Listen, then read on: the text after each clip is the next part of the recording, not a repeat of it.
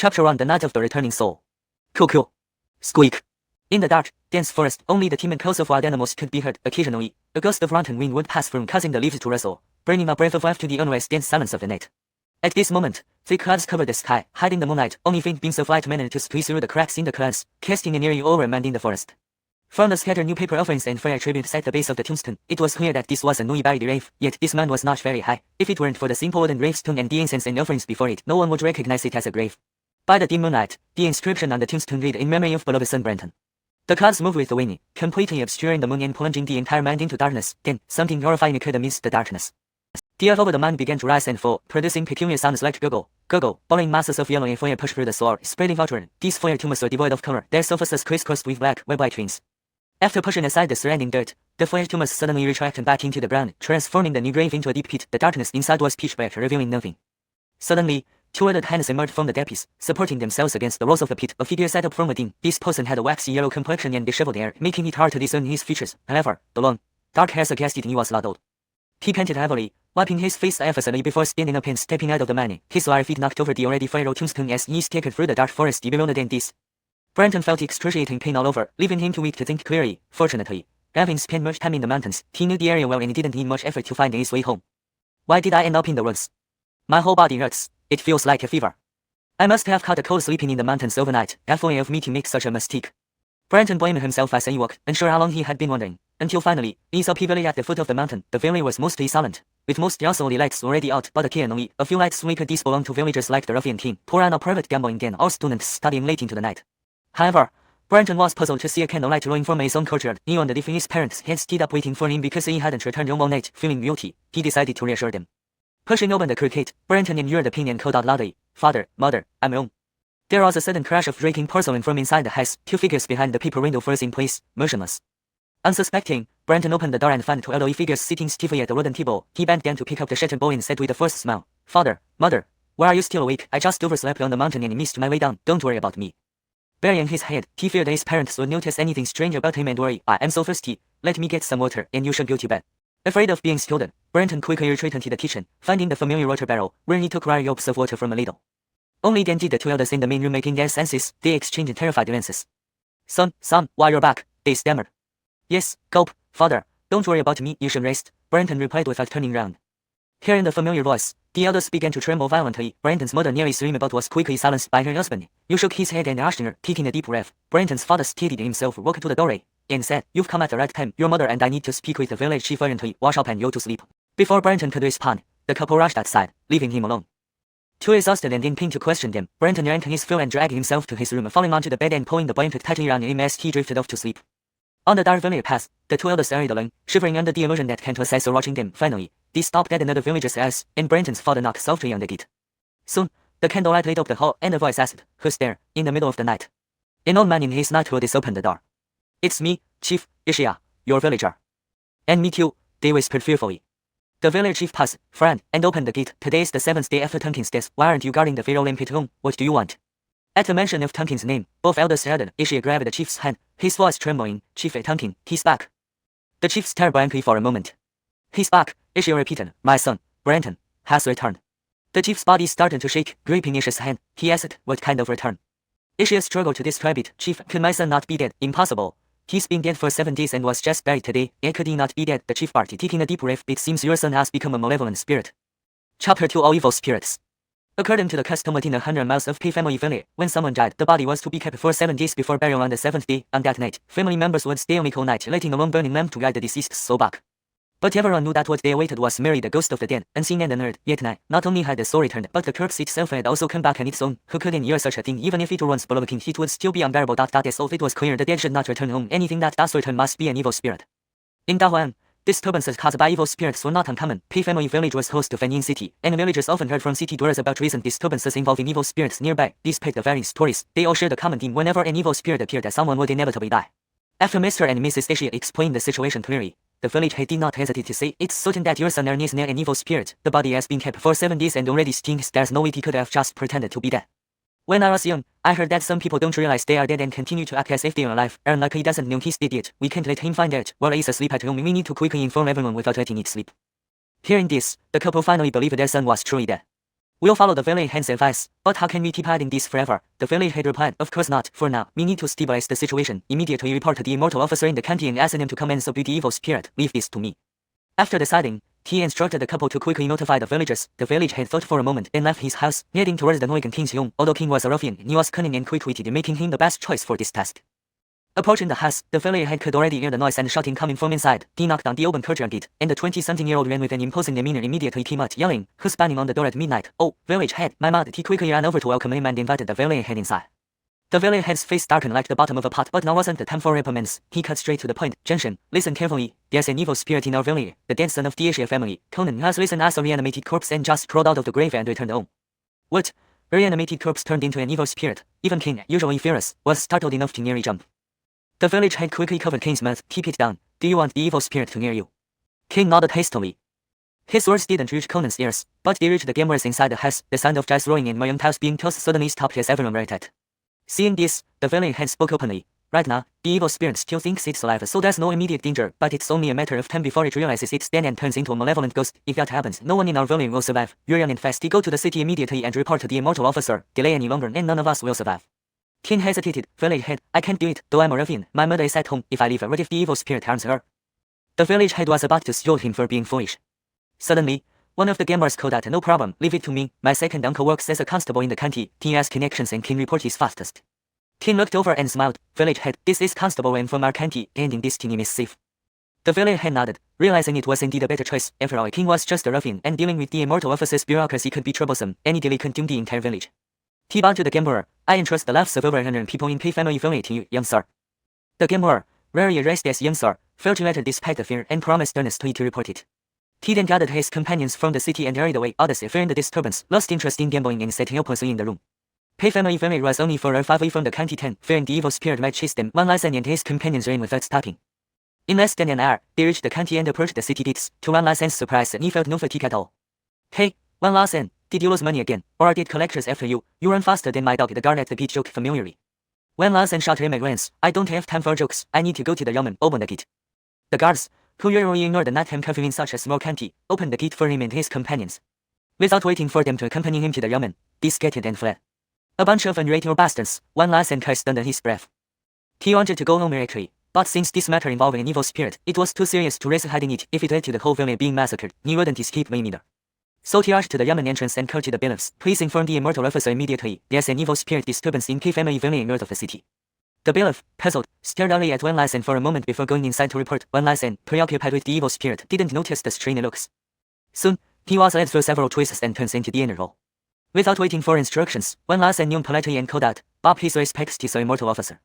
On the main seat sat a stern man dressed in a large robe of white sleeves and wearing a broad brimmed blue silk hat. This was the immortal officer overseeing 300 Lee Rand, Clifford. The white brim almost concealed his entire face, revealing only a chin with a neatly trimmed beard.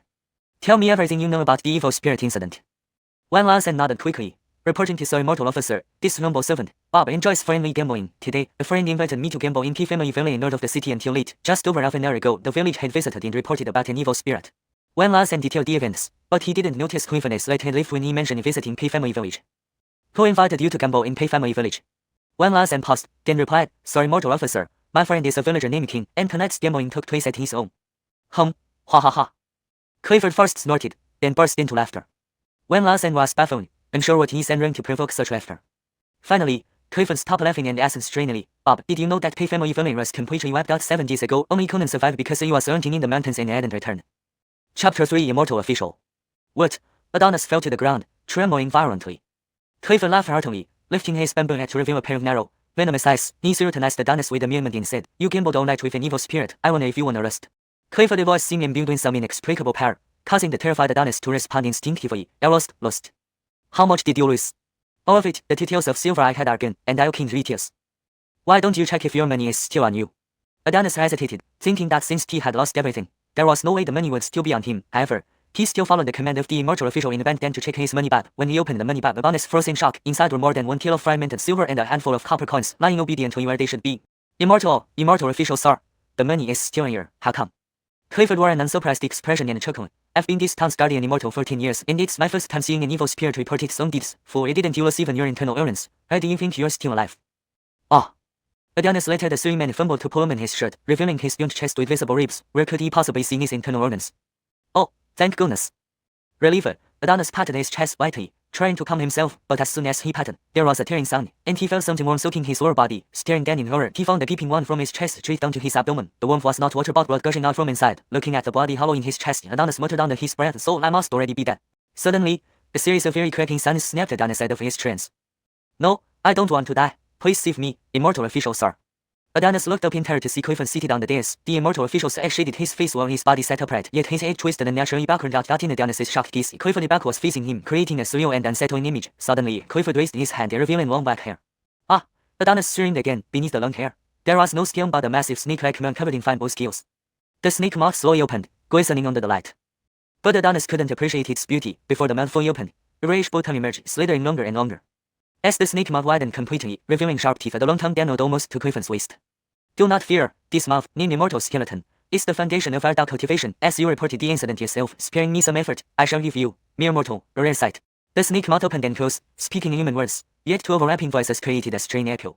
Instantly, Adonis' eyes lit up. Forgetting his fear, he called out eagerly, "Please, Immortal official sir, use your magic to save my life." Ignoring Adonis, Clifford continued, "Do you know of an evil spirit named Bash, a giant black-skinned serpent that can swallow elephants? Today I shall use the mouth of Bash to cleanse your soul." As he spoke, the tongue in front of Clifford's waist moved ominously, emitting a green glow. Realizing the danger, Adonis tried to flee but found himself immobilized by the green light. Helplessly, he watched as the tongue reached out in color and aim, the enormous mouth one in another, eventually swallowing Nemo. Instantly, crunching sounds filled the room. Brenton slept soundly until the sun was high in the sky. Rising from bed, he stretched and heard a commotion outside. Curious, Brenton got out of bed just as his parents entered. "Father, Mother, what's happening outside? It's so lively." Ishia managed a stiff smile and replied, "Tonkin, you're awake just in time. Your mother and I are about to wake you. Come quickly, a very important person has come to our village, and the mayor wants everyone to meet them." "An important person?" Brenton was puzzled. Their impoverished village was mostly inhabited by poor hunters who barely knew how to read or write. Why would someone important visit? Before he could ask more, his parents turned and walked out, beckoning him to follow. Outside, villagers gathered towards the mayor's house, confirming that indeed a distinguished guest had arrived. Yet Brenton noticed that the villagers kept their distance from him, sneaking glances before averting their eyes when caught. Their behavior was odd. Reaching the mayor's modest home, it was already crowded. "Mayor, our Tonkin has arrived," Ishia called out loudly. Upon hearing this, the crowd parted, making way for Brenton, who was thoroughly bewildered. Smiling, the mayor came forward and said, "Tonkin, hurry inside. The great Immortal official from Fenjian City has arrived. Come pay your respects." Brenton was taken aback. An Immortal official. These legendary beings could traverse heaven and earth, protecting humans from evil spirits under the mandate of the Heavenly Emperor. They ensured peace and prosperity in the human realm. Why had such an important figure come to Pei Village? Was it possible that Brenton had a special destiny, and the Immortal official had come to recruit him for the Immortal path? He had heard stories of Immortal officials seeking promising candidates to send to the capital city Tianqi for cultivation. His heart racing with anticipation, Brenton dashed to the main hall door. Inside, he saw a dignified man in white robes, wearing a green silk hat, seated at the head of the table. With a long thud, Brenton knelt down and exclaimed, "Brenton of Pei Village greets the Immortal official, sir." The hat slightly lifted, revealing a pair of arrows, menacing eyes scanning Brenton for a long moment, making him nervous. Finally, the Immortal official spoke, calling out Brenton's name. "Sir, Tonkin is present." "After all this play, do you plan to keep acting with these dead men?" "What?" Brenton blinked in confusion, and so did the villagers outside. Dead men pretending to be alive, and living people pretending to be dead, burying the living as if they were dead. What a peculiar show you've put on. ####Chapter 4, Memory. "Ah!" Brenton exclaimed in confusion. He couldn't understand what the celestial officer was saying. Raising his head with bewilderment, he saw a layer of greenish light radiating from the celestial officer's body, spreading outward in layers. The green light enveloped the heavens and earth. The moment it touched Brenton, his brain felt as if pierced by thousands of needles, causing him to immediately scream in agony. He wanted to ask why the celestial officer was hurting him, but only saw a pair of eyes filled with intense heat and greed, which chilled Brenton to the bone. Before Brenton could ponder further, a flood of unfamiliar yet strangely familiar memories surged forth, assaulting his soul. Unbeknownst to him, after the villagers were covered by the green light, they stood stiffly, their expressions blank and motionless. Their breathing ceased, their skin quickly turning a ghastly gray, and they died standing there. Bizarrely, even though they were dead, they did not fall, as if held up by some mysterious force. The pain was excruciating, deep, and soul-piercing. Brenton felt as if he were dying. At just 19 years old, he never imagined that he would die by falling off a cliff while hunting. He now regretted the tree on the cliff edge that prevented him from a direct fall. Otherwise, he wouldn't have had to endure this pain. Years of hunting had honed his endurance far beyond the average person, but at this moment, he wished he hadn't developed such strength. What pained him more was that he had been overconfident and ignored the village elder's advice to travel in groups. Instead, he went into the mountains alone, fell down the cliff, and now likely had no one to recover his body. His body gradually grew cold and numb, the sensation of pain beginning to fade. Am I finally going to die? Feeling the changes in his body, Brenton realized death was imminent. Snap, snap. The sounds of breaking branches echoed, getting closer, footsteps approaching through the wilderness. Bloody hell, could it be a wild beast? Dying without a proper burial is bad enough. Now being eaten by animals seems fair enough. After all, I've lived on game for years. As these thoughts raced through his mind, a green figure appeared before his blurry vision. It's a person. Brenton felt a glimmer of hope. Perhaps he wouldn't die so miserably. This person wore a green robe and a green silk hat, which looked peculiar, but his vision was too blurred to make out the person's features clearly. Help, help. Driven by the desire to survive, Brenton struggled to utter the words, but his voice was too weak to hear himself. Then, he saw the robed figure slowly bending down. Will I be saved? Brenton wondered. But instead, he felt an even more intense pain. He sensed a blade piercing his chest, icy cold and sharp, cutting open his flesh, a mix of unbearable pain and freezing cold. I wanted you to save me, not kill me. Damn you. Brenton wanted to curse, but plunged into darkness. Brenton thought he had died, but when consciousness returned, he heard terrified screams and the familiar cries of his parents, filled with anguish. Tongqin, Tongqin. Their voices were heart-wrenching, reaching a level of despair unimaginable. The call of his parents jolted Brenton awake. He immediately saw his parents kneeling nearby, weeping and calling out to him. All around him, villagers fled in panic, running away from him. Father, mother. A hoarse voice escaped Brenton's lips, startling him. It didn't sound like his own, but he instinctively reached out to help them. However, his hand was replaced by a mass of yellow muscle tissue, covered in black veins. What is this? Shocked, Brenton looked down. His body was gone, replaced by a large mass of muscle tissue that bulged and rapidly grew, extending outward with alarming speed. These rapidly growing muscle masses seemed to have a will of their own, spreading like waves, forming monstrous tentacles that lunged towards nearby villagers. They moved with incredible speed, fluid and ever-changing. Ordinary villagers had no chance of escape. Once grabbed by the muscle tentacles, they instantly stiffened, unable even to scream. Their muscles drained away like water, leaving them dry and shriveled, transformed into desiccated corpses. Worse still, the tentacles had already pinned down his parents. No, don't. The shout barely left his mouth as his parents fell to the ground, becoming two shriveled corpses before his eyes. No, stop, stop, stop. In his constant cries, Brenton's emotions of fear, confusion, anger, sorrow, and grief merged into an overwhelming resolve. At this moment, he felt another will within him. It was filled with fury, defiance, hatred, savagery, and a near-maddened urge to propagate.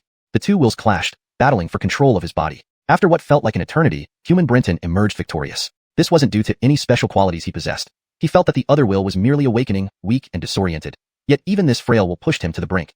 The endlessly proliferating muscle tissues finally stopped expanding when Brenton overcame the other will. Under his command, they rapidly retracted as if time had reversed itself. Eventually, all the yellow muscle tissue vanished, and Brenton returned to his original form, except his skin had taken on a waxen hue. His injuries from the cliff fall were already healed. It felt like a dream. Yet, the sprawled corpses around the village told Brenton this was no dream. There must be survivors. There must be. The death of his parents and the calamity that befell the entire village drove Brenton to the brink of madness, knowing he was the source of the disaster. He couldn't fathom how the entire Pei family village, with over 100 people, had died by his hands. Like a frightened animal, he searched the village, hoping to find even one survivor. But it was futile. No one was alive. All had become desiccated corpses, wide-eyed, shrunken, mouths agape, teeth bared, a terrifying sight. Lost and broken, Brenton wandered back to his parents' side, kneeling before their bodies in bitter tears. For how long he knelt there, he didn't know. Finally, footsteps approached. He lifted his head, revealing lifeless eyes, staring at the town constables who had arrived. Poor fellow, he's the only survivor in the village. What evil spirit caused this? How did he survive? The Pei family mostly hunts. He must have been up in the mountains when it happened. Hey boy, what happened in your village? Our celestial officer is dealing with other spirits elsewhere. So can you tell us what happened, then go hide in the city for a while? Forget it. He's probably gone mad. He won't last much longer. What about the bodies? We're just commoners. Don't touch them. If we upset the evil spirit, we'll both be done for. The constables turned to leave, leaving Brenton alone amidst the horror. What's more, what about this person? Deaths are common in Dahan. This man is already broken down. He's likely gone mad. Even if we save him, it won't make a difference. Leave him be. We should hurry back to the city and report this. Then it'll no longer be our concern. Gradually, the footsteps faded away, and Pei family village fell back into deathly silence. Father, mother, I'm sorry, so sorry. It's all my fault. I caused your deaths. I brought disaster upon the entire village. I'm sorry. It should have been me who died. It should have been me. Please, come back to life. If you could just come back to life, I would willingly die. At this moment, Brenton's mind was shattered. He knelt on the ground, weeping bitterly, filled with regret and self-curse, utterly unaware that as he made his vows, droplets of yellowish muscle tissue began sprouting from every pore of his body like weeds, forming grotesque lumps of flesh that dripped onto the ground. They rolled and writhed, slowly entering the mouths of the desiccated corpses, his parents and each villager, through a bizarre and macabre process. A miraculous yet eerie transformation took place. The dried-up bodies of the villagers swelled as if they were inflating balloons, rapidly restoring their original form. Their skin regained its luster, and their dim eyes shone once more with life. One by one, they stood up, looking around bewilderedly as if they had forgotten the horrific tragedy that had just unfolded. Tongqin, Why are you kneeling here? Tongqin. The familiar voices of his parents called out again, but Brenton could no longer hear them. He sat there on the ground, head bowed low, tears streaming down his face, his breath long gone. Brenton's mother finally sensed something amiss. She grabbed his lifeless body and let out a blood-curdling wail. My son, how could you be dead? Note, the translation maintains the paragraph structure and line breaks from the original text while ensuring it reads naturally in English. Chapter 5. The Five Directions Earth Elemental. Unwilling to recall the deeply buried memories in his mind, they were suddenly brought back without warning. Unprepared for this, Brenton once again endured the pain of losing his entire family by his own hands. No, this isn't real, it's not real. Brenton mentally collapsed, his eyes bloodshot and fiery red. Tongqin. Tongqin. Tongqin. Hoarse calls rang out from all directions. Brenton abruptly woke up, looking around eagerly. He saw one stiff corpse after another calling out his name. Brenton froze. Tongqin, I don't want to die, I want to live. I don't want to die, I want to live. I want to live, to live. The calm calls eventually turned into angry roars. The corpse's once rigid expressions became grotesque. Ah! Brenton curled up, covering his ears with both hands as he broke down.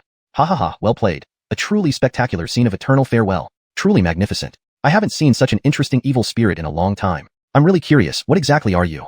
Shut up, just shut up. Brenton roared furiously, and the clamor from the surrounding corpses instantly ceased. His eyes, filled with anger, hatred, and loathing, peered through his fingers, glaring fiercely at Clifford. It's all because of you. Why did you have to break everything? It's all because of you. If not for you, my family and I. Kill him. Yes, kill him, and everything can be restored.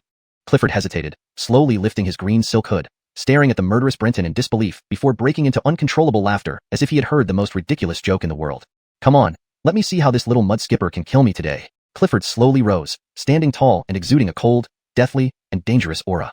As an experienced hunter who lived deep in the forest, Brenton instinctively backed away, gazing at Clifford in terror. This terrifying sense of danger was something he had only felt when encountering a large beast for the first time. He thought he would never experience it again, but here it was once more. Standing over 9 feet tall, Clifford towered like a small giant, looking down on Brenton with disdainful, narrow eyes. Kill him, kill him, kill him. The imminent threat of death momentarily brought Brenton back to his senses, but the voices from the surrounding corpses started anew. Their voices seemed to contain a magical power that continually stoked the flames of his insanity that had just cooled. Be quiet, Clifford bellowed, shaking his right arm lightly, producing a foot-long morning staff from his sleeve. With a casual flick, the staff flew out and struck the old village chief's head nearby with full force. A muffled thud sounded. Brenton quickly turned to see the morning staff flying back to Clifford while the old village chief's head was now riddled with dense cracks, looking like glued-together porcelain shards, seemingly ready to shatter at any moment. Kian! Brenton called out in horror. But the next moment, the village chief appeared unharmed, almost shouting, Kill him! Kill him!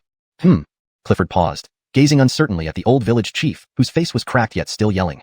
He knew the morning staff wasn't ordinary but imbued with magic. Clifford belonged to the Hudson Luo Temple, one of the 18 temples of the Great In Heaven Court, practicing the way of Hudson Luo, the divine general under the Heavenly Emperor. His power was particularly effective against ghosts and spirits. One strike from this staff would extract a soul from even an advanced ghost or spirit. Yet, the old village chief, clearly controlled by Brenton, shouldn't have withstood it. Clifford wanted to inspect closely, intrigued by the day's events. If not for curiosity, he wouldn't have wasted time with Brenton but would have obliterated the place with divine arts long ago. However, this single step deeply unsettled Brenton. Thinking Clifford wasn't satisfied with one strike and wanted to kill the old village chief outright, Brenton snapped, I want you dead. Brenton's fierce hunter nature mixed with hate sent a punch straight for Clifford's throat. If this landed, it would be lethal. But Brenton forgot that Clifford was no ordinary man, but a celestial official capable of communicating with spirits. Without a doubt, Clifford struck Brenton's arm, instantly causing bones to break and tendons to tear. Yet, Brenton merely screamed in pain as his arm bizarrely repositioned itself and healed rapidly. Strange, Clifford exclaimed, eyeing Brenton's arm in astonishment. After some thought, he shook his right hand, putting away the morning staff and drawing a dagger. Without hesitation, he used the dagger as a blade, slashing at Brenton's chest. A muffled squish sounded. Brenton felt intense pain in his chest, and upon looking down, he went numb. He had been eviscerated, revealing his organs clearly. Even Clifford was stunned, noticing Brenton's flesh wasn't a normal crimson but a sickly yellow color. After slicing open his chest, these muscles stopped bleeding and began healing rapidly, indicating full recovery within minutes. Brenton went mad, thinking he was about to die. Who could survive with their chest cavity open, exposing vital organs? Fear of death, guilt towards his family, and hatred for Clifford overwhelmed him completely. Desperation drove his body to transform again, melting like a burning candle. In reality, the yellowish muscle tissue on his body grew wildly and chaotically. Within moments, Brenton had become a large mass of muscle. Next, countless flesh whips composed of muscles shot out, striking Clifford repeatedly. But Clifford, seemingly entranced, didn't dodge, being flung against the wall by the force of the attack. This blow awakened Clifford. Supporting himself against the wall, his eyes gleamed with a rapacious hunger like blazing fires. So, now I know what you are. The Five Directions Earth Elemental. It's the Five Directions Earth Elemental. Ha ha ha. Clifford laughed maniacally. Never imagined Clifford would possess such a treasure. It's truly blessed by the heavens, blessed by the heavens. Chapter 6, Master. Clifford was in his own state of madness, but Brenton did not stop attacking because of this. It seemed he knew that the flesh tentacles could not harm Clifford. Blood vessels shot out from his body and pierced into the heads of the villagers, both inside and outside the house. In the next moment, these villagers all moved again. They did not immediately rush into the yard. Instead, they dispersed. But it wasn't long before they returned with weapons. Bows, machetes, kitchen knives, wooden sticks. Most of the villagers in Pei Village were hunters, so weapons were readily available in their homes. They moved like puppets, stiff yet swift, quickly closing in on the scene. Without waiting for orders from Brenton, they rushed into the room and lunged at Clifford. The machetes in their hands slashed down without hesitation. Villagers wielding bows outside did not hesitate either, continuously firing arrows without any fear of hitting others. Brenton knew that as long as he still existed, they would live again. However, the scene Brenton had imagined, Clifford being torn to pieces by numerous weapons, did not happen. Instead, there were sudden booming sounds. Boom, boom, boom. Before Brenton could even see what happened, the villagers who approached Clifford were thrown back, their blood vessels snapping as they fell motionless in the courtyard. A towering black shadow, nearly 10 feet tall, stood 3 feet above Clifford's head. This shadow was pitch black, indistinguishable in features, but one could clearly see that this black figure had extremely long hair, a cow-like nose, a horse-like tail, and feet similar to those of a dragon pig. Moreover, a vividly greenish-blue tongue, straight and extending down to the waist, hung from its mouth, the only part of the figure that had any color. Brenton's mind was already in chaos. Just a glance at the black shadow made him tremble uncontrollably. His muscles drooped like water drops and then reabsorbed into his body. Clifford looked coldly at the now deformed Brenton. He wasn't frightened or even surprised by the current appearance. Clearly, Clifford understood why Brenton had turned into this.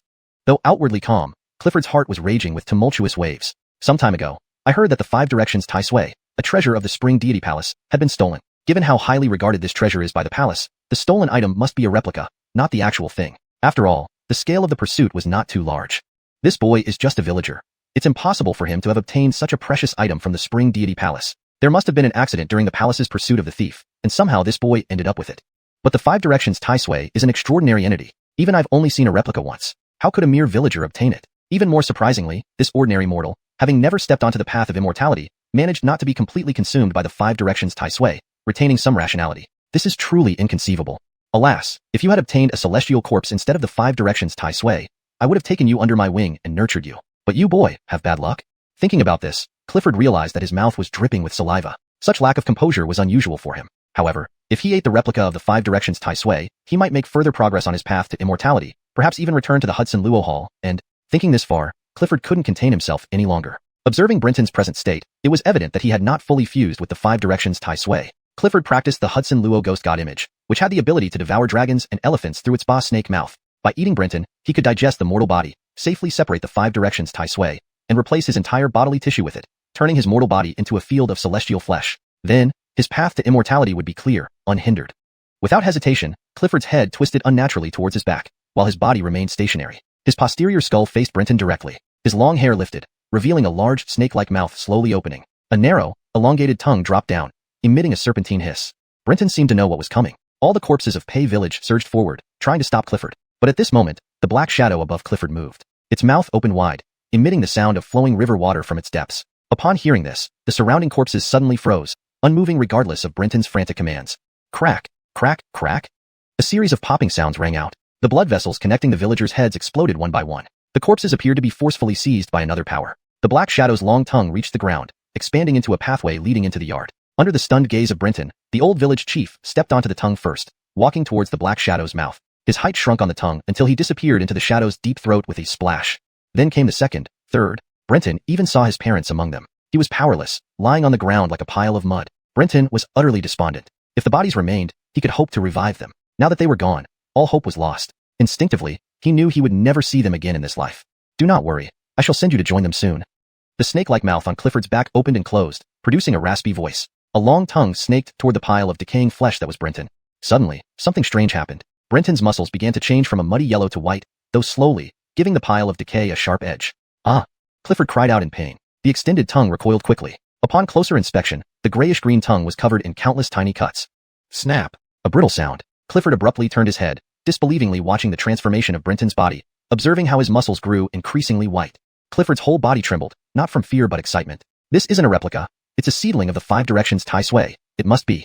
However, Brenton had lost the will to live after his loved ones vanished. His earlier retaliation wasn't due to any supernatural instinct of his mutated body.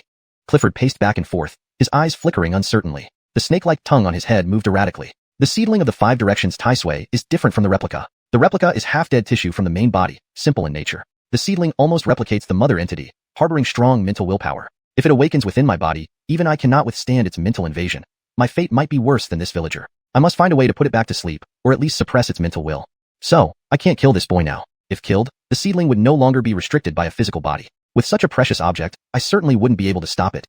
Caught between joy at finally getting the seedling of the Five Directions Tai Sui and frustration at not obtaining it immediately, Clifford hesitated for a long time before making a decision. Boy, you are indeed lucky to stay alive a bit longer. But your current form makes it difficult for me to carry you around. Since you brought me this opportunity, I'll ensure your last moments aren't too painful.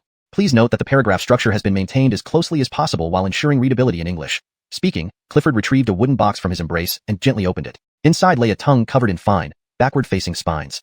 Clifford gritted his teeth, twisted his head, and placed the tongue into the massive snake mouth, lightly biting down on it. The black shadow above suddenly descended and struck Bei Tongqin's head with one hand. Note: I have made a few adjustments to ensure the sentence flows naturally in English and maintains consistency. The name Pei Tongqin is transliterated as Brenton throughout the rest of the translation to maintain consistency. For better context and flow, consider this alternative. The black shadow above suddenly descended and struck Brenton's head with one hand. In the next moment, Brenton's muscle tissues rapidly withdrew. In less than a short while, Brenton had resumed his human form. Only then did the black figure retract its arm. However, on Brenton's head, where the black shadow's hand had just covered, a strange rune flashed briefly. He stood there dazed and senseless, his heart long dead to grief, almost becoming a living dead man. Foolish child, haven't you woken up yet? How long do I have to wait for you? The large snake mouth bit down on the spine-covered tongue, emitting a muffled, indistinct sound. As the sound was uttered, the spines on the tongue stood upright and swayed gently. A strange force instantly invaded Brenton's mind, swiftly driving out the will of the Five Directions Tai Sui from his mind, taking over completely.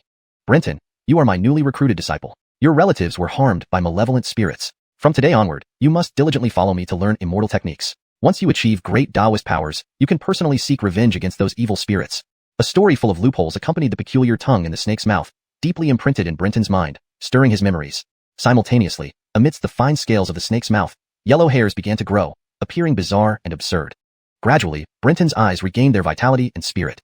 He looked at Clifford's terrifying giant snake mouth without fear, abruptly kneeling on the ground and shouting, "Master, Tongqin will definitely learn immortal techniques from you well, and one day, slay all evil spirits to avenge the wrongs done." The paragraph structure and line breaks have been maintained as closely as possible while ensuring readability in English. Chapter 7, Immortal Skeleton. May I greet young Master Pei? The gatekeeper respectfully greeted, then extended his arm to block Brenton's path. Brenton furrowed his brow and looked at the gatekeeper. Before Brenton could question, the gatekeeper explained, "Young Master Pei, Senior Immortal Official has ordered that you cannot leave the government office without permission. If you want to go out, you need a handwritten order from Senior Immortal Official." Brenton was surprised upon hearing this. Since returning to Fengyin City with Clifford, these past few days had felt like he'd been in a haze, as if recovering from a severe illness. Today, his mind finally cleared up, but he felt as if he had forgotten many things, leaving him restless. He had intended to go for a walk to ease his mind, but found himself blocked at the entrance. Brenton wanted to say something, but as a villager from a rural hunting village, he naturally harbored some fear towards these officers. Upon hearing them mention his master, he knew further protest was futile and turned back into the compound. He walked familiarly to the outer courtyard of Clifford's residence, cautiously peeking inside. "Come in. There's no need to skulk around like that." Clifford's authoritative voice immediately echoed. Brenton chuckled awkwardly, ceased hiding, and walked in. At that moment, Clifford sat by a stone table in the courtyard, arranging chess pieces on the board. Black and white pieces interwove beautifully on the chessboard.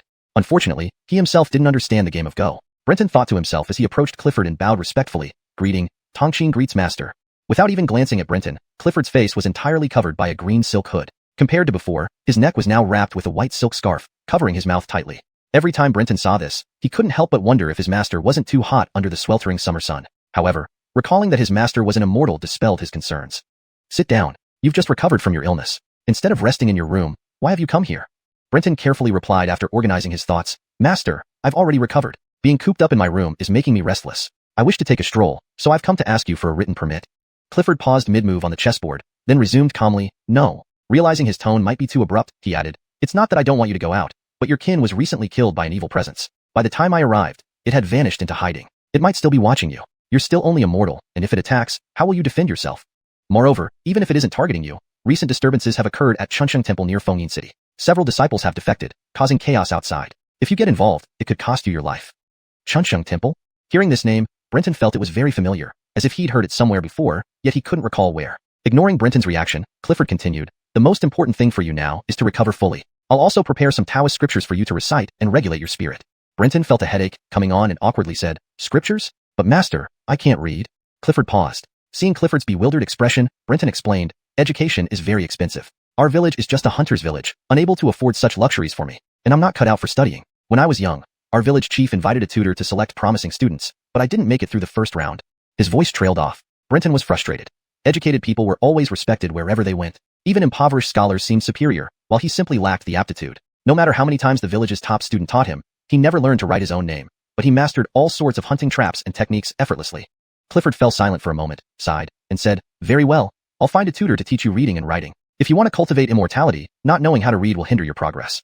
Though worried about future studies, Brenton felt excited at the prospect of cultivation and asked, "Master, learning to read won't happen overnight. Surely I shouldn't wait until then to start cultivating. Could you teach me some cultivation methods first? Once I start, perhaps I'll become more perceptive and learn faster." Huh. In response, Clifford gave a cold laugh, lifted his hood slightly, and glanced at Brenton with icy eyes, saying, "Cultivation? You think it's just sitting in meditation and practicing what's described in fairy tales?" Brenton didn't understand but wisely pursued, "Please enlighten me, master." Looking at Brenton, Clifford thought, although his memory was temporarily altered using the power of the Yansushi snake, it's merely borrowing the strength of the immortal skeleton. The effect is weak, and given his possession by the Five Directions Earth Spirit, how long it will last is unknown. If I don't appear genuinely intent on teaching him, he might grow suspicious and break the spell. Anyway, he won't live much longer. I should put on a show. Thinking this, Clifford sternly said, "Tong Chin, remember, cultivating immortality is not easy. This is a one-way path. Let me explain, so you understand what you're getting into and consider whether you truly want to pursue this path." Without waiting for a response, Clifford continued, "In the immortal realm, there's a saying. Mortals are born ordinary. To become a deity or immortal, one must harness the immortal skeleton. In simple terms, mortals and animals alike are bound by their flesh. To open the gateway to immortality requires transcending the mundane." Confused, Brenton shook his head. Clifford raised a finger skyward. Brenton followed his gaze but saw nothing unusual, only bright sunlight, a few clouds, and blue skies. "Do you see the sun, the clouds, and the blue sky?" "Yes, master, but what's strange about it?" Clifford lowered his finger and said, "Can you fly up and grab those clouds, turn into the sun?" Brenton looked at Clifford, puzzled and incredulous. "Master, that's impossible." Clifford retracted his finger and stated calmly, "This illustrates the difference between immortals and mortals. Evil spirits and deities are like birds in the sky, clouds, and the sun. You can see and know about them, but you can't reach or transform into them." Brenton remained unfazed and declared confidently, "That's why I want to cultivate and rise above the mundane."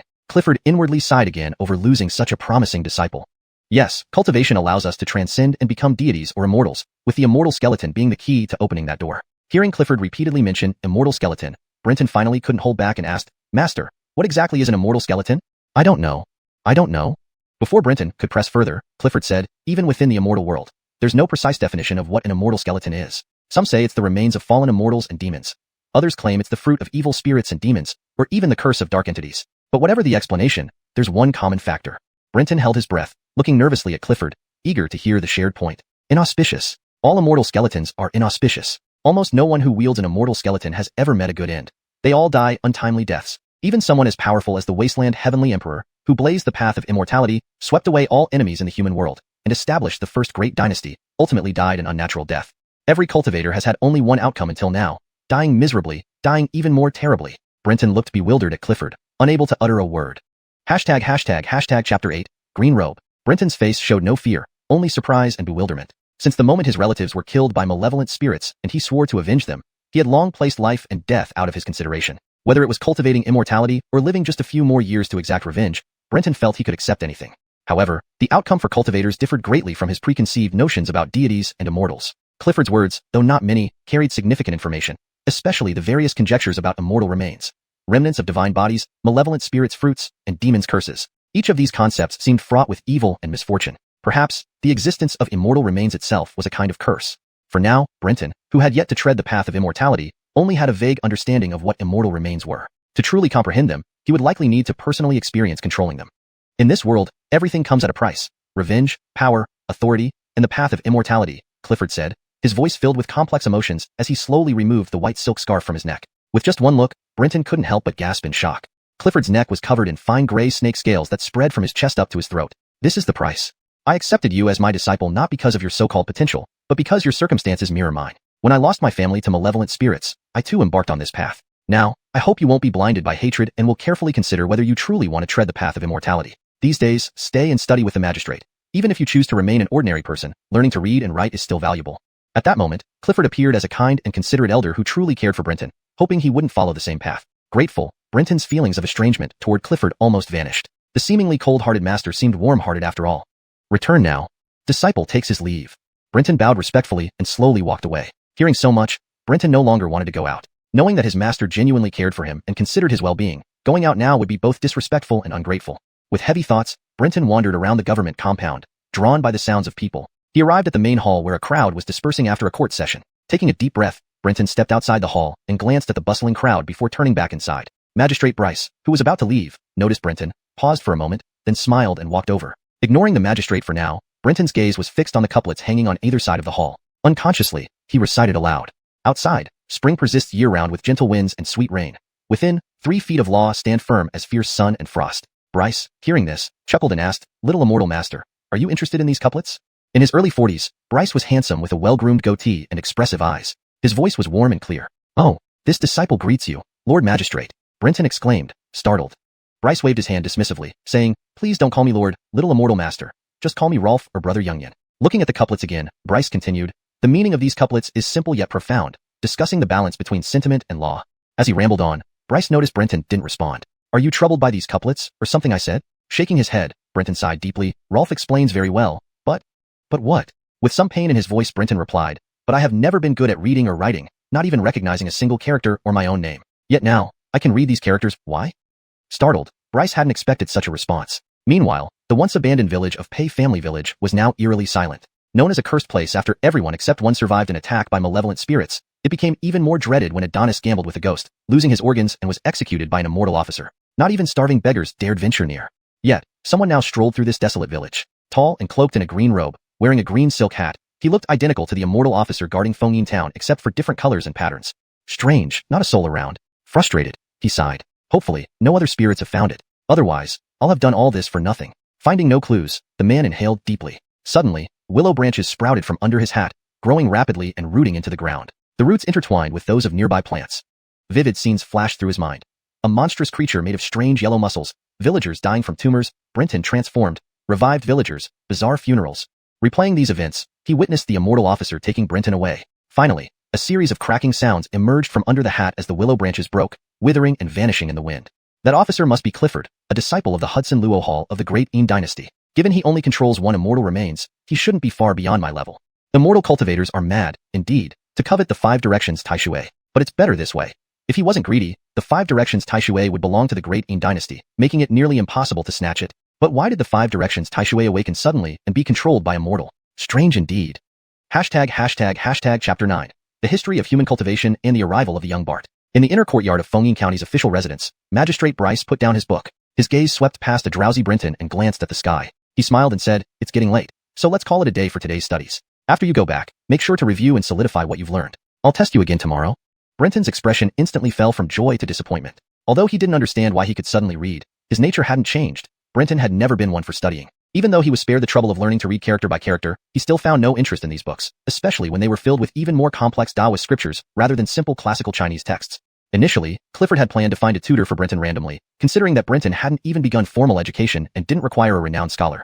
However, somehow, Magistrate Bryce heard about this and took over the responsibility of teaching Brenton how to read and write. Brenton couldn't understand why a county magistrate like Bryce would do such a thing. But Clifford knew very well. Although the Great Yin Dynasty was at its zenith, malevolent spirits still plagued the vast wilderness, causing havoc among the people. To combat these evil spirits, the Great Yin Dynasty established 18 halls specifically for cultivating cultivators. Additionally, 72 courts were set up in important prefectures and counties across the empire to deal with demonic disturbances. The presence of the 72 courts provided peace to these regions, but other mid-level counties and rural areas remained vulnerable to attacks by malevolent spirits. Since the number of cultivators trained by the court was limited, wealthy families and local gentry often contributed resources annually to recruit cultivators to protect their towns. The court tacitly approved this practice, and cultivators who graduated from the 18 halls, if willing, could leave the 72 courts after serving for 3 years and join local governments as guardians. These officials enjoyed both government salaries and generous offerings from local elites. Clifford was one such cultivator. These cultivators were usually those who didn't achieve much and weren't favored by the 18 halls. After all, no matter how much wealth they accumulated, without further cultivation methods, money meant little. Now that Brenton had become Clifford's disciple, he awaited an examination by cultivators from the 18 halls before being sent to the capital for ordination and becoming a cultivator himself. Having formed a teacher-student bond with Brenton, even if Brenton wouldn't become a guardian official under Bryce's command, Bryce believed that having such a relationship could provide future support against malevolent spirits. To strengthen this connection, Bryce even went out of his way to handle all the necessary arrangements for Brenton's journey to the capital, much to Clifford's amusement. Clifford didn't see Brenton as a true disciple, but kept him pacified with the ruse of a master-disciple relationship due to the 5 elemental grandmasters within him. Therefore, all of Bryce's efforts were in vain. But Clifford wasn't concerned. No matter how fast Bryce acted, it would still take 2 or 3 months for the ordination officers from the capital to arrive, by which time Brenton might not even be alive. Seeing the old man teaching diligently and the young student studying earnestly in the study, Clifford felt amused. In Brenton's memory, he bore great vengeance and was aware of the path he needed to walk in the future. Though reading was extremely painful, he forced himself not to slack off. But now, during this rare moment of leisure, he looked at the sky and asked, "Teacher, it's still early today. Could you teach me something else?" Bryce paused, then laughed. "Why not? What do you want to learn?" "It's not really learning. There are just some things I wish to ask you. You know that soon I will go to the capital to begin my cultivation journey. However, I only have vague knowledge of what cultivation is and about the 18 halls of our great empire. If possible, I'd like to learn more about the history of cultivation." Bryce nodded and poured himself a cup of tea, clearing his throat. "This information isn't secret. It's all recorded in historical texts. Since you're curious, I'll give you a brief overview. If there's anything missing, you can always delve deeper into the archives once you reach the capital." Brenton immediately sat up straight and listened intently. As Bryce spoke, an epic saga unfolded before Brenton. In ancient times, fierce beasts roamed freely, and malevolent ghosts roamed the land. Humanity struggled to survive, living in primitive conditions. At that time, humans did not form a unified nation but were scattered across numerous tribes connected by bloodlines in the vast wilderness. One day, deities descended upon humanity, following the commands of the celestial emperor, to enlighten and teach the ancestors of mankind. They imparted various skills, not magic, but construction, agriculture, fishing, and more. Each tribe revered these deities as their protectors and created totems in their image, worshipping and offering sacrifices to them. This marked the origin of rituals. Over time, humanity rose to prominence in the wilderness, yet sightings of deities grew increasingly rare. 2,000 years ago, they ceased appearing altogether, transforming into mere legends. Until 1,500 years ago, the Great Wasteland entered its darkest era. Powerful tribes fought each other mercilessly, leading to the appearance of monstrous creatures capable of rivaling the power of deities, wreaking havoc on humanity. These monsters, called malevolent spirits, destroyed many mighty tribes. Humanity longed for the days of divine protection and began frenzied rituals and prayers, seeking forgiveness, but received no response. This dark age persisted until 1,000 years ago when the Bart emerged from the wilderness. Born with divine aura, the Bart possessed 4 eyes and 8 pupils, each glowing like stars. From birth, he could speak and walk, demonstrating innate wisdom. By the age of 10, he stood as tall as a man and had the strength to lift a cauldron. Instead of praying to deities for protection, the Bart observed the world around him, using the heavens as his teacher. He created formidable combat techniques for fists, feet, swords, and spears, able to tear apart tigers and leopards and slay bears and boars. However, even these martial arts could not stand against malevolent spirits until one day, while meditating by the Luo River, a primordial deity named Burke appeared, carrying the diagram of the river Lo Shu. Burke bestowed upon the young Bart the knowledge of cultivation. Thus, the Bart became the first human cultivator in recorded history to step onto the path of immortality. Chapter 10. The 1,000-Mile Empathy Charm. The appearance of the ancient deity Burke seemed to open a new chapter in human history. Several renowned ancient deities descended one after another, spreading their teachings among humans. As human cultivators rose to prominence, the Dark Age gradually came to an end, leading into a period of relative stability between humans and malevolent beings.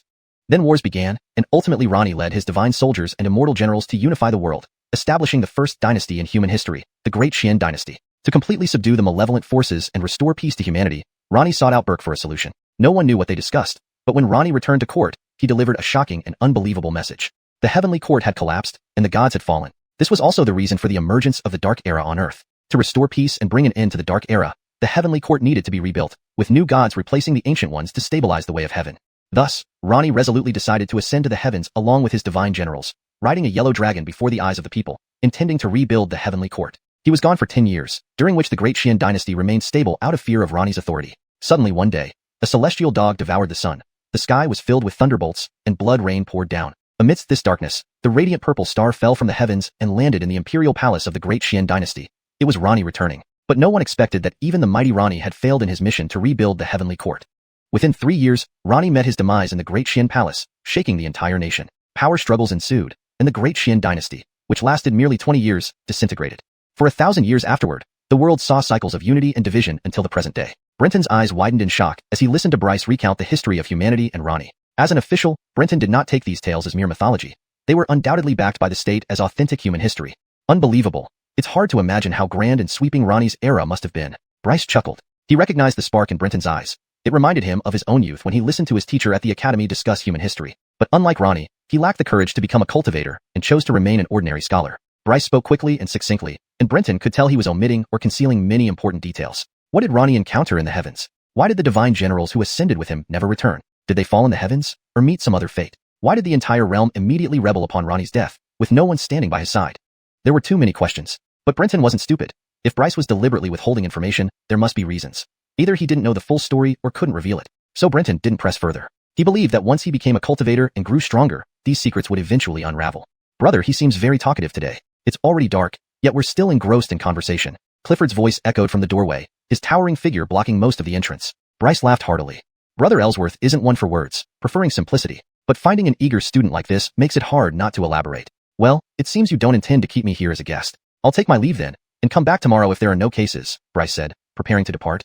Just then, Clifford raised his head, his brows furrowed as he waved a hand to stop Bryce from speaking further. He extended his arm from beneath his robe, revealing a bone bracelet on his wrist. Brenton observed curiously. The simple bracelet was devoid of any decoration, covered in cracks, and now emitting a faint red glow while vibrating. Seeing this, Bryce's expression turned serious. This is the 1,000-mile empathy bone? The 1,000-mile empathy bone? Brenton asked curiously, but neither responded. Clifford lowered his arm and looked at Bryce. Since Rolf is here, it saves me the trouble of informing you separately. Let's go together. Bryce nodded, glancing at Brenton and deciding, bring him along. It will be a learning experience for him, since he'll become an immortal official someday. Clifford indifferently agreed, leading them to a locked room. Upon entering, Brenton found it to be an ordinary study with an elegant landscape painting screen facing the door. As the door closed, Clifford approached the screen, pressing his wrist with the 1,000-mile empathy bone against it. Miraculously, the ink painting on the screen came to life, releasing mist that enveloped the three of them. Brenton looked down in amazement, realizing they were now standing on a mountain path, no longer in the study. He found himself on a cliffside platform, with a mirage-like landscape visible behind him, resembling the study scene. Follow me. Clifford's cold voice snapped Brenton out of his daze. He hurriedly followed as Clifford dispelled the mist, revealing a narrow cave entrance. Inside, the passage was initially narrow but widened gradually, clearly artificially carved, lit by candles lining the walls. After walking nearly 100 meters, they reached a door. Without hesitation, Clifford pushed it open and entered, with Brenton following closely behind. Inside, the cave room was nearly empty except for the lit candles. In the center stood an altar holding a large jar about half a person's height. At the mouth of the jar, a human head lay with disheveled hair, emaciated and gaunt, resembling a long-dead starving ghost. Bryce, unperturbed, patted Brenton's shoulder and explained, "This is the 1,000-mile empathy charm, a magical artifact used by immortal officials for communication. It's created using twins or multiple births, utilizing their unique mental connection. With special techniques, even across thousands of miles, one can transmit sound." Brenton was thunderstruck. A living person? Bryce replied nonchalantly, "Of course. Dead bodies can't transmit sound. Naturally, it's a living person." "Silence!" Clifford barked, startling Brenton. Only then did he notice that the person in the jar had opened their eyes, staring blankly at them. Chapter 11.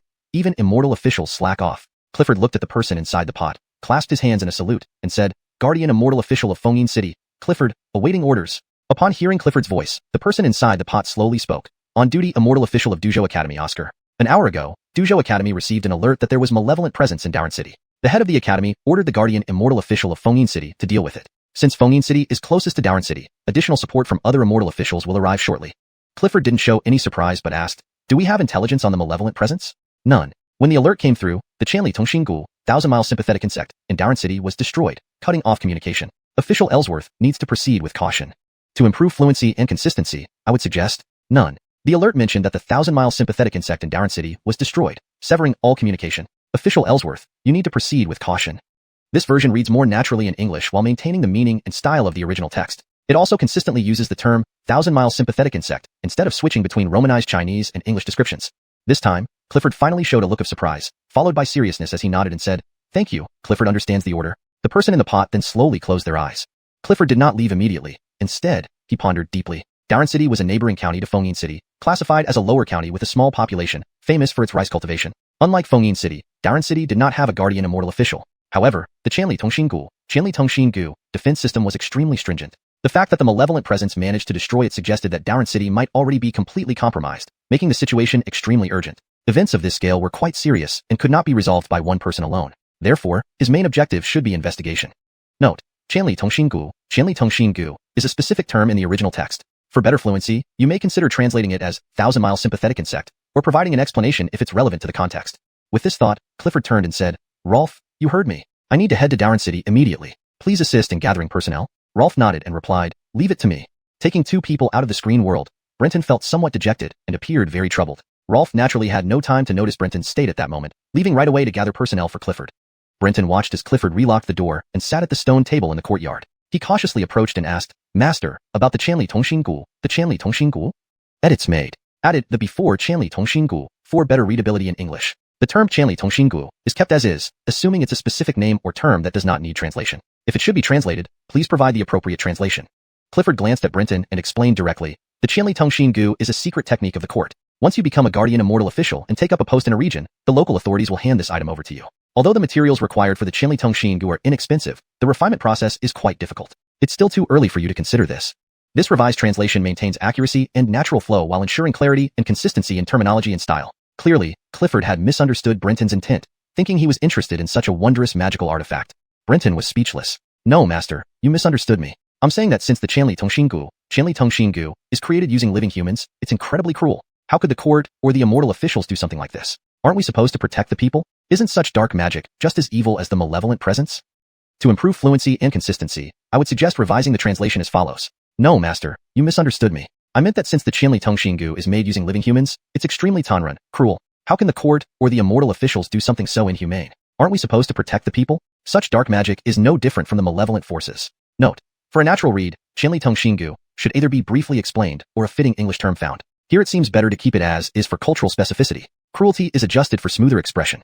Clifford was taken aback, looking at Brenton oddly for a long while before saying, "You really aren't suited for the path of immortality?" Brenton felt as if struck by lightning. Clifford ignored him and provided no further explanation, turning to enter his room, leaving Brenton sitting dumbfounded in the courtyard, staring at the stars and moon, lost in confusion. This path of immortality seems different from what I imagined. Brenton's melancholy did not last long as Clifford soon emerged from his room, without much visible change, and led him toward the county hall. By the time they arrived, over 10 people were already waiting there. Apart from Magistrate Bryce in casual attire, there were 2 bailiffs in fast-track uniforms and over 10 gaunt men dressed in tattered short jackets, each wearing a vest marked with a large E character on their back, wielding sticks and crudely made sabers. Brenton knew these were unpaid laborers, essentially free workers for the court. Not only did they work for free, but they also had to provide their own rations. Very pitiful indeed. This was an obligation for every citizen of the Dain dynasty. Had it not been for the calamity that befell Pei Village, within 2 years, Brenton would have served labor duty as well. Whether he'd end up as an unpaid laborer or working on ditch digging and road construction was uncertain.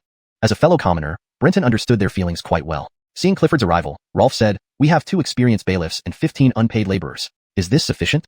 Clifford scanned them and, expressionless, nodded and said, "Time is urgent. Let's proceed as is. Depart immediately. The carriage is ready outside." Clifford turned and left. The 2 bailiffs bowed to Rolf, urging the laborers to quickly follow. Feeling the urgency, Brenton dared not delay, running quickly to keep up with Clifford. Exiting the county hall gates, they saw an ordinary carriage waiting. Clifford boarded the carriage, inviting Brenton inside, and ordered, "Speed towards Down City at full speed." "Yes, sir." The driver, not daring to delay, cracked the whip, and the carriage raced toward the city gate. The 2 bailiffs and laborers seemed accustomed to this, sprinting hard to catch up. The urgency made Brenton somewhat nervous. The thought of soon being able to slay the malevolent presence filled him with excitement and anxiety. Because of the curfew, the streets of Fengyin City were empty. In less than half an hour, they had already left the city. As the city gates gradually disappeared into the night, Clifford suddenly said, "It's late. We shouldn't rush. Find a suitable place ahead to rest for the night and resume the journey tomorrow morning." The driver paused, then reduced speed, stopping at a spacious spot nearby. Without Clifford's instruction, the driver went to wait for the bailiffs and laborers, discussing things quietly. Soon, several bonfires were lit around the carriage. Brenton was bewildered and asked, "Master, weren't we in a hurry?" Clifford glanced at Brenton and chuckled disdainfully. "Indeed, we are in a rush, but only for show. We're not rushing to die." Though Down City is a lower county, it still has over 10,000 residents and hundreds of soldiers and bailiffs. While malevolent presences aren't something ordinary people can handle, they aren't completely defenseless. With even basic information about the malevolent presence not returned and the Qianli Tongxin Gu destroyed, you can imagine how formidable it is. Rushing in blindly would likely lead to our deaths. Brenton wasn't a fool.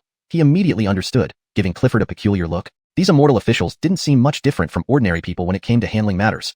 "All right, let's rest well tonight. We'll proceed at a steady pace afterward and wait for immortal officials from other towns to arrive. Once we join forces, we'll enter together."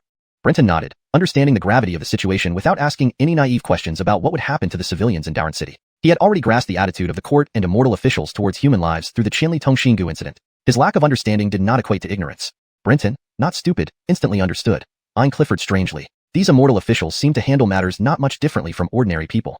"Let's rest properly now and slowly continue the journey, waiting for immortal officials from other towns to join us before entering together." Brenton nodded without questioning further about the fate of the people in Down City. Because through the Qianli Tongxin Gu, he had already gained insight into the court's and immortal officials' attitude toward human life. Not understanding it didn't mean he wasn't aware. For better fluency and accuracy, I suggest revising this part as follows. Because through the Qianli Tongxin Gu, he had already gained insight into the court's and the immortal officials' attitude toward human life. Not understanding it didn't mean he wasn't aware. This revision ensures that the term Qianli Tongxin Gu is smoothly integrated into the English text, and the meaning is conveyed more naturally. Chapter 12. The Chatterbox of Chunshan Palace, Arjun. Rice People City was about 200 miles away from Fengyin City, not too far, but not particularly close either. If they hurried, it would only take 2 days to arrive. However, Clifford clearly had no intention of rushing. The group stopped frequently, and it took them 4 or 5 days to reach a small village near Rice People City. The entire village was eerily quiet, with no sign of people or even livestock. Initially, they thought it was an abandoned village, but after inspection by the constables, they found recent signs of life. There was merely a thin layer of dust in the houses. Seeing this, Clifford immediately ordered everyone to retreat. Various signs indicated that even before entering Rice People City, this village was already within the activity range of evil spirits. They could only continue camping in the wilderness. Fortunately, it was summer. Otherwise, it would have been difficult for these constables.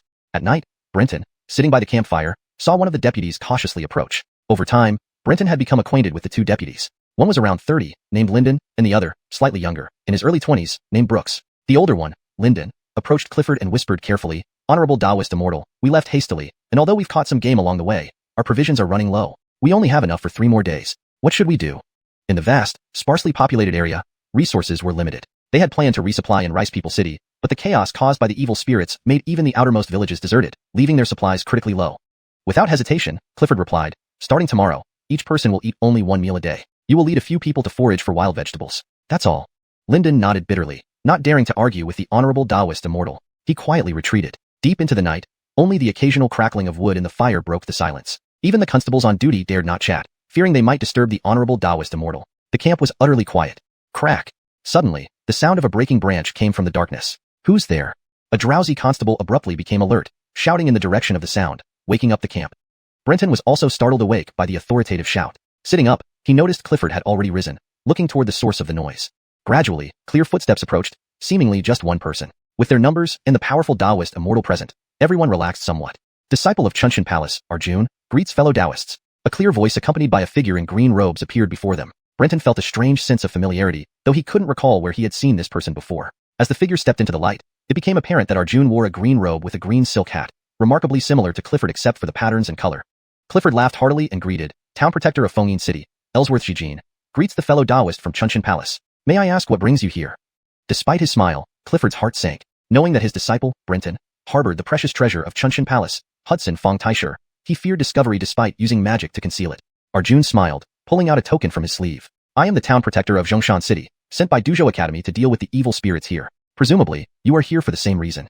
Clifford glanced at the token, confirming his identity. "Why did you come alone?" "I prefer solitude and dislike the company of many. Besides, those commoners wouldn't be of much use."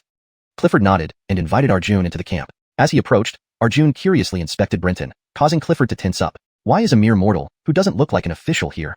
Arjun asked. Seeing no sign of recognition, Brenton breathed a sigh of relief. "This is my apprentice. His village was recently attacked by evil spirits, leaving him as the sole survivor. I took him in as my disciple." Arjun laughed, truly fitting of the imperial style. Curious about this imperial style, Brenton didn't dare interrupt their conversation. Instead, he watched Clifford closely. Since becoming Clifford's disciple, Clifford had been unusually aloof and rarely conversed with him. Today's behavior was quite different. Brenton listened intently, intrigued by Arjun. This was the first time he encountered another cultivator besides Clifford. Moreover, he had heard of Xuanhuan Palace's stolen treasures from Clifford and was forbidden to leave. Now, encountering a member of Xuanhuan Palace fueled his curiosity about the cultivation world. Upon closer inspection, Brenton noticed something peculiar about Arjun. Though young and handsome, his skin appeared unnaturally rough, almost like bark, casting fine shadows under the firelight, difficult to notice without close examination. "Since you arrived first, do you have any clues?" Arjun asked. Clifford cleared his throat. "Fellow Taoist, we just arrived and discovered the outermost village empty, clearly affected by evil spirits. We know nothing about Rice People City and returned to prevent unexpected incidents. We plan to enter at dawn." Though lying effortlessly, Clifford complimented Arjun openly, eliciting hearty laughter. As they chatted, the conversation veered off topic. Arjun, a chatterbox, talked incessantly. Clifford's smile stiffened, and he finally excused himself for practice, leaving the deputies to hold the fort. However, even they struggled, exhausted yet forced to stay awake due to Arjun's position. Brenton, however, was wide awake, finding the conversation fascinating. Watching the deputies struggle under Arjun's relentless talk, revealing personal details, brought amusement to his face. End of chapter 12. Brenton was not unfamiliar with chatterboxes, but someone as relentless as Arjun was a first for him. Chapter 13. The 18 Law Halls of Great Een. Snore, snore. Although they did not want to offend Arjun, the two fast runners could not help but fall asleep sitting up due to extreme drowsiness. It wasn't until the snoring started that Arjun stopped speaking in surprise. Turning his head with a regretful expression, he saw Brenton's face full of astonishment. Instantly, Arjun smiled. "Oh, Brother Pei is so alert. Why don't we chat for a while?" After experiencing Arjun's terrifying nature, Brenton instinctively wanted to refuse. But he heard Arjun continue. "Since Brother Pei can become fellow Taoist Ellsworth's disciple, you must have a lot of questions about our immortal realm. What do you want to ask me?" Brenton coughed dryly twice, swallowing his initial refusal, and handed over the water pouch. "Senior has been talking for so long. Surely, you're thirsty. Why don't you moisten your throat first?" Arjun waved his hand. "No need. If people knew that disciples of Spring God Palace still needed to drink water to quench thirst, wouldn't they laugh at us? Speaking, Arjun lifted his robe slightly, revealing his feet. Brenton glanced down involuntarily and was immediately dumbfounded. Arjun wasn't wearing boots but walking barefoot. More startlingly, the veins on his legs were thick and twisted as if growing from within his body, winding around his ankles, gradually turning into deadwood and transforming into roots embedding themselves into the soil, nothing like a human foot. But recalling his master's snake mouth on the back of his head, Brenton felt no great shock. After all, this sight was less frightening than Clifford's snake mouth. Our cultivators from Spring God Palace practice the imprint left by the deity of spring wood. Each one of us is a walking giant tree, directly drawing water from the earth and rivers. Brenton exclaimed in awe, marveling at how astonishing the world of cultivation truly was beyond human imagination. Seeing Arjun being so open, Brenton didn't hesitate, asking, "Does Senior know about the thousandly heart-synchronized worm?" Of course. Who in the cultivation world doesn't know about the thousandly heart-synchronized worm of the Great Yin Dynasty? However, it's a secret technique of the court, unattainable by us sect disciples. Without even needing Brenton to ask more, Arjun began explaining. The thousandly heart-synchronized worm is made using a pair of twins as materials, combined with the methods of the Great Yin Dynasty's Drought Corpse Hall and Hudson Luo Hall. It is said that during the process, the twins are cut from the neck and shoulders down, removing their chests and limbs but keeping their organs intact, then placed in a jar. Using the secret method of the Drought Corpse Hall, they enter a state between life and death. Then, Hudson Luo Hall's Netherworld Ghost method refines their souls into synchronized ghosts, exchanging their spirits, allowing those wielding the worm to communicate across thousands of miles. Such extraordinary techniques are truly awe-inspiring. Arjun looked admiring, which made Brenton shudder. Could these cultivators be so insane, devoid of humanity? Not exactly. County Magistrate Bryce was not a cultivator, yet his attitude towards the thousandly heart-synchronized worm was similar to these cultivators. He didn't find it cruel either. Perhaps, like Brenton, who was an ordinary person, and people like Bryce or Clifford, who were of higher status and cultivators, lived in completely different worlds. Realizing this, Brenton no longer got stuck in moral quandaries or harbored resentment against cultivation. He was just a simple hunter, the lowest rung in the great wilderness, incapable of overthrowing everything established. At this moment, he desperately wished to obtain the power of immortals like Clifford and Arjun, not just for revenge, but to ensure neither he nor his descendants would end up as sacrifices in some jar. By the way, I didn't ask which of the 18 halls Ellsworth fellow Taoist comes from. It would be good to know which hall you will eventually join for your training. Arjun changed the topic casually. Brenton, intending to say he didn't know, heard a severe cough from Clifford. I'm not sure. My master hasn't mentioned it. After all, whether I can join in the future is uncertain. Knowing now wouldn't serve much purpose. Arjun nonchalantly responded, indeed, Taoist Ellsworth is thoughtful. But the 18 halls aren't a secret, there's no harm in saying. Brenton thought for a moment and asked, I often hear phrases like 18 halls and 72 courts. Can Senior explain these to me? Of course, why not? These 72 courts are nothing special. They are special departments set up by the court for patrols and exorcism of evil spirits. Apart from clerical staff, they consist entirely of immortal officials. The origin of these members mainly comes from the 18 halls, along with disciples from various cultivation sects who take temporary positions. But the 18 halls are impressive. 16 of them inherited the legacies from the 16 divine generals under Emperor Huandi during his conquests. Of course, Emperor Huandi's legacy can only be practiced by royal descendants, while others can only cultivate the legacies of the 16 divine generals. Among these 16 divine generals, 9 legacies are suitable for humans. Feng Ho, Yushi, Xiuxian, Drought Corpse, Flame Yellow, Zhurong, Gong Gong, Li Mu, and Hudson Luo. 7 legacies are suited for beast tribes. Ing Long, Huang Long, Ing Zhao by Fong, Yao Water Divine Ox, Li Zhu, and Lu Hudson. Although today's royal family of the Great Yin Dynasty descends from Emperor Huandi, nearly 1,000 years of chaos have resulted in the loss of many legacies. The royal family now possesses very few, indeed a sad reality. Arjun seemed to sigh over the lost glory of Emperor Huandi, who once illuminated the ages, yet whose descendants, despite ruling all under heaven, couldn't match their ancestors' brilliance.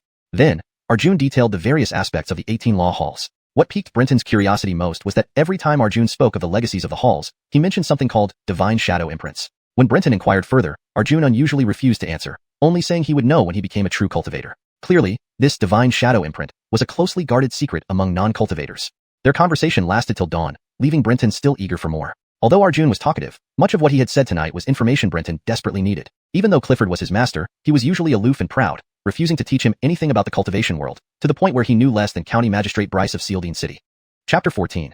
No Evil Presence? Even though he now had Arjun as a helper, Clifford still wanted to wait for a few more celestial officials before entering Darren City. However, Arjun was quite impatient and was unwilling to wait. With no other choice, Clifford could only agree to enter Darren City. The group continued on their journey.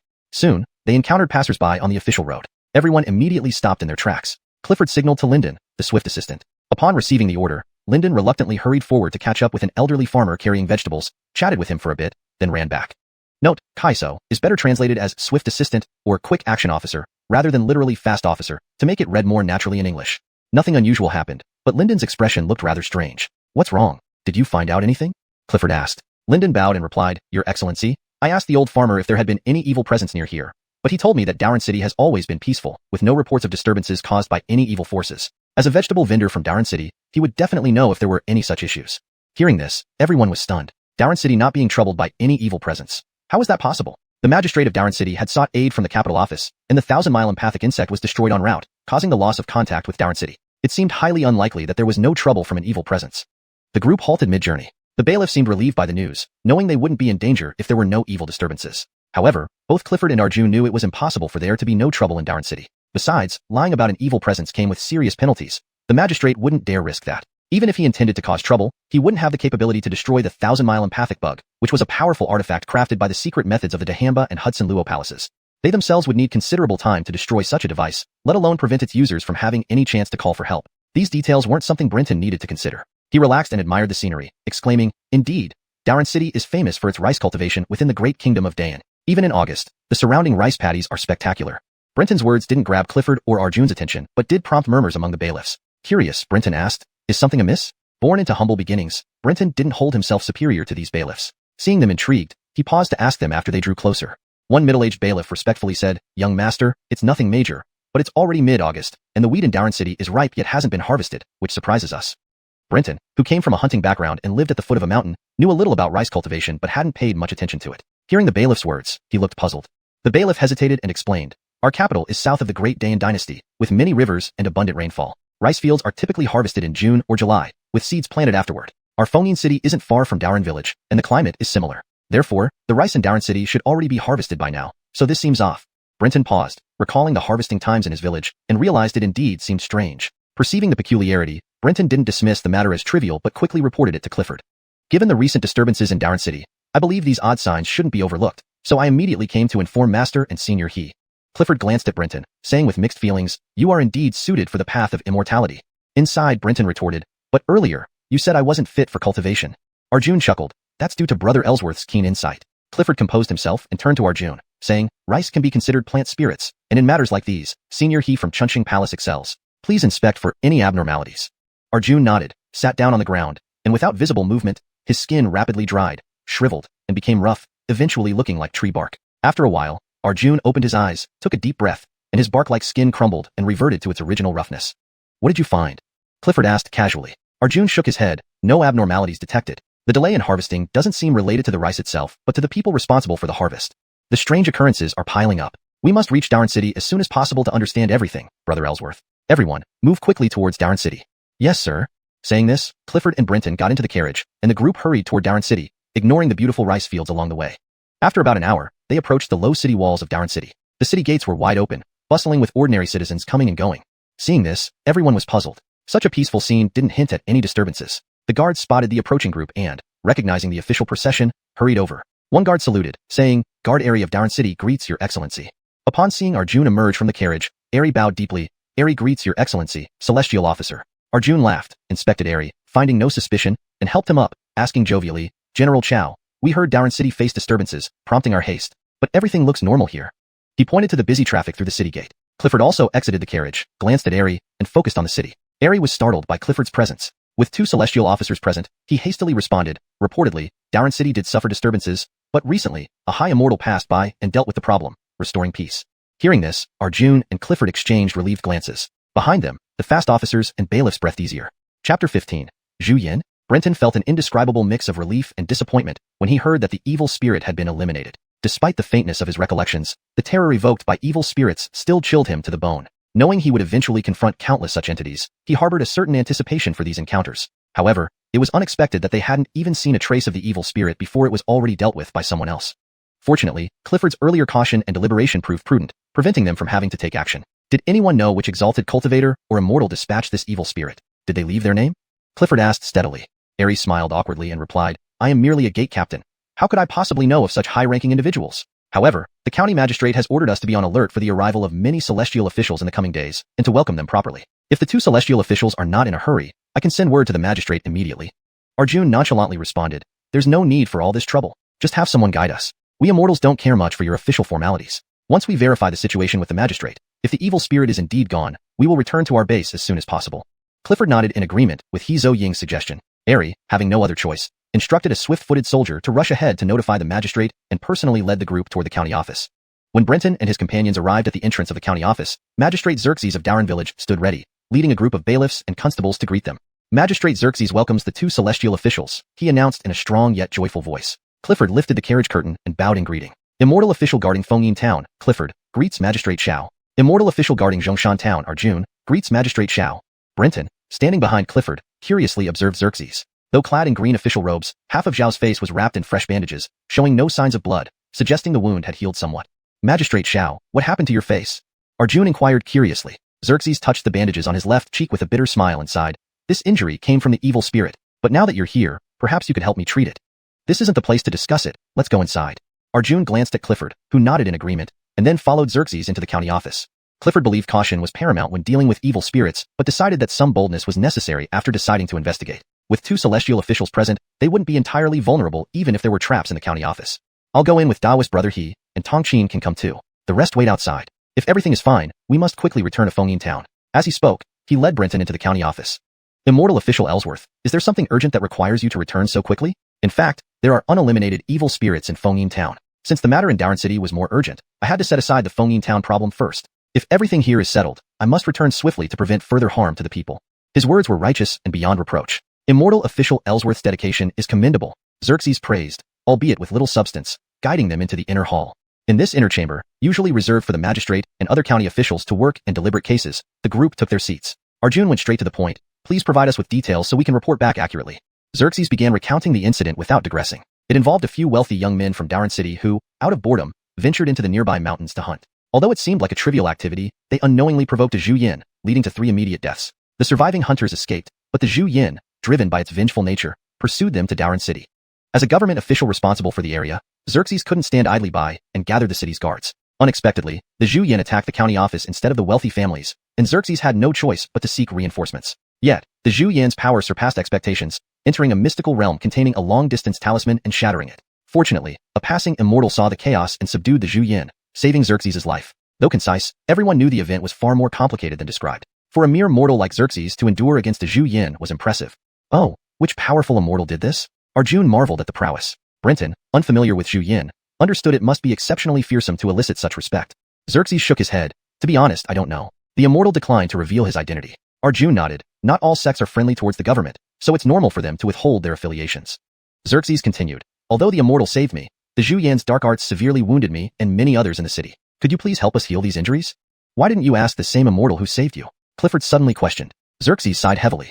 I did, but the immortal said his divine powers focus on destruction, not healing. So, I can only hope for the expertise of celestial officials. Clifford nodded silently, understanding. Let us examine Magistrate Zhao's injuries first. Without a proper inspection, we cannot guarantee success. Xerxes stood up gratefully, removing his bandages. Brenton gasped as Zhao's face revealed skin resembling that of a 90-year-old, wrinkled and covered in age spots. Half of his head and face were also covered in white hair, making him appear monstrous.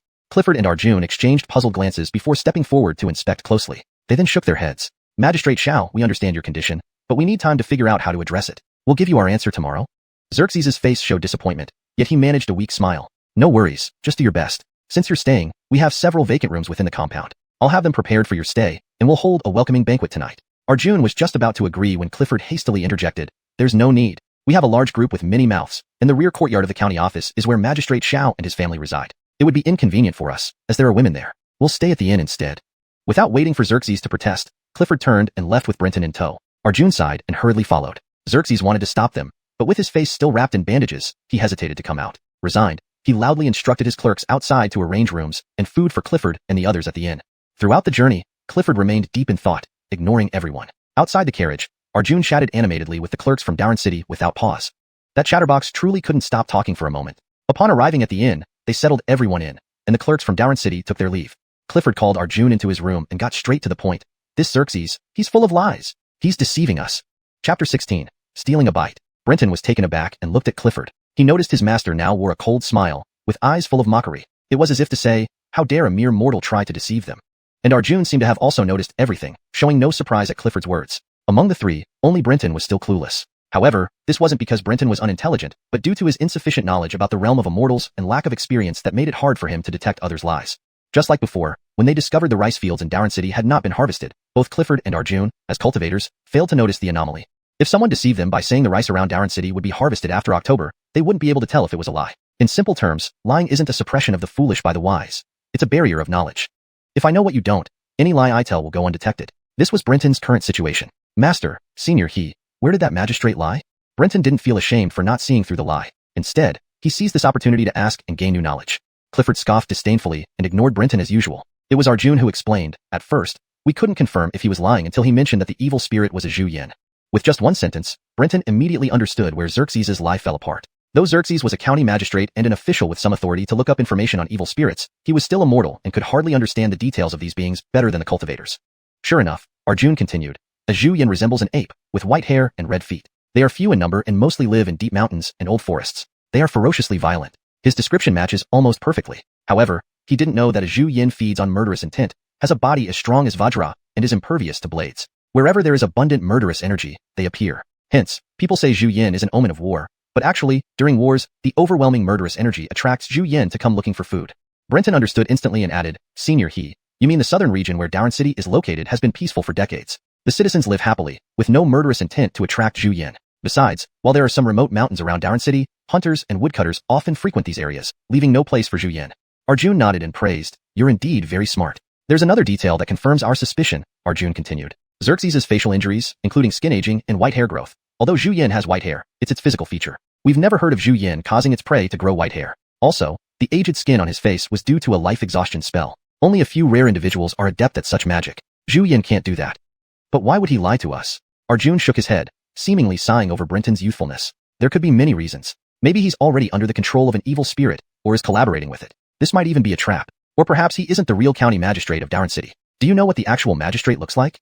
Brenton felt an eerie sense, imagining evil spirits watching them from every corner with cruel eyes, ready to devour them at any moment. In the inn's kitchen, Brooks walked in and told the servants preparing dinner, the Immortal officials ordered us to use only the dry provisions we brought and not touch the inn's ingredients. Did you hear me?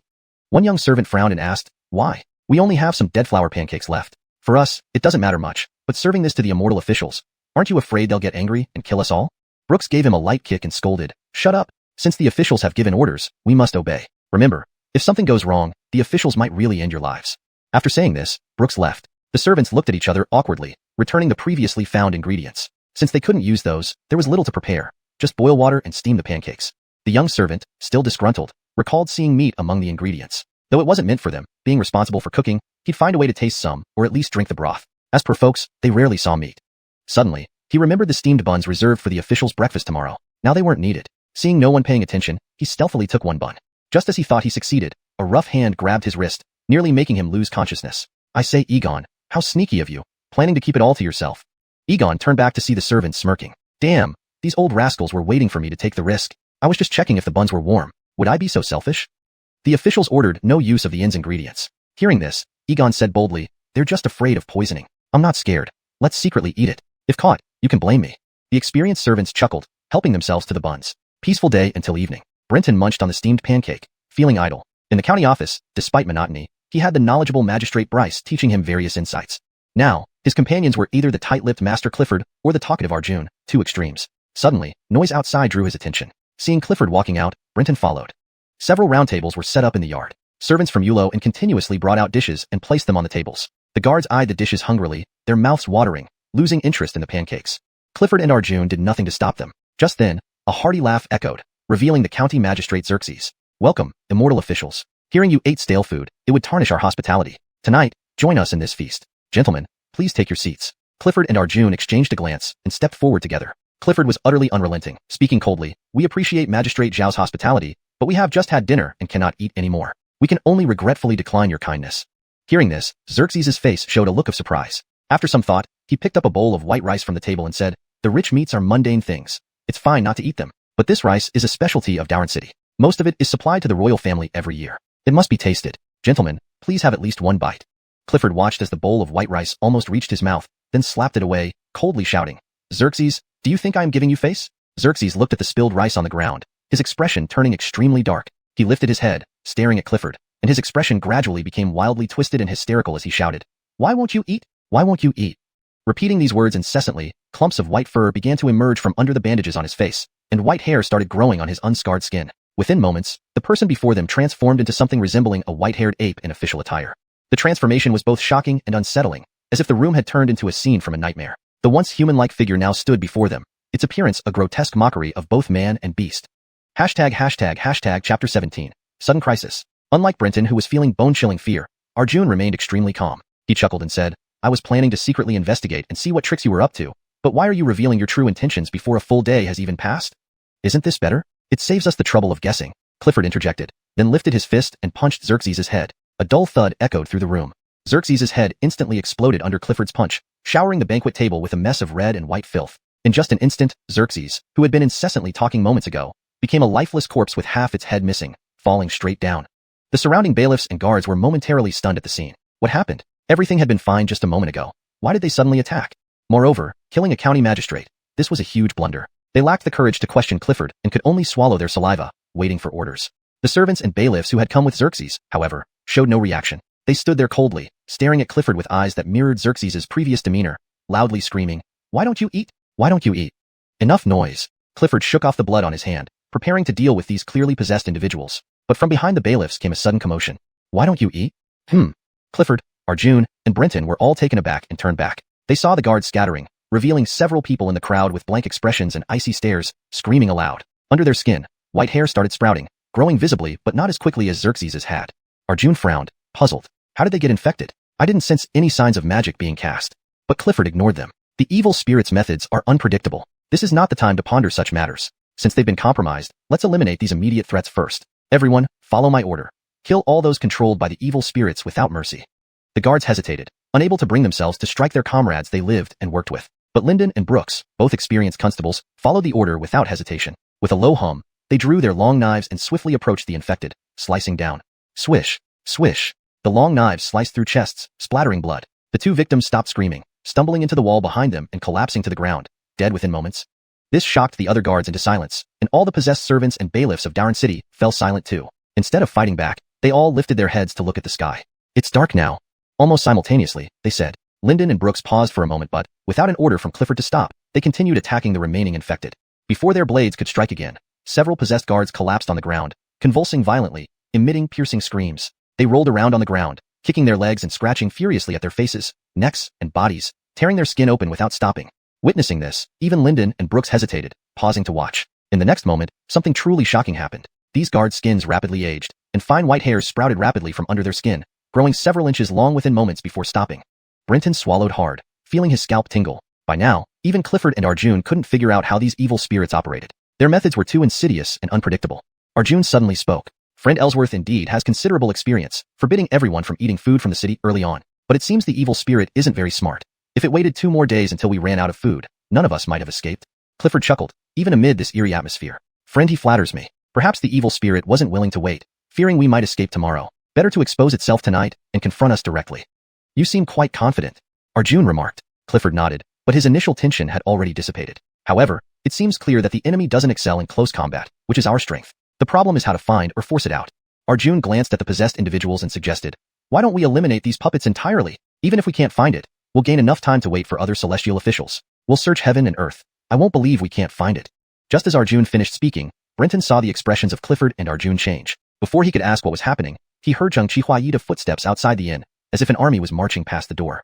Improvements made. Maintain the flow of the narrative. Corrected Zheng Qihuayi de jiaobuseng, fangfu you qianjun ma zhi men wai zhou guo, to Zheng Qihuayi footsteps outside the inn, as if an army was marching past the door, for better readability and naturalness in English. However, there is still a mix of Chinese and English which should be fully translated. Just as Arjun finished speaking, Brenton saw the expressions of Clifford and Arjun change. Before he could ask what was happening, he heard uniform footsteps outside the inn, as if an army was marching past the door. This ensures the text reads naturally in English while conveying the original meaning accurately. Thump, thump, thump. Countless footsteps hit the ground in unison, like drumbeats. Arjun leaped onto the wall of the inn courtyard, 4 or 5 zhang away, and gazed outside, sucking in a breath sharply. On the dim street, countless old people gathered, their expressions blank, covered in white hair, all moving in perfect unison towards one direction. Clifford, sensing something amiss, also leaped beside Arjun and was left speechless by the horrifying scene. Looks like we can't carry out our earlier plan, Clifford said, sounding slightly regretful. Brenton couldn't see outside but watched closely inside the courtyard. After it truly grew dark, the servants and bailiffs gradually grew silent, their appearances decaying and sprouting white hair. Then, as if receiving a command, they walked out of the inn, including the infected guards. Opening the door, they mixed into the crowd, disappearing in the blink of an eye. Looking at the endless stream of white-haired figures, Lyndon and Brooks exchanged glances, swallowing nervously, feeling goosebumps all over their bodies, parched mouths dry. The bailiffs were long past scared, cowering and trembling on the ground. Brenton remained relatively calm, having experienced evil spirits before, and found solace in Clifford and Arjun's presence. He didn't blame the bailiffs. After all, they were just ordinary people serving labor duties. Remaining conscious without fainting was commendable. Clifford and Arjun silently watched the procession pass by, refraining from acting rashly. Events had already exceeded their imagination. They had estimated the danger level of the evil spirits here to be very high, but they never expected the damage to be so terrifying. From the scale seen here, the entire Dowran city had been completely overtaken. They could eliminate dozens or even hundreds of ordinary people to rid the city of evil spirits, but slaughtering an entire city's population was out of the question. Not only would the imperial court never let them off, but they also lacked the capacity for such an atrocity. It took over an hour for the flow of people to finally dissipate. When the last figure vanished from the street, Dowran city seemed to transform into a ghost town, eerily silent with not even the usual sounds of insects and frogs breaking the stillness. Arjun took a deep breath and said solemnly, "I just used my spiritual powers to investigate. All the citizens are heading towards the 4 city gates, moving outside the city. I don't know what they intend to do. Could the evil spirits be trying to use these people to trap us inside the city?" Arjun shook his head. "We can't easily guess the intentions of an evil spirit. However, sitting here waiting to die is not how cultivators like us operate. I plan to go outside the city and investigate. Regardless of what I find, I will return within an hour." Seasoned fighter Clifford immediately tried to stop him. Dividing our forces now isn't a wise move. But before Clifford could finish his sentence, Arjun had already leaped off the wall and vanished into the earth using his earth penetration technique. Seasoned cultivators like them wouldn't hesitate to kill dozens or even hundreds of ordinary people to eliminate evil entities, but massacring an entire city would be beyond their capability. Not only would the court not let them off, they themselves didn't possess such overwhelming power. The stream of people took more than an hour to finally clear out. When the last figure vanished from sight, the entire city of straw figures seemed to turn into a ghost town, eerily silent without even the usual sounds of insects and frogs heard in summer. Arjun took a deep breath and said gravely, "I just investigated with my supernatural ability. The civilians have all headed towards the 4 city gates, moving outside. I'm unsure what they intend to do. Could that evil entity be planning to use these civilians to surround us to death inside the city?" Arjun shook his head and replied, "We can't easily guess the intentions of evil entities. However, sitting here waiting for doom is not how cultivators act. I plan to venture outside the city to investigate. Regardless of whether I find anything or not, I'll return within an hour." Hearing this, Clifford immediately tried to stop him. Dividing our forces now isn't wise. However, before he could finish, Arjun had already jumped off the wall and disappeared into the ground, using his earth penetration technique, leaving Clifford sighing in frustration, knowing that it was already too late to stop him since Arjun's skill wasn't something he excelled in either. Seeing this, Clifford sighed. Arjun's use of earth divination was not a skill Clifford excelled in, and it was too late to stop him. They could kill dozens or even hundreds of ordinary people to eliminate evil, but slaughtering an entire city would not be tolerated by the imperial court, nor did they have such capability. The crowd took over 2 hours to completely disperse. As the last figure vanished from the streets, Rice Man City seemed to turn into a ghost town, eerily quiet, devoid even of the usual insect and frog sounds common in summer. Arjun took a deep breath and said gravely, "I just investigated using my supernatural powers. The citizens are all heading towards the 4 city gates, moving outwards. I don't know what they intend to do. Could that evil presence be planning to surround us alive within the city using these people?" Arjun shook his head and replied, "We can't easily guess the intentions of that evil presence. However, waiting here to die is not the way of us cultivators. I intend to go outside the city and investigate the situation. Regardless of whether I find anything, I will return within 2 hours." Upon hearing this, Clifford immediately tried to stop him. Dividing our forces now isn't wise. Before Clifford could finish, Arjun had already leaped off the wall and disappeared into the earth using earth transmigration. Seeing this, Clifford sighed. Arjun's use of earth transmigration was not something Clifford excelled in, and there was no time to prevent him from leaving.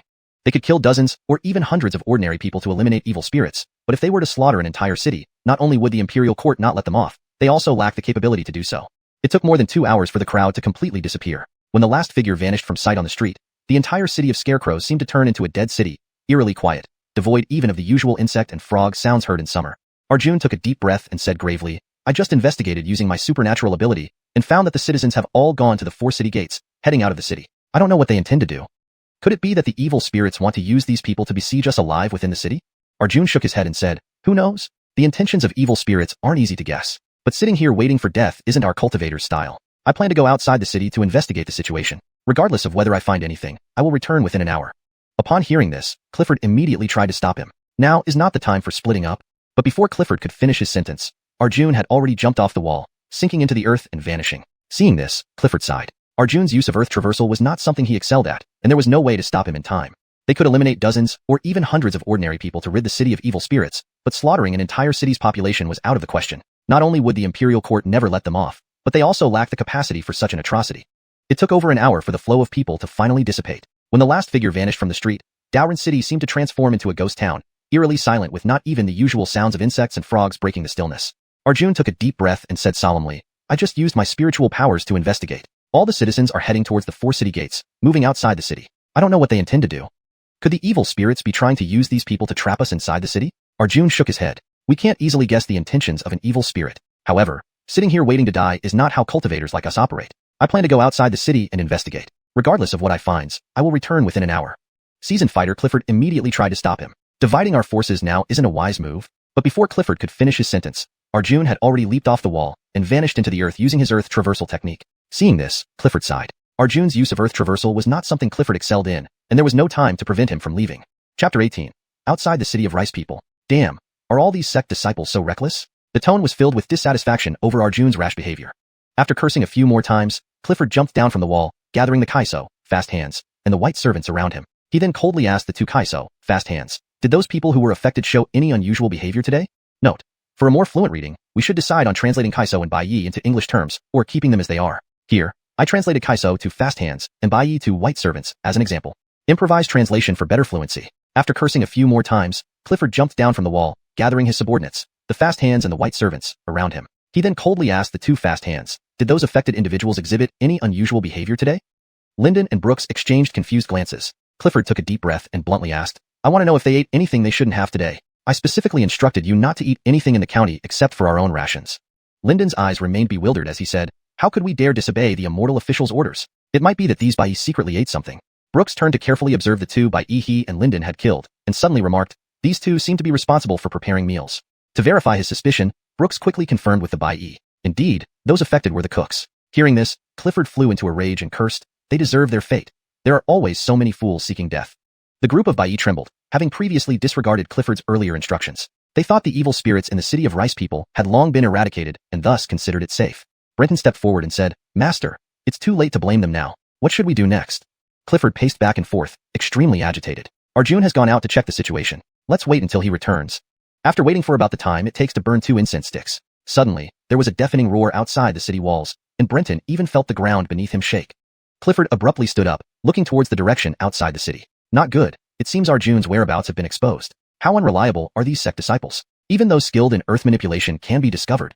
Note, Earth Dun, Earth Dushu, has been changed to Earth Manipulation, to ensure it reads naturally in English while maintaining the meaning. The term, Dushu, seemed to be a transliteration error or placeholder, and was thus omitted.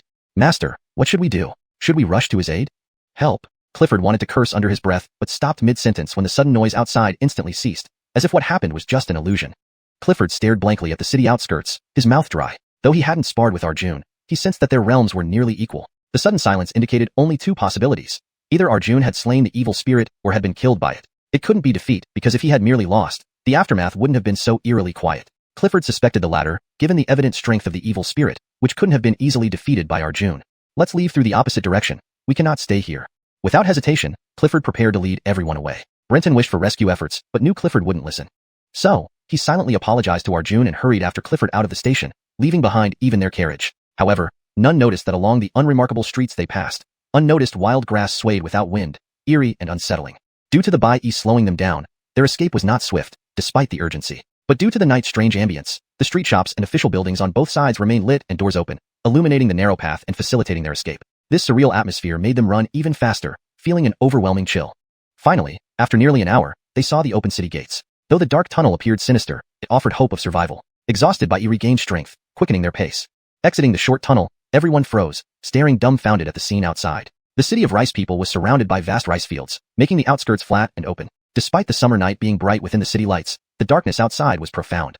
Outside the city, without torches, moonlight illuminated everything clearly. Yet Clifford, the Kwaisho, and Bai felt that even darker night would be preferable to the horrifying sight before them. Brenton rubbed his eyes, startled. Endless rows of figures stood motionless in the rice fields, upright like scarecrows. Under the cold moonlight, their skin appeared deathly pale, like long dead corpses. Clifford grabbed a nearby Bai, pushing him into the fields. Go see what's happening with these people. The Bai hesitated. If you disobey, I'll kill you, Clifford threatened mercilessly. Biting his lip, the Bai finally rose, wielding a crude saber to cut down matured rice plants, cautiously approaching the nearest figure. Reaching the field, he observed the person, sighing in relief. Though appearing dead, the person breathed steadily, alive but unconscious. Examining closely, the Bai nudged the person with his blade, but there was no response. Seeing no other abnormalities, he rushed back to Clifford. Immortal official, this person is not dead, just asleep. Strangely, their feet are buried in the soil.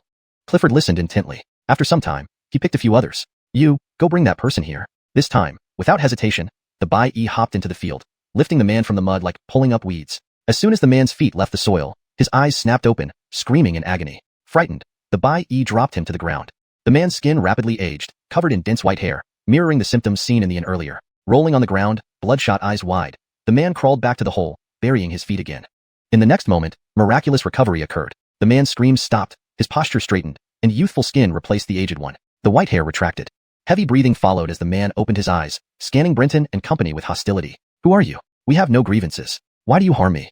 Translation notes. Names like Clifford, Arjun, Lyndon, and Brooks are kept in pinyin. Chapter 18. Outside the city of straw men. F***K. Are these disciples from the sects all this reckless? The tone was filled with dissatisfaction over Arjun's rash actions. After cursing a few more times, Clifford jumped off the wall and called the Carlton and Bai to his side. He then coldly looked at the two Carlton and asked, did those affected people exhibit any unusual behavior today? Lyndon and Brooks exchanged puzzled glances. Clifford took a deep breath and bluntly asked, did they eat anything they shouldn't have? I explicitly told you that aside from our own provisions, nothing in the town is allowed. Lyndon still looked confused and replied, we wouldn't dare disobey your orders, sir. Perhaps it was these Bai who secretly ate something. Brooks turned to glance carefully at the two Bai he and Lyndon had killed, then suddenly said, these two seem to be responsible for preparing meals. To verify his guess, Brooks quickly confirmed with the Bai. Sure enough, those affected were indeed the cooks responsible for preparing the meals.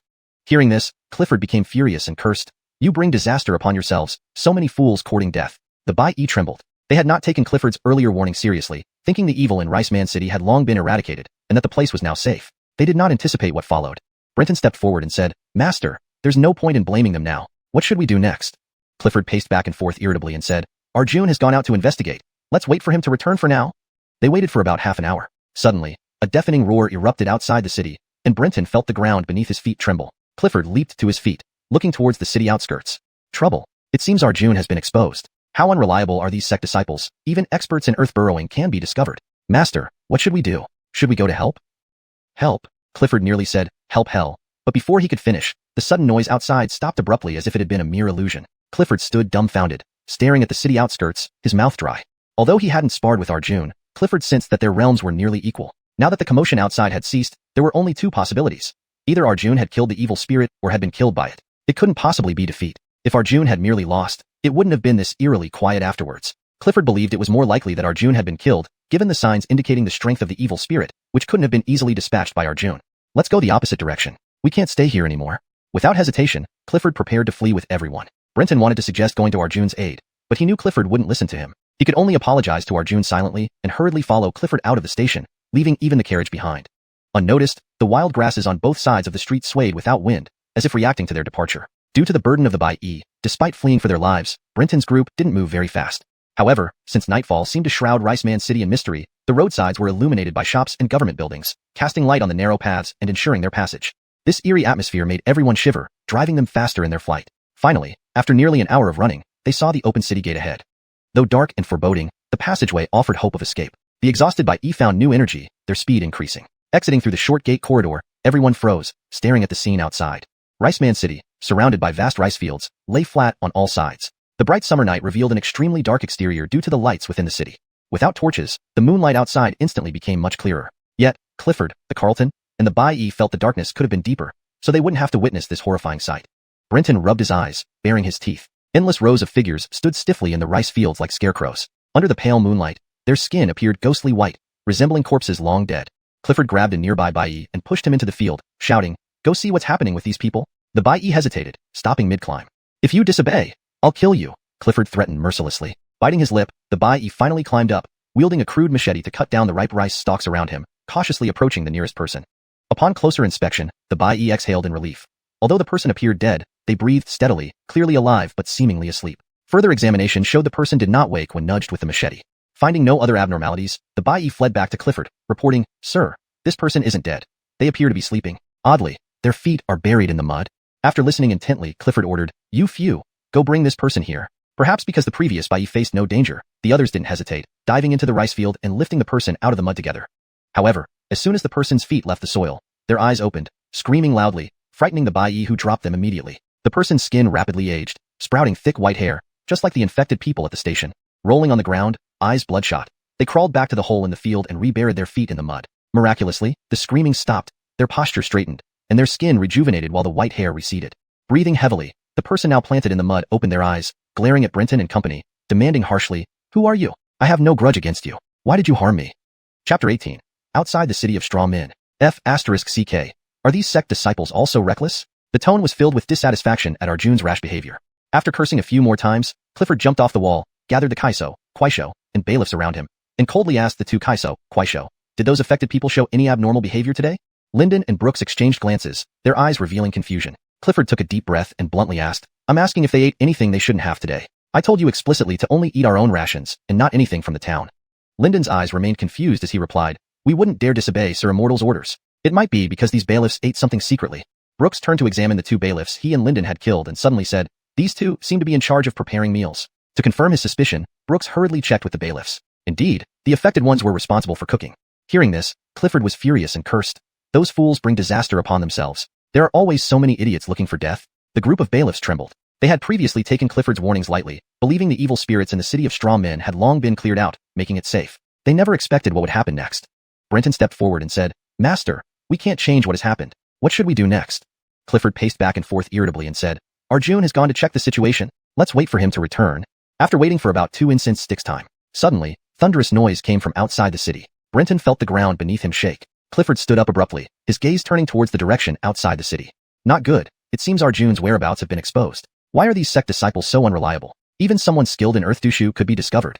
Master, what should we do? Should we go to his rescue? Rescue? Clifford almost said, forget it. Before he finished speaking, the sudden commotion outside abruptly stopped as if it had been just an illusion. Clifford stared dumbfounded at the city outskirts, his mouth dry. Although he hadn't sparred with Arjun, Clifford sensed that their realms were almost equal. Now that the noise had stopped, there were only 2 possibilities.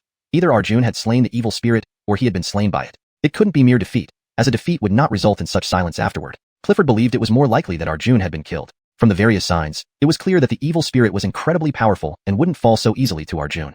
Let's leave via the opposite direction. We cannot stay here anymore. Without hesitation, Clifford led everyone to escape. Brenton wanted Clifford to attempt a rescue, but knew his words carried no weight.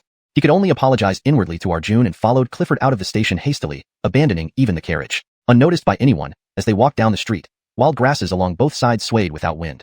Due to the bailiffs slowing them down, even though they were escaping, Brenton's group didn't move very fast. However, as night fell over the city of Straw Men, it became engulfed in an eerie atmosphere. The shops and government buildings lining the streets were still lit, their doors open, illuminating the narrow roads, making passage smooth. Yet, this inexplicable and sinister ambience made everyone shiver, fleeing for their lives. Finally, after running for nearly an hour, they saw the open city gates. Though the dark tunnel looked terrifying, it offered hope of survival. Already exhausted, the bailiffs found new strength, increasing their speed. Upon exiting the city gate, everyone stopped, staring dumbstruck at the scene outside. The city of Straw Men sat on a plain surrounded by vast rice fields, stretching endlessly in all directions. The night was bright under the city lights, making the darkness outside even deeper. Once outside the city, the moonlight became clearer. But whether it was Clifford, the Kaiso, Kuaisho, or the bailiffs, all wished the night was darker to avoid seeing the horrifying sight.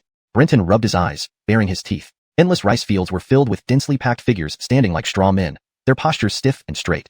Under the cold moonlight, their skin appeared pale, resembling long-dead corpses. Clifford grabbed a nearby bailiff and shoved him into the rice field, ordering, "Go check on these people." The bailiff froze, stopping mid-motion. "I'll kill you if you disobey."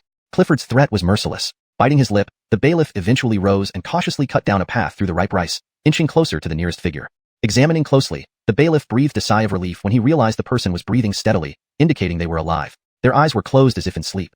After further inspection and nudging the person with his knife, they did not wake. Finding no other abnormalities, the bailiff ran back to Clifford, reporting, "Sir Immortal, the person is alive but appears to be sleeping." Oddly, they buried their feet in the mud. After recounting everything he observed, Clifford selected a few others and ordered, "You, go carry that person here." Since the previous scout had returned unharmed, the others complied immediately, wading into the rice field and carefully pulling the person out of the mud.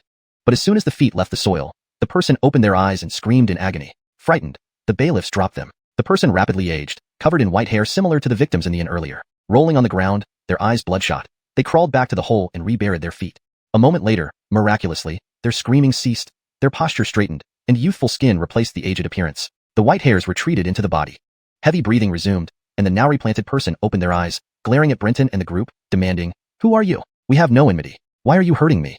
Paragraph structure and line breaks remain consistent with the original text.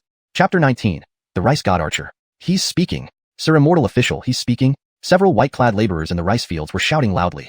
Clifford ignored them, a hint of surprise flashing across his eyes. "Immortal official?" The rice figurine embedded in the soil gasped, panic and excitement flickering on his face. "Great sir, are you an immortal official?" the figure exclaimed with joy. Clifford nodded. Seeing Clifford's confirmation, tears of happiness streamed down the man's cheeks. "Sir Immortal official, you have finally come. We in Rice City have been waiting for you. What exactly happened here? Clifford asked coldly. The man, still sobbing, answered hesitantly when he heard Clifford's question. Rice City was cursed by an evil spirit. Clifford almost rolled his eyes at this redundant explanation. The man then recounted the entire sequence of events. About a month ago, the first signs of the curse appeared. The young rice plants outside Rice City had suddenly matured overnight. This miraculous event caused jubilation among the residents. Even the magistrate thought it was a heavenly blessing, preparing congratulatory letters to the emperor of the Great Ing dynasty. However, just then, strange occurrences began. The magistrate fell ill overnight, reportedly growing resilient white hair on his body and rapidly aging, experiencing excruciating pain during the night. Despite consulting every doctor in Rice City, no cure was found. At the brink of despair, the magistrate received a dream from the rice god who informed him that this wasn't an illness but an evil spirit's curse. To survive, he must bury his feet in the rice fields before dusk, disguising himself as a rice plant to deceive the evil spirit. Desperate, the magistrate tried this approach and indeed survived the night, his white hair disappearing and his appearance restored. However, this solution only alleviated symptoms temporarily. If he skipped even one night, his condition would worsen drastically. Soon, the bizarre ailment spread throughout the city. People resorted to hiding in the rice fields at night to survive, leading to the unusual scene Clifford saw. Brenton found the situation absurd, thinking it could only be part of a poor scholar's fantasy if not seen firsthand. After listening silently for a long while, Clifford suddenly sneered. Not bad, a well-spun tale. Pity it has too many holes. As he spoke, there was a sharp crack. Clifford's head rotated 180 degrees, his snake mouth at the back snapping open. A grayish-green snake tongue shot out, wrapping around the man's neck and yanking him out of the rice field. The man cried out, hands gripping the snake tongue, twisting midair but somehow resisting Clifford's pull. True to the title of Immortal official, so cunning. Unlike the previous one, you aren't easily deceived. The man's demeanor shifted from earlier fear to slyness. Who are you? Who am I? I am the rice god archer. Without hesitation, he revealed his name. Brenton was startled. Could this evil spirit truly be a god? Clifford laughed mockingly. A mere lurking devil who got lucky enough to obtain divine remains and transcend the mundane world now dares call itself a god. Truly like a frog at the bottom of a well. Blasphemy! Archer roared angrily, visibly shaken by Clifford's mockery, which seemed to chill the air. I've just awakened and need nourishment. You will stay. Archer's body began to shrink rapidly, covered in swiftly growing white hairs. At their roots, grains formed, spreading over his body like scales. Clifford tried to retract the snake tongue, but Archer remained immobile, solid as a mountain. Foolishly seeking death. In one swift move, Clifford drew a fast knife, lunging forward with blinding speed, striking Archer's neck without giving him a chance to react. A metallic clang echoed through the night as sparks flew, illuminating Archer's terrifying face. My body is adamantine, immune to weapons. Dreaming of killing me. Do you think so? Despite his surprise at the failed strike, Clifford remained calm. With his left hand, he coated the blade with emerald green ghostly flames. Startled, Archer exclaimed, Ghost fire. Whoosh. The next moment, Archer's massive head soared into the air, hitting the ground and instantly engulfed in ghostly flames, turning into a green fireball before disintegrating into ash. The decapitated body crumpled to the ground. Brenton exhaled deeply. He had feared Archer to be some untouchable deity, but this enemy turned out to be so easily defeated, unable to withstand Clifford's second strike. Retracting the snake tongue, Clifford sternly ordered, Don't just stand there. This was merely Archer's puppet. His true form isn't here. Use this opportunity to escape. Brenton complied without hesitation, turning to flee. Other white-clad laborers followed the example set by Clifford's disciple. Though Clifford started slowly, his speed was astonishing, quickly taking the lead. Leaving so soon, Sir Immortal official? Wouldn't people say I lack hospitality? Voices resonated from all directions. Clifford's expression darkened as figures previously motionless in the rice fields began moving towards them. Sir Immortal official, what do we do? We're being surrounded. Brooks panicked. If you want to live, fight to the death. Don't count on me to save you, Clifford replied coldly, leaving two fast officers and the remaining laborers feeling as if they had fallen into an ice pit. Chapter 20. Bury themselves. Stay close to me. Despite showing indifference towards the Bai, Clifford was very concerned for Brenton. Brenton was stunned, feeling a warmth spread through his heart. Though Master usually acted like a stranger, he cared about him in moments of life and death. Yes, Master. Clifford handed the long saber to Brenton, saying, The ghost fire on the saber can last for about half an hour. You'll have some self-defense capabilities in the short term. Follow me. Brenton carefully accepted the saber, dragging it due to fear that the ghost fire would burn him. He had seen the might of the ghost fire. Daisu's clone, invulnerable to knives and axes, was as fragile as tofu under this ghost fire saber. They were running when suddenly Clifford stopped. What is it, Master? Asked Brenton. He found there was no road ahead. They had somehow ended up in a paddy field. I told you, you cannot escape, said voices emerging from the paddy. Numerous figures stood up, at least 100 of them, all dressed differently but with rice-like scales on their faces and horrifying white hair. Though Clifford had said he wouldn't save the Bai, they still begged for help instinctively. Silence, roared Clifford. If heaven doesn't save you, then save yourselves. We are surrounded. To live, you must fight to the death. If they don't die, you will. Your fate depends on your own hands. Charge. Clifford led the charge without caring if anyone followed. Instead of using the bashed snake fangs, he formed claw-like hands with eerie green flames burning on them. Brenton took a deep breath and followed without hesitation, slashing at one of the paddy people fiercely. Although untrained in martial arts, as a hunter, he was adept in combat compared to ordinary men. With the advantage of the weapon and ghost fire, Brenton fought bravely, cutting down the patty person into two halves. The severed body dropped to the ground, engulfed in ghost fire which lit up the surrounding area. Lyndon and Brooks looked at each other, realizing that only by tightly following Clifford could they survive. Behind them, the Bai trembled but became less scared. As often happens in crisis, once someone takes the lead, others follow suit mindlessly. The courage ignited by Clifford, Brenton, Lyndon, and Brooks infected the Bai who forgot their fears, charged forward, shouting ferociously. Clashes and strikes filled the air. Soon, the Bai realized these monsters weren't as formidable as imagined. They were slow-moving and stiff, though tough. Ordinary weapons couldn't pierce their defenses, yet could force them back. One Bai, enraged, swung his club, making the monster stagger backward. His club broke, but he shouted fiercely and tackled the monster to the ground, biting into its cheek despite feeling numbness in his mouth. Ignoring the pain, he used all his strength to tear off a piece of flesh and punched relentlessly. Even Clifford was taken aback by this scene, gaining new respect for these Bai. Brenton mumbled, "They say our great people value martial arts and simplicity. Now I see the spirit." With the Bai dividing the attacks, Clifford turned into a grim reaper, burning the monsters into ashes. Do not be afraid. Although the malevolent spirit controls these puppets, it cannot finally control so many. We have a chance. Clifford swiftly eliminated the remaining puppets. Half an hour later, the last puppet turned into a torch, signaling the end of the battle. Everyone collapsed in exhaustion. Now is not the time to rest. Tai Sui City has thousands of residents. There should be more than just these few. The evil spirit must be recently awakened, thus unable to control many puppets right now. If it regains strength and gathers more, you'll all die here. After the intense battle, Clifford's tone softened slightly, even explaining a bit. Everyone shivered at this reminder. Though their victory drained them, another round would likely be fatal. Stand up. Those who wish to live, follow the immortal officer. Lyndon struggled to his feet, yelling. Bai helped each other up painfully. Clifford nodded in satisfaction, but then changed expression. Lyndon felt something amiss. Suddenly, his face felt covered in rough hairs, indicating he was under the evil spell. Immortal officer, Clifford sighed, realizing the evil spirit's powers were terrifying, spreading like a plague through physical contact during the brief melee. Soon, Brooks and other Bai also grew white hairs. Despair spread. Immortal officer, please save us. We do not want to die. This time, Clifford did not rebuke. There was no time to counter the spell. They were doomed. Master, please help them. Brenton pleaded. Brenton also came to plead, for after the battle they had become comrades who had shared life and death together. He couldn't bear to see them die like this. Clifford fell into a brief contemplation, his eyes flashing with sharpness as he said, "There may be only one way to temporarily ensure your lives, but if it fails, even I will have no other means." Lyndon and the others were greatly delighted, immediately prostrating themselves before Clifford. "We humbly beg for the grace of the immortal officer." Clifford pointed at the paddy field and said, "Immediately, you must bury your feet in the ground just like those in the paddy. If my guess is correct, while it won't eliminate the evil spell, it should slow down its spread. If this method works, use it to buy some time until I can call upon fellow immortals from other sects to come and save you." Everyone stared at Clifford in shock, not expecting such a method.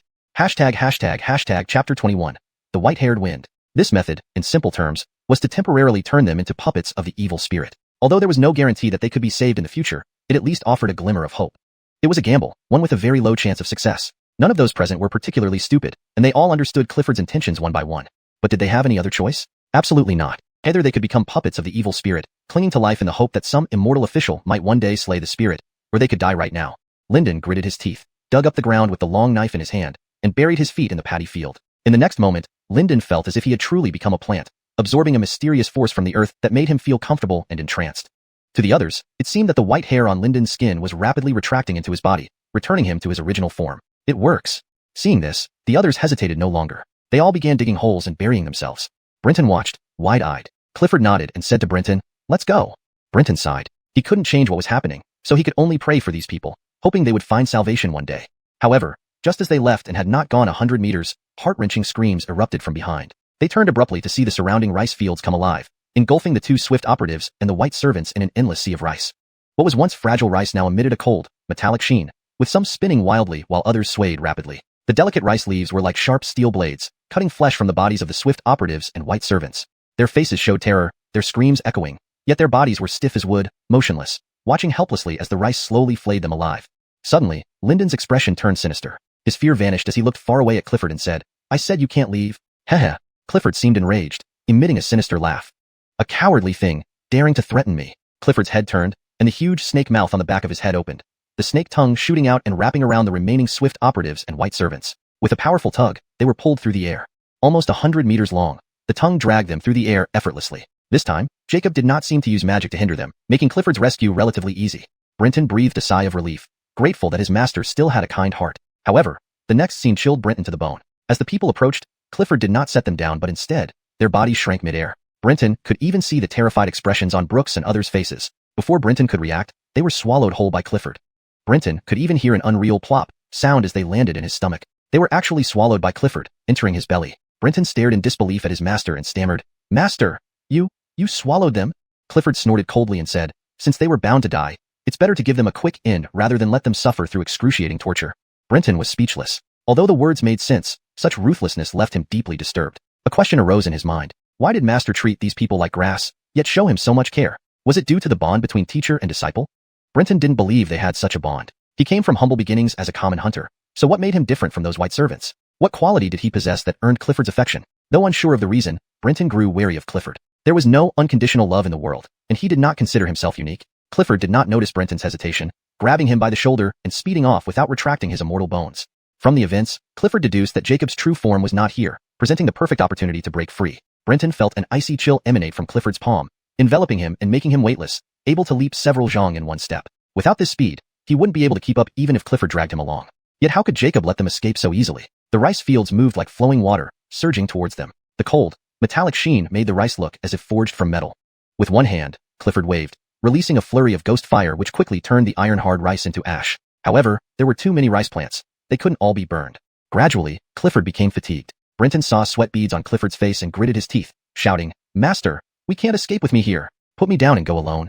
Clifford ignored him, continuing to charge forward while protecting Brenton closely. Brenton couldn't deny being moved but was also puzzled by Clifford's overly protective nature, treating him like a fragile treasure rather than a mere disciple. Pondering it, Brenton knew he wouldn't be so caring to a newly acquired disciple.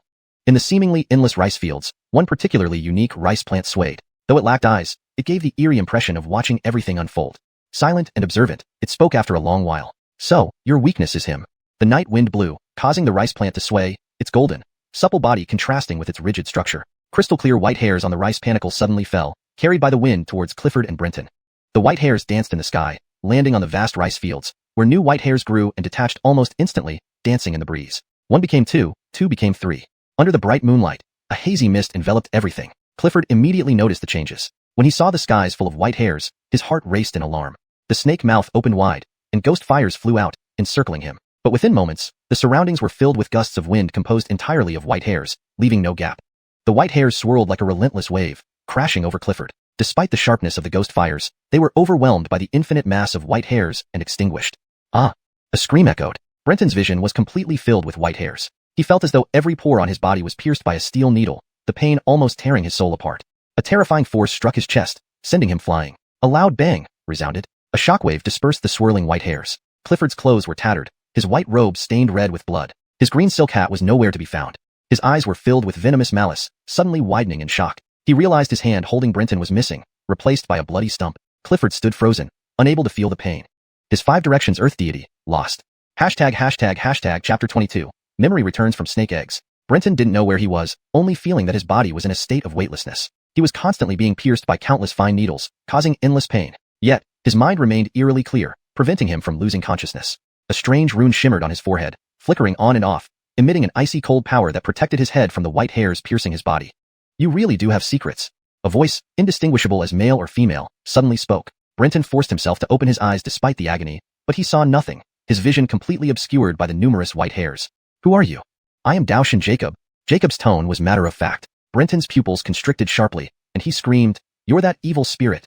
"Haha, evil spirit? Is that what you call me?" "It doesn't matter. In this world of cultivators, humans, and demons, aren't all considered evil spirits? We're all the same, and besides, isn't your master also an evil spirit?" "What did you say?" Brenton's face revealed disbelief. "Explain yourself clearly." Brenton shouted, but Jacob ignored him. Suddenly, he felt his body restrained, and the needle-like pain vanished. Looking down, he found himself wrapped tightly in countless rice leaves, suspended in midair.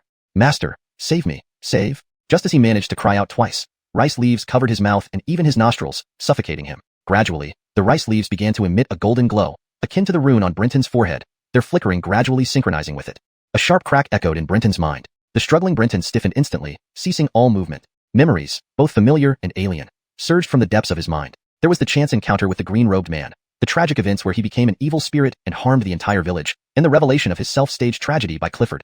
The Five Directions Great Age. It's actually the Five Directions Great Age? Jacob's voice trembled violently, barely able to believe it. Clifford panted heavily, his teeth clenching audibly.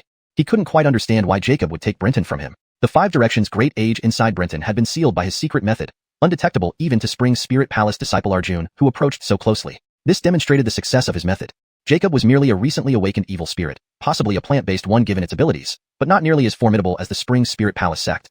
Clifford was almost certain Jacob had discovered Brenton's special nature. If the intention was simply to kill them, Jacob wouldn't have gone through the trouble of separating him from Brenton. Calm down, stay calm. Whether Jacob knows about the Five Directions' great age is uncertain, but if I were in its place, discovering such a treasure would compel immediate action. Even if aware, it would still attempt to acquire it after seizing the opportunity. That's my chance. This judgment wasn't arbitrary. He had acted similarly in the past. When unable to extract it himself, he used the power of lies through the monster tongue to alter Brenton's memories, keeping him close for the right moment. When Jacob attempted to separate the Five Directions' great age, there would be a reaction, giving him the chance to find Jacob's true form. Sure enough, soon Clifford detected powerful fluctuations nearby. Found you. The boss snake's mouth opened wide, spewing ghostly fires that burned the rice fields into ashes, creating a path. Whoosh whoosh whoosh. A series of whizzing sounds came from ahead. Before Clifford could react, several white arrows pierced through the ghostly fires. Fortunately, Clifford had been cautious, evading most of the arrows, but his right leg was hit. Bearing the intense pain, he tried to pull out the arrow, but it exploded, transforming into a cloud of white hairs. Those arrows were made of infinite white hairs floating in the air. Startled, Clifford felt his right leg lose sensation. Tearing open his pants, he saw his leg muscles rapidly atrophying, skin becoming loose and filled with age spots. His leg was aging rapidly, decades of life passing in moments. This is the power of aging. What is Jacob's true identity to wield such bizarre power? No wonder Arjun fell to it. However, while the aging power can restrain the Spring Spirit Palace disciples, I am a Hudson Luo Law Temple disciple, possessing the legacy of Hudson Luo. This won't hold me back. Clifford did not falter. Dropping down, he bit his aging right leg with his snake mouth, injecting venom directly into the muscle. Soon, his right leg lost its blood color, turning gray and rigid. Letting go of the snake mouth, Clifford staggered to his feet, shouting, "Just a minor trick. Do you think you can stop me with this?" With a roar, Clifford's abdomen swelled like a woman 6 months pregnant. The swelling quickly spread up to his chest, then neck, finally reaching his head. Even his facial features distorted grotesquely. Gah! A massive retching sound erupted. Bending over, Clifford vomited a human-sized snake egg from his snake mouth. The snake egg grew rapidly upon leaving the mouth, landing on the ground with a thud, half the size of a person. Jacob intended to flee with Brenton, as expected, trying to find a safe place to extract the Five Directions' great age. However, seeing it triggered a strong mental impact, disrupting his powers and exposing him, allowing Clifford to catch up. Seeing Clifford vomiting strange snake eggs, Jacob knew the stakes were high. Such treasures as the Five Directions' great age warranted any effort. Unless Clifford was eliminated, acquiring this treasure would be impossible. If you seek death, so be it. Killing intent oozed from Jacob's tone, preparing to end this once and for all. Once obtaining the Five Directions' great age, he would no longer be confined to the rice plant body, free from court and sect pursuit. Chapter 23. The Corrupted Corpses. Jacob's location was exposed, and he no longer concealed himself. He controlled the white-haired wind to hide Brenton while decisively revealing his true form. His rice plant body rapidly grew into a massive tree within the blink of an eye. Each golden ear of rice was as large as a person, presenting a magnificent sight.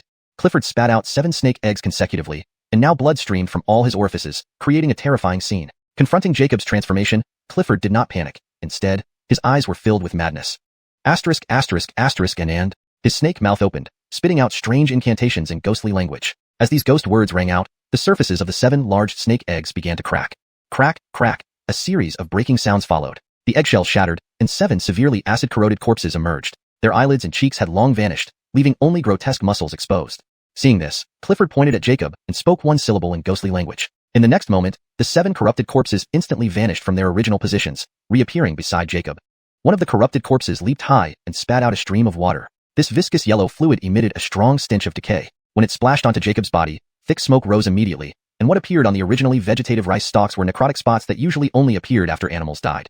The other 6 corpses also each possessed different supernatural abilities. Ghost fire, pus blood, and ghostly cries struck Jacob momentarily, causing him some confusion.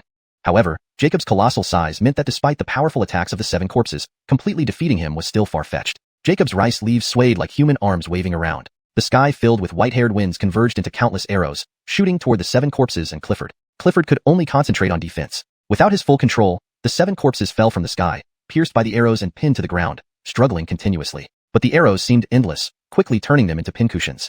This didn't stop. Seeing the corpses still writhing, surrounding rice plants swirled and enclosed, furiously cutting their bodies, severing chunks of flesh that fell into the paddy fields and were sliced into minced meat by sharp rice leaves. Yet, Clifford showed no sign of disappointment. He kept releasing ghost fire for defense, allowing Jacob to torment the corpses. Jacob's heart grew increasingly grave. He realized that while these corpses seemed easy to destroy, they were exceptionally tenacious. Being already dead, the peculiar force on the white hairs, which causes rapid aging, had no effect on them. Dead things do not age. And transforming the rice plants into metal blades was proving somewhat ineffective. No matter how much rotten flesh the corpse swords sliced off, the corpses always healed quickly. He understood now that these were not truly dead bodies but constructs existing between reality and illusion, formed by supernatural powers. If it weren't for the fact that the rice plants around him were empowered by his own magic, he doubted he could even harm these corrupted corpses. The inheritance of Guotian Hudson Luo is indeed formidable, Jacob sincerely admired, speaking as if an elder praising a junior, sounding superior. However, Jacob wasn't helpless. If he only possessed the previous minor techniques, he wouldn't have caused such havoc in the Rice Man City. As expected, Jacob moved next. His body bent, as if the heavy ears of rice pressed down on him. Clifford instinctively retreated, feeling increasingly wary. Suddenly, huge rice leaves descended like giant hands slapping the ground. Brilliant white light erupted from the rice leaves. Just a glance made Clifford feel as if his eyes were about to go blind, forcing him to close them. Blood tears flowed from his already bleeding eyes. What intense pure power of metal chi. Clifford was astonished. Wood and metal are inherently contradictory. It was hard to imagine how this evil spirit absorbed both energies simultaneously.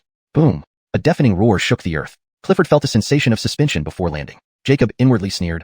Although I don't have specific spells to counter ghosts, this little celestial officer is not Guotian Hudson Luo. Strength overcomes all. Indeed, Jacob believed in overwhelming power. As the rice leaves descended, the 7 pinned corpses couldn't withstand a fraction of the impact. Before the leaves fully landed, they were obliterated by the thick and sharp metal chi. These 7 ghostly corpses must be your ace cards. Now that they're destroyed, let's see what else you can do. If nothing, then die. Jacob declared arrogantly, as if sentencing Clifford to death. Feeling the connection with the 7 corrupted corpses severed, Clifford, who could not see due to his blindness, laughed suddenly. A carefree laugh that gave Jacob an ominous premonition. Brenton remained calm amidst his tragic memories. While the same sorrow cannot break a person every time, this pain had become numb to Brenton. Or perhaps, his heart, riddled with holes, became resilient through repeated blows, less fragile. Pain remained but no longer drove Brenton to suicidal thoughts. Revenge through cultivation now seemed laughable since the enemy turned out to be himself. Bitter laughter crept onto Brenton's face as he understood why his master treated him so oddly, full of contradictions.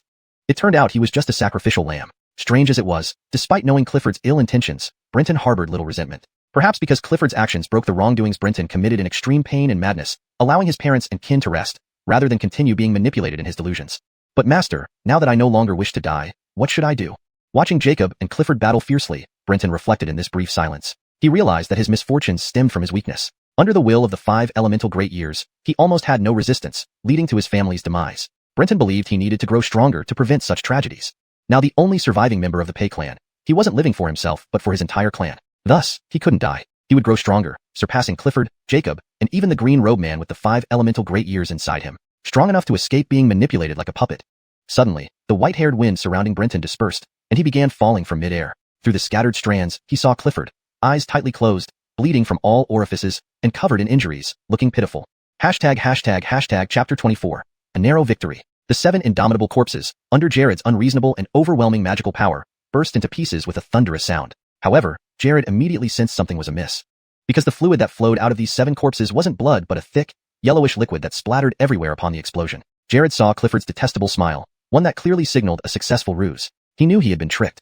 Jared was overly arrogant, looking down upon low-ranking cultivators like Clifford, believing that someone who merely controlled a celestial corpse could never be his match. In reality, Clifford had developed and utilized the celestial corpse to a level of perfection. Had other Hudson Luo Law Temple cultivators seen Clifford's prowess, they would have been stunned speechless, questioning how someone who understood the celestial corpse to such an extent and delved so deeply into the Hudson Luo dermic image could end up in a place like Fengyin City, a town neither large nor small, acting as a guardian immortal officer.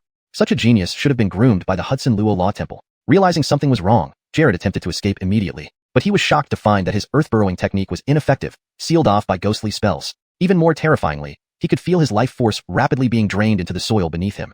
Clifford laughed triumphantly, saying arrogantly, "You thought my trump card was those 7 skillful ghost corpses. In truth, they were mere materials for my spell. These are the 7 ghosts representing the 7 spirits I painstakingly gathered over years. Through them, I can project a space from the underworld into reality. You are no longer in the human world. You're now in the underworld."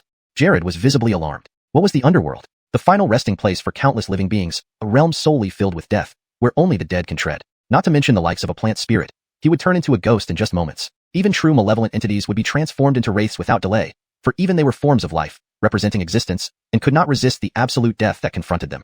Clifford's move was a perfect counter against Jared. Even if Jared was far more powerful than Clifford, he now lacked any means of retaliation. Jared roared and moaned in agony. His leaves, once shining like gold, began to wither and turn gray, then spontaneously ignited with ghostly flames. No matter how much Jared struggled, he couldn't stop his body from rapidly deteriorating. Accepting his inevitable fate, Jared ceased struggling. Truly, I did not expect such brilliance from a mortal who once seemed as insignificant as grass. My failure this time is due to my arrogance. But when I return next time, I will not make the same mistake again.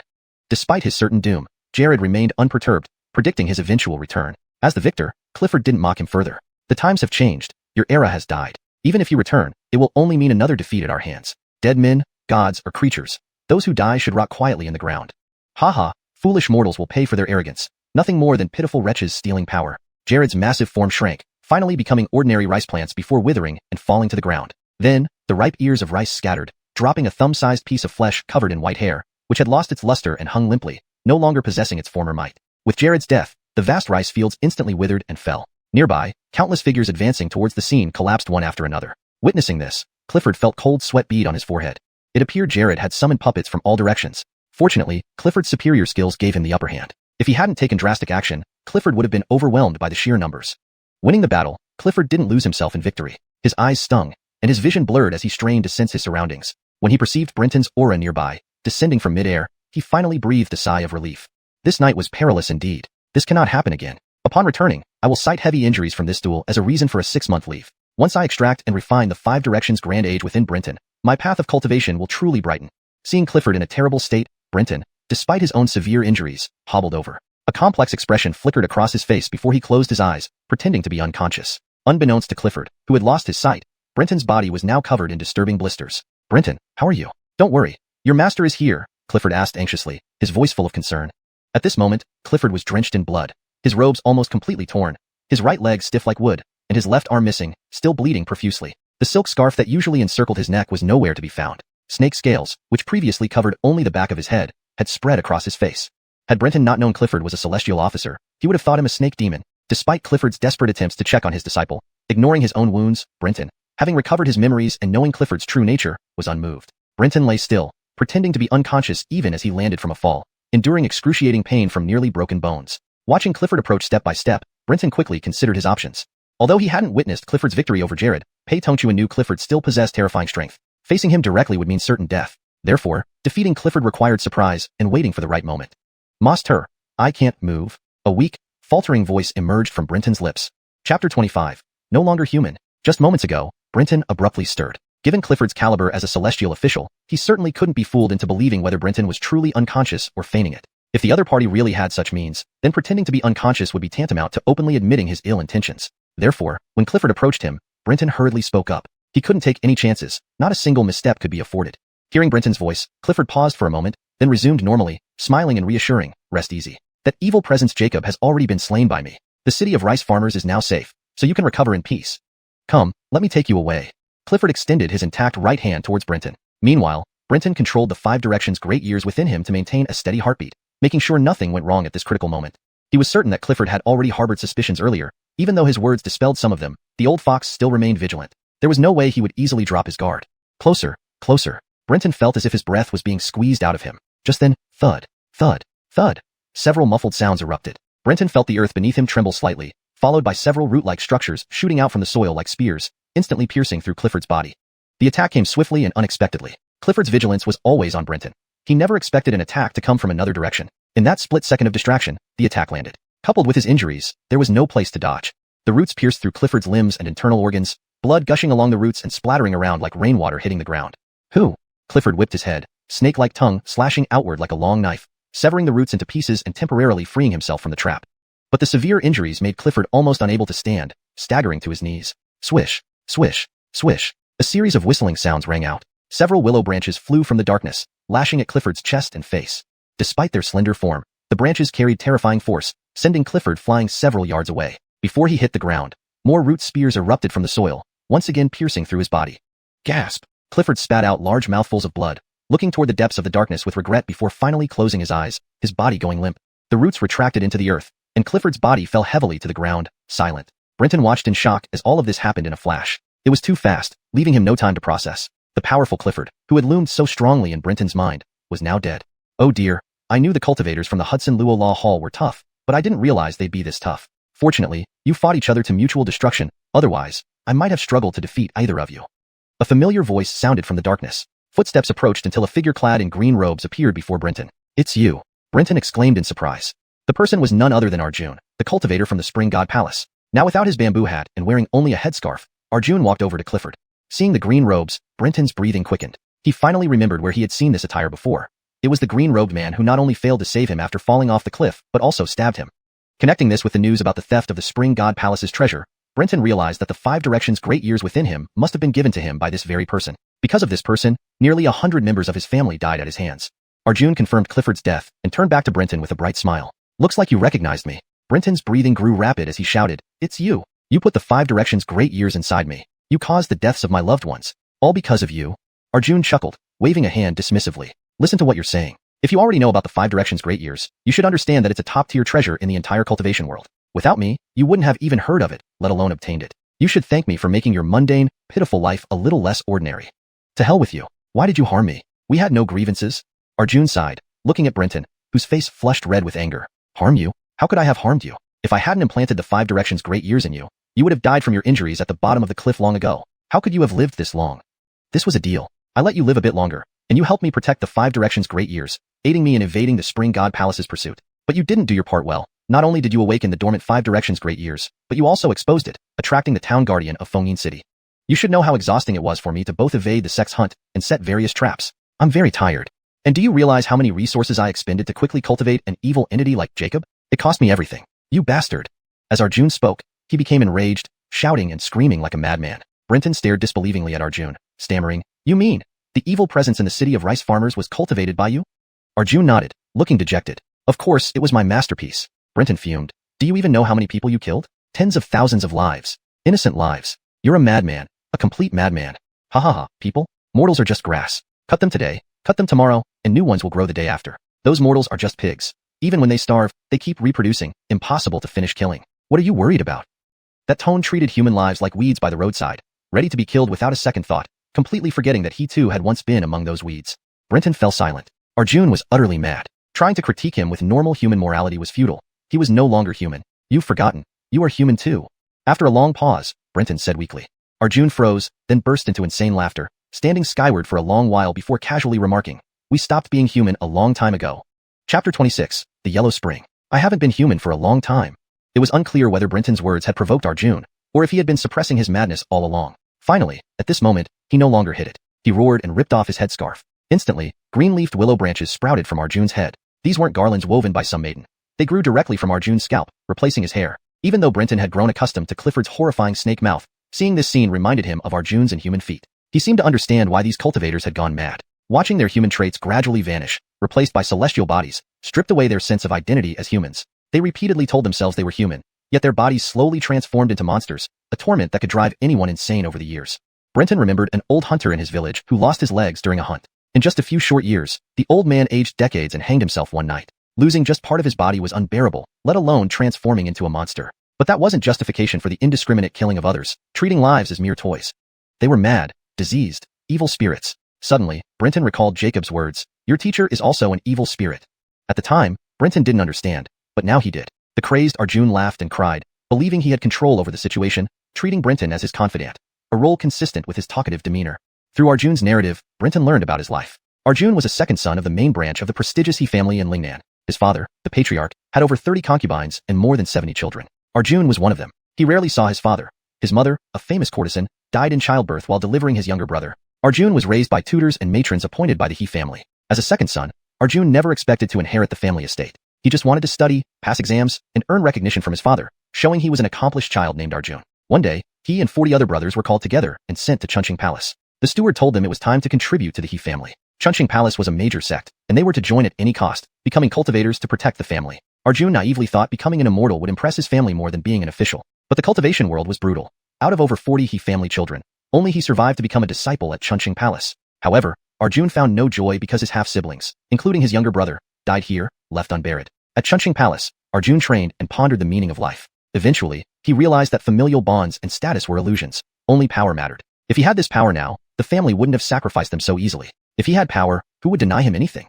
So, he plotted meticulously, climbing ranks until he became the guardian disciple of Chunqing Palace's treasured Hudson Fong Tai Sui. Later, conspiring with other sects, he stole the offspring of Hudson Fong Tai Sui during a chaos in the sect. Fleeing with years of preparation, he managed to escape. But later, pursued, to prevent failure, he placed Hudson Fong Tai Sui in the nearly dead Brenton, falling from a cliff. Fortunately, I escaped again. I didn't expect Hudson Fong Tai Sui to awaken in you and begin merging. While not too troublesome for us, I didn't foresee Clifford discovering you. Brenton felt sorrow for both Arjun's life and his own. With Arjun's knowledge of Hudson Fong Tai Sui, Brenton had no chance of victory, so he closed his eyes, awaiting death. Suddenly, a familiar hoarse voice rang out, "So, Killing you means no further worries for me. Both Brenton and Arjun froze. Unbelievably, Arjun turned to see Clifford's apparently lifeless body. You're still alive. Hudson Luo Law Temple disciples are indeed tenacious. Arjun was surprised but not panicked. Clifford was near death, and even if he had strength left, Arjun was confident of victory. Clifford struggled to stand, laughing strangely like an avenging spirit. Your confidence might come from stealing Hudson Fong Tai Sui from a major sect as a fusion realm cultivator, but aren't you underestimating the world of cultivators? I don't underestimate them. I just can't imagine losing. Arjun laughed arrogantly, then lifted his hands and clapped. Since stabbing you fails, I'll ensure you leave no remains. Roaring, veins bulging on his forehead, Arjun's robes swelled with power. But oddly, nothing happened. Trying several times, still, nothing. Cultivators value seizing the initiative. You had it, but your boasting gives me the upper hand. Clifford looked up to see yellow, viscous fluid pouring from his snake mouth, pooling beneath him. Before Arjun could react, a large black shadow appeared above Clifford, mimicking his hand movements, chanting in ghost language. Next, the yellow liquid boiled, filled with screams. Decaying or emaciated white hands emerged, grabbing Arjun. Yellow spring. Arjun yelled, but it was too late. His body sank rapidly, vanishing into the yellow spring without a word. Seeing Arjun disappear, Clifford spat blood, collapsing, bitterly smiling. The black Dharmakaya above and the surrounding expanse of yellow spring water vanished, leaving Brenton and Clifford staring at each other in silence, neither speaking a word. Chapter 27. The end draws near. I'm dying. After a long while, Clifford finally spoke up. Brenton sat up, his face full of disbelief. With a mocking laugh, he said, after seeing all the tricks Master has shown, you really think I can still resist you? Why use such a lame excuse to deceive me? If you want to attack, just do it. But don't expect me to surrender easily.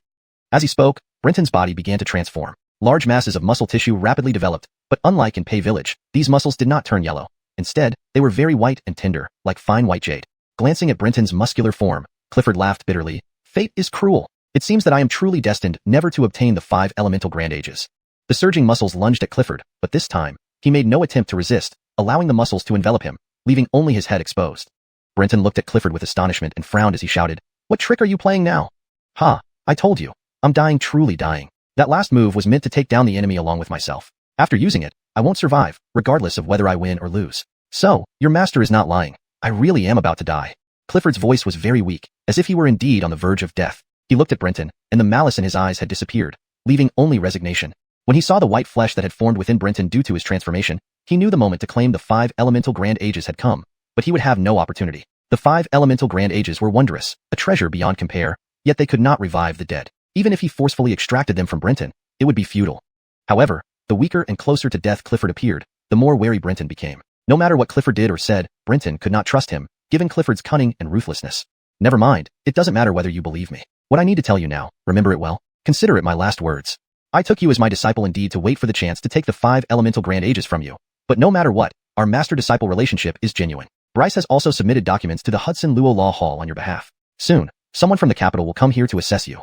You needn't worry about that because you and the 5 elemental grand ages have already begun merging. You must be curious about its functions. I have little time, so I'll tell you the most important part for us cultivators. It neutralizes the dangers when controlling an immortal skeleton, ensuring you can safely wield it.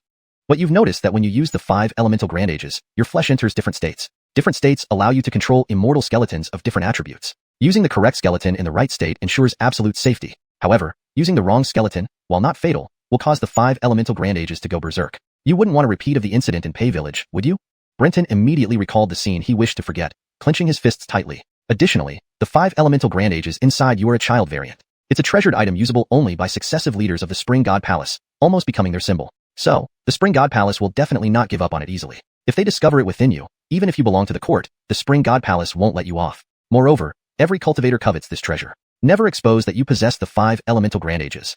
After I die, go back and find Bryce. Don't mention Arjun. If I'm correct, his identity as the guardian immortal official of Zhongshan Town is fake. Just tell Bryce that I died together with the evil entity archer from Dowran City. Both Carlton and Bai, who traveled with us, are dead. No one can question this.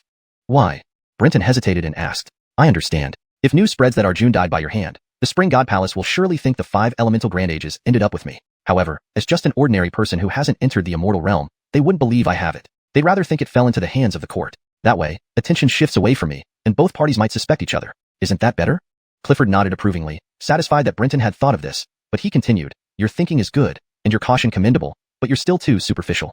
Arjun is merely a cultivator of the 8th rank, similar to mine. How could someone from the illustrious Spring God Palace steal their greatest treasure and escape unharmed without any suspicious circumstances? My guess is, the next leader of the Spring God Palace may lack unanimous support, or there are those who covet the position. In this case, Arjun was merely a pawn.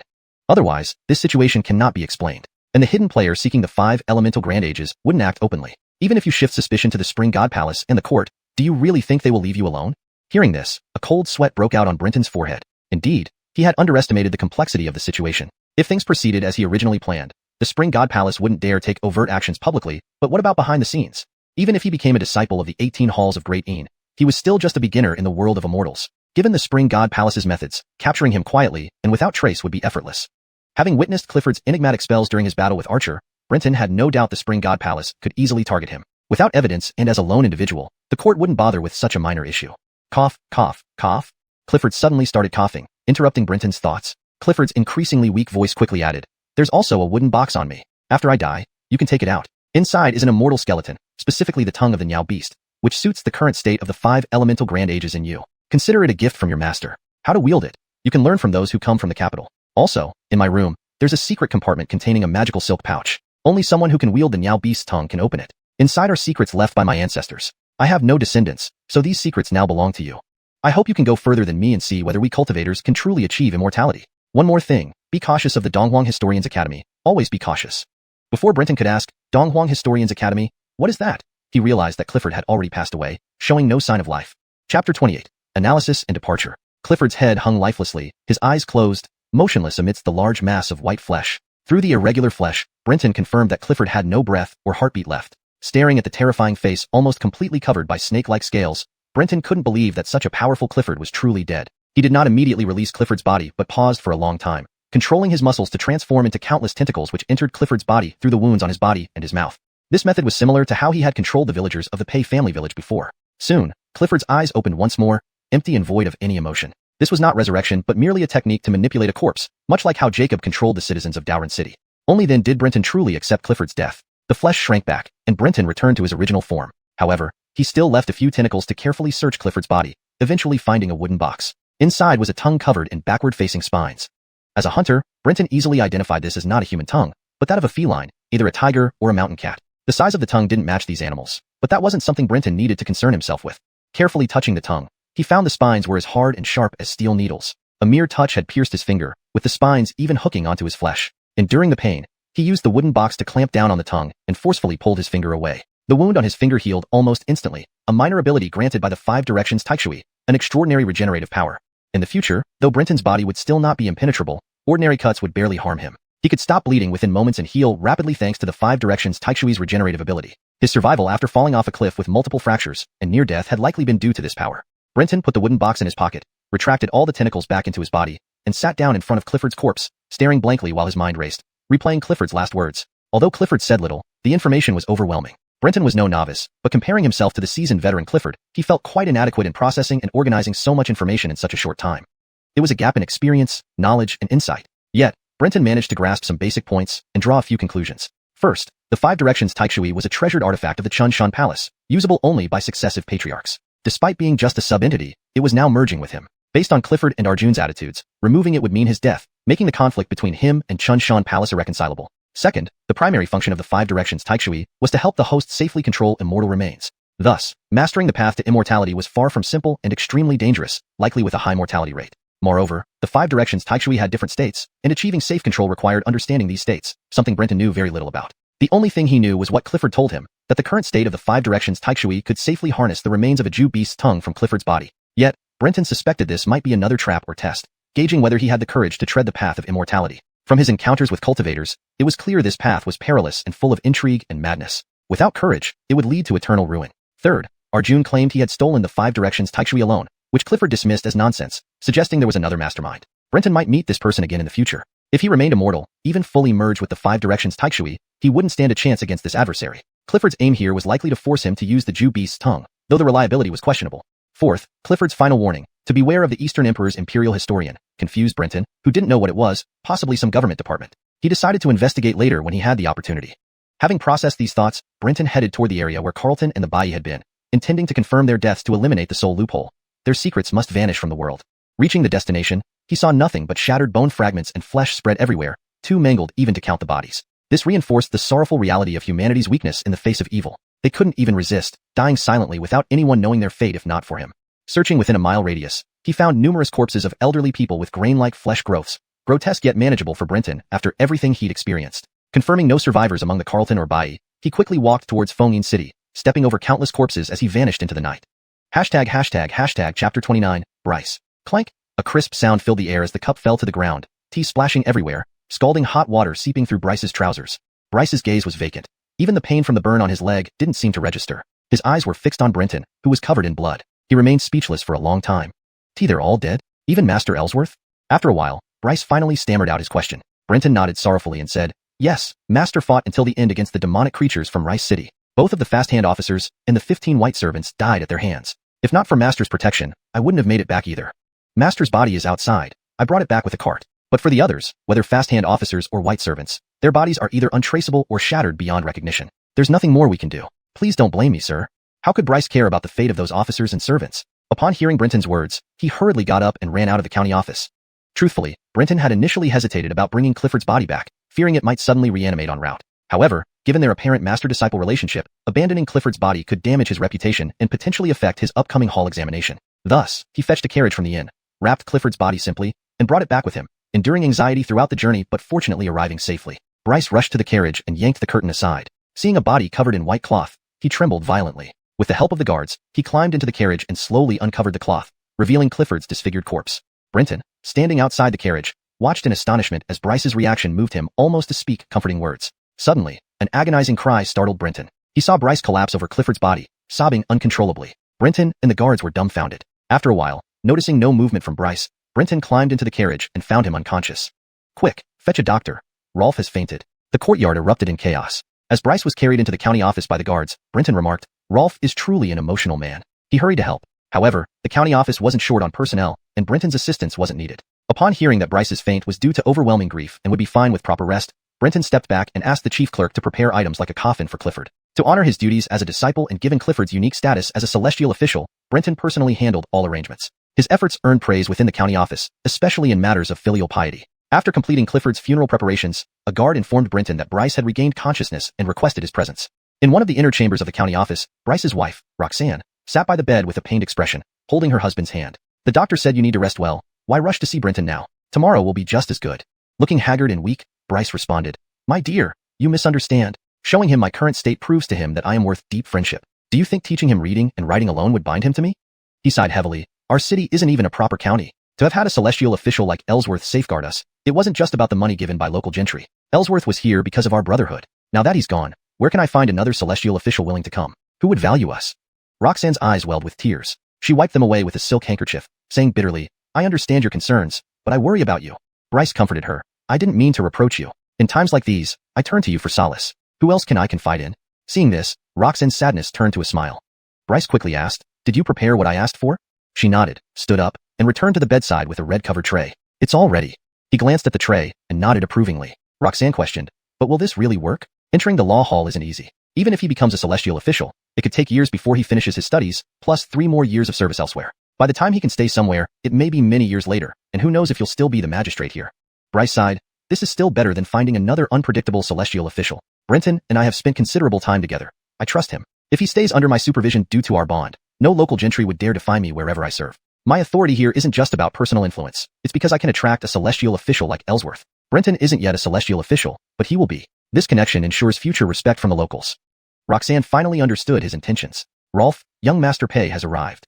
Bryce pushed Roxanne gently. Go invite him in personally. She nodded and greeted Brenton warmly at the door. Tongqin, come in quickly. Your teacher has been calling for you since he woke up.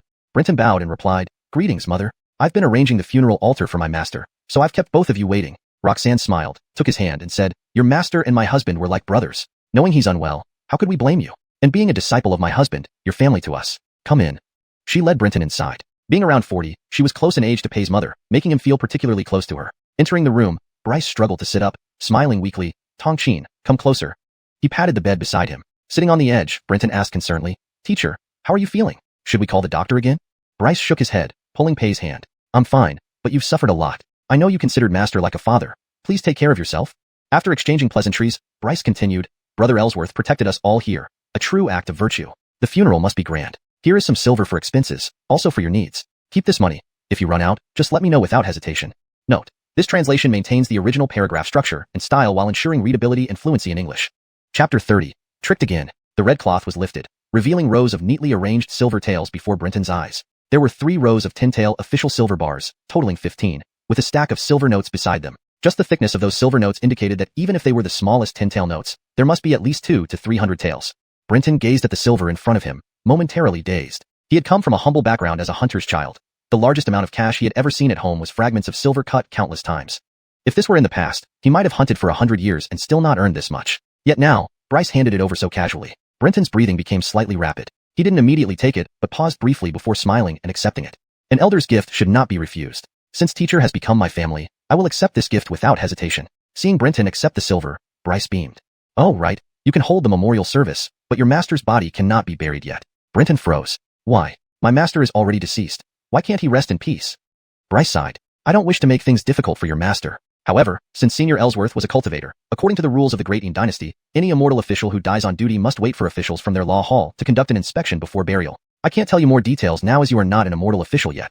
Understanding it was a court regulation, Brenton did not insist on immediate burial. Subsequently, Bryce explained many funeral rites, after which Brenton left with the silver. In reality, the funeral arrangements didn't require Brenton's direct involvement. Clerks and others within the government took care of it.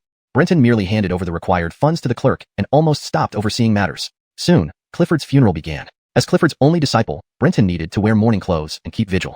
That day, nearly every notable gentleman and wealthy household in Fengyin City came to pay respects. After 7 busy days, the coffin was sealed, and the ceremony temporarily ended, awaiting officials from the Hudson Luo Law Hall. Only then did Brenton find time to visit Clifford's room. He followed Clifford's final instructions, pushing aside the bed, locating the floorboard, and prying it open to dig through the soil beneath. Not far down, he found a simple square wooden box. Carefully retrieving the box and restoring everything to its original state, Brenton placed it on the table and opened it cautiously. Finding no danger inside, he examined the contents, a palm-sized purple silk pouch and a book. Brenton tried opening the silk pouch, but found it unyielding, as Clifford had mentioned. No matter how he tugged, it wouldn't budge. He placed it in his robe and picked up the book. Opening it, he discovered it was a family genealogy. Flipping to the end, he saw Clifford's name listed, confirming it was the Ellsworth family genealogy.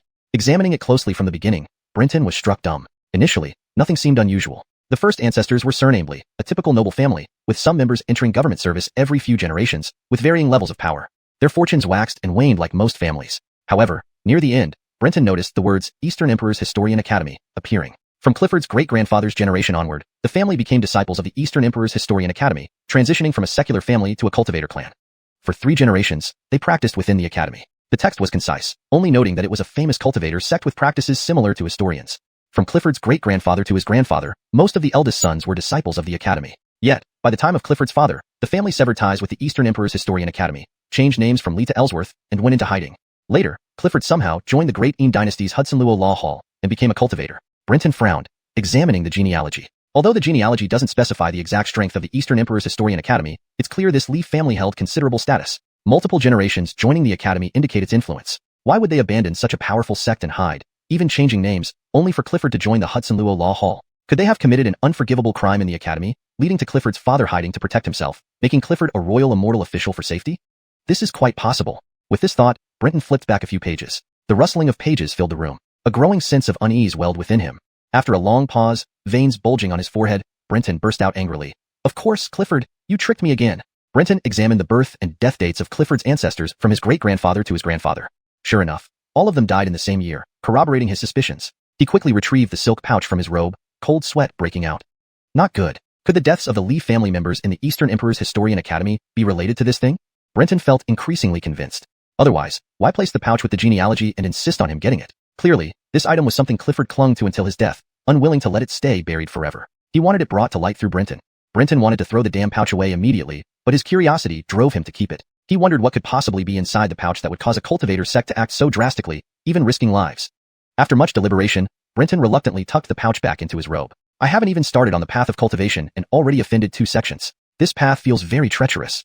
Chapter 31. Sod. Due to the death of an immortal official and the entire county falling victim, the incident stirred up a massive wave in the imperial court. Within less than half a month, immortal officials from the capital arrived. This day, while Brenton was reading, he was summoned to the inner chamber of the county office by the bailiff. Upon entering, Brenton saw someone dressed in a robe similar to Clifford seated at the main guest position. However, this person was petite, barely standing 5 feet tall, lacking the imposing presence that made Clifford intimidating. Immortal official Qin. This is Clifford's disciple, Brenton. He is also the sole survivor of the Darren City incident. Tong Qin. This is immortal official Sod of the Hudson Luo Law Hall. Come forward and greet her. Perhaps you will be fellow disciples in the future. Brenton hurriedly approached. Brenton pays respects to immortal official Qin. Tell me the entire story of the Darren City incident in detail. As for your initiation, we can discuss it later. Immortal official Qin didn't move or look at Brenton. Only her slightly solemn voice echoed. Brenton had long memorized his account of the Darren City incident and began recounting it smoothly. Immortal official Qin listened silently without asking any questions. Afterward, she suddenly stood up and said, I've recorded what you said. Other fellow Taoists have already gone to investigate Darren City. If there are discrepancies, I will revisit you. Now, take me to see Clifford's body. County Rolf need not follow. Bryce, who had just stood up, could only laugh and comply. Brenton sighed inwardly, finding these immortal officials so eccentric and unconventional. Immortal official Qin, petite as she was, stood beside Brenton. With her face hidden under a conical hat, he couldn't discern her features. He led her to the small courtyard where Clifford lay, the coffin placed in an unused room. Immortal official Qin, my master's body is inside the coffin. Should I step back? No need. Sod coldly responded, then walked to the coffin. With a small hand gesture, the heavy lid flew off, crashing to the ground with a thud. Brenton frowned. Sod showed no respect for Clifford, almost desecrating the dead. Rise. Sod commanded coldly. Suddenly, Clifford, who had been dead for over 2 weeks, stood up stiffly from the coffin, eyes closed, face gray. A strong stench of decay filled the room. Brenton covered his nose, his eyes filled with confusion. Immortal official Qin, what are you doing? A tearing sound followed. Brenton watched as Sod tore Clifford's clothes off, exposing his naked body. Brenton stepped forward, angrily demanding, Immortal official Qin, what does this mean? My master may be dead, but you should not desecrate his body. We are of the same sect. Sod shoved Brenton, sending a cold aura into his body, freezing him stiff. Brenton's eyes widened, teeth chattering uncontrollably, unable to speak. Sod examined Clifford's body meticulously. The countless holes and the severed left wrist were beginning to rot. Undeterred, she climbed onto the coffin, grabbing the snakehead at Clifford's nape and forcefully tearing it off. Then, using her other hand, she retrieved a wooden box from her robes and placed the snakehead inside. Since Clifford accepted you as his disciple, he must have told you about immortal remains, right? Brenton glared, thinking, you sealed my mouth but still asked me questions. But Sod wasn't expecting an answer. She turned, looking down at Brenton. I kept you here to show you the reality and cruelty of the cultivation world. We cultivators start as mere mortals. To walk the path of immortality, we must harness immortal remains. Yet if we die, those remains must be extracted. There is no power without cost. Want to become a cultivator? Either fight your way to the peak or die and leave nothing behind, not even a complete corpse. As she spoke, Brenton finally saw her face clearly. She was as petite as her figure, adorable with soft features and baby fat on her cheeks. Her eyes remained closed, and her lips did not move, clearly speaking through ventriloquism.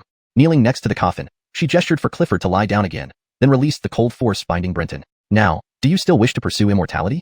Brenton clasped his hands, his gaze resolute. My family was wiped out by evil spirits. I vowed before my master to cultivate and eliminate all evil one day. Even if I die, I won't regret it. So what if my body isn't intact? Even if I'm shattered to pieces, I'll accept it. Brenton's determination was unwavering, clear in his words. Sod paused, her tone still devoid of emotion. Very well, you've passed the first test. Prepare your master's coffin properly. I'll wait for you in the courtyard. Sod walked outside and sat at the stone table where Clifford used to sit, motionless like a statue. Brenton took a deep breath, feeling the overwhelming stench. Reverently, he resealed the coffin, arranged the scattered memorial tablets, and lit incense, bowing deeply. Finally, he locked the door and joined Sod. Good strength. Sod suddenly spoke. Brenton paused, then felt a surge of panic. Clifford's coffin was made of fine wood, the lid alone weighing over 200 pounds. Ordinary people would struggle to lift it, let alone reseal it. However, Brenton had managed it effortlessly. Quickly regaining composure, he replied, Oh, I come from a hunting background and have practiced some basic martial arts since childhood. I often consume mountain treasures, making me much stronger than ordinary people. Sit. Sod seemed genuinely casual. Once Brenton sat down, she directly said, Show me the immortal remains your master prepared for you. Let me examine them. ##### Chapter 32. The Deceitful Beast's Tongue and Three Choices. When Sod mentioned she wanted to see the immortal remains prepared for him by Clifford, Brenton felt a sudden surge of hope. Could this mean she was going to help him harness the immortal remains? With that thought, Brenton excused himself and hurried back to his room, fetching the wooden box containing the deceitful beast's tongue. Returning to Sod, he said, This is the immortal remains my master has prepared for me. He told me it's the tongue of a deceitful beast. Sod reached out and opened the box directly. Her dark golden eyes slowly opened as she gazed at the deceitful beast's tongue within. In an instant, Brenton felt his blood freeze, an overwhelming shiver from deep within his soul causing his breathing to halt. Those were definitely not human eyes. Fortunately, Sod closed her eyes after just a glance at the tongue. Noticing Brenton's shock, she spoke in a cold yet composed voice. I can't fully control these eyes yet, so when they open, they affect those around me. But there's no harm done. You don't need to worry. After a long while, Brenton felt the trembling in his heart subside, and the flow of blood resumed. Glancing at Sod warily, he never imagined such a delicate and seemingly frail young girl could be so terrifying. From what he saw, she was undoubtedly stronger, if not equally powerful, compared to Clifford. Seeing Brenton recover, Sod continued, I've examined these immortal remains, and there are two things I must tell you. Please enlighten me, Immortal Officer Qin.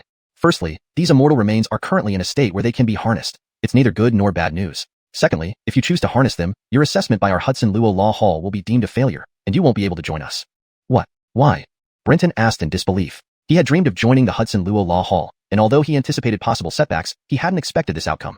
Facing Brenton, Sod replied with certainty, because this tongue isn't long enough. What? Not long enough? What does that mean? Exactly as it sounds. Hearing such a preposterous answer, Brenton was dumbfounded. Sod explained, you'll understand once you truly enter the path of immortality. Now, I give you 3 choices. Taking a deep breath to regain composure, Brenton bowed and said, Brenton listens attentively. The first choice is to hand over these immortal remains to the court. In return, they will provide you with a house, 10 acres of premium farmland, and 300 taels of silver, allowing you to live comfortably. Your descendants will also have the privilege of attending local schools for 3 generations. Brenton was stunned, not because the offer was generous, but because it was miserly. After all, the deceitful beast's tongue was a key to immortality, yet they offered merely a house, some land, and a few hundred taels. Even Bryce had offered similar rewards to recruit him. This wasn't an exchange, it was practically daylight robbery. Please tell me the other options. Sod didn't express an opinion and continued. The second choice is to surrender the immortal remains to us, and we will provide you with another suitable one. If you successfully harness it, you can join the Hudson Luo Law Hall. However, you'll need to sign a contract with the court, serving for 200 years. Breaking this vow means your soul will disintegrate. Brenton coughed, pretending to complain. These terms seem quite harsh. Harsh? They're not. The deceitful beast's tongue isn't suitable for our Hudson Luo Law Hall's practitioners, offering little value to us. Trading it for resources with other law halls or sects might take years, or even centuries. Meanwhile, the immortal remains we provide won't depreciate. In practical terms, how can the deceitful beast's tongue compare with ours? Brenton was actually tempted. Witnessing Clifford's power, the Hudson Luo Law Hall seemed like a formidable force, and backing a strong entity would surely benefit him. However, Brenton had the 5 elemental spirits within him, making it difficult to harness immortal remains without careful consideration. Thus, he had to inquire about the third choice. Thirdly, you can continue to harness the deceitful beast's tongue and enter the path of immortality, but you won't be able to join the Hudson Luo Law Hall. Actually, among the 18 law halls in the Great Yin Dynasty, 17 don't accept the deceitful beast's tongue. You'd end up in the Heroes Hall instead. Brenton's eyes lit up. Heroes Hall sounds intriguing. Sada's expression turned peculiar. After a pause, she responded, it sounds nice, but it's known by other names in the Great Wilderness, such as the Wandering Cultivator Hall or the Failed Seeds Hall. The Heroes Hall is meant for stray cultivators and accidental immortals scattered across the wilderness. Without any lineage, you might not advance much on the path of immortality. Consider these 3 choices carefully. Personally, I suggest you choose the first. Why? Sod paused, sighing. Fine, today I'll make an exception. Harnessing immortal remains isn't simple. It's incredibly difficult and extremely dangerous. Historically, only a handful succeed. 1 or 2 out of 100. Failure means death. There's no way out once you start. You're still young, blinded by hatred. I advise you not to pursue the path of immortality. It's more akin to certain death than gambling. Brenton stared in surprise at Sada's baby-faced demeanor. Despite her warning, he found it odd and somewhat touching that this young girl showed such concern. Clifford and even Bryce knew about this but hadn't warned him. Comparing the two revealed Sada's kindness beneath her cold exterior. Thank you for your advice, Immortal Officer Chin. However, I've made my decision. Given the chance to step onto the path of immortality, I cannot turn back. Take your time considering. Even if you decide to become an immortal practitioner, you must wait for the investigating officer from Rice City to confirm your truthfulness before I can teach you how to harness the immortal remains. Chapter 33, Rushu and the Choice. Outside Rice City, a group of Hudson Luo sect cultivators, dressed in moon-white robes and wearing blue silk conical hats, walked through the desolate rice fields with furrowed brows. The air was thick with the stench of death. What was once a golden sea of rice had turned into a desolate wasteland, withered and fallen to the ground. As they moved forward, they encountered numerous decaying corpses. There are so many bodies here. It's almost like a battlefield. One of them remarked casually, seemingly unbothered by the grim sight before them. Unfortunately, the capital is too far away. The corpses have decayed beyond recognition, and their souls have dispersed. Otherwise, this would have greatly advanced our cultivation. Since that's the case, let's not waste any more time. We need to find the main body of the evil spirit as soon as possible. According to reports, the survivors haven't tampered with the evil spirit's corpse, so the immortal remains should still be intact. The group conversed while walking towards the city gate where Clifford had fought Jared according to the intelligence provided. They quickly arrived at the precise location. After a brief search, they easily found Jared's body along with a piece of flesh covered in white hair next to it. One of them picked it up and exclaimed joyfully, "We found it! This must be the immortal remains of the evil spirit." The others examined it curiously. Just one set of immortal remains? An evil spirit born from immortal remains could devastate an entire county. What kind of origins does this immortal remains have to be so powerful? Their eyes gleamed with intense interest and greed, clearly each hoping to possess the artifact for themselves. If there had been only one person today, they might have embezzled it without hesitation. Unfortunately, there were too many people present, and there was only one item, making it impossible to divide among themselves. Finally, the leader took the immortal remains and respectfully addressed a middle-aged man standing on the outskirts. "Brother Halden, we've found the immortal remains, but we don't know its origin yet. We'll need your help to appraise it." The man held a blank scroll and was quickly writing something. Upon hearing the leader's words, he tucked the book and pen away carefully and accepted the remains, saying, "Sir Halden is too modest. This is my duty as an official from the Eastern Emperor's Historian Academy." He then retrieved a bamboo scroll from his robe, unfolded it mid-air, and placed the piece of flesh upon it. The scroll rapidly unfurled, and everyone watched in silence. Soon enough, it stopped, emitting rays of golden light that formed text near the flesh. However, the characters looked peculiar, resembling flowers, birds, fish, and insects, making them unreadable. But the historian gasped sharply and excitedly bowed to the group, saying, "Today is a fortunate day for all of you, fellow Taoists, as you have accomplished great deeds." Realizing the significance, the others eagerly asked for more details. Wade replied with a complex expression, "This piece of flesh belongs to Rushu. It's not just an evil spirit but a true god." "A true god? Wade, please don't jest with us." "It's indeed true. According to records in the Eastern Emperor's Historian Academy, Rushu is the god of autumn, the metal god, and the god of punishment." All of them sucked in a sharp breath, their gazes burning with fervor. No wonder the evil spirit was so formidable. Fortunately, it had just awakened. Otherwise, instead of mutual destruction between the evil spirit and Fengyin City's immortal officials, it would likely result in their tragic deaths. Unfortunately, without Rush's divine imprint, these immortal remains have become useless. Someone's comment dampened everyone's excitement. "Well, stop gathering here. Let's wrap up the investigation and leave." Even as Hudson Luo sect disciples, this overwhelming stench is intolerable. The leading immortal official urged them on, and they promptly scattered. Most lost their investigative zeal, now focused on returning with proof of discovering the legendary autumn god Rush's immortal remains. The investigation became perfunctory, and they left Rice City the same day after notifying nearby guards to handle the corpses, heading for Fengyin City to meet Sod. 3 days later, Sod listened to their reports while a scribe from the Eastern Emperor's Historian Academy recorded everything. By evening, it was finally over. The lead immortal official asked, "Sister Qin, how did the investigation of the survivor go?" Sod replied expressionlessly, "I questioned him, and his statements corroborated with your findings, confirming he didn't lie. However, the immortal remains Clifford prepared weren't suitable for our Hudson Luo sect, so I gave him 3 options. Once he returned and confirmed he was fine, I would ask for his choice." 3 options? Sod briefly explained the choices to everyone. After hearing her description, someone laughed. "Why choose? Based on your description, he definitely won't settle for being a wealthy landlord and will surely opt to become a disciple of our Hudson Luo sect." None disagreed, clearly confident in their sect. Sod said, "The immortal remains of Rushu are crucial. Since the investigation is complete, take the remains back to the capital. I'll stay behind. If he survives, I'll bring him back." Understanding Sod's character, none objected, deciding to depart the next day. Leaving, Sod went straight to Brenton. "The investigators are back and have cleared you. You can now tell me your choice."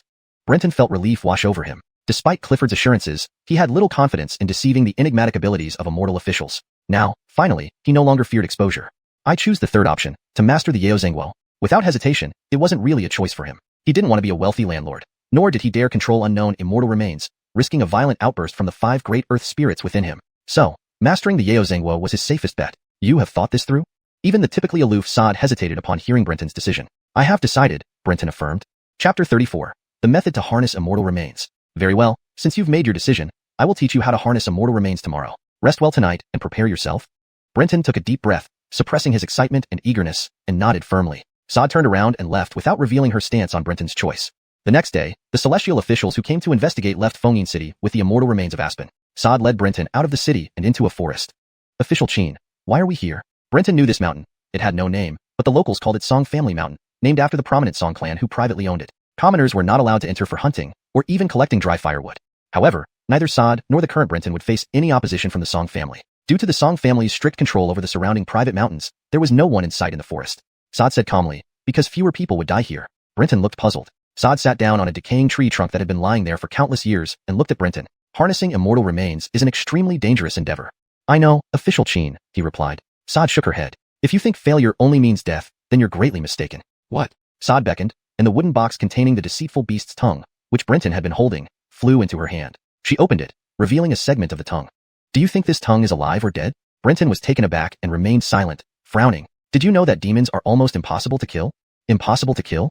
Brenton was shocked. "Almost impossible to kill. You should understand that immortal remains come from dead demons. In other words, they are the soul and core of life and power of demons. As long as the immortal remains are intact, the demon technically never dies. This is also the source of danger when harnessing immortal remains.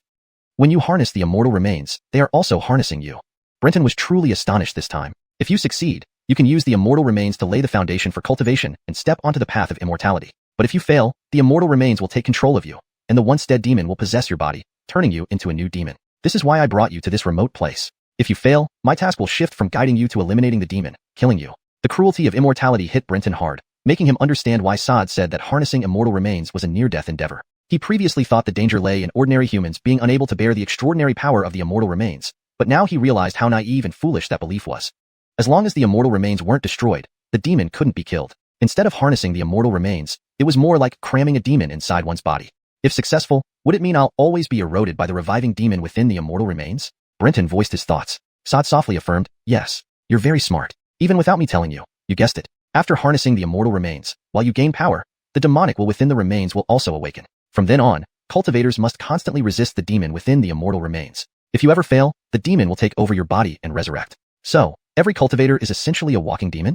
Sod fell silent for a moment. Indeed, that's true. They were both quiet for a long time. Do you still wish to become a cultivator? This is my last time asking. I do. Brenton answered resolutely without hesitation. Now, let me tell you the method to harness immortal remains. There are typically 3 main methods used in the world of cultivation, applicable to most immortal remains. The first method is called transplantation. As the name suggests, it involves replacing your body part with the immortal remains. For instance, your tongue. If we use this method, we need to cut off your tongue and replace it with the immortal remains. The benefit is that you can fix the location of the immortal remains. However, the drawback is that you could die before fully mastering the remains. Cutting a body part causes unbearable pain and massive blood loss. As a commoner attempting to harness the first immortal remains, you might not survive. The second method is called shift and merge. It requires using magic to directly integrate the immortal remains into your body. The advantage is that you won't risk immediate death during integration. However, if I help you merge them, the immortal remains will quickly revive under the influence of my spirit energy. Once inside your body, most commoners cannot withstand the mental erosion of the immortal remains. The third method is called devouring. This involves swallowing the immortal remains whole. Like the second method, it's straightforward, but the drawback is that you can't control where the remains grow inside your body. Your master used this method, and the remains grew in his occipital area, which partly explains why he wasn't valued by the Hudson Luo Hall. Of course, besides these 3 methods, there are some less common ones, such as furnace method, bone extraction, blood replacement, and ethereal spirit method, but most cultivators don't need them. Sod explained extensively. After listening, Brenton felt incredibly astonished. He initially thought harnessing immortal remains would be an immensely complex and intricate process, requiring rituals and ceremonies. He didn't expect it to be so simple and direct. In his mind, he pondered which method to choose. 3 methods, the second one can be ruled out immediately. If I need an official to cast spells to integrate me with the immortal remains, she would discover the 5 Directions Tai Sui inside me. That leaves the first and third methods. The first one sounds too painful and dangerous, but with the 5 Directions Tai Sui protecting me, wounds can heal quickly, so the danger isn't much for me. As for the third method, it has too much randomness. Moreover, having a tongue growing anywhere else other than the mouth is unacceptable. What if it grows on my forehead, chest, abdomen, or worse? Brenton glanced down at his lower half and shivered. I choose the first method, Brenton declared, his gaze resolute. Chapter 35. Successfully harnessing the immortal skeleton. Sod extended her arm from under her cloak, holding a small dagger in her hand. She faced Brenton with a calm expression. Open your mouth. Brenton was stunned. Had she anticipated that he would choose this method? Why did it seem like Sod was eager to try this out? Shouldn't she be trying to dissuade him? Before Brenton could react, he was horrified to find that Sod's other hand had already grabbed his chin and forced his mouth open. Then, an excruciating pain surged through his mouth. The intensity of this agony could only be compared to the pain he felt when he fell off a cliff and broke all his bones. Brenton never imagined that cutting one's tongue could hurt so much. He had once heard stories from village scholars about famous ministers who would die by banging their heads against pillars or biting off their tongues as a form of protest. Whether banging one's head against a pillar would work, he didn't know, but biting off one's tongue seemed absurd. Such pain was simply unbearable for anyone. Brenton tried to scream, but blood filled his throat, spilling into his lungs, making his chest burn. Yet, the searing pain in his tongue almost made him oblivious to everything else, giving him a sense of drowning. Then, he felt something being stuffed into his mouth, and the pain quickly began to subside. Sod released her grip and gave him a gentle push. Brenton stumbled back several steps, bending over and coughing up large amounts of blood. Within moments, a pool of blood formed on the ground. Once he felt that all the blood had been expelled from his lungs, Brenton attempted to stand up and confront her. But just then, his vision blurred, and he staggered as if drunk, finally collapsing onto the ground. Focus your mind. The will of the evil spirit within the immortal skeleton is about to awaken. If you can resist it, the path of immortality lies before you. If not, I'll send you on your way. Sod's voice echoed in Brenton's ear. Brenton hurriedly closed his eyes and focused his mind. Just as Sod had said, Brenton soon sensed a mysterious will entering his spiritual realm. It was indescribable. If his own spirit were a bowl of clear water, this will resembled ink dripping into it, rapidly tainting and muddling his pure consciousness. Sweat dripped down Brenton's face. Even without Sod's explanation, he understood why so many people failed to harness the immortal skeleton and instead became vessels for the revived evil spirit. Could there be any clear water that wouldn't be tainted by ink? To avoid being tainted, one condition must hold true. The water must be abundant enough so that even if the ink polluted it, it wouldn't matter due to its sheer volume. Clearly, Brenton's spiritual realm wasn't strong enough to dilute this dark will. Am I going to fail? Didn't they say that with the 5 Directions Great Age, there would be no danger in harnessing the immortal skeleton? Could Clifford have lied to me? Just as Brenton was seized by fear, he suddenly sensed another spiritual will intruding into his spiritual world. Much to his astonishment, this new will intertwined with the will of the immortal skeleton. If the immortal skeleton's will were ink, the new will was more like oil. It lacked the aggressive nature of the skeleton's will. Gradually, the new will enveloped and entangled the dark will of the skeleton. While it couldn't completely prevent the pollution of his spiritual realm, it significantly slowed it down. As long as his spiritual realm grew stronger, he would eventually be able to withstand it without relying on this new will. Feeling these two spiritual forces, Brenton clearly sensed their differences. Upon initial contact, he entered a state of profound enlightenment. After what seemed like an eternity, Brenton slowly came to. He found the sky dotted with stars, and a bonfire burning beside him. Sada's surprised voice rang out. Congratulations, you succeeded. Though your talent is far worse than I expected, it took you nearly twice as long as others to complete the harnessing of the immortal skeleton. Brenton's throat felt parched, and after a fit of intense coughing, he managed to croak out, "How long has it been?" Cough. 7 days. Brenton blinked in disbelief. 7 days. It didn't feel like that long at all. When he interacted with the two spiritual wills, he entered a strange state where he exchanged information with the immortal skeleton and the Five Directions Great Age, gaining deeper insight into both their abilities and magical powers. However, the information provided by the Five Directions Great Age was minimal because it wasn't a true immortal skeleton but rather a celestial treasure. While it had some level of will, it lacked true intelligence. In contrast, the immortal skeleton possessed a soul, albeit a dormant one. The will that invaded his spiritual realm wasn't precisely the skeleton's soul but rather its lingering desires and obsessions. The soul of the skeleton hadn't fully awakened. When Brenton exchanged information with the skeleton, it felt like entering the dreams of the evil spirit within it and stealing its secrets. This was a profoundly mysterious experience. However, Brenton wasn't happy. Over time, the soul within the skeleton would gradually awaken, increasing the contamination and erosion of his mind. If Brenton couldn't grow stronger faster than the evil spirit inside the skeleton, it would eventually take control of his body and revive. Even if he did grow stronger, the influence of the immortal skeleton on the host was constant. This explained why each cultivator had such eccentric personalities. The spiritual will of the skeleton would corrupt the host, amplifying or implanting various desires and obsessions. Take Clifford, for example. Naturally introverted, the influence of the skeleton, the mouth of the boss snake, made his character even more isolated, malicious, cunning, and dangerous. Bram, on the other hand, was the opposite. Though Brenton didn't know which immortal skeleton Bram had harnessed, through the Five Directions Great Age, he knew that plant-based skeletons made the host become taciturn and serene. Yet, Bram was incredibly talkative. Due to the pressure of his secret and the influence of the skeleton, he developed a strong urge to confide in others, often filling the void with trivial chatter to alleviate his stress. As for himself, Brenton chuckled bitterly. He sensed that the contamination affecting his will was an overwhelming desire to lie, deception. I am such a sincere, kind-hearted, honest person, yet this skeleton makes me tell lies. Brenton paused mid-thought, then slapped himself. Damn, this spiritual corruption is serious. I'm even lying to myself. Chapter 36, 9 Grades of Cultivation. Huh, why did you hit yourself? Sod looked at Brenton in confusion, finding him somewhat dazed and not very bright. Oh, it's nothing. There was a mosquito. Brenton lied instinctively. As these words left his mouth, he felt a trace of strange power within him vanish. Sod nodded. At this moment, Brenton sensed that the peculiar force returned to his body, even growing a little stronger. Brenton's pupils dilated slightly. Although he had already known the method for cultivating with Ellsworthitu's tongue through spiritual interaction in the spirit world, realizing it truly happened still felt absurd. Ellsworthitu's tongue provided 2 methods for cultivation. One involved deceiving others. When someone believed his lie, a mysterious feedback would occur, allowing Ellsworthitu's tongue to gain strength. The second method entailed feeding on lies. Even if deception was incomplete, Brenton could still steal the power from surrounding liars. While the second method did not yield as much power as the first, it had a broader application. Wherever there were people, lies inevitably existed. As long as someone lied, Brenton could cultivate. However, using the first method required continuously deceiving others, yet it was difficult to deceive many simultaneously and earn their trust. The magnitude of the feedback depended on the scale of the lie. The more outlandish and widespread the deception, the greater the feedback. Yet, lying was not good. Minor lies could be harmless jokes or social lubricants. Major ones, however, manipulated hearts and could cause significant harm, even affecting entire nations. If Brenton pursued rapid strength by manipulating hearts, he would know different from evil spirits, contradicting his initial purpose of treading the path of immortality. After mastering the celestial remains, Brenton realized his misunderstanding of evil spirits. He used to think they enjoyed harming and eating humans. In reality, most did not deliberately endanger human lives. They simply didn't care about them. They harmed humans only to grow stronger, as part of their cultivation method. Like Ellsworthitu, which fed on lies to practice deceit, rapidly evolving by telling outrageous lies without regard for the consequences on those deceived. During the Down City incident, although the civilians were controlled by evil magic, they weren't dead. Brenton now understood that this was part of Archer's cultivation method. How such manipulation affected Archer's progress was beyond Brenton's knowledge.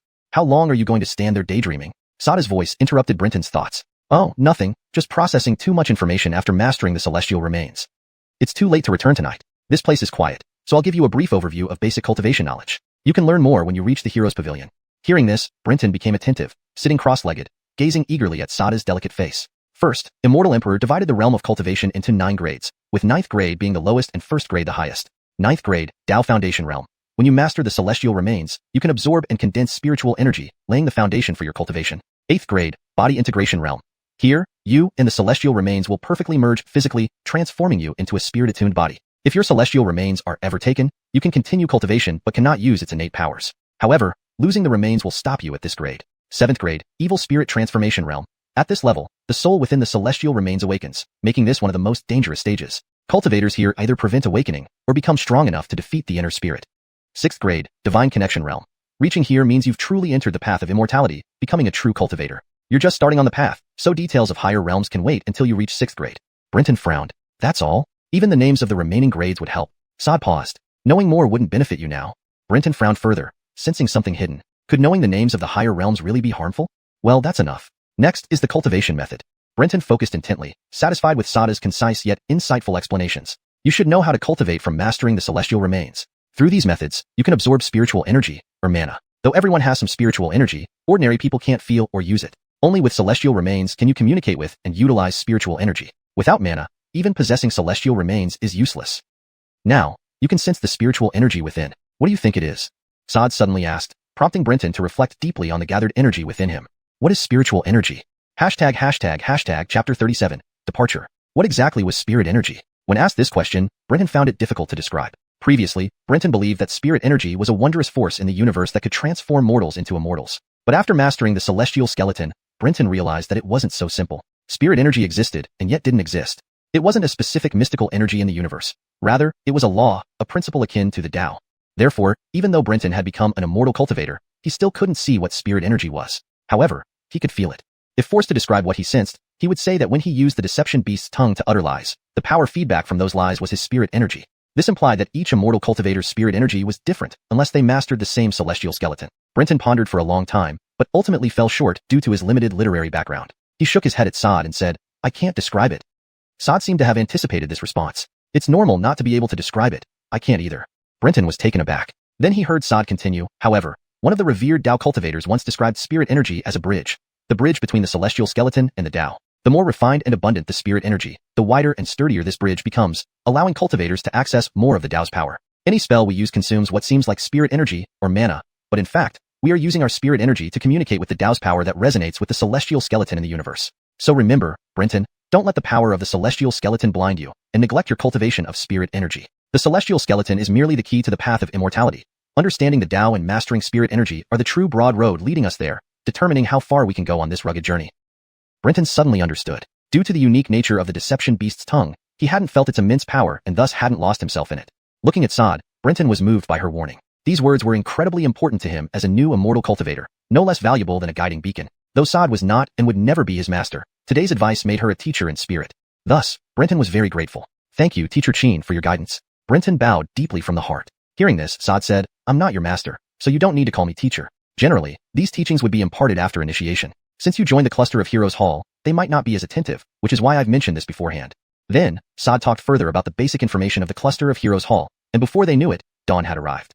Upon returning to Fengyin City, Bryce hurried over upon hearing the news. Seeing Brenton standing safely beside Sod, he immediately burst into hearty laughter. Brenton had passed the life and death test of mastering the celestial skeleton, meaning his previous investment hadn't gone to waste. Brenton greeted him with a smile. Bryce examined Brenton up and down, curiosity flashing across his face. He naturally knew that those who mastered a celestial skeleton would change in some way, but he saw nothing unusual about Brenton. However, for any immortal cultivator, the celestial skeleton was their biggest secret, which was why Sod didn't ask anything about the deception beast's tongue after Brenton succeeded. Like what abilities it had, or how to cultivate it. So although Bryce was curious, he restrained himself and joked, from now on, I'll have to call you Immortal Officer Pei. Teacher, don't tease. Your student will always be your student. Brenton's response pleased Bryce. To celebrate Brenton becoming an immortal cultivator, Bryce hosted a grand banquet, inviting all the wealthy merchants, local gentry, and notable families in Fengyin City, renting out the best pavilion in the city. After morning in Clifford's Memorial Hall, Brenton met them again the next day. The following day, Bryce gave Brenton another box. He smiled and said, this contains last night's gifts. You're heading to the capital soon, so I converted everything into banknotes for convenience. Though it's not much, it's a token of everyone's appreciation from Fengyin City. Brenton tried to refuse, but Bryce bluntly replied, do you think I hosted the banquet just for fun? Without money, I had to borrow your popularity. If you don't accept this, my efforts would have been in vain. Brenton reluctantly accepted. Back home, he counted the contents and was astonished. Over 6,000 silver taels from last night alone. Brenton felt like he was dreaming. As a hunter, he would never have earned such a sum in a lifetime. Just then, Sod knocked and entered with a parcel in hand. This is your official robe, the standard robe for the 18 halls. Now that you've mastered a celestial skeleton, you're a quasi-immortal officer. Brenton opened the parcel to find a robe identical to Sada's and Clifford's, a moon-white hooded robe with a green silk hat. Initially, Brenton wondered why the officers wore such robes, which looked like bed sheets draped over bodies, making everyone indistinguishable.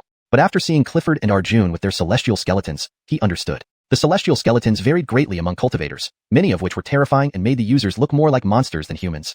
Wearing these hooded robes, while ugly, prevented shocking commoners and made movement easier. Brenton immediately put on the robe and hat. Once he was dressed, Sod said, "Prepare yourself. We leave tomorrow. I'll also take others like you. Also, don't spend the money from Fengyin City recklessly. Cultivation costs a lot." Brenton nodded, somewhat confused. He thought, does she want me to give her some? But considering Sada's character, he dismissed the idea. If she wanted something, she'd ask directly without beating around the bush. Knowing they were leaving the next day, Brenton hurried to bid farewell to Bryce, who stopped his work to build rapport, saying that if Brenton ever needed money in the capital, he should write home. They wouldn't withhold. It was as if Brenton was Bryce's own son. The next day, Bryce tearfully accompanied Brenton and Sod 10 miles out of the city, looking reluctant to part. Suddenly, a court messenger rode swiftly towards them. Seeing Sada's robe, he stopped, dismounted, and asked, "Who is Sod, Immortal Officer Chin?" Sod showed her badge and asked, "What is it?"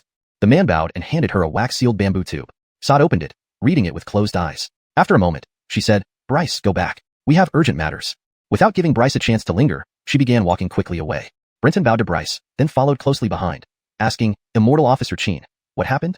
Sod replied coolly, "The convoy escorting the evil spirit's celestial skeleton to Darren City was attacked, and the skeleton was lost." Chapter 38, Ladies' Fairy. Brenton felt as if a thunderclap had exploded in his mind upon hearing the news. He had seen that group of people before. They were no less than 6 or 7 celestial officials, undoubtedly forming a very powerful team. Such a formidable force of celestial officials had been attacked and their immortal remains even stolen. This was something Brenton could hardly fathom.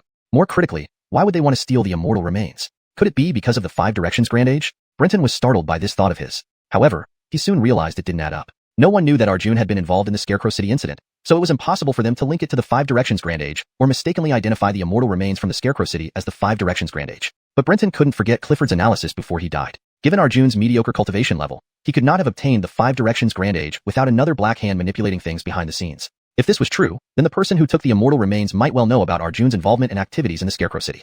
Therefore, they must have mistaken the Scarecrow City evil spirit's immortal remains for the Five Directions Grand Age. Now, discovering that they seized mere immortal remains rather than the Five Directions Grand Age, how would they react? Would they think the Five Directions Grand Age had already been secretly moved by the Imperial Court, or believe it was still in the hands of the sole survivor, the speaker himself? The more Brenton thought about it, the more chilled he felt. Given their demonstrated strength, if they found him, he wouldn't stand a chance. "What's wrong with you?" Sada's voice rang out.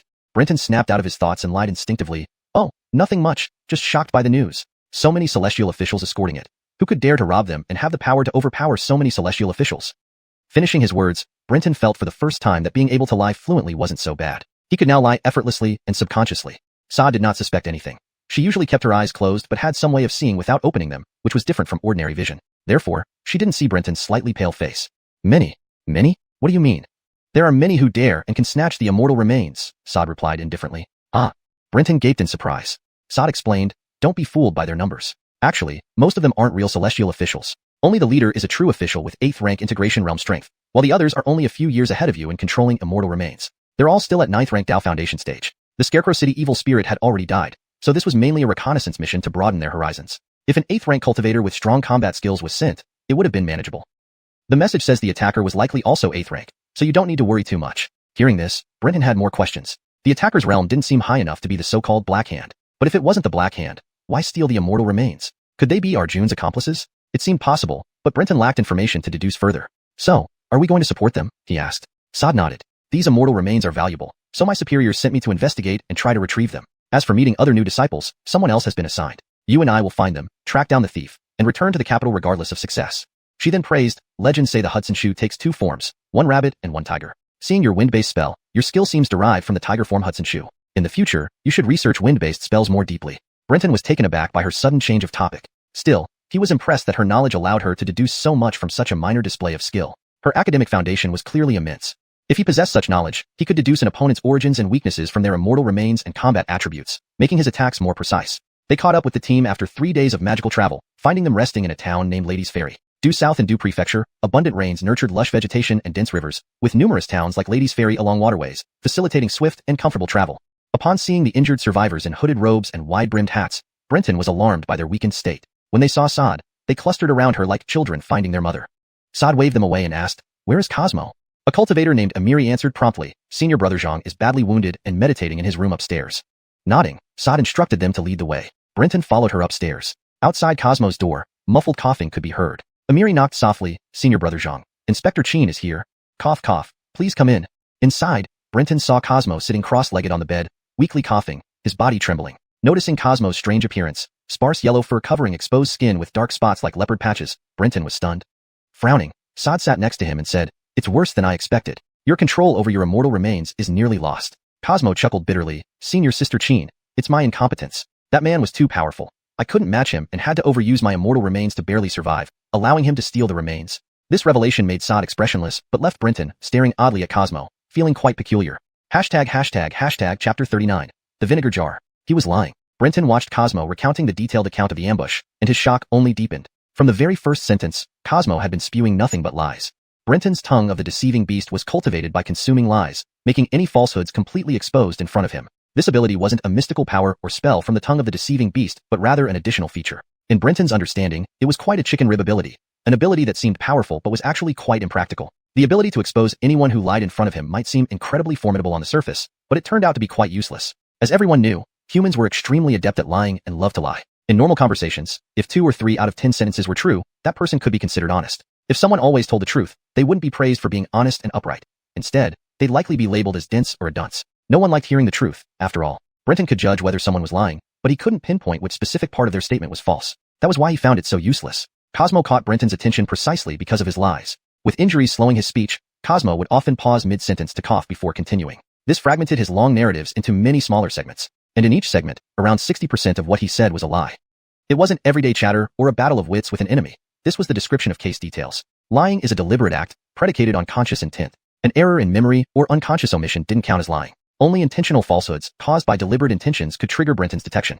This left Brenton puzzled. Why was Cosmo lying? What benefit did it serve? What was he trying to cover up? However, Brenton had no right to speak here. He hadn't even undergone the formal initiation into the 18 Hells yet, and even if he had, as a member of the Miscellaneous Heroes Hall, his status was far lower than the disciples of the Law Hall. So, Brenton didn't foolishly expose Cosmo's lies on the spot, but silently absorbed the power of these lies for himself. After all, the spiritual energy spent during the journey had been considerable. According to Cosmo, they had decided to travel by boat to return to the capital as quickly as possible. However, when they arrived at Nyangzi Ferry late at night, they couldn't set off immediately and had to stay at an inn in town temporarily. Later, they were ambushed in the middle of the night. First, their luggage was stolen. Since it contained valuable magical artifacts, they used magic to locate the thief. Cosmo took 2 junior brothers and chased after him. Unbeknownst to them, it was a trap. The 2 junior brothers were seriously injured and fell into unconsciousness, while Cosmo suffered significant injuries. Eventually, they were defeated, and the thief took the immortal bones. Fortunately, other junior brothers heard the commotion and came to the rescue. Otherwise, Cosmo would have died at the hands of the thief. However, the other juniors were also injured by the attacker. After listening, Everly asked, "Can you tell anything about the attacker's background from his methods?" Cosmo shook his head, saying, "During our fight, the attacker used spells the entire time without employing the power of immortal bones, so I couldn't determine his background through those." "What kind of spells does he specialize in?" "Earth elemental spells."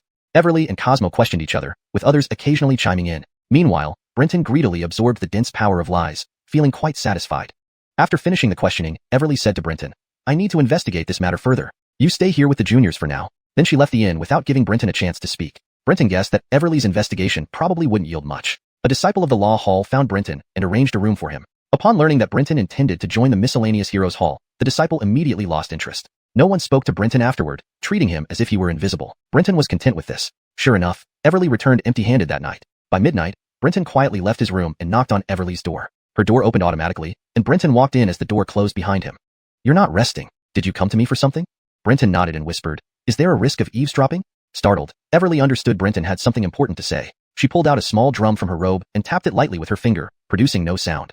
"This is a silent drum. Once struck, it creates a soundproof area around us, ensuring our conversation won't be overheard." Brenton marveled at the drum internally before explaining everything he had discovered about Cosmo's lies and how he detected them. Everly listened quietly but showed no emotional reaction, merely stating she knew and then dismissing Brenton. Confused, Brenton wondered if Everly didn't believe him. He had told her this primarily out of gratitude for her guidance. Discovering lies involved secrets concerning his immortal bones and virtually his life. Logically, Everly should not have reacted so indifferently, even if she didn't believe him. But Brenton sought peace of mind, not repayment. He dismissed the incident, intending to return to his room to rest. However, just as he reached his room, 2 Law Hall disciples blocked his way. Both were young, around 17 or 18, looking fairly decent, but their eyes revealed hostility. "Seniors, stopping me late at night, do you have any reason? Spare us the senior. You, a waste seed of the Miscellaneous Heroes Hall, think you can call us seniors? Explain why you went to Sister Chin's room this late. Don't you know the rules of propriety? If this gets out, Sister Chin's reputation will be ruined. You die 100 times and still not atone for your sin. Or are you dreaming of eating swan meat like a toad? Warning you, taking you to the capital was her duty, not a reason for your fantasies." Brenton asked a simple question, and the 2 bombarded him with insults. He was bewildered and finally realized what was happening. It was as if a vinegar jar had spilled. Feeling both angry and amused, he couldn't believe such ridiculousness had befallen him. Truly, misfortune. Chapter 40. The Power of the Eaten Beast's Tongue. The two men's voices were very loud, and they quickly roused the other disciples of the Hudson Luo Hall staying in the inn. One after another, the doors opened as people peered out curiously. Christian Stag, what are you two quarreling about? Don't you know what time it is? Someone complained from the doorway. Without delay, Christian revealed how Brenton had entered Sada's room late at night. Only then did Pei realize he was not facing two jealous individuals but a nest of them. Instantly, an angry voice emerged, pointing at Brenton and shouting, "You brat, what was your intention entering Senior Sister Chin's room in the middle of the night? If you don't explain clearly today, I'll cripple you." As he spoke, eerie ghost fire ignited in his hand, and he lunged toward Brenton. Pei had seen this ghost fire before and knew its power. With quick thinking, a breeze rose beneath his feet, lifting him like a feather and floating him downstairs. You actually dare to dodge? The assailant hadn't expected Pei to dodge and instantly became furious. He stomped hard on the ground, causing his boots to explode, revealing a green, scaled foot with sharp claws. He leaped from the second floor, aiming a powerful kick at Brenton. This fight was inexplicable, yet Pei felt a burning rage inside him. However, he also realized that if this matter wasn't handled properly today, even after entering the Heroes' Hall later, he would face endless troubles. He hurriedly retreated. His opponent's kick seemed full force and could not be redirected midair, landing heavily where Pei had just been standing. A soft, plop sound was heard, and for a moment, Pei saw what appeared to be a narrow yellow mud path materializing underfoot, surrounded by shackled feet shuffling slowly. Clearly, this kick didn't aim to kill by force alone. The man missed his target, sneered, and said sarcastically, "You little punk, dodging pretty fast, huh? Could it be that your immortal skeleton consists only of a pair of dog legs?" Knowing he couldn't let this drag on, Pei retorted fiercely, "You're the punk, through and through." Taken aback, the man momentarily forgot to respond. Not satisfied, Pei pointed at the Hudson Luo Hall disciples watching from the second-floor balcony and shouted, "Not only him, but all of you. All of you are punks, ingrates. What did you say, kid? He's gone mad. This fool is courting death." Reactions among the Hudson Luo Hall disciples on the second floor varied widely. Most who initially watched with amusement now displayed their immortal skeletons, grotesque tongues, and strange eyes, looking like ghosts gathered together. "Don't you see yourselves as such?" Pei knew he had reached the right point, and stopped there. He then continued, "I merely had some small questions about cultivation and sought answers from Senior Sister Chin. Even if my actions were slightly improper, you should have reprimanded me appropriately. But why did you spread rumors that I dishonored her? Do you really see Senior Sister Chin as so easily defiled?" Everyone fell silent, stunned. In my heart, Senior Sister Chin is like my mentor. Seeking advice from a teacher, what's wrong with that? It's you who overreact, spreading filth without giving me a chance to explain. Who truly disrespects Senior Sister Chin here? Hearing this, everyone turned their gaze towards Christian and Dag, who panicked immediately. At that moment, Pei's tongue spike stood up straight, releasing the built-up power of falsehoods. He began a tearful and passionate accusation against Christian and Dag for defaming Sod. Even the Hudson Luo Hall disciples who previously attacked Pei turned to berate Christian and Dag. Enough. Cough. A roar came from a room. Cosmo stepped out, glaring angrily at everyone. "What, are your wounds all healed, and you're suddenly spirited?" "Brother Zhang." Seeing Cosmo emerge, everyone bowed deeply, not daring to defy him. Cosmo snorted coldly, "All of you back to your rooms. Any further disturbances, and I'll teach you about rules." After a last stern glance at Pei, Zhang returned to his room. The others slunk off, casting threatening glares at Christian and Dag. They didn't understand why their fellow disciples believed Pei's story so readily, but they didn't dare challenge him or confront him again, especially since Sod wasn't present to mediate. Wiping the cold sweat from his forehead, Pei took a deep breath. This was his first true use of the Eaten Beast's tongue's power of falsehoods. Unexpectedly, no one detected the deception. They willingly believed due to the intrinsic nature of lies, rather than their believability. The power of the Eaten Beast's tongue made people genuinely believe the lies without doubt, which was different from merely stealing credibility through feedback. Initially, Pei had limited mana, making his control less potent. Yet, the sheer power forced belief. In the future, Pei might use the tongue to manipulate enemies' memories directly, turning them into loyal servants. Thinking of this, Pei shivered. This seemingly simple ability was deceptively powerful. Suppressing his excitement, Pei returned to his room and finally slept. To avoid more conflicts, Pei ordered meals to his room and stayed mostly indoors. Sod resumed her early mornings and late nights, investigating as usual. 3 days later, Sod summoned everyone, including Pei. Gathering all present, she addressed the still-injured Cosmo. "The attackers were thorough. I found no clues. I will report this upon return. Now that you're injured, rest here. I will take Brenton to the capital. There's not much time left before the ordination." Hearing this, everyone grew uneasy. Losing such important artifacts meant severe punishment back home. Sod added, "They planned meticulously and were far superior. It was beyond your fault. Upon return, I will explain to the hall master and ensure fair judgment." Relieved, everyone praised Sod. "Now, let's depart. Brenton, pack your belongings. I'll wait downstairs." Accustomed to Chin's decisiveness, no one protested.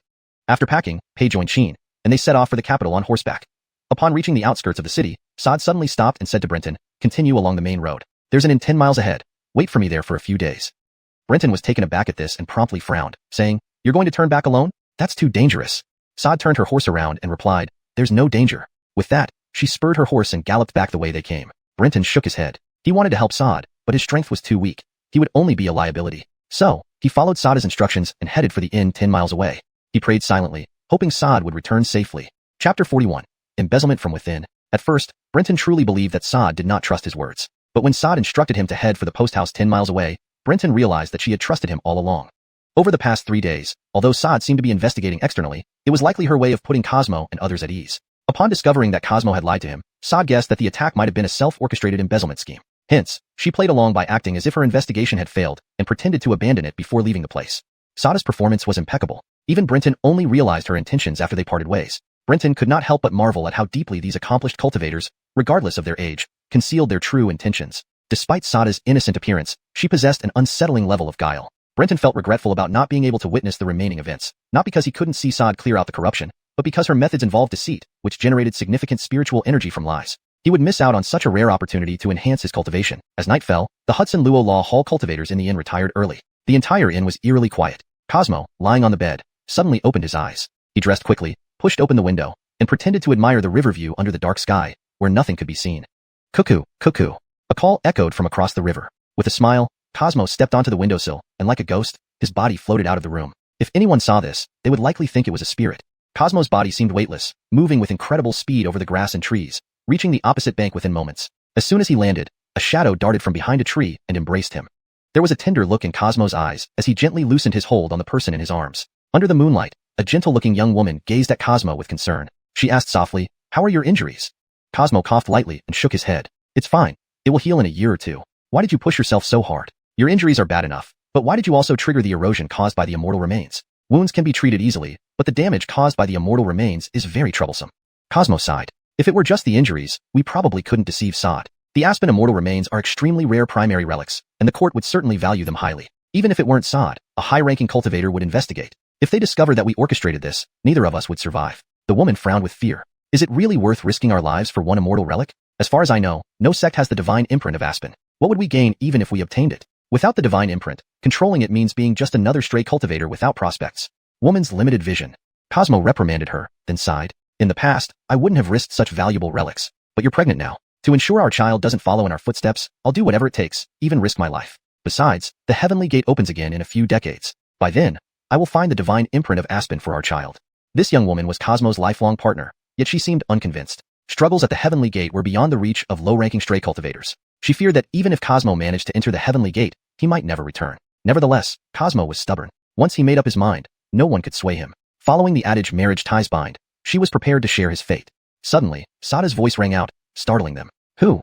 The woman screamed, eyes filled with lethal intent. Cosmo's face turned deathly pale. His partner wasn't familiar with Sad and didn't recognize her voice. But Cosmo knew immediately that he was doomed.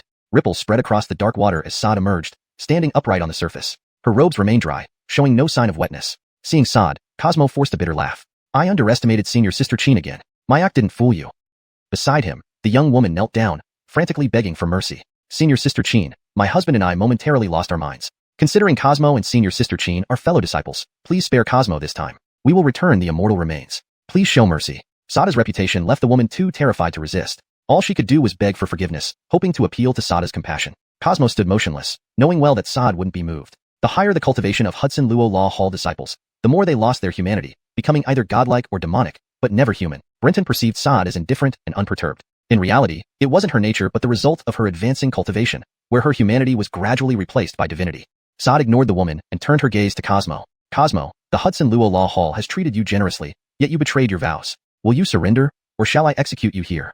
Hearing this, Cosmo's face twisted into a maniacal grin. "Generously? Nonsense. Sad, you know better than anyone else." Sad remained silent, her presence causing the surrounding air to cool rapidly. The river froze almost instantly around her.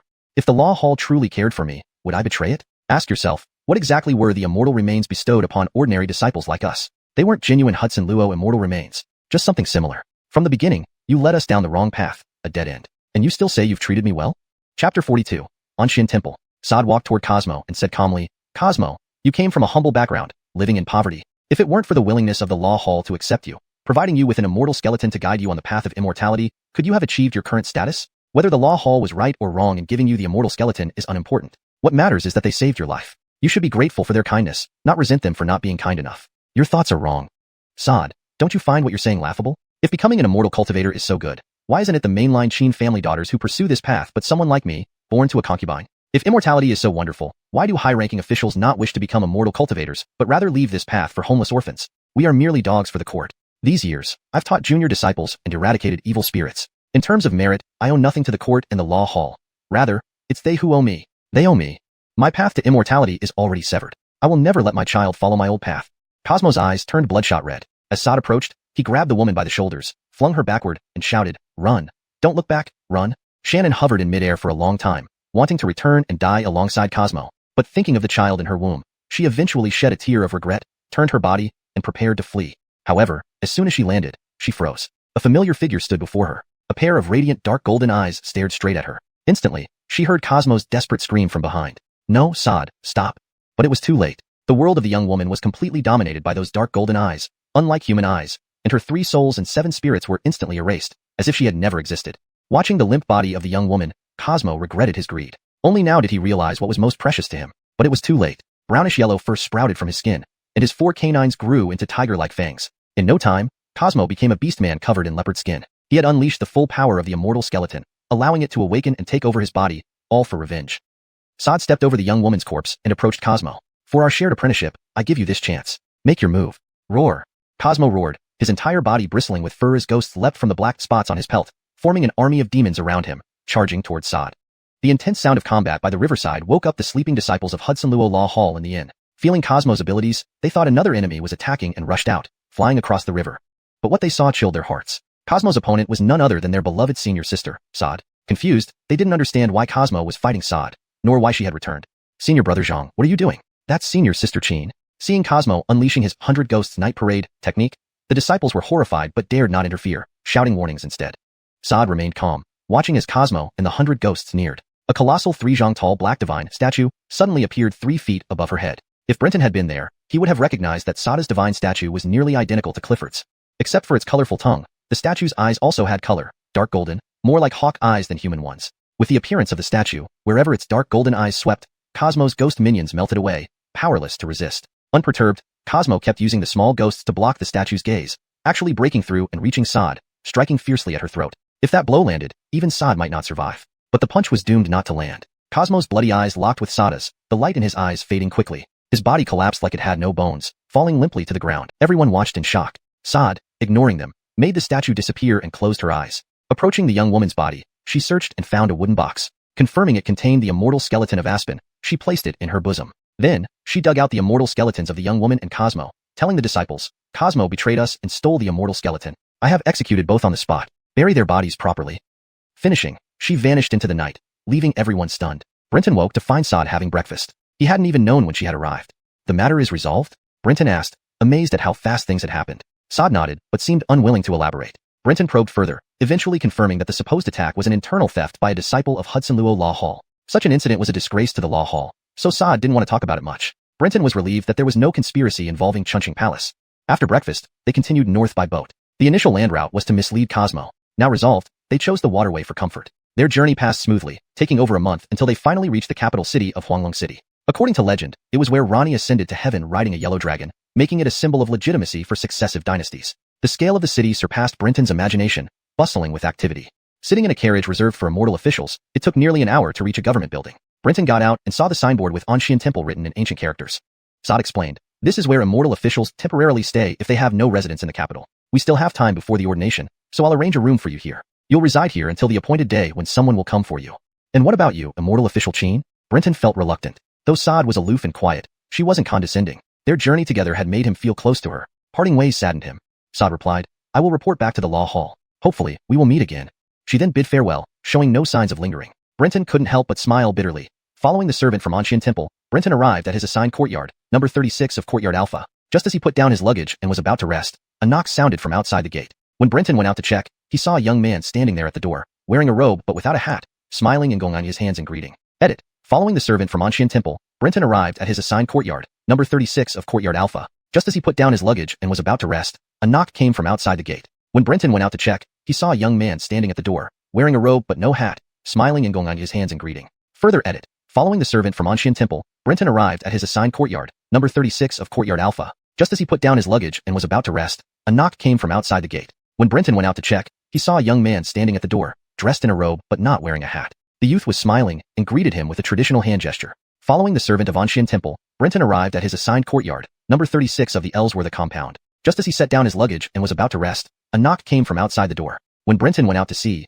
he found a young man standing at the doorway, clad in a robe but without a hood. The youth greeted him with arched hands and smiled. Following the servant from Anshin Temple, Brenton arrived at his assigned courtyard, number 36 of Courtyard Alpha. Just as he put down his luggage and was about to rest, a knock sounded from outside the gate. When Brenton went out to see, he found a young man standing there at the door, wearing a robe but without a straw hat, smiling and greeting with arched hands. Chapter 43.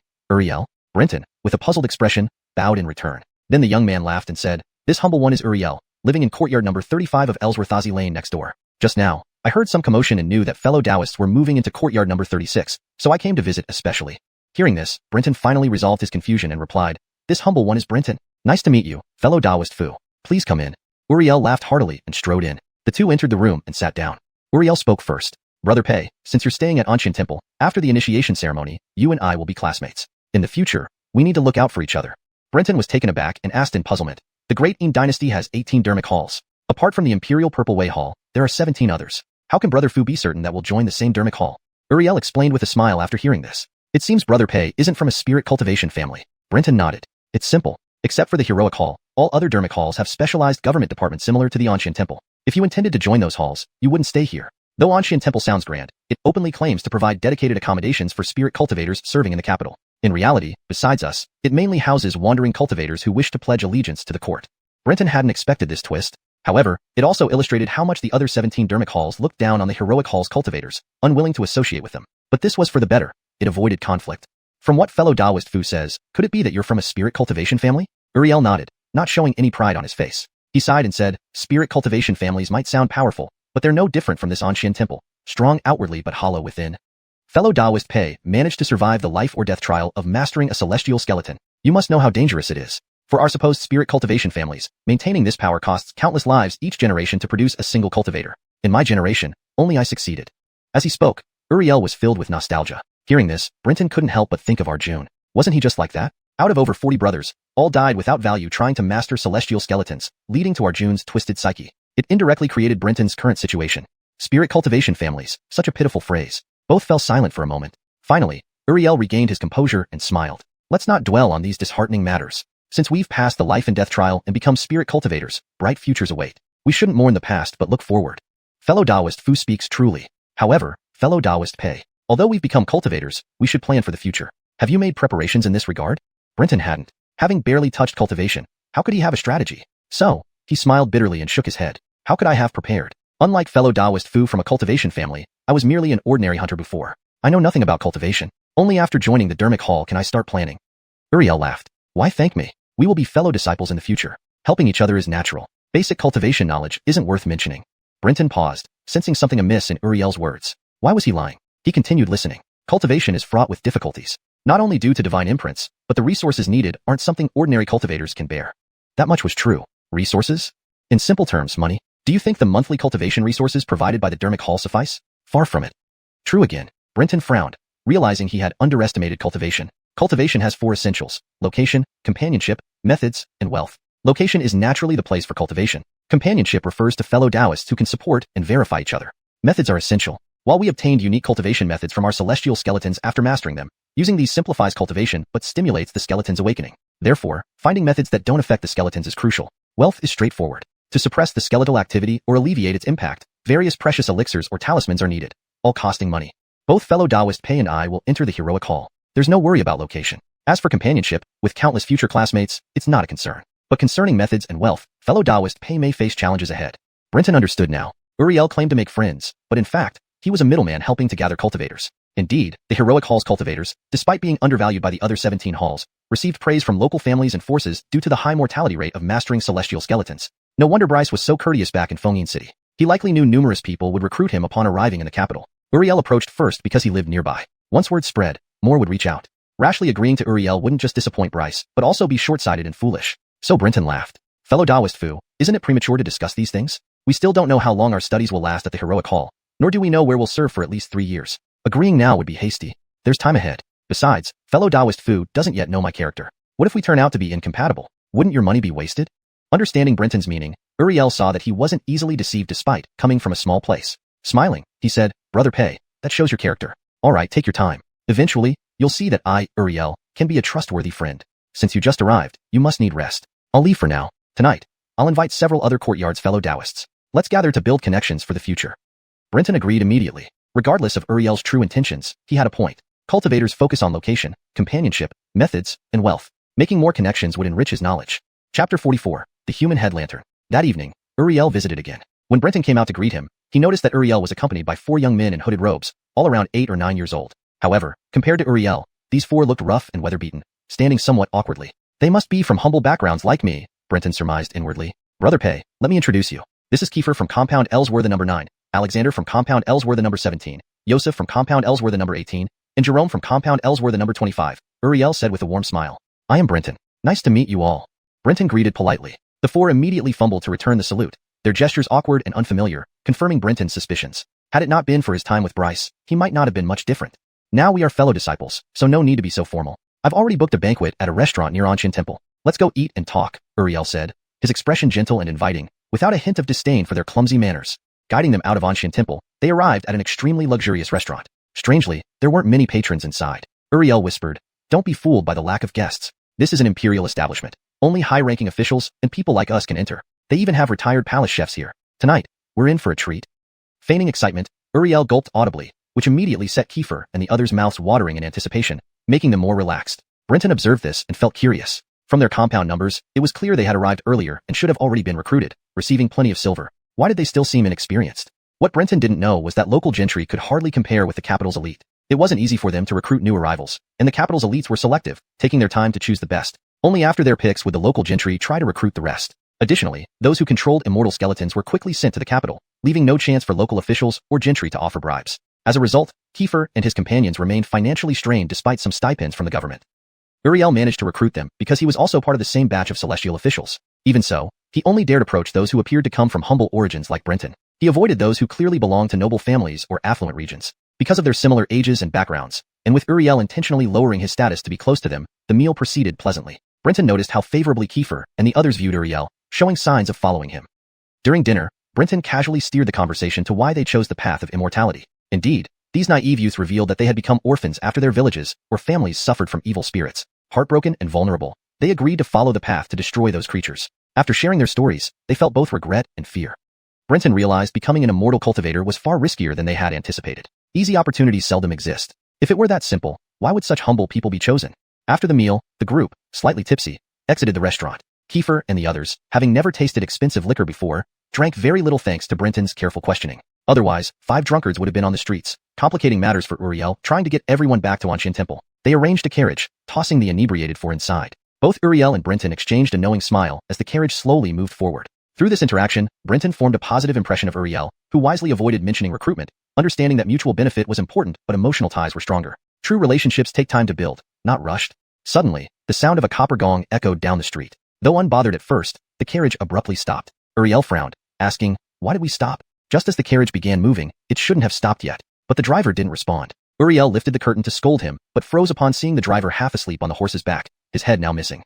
Brenton tensed up. Despite being newly initiated celestial officials, they were far from ordinary. Someone removing the driver's head undetected was chilling. Be cautious, Brenton warned, scanning the street. Not far off, a shadow held a lantern, facing away from them. Under the dim orange light, the figure stood in the middle of the road, trembling.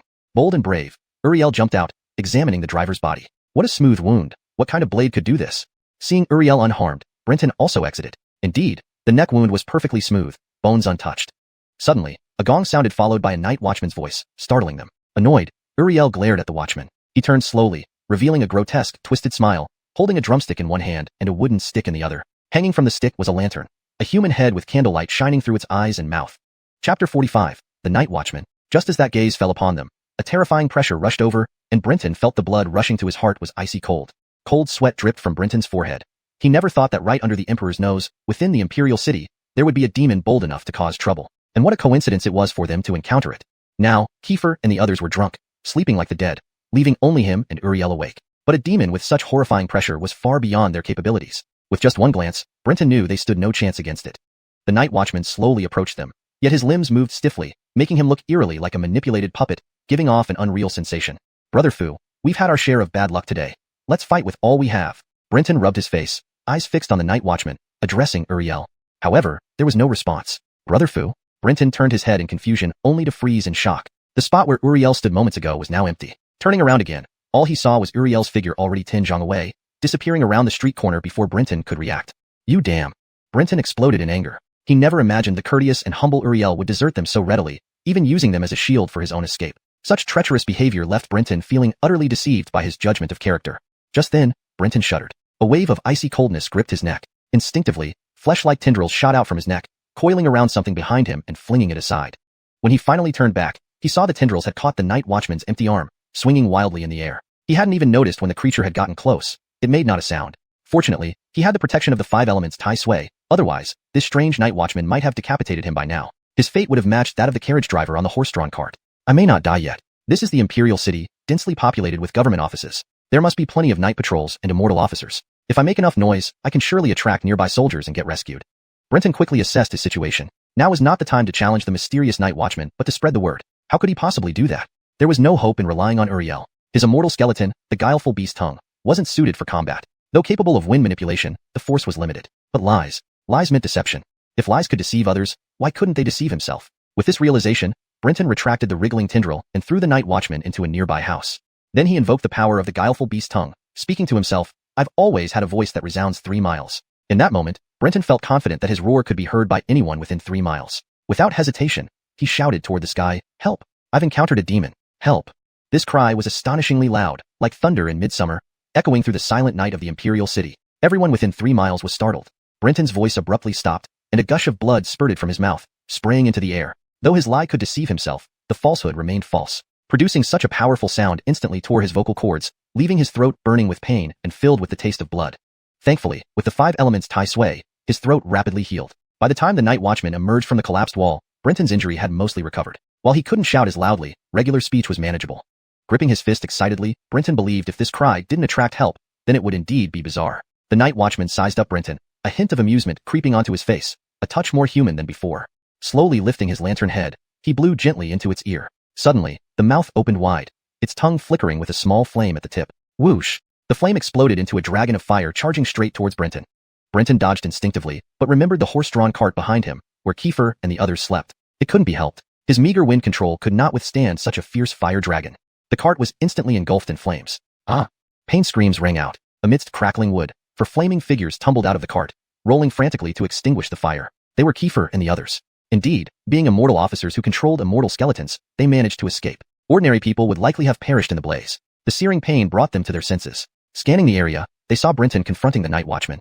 Before they could question, Brenton immediately said, This is a demon. I've made enough noise. Reinforcements should arrive soon. If you don't want to die, stand up and fight with us. They glanced at the lantern head in the night watchman's hand, ignoring their pain, scrambling to their feet. Where's Brother Fu? Yosef noted the absence of Uriel.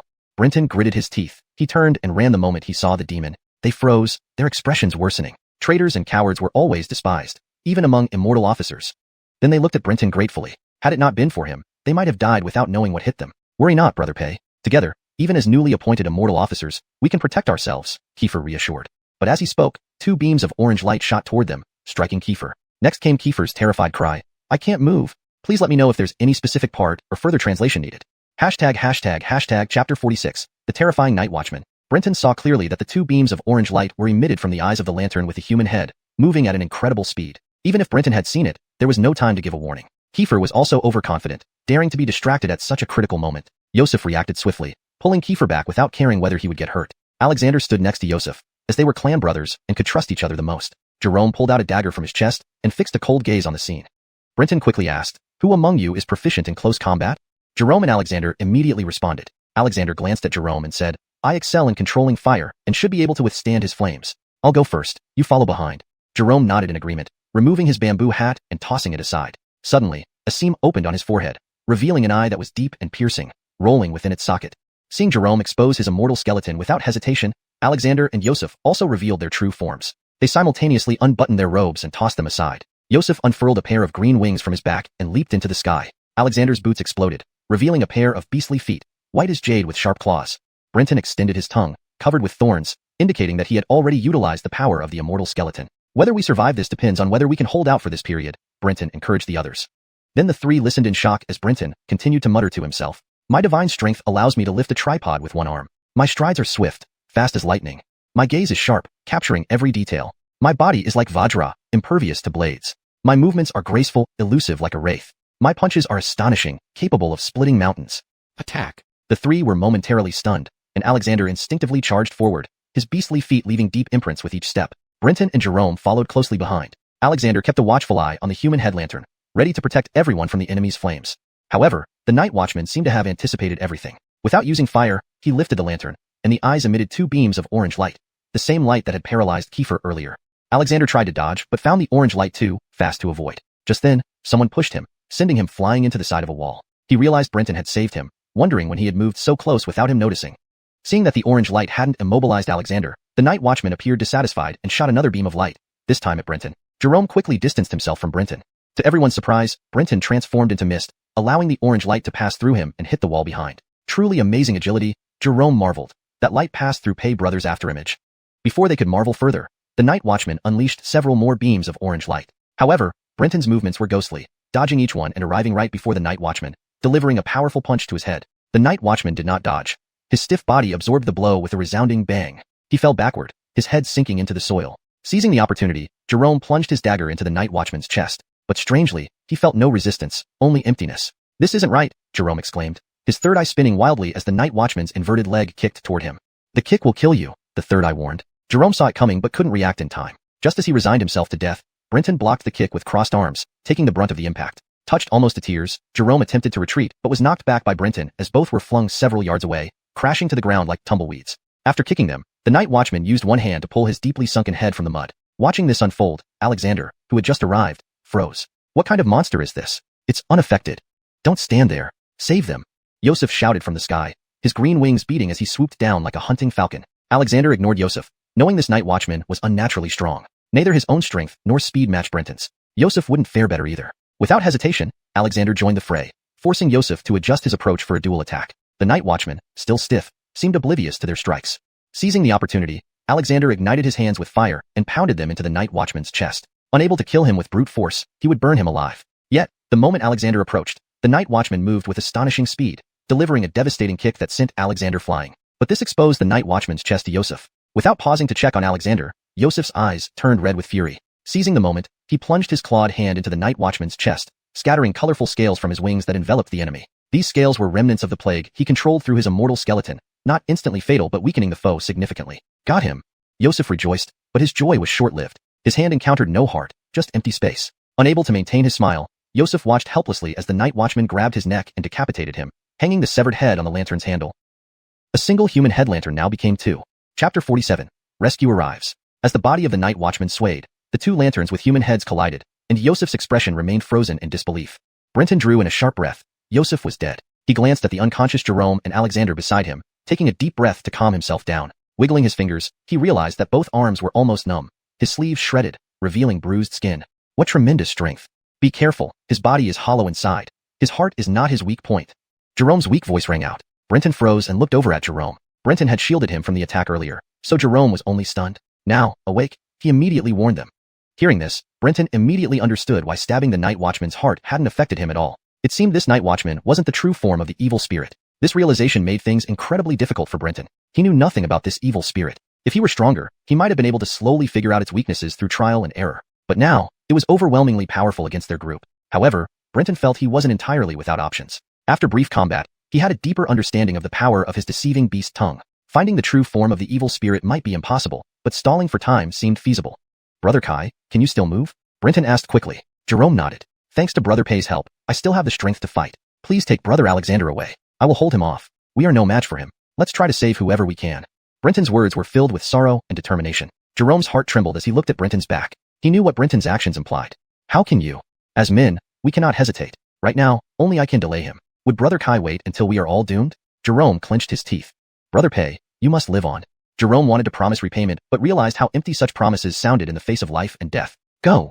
With a roar, Brenton charged at the night watchman. At the same moment, Jerome forced himself up, grabbed the unconscious Alexander, and carried him along with men towards safety. Reaching the night watchman, Brenton crouched down and swept with a kick. A loud bang echoed as the night watchman's leg twisted and bent. However, it showed no sign of pain, still wearing its eerie smile, its arms swinging wildly. The two heads' mouths opened wide, tongues flicking out, and two orbs of flame shot toward Brenton. Seeing this, Brenton rolled to avoid. The flames hit the ground, scattering embers. At this moment, Brenton's face lit up with joy. He activated the deceiving beast tongue and called out behind the night watchman, "Great Immortal Officer, please act quickly. This is your chance." The night watchman turned abruptly to look behind it. Seeing this, Brenton's eyes sparkled. It worked. His deception affected the evil spirit. Encouraged by this success, Brenton called out again, "I feel no pain. I feel nothing." Immediately, the pain in his limbs disappeared. Though they were still not fully functional, it wouldn't hamper his next moves. Taking advantage of the distraction, Brenton leaped up, elbowing the night watchman's head, causing it to stagger. Gaining the upper hand, Brenton continued his assault, preventing the night watchman from turning its head back, focusing on its lower body and striking its other intact leg, making it twist and break. But the night watchman wasn't so easily defeated. From the lantern, beams of orange light shot from the heads, forcing Brenton to retreat. Finally, the night watchman turned its head back. Its face was already disfigured beyond recognition, even losing its eerie smile, appearing grotesque and terrifying. Brenton took a deep breath, realizing that aside from immense strength and occasionally astonishing speed, most of the night watchman's abilities came from the lantern with human heads. As long as he avoided being covered by the lantern, he should be relatively safe. Tonight, he might survive. With renewed confidence, Brenton looked at the night watchman with broken legs and smiled broadly. "Your legs are broken. How can you still stand?" The night watchman looked down at its legs and plopped onto the ground, its deformed eyes showing confusion. "Your head is so deformed. Shouldn't you be dead?" The night watchman touched its misshapen head, displaying signs of struggle. Clearly, Brenton's lies couldn't fully deceive it into believing it was dead. It seems the limit of the deceiving beast tongue's power is here. It can't make someone believe they're dead. Since the night watchman couldn't move, could he take this opportunity to escape? Brenton didn't want to engage further. The night watchman was an evil spirit, hard to kill. If it broke through his deception, escaping would be harder. Suddenly, the night watchman seemed to understand something. It swung the lantern, and the head of the horseman began melting, yellow fat dripping from the neck onto the ground. The entire head dissolved rapidly, like a candle melting under heat. Brenton's pupils contracted sharply. This was a new tactic. Without overthinking, he turned to flee. But then he heard the sound of water waves. Splash, splash. Next, he felt himself step into pooled water. Looking down, he saw wax oil covering the ground beneath his feet. Damn! Recalling Clifford's yellow spring water, Brenton didn't dare underestimate it. He pushed off forcefully with his legs, leaping upward. But it was too late. In midair, Brenton felt his feet start losing sensation, the surface of his boots reflecting a waxy sheen. A sudden explosion of fire engulfed the ground. Brenton watched as his feet melted under the intense heat, revealing white bone. Seeing this, he gave a bitter laugh. He never expected the situation to change so quickly. He used lies to restrict the night watchman's movements, but it countered with a devastating blow to his feet. Falling, seeing the raging inferno below, Brenton knew landing meant certain death. Deciding whether to use the power of the 5 elements to save himself, he suddenly felt a large hand grab his back, pulling him towards a nearby rooftop. Turning his head, he saw an armored general who had saved him. Landing on a rooftop, the general threw Brenton aside and asked curiously, "Is the power of your immortal bones to speak and follow laws? Yet it doesn't seem quite right. I watched for a long time and couldn't figure it out. Very interesting." From the general's tone, it was clear he had arrived much earlier but simply watched. Brenton couldn't help but flare with anger. "You've been here for a while. Why didn't you intervene? Didn't you see my companion die to this evil spirit?" The general sneered. "A useless waste. Dead or alive, saving him would be wasting resources." Chapter 48. Unexpected solicitation. The other party's nonchalance in uttering such cold words sent a chill through Brenton's body. The underlying message was clear. If Brenton were considered useless by the other party, they would also wait for the malevolent creature to kill him before making a move. Furthermore, openly stating that they wouldn't help him even if he were in danger and not fearing any complaints from Brenton made the situation even more terrifying. Could it be that among the celestial cultivators, there was an unwritten rule that useless immortals didn't deserve to live? From Clifford up until now, aside from the few immortal officer candidates he met at an immortal temple, every immortal officer seemed to have an unusually consistent attitude toward human life. They simply didn't care. Brenton decided not to blame the other party. Not only did he not know their true identity or whether they were some important figure, but even if they weren't, getting on their bad side could easily lead to his death by the hands of the malevolent creature. This creature is truly strange. Its insides seem hollow, and its heart and head cannot be used to kill it. Brenton quickly relayed his various observations. However, the general waved a hand, stopping Brenton from continuing. "These are the lantern puppets of the Dunga religion. They are not living things, so your attacks are naturally ineffective. To eliminate them, you need to extinguish the wick inside. Watch carefully. This will broaden your horizons." With that, the general leaped off the rooftop. Before landing, the blazing flames on the ground seemed suppressed by an invisible force, rapidly extinguishing. Brenton steadied himself, his eyes fixed on what was happening below. Upon landing, the surrounding flames began fleeing. The night watchman looked at the general and, for the first time, spoke with a delicate giggle of a young maiden. "I never thought I'd meet a celestial cultivator from Limu Law Hall tonight. Too bad my lantern puppet took so much effort to create." Limu Law Hall? Brenton repeated these 4 words in his mind. As far as he knew, Limu was known as the war god, and its law hall cultivators mostly served in the military. No wonder the general wore armor instead of the usual robes seen on typical celestial cultivators. The general did not respond to the lantern puppet's words, but slowly drew the long saber from his waist. It was a very ordinary standard-issue military saber, yet upon drawing it, a bone-chilling wind immediately spread out. The surrounding sea of fire was instantly suppressed to its limit, struggling to burn on the ground as if it would go out at any moment. Faint blood-colored mists rose from the gaps in the general's armor, wrapping around him and the saber. With a loud boom, gale winds scattered, and the general vanished momentarily, leaving Brenton unable to track how he disappeared. Moments later, a heavy object fell to the ground. Following the sound, Brenton saw the general already behind the lantern puppet, which had been split into two halves, with the wick gradually dimming. So this is the puppet's weak point? Brenton wanted to examine it closely, but the wick was quickly stomped out by a large foot wrapped in blood-colored mist. Have you seen enough? If you've had your fill, come down, the general said, slashing the blade horizontally in front of him, extinguishing the remaining flames with the bloody-colored energy. Hearing this, Brenton immediately jumped down from the roof. His previous lie allowed him to suppress the pain from his wounded feet. The general glanced at Brenton's exposed bones and walked to sit beside a nearby shop staircase, gesturing for Brenton to join. Sir Brenton, I haven't had the chance to ask the general's name. I wish to know who saved my life so I can repay your kindness one day. The general chuckled, saying, You're quick-witted and polite, knowing how to speak well. My name is Yarden, Deputy Commander of the South City Military Command in the capital's 5 Armies Troop Office. So it's Commander Chow. Please forgive me for not recognizing you earlier. Yarden waved a hand, seemingly indifferent to the title of Deputy Commander. He removed his faceplate, revealing a broad face with thick eyebrows and piercing eyes, and a dense beard that added to his robust appearance, quite unlike the image of typical celestial cultivators. Yarden's gaze lingered curiously on Brenton. I observed your power earlier. At first glance, it resembled the legendary ability of commanding magic through speech, but upon closer inspection, it wasn't. Brenton frowned at this. The other party's words were almost too direct, essentially asking what his immortal skeleton's power was. Although keeping it secret forever was impossible, delaying exposure had its advantages. Just as Brenton was thinking of how to tactfully evade the topic, Yarden continued. You don't need to tell me what it is. Boy, just try using your power on me. Yarden stood up and moved to the center of the street, eager to test. Brenton sighed in relief and nodded to Yarden. After a brief pause, he activated the beast tongue skill and said to Yarden, Commander Chow has superb lightness kung fu, covering Tinjong in a single step. Startled, Yarden took a step forward without using any spells or techniques to verify Brenton's abilities. He shot forward like an arrow, landing several zhong away. Though not exactly Tinjong, it still shocked Yarden. He swiftly turned and leaped back to Brenton, looking intently at him and smiling. Good boy, your power is impressive. Tell me, how many people can you affect with it at once? Shaking his head, Brenton replied, I've only recently mastered the immortal skeleton and haven't tested its limits. This power came to me today unexpectedly, so I can't answer that. Yarden wasn't upset. Instead, he laughed heartily. Rubbing his hands together, he asked eagerly, Boy, are you willing to serve under me? Brenton was taken aback. Yarden continued, Of the 18 law halls in the Great Yin Dynasty, except for the Heroes' Hall, the other 17 no longer hide the secrets of their immortal skeletons. Your power clearly isn't from any of those 17. So, you must aim for the Heroes' Hall. While exceptional immortal skeletons occasionally emerge from the Heroes' Hall, they lack the divine imprints, limiting their future prospects. Even after leaving the Law Hall, they struggle to receive significant recognition. In contrast, within the military, even if your power benefits only some soldiers, you'll be highly valued. You'll have boundless potential. Even if your path to immortality is uncertain, you can establish a family through military achievements. Your descendants can follow the path of celestial cultivation, and I, Yarden, guarantee they can enter the Limu Law Hall. What do you think? Brenton was speechless, not because the offer wasn't tempting, but because it was too generous. The sudden solicitation left him unsure of how to choose. Hashtag chapter 49, the divine image inscription. Yarden's invitation would tempt not just a prospective celestial official like Brenton, but even a fully fledged celestial official. However, Brenton was hesitant. He bore a secret, one grave enough to cost him his life. Brenton originally planned to remain low profile, completing his studies at the Heroes' Hall, and then choosing an out-of-the-way place to serve for 3 years before settling down like Clifford, guarding a region alone. Only this way could he best safeguard his secrets. But if he entered the military camp, despite the apparent scarcity of celestial officials there, many forced cultivation halls and murderous immortal cultivators existed. These people were far more ruthless and brutal than ordinary immortal cultivators. Yarden was no different. Don't be fooled by his gentle recruitment now. It's because Brenton holds some value for Yarden. Otherwise, Yarden wouldn't even spare him a second glance and might use the demon's hands to kill this waste of a man. This wasn't someone Brenton could entrust his life with. With this in mind, Brenton made his decision. Yet, he didn't dare outright refuse, unsure if the other might fly into a rage and end his life right there. After all, he wasn't yet a true celestial official and hadn't completed his ordination.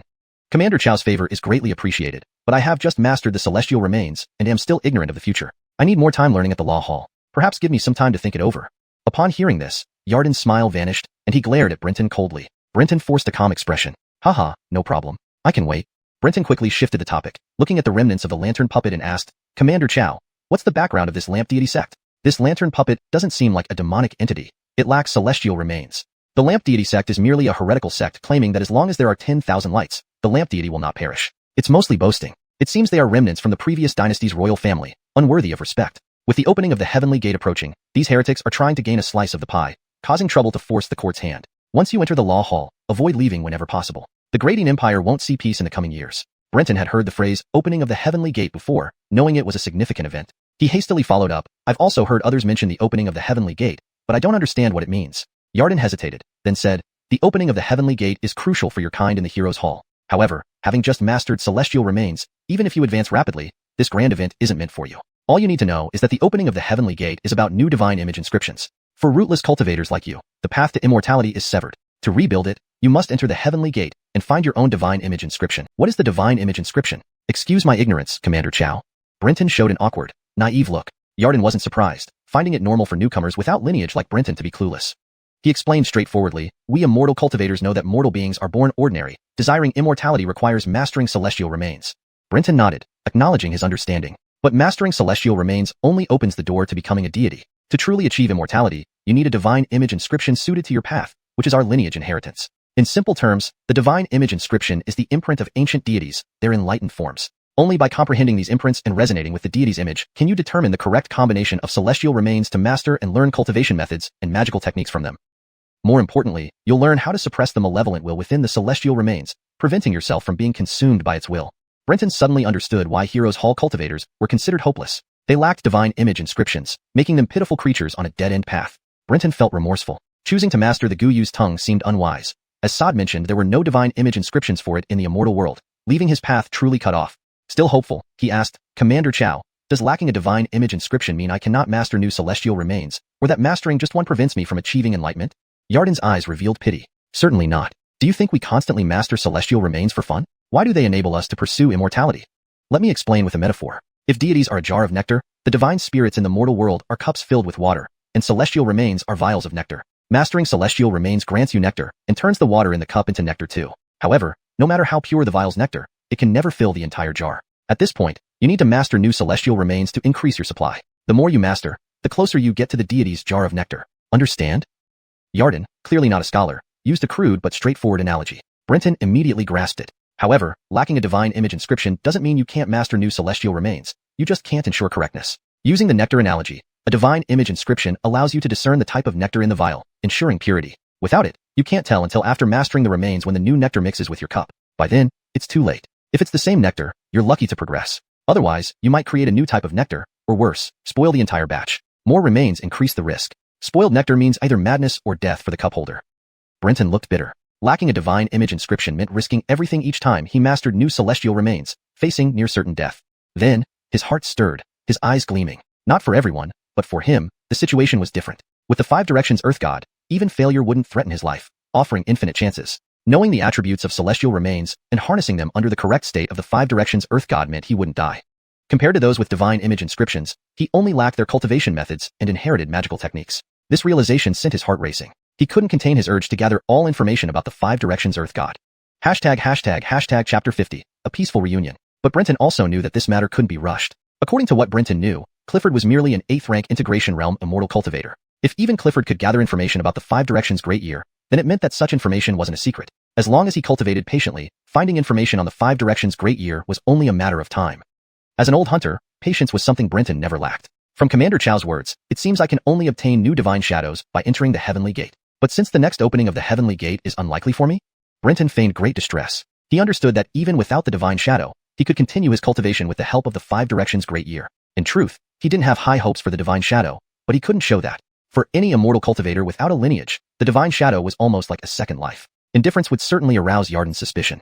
Sure enough, seeing Brenton's distressed look, Yarden smiled and said, "That's why I invited you to join my military. If you enter the 72 academies of the Great Ing Dynasty, someone of your level, commanding just one immortal skeleton, would hardly get a chance. However, if you join my army and receive support from the Limu sect, even if you don't enter, perhaps our brothers in arms can find it for you."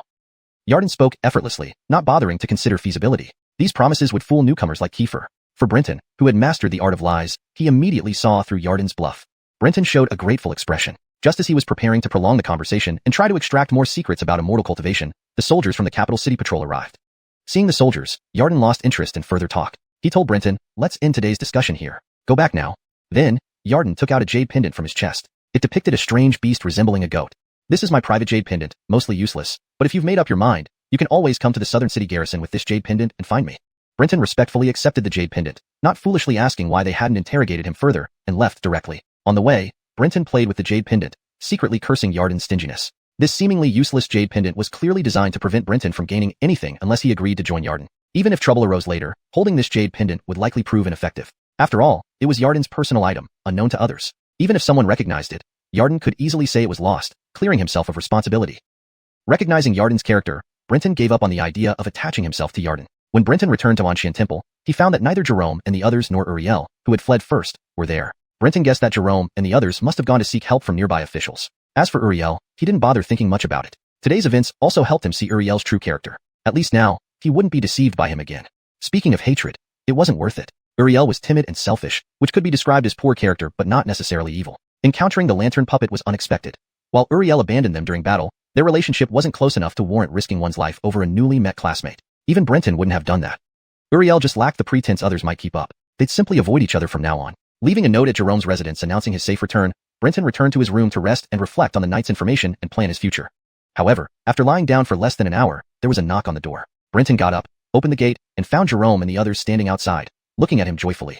His eyes swept over them and noticed that Uriel was there too, but his expression was awkward and uneasy. "Brother Pei, you've really returned safely. That's truly wonderful. Otherwise, we would have felt guilty for the rest of our lives." Jerome spoke first.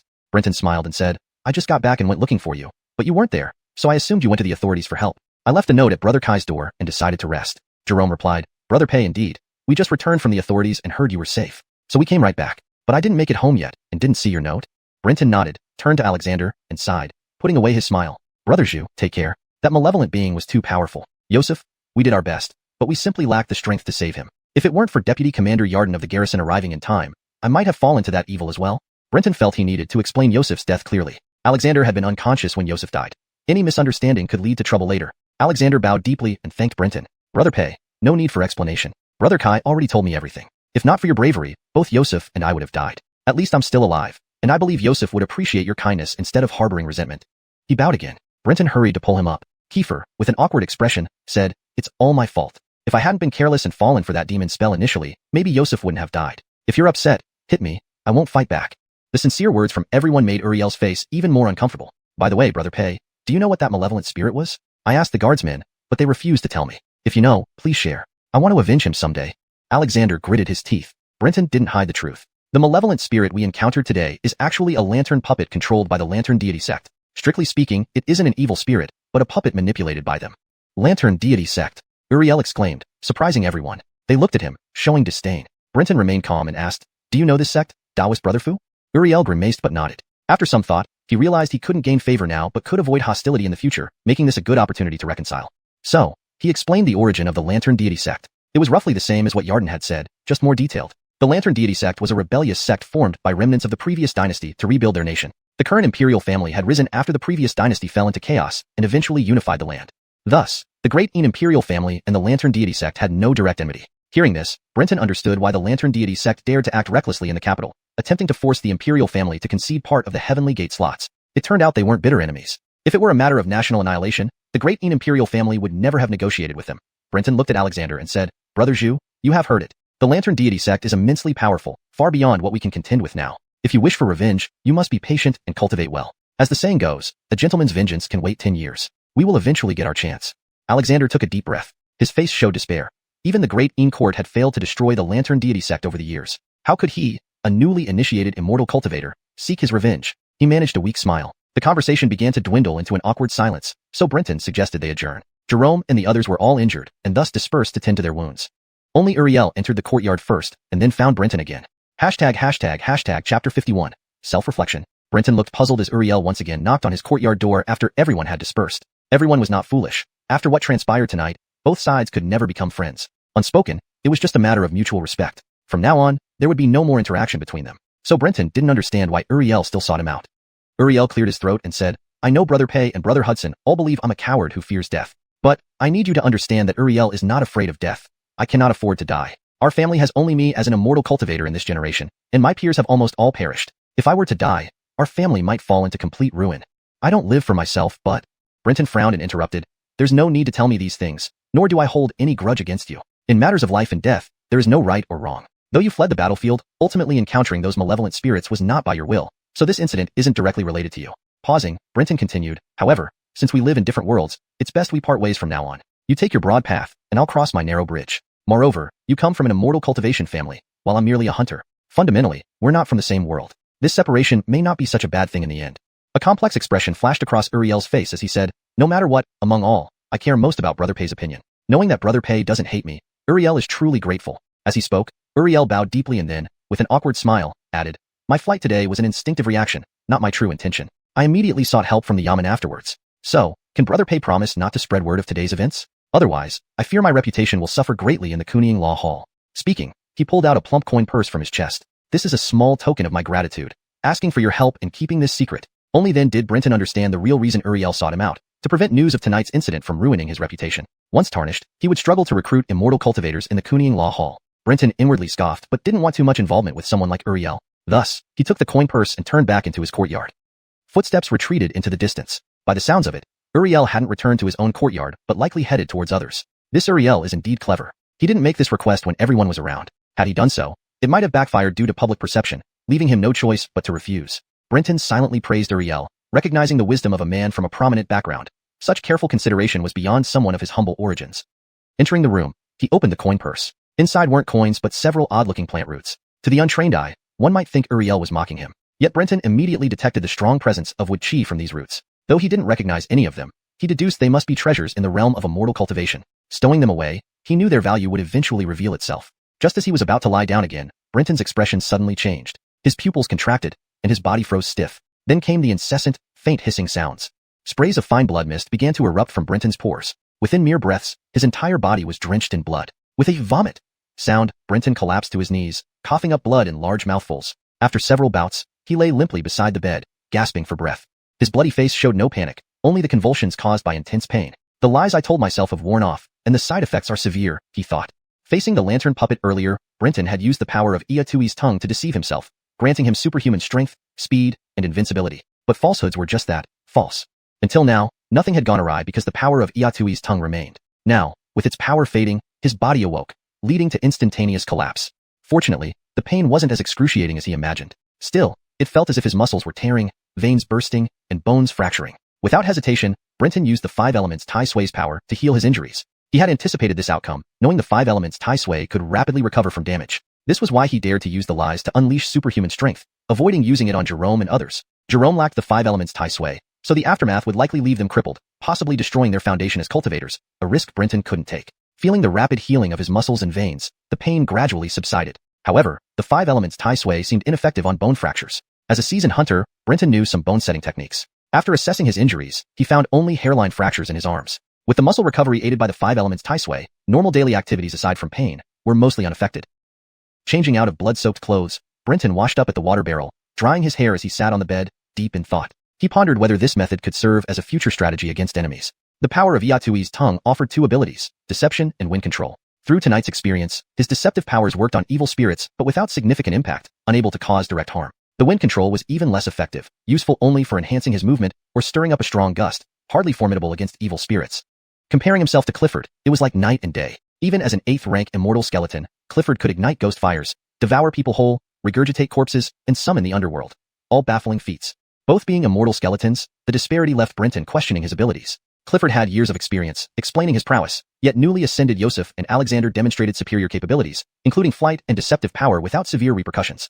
Thus, Brenton reassessed his role. Future confrontations with evil spirits required a supportive position rather than direct combat. Regarding fighting evil spirits, I'm still an outsider. Tonight, I should have used deception to harass the lantern puppet indirectly rather than facing it head-on. If I had recognized this sooner, coordinating with Jerome and others wouldn't have ended in such a loss. Yarden quickly grasped my true potential from the start. Brenton reflected while muttering to himself, however, I can't possibly have strong teammates by my side every time I face off against malevolent spirits. If I were truly on my own and encountered such a spirit, the method of deceiving my body with lies that I used tonight would undoubtedly be a crucial tool for saving my life. Tonight was indeed fruitful. The technique of using lies to deceive my body seems to have potential for further development.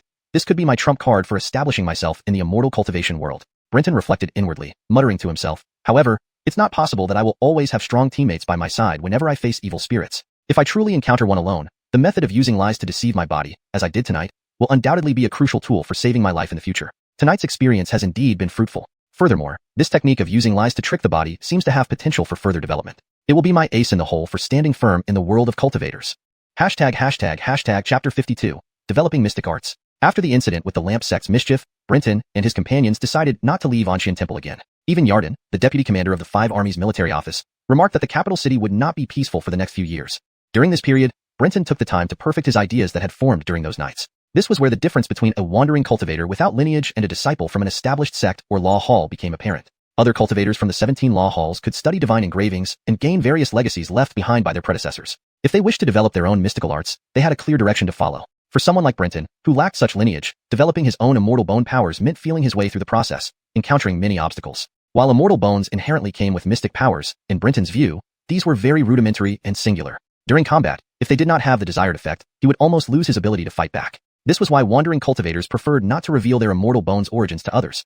If someone understood their strengths and weaknesses, they could easily counter them. Not everyone had the insight or opportunity to develop stronger powers than what the immortal bones provided naturally. Therefore, in the days that followed, Brenton, aside from attending Yosef's funeral after retrieving his body, barely left his quarters. Each day, he experimented with the moves he developed and the duration of each power. At night, he recorded his insights, refining and improving his methods as he reflected on them. Through intense research, Brenton soon made a breakthrough. After conducting numerous experiments, he gained a deeper understanding of the Liba beast tongue's lying powers and had a clearer idea of how to enhance them.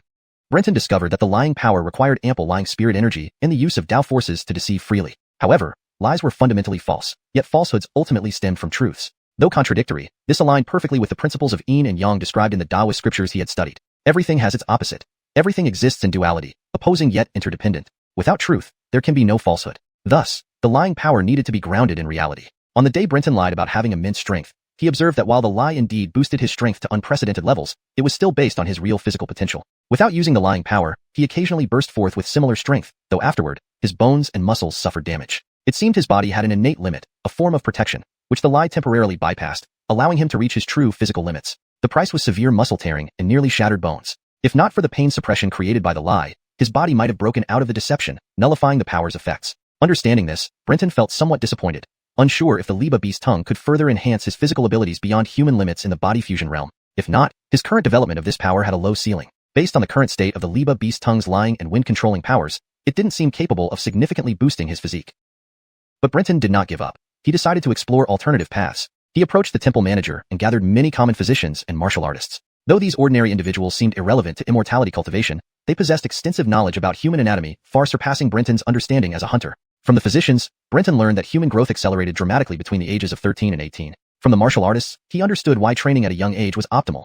Bones hadn't fully set, making them highly malleable. This gave Brenton a new idea. If he couldn't surpass his body's inherent limits with lies, could he trick his body into growing continuously, like a teenager? Thus, Brenton began experimenting immediately. He repeatedly used his lying power to convince himself he was 13 and that his body was growing rapidly. Remarkably, the results were significant. He clearly felt his bones and muscles expanding again, similar to the tingling sensations of rapid growth during childhood. In a short time, he even noticed a slight increase in height. To avoid drawing attention to his height, Brenton imposed additional limitations, focusing on bone density, muscle strength, vision improvement, etc. With continuous consultation from the physicians, his height stabilized, but he felt his bones and muscles gradually strengthening each day. Although incremental, over time, Brenton couldn't imagine the limits his body might reach. As a result, even the bone fractures in his arms healed completely in less than 5 days. Everything was progressing positively, though it wasn't perfect. To maintain continuous growth, Brenton needed to repeatedly use the Liba beast tongue's power. Since he had just harnessed it, his absorption of lying spirit energy was limited, restricting the daily duration of growth. Brenton's internal spirit energy remained depleted most of the time. Just as he pondered how to replenish it and streamline the need for repeated casting, it was already time for the initiation ceremony. Knock, knock, knock. The courtyard gate was knocked on. Brenton opened the door to find Jerome, Emin, and Alexander standing outside. Brother Pei, today is the day of our initiation. Why haven't you come out yet? We've been waiting, Jerome said. Brenton hesitated, then awkwardly replied, "Thank you for reminding me. I almost forgot."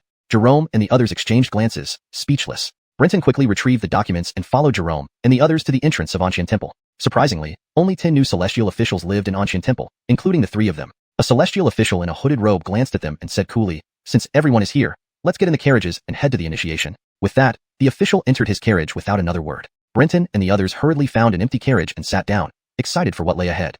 Today marked the beginning of their journey as true celestial officials, learning at the Heroes' Hall. Chapter 53. The Danilo's Tomb, the Ascension Pillar. Immortal officials are a uniquely significant presence in the Great Yin dynasty. Not only are they immortal cultivators, but they also form the foundation of the entire dynasty's existence. Therefore, even the imperial family and the aristocratic military families, who stand at the pinnacle of human power, ensure their status and continuity by having each generation's younger branches undergo training with immortal skeletons to maintain a certain number of immortal officials within the family. Immortal officials protect the family, and in return, the family provides resources for their cultivation, enabling them to advance further on the path of immortality. This mutually beneficial relationship is well established. Thus, even for wandering cultivators like those from the Law Palace or immortal officials who have lost their way in cultivation, the court does not treat them too stingily. Otherwise, unregulated sects would absorb these wandering cultivators, threatening the court's rule. Once one completes their initiation and becomes an officially registered immortal official of the court, even during their studies at the Law Palace, Brenton and his peers receive enough annual salaries to live lavishly for 2 to 3 years, along with essential cultivation resources, this being most important. The carriage slowly pulled out. Today was the day of the new immortal official's initiation ceremony for the Great Yin dynasty, but for ordinary people, it did not bring much impact. Sitting in the carriage and watching the increasing crowd on the streets, Brenton felt quite reflective. If he had a choice, he would prefer living like the commoners outside the carriage. However, Brenton soon noticed that the carriage was heading outside the capital city, eventually leaving the city walls. Without the bustling citizens inside the city to slow them down, the carriage raced forward. Brenton asked, puzzled, "Where are we going?" Alexander glanced at Brenton helplessly and said, "You really focus all your attention on reading the classics without paying attention to what's happening outside. You didn't care where the initiation would be held?" Brenton chuckled awkwardly. The initiation ceremony takes place at the Danilo's tomb because the Danilo was our race's first immortal cultivator and the founder of human immortality. We need to offer sacrifices and burn the roster to inform him that from now on, we will all be his disciples. Hearing this, Brenton nodded. In essence, it was just another tool used by the court, similar to how ordinary scholars become the emperor's disciples through palace examinations. The Danilo's tomb is located about 50 miles outside the Yellow Dragon City, nestled at the valley mouth between two mountains, resembling a spreading swallow from above. It is said that this location was chosen for its auspicious meaning of soaring into the sky, reflecting the Danilo's grand feat of ascending heaven riding a yellow dragon. But Brenton didn't care much about this. In the city, Brenton hadn't paid much attention. He then realized that the horses pulling the carriage seemed unusually powerful, allowing the carriage to move incredibly fast. It felt as if they had left the city only half an hour ago when the carriage stopped. Lifting the curtain, Brenton saw a massive bridge crossing over a river, with its body entirely white like jade. Statues on both sides depicted strange beasts he had never seen before. Jerome took a glance and said, "We're here. This major watercourse is the Red River, and this bridge is called the Chowdi Bridge. After crossing, we will reach the Danilo's tomb. To show respect to the Danilo, emperors of all dynasties dismount and walk across this bridge." This clearly meant they had to walk. Brenton nodded, marveling at the bridge's construction. Made of unknown materials, it spanned nearly 80 meters across the Red River, far larger than any he had seen in his hometown of Duzhou, which was densely webbed with canals. On both sides of the bridge stood armored guards, scrutinizing every person crossing, ready to punish any act of disrespect. Following the lead immortal official, Brenton crossed the bridge, entering a vast and majestic complex of palaces.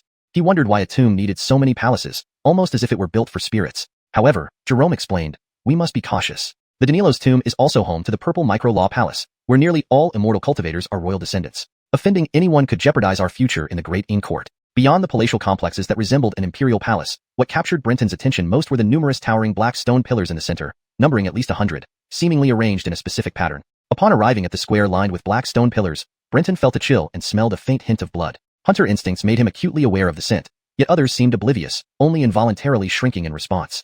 Up close, each pillar had a diameter of about 2 zhang and stood adorned with tense individuals below, some dressed in fine silk, others in rags, a peculiar sight. Beyond the pillars, a towering main hall stood flanked by 18 smaller halls. Inside the central hall stood a massive statue, youthful and dignified, wearing the crown and robes of royalty, holding a sword solemnly. The leading immortal official halted and turned to address Brenton and his peers. "You are newly trained immortal skeleton handlers set to enter the heroic hall. Go to your designated hall to await the proceedings. After the current batch of newcomers complete their evaluations, we will perform the collective initiation." He pointed to a palace on the right side labeled Heroic God Hall. Brenton and the others obeyed, walking towards the designated hall, noticing the 18 other halls, each with different names like the Force Guardian Hall, Yellow Dragon Hall, and Purple Micro Hall. Upon entering, they found 3 immortal officials waiting inside, explaining they were the reception officers for the Heroic Law Hall. A loud horn and drum signaled the arrival of immortal officials flying up to the pillars, each carrying someone. One reception officer smiled, introducing, "These pillars are called Ascension Pillars. Below them are candidates attempting immortal skeleton harnessing this year. Successful ones may become your fellow students." He didn't mention what happened to those who failed, but Brenton knew, failure meant death. Chapter 54, The Vile Instrument. Controlling an immortal skeleton is such a perilous task that everyone present understood its gravity. Although Brenton had not witnessed others controlling an immortal skeleton, he recalled his own experience. If it were not for the protection of the 5-element spirit, he might have failed. Reflecting on this now, he felt a chill run through him. This year, the Hudson Luo Law Hall will oversee the control of the immortal skeletons. "We only need to watch," said the guiding immortal officer. He then explained the rituals they would observe afterward in a casual tone, seemingly indifferent. Finally, he added, "If you can't remember, don't worry. Our Kunying Law Hall's new immortal officers are always at the end. Just follow what the people in front do." While listening, Brenton's eyes were fixed on the Ascension Pillar. He noticed that the methods used to control immortal skeletons were indeed similar to what Sod had described before. Some swallowed them directly, others implanted them into their bodies, and some used Dao techniques incomprehensible to Brenton to merge the immortal skeletons with their flesh. Suddenly, agonized screams erupted from the stone pillar. Some couldn't bear the pain and leaped off the Ascension Pillar, seemingly trying to end their lives that way. However, all were pulled back by the immortal officers above. Soon, a deafening bang sounded. Brenton turned his gaze and saw that the Ascension Pillar was emitting blood-red light, enveloping the top of the stone column. Apart from the immortal officers, the person who controlled the immortal skeleton had vanished, leaving behind broken bones, flesh, and blood frozen in the red glow, rapidly fading away. It seemed like an illusion, but the darkness on that ascension pillar deepened. Brenton shivered. He began to understand the purpose of these pillars. The court ordered people to complete the control of the immortal skeletons on these pillars, which meant many would die here. And these pillars were undoubtedly a type of Dao technique, absorbing the essence and even souls of those who failed. Such waste utilization, Brenton thought. No wonder he felt cold and smelled blood when passing by the pillars. How many people had died here? The ascension pillars flickered red continuously as batch after batch of candidates tried and failed. Brenton and his group waited for 7 days, barely leaving the hall except for bathroom breaks. Initially, Brenton felt fear seeing the continuous deaths on the ascension pillars, but day by day, they grew numb to the various gruesome deaths. Clearly, the court aimed to toughen their nerves quickly. It was brutal but understandable given the harsh reality of the wasteland, where evil spirits emerged relentlessly and scenes of carnage were common. Brenton couldn't help but think of the tragedy in Darren City. Compared to the ascension pillars, the horrors there were even worse. Such sights would likely not be rare in the future. After watching the repeated failures and successes on the ascension pillars, Brenton confirmed that without the five-element spirit, he would never have succeeded. Most successful attempts during these 7 days did not take nearly as long as his had. Even Sod once remarked that he was the only one she'd seen spend so many days. Suddenly, a hearty laughter echoed from an ascension pillar, jolting everyone from their lethargy. Brenton saw 3 guiding immortal officers stepping out of the hall, bowing to the immortal officer on the ascension pillar, saying, "Congratulations to Hudson Luo Law Hall for obtaining a vile instrument this year." Cheers rang out at various halls' entrances. Brenton, using his enhanced vision, saw the grotesque creature floating in front of the laughing immortal officer. The creature's body twisted like an old tree root, capped by a severely shriveled human face resembling a desiccated corpse, its organs spilling out due to compression. Its eyes held terror, topped by bull horns, occasionally letting out a bellow. A vile instrument? What's this? Brenton wondered aloud. Clearly, this peculiar being was once a living person. Could controlling an immortal skeleton have a third outcome beyond success or failure? Brenton mused. His voice caught the attention of the returning guiding immortal officers. Indeed, besides success or failure, there's a third possibility. You know, successfully controlling an immortal skeleton means you've overpowered its malevolent will. Failing means it overpowers you. However, if the spirit in the skeleton awakens prematurely, it merges quickly with the mortal body within a short period. But this fusion cannot sustain enough spirit energy, causing the spirit to lapse back into dormancy, leaving behind a vile instrument. This rough form can be refined into a special magical tool by cultivators. Using a vile instrument grants access to the innate abilities of the immortal skeleton without worrying about the spirit's awakening. Hearing this, Brenton and the others were stunned. They understood the benefits and why Hudson Luo Law Hall oversaw this process. Clearly, these law halls sought the vile instruments rather than recruiting new officers. Such rewards were unlikely to belong to one entity alone, rotating among major halls.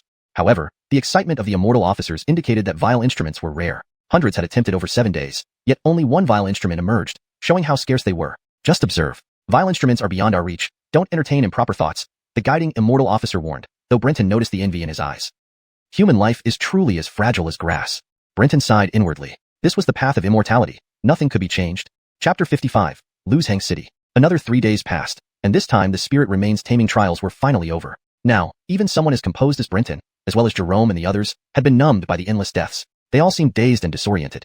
Fortunately, this nightmare had finally come to an end. No one knew if it was due to the mystic properties of the Ascension Pillar or because autumn had arrived, but despite the countless deaths and rivers of blood, there was no stench of decaying corpses at the scene. Apart from the air being thick with the scent of blood, no one would believe that so many people had died here over these 10 days.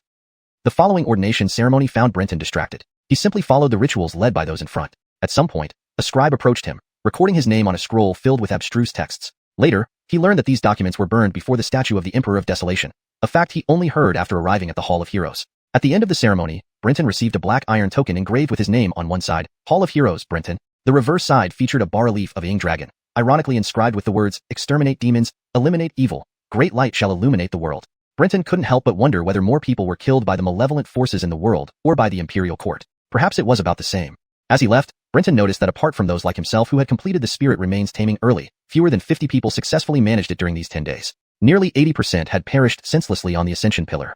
Since the mausoleum of the Emperor of Desolation housed the Purple Microcosm Hall, only newly appointed celestial officials from this hall were allowed to stay. The rest had to leave immediately.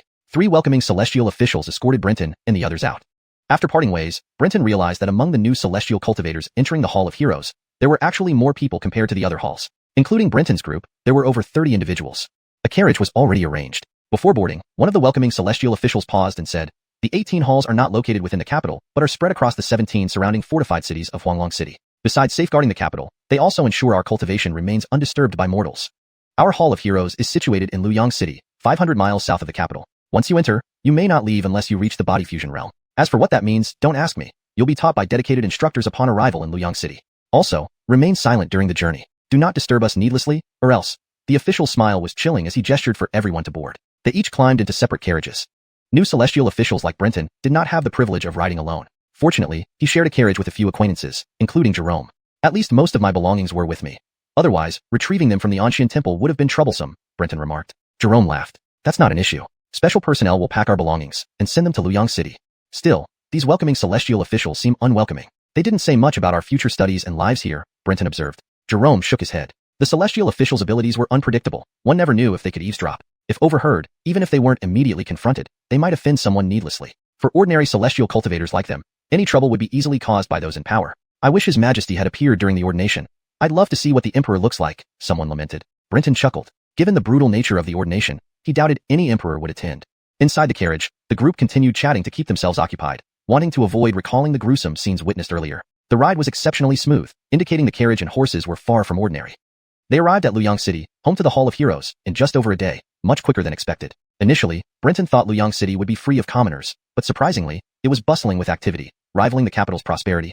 Isn't Luoyang City meant for the cultivators of the Hall of Heroes? Why are there so many commoners?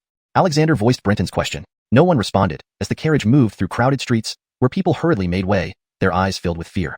Soon, they reached the inner city, marked by the signboard above the gate reading, Hall of Heroes. Inside, commoners became scarce, replaced by robed celestial cultivators, wearing wide-brimmed hats. Their appearances were peculiar, and those like Brenton, who looked mostly normal, were rare. Some had 3 eyes, 3 arms, horns on their foreheads, or even 2 heads, all covered by the loose robes and hats. Without the robes, they would likely be mistaken for monsters. The carriage stopped before a government-like building. After exiting, one official entered while 2 others gathered the newcomers. This is the key area of our Hall of Heroes. Inside, the main hall and adjacent chambers house the Grand Master and elders. Do not approach without explicit permission. To your left is your place of study. A dedicated official will guide you shortly. To the right are offices handling Luoyang City affairs, residences, salary disbursements, and exchanges for celestial materials. The 2 officials gave a brief introduction to the massive complex. According to them, only high-ranking officials lived inside, with the rest, including these new arrivals, residing outside. Moments later, the earlier official returned with an elderly-looking senior instructor. Bowing respectfully, the official introduced him. This is Instructor Freddy, who will guide you. Please greet him. Brenton and the others bowed promptly. Freddy took the roster handed to him and spoke without looking up. Follow me. Fortunately, this nightmare had finally ended. Whether it was due to the divine power of the Ascension Pillar, or because it was now autumn, despite the massive loss of life and bloodshed, there was not a trace of the stench of corpses. Aside from a heavier than usual bloody scent in the air, no one could believe that so many people had died in just 10 days. The subsequent ordination ceremony found Brenton distracted, simply following the actions of those in front of him. At some point, clerical officials came to him to register names on scrolls filled with difficult articles, where he apparently signed his name. Brenton later learned that these articles were burned before the statue of Rani, something he only heard after arriving at the Hall of Heroes. At the end of the ceremony, Brenton received a black iron token inscribed with Hall of Heroes on one side and his name on the other. The reverse side featured a sculpture of Ing Long, a mythical dragon, along with an ironic inscription reading, Exterminate evil spirits, enlighten the world. Brenton couldn't help but wonder if the evil spirits had killed more people or if it was the government. Perhaps both sides were equally culpable. Upon departure, Brenton noted that besides himself and others who completed the spirit remains taming early, less than 50 people successfully managed the trial within the 10-day period. Nearly 80% had died on the Ascension Pillar, dying without meaning. Because Rani's tomb housed the Ziwei Law Hall, only the new immortals assigned to the Ziwei Law Hall were allowed to stay here longer. The 3 guiding immortal officials directly escorted Brenton and the others away. After parting ways, Brenton noticed that the newly initiated cultivators entering the Hall of Heroes were the most numerous, totaling over 30 including him. Carriages were already arranged. Before they boarded, the guiding immortal official paused and said, The 18 law halls are not in the capital city, but situated among the 17 satellite cities surrounding Huanglong City. Besides guarding the imperial capital, our cultivation requires us to be undisturbed by ordinary people. Our Hall of Heroes is located in Luoyang City, 500 miles south of the capital. Once inside, unless you reach the integration realm, you may not leave the city. As for what the integration realm is, don't ask me. You will learn upon entering Luoyang City. Also, keep quiet on the journey and do not disturb us, or else. The guiding immortal smiled sinisterly, waving them aboard. He and 2 others got into different carriages. New initiates like Brenton didn't have exclusive carriage privileges. Thankfully, he rode with familiar faces, Jerome, and 2 others. Fortunately, I kept most of my belongings on me. Otherwise, retrieving my luggage from Anshin Temple would be a problem. Jerome laughed. That won't be an issue. Designated personnel will collect our belongings and send them to Luoyang City. But these 3 guiding officials seem uninterested in our well-being, offering minimal guidance about our studies and living arrangements. Brenton shook his head. Immortal officials' capabilities were unpredictable. No one knew if they monitored conversations. Any misstep could lead to unnecessary trouble, especially for common cultivators like themselves. I only wish the current emperor had appeared during the ordination. I wanted to see what His Majesty looked like. Brenton chuckled at Amon's comment. Given the brutal ordination process, he wouldn't blame the emperor for staying away. In the carriage, they continued chatting to distract themselves from their recent harrowing experiences. The ride was incredibly smooth, indicating that the carriages and horses were far from ordinary. Despite expectations of an isolated city, Luzhang was bustling with activity, its prosperity matching the capital's. Aren't we told Luzhang City is for cultivators? Why are there so many ordinary people? Alexander voiced Brenton's confusion, but no one answered. The carriages proceeded through the crowded streets, where civilians parted fearfully. Through the window, Brenton saw fear in their eyes. Soon, they arrived at a walled inner city, with Hall of Heroes inscribed above the gates. Inside, fewer civilians roamed, replaced by officials in wide cloaks and hats, often possessing unusual features like extra eyes or hands, or even multiple heads.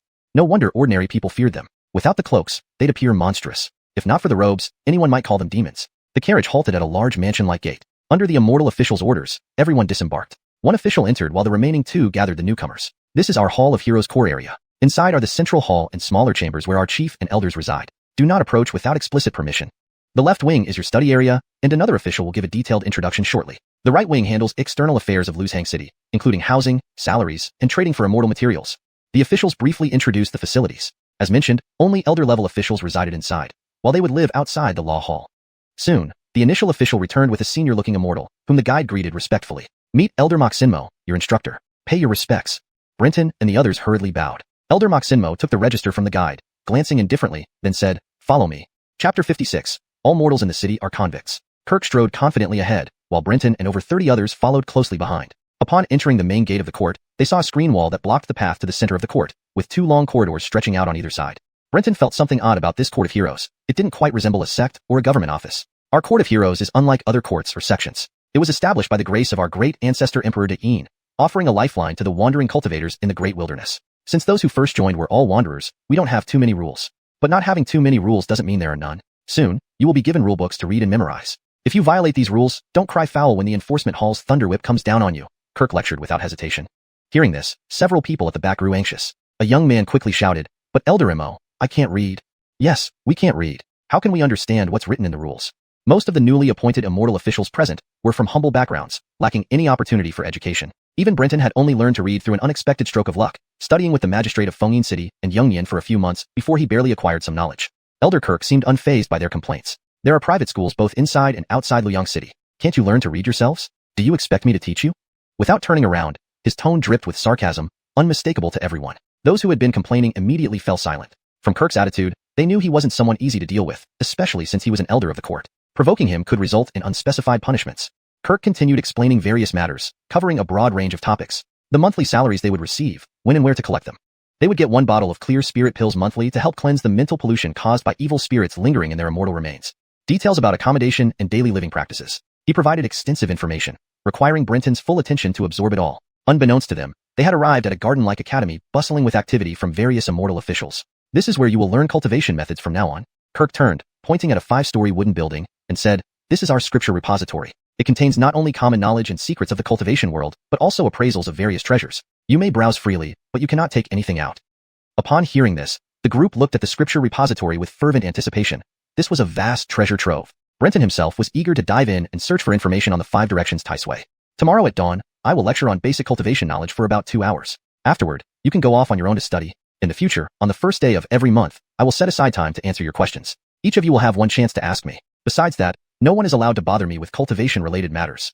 Since you know the way, and I've said all I need to, you may disperse now. Take your tokens and head to the right-hand public office to claim this month's salary and choose housing." With that, Kirk left everyone standing dumbfounded as he entered the scripture repository. Brenton and the others exchanged puzzled glances. Jerome whispered, "Are we just abandoned here? Maybe it's our first day. We'll collect our salaries, settle into our quarters, and Elder Mo did say there's a class tomorrow morning." Sinclair muttered, "This isn't what I imagined at all." Brenton nodded in agreement. This certainly wasn't what he expected. It felt like they were being neglected, judging by Elder Mo's indifferent attitude. "Let's go to the public office to secure our accommodations and collect our salaries before more people arrive." Jerome agreed, following Brenton to the public office. Before they left, an immortal official blocked their path, looking disdainfully at them. "After you finish at the public office, remember to return here to collect the court's rulebook. No excuses for missing it today." One person protested, "Brother, why not give it to us now? Isn't it troublesome to make another trip?" The official rolled his eyes and walked away. "Do as instructed, or else leave. What a bunch of fools." They watched him enter a room, showing no interest in further communication. Brenton frowned, noticing the cold reception from the immortal officials. There was a subtle hostility towards them. Deciding not to stir trouble, he led Jerome and the others to the public office. Compared to the exquisite landscaping around the scripture repository, the public office appeared drab. The spacious rooms lacked any vibrant elements, giving an air of rigidity and lifelessness. A middle-aged clerk approached Brenton and his companions, bowing deeply with a flattering smile. My name is Trace, head of the public office. Greetings, esteemed Immortal officials. Brenton realized Trace was likely a mortal clerk sent by the court to handle daily affairs. We are new Immortal officials joining today. We are here to collect our salaries and choose accommodation. Trace nodded. Please follow me. I know the procedures well. Let me show you. He explained the functions of each office along the way. When he mentioned the convict office, Brenton and the others paused in confusion. Wait, convict office? What does that mean? Trace laughed nonchalantly. Each month, you have the right to kill 10 mortals, simply reporting the action afterward so we can replenish the supply promptly. You may not know this, but everyone in Luoyang City, except for clerks serving the court and soldiers, are convicts from across our empire. Their sole purpose is to assist Immortal officials in their cultivation, including serving as targets for practice. Chapter 57. Wait a moment. Are they all death row inmates? Brenton asked in surprise. Although he had become accustomed to the rampant killing of mortals, if what Trace said was true and all the mortals in Luzhou City were convicts, it would imply chaos within the Diyin dynasty's administration. Trace smiled. Not entirely, but mostly serious offenders. At least they've been exiled, almost no different from being on death row. Upon hearing this, Brenton and his 3 companions fell silent. All 4 came from common backgrounds, and such arbitrary killing without cause struck a blow to their sense of justice. Though many had died during the ascension ceremony at the Immortal Pillar, everyone knew that it was a personal choice, and the risks were clear beforehand. Thus, the deaths were accepted as part of the harsh reality of pursuing immortality. But this new revelation left them shaken. Trace, having served for over a decade, was no stranger to their expressions. Over the years, numerous celestial officials like Brenton initially reacted even more intensely, only to eventually grow accustomed or even more ruthless. Trace consoled them. Gentlemen, don't feel uneasy. These people are criminals who deserve their fates. You only see them being killed without resistance, but you don't see the innocent civilians they harmed. Our hall's first Grand Master said well, mercy to criminals is cruelty to victims. Their fates are mere retribution for their sins. The 4 paused, finding some logic in Trace's words. Though none of them were particularly well-read, Brenton, the most learned among them, hadn't considered this perspective, let alone Jerome and the others. While unsure if Trace's argument was sound, it made them feel better. Reframing it, if they viewed the city's inhabitants as malevolent spirits harming innocents and themselves as the victim's kin, they'd feel gratified hearing those spirits were eliminated, avenged, not questioning their demise. Relieved by this shift, their expressions eased. Trace continued his tour of the administrative office, occasionally mentioning gossip about other halls. In fact, these convicts landing in Luzhou City is a rare fortune. Despite occasional killings by celestial officials, such cases are extremely rare. If sent to Hudson Luo Hall, they'd be thrown into an endless hell where neither life nor death is an option. Brenton, intrigued, asked, tell me more. The convicts here can still move freely, open shops, marry, have children. All freedoms except leaving the city. Even outside, life-threatening calamities lurk unseen. Hudson Luo Hall is different. Its cultivators follow the path of ghosts and gods, needing death and corpses aura. Sent there, few survive a year. Do you know where Hudson Luo Hall is? Brenton, thinking of Sada's gratitude visit, quickly asked, where is it? Hudson Luo Hall is at Corpse Bone Mountain, Wrongful Death City. These 6 words instantly painted a grim picture of a ghostly city atop mountains of bodies. Eager for more details and curious about Luzhou City's unwritten rules, they were interrupted as new celestial officials entered. Having already briefed Brenton's group, Trace apologized and greeted the newcomers. With no choice, the 4 waited outside, collecting their salaries and clear mind pills before selecting homes. They decided to live nearby for mutual support. Choosing properties near Ping Kong Street in the outer city, they squeezed out just as the hall became chaotic with new arrivals. Outside, Amin sighed happily with his full pouch. Let's grab the hall's rulebook while it's quiet and celebrate later. Brenton pulled him back. Why, Brother Pei? Anwar and Jerome looked curiously at Brenton. Frowning, Brenton replied, something feels off. It's still early, no rush. Let's wait and see if others encounter issues before we go. The 3 looked puzzled, not understanding his caution. Are you being overly cautious? This is Luzhou City's Kuning Hall. Nothing bad will happen here, Amin scoffed. Brenton sighed. Please humor me. Let's chat somewhere. I'll treat you to lunch. Reluctantly agreeing, they joined Brenton, sitting in the hallway, chatting casually as officials exited one by one, curious yet undisturbed. Finally, after several groups left, Brenton led them towards the library. Just then, they saw a crowd arguing near a room. Surprised, Amin turned to Brenton. Amazing, Brother Pei. You were right. Chapter 58. Are you messing with me? Brenton couldn't feel proud. He wished his earlier feeling had been wrong. The 4 of them stepped forward, standing behind the crowd to listen. Soon, they understood what was happening. To obtain the regulations manual from the Kuning Law Hall, one had to hand over half a bottle of tranquility pills. If this were a regulation of the Law Hall, it would have been fine, but the celestial official in charge of issuing the manuals arrogantly told everyone that this wasn't a rule of the Kuning Law Hall, but his hard-earned fee. He openly stated that those who didn't pay wouldn't get the manual and threatened all not to borrow or copy from others, saying that Thompson's word meant no one in Luoyang City dared help them. This arrogant attitude was striking. Yet, his surname coincided with the teaching celestial official, making all new celestial officials speculate wildly. Moreover, they didn't know the rules of the Kuning Law Hall. If they acted rashly, they might break the hall's rules and be expelled, leading to the current standoff. Understanding the cause, Amin immediately flared up, but like the other new celestial officials, he feared breaking the rules, so he could only sigh heavily, saying, when under someone's roof, you must bow your head. But Brother Pei, how did you know this rascal would create trouble? Alexander and Jerome also looked at him curiously. Brenton explained frankly, getting the regulations manual is supposed to be simple. If the other party didn't want to make things difficult, why would we need to come back again? It's illogical. The 3 nodded thoughtfully. And haven't you noticed something odd about another matter? The three looked at each other, puzzled. What is it? Brenton sighed like amen. The farm boy, with his naive heart, hadn't caught on earlier nor now. Brenton then explained, it's about Trace from the office. Trace? What's strange about him? Jerome asked, astonished. Don't you think he talks too much? So talkative people are wrong? Alexander was skeptical. Brenton patiently analyzed for them. Think about how outsiders treated us before we came to the law hall. They were afraid of us. Even if Trace interacts with celestial officials daily, as a mortal, he can't completely eliminate fear.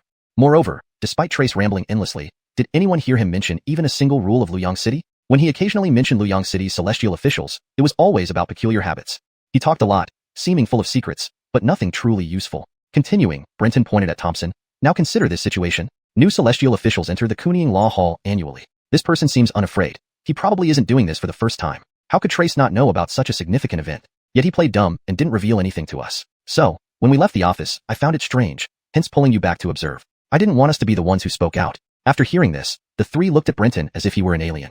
The men even touched Brenton's hat and said strangely, my heavens, how does your brain work? You could see through this. Alexander and Jerome agreed. Brenton rolled his eyes, slapping away Eamon's hand. Eamon was straightforward, always blunt. Even if Brenton explained things clearly, he might still misunderstand next time. It was about personality, not intelligence. Among the three, Brenton believed Jerome had potential to grow gradually. Jerome inhaled deeply, asking, Brother Pei, what do you think we should do? We don't know how important tranquility pills are, but since the law hall provided us with just these pills, they must be vital for cultivation. Giving half away now could affect our future cultivation. Giving them away certainly can't happen. Let me think for a moment. Brenton wasn't the type to submit passively. Looking at the bustling crowd, some had already surrendered, trading pills for the manual. Suddenly, a flash of inspiration crossed Brenton's eyes. He whispered, I have a plan, but I can't take the lead. Hearing this, Emin instantly replied, leave it to me. I won't argue. Remember when we encountered the Lantern Cult's puppet? I did nothing then, and instead held you back. This time, it's my turn. Jerome and Alexander stayed silent, knowing Emin harbored regret over that day. Allowing him to act wouldn't hurt. They'd support him if retaliation came. Without hesitation, Brenton whispered into Eamon's ear. That's it. Eamon stared incredulously. He thought it would be complicated, but it turned out simple. He reassured the others with a glance and squeezed through the crowd to face Thompson. Thompson sat on a chair, resting his hand on a pile of books, looking disdainfully at Eamon. Dump the pills here. Quantity good. Take your manual. Thompson assumed Eamon had caved. But Eamon chuckled. You want my pills? Sure, but I want to know, where do they end up? Thompson frowned, staring at Eamon. What do you mean by that? Eamon grinned. You're surnamed Imo. Our instructor is also surnamed Imo. Are you related? Just tell me. Is this for Elder Imo? If it's for him, forget half a bottle. I'd offer him the whole thing. Thompson frowned harder, eyes chilling. He sneered, of course not. We share a surname. So what? As your senior, do I not deserve your respect? This was blatant intimidation. Did Eamon fear? Certainly not, or he wouldn't have stepped forward. All new celestial officials watched silently, while Uriel appeared nervous, fearing being implicated after their separation. You seniors do have self-awareness. Correct. I just don't think you deserve my respect. Bang! Thompson slapped the table, standing up with a chilling laugh. Excellent. Haven't seen such courage in years. Today has opened my eyes. Seeing Thompson poised to strike, though tempted, Emin remembered Brenton's warning, hurriedly saying, if you want to fight, remember, this is the Law Hall College. Finding Eamon's cowardice more amusing, Thompson sneered, regardless, answer me. If I don't give the pills today, will I never get the manual? Gritting his teeth, Thompson spat, yes? Then goodbye. Hearing this, Emin leaped back into the crowd without hesitation, leaving Thompson bewildered. You dare mock me? Thompson roared in fury, but he didn't chase after Emin. Instead, he sat back down viciously and cast a cold, menacing glance at everyone below, as if warning that anyone who dared to toy with him would surely pay the price. The crowd stood silent under his gaze, tension thick in the air. Yet, beneath this silence, whispers of unrest began to stir.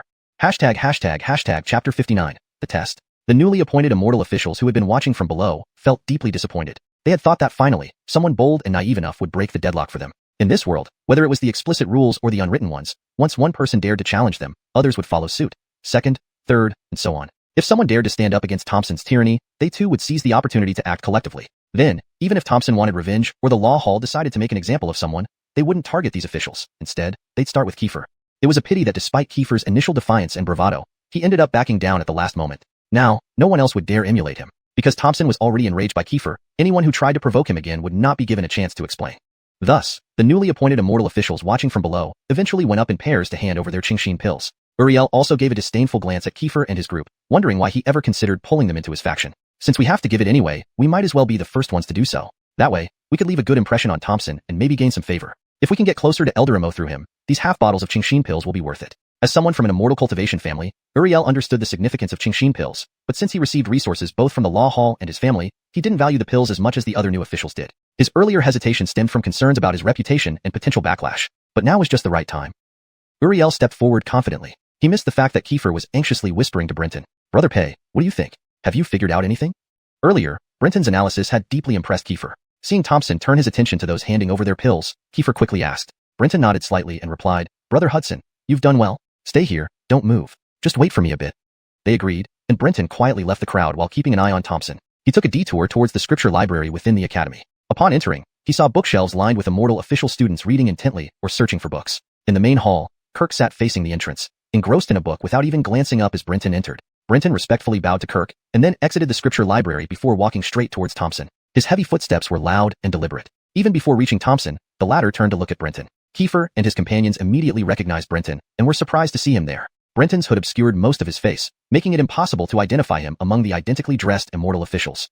Thompson, Brenton called out without any hint of respect. The new Immortal officials fell silent, and Thompson stood up, frowning at Brenton. Suspiciously aware that the heavy footsteps came from the scripture library, Thompson instinctively didn't consider Brenton a new official.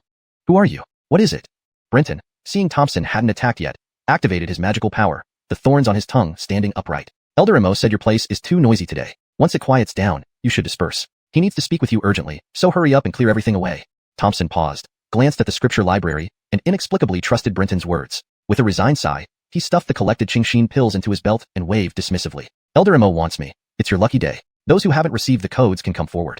Without further ado, he ran towards the scripture library. Seeing this, Brenton flashed past the stunned crowd, grabbed 4 codebooks, and leaped over to Kiefer's side. Run! Kiefer exclaimed in surprise, but couldn't revel in the moment as Brenton fled the academy. Kiefer and his companions quickly followed. Realizing what happened, the remaining new Immortal officials rushed forward to grab the remaining codebooks. Those who had already exchanged their pills regretted not waiting. Inside the scripture library, Thompson approached Kirk with a humble smile. Grandfather, you called me? Kirk looked puzzled. When did I call you? Confused, Thompson asked, didn't you just send someone to tell me it was too noisy and that you needed to see me? Kirk snapped. That bastard lied to me. Thompson clenched his fists. I'll find him and... Stop. Kirk's calm voice silenced him. Think carefully. Are you really so easily swayed by others? Did you believe every word without questioning? Thompson breathed deeply, calming himself. You're right, grandfather. He didn't show any token from you or say much, just a simple sentence, and somehow I believed him completely. He used magic on you, Thompson realized. Kirk chuckled. Interesting. So be it this year. Unbeknownst to Brenton, Kirk had taken note of his appearance, even though he hadn't looked directly at him. Kirk wouldn't let such details escape him while guarding the scripture library. In a quiet passage, Brenton laughed, realizing his guess was correct. What did you figure out? Kiefer demanded. That exchanging pills for law books wasn't Thompson's scheme but rather a test by the law hall for us new officials. And it seems only we 4 passed. Kiefer looked confused. Brenton smiled. If Thompson talked to Elder Imo after coming here, we would be exposed. Since they didn't chase us, the outcome is obvious. Jerome nodded. No wonder you made us wait. But what if they had chased? We'd run, wouldn't we? Give them our pills for real?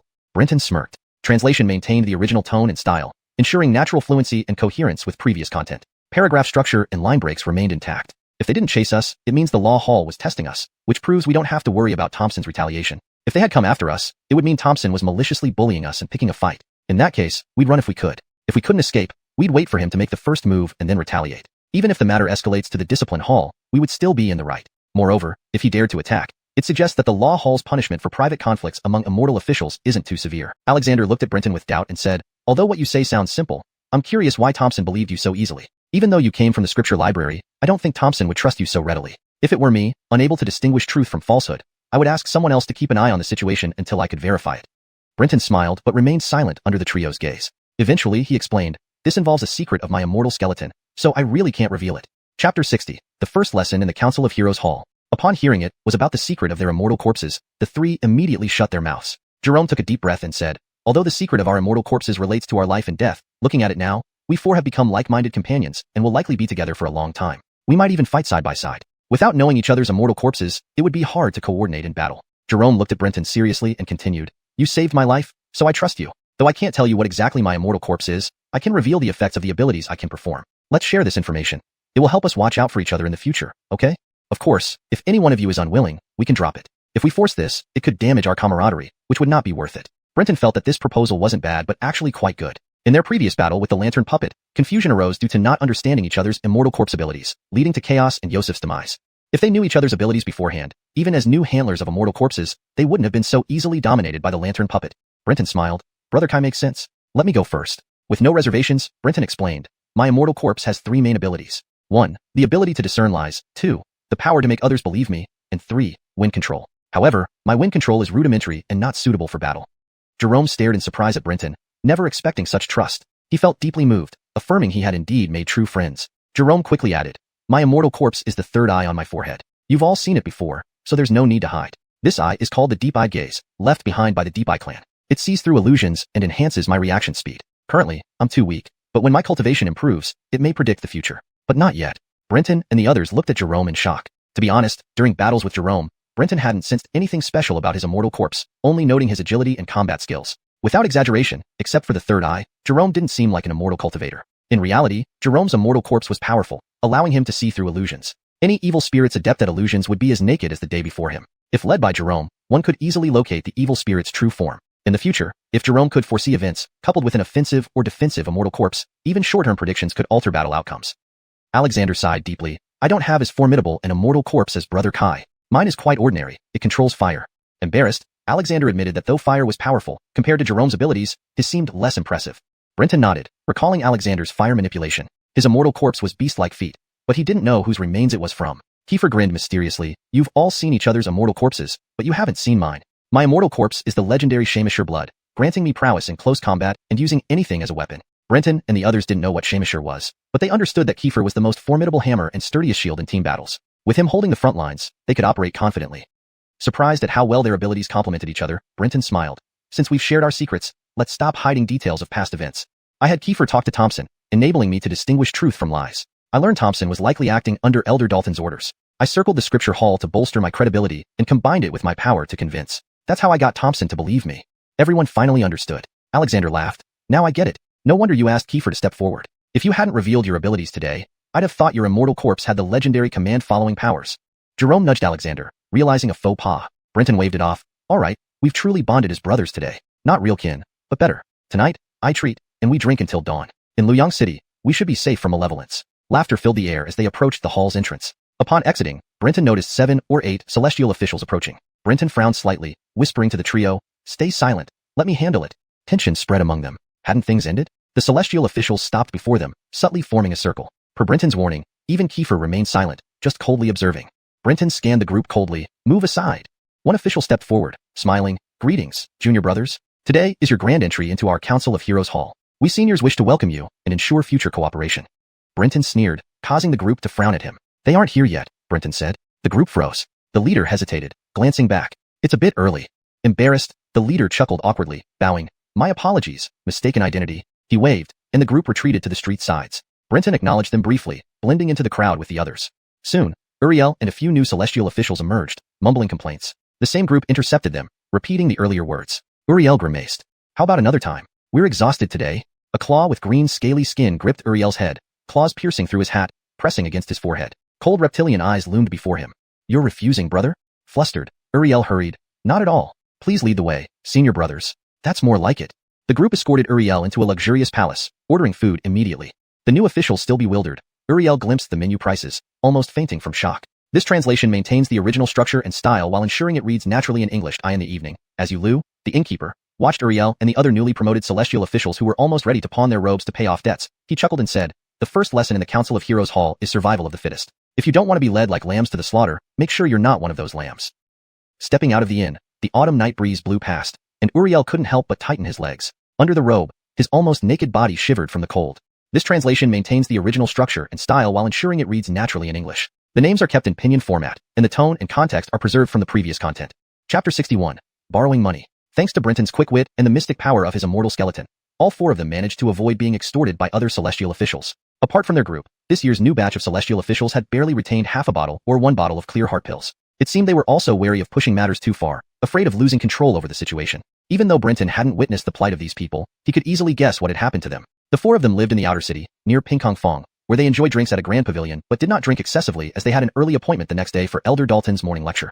At each of their residences, there was a steward waiting at the gate, even in the chilly autumn night, not daring to find shelter from the wind. Upon Brenton's return, after giving him a brief introduction of the house, the steward was dismissed by Brenton. He didn't want servants or maids, just instructing the steward to send someone regularly to clean the courtyard. It wasn't that Brenton disliked luxury. Rather, he wanted to keep secrets, avoiding the need to be on guard against others while eating or sleeping. That was exhausting. After washing up, he heard the sound of the night watch announcing it was already the hour of high. Thinking he still had time, he went to his study and started reading the Hall Regulations Handbook. The content within was vital, so he couldn't take it lightly. The book wasn't thick, and Brenton quickly finished it. However, upon finishing, his face showed a look of confusion. There were indeed numerous rules, but most were irrelevant to him. The majority described places accessible to the first 3 ranks of cultivators out of the 9, along with penalties for violations. This took up most of the handbook. The remaining part mostly dealt with rules concerning the sutra repository and city entry and exit protocols. Throughout the entire handbook, there were no rules explicitly prohibiting cultivation battles among celestial officials. Instead, there was a clause stating that if any surrounding buildings were damaged during such fights, compensation should be provided based on the cost of damage. If a fellow cultivator was killed, the penalty would be 300 lashes of lightning and 10 years of imprisonment in a water dungeon. This essentially meant that within Lumyang City, conflicts among celestial officials were not strictly prohibited. Private duels were allowed as long as they didn't result in fatalities, requiring only compensation for damages. Brenton rubbed his forehead. No wonder those senior cultivators in the law hall acted so recklessly, either setting traps for clear heart pills or swindling others' money without fearing complaints from the new celestial officials. Because everything not explicitly forbidden was permitted, and if they fell for the scams, it was their own fault. They could fight back, make the other side submit, get their losses reimbursed, or just swallow their pride. This is not cultivating immortals, this is nurturing pests. Brenton sighed. However, such a method ensured that the celestial officials raised wouldn't be like delicate flowers in a greenhouse. Initially, Brenton couldn't understand why Clifford had such deep machinations and ruthless tactics, nor why Sod, such a pampered girl, could be so indifferent to human life. In this kind of environment, it was hard for celestial officials to develop respect for human life. Originally, I thought since the divine religion was causing chaos in the capital, making things less peaceful, my position in the law hall shouldn't be a big concern. But now, it seems better outside than here, as peace has never truly existed here. Putting down the handbook, Brenton lit a candle and returned to his bedroom. He scanned the room, intending to hide his money. After circling the bedroom several times, he felt nowhere safe enough to hide it from the eyes of celestial officials. In the end, he decided to follow Clifford's example and dig a hole under the bed to bury it, figuring simple methods might work best. As he was taking out his money, he noticed a purple silk pouch. This was what Clifford left behind. When he had not yet mastered the immortal skeleton, Clifford's family records had terrified him. Even after mastering the skeleton, he had either been with Sod or constantly moving around, delaying opening the pouch until now. Holding the pouch, Brenton sat on the edge of the bed, hesitating for a long time before finally deciding to open it. Although he knew through Clifford's records that whatever was inside would have significant consequences, his curiosity compelled him. If something about Clifford exposed him to danger, he'd rather know the reason than die ignorant. Trying to channel the lie spirit force from the Iowu tongue into the pouch yielded no results. Thinking for a moment, he spoke to the pouch. I am the one who can open you.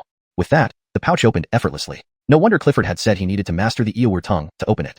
Shaking the contents onto the bed, out came a rolled-up silk manuscript. Brenton picked it up and gently unrolled it, immediately feeling bewildered. The manuscript was covered with intricate drawings resembling small characters: flowers, birds, fish, insects, sun, moon, clouds, rain, mountains, rivers.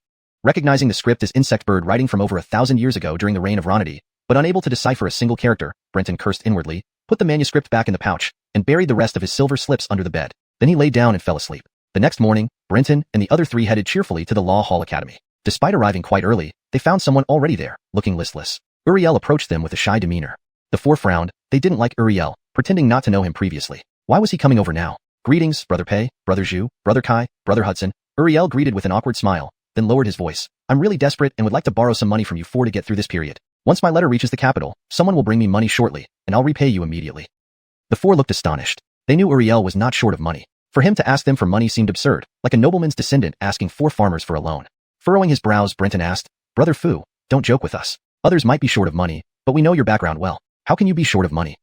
Uriel blushed, biting his lip as he recounted how he got swindled yesterday by the senior cultivators from the Law Hall. He saw Brenton and the others were not there and deduced they had avoided the scam. Feeling embarrassed, he still came forward to ask for help. Upon hearing Uriel's explanation, Amin glanced nervously at Brenton, realizing if it weren't for him, they might not have escaped the trap either. Without further ado, Brenton took out a tin-tail ingot from his robe and placed it in Uriel's hand. Seeing this, other newly appointed celestial officials perked up and crowded around Brenton. Brenton glared and coldly remarked, Early morning and you're surrounding me? I'm not a money spreader. Everyone stopped in their tracks, startled. Hashtag chapter 62, the scripture hall. In fact, Uriel wanted to borrow even more money, so he could also help other newly appointed celestial officials. This would allow him to establish a good image among these new officials. But Brenton's words clearly blocked any further attempt at asking for more. There were some things that Uriel hadn't told Brenton and the others yet. Although the elders in the Dharma Hall had intended to exploit them financially, they hadn't pushed it to the extreme. The price of spirit meals was only slightly higher than the first salary they received, and even if it wasn't enough, 1 xiuxian pill per person could cover the debt. However, to gain support, Uriel paid everything from his own pocket, even giving up 2 xiuxian pills to repay others' debts, which left him penniless now. But who was Brenton? Even if he didn't guess all the details, he wasn't an easy person to push around either. Helping out once was a matter of favor, but doing it too much would make him appear weak. Fortunately, the newly appointed celestial officials were either from wealthy families or poor but proud backgrounds. Hearing Brenton's words, none dared to ask for more loans. If it were the elders in the Dharma Hall, they'd long have thrown away their dignity and morals, trying every possible means to get money from Brenton. The atmosphere became very awkward until Elder Isaiah walked out. He didn't lead everyone into any room but sat right outside the entrance of the scripture hall and started lecturing without warning. He didn't care if anyone was prepared. Brenton and the others immediately sat on the ground quietly and listened attentively. Isaiah didn't delve into overly complex subjects. He began by explaining the first 3 ranks of the 9-tiered Immortal cultivation system: 9th rank Dao Foundation, 8th rank Body Fusion, and 7th rank Demon Transformation. He stopped after discussing these 3 ranks, which was less comprehensive than Everly's explanation, as she even mentioned the 6th rank Divine Connection realm. Then, Isaiah elaborated on the distinctions between these realms and how to cultivate within them. Immediately after harnessing their immortal remains, each cultivator's soul is constantly influenced by the malevolent will within the remains, gradually corrupting the cultivator's soul.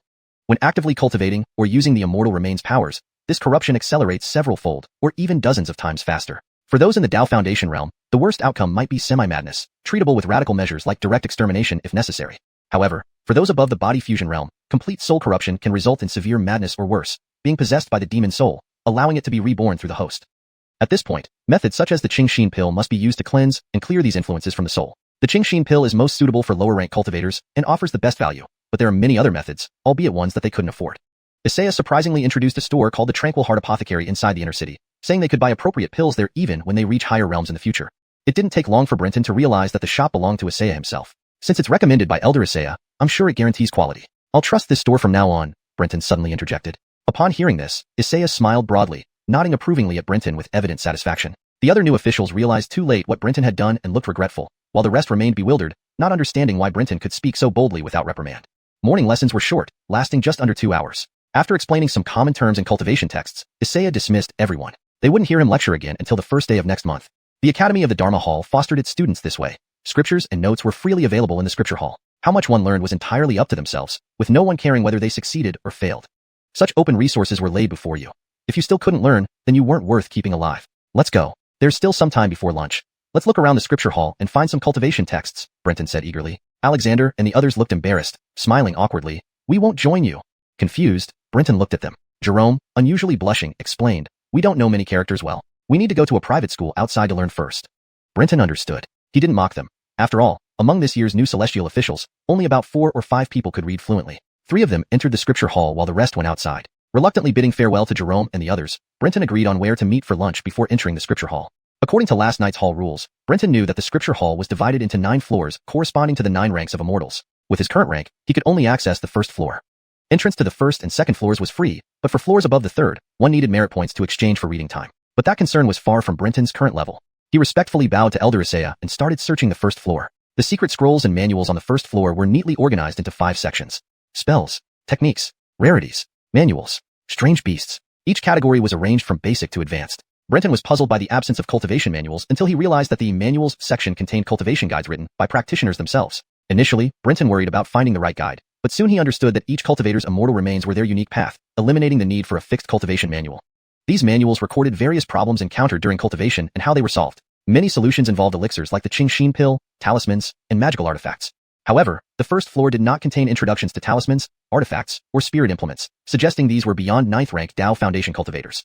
Reading these manuals made Brenton reflect. He had completed his initial training months ahead of others and naturally understood how to cultivate. Yet, due to a lack of time and being influenced by stories from storytellers, he held back from overexerting his cultivation. Had he absorbed spiritual energy prematurely, according to the manuals, he would likely have already suffered significant demonic influence and shown signs of madness. Certainly, with the 5 Directions Tai Sui protecting him, things might not have been as dire, but the Tai Sui also had a spiritual will that could cause mental pollution. If the balance between the Tai Sui and the beast's tongue was broken, the consequences were uncertain. Now, Brenton felt like a fish returning to the river, diving into the vast ocean of knowledge without hesitation, utterly engrossed. Chapter 63, A Heavenly Trick. Brenton, who was completely immersed in the cultivation notebook, almost forgot about the passage of time around him until Jerome and the other 2 didn't see Brenton coming and came to the Sutra Pavilion to wake him up. I'm sorry, I got too engrossed. It's my fault that you 3 were delayed from having your meal. No problem, no problem. If we weren't still learning to recognize all the characters, we would probably be just like you. Brenton put the notebook back in its original place, confirming its position and the label, before leaving the Sutra Pavilion with Jerome and the others. I found out that although there are shops inside the inner city, they sell things used by cultivators. Even the imperial restaurants offer meals that enhance spirit energy, which are very expensive and not within our current budget. We can only eat in the outer city. Hearing this, Brenton wasn't surprised at all. Whether from the experiences of Uriel and others or Kirk's advertisement to them, everything took place inside the inner city. Moreover, it was clear that the law hall had adopted a policy of minimal supervision, only providing the most basic cultivation resources. Since they were under such minimal supervision, merely relying on basic cultivation resources would never suffice. Thus, it required the celestial officials within the law hall to have other means of obtaining cultivation resources. While the official office within the law hall did have departments where one could exchange merits for resources, where were these newly appointed celestial officials supposed to get their merits? Opening cultivation resource shops in the inner city was undoubtedly the best method. It was also a way to tap into the potential of these new officials. See? Better cultivation resources in the shops are right there. Want it? Think of a way to make money. Don't feel it's vulgar. Cultivation emphasizes dharma companionship, wealth, one of the 4 requirements. Until one truly becomes an immortal, one remains a commoner. Even ghosts need their descendants to burn paper money as offerings. How much more so for living people? Exiting the inner city, the 4 casually chose an imperial restaurant, ordering some signature dishes. With their salaries, dining in the outer city placed virtually no financial burden on them. While waiting for the food, Brenton sat by the window on the 2nd floor, looking around the street, puzzled. Strange. By the standards of the inner city's consumption, there should be many officials in the outer city now. Why haven't I seen many? Upon hearing Brenton's question, Jerome and the others burst into laughter. Alexander said, "It's simple. Those veterans from the law hall almost all have personal chefs and usually dine at their own residences. As for us newbies, except for us 4, most are penniless and working for the elders just to get a meal. Not only now, even in private schools in the outer city, we haven't seen any classmates." Brenton's lips twitched, sensing the deep malice and scheming of the law hall veterans. First, they drained the new recruits' funds, then forced them to work for them, presumably for very low pay. It wasn't that these newcomers had no way to earn money, but most methods involved competing with ordinary people. If word got out, it would tarnish their reputation. They'd rather work for elder officials to retain some dignity. Brenton shook his head. He wouldn't lend a hand out of pity for them. "Customers, the imperial dishes are here." A bone-chillingly sweet voice suddenly rang out. The 4 turned their heads to see a middle-aged woman draped in a fox fur cloak, her silk gown half open, carrying a tray. Her body moved seductively as she wove her way towards them, seemingly boneless. A coquettish smile on her face, she set down the tray, her ample bosom almost spilling out of her corset, causing the 4 novices' eyes to nearly pop out. Even Brenton couldn't help but tighten his legs. Ignoring the intense gazes of the 4 men, she even raised her arms slightly, accentuating her already impressive chest. She was clearly enticing them. Oh dear, what are you 4 officials doing here? Not for imperial cuisine, perhaps for milk. Fortunately, none of them were drinking water, otherwise, they would have surely sprayed it out simultaneously. Cough. Brenton quickly regained his composure and cleared his throat, making Alexander and the others blush deeply. "I am Kirsten, the proprietor of this Xuanhuan imperial restaurant. Please take care of my business in the future." Certainly. Kiefer responded without hesitation, his soul nearly being ensnared by Kirsten. Kirsten appeared no older than 30, with a face that could ruin kingdoms, paired with her flirtatious manner and revealing attire. How could they resist her provocative advances? "Oh my, this official is so kind-hearted, warming my heart," she said, sliding naturally into Kiefer's lap, her cloak half dropping, exposing her smooth shoulders beneath Kiefer's chin. Her sweet, intoxicating fragrance assaulted Kiefer's senses. "I'm dying." Kiefer felt like a wooden statue, greedily inhaling the scent. Brenton nearly rolled his eyes, while Alexander and Jerome envied him intensely. They were almost shouting, "Foul woman, release my brother, come for me. May I ask for the honorable names of the officials?" Kirsten gave them a lingering glance, her hands wandering over Kiefer's neck and chest. By now, Kiefer was lost in ecstasy, barely hearing her words. "This is Alexander, and these 3 are Brenton, Jerome, and Kiefer." Kiefer's name was practically uttered through gritted teeth. Kirsten laughed, sliding out of Kiefer's lap and falling into Alexander's. "Alexander, like the Ellsworth, an extraordinary person. Oh, look at that pretty face. Indeed, as beautiful as your name suggests. Can you feel how fast my heart is beating? Touch and see." With that, she grabbed Alexander's hand and placed it near her heart. Startled, Alexander yanked his hand back, immediately regretting it. Brenton frowned, thinking, this woman is truly shameless and full of lies. Ever since Kirsten appeared, every word from her mouth was false. However, this wasn't unusual. Just then, a crashing sound was heard, a plate flying rapidly towards Alexander. Alexander was too engrossed in Kirsten to notice his surroundings. Brenton saw it, but couldn't react in time, not having enhanced his physical capabilities through deception techniques. A loud bang echoed. Alexander screamed, clutching his head as he tumbled out of his seat, landing on the ground with blood streaming from between his fingers. What nonsense! You dare touch my woman? Do you want to die? An angry voice came from a private room, and several officials stormed out. Brenton looked at them, then at Kirsten, realizing the situation. He had walked into a heavenly trick. Chapter 64. The strong are forged in battle. The situation was already evident as soon as the Immortal officers emerged from the private room. They had been outwitted. This wasn't because Brenton and company were unguarded. Rather, within the city of Luoyang, Immortal officers held absolute control over the lives of mortals. Each Immortal officer, even those who had just joined the Law Hall, could decide the fate of several mortals each month. Brenton couldn't understand who gave Lydia the audacity to cooperate with the other party to set this trap for them for. Even if they fell today, it was impossible for the other Immortal officers to protect her for life. They wouldn't need her to be abandoned. As long as she was alone, Brenton and his 3 companions could kill her anytime. But perhaps it wasn't sheer audacity on her part. Maybe she was coerced into it, agreed to do so to prolong her life. But Brenton didn't care about why Lydia betrayed them. In his mind, she was a woman he must kill. Intense pain snapped Alexander fully awake. His face was smeared with blood, his eyes filled with bloodshot veins, and violent rage surged within him. Hey, you brats still dare to glare at us? It seems this year we've met a few tough ones. But in Luoyang City, being tough won't keep you alive for long. An immortal officer walked toward the four. Kiefer, regaining his composure from earlier, suppressed his anger and looked at Brenton. Unconsciously, they had all acknowledged Brenton as their leader. Not only was he the most cunning among them, but he also proved willing to risk his life for the others in times of crisis. Brenton stood up and laughed coldly. Today, we admit defeat. We thought yesterday was our first lesson from the Law Hall, but now it seems you old-timers of the Law Hall are far worse than we imagined. Using such low tactics as a honey trap against us really shows your true colors. Hearing this, the officers did not get angry but instead burst into laughter. You ungrateful brat. You don't appreciate our kindness. Your classmates suffered, leaving only the four of you. If you hadn't all faced hardship together, how could you maintain good relations? We're helping you build unity. They laughed without restraint, but said nothing about the honey trap. In truth, in the Law Hall, bullying others was no big deal. Means didn't matter much. The honey trap was more to vex Brenton and his group, a retaliation for yesterday's trickery. One officer, towering over Brenton by half a head, looked down at him with disdain. He saw clearly that Brenton was the one in charge. Since you admit defeat, then take your punishment standing straight. If you hadn't used underhanded tricks, I'd have only demanded all your silver and half a bottle of tranquility pills. But now, all four of you must give up all your silver and tranquility pills and sign an IOU for 3 months' salary and pills. Understand? Why should we? Because you're bigger? Kiefer retorted without hesitation. The officer paused, then turned back to Brenton, completely ignoring Kiefer. Kiefer, never one to endure such disrespect, felt his temples throb and his skin turn grayish. He began to harness the powers of his immortal bones. Tongqin, what do we do? Through gritted teeth, Kiefer asked. At this moment, even Kiefer still valued Brenton's opinion. Brenton glanced at Kiefer and the others. He had initially intended to avoid conflict, but the demands were too excessive. Accepting would slow their cultivation progress significantly. Yet, they knew even if they fought, they would likely lose. Admitting defeat and paying was the more rational choice. But would a rational immortal officer truly be an immortal officer? Brenton asked. Did you read the Hall's regulations last night? The three nodded, puzzled. Brenton smiled. I did too. Do you know what I found? One of you trying to pull rank via the enforcement hall? Dream on, one officer sneered. Ignoring them, Brenton continued. I found one sentence. The strong live, the weak die, and strength is always forged in battle. Upon hearing this, Kiefer and the others' eyes lit up. Without giving the leading officer time to react, Kiefer punched him square in the chin, sending him flying backward, knocking over several other officers. None expected the new immortal officers to actually resist. Lydia screamed and darted aside. Brenton shouted, Are you afraid of pain? Kiefer's punch left him feeling invigorated. Afraid of pain? Cowards are afraid of pain. Today, I'll fight them even if I die. Great. We four, bodies like steel, impervious to blades and swords. We four, wielding divine strength, can shatter mountains with our fists. We four, devoid of sensation, feel no pain. We four, swift as lightning, run with unmatched speed. We four, tireless and powerful, fight endlessly without fatigue. As these words were spoken, the four felt infinite strength surge through them, muscles taut and vibrant. I can kill a god with one punch. Kiefer roared, leaping high and kicking toward the officers. These seasoned officers quickly dispersed before he landed. His kick shattered the wooden floor of the Yulu building. Boom. The building shook violently. Screams arose from below, and the veteran officers' faces paled. Such force could reduce anyone to minced meat. And there were still 3 more monsters like Kiefer. Word-bound law. Your immortal bone power is word-bound law. The officers gasped. Such a power manifested in a new officer shocked everyone. Fear gripped them as they stared at Brenton.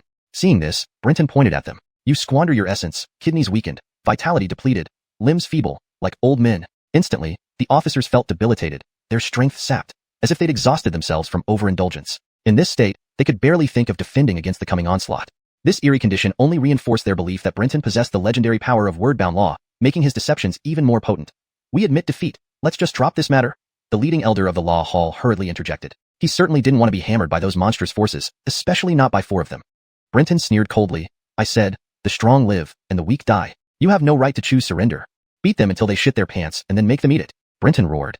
Alexander wasted no time, immediately delivering a powerful kick to the stomach of the leading immortal officer. With a thud, the lead immortal officer's body curled up like a shrimp, an awful stench emanating from him. Brenton looked at Alexander in shock.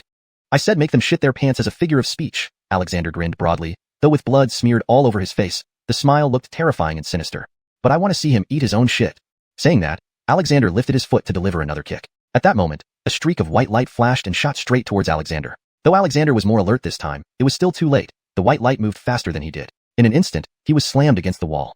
Upon closer inspection, it was a spider web that had ensnared one of Alexander's arms to the wall. Brenton turned to look at Lydia and laughed. I said, where would a mortal get the guts to scheme against an immortal officer? Turns out you're also an immortal officer.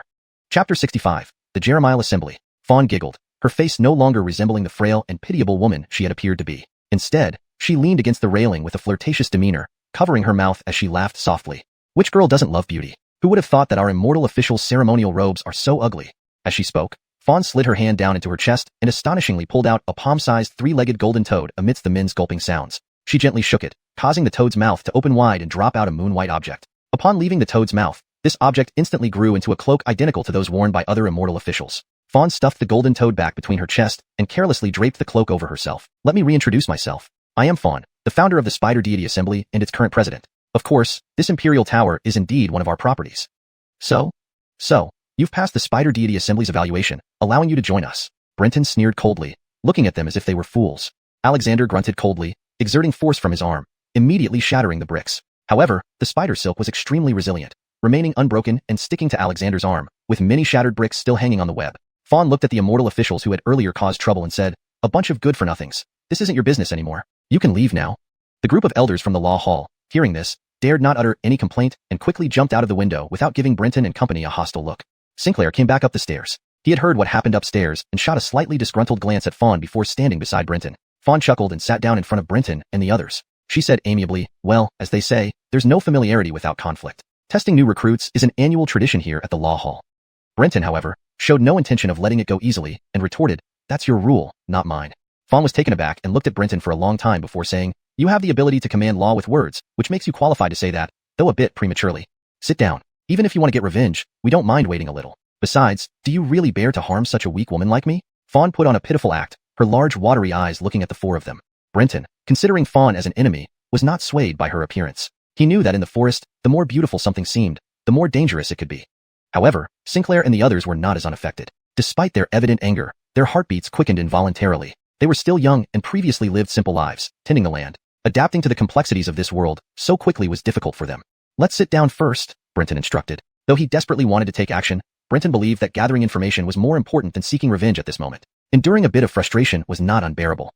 Seeing this, Fawn chuckled and poured each of them a cup of imperial wine. However, Brenton did not move, nor did the others, all staring straight at Fawn. "You should have realized that the law hall treats us immortal officials in a hands-off manner. Perhaps you didn't know that only the hero's law hall does this. Other law halls cultivate disciples following the sect's rules." Brenton silently nodded, confirming that Fawn wasn't lying about this. Previously, when he interacted with people from the Hudson Luo Law Hall, whether it was Sod or others within the hall, there was no hostility among the disciples. They treated each other respectfully, especially the senior disciples. Thus, Brenton had long suspected that the Hudson Luo and Heroes Law Halls train disciples differently. In the Heroes Law Hall, although the court provides us immortal officials with certain cultivation resources monthly during the initial stages, these resources are insufficient. However, compared to external sects, the treatment is already excellent. If we hadn't entered the Heroes Law Hall, we would just be scattered cultivators outside. Obtaining cultivation resources would be incredibly difficult. Even if we joined a sect by chance, since our immortal skeletons are already set, we cannot change our cultivation methods to match the sect's traditions, relegating us to peripheral roles. At best, we might receive protection from the sect, but acquiring resources would be challenging, often requiring us to provide resources ourselves to earn that protection. During peaceful times, it might be fine, but in conflicts, scattered cultivators without support become cannon fodder. You don't need to explain these things. We already know. What do you really want to say? Be straightforward. We have no patience for your nonsense. Brenton frowned, interrupting her. Fawn raised an eyebrow and rolled her eyes at Brenton. Such a spoil sport. Forget it. While the Law Hall provides free cultivation resources up to the second realm, after reaching the third realm, obtaining resources requires merit points. As you know, our immortal cultivators, due to different immortal skeletons, have distinct strengths and equally clear weaknesses. If you encounter an evil entity that counters your abilities, your survival rate drops dramatically. All four nodded in agreement. This was why they gathered together, to complement each other's weaknesses. For example, Sinclair's immortal skeleton was the Shamasher blood, enabling him to excel in various weapons and close combat. On mortal battlefields, he could be considered a war god. However, his weakness lay in poor magical abilities. Facing an aerial fighter with speed, even with a bow, he would be powerless, likely being slowly tortured to death from above. If paired with Brenton, however, Pei could use the eternal tongue to make the opponent believe they couldn't fly. Once they landed, Sinclair could annihilate them. Therefore, among immortal cultivators, there's a consensus that no one is invincible within the same realm. Encountering a counter to oneself leaves no choice but to lose. This was why sect cultivators and those from other 17 law halls despised scattered cultivators and Heroes Law Hall members, not only for lacking heritage but also for rarely mastering new immortal skeletons. Each additional immortal skeleton granted new abilities and compensated for existing shortcomings. If one immortal skeleton was insufficient, they could master a third or fourth. However, for scattered cultivators, mastering an immortal skeleton was life-threatening, with the danger increasing with higher realms. So, to prevent encountering entities that counter us, cultivators within our law hall team up with others, evolving into the Jeremiah Assembly. This practice is tacitly allowed by the law hall. To find suitable fresh blood to join, the Jeremiah Assembly started making newcomers reveal their immortal skeleton's characteristics under duress. Based on their abilities, the assembly either accepts or rejects them. Those not accepted by the main assembly may be chosen by secondary ones. Oh, so your method of coercion is forcing us newcomers to spend silver and elixirs? Brenton asked sarcastically. Fawn shrugged. At first, it wasn't like this. We used direct force, but found most newcomers would concede easily. Gradually, to force them to act, our methods became increasingly ruthless. Later, as assemblies grew larger, using this opportunity to profit became more important than recruiting new members. Brenton and the others were amused by Fawn's words. Her meaning was clear. It wasn't that the people of the Jeremiah assembly were excessive. It was simply that they, the newcomers, were too weak and deserved to be bullied. Brenton and the others were amused by Fawn's words. Her meaning was clear. It wasn't that the people of the Jeremiah assembly were excessive. It was simply that they, the newcomers, were too weak and deserved to be bullied. For continuity with previous content, the paragraph structure has been preserved as a single block, though the original text provided only one sentence. The translation elaborates on the context for clarity and style consistency. Chapter 66. Refusal. Similarly, Nian Nuzhu also conveyed to the four of them in a tactful manner that if they wanted to peacefully pass through the first two realms within the Law Palace and not worry about acquiring cultivation resources after the third realm, participating in the law assemblies was their only way out. Brenton had previously been puzzled by why he hadn't seen any fellow officials today. They were probably not all working for the elders in the Law Palace, but rather had been absorbed by the various law assemblies within the palace. He guessed that they must be like him, either negotiating terms with the Law Palace or already joining the assembly as part of it. Brenton looked at Nian Nuzhu and asked solemnly, "You're telling us that if we four don't join the law assembly, we won't be able to survive within the Law Palace?" Nian Nuzhu smiled and nodded, saying, "Of course, it's not absolute. In such a mixed place like the Law Palace, lone wolves do exist. However, for newbies to become lone wolves can be very dangerous, unless you never break into the second realm. Otherwise, once you leave Luzhou City, it's uncertain. This isn't a threat. You know, once you enter the second realm, you need to serve for 3 years in one of the 72 institutes. But how can you be sure that you four will still be together then? If you join the assembly, things are different. The assembly will arrange for you to stay together. After your 3-year service period is over, you can choose to return to the Law Palace, go down to local regions, or even establish your own immortal clan. Regardless of what choice, you'll have the protection of the assembly, avoiding suppression by local sects. Conditions? I'm not naive enough to believe that the assembly provides everything silently without asking for anything in return." A gleam flashed in Nian Nuzhu's eyes as she smiled and said, "Of course, the assembly puts in so much. Members must reciprocate. From the day you join, 1/3 of your monthly salary should be handed over to the assembly. When you eventually leave Luzhou City, you need to pay 1/10 of your salary and merit monthly. Completing tasks issued by the assembly will naturally earn you rewards. But let me put this clearly. Once you join the assembly, you cannot quit within 5 years. Otherwise..." She didn't finish the sentence, but everyone understood well enough. Brenton snorted coldly. "Otherwise what? The Law Palace isn't telling us that the strong live and the weak die. As long as I am strong enough, I say I want to quit. What can you do about it?" Upon hearing this, Nian Nuzhu nodded. "With your power of words having the force of law, you certainly have the right to say this. But now you're merely a cultivator at the first-rank Dao Foundation realm. Even with such a great power as words having the force of law, how long can you sustain it and achieve significant results? No matter how powerful the ability, without sufficient realm support, even the strongest power becomes nothing more than useless." As she spoke, an extremely terrifying pressure erupted from Nian Nuzhu, instantly making Brenton and the others feel suffocated. Cracks appeared on her flawless face, revealing rows of bloody mouths and 8 black pupils opening up. Her blood-covered face, dense with eyeballs, sent shivers down anyone who saw her. This terrifying pressure was something Brenton had only seen from Sod. It meant that this woman had a higher realm than Clifford. Nian Nuzhu stepped forward, gently caressing Brenton's rigid face, and smiled. "I'm a 6th-rank spirit channeler. Do you think your power of words has any effect on me?" 6th rank. Her words stunned the 4 men, extinguishing all fighting spirit in their hearts. Such a realm cultivator wasn't just overwhelming them in strength. It represented unimaginable combat power and far superior utilization of immortal bones, something they couldn't match. "Look at these stubborn little expressions. They really make Sister here quite interested." Nian Nuzhu wore a flirtatious expression, and in front of their shocked gazes, she lightly kissed Brenton's lips. Brenton felt pain on his lips as a coppery taste filled his mouth. Nian Nuzhu pulled back, her lips smeared with Brenton's blood. A slender tongue with hollow channels on the tip slid between her lips, cleaning away the blood. "How delicious. A green youth indeed makes me want to devour you. Alas, you're not yet ripe enough." Nian Nuzhu's gaze burned intensely, but it seemed more like a gourmet's interest than lust. "That woman really wants to eat me." Brenton's forehead broke out in a sweat, as he firmly believed his guess. The spiritual pressure around Nian Nuzhu receded, and she returned to her previous, seemingly easy-to-bully appearance. But this time, the 4 men no longer dared underestimate her or entertain any inappropriate thoughts. No wonder she dared to remain alone. "So, what's your decision?" Brenton took a deep breath and firmly said, "Not joining." After hearing this, Nian Nuzhu neither got angry nor threatened, merely shrugged and rose, saying, "What a pity. Hope you don't regret it. After all, it's rare to encounter such delicious and lovable stubborn youths." With that, Nian Nuzhu actually left. The 4 sighed in relief. After some time, a man looked at Brenton and said, "That woman is right. Lone wolves find it hard to survive in the Law Palace, so Tongqin, we 4 mustn't separate." Brenton nodded. Actually, Nian Nuzhu misinterpreted from the start. Brenton's power wasn't words having the force of law, but lying deception. But having a high-level immortal spread his power of words having the force of law would ensure others firmly believed it. Thus, he could more easily deceive others. Certainly, there were benefits, but similarly, it made him a target for all major assemblies. After all, who wouldn't care about such legendary power?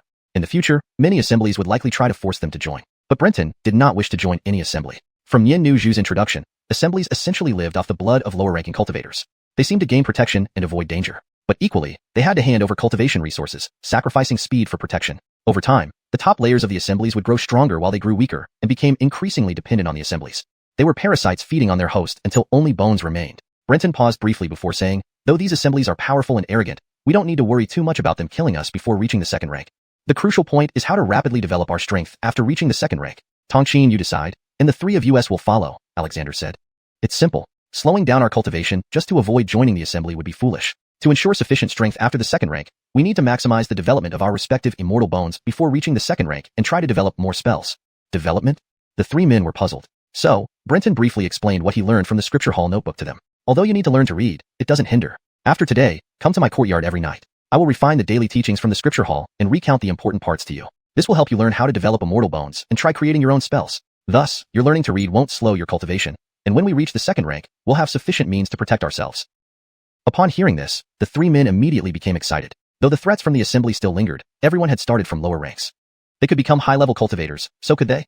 Alexander glanced at the spider web on his hand, tore a piece of cloth from his clothes, wrapped it around the spider web, gritted his teeth, and directly ripped the spider web off. The strong adhesive force tore off a large piece of skin from Alexander's arm. Alexander said through gritted teeth, once I get stronger, I will definitely take revenge for today's humiliation. Brenton chuckled upon hearing this. It seemed true that birds of a feather flock together. The four of them were all the type to never let a grudge go unavenged. Chapter 67. New Mystical Arts. The 7 Restraints and Soul-Dispelling Smoke. As the saying goes, sharpening the axe doesn't delay chopping firewood. Brenton spent entire days immersed in the scripture tower, staying there for half a year, reviewing all the texts on the first floor. With Brenton's recitation, although Alexander and the other two were still studying at the private school, it didn't hinder their cultivation. Meanwhile, others in their batch, except for a few who had been reading and writing from childhood, mostly continued to study literacy at the private school like ordinary people. However, some of them were smart. Even if they couldn't learn all the characters quickly, after a period of learning, they would go to the scripture tower to read. Whenever they encountered unfamiliar or incomprehensible words, they would note them down and ask their private school teacher the next day. Though slower than those already literate, this was still a solution. Brenton and his group either gained a reputation for following the law or received protection from the law hall as first-rank cultivators. After rejecting Michaela, they didn't face any trouble from other law gatherings. Occasionally, fellow immortals representing other gatherings extended invitations, which Brenton politely declined. Gradually, no one bothered them anymore.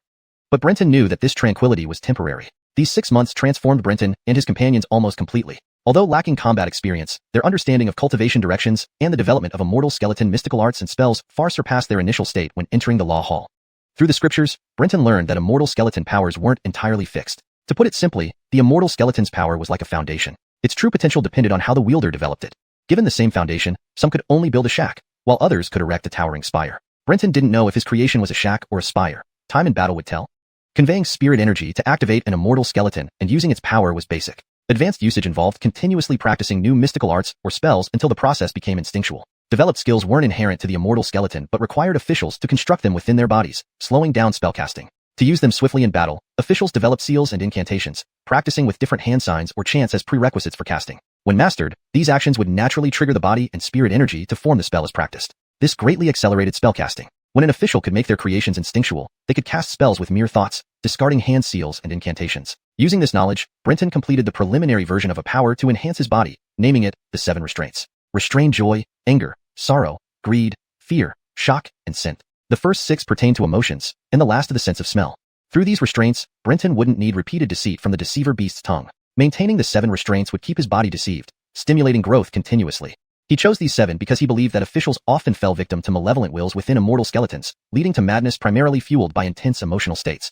By restraining emotions, he could resist mental influence and remain calm. In both combat and daily life, an absolutely calm mind often determined victory.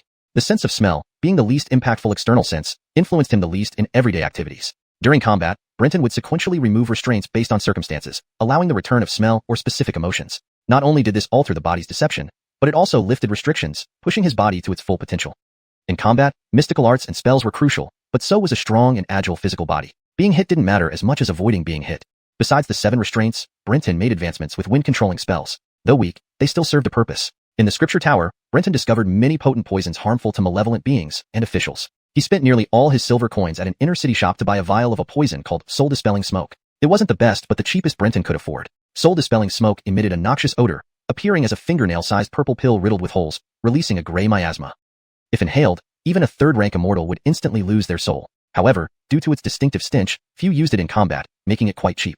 Brenton believed there were no useless things, only improper methods. For example, soul-dispelling smoke became extraordinary in his hands. Despite its weakness allowed precise control. He compressed the smoke's miasma and odor into a small wind pocket using wind power, preventing diffusion. Upon reaching the target, he burst the pocket, dispersing the smoke rapidly.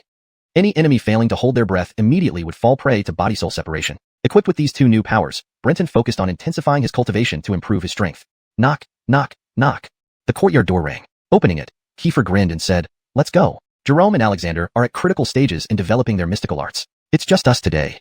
Brenton nodded expressionlessly. Kiefer didn't mind this coldness. They knew Brenton's new art dulled his emotions, so they didn't take it personally. Exiting, they navigated through crowds to a 3-story building adorned with red lanterns and silk. A few slender young women on the second-floor balcony giggled upon seeing them. "Oh, sir, come to play? Please let me know if you have more text to translate or need further assistance." Chapter 68. Many affairs in the brothel. Hee. Kiefer instantly turned into a lustful swine at the sound of the shouts. Brenton merely glanced at the few courtesans upstairs and then lowered his head again. "Sisters, big brother will be there soon. Don't rush," Kiefer hollered, wiping away drool as he hurriedly rushed inside. This 3-story building was the most famous brothel around Pingkongfong, the Yihang courtyard. Note, Fong is a Chinese term often used in historical contexts to denote a district or quarter, especially in ancient Chinese cities. I've translated it as Fong to maintain the original flavor and consistency. If you prefer a more natural English expression, you can opt for district or similar terms. Although the 4 of them focused primarily on developing their abilities, they hadn't entirely stopped practicing for advancement. Visiting the brothel was one of Brenton's methods of cultivation. This made Kiefer envious to the point of madness. None of the 3 could imagine which method of immortal cultivation would involve visiting a brothel. However, how could they let Brenton enjoy this alone? Naturally, every time Brenton visited the brothel, the 3 accompanied him. The reason given, of course, was fear that Brenton might be targeted if left alone. When Brenton visited the brothel, it wasn't for play or fancying a particular courtesan. He genuinely came here to cultivate. The primary source of spirit energy for the deception beast's tongue was lies. Brenton pondered for a long time where the most lies could be found. He finally thought of a few places. Firstly, it was undoubtedly the government and courts. But being an immortal official, Brenton couldn't enter the mortal government to serve as an official. Secondly, it had to be brothels and gambling houses. However, in Luoyang City, although immortal officials weren't prohibited from entering gambling dens, the proprietors were mostly major Dharma congregations. They wouldn't receive a mortal official since that would only mean losing money. An immortal official cheating, who among mortals could catch such tricks? Left with no choice, Brenton resorted to visiting brothels. This place was a golden sinkhole. It was often said, prostitutes have no feelings, actors have no righteousness. In this world of smoke and dust, these courtesans greeted all guests with smiles and falsehoods. Hearing a single truthful word from them was harder than climbing to heaven. Similarly, the old customers also lied naturally. Where else could be more suitable for Brenton's cultivation than here? Within half a year, Brenton's spiritual energy had increased dozens of times compared to when he first entered the Dharma Hall. By year-end, he might even reach the second rank, merging essence stage. If not for the fact that brothels only operated at night and Brenton never stayed overnight, and if the brothel were open all day, Brenton could have likely already achieved the second rank, even focusing primarily on developing his supernatural powers. However, Brenton had clear intentions, while Kiefer seemed to have opened a new world of experiences. Ever since he was tempted by Pia, it felt like he had matured instantly. Once inside the brothel, he became wild and unrestrained. Becoming a regular at Yihang Courtyard, over the past 6 months, Kiefer had almost slept with all the ordinary girls there. If not for his body exceeding that of a mortal, he would likely have dried up by now. But this small flaw, Brenton didn't care about. Man and woman enjoying each other was part of life. There was nothing wrong with Kiefer's behavior. After all, he didn't get anything for free. As soon as they entered, a group of women surrounded them, calling out, "Master Hudson! Master Hudson!" A cacophony of beautiful voices filled the air, lively and bustling. Kiefer laughed loudly, almost gasping for breath, his face showing utter abandon. If Pia's licentiousness made hearts race and seemed exquisitely seductive, Kiefer's licentiousness only brought about one reaction: cheapness. The surrounding women paid little attention to Brenton. It wasn't because Brenton was ugly, but rather his expressionless, cold demeanor, like a walking corpse. Brenton was a regular, yet he always ordered just a pot of green imperial tea and a few dishes, sat quietly to listen to music, and when Kiefer tried to introduce girls to him, he simply asked them to pour tea. The girls in the brothel even doubted whether Brenton was a eunuch or a fake moralist. Why act like Lu shall we here? They went upstairs to their usual spot. Kiefer, ignoring Brenton, embraced 2 girls, grabbing and kissing them. Meanwhile, Brenton just sat there, sipping slowly while watching the women on the stage perform. In reality, Brenton was indulging as a gourmet, fervently absorbing the concentrated power of lies within the brothel. As the moon rose and the night fell, inside the brothel, laughter and dancing echoed. Outside, shadows were sparse. Kiefer had already taken several women into a room to discuss the important matters of life. And Brenton had nearly absorbed all the lying power in the brothel, ready to leave. Suddenly, a piercing scream rang out. Brenton turned towards the source of the scream.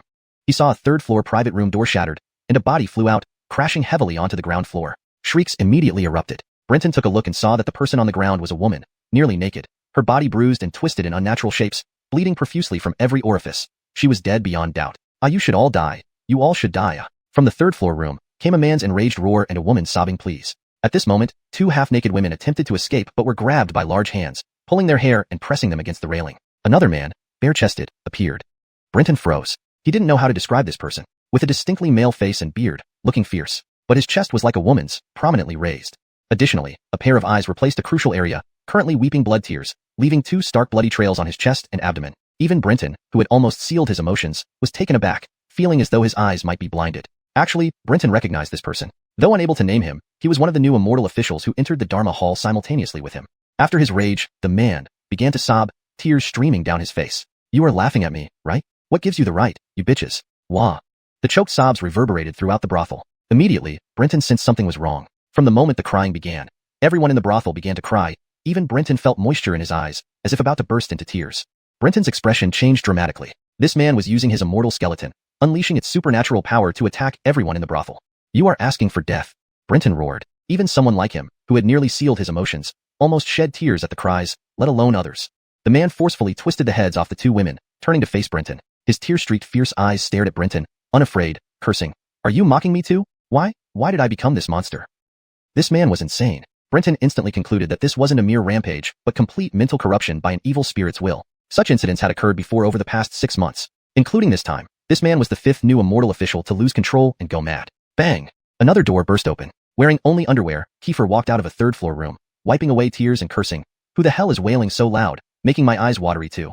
Scanning the surroundings, he saw the deranged Immortal official. Kiefer paused, then burst out laughing. Ha ha ha.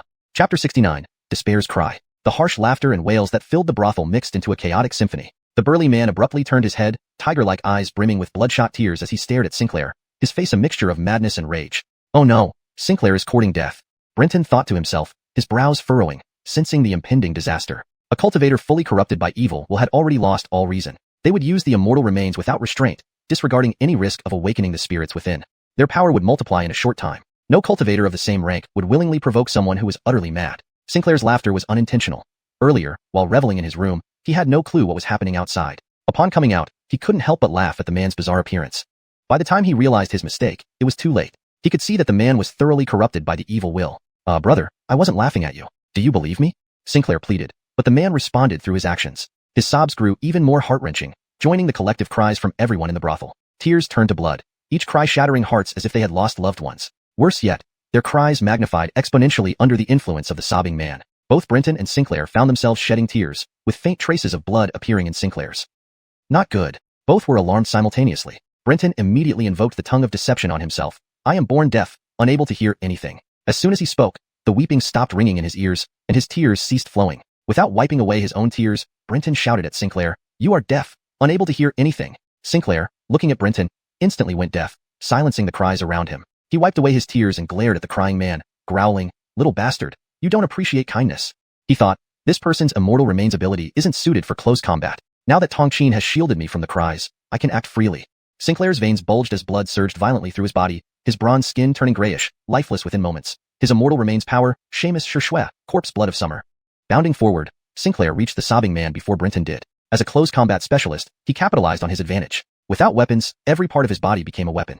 Closing in, he thrust his fingers like a blade into the man's throat. A muted gurgle echoed, blood spurting. The man's cries abruptly halted, only reacting as Sinclair's hand pierced his throat, grabbing Sinclair's arm as if unwilling to let go. Trying to pull his arm free, Sinclair felt an eerie force seep into his limb, causing a chilling numbness. Unable to pull away, he allowed the man to hold on, instead delivering a swift kick that sent the man flying, freeing his arm in the process.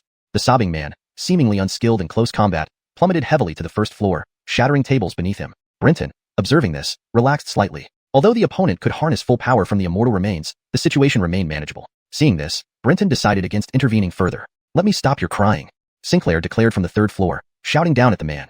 Just when Brenton thought it was over, he was shocked to find the crying in the brothel intensifying rather than ceasing. This ability seemed to corrupt minds spiritually, akin to the evil will's influence. Logically, defeating the man should have disrupted the effect, preventing it from worsening. Cody, kill him. His ability isn't entirely dependent on his cries.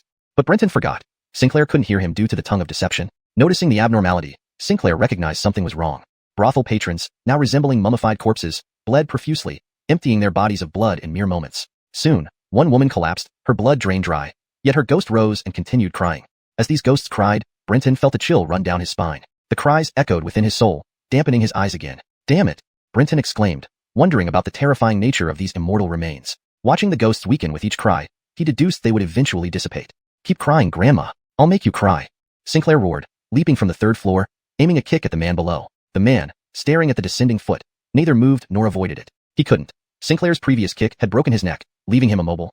He wept silently, filled with despair. In his final moments, a brief clarity appeared. The cries resonated with agony and hopelessness. Thinking it was over, Brenton watched in disbelief as Sinclair, losing strength, crashed into a deep pit nearby, barely conscious. Tears streamed from Sinclair's face, his posture radiating desolation and despair. Brenton's pupils dilated in realization.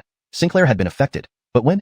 Chapter 70. Secrets. Deep within his soul, the sound of sobbing grew louder and louder. Brenton was taken aback when he realized that there were very few living people left in the brothel, with one soul after another crying out in anguish. The hairs on his scalp stood up on end. Brenton finally understood. The power of the weeping corpse was a form of corruption. Initially, it would only pollute enemies through sound, causing them to start shedding tears. Once their tears ran dry, blood would flow instead. Even after they died from blood loss, their souls would continue to cry until they completely dissipated into nothingness.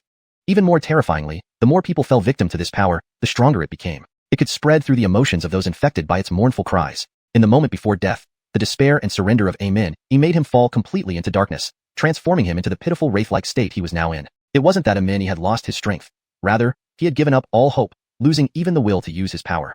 Living up to its sinister origin, this corpse indeed inspired terror. Brenton knew he couldn't wait any longer. As time passed, he wouldn't be able to hold out for much longer either. He could withstand it longer than Amen, not because he was stronger, but because of the 7 precepts which almost entirely stripped him of human emotions. But not completely. Brenton formed the hand seals and shouted, 7 precepts, activate. Instantly, a torrent of emotions, joy, anger, sorrow, happiness, returned to him. His senses came alive again. He felt as if he possessed the strength to pierce through the heavens. With a bang, Brenton broke through the railing and charged towards the ground floor like a falling meteorite, his wide cloak billowing behind him. Without hesitation, he used his foot to kick the weakened Amen away while skillfully distancing himself. The closer he got to the weeping man, the more Brenton felt an overwhelming sense of despair that nearly caused him to sink into the same abyss as Amen. Retreating several yards, he almost reached the door of the brothel. Decisively, he uncapped the small vial at his waist. A thin mist of gray smoke began to emerge, the soul-scattering smoke. Harnessing the wind, he formed it into a small ball and hurled it towards the weeping man. Upon reaching the man, a slight explosive noise occurred as the smoke enveloped him. After a brief moment, the man's soul rose gently from his body. He looked down at his physical form in shock, forgetting even to cry. Am I dead? Brenton exhaled deeply, looking at the man's soul and activating the beast tongue. We cultivators are doomed to have our souls devoured by the corpses even in death. Your soul is already dissipating. Look now. The weeping man looked down at his own dissipating soul. Sure enough, it slowly began disintegrating into countless points of light. Ha ha ha, perhaps it's for the best. The weeping man sighed deeply, staring at Brenton. Thank you. If I had another choice, I would never choose to become a cultivator. I truly regret this path. With that, his soul fragmented. The sobbing deep within Brenton's soul finally ceased. Yet, the cries of the people in the brothel did not stop. They had been influenced by the weeping man's powers and could not cease their sobbing.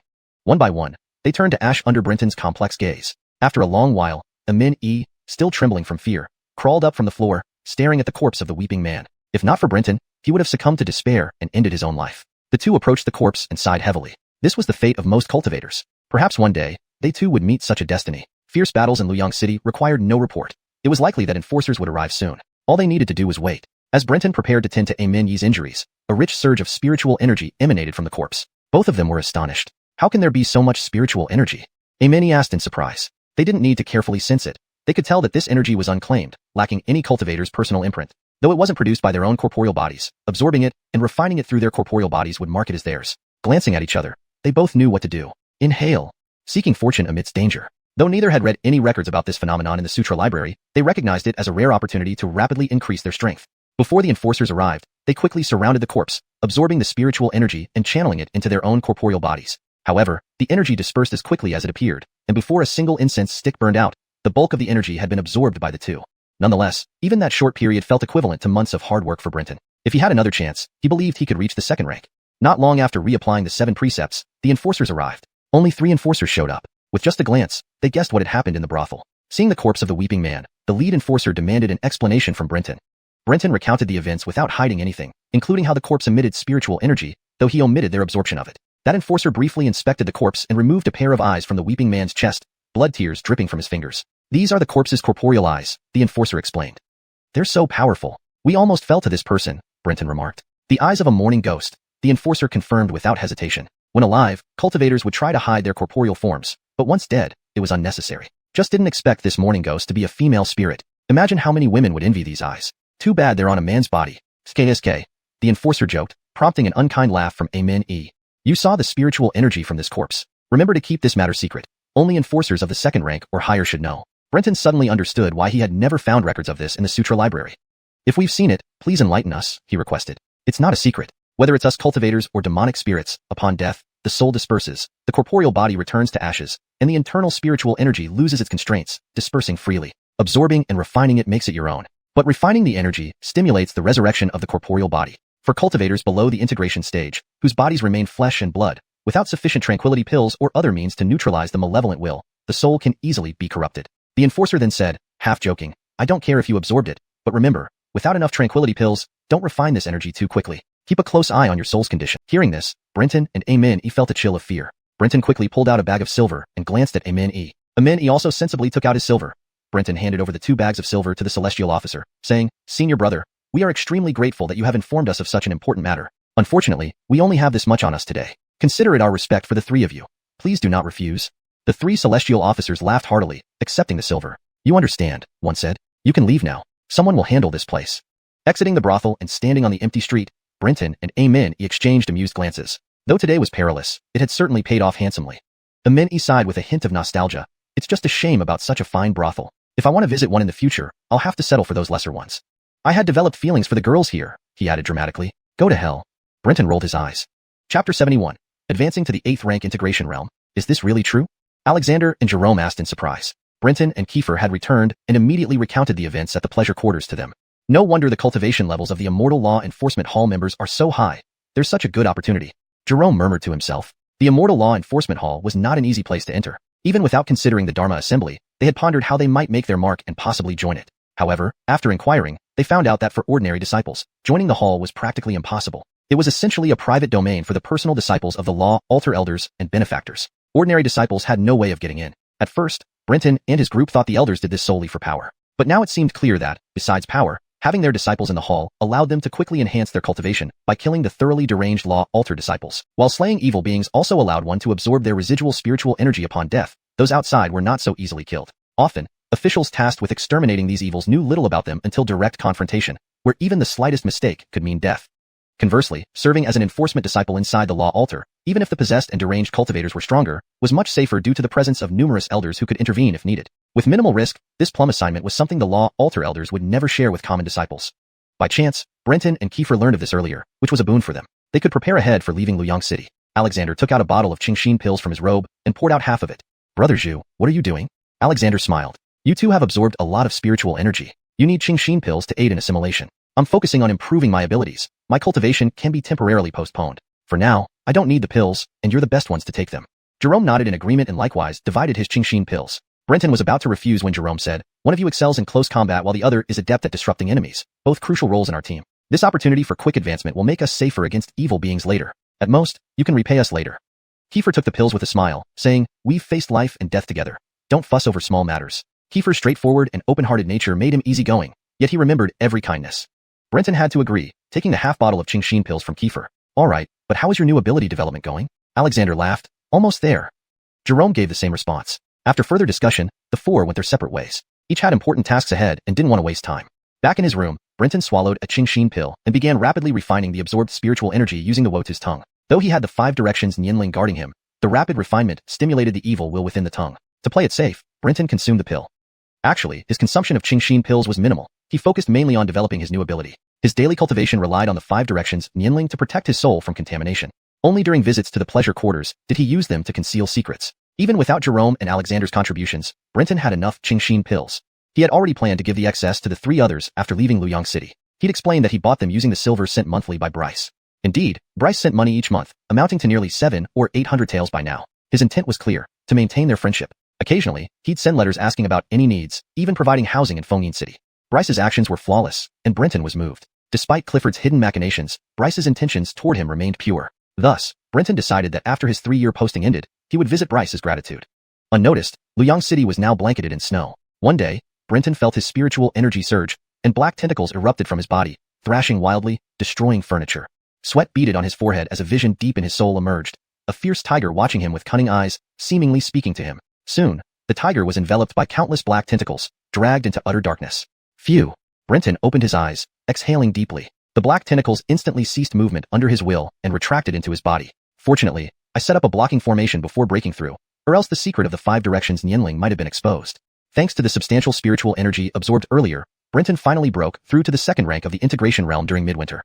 Unable to find relevant information about the 5 directions Nianling in the Sutra Hall, Brenton invested heavily to purchase a blocking formation from the inner city, knowing it was single-use and immovable. During his breakthrough, the Wotu's tongue soul awakened, plunging Brenton into a nightmare and losing control over the Nianling. Without the blocking formation, the Nianling's aura might have alerted nearby cultivators. Changing into fresh clothes, Brenton stepped out, breathing deeply. He had finally advanced to the second rank. He could now feel the constant renewal within his body and sense the Tao vaguely. Spiritual energy was the bridge between a cultivator and the Tao. At the first rank, he could only perform Taoist spells using the Wotu's tongue. Now, he could vaguely sense the existence of the Tao. He knew that since he had just entered the integration realm, his physical body was still 99% mortal. As more of his flesh was assimilated by a mortal bone, his perception of the Tao would sharpen. Soon, he would surpass the Wotu's tongue and walk the path toward enlightenment on his own. ####Chapter 72, Delivering a Gift. Now that he had successfully ascended to the second rank, Brenton did not even have time to share the news with Amin and the others before rushing off to the scripture repository. Finally, he was qualified to enter the second floor where there might be information about the 5 directions Great Year. Upon arriving at the scripture repository, Brenton immediately spotted Kirk sitting leisurely. Disciple Brenton pays respects to Elder Kirk. I have broken through to the second rank and am here to report. Kirk set down the book in his hands, looking surprised at Brenton. You've advanced to the second rank so quickly? Their conversation immediately drew the attention of the Immortal officials who were reading on the first floor. Among them were not only those who had entered the same year as Brenton, but also veterans who had been in the law hall for several years. Naturally, newcomers couldn't help slowing down their cultivation speed due to having to hand over part of their monthly cultivation resources to their respective guilds. For the veterans, reasons for being unable to break through to the second rank varied. Some lacked suitable cultivation environments within Lumyang City, while others feared leaving the city to fight evil spirits after reaching the second rank and thus deliberately delayed their advancement. Brenton's rapid progress within less than a year of joining the law hall was quite rare. Unless one was an elite disciple directly tutored by law hall elders or patrons, who could access ample resources and powerful backers, they would join the enforcement division rather than risk fighting outside the city. Only then could they rapidly advance without any hindrances. These people felt a mix of envy, mockery, and sighs towards Brenton, labeling him as impetuous and young. Brenton had become somewhat famous since few new disciples dared refuse the law hall's invitation each year. Very good, very good. Elder Kirk, uncharacteristically, smiled warmly. Dedicated cultivators like you are rare these days. Since you've reached the second rank, you must continue to push forward and strive for excellence. Don't become like those wastrels who willingly sink into decadence. Glancing sideways at the watching cultivators, Kirk's gaze sent shivers down their spines, prompting them to hastily return to their books. Brenton laughed. I will remember that. However, my rapid breakthrough is thanks to Elder Kirk's monthly guidance. Your grace has deeply moved me. Unfortunately, according to law hall regulations, it won't be long before I'm dispatched to serve externally. I'll no longer be able to serve under Elder Kirk. This small gift is just to express my gratitude. Please accept it. Saying this, Brenton retrieved a palm-sized silk box from his robes and placed it on Kirk's desk. Kirk was taken aback, but his expression softened into a more cordial smile. He recognized the box, which bore the emblem of Tranquility Alchemy Shop. Opening it gently, inside was a spirit grass named Spirit Returning Herb, priced at 1,500 taels of silver by Tranquility Alchemy Shop. Kirk closed the box and sat up straight, smiling. Your gesture is appreciated. It hasn't been in vain. Kirk grew increasingly pleased with Brenton. Many disciples gave gifts, but few did so with such elegance. Most cultivators' minds were polluted by the malevolent will of evil spirits, leading to simple and brusque gestures of appreciation. While Kirk didn't necessarily dislike it, it always brought a certain taint. A method like Brenton's, however, was something every elder would appreciate. Kirk chuckled and stood up, guiding Brenton to a pavilion in the courtyard. Both being cultivators, they weren't bothered by the cold. Feeling cheerful today, Kirk talked incessantly to Brenton about matters to be mindful of when serving externally. Finally, Brenton said, honestly speaking, I have 3 close friends, all of whom are also near breaking through. During our chats, we've all expressed great gratitude for your teachings and together bought this gift. They're embarrassed to come because they haven't broken through yet. Once they do, they will visit to thank you. Kirk's eyes twinkled as he understood Brenton's implication. With a smile, he nodded. You are all excellent disciples. I find much comfort in cultivating 4 outstanding disciples like you. When you are assigned externally, remember to support each other. Brenton felt delighted. Indeed, old foxes like Kirk were sharp. Words didn't need to be too explicit. With this matter settled, Brenton finally relieved the burden in his heart and headed to the second floor of the scripture repository. With Kirk's backing, those law guilds that disliked them wouldn't dare interfere. In the law hall, apart from the mysterious palace master whose name Brenton didn't even know, the most influential figures were these elders and patrons. Especially someone like Kirk, responsible for teaching new law hall disciples and guarding the scripture repository, whose word carried immense weight. No matter how powerful the law guilds were, they were merely parasites living on the law hall. How could they match a real authority like Kirk? The second floor of the scripture repository had clearer categories than the first floor, but the number of scriptures in each category was noticeably fewer. This was expected, given that the cluster hero law hall mostly consisted of wandering cultivators without orderly lineages. 80% of its cultivators could only harness one immortal skeleton in their lifetime. To protect the secrets of their immortal skeletons, fewer people left behind cultivation notes. Compared to the third floor upwards, the number of scriptures would likely decrease further. Carefully observing, Brenton found additional categories on the second floor. dharma implements, dharma seals, artifacts, alchemy, and others, which brightened his day. Knowing his main goal for today, he started searching the odd treasures section. To his delight, he finally found information about the Five Directions Great Year.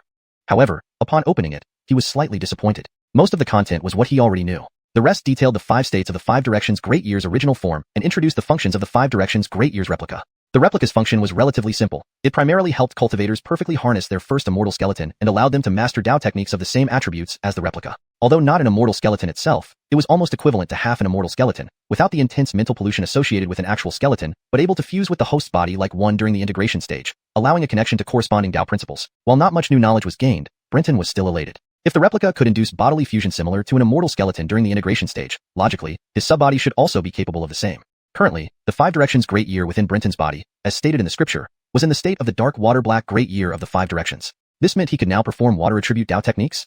Chapter 73, The Lao You Pass. The Five Directions Tai Sui reflect the 5 cardinal directions. The origin of the Five Directions Tai Sui remains unknown to this day, with only vague origins recorded in texts. However, the Spring Deity Temple believes that the Five Directions Tai Sui are formed from the flesh and blood of the 4 seasons gods. Most people scoff at this idea because the Five Directions Tai Sui involve the 5 elements corresponding to the 5 cardinal directions, which have no apparent connection to the 4 seasons. But the Spring Deity Temple argues that the 5 elements encompass the 4 seas, the 8 wildernesses, and the 4 seasons, so how can there be no connection?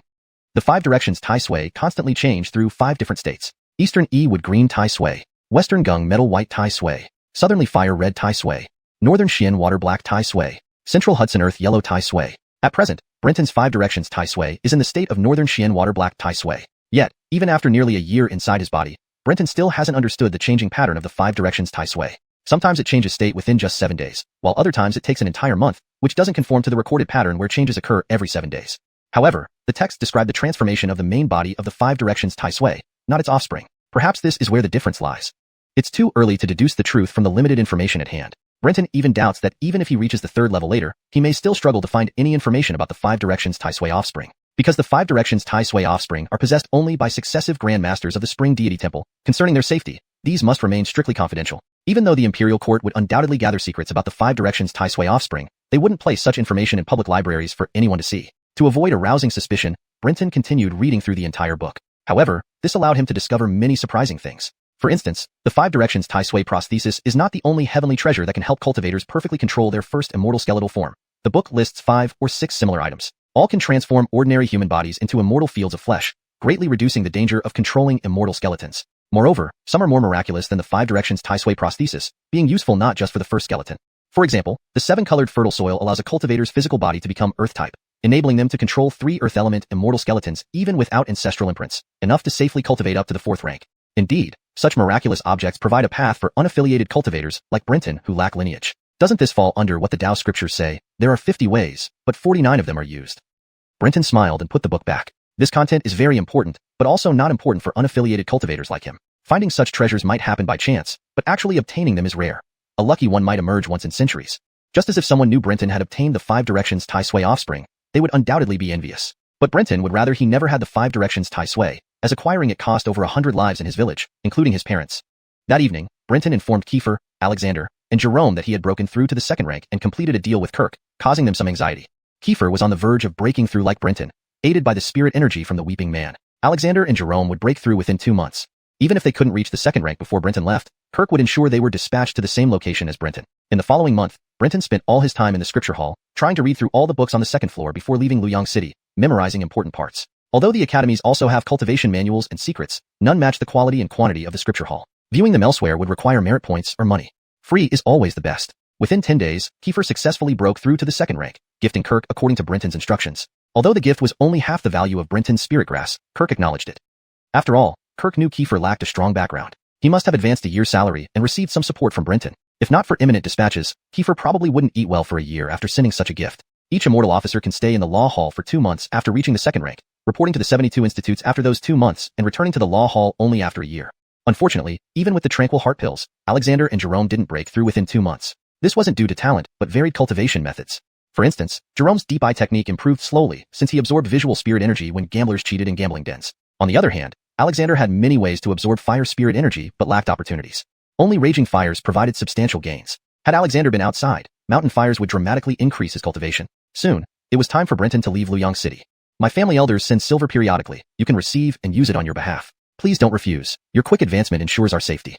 Alexander replied shyly, all right, blame us for slowing you down. Brenton waved his hand, saying this means you don't consider me and Bowie as brothers. True. Once you leave Luyang City, when we four reunite and fight demons, our cultivation will soar. Our friendship is heartfelt. Talking daily about it is unnecessary. Kiefer patted Alexander and Jerome's shoulders. They smiled together. Jerome said, but did we give Elder Imo insufficient silver? Why were we sent to Lao Yu Pass, almost like exile? Brenton nodded, not knowing Kirk had assigned them all to the Lao Yu Pass Demon Suppressing Institute in the Great Een border state. Most criminals in the Great Een Empire are exiled to places like Lao Yu Pass. Saying exile for 3,000 miles isn't an exaggeration. Chapter 74, Rat Infestation in Hudson Xiao City. Compared to Alexander's and others' dissatisfaction, Brenton was quite satisfied with the arrangement. After all, being far from the Emperor's reach, the fewer people there were, the better it would be for him to hide. Moreover, on the border of the Day Een Empire, adjacent to the wilderness inhabited by the great barbarian tribes, numerous malevolent spirits roamed about. With such perilous conditions came more opportunities for them. We are not direct disciples of the elders, so we can't cultivate peacefully within Luzhou City. If we wish to advance further, the more dangerous places will offer us more chances, Brenton said with a reassuring smile. You sure are optimistic. Kiefer replied helplessly. Jerome asked, I once inquired and learned that Lao Yu Pass experiences at least over 100 incidents involving malevolent spirits each year. Due to its remote location, supplies are difficult to come by. Even though there are many opportunities to earn merit points, exchanging those points for cultivation resources is also extremely challenging. We need to prepare thoroughly for this journey. Brenton nodded. On this 1,000-mile journey, Bowie and I will have the chance to find some spirit herbs along the way. This will serve as a pre-exercise and save us a lot of money. You don't need to worry about us. It's time to depart, he added. Alexander and Jerome escorted them all the way to the city gates of Luzhou City. The carriage bound for Lao Yu Pass had naturally been prepared by the Law Hall. Along the way, they could replenish their provisions at any inn. Even if they ran out of money, finding the local government office would allow them to withdraw some silver as travel expenses. As celestial officials, no one dared refuse them. Exiting the city, they received the carriage and a topographical map of the route from Luzhou City to Lao Yu Pass from a city guard. Waving goodbye to Jerome and Alexander, the two men snapped the reins and set off gracefully. The Dain Imperial Court had very lenient regulations for celestial officials. Even under normal circumstances, the journey from Luzhou City to Lao Yu Pass took only about half a year, but the court gave celestial officials nearly a year to reach their destination. Thus, Brenton and Kiefer didn't feel rushed during their journey. They enjoyed traveling leisurely, often staying a few days in various places, visiting brothels, and tasting delicious food. Free from the constraints of Luzhou City's Law Hall, both felt incredibly relaxed. Furthermore, as celestial officials, wearing the standardized celestial official robes, they passed through areas where no one dared to offend them. After 2 months of this leisurely journey, they finally left the Guangzhou region.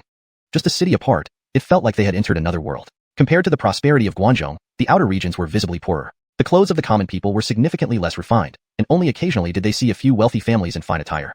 They lost interest in sightseeing. Guangzhou was densely populated, and despite having more famous rivers and mountains than the outer regions, these mountains had been thoroughly searched countless times. In contrast, the outer regions were sparsely populated with vast stretches of wilderness between cities. If they wanted to gather spirit herbs, this was the ideal place. Stopping at every mountain, they gathered various herbs. Although they found few spirit herbs, they collected many valuable medicinal herbs. Upon reaching larger cities, they could exchange these for a substantial sum of silver. Both Brenton and Kiefer were pleased. However, they soon noticed something amiss. Originally, the main road was mainly traveled by caravans and security teams. Gradually, more and more ragged, poor people appeared, eventually becoming numerous. These are refugees. Both, coming from humble backgrounds, recognized the scene well. Looks like disaster has struck somewhere. They're fleeing towards Guangzhou. Passers-by who saw Brenton and Kiefer sitting in the carriage initially showed excitement, but quickly retreated upon noticing their attire. In the Dain Empire, everyone knew what these robes represented. The carriage stopped, and Brenton called out to a passing man. You, stop. I have a few questions for you. The man shuddered, bowing humbly and answering without daring to raise his head. What does His Excellency wish to ask? I will tell the truth. Don't be afraid. I just want to know where you're from and why you look like you're fleeing. The forests and water sources around here seem sufficient, so it doesn't appear to be a natural disaster. The man hastily replied, reporting to Your Excellency, we are from the vicinity of Hudson Xiao City. Since last autumn, there has been a rat infestation. These damned rats stole our grain and seeds from the fields, ruining everything. Now, next year's harvest is doomed, and we have no other means to survive. So, we're trying to flee to Guangzhou. Rat infestation? Brenton and Kiefer exchanged puzzled glances. Do you mean a plague of rats or a rat-borne epidemic? Oh, His Excellency, please don't say such things lightly. If it were an epidemic, the authorities of Hudson Xiao City wouldn't let us leave. It's just an infestation, with many rats appearing out of nowhere. Brenton frowned and asked, considering the abnormal occurrence, it might involve malevolent spirits. Have your local authorities invited celestial officials to investigate? They have. Several celestial officials came, but they didn't find any evidence of malevolent spirits and confirmed it as just a simple rat infestation. Go on then. Brenton tossed a piece of silver to the man, dismissing him casually. Upon receiving the silver, the peasant bowed repeatedly in gratitude. This small piece of silver meant they had a way to survive in Guangzhou without starving. Kiefer examined the map and said with a frown, Hudson Xiao City is part of our route. If we detour, it would add at least a month's journey. Brenton thought for a moment and asked, what do you suggest? Kiefer put away the map and smiled. Just a bunch of rats. As celestial cultivators, should we be afraid of rats? At worst, we'll just speed up and pass through without stopping. Brenton pondered. Since several celestial officials had already investigated and found no malevolent spirits in Hudson Xiao City, he wasn't overly concerned. Every year, the Dean Empire experienced numerous malevolent spirit incidents, and while they could avoid them temporarily, they couldn't escape forever. Moreover, although Hudson Xiao City was in the outer regions, it wasn't too far from Guangzhou, and there were plenty of local celestial officials. Few major malevolent spirits remained for long. If there were malevolent spirits, they would likely be ordinary ones, perfect for practicing combat skills and increasing their cultivation experience. This journey had already delayed their cultivation time considerably. Now, Brenton even hoped there were malevolent spirits in Hudson Xiao City. Chapter 75. The City of No Laughter. From encountering a large group of refugees to arriving at the City of No Laughter, Brenton and Sinclair took 3 days. However, this wave of refugees fleeing from famine wasn't as severe as Brenton had imagined. Due to frequent disturbances by evil spirits in the wilderness, ordinary people usually fled along official roads rather than venture into the desolate countryside, for fear of encountering ferocious beasts like bears, tigers, and wolves. Brenton carefully estimated that the number of refugees he encountered was around 8 or 9,000. Most of them chose to head for the affluent Guangzhou region, while a smaller portion opted for other cities. Even if the number of refugees going to other areas was only half that heading to Guangzhou, it still indicated that there were between 20 to 40,000 refugees in total. This was quite peculiar. According to geographical records, the City of No Laughter was a provincial capital with a population of over 10,000. If tens of thousands of locals were already fleeing due to disaster, it suggested that the situation was dire. Typically, the first ones to leave should be the wealthy households who have sufficient resources to escape. However, on their journey, they did not see a single refugee that looked like they were from a wealthy family. In fact, starting 2 days ago, the number of refugees had drastically decreased, and by the time they reached the City of No Laughter, they barely saw any refugees at all. Furthermore, the countless rats described by the refugees were nowhere to be seen, completely contradicting their accounts. The city walls were heavily guarded by armored soldiers, and the order at the gate seemed perfectly normal, showing no signs of calamity. As Brenton drove his carriage towards the city gate, the guards immediately halted civilian traffic, clearing the way for him. Stopping the carriage, Brenton looked down at the smiling guard and asked, "On my way here, I encountered many refugees who said that the City of No Laughter was suffering from a rat infestation. Why do I see no signs of such a disaster?" The guard replied promptly, "Respected sir, the City of No Laughter indeed suffered from a rat infestation that affected our farmers. Although the governor tried his best, the city doesn't produce much grain, and our granaries also fell victim to the rats. We could only provide limited rations to these people and instructed them to seek refuge elsewhere." Brenton glanced at the civilians outside the city gates, finding it hard to believe the soldiers' words. These people did not look malnourished as one might expect after enduring a long famine. Seeing Brenton's skepticism, the soldier quickly added, "Sir, you may not know that the City of No Laughter is different from typical agricultural towns. Surrounded by mountains, it is rich in gold, tin, jade, and other minerals. Over 70% of its residents work in mining, and commerce thrives here. Despite the temporary shortage of grain, we managed to survive the rat infestation by securing emergency supplies from neighboring counties." Brenton nodded thoughtfully. "But what about all those rats?" "Sir, I'm not sure myself. Rat infestations are common here, but none as severe as this one," the guard explained. "Some learned men say that the dense network of mines around the city has always harbored rats. This recent outbreak was likely caused by some underground anomalies driving the rats out. They must have returned to the mines, which is why the problem suddenly disappeared." Brenton was speechless. He sensed no lies from the soldier using the Beast Whisperer's tongue ability, which easily distinguishes truth from falsehood. But this didn't necessarily mean the explanation was accurate. The soldier was merely repeating what he had heard. Regardless, Brenton dismissed the explanation as unlikely. To force tens of thousands of farmers to abandon their homes, the number of rats involved would have been astronomical, and returning to the mines implied an incredibly deep and dense network of tunnels. Since the guard offered no useful information, Brenton drove the carriage into the city. Only after they entered did the guards reopen the gates for the public. Once inside, Brenton and Sinclair realized that the City of No Laughter, being a provincial capital, indeed lived up to its reputation. The streets were broad, lined with endless shops and bustling with well-dressed citizens and travelers. Most of the businesses dealt in rare stones and jade, and conversations along the way mostly revolved around bulk purchases from visiting trade caravans. "No wonder this place is so prosperous," Brenton marveled. "Rich in gold, tin, and jade. It attracts traders from all over. Even the imperial capital might not surpass this city's opulence." In the Great Wasteland, the establishment of cities was categorized into 4 main types. First were the agricultural cities, essential for food production, typically located in southern regions with abundant rainfall and fertile plains. Second were mineral-rich cities like the City of No Laughter, built near deposits of precious metals and stones, where most residents worked in mining. Many miners were descendants of prisoners captured during early conflicts, passing down the skills generation after generation. Third were transportation hubs, gradually growing from small villages into towns as trade routes expanded. Fourth were military strongholds, often situated at border regions or strategic defense points. Thus, the Grandine dynasty adhered to this pattern, each city reflecting its unique characteristics. Had they been in Fengyin City, the predominant shops would have been grain stores and silk merchants. Meanwhile, Sinclair seemed unusually excited by the prospect of a prosperous mining town. He eagerly stood on the carriage, scanning for familiar red buildings, the kind where entertainment establishments thrive. Brenton sighed inwardly but kept driving. Soon, the carriage had to stop because a crowd was gathering on the street ahead, obstructing their path. He grabbed a passing man and asked, "What's happening? Where are they going?" The man turned, almost falling over in fright, before regaining composure and answering, "Sir, they're heading to the execution ground." There's a public execution today, and everyone is there for the spectacle. Brenton was taken aback. It's only spring. Why would there be executions now? Chapter 76, Corpse Blood. Execution? When Brenton heard about the executions at the execution ground, he did not react much. Kiefer, on the contrary, asked back with surprise and joy.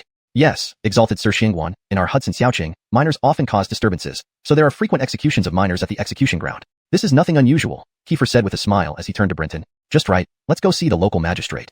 Brenton first freed the man, then, after the person left, he curiously asked, although springtime executions are rare in other places, it's not necessary to be this excited, right? Haven't you seen an execution before? While the Diin legal code stipulates that capital punishment should generally be carried out in autumn, this was only under normal circumstances. For particularly heinous crimes or cases with significant impact, swift execution was sometimes chosen instead of waiting for the autumn sentencing to reassure the public. Huts in Xiuxian had just experienced a rat infestation, causing widespread fear. Using harsh punishments to intimidate the people was understandable. Brenton had once witnessed an execution site, not for any other reason but youthful curiosity. However, it was nothing extraordinary, just beheading or hanging. After seeing one execution, even though he had often seen blood as a seasoned hunter, it still made him feel uncomfortable for a long time. But eventually, it became routine.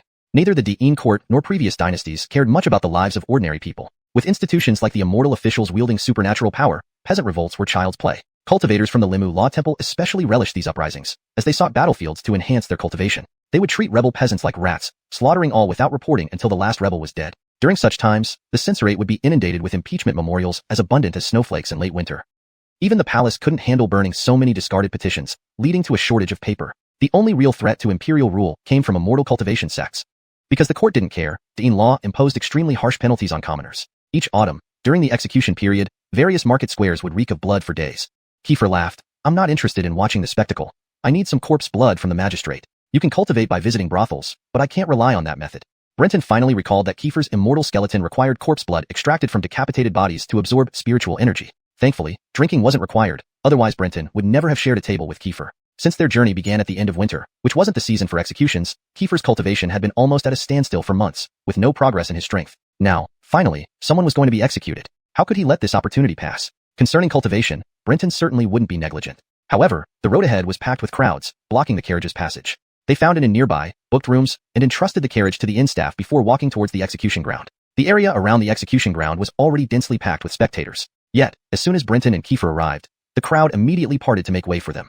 Both had grown accustomed to the awe of common folk and passed through the crowd with ease. The bailiffs responsible for maintaining order bowed upon seeing the two immortal officials approach. Kiefer waved his hand and said, "Let us in. Who is overseeing today's execution? I need to see him." "The overseer is our magistrate, Mr. Isaac," replied the bailiff. Both men noted the name. The bailiff moved the barriers aside, allowing Kiefer to lead the way to the platform. The presence of two immortal officials caused immediate excitement among the onlookers. Isaac was seated on the platform, eyes closed, resting. Hearing the commotion below, he frowned and opened his eyes, intending to rebuke the crowd, but upon seeing two immortal officials in white robes and green hats approaching, he was stunned and hurriedly stood to greet them. Magistrate Isaac was well built, standing at 6 feet, around 40 years old, with a handsome goatee. His welcoming smile appeared even before they neared.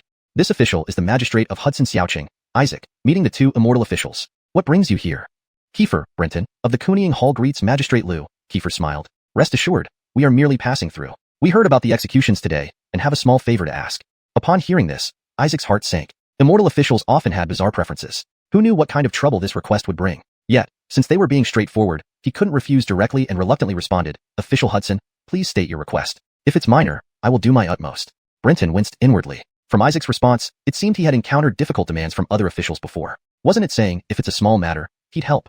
If not, he couldn't assist? However, Isaac held significant power as a regional governor, having both civil and military authority, akin to a viceroy. Thus, he felt justified in his guarded response. Even offending regular immortal officials like them would not concern him. Kiefer, oblivious to the implied refusal, continued boldly, "It's a minor matter indeed." Seeing Isaac's expression lighten, Kiefer lowered his voice. "May I have some freshly decapitated prisoner's blood after the execution?" Isaac froze, his face turning pale with horror as he stared at Kiefer in disbelief. Brenton could tell Isaac misunderstood, probably assuming Kiefer wanted to drink the blood. He didn't bother clarifying, knowing their temporary status meant whatever Isaac thought mattered little. But reflecting on how rumors spread, perhaps other officials' similar actions contributed to the fearful reputation immortal officials had. It amused him.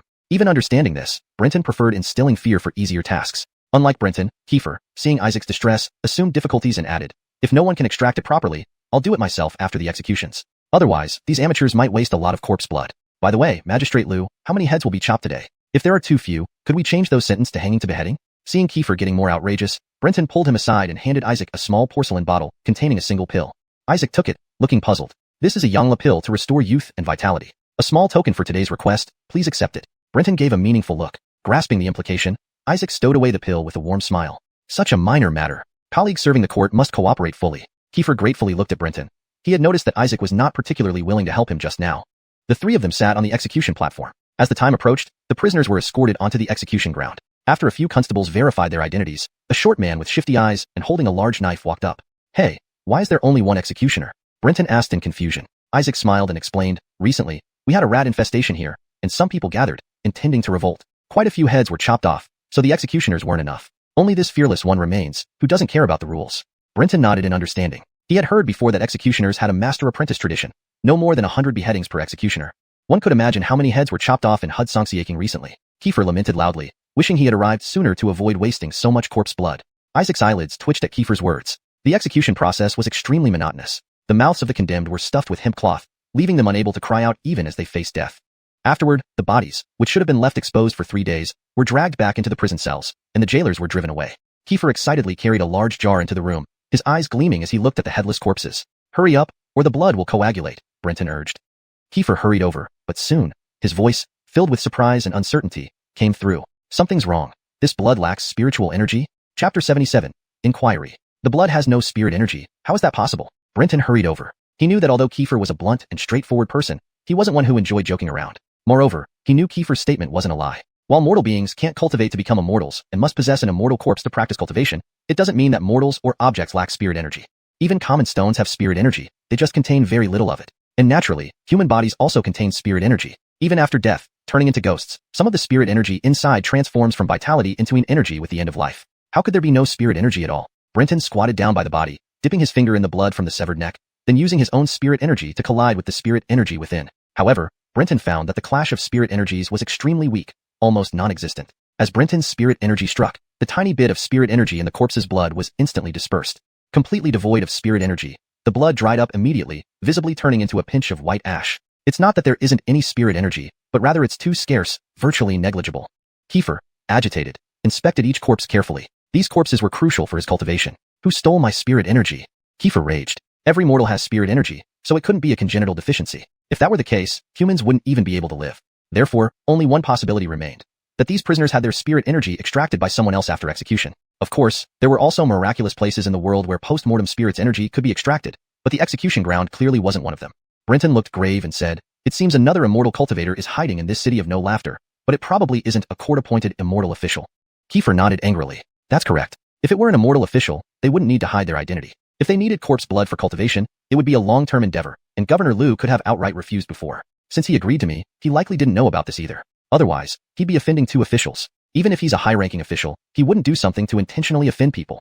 Brenton nodded upon hearing this, pondering for a moment. But Bowie, don't worry yet. Official matters are always complex. We shouldn't be too hasty in our judgment. Perhaps Governor Liu has known about this all along and chose to keep quiet. Seeing us today, he might have seized the opportunity to incite conflict between us and the cultivator. Another possibility is that there's a malevolent being hidden in No Laughter City that requires corpse blood for cultivation, stealthily extracting the spirit energy without anyone noticing. Kiefer was taken aback. He wasn't the type to overthink things, so he never considered this much complexity. After hearing Brenton's explanation, it made some sense.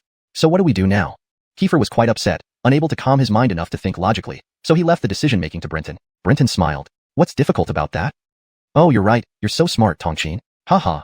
Kiefer laughed in relief, looking expectantly at Brenton. Don't you remember, we're immortal officials, not mere mortal officials of the court. Now that we've discovered this suspicious activity, we should go straight to Governor Liu. I can tell whether he speaks the truth or lies in front of me. By then, we'll know whether the culprit is a cultivator or a malevolent being. Kiefer slapped his forehead, laughing. Look at my foolish brain. I rely entirely on you, Tongqin. Fortunately, I have a brother like you. Without you, I'd probably thank someone while counting the money they swindle from me. Kiefer spoke humorously, and Brenton just patted him on the shoulder, walking out. Governor Youssef returned to the state government office and immediately dismissed the attendants. He eagerly retrieved the elixir given by Brenton. Although he was the governor of the province, obtaining treasures from the immortal realm wasn't easy. The Great Yin dynasty aimed to reopen the heavenly court, transforming the dynasty from a mortal one into an immortal heavenly court, but the control over officials was stringent. Mortals should remain as mortals. Even as the highest provincial authority, second only to the emperor, you couldn't use immortal elixirs to extend your lifespan excessively. Even the emperor had limits on longevity-enhancing elixirs and had to step down when his term ended. Ultimately, the core of the Great Yin dynasty was at the Purple Micro Hall in the Imperial Clan's office, which was where the foundation lay. For a dynasty to thrive, having wise rulers was important, but fresh blood was even more vital. Each imperial succession provided the perfect opportunity to renew the dynasty, not subject to the whims of ambitious mortal emperors. If the emperor faced such restrictions, it was even harder for ministers to obtain such elixirs. Yusef swallowed the pill dry, barely managing to get it down. Instantly, he felt as if an invisible stream washed over his entire body, stabilizing his breathing.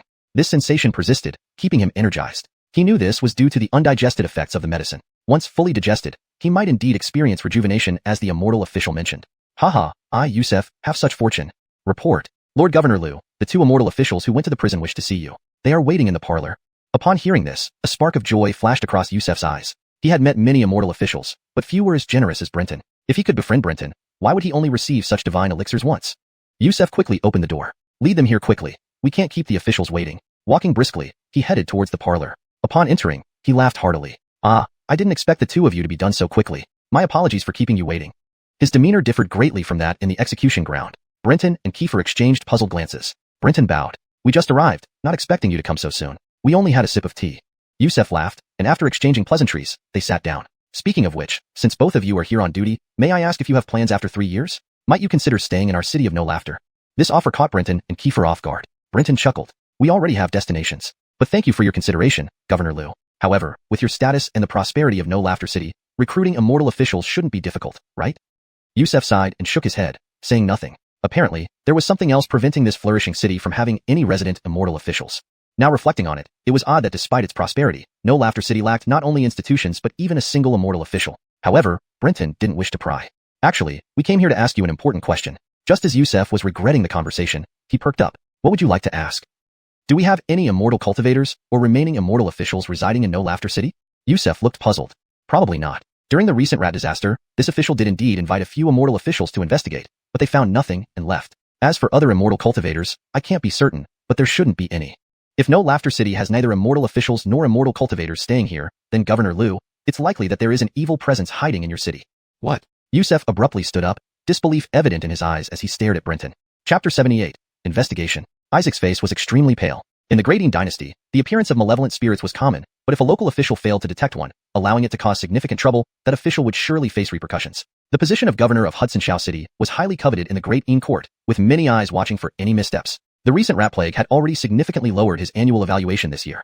Now, there were suspicions of malevolent spirits in Hudson Xiao City, which he hadn't detected yet. It was no wonder Isaac was so frightened that even the miraculous effects of the nourishing spirit pill couldn't improve his complexion. Please, do not jest. Just recently, there were several immortal officials here. How could malevolent spirits still be hidden? Brenton nodded inwardly. Isaac wasn't lying. He truly didn't know. So Brenton explained the theft of spiritual energy from the corpses. Isaac's face had turned as white as paper, but seeing Brenton and Kiefer, he felt like he had found a lifeline. If the malevolent spirits in Hudson Xiao City were discovered and promptly eliminated, he would not only avoid punishment but might even gain merit, possibly offsetting the damage to his evaluation caused by the recent rat plague.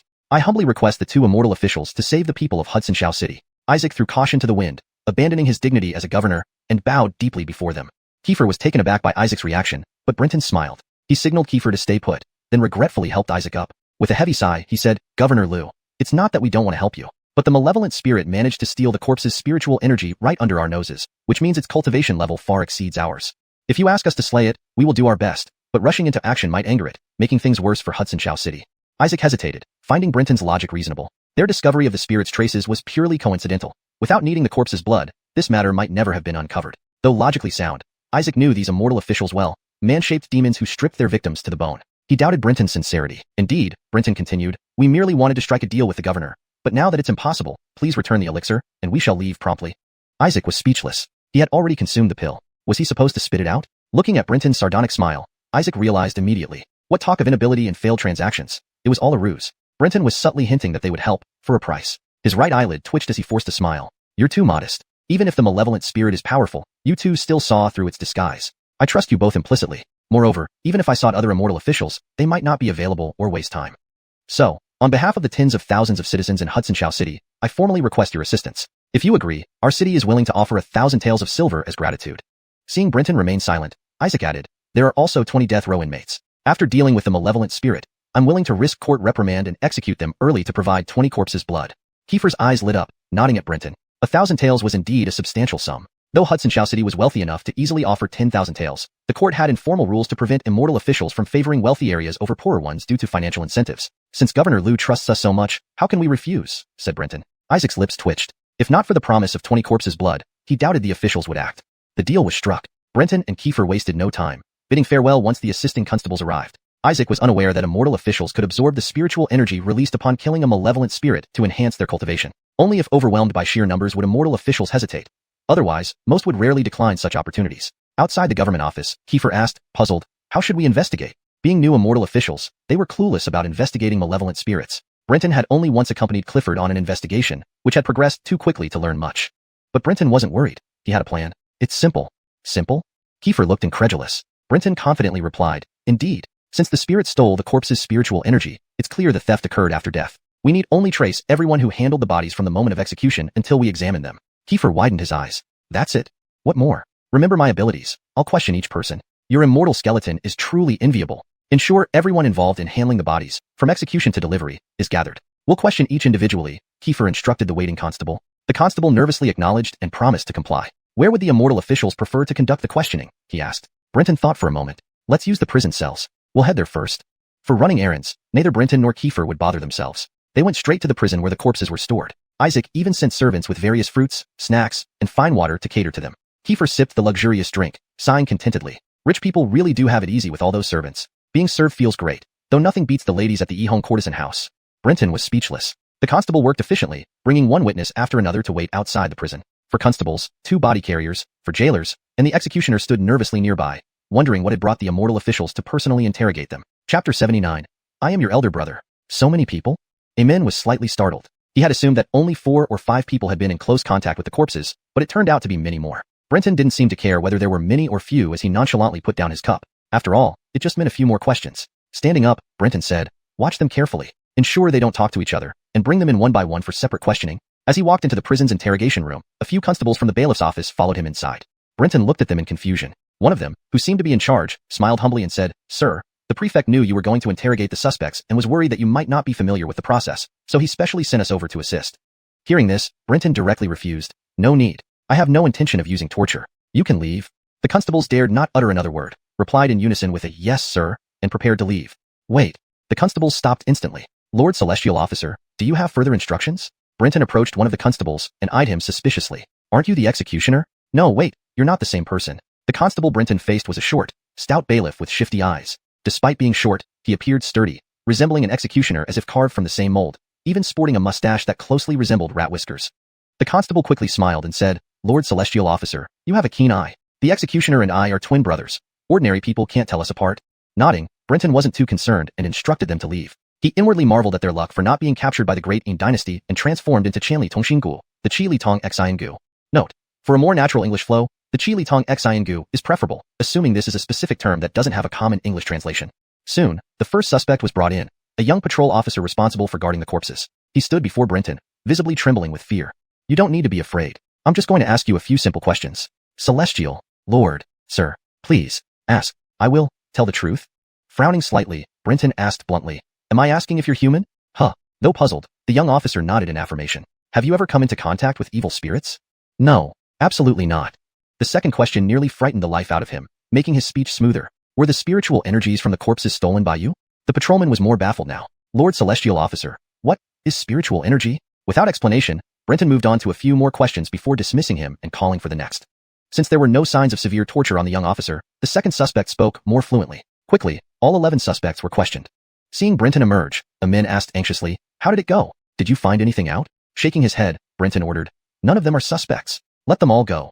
They're not suspects? Brenton nodded and said, we need to look for other clues. Amin nodded reluctantly. Disappointed by such a cursory interrogation, he nevertheless followed orders to release the 11. Once everyone was gone, Brenton left with Amin, prohibiting anyone else from following. Amin suddenly grinned when he noticed they were alone. Looks like you found something. Brenton nodded. We're hunting for evil spirits, not criminals. Those people are ordinary humans, not spirits. What should we do next? Brenton whispered something in Amin's ear, causing him to nod and return to the prison while Brenton slowly blended into the crowd. Jedediah, carrying his decapitation blade, strode proudly through the street. Despite his small stature, citizens cleared a path for him. In No Laughter City, everyone knew about the 2 murderous executioner brothers of the Lau family. Elder brother Mickey, though not an executioner, was the most skilled torturer in the bailiff's office. Countless criminals had met their end at his hands. The mines around No Laughter City even paid him well to torture disobedient slaves, ensuring better compliance. Younger brother Jedediah had cut off hundreds of heads in public executions. Even notorious gangsters in the city feared these 2. Although Jedediah appeared formidable, he was internally unsettled. He hadn't expected 2 celestial officers to pass through and discover their suspicious activities. Fortunately, they seemed inexperienced, easily fooled by a couple of sentences. If exposed, neither of them would escape. Still, he wondered if the celestial officers were playing him. I shouldn't stay here. For safety, I'll have Brother Mickey lay low until those celestial officers leave, then we'll change locations. Lost in thought, Jedediah suddenly felt a large hand on his shoulder, almost jumping to draw his blade. However, the hand's immense strength held him firmly in place. Looking up, he saw the young celestial officer who had interrogated him. Damn, I'm really exposed. Jedediah panicked. Preparing to fight back, he heard the man say, Second brother. Why are you looking at your elder brother like that? Elder brother? Jedediah froze, realizing Brenton had replaced Mickey's face in his mind. Sweat broke out on Jedediah's forehead. Although he repeatedly told himself it was false and his memory was being manipulated, it was futile. As just a mortal, how could he resist the power of a celestial cultivator? Gradually, Jedediah ceased struggling. His memories of Mickey transformed entirely into Brenton, even erasing any resistance he had offered. Elder brother, you really scared me. Jedediah patted his chest, laughing. Brenton smiled, patting Jedediah's shoulder. That was my fault. Let's go home quickly and not keep the family waiting. Jedediah nodded quietly, saying, Brother, we might be exposed. We should go home fast and discuss our next move with father.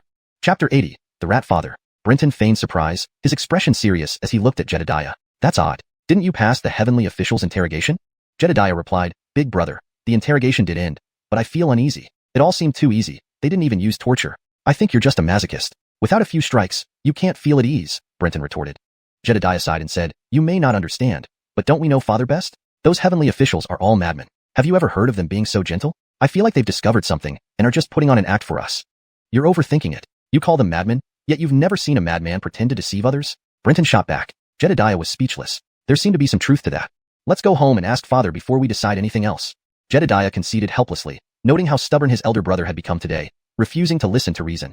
In the court, Mickey was chatting idly with other officers. They had just executed a batch of criminals. Based on past experience, no one would dare cause trouble in Hudsonshire City for a while. Beheading served not only as a deterrent to commoners, but also warned all factions in the city that the prefect was displeased, hoping for peace in Hudsonshire City. Anyone causing disturbances now would face harsh punishment. With no ongoing cases, the court naturally had nothing much to do. Jedediah, who smiled warmly and wickedly, felt anxious inside. With no cases, there were no criminals to interrogate.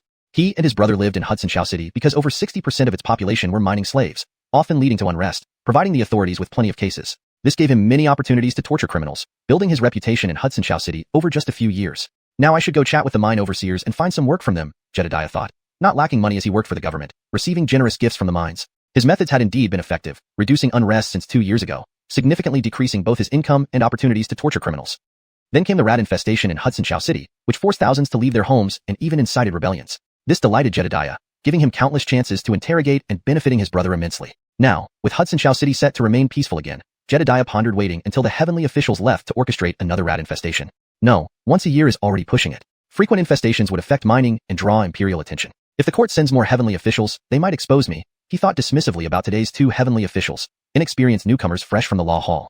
Just then, Jedediah felt his hairs stand on end, trying to leave his seat but finding his neck gripped by a cold, bone-chilling hand. He was slammed to the ground with a crash, splintering the table before him. The surrounding officers stood frozen in shock. Well, I thought you'd run away. Never imagined you'd have the guts, Kiefer chuckled, watching Jedediah twist his face in pain. Seeing Kiefer's toothy grin, Jedediah's mind raced. They were exposed. How could this be? Jedediah struggled but was powerless against the unknown force freezing his body, leaving him incapable of resistance. Kiefer seized a saber from a nearby officer and swiftly severed Jedediah's limbs. Strip him naked and throw him in jail, he ordered.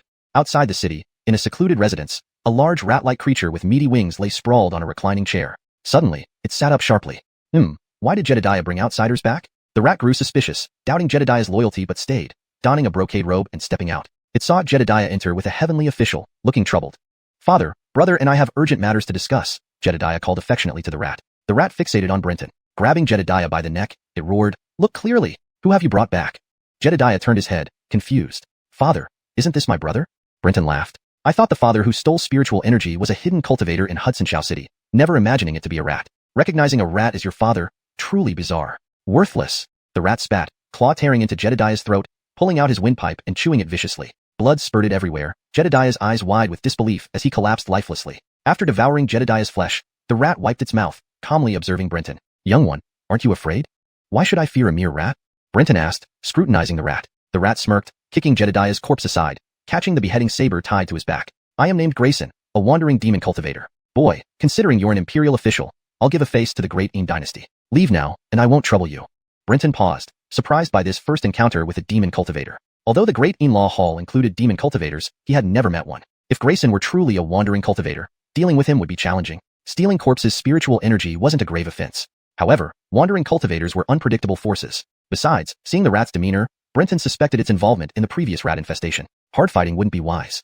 So, you really are a wandering cultivator. Why not join the Great In dynasty? The court has demon cultivators too. If you wish, I can introduce you, Brenton proposed. Grayson hesitated, stroking his chin. Is this true?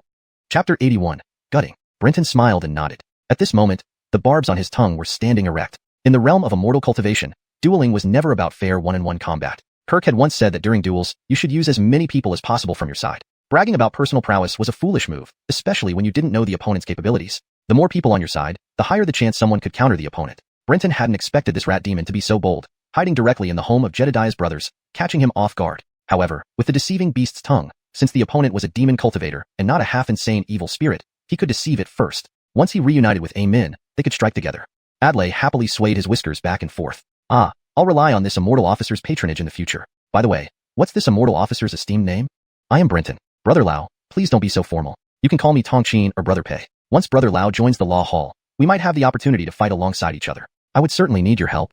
Well said, well said. Unfortunately, had I known earlier, I wouldn't have killed that useless one. Now there's no one to prepare a feast for Brother Pei, truly impolite of me. Adlai laughed nervously and cupped his hands. Brenton said affectionately, Brother Lao, why be so polite? It makes us seem distant. Since Brother Lao is willing to join our Great In-Law Hall, why don't we go see the governor of Unsmiling City together and ask him to contact the law hall via the 1,000-mile empathic insect to finalize this matter sooner? Hearing this, Adlai's rat eyes rolled around. He nodded and said gratefully, Brother Pei speaks wisely. Please wait for a moment. Since we're going to see the governor, it would be fitting to bring a gift. Additionally, as a token of appreciation for introducing me, I also have a gift for Brother Pei. You think of everything, Brother Lao. I'll wait here then. Brenton didn't doubt Adlai, as the deceiving beast's tongue allowed him to discern that every word Adlai spoke was true. His heart relaxed. It seemed that the other party truly believed his words and was indeed interested in joining the Great In-Law Hall. However, Brenton had no intention of really recommending him. The Law Hall of Heroes, though mostly comprised of wandering cultivators, only accepted human cultivators. The Demon Cultivators Law Hall, with its orderly lineage, certainly wouldn't casually admit an unknown demon cultivator. But Brenton naturally couldn't tell Adlai any of this. Soon, Adlai emerged, carrying a large bag like an old farmer. Hee, this bag contains treasures I've collected over the years. Speaking, Adlai put down the bag and pulled out a pair of handcuffs. The handcuffs were pitch black, emitting a strong blood-stained smell. Adlai laughed. This is a magical artifact I refined. Though it can't maintain power as long as a spirit tool, it can still last for 3 years. According to my calculations, these handcuffs can still be used for another year and a half, making them a suitable gift for meeting Brother Pei. Brenton carefully examined the handcuffs upon hearing this. Hold this. Adlai tossed the handcuffs to Brenton casually. The sound of clashing iron chains echoed in the air. Without hesitation, Brenton took a half step back, not reaching out to catch them. Seeing this, Adlai narrowed his eyes and shouted, Bind. With Adlai's roar, the handcuffs emitted a burst of crimson light as if animated by a spirit, disappearing in the blink of an eye. Brenton felt the weight on his wrists and looked down to find the handcuffs now secured around his hands. You. Brenton stared in shock at Adlai. He couldn't understand why this rat suddenly attacked him. Adlai smiled sinisterly. You, a mere pup with a few years of cultivation, dared to deceive my great rat ancestor? Little did you know, deception is my forte. Brenton was stunned, his eyes narrowing. You saw through it from the start. Though his face remained expressionless, his mind was racing. This was the first time someone had seen through the power of the deceiving beast's tongue and deceived it without him realizing. There were only 2 possibilities. Either the other party had a similar deceiving beast's tongue, or their cultivation far exceeded his own, neutralizing its effect with an unfathomable technique. But looking at Adlai, Brenton saw no signs that he was significantly more powerful. Thus, the only explanation was that Adlai possessed a similar deceptive spirit bone. Don't let your imagination run wild. These handcuffs can restrain the flow of vital energy and blood, preventing movement even if they can't restrict magic power. You're a living target now. Instead of thinking about escaping, pray you die quickly.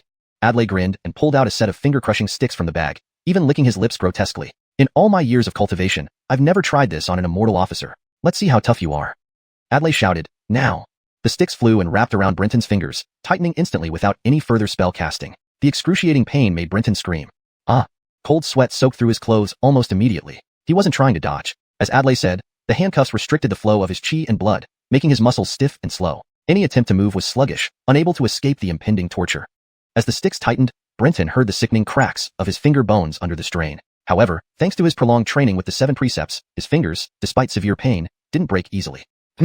Adlai exclaimed in surprise. Even Adlai seemed astonished by the resilience of Brenton's fingers. Ordinary humans would have had their fingers reduced to minced meat and completely crushed under the pressure. Brenton's skin was broken, but the injuries weren't deep. Seeing this, Adlai clapped his claws.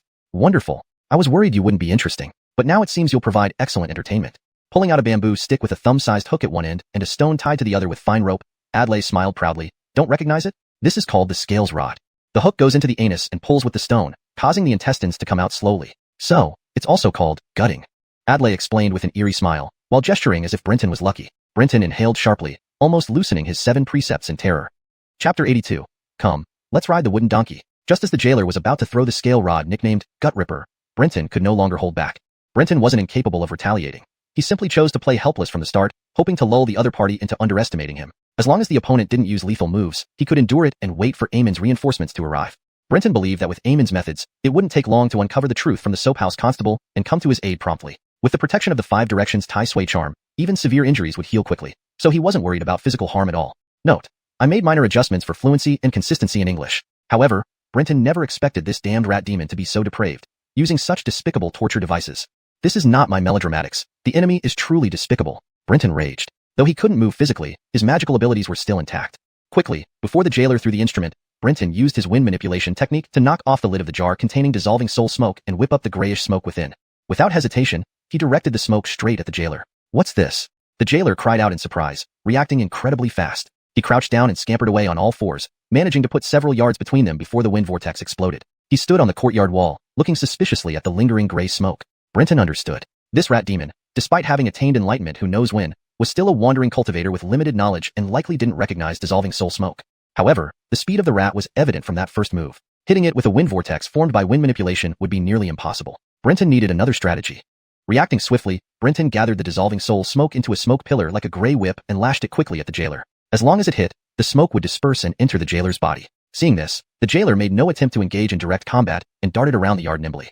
Soon, Brenton managed to form 4 smoke whips. When the jailer slipped on the roof and stumbled, Brenton saw an opportunity and immediately trapped the jailer in a web of smoke whips. Explode! Brenton shouted. The smoke whips burst, enveloping the jailer in gray smoke. Moments later, the jailer's soul flew out of its body. Brenton sighed in relief, thinking, finally, it's over. But just as that thought crossed his mind, everything around him began to feel surreal, and a burning sensation started in his lower body. What's happening? Brenton panicked. Suddenly, everything turned pitch black, and when clarity returned, he found himself standing inside a large vat, with flames roaring beneath it. The searing pain in his upper body almost caused him to faint, and he dropped to his knees. A palm-sized dagger danced in the air, slicing off thumb-sized chunks of flesh from his body. Blood dripped into the vat, instantly evaporating. The smell of charred skin and blood constantly assaulted his nose.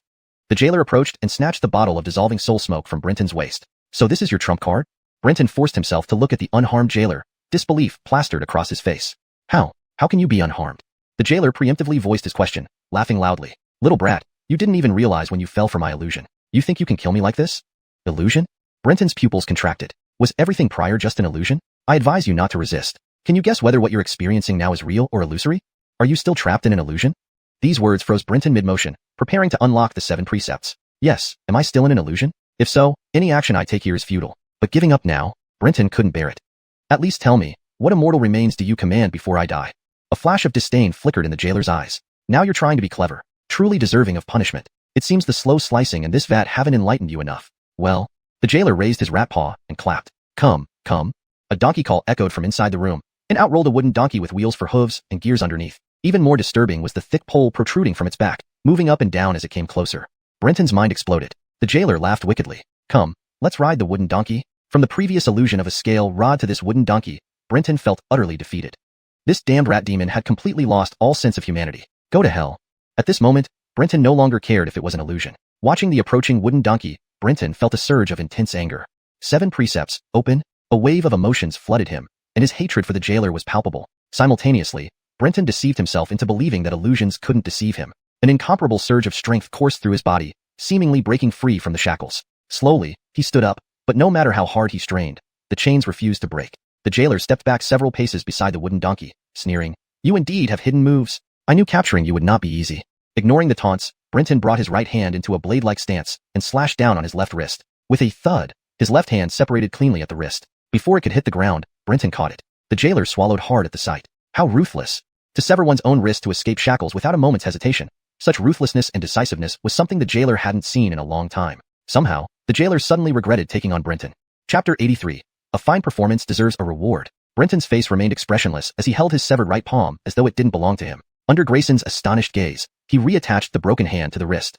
Before Grayson's astonished eyes, The flesh around the severed area rapidly grew and sealed the wound. Moving his left wrist again, Brenton nodded in satisfaction. Grayson drew a deep breath, an unusual seriousness flickering in his eyes. I didn't expect your immortal skeleton to possess the ability to regenerate flesh and blood. No wonder my instruments have little effect on you.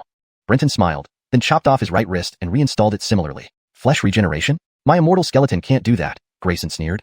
He had seen it with his own eyes. How could it be false? However, he was inwardly worried. My instruments can siphon blood energy from the body. Yet, if this person can regenerate flesh under multiple instrument tortures, it means my instruments cannot suppress him. Grayson was somewhat troubled. He had thought his immortal skeleton would counter the opponent, but now it seemed the opponent's immortal skeleton countered his. Brenton looked at Grayson's changing expressions and said with a smile, "You don't believe me? Haven't you forgotten this is an illusion? Naturally, I can do things here that aren't possible outside." An illusion? Grayson paused. Suddenly, he felt a mysterious force altering his perception. "Do you still want to deceive me now?" Grayson snarled, showing his fangs, looking vicious. His silk robes suddenly exploded, revealing a pair of meat wings unfurling from his back. Mist rose up, which Grayson greedily inhaled. Brenton's expression turned grave. "Even if I couldn't deceive him, I'm now more certain this isn't an illusion." Grayson's illusion abilities were formidable. Although Brenton's beast tongue skill could discern lies, it couldn't distinguish whether the surroundings were real or illusory. This put him at a disadvantage while dueling Grayson. Grayson's expression finally calmed as Brenton considered his next move. Stealing part of my illusion control in my controlled space. Indeed, you are a genius, Grayson said with a strange laugh. Hearing this, Brenton's scalp tingled. Is this rat demon deceived by my lie, or using my lie against me? Or is this truly an illusion? Brenton began to waver about his initial suspicions. He felt as if his immortal skeleton was firmly under the rat demon's thumb. This couldn't continue. He had to break through. Regardless of whether this is an illusion, if I defeat you as I did last time, even an illusion should shatter. With a roar, Brenton decided to overpower him, charging toward Grayson. But Grayson remained unperturbed. His claws made a quick incantation gesture. Brenton immediately felt his feet sink, and he fell forward. Looking down, he saw ethereal shackles binding his legs. Without time to think, Brenton pressed his left hand to the ground and exerted all his strength. A loud boom resounded as the earth exploded. Brenton's speed increased, rocketing like a cannonball toward Grayson. Huh. Grayson gasped in surprise, too late to cast another spell. Don't think I'm afraid once you get close. As he spoke, his sharp claws tore through Brenton's arm. But Brenton, driven by immense power, punched Grayson squarely in the chest. A dull thud echoed. Grayson's eyes nearly popped out from the impact, suffocating instantly. The punch was so powerful it sent Grayson flying. However, his claws were still embedded in Brenton's arm, dragging him along. Brenton used his left elbow to repeatedly bash Grayson's head. Within a few hits, blood flowed from all 7 openings of Grayson's body. Finally, his claws dislodged from Brenton's arm, and Brenton's final punch smashed Grayson into the room, penetrating the wall, landing him lifelessly in the wild field beyond. Seeing this, Brenton didn't stop. Upon landing, he crouched and leaped again toward Grayson. Just as he reached Grayson, however, the latter kicked out with surprising vigor, knocking Brenton back. The sound of bones cracking echoed. Several ribs in Brenton's chest snapped as he crashed heavily aside. The human and the rat ignored their wounds, flipping up to stand coldly facing each other. As the battle continued, Brenton realized to his dismay that the damned rat demon's close combat skills rivaled and sometimes surpassed his own. If not for his incredible strength, the 7 restraints, and the 5 elemental guardians' continuous healing, he might have already lost. Finally, seizing an opportunity, Brenton delivered a powerful leg whip to Grayson's forehead, snapping his neck and causing him to collapse lifelessly. Huff huff, Brenton panted heavily. It's finally over. Though he hadn't killed Grayson, Brenton believed such injuries would leave him unable to fight further. Clap, clap, clap. From within the room came applause. Brenton spun around, startled to see Grayson, dressed in silk, step out of the wall's hole with a playful smile. Brenton's pupils contracted sharply. If this one is Grayson, who was the one I fought just now? 2 fine officers indeed. You've entertained me greatly. A fine performance deserves a reward. Hearing this, Brenton suddenly remembered something. He turned and saw that Grayson lying beside him had transformed into Kiefer, staring at him in disbelief, confusion, and bewilderment. How is this possible? Kiefer gasped, looking at Brenton's familiar face. Chapter 84. The Despair of Grayson. Reporting officer. Brenton bitterly called out. Kiefer had already fainted from his severe injuries. As intelligent as Brenton was, he could not help but understand what had transpired. Kiefer must have learned the truth from the constable and rushed over. Yet, like himself, Kiefer had unknowingly fallen into the opponent's illusion, causing them to turn on each other.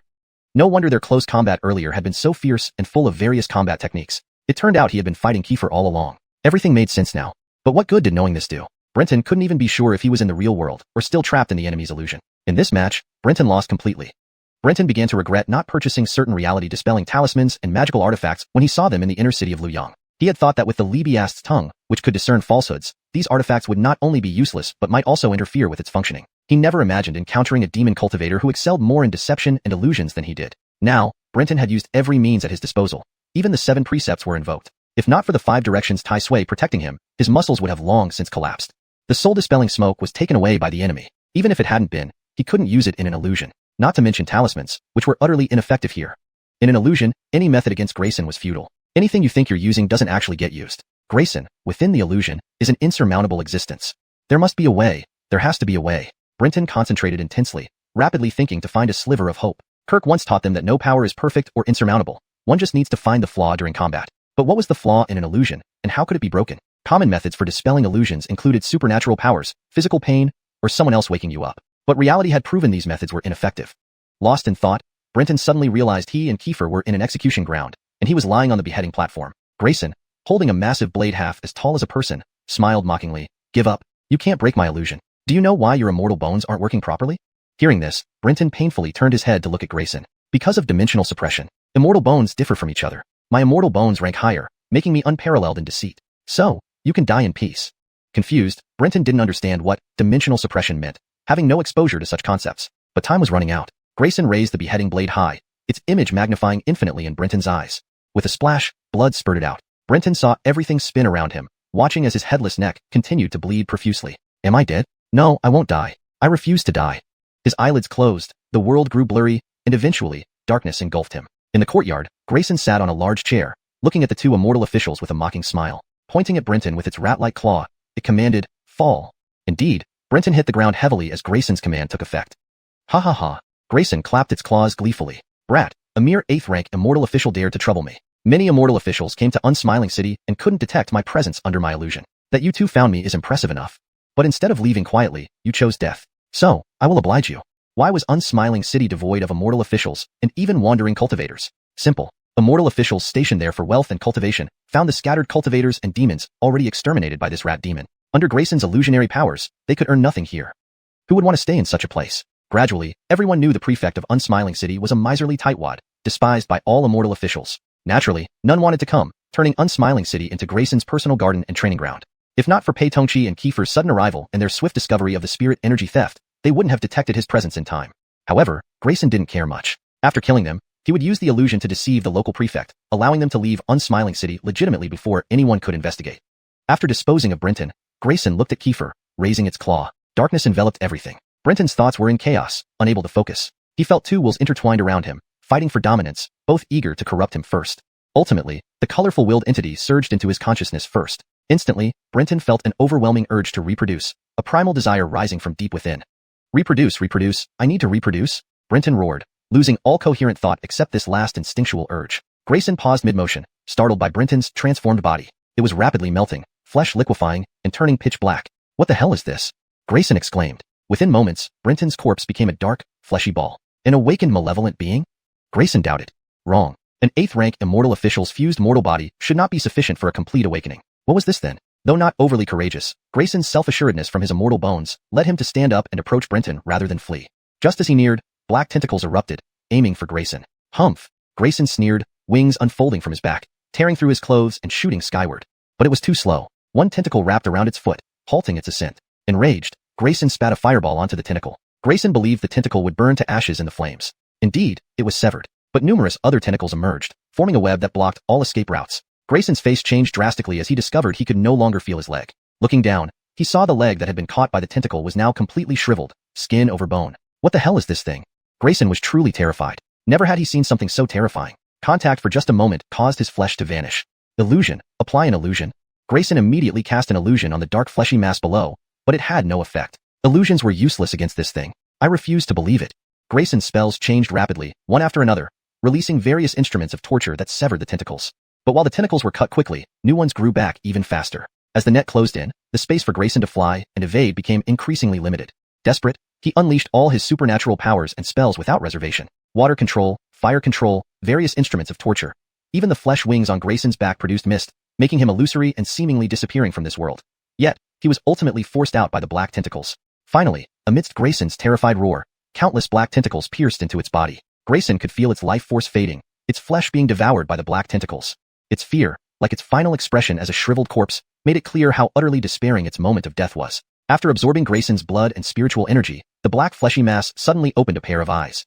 Chapter 85. The second immortal remains, the Yanko wings. A pair of crimson eyes darted across the black fleshy mass, devoid of any reason or intellect. They resembled those of a newborn spirit greedily trying to encompass the entire world within its gaze. Black tentacles flailed wildly around, madly assaulting every living being in the vicinity. None were spared, not even insects and plants. However, as a tentacle moved to strike Kiefer, who lay unconscious nearby, a glimmer of human consciousness returned to the eyes. The tentacle was forcefully restrained from touching Kiefer. Finally, the black tentacles withdrew, leaving Kiefer untouched. The black flesh greedily absorbed the life force of all insects and plants around it. Moments later, nothing lived around except for Kiefer. The insects were reduced to empty shells, and the plants withered and died. The bloodshot eyes finally turned to Adlei's completely lifeless body, gazing at it intently for a long time, lost in thought. Suddenly, the black tentacles that enveloped Adlei's corpse stirred, causing the emaciated body to explode, leaving behind only a pair of meat wings. The black fleshy mass controlled the black tentacles to wrap around the wings and drag them toward itself. A massive maw suddenly opened on the fleshy mass, swallowing the wings whole. Thoughts and awareness re-emerged, and rationality gradually returned. Brenton regained consciousness in his mental world, but upon waking, he sensed something amiss. In his mental realm, including himself, there should have been 3 wills, yet now an additional one had appeared. This new consciousness was nebulous and illusory, flickering between existence and non-existence.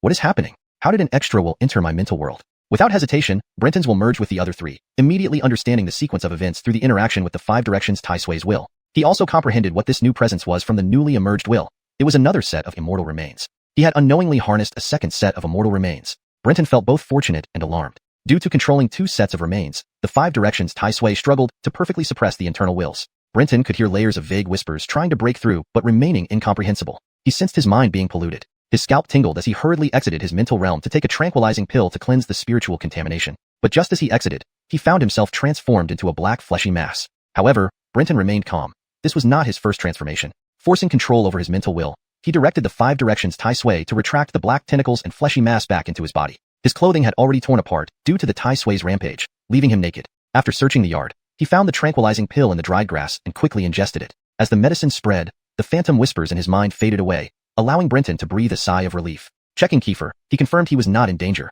then discovered an additional pair of wings on his back. Gently flapping them, Brenton's body slowly ascended. Landing again, he caressed the wings, noticing the tiny, dense scales covering them. Reflecting on the reckless actions of the 5 Directions Tai Sui, Brenton felt a shiver run down his spine. The Tai Sui's method of harnessing immortal remains was undoubtedly through devouring. Fortunately, the wings had not grown elsewhere, or else he would have faced an unbearable predicament. After finding clothes and dressing in his room, he laid Kiefer on a couch and retrieved scattered items in the courtyard. Sitting on the doorstep, he meticulously reflected on everything that transpired. Surviving this ordeal had been sheer luck. If not for the terrifying power of the 5 Directions Tai Sui, both he and Kiefer might have died here without anyone knowing. Adlei's abilities were truly astonishing. Any immortal officer inexperienced in dispelling illusions stood no chance against him. Despite hearing countless times about the unpredictable and mysterious abilities of immortals, Brenton still underestimated the terror of various immortal remains. However, this great crisis brought Brenton immense opportunities. First, he gained a better understanding of the 5 Directions Tai Sui's capabilities and why it was called the 5 Directions. The 5 Directions represent east, west, south, north, and center,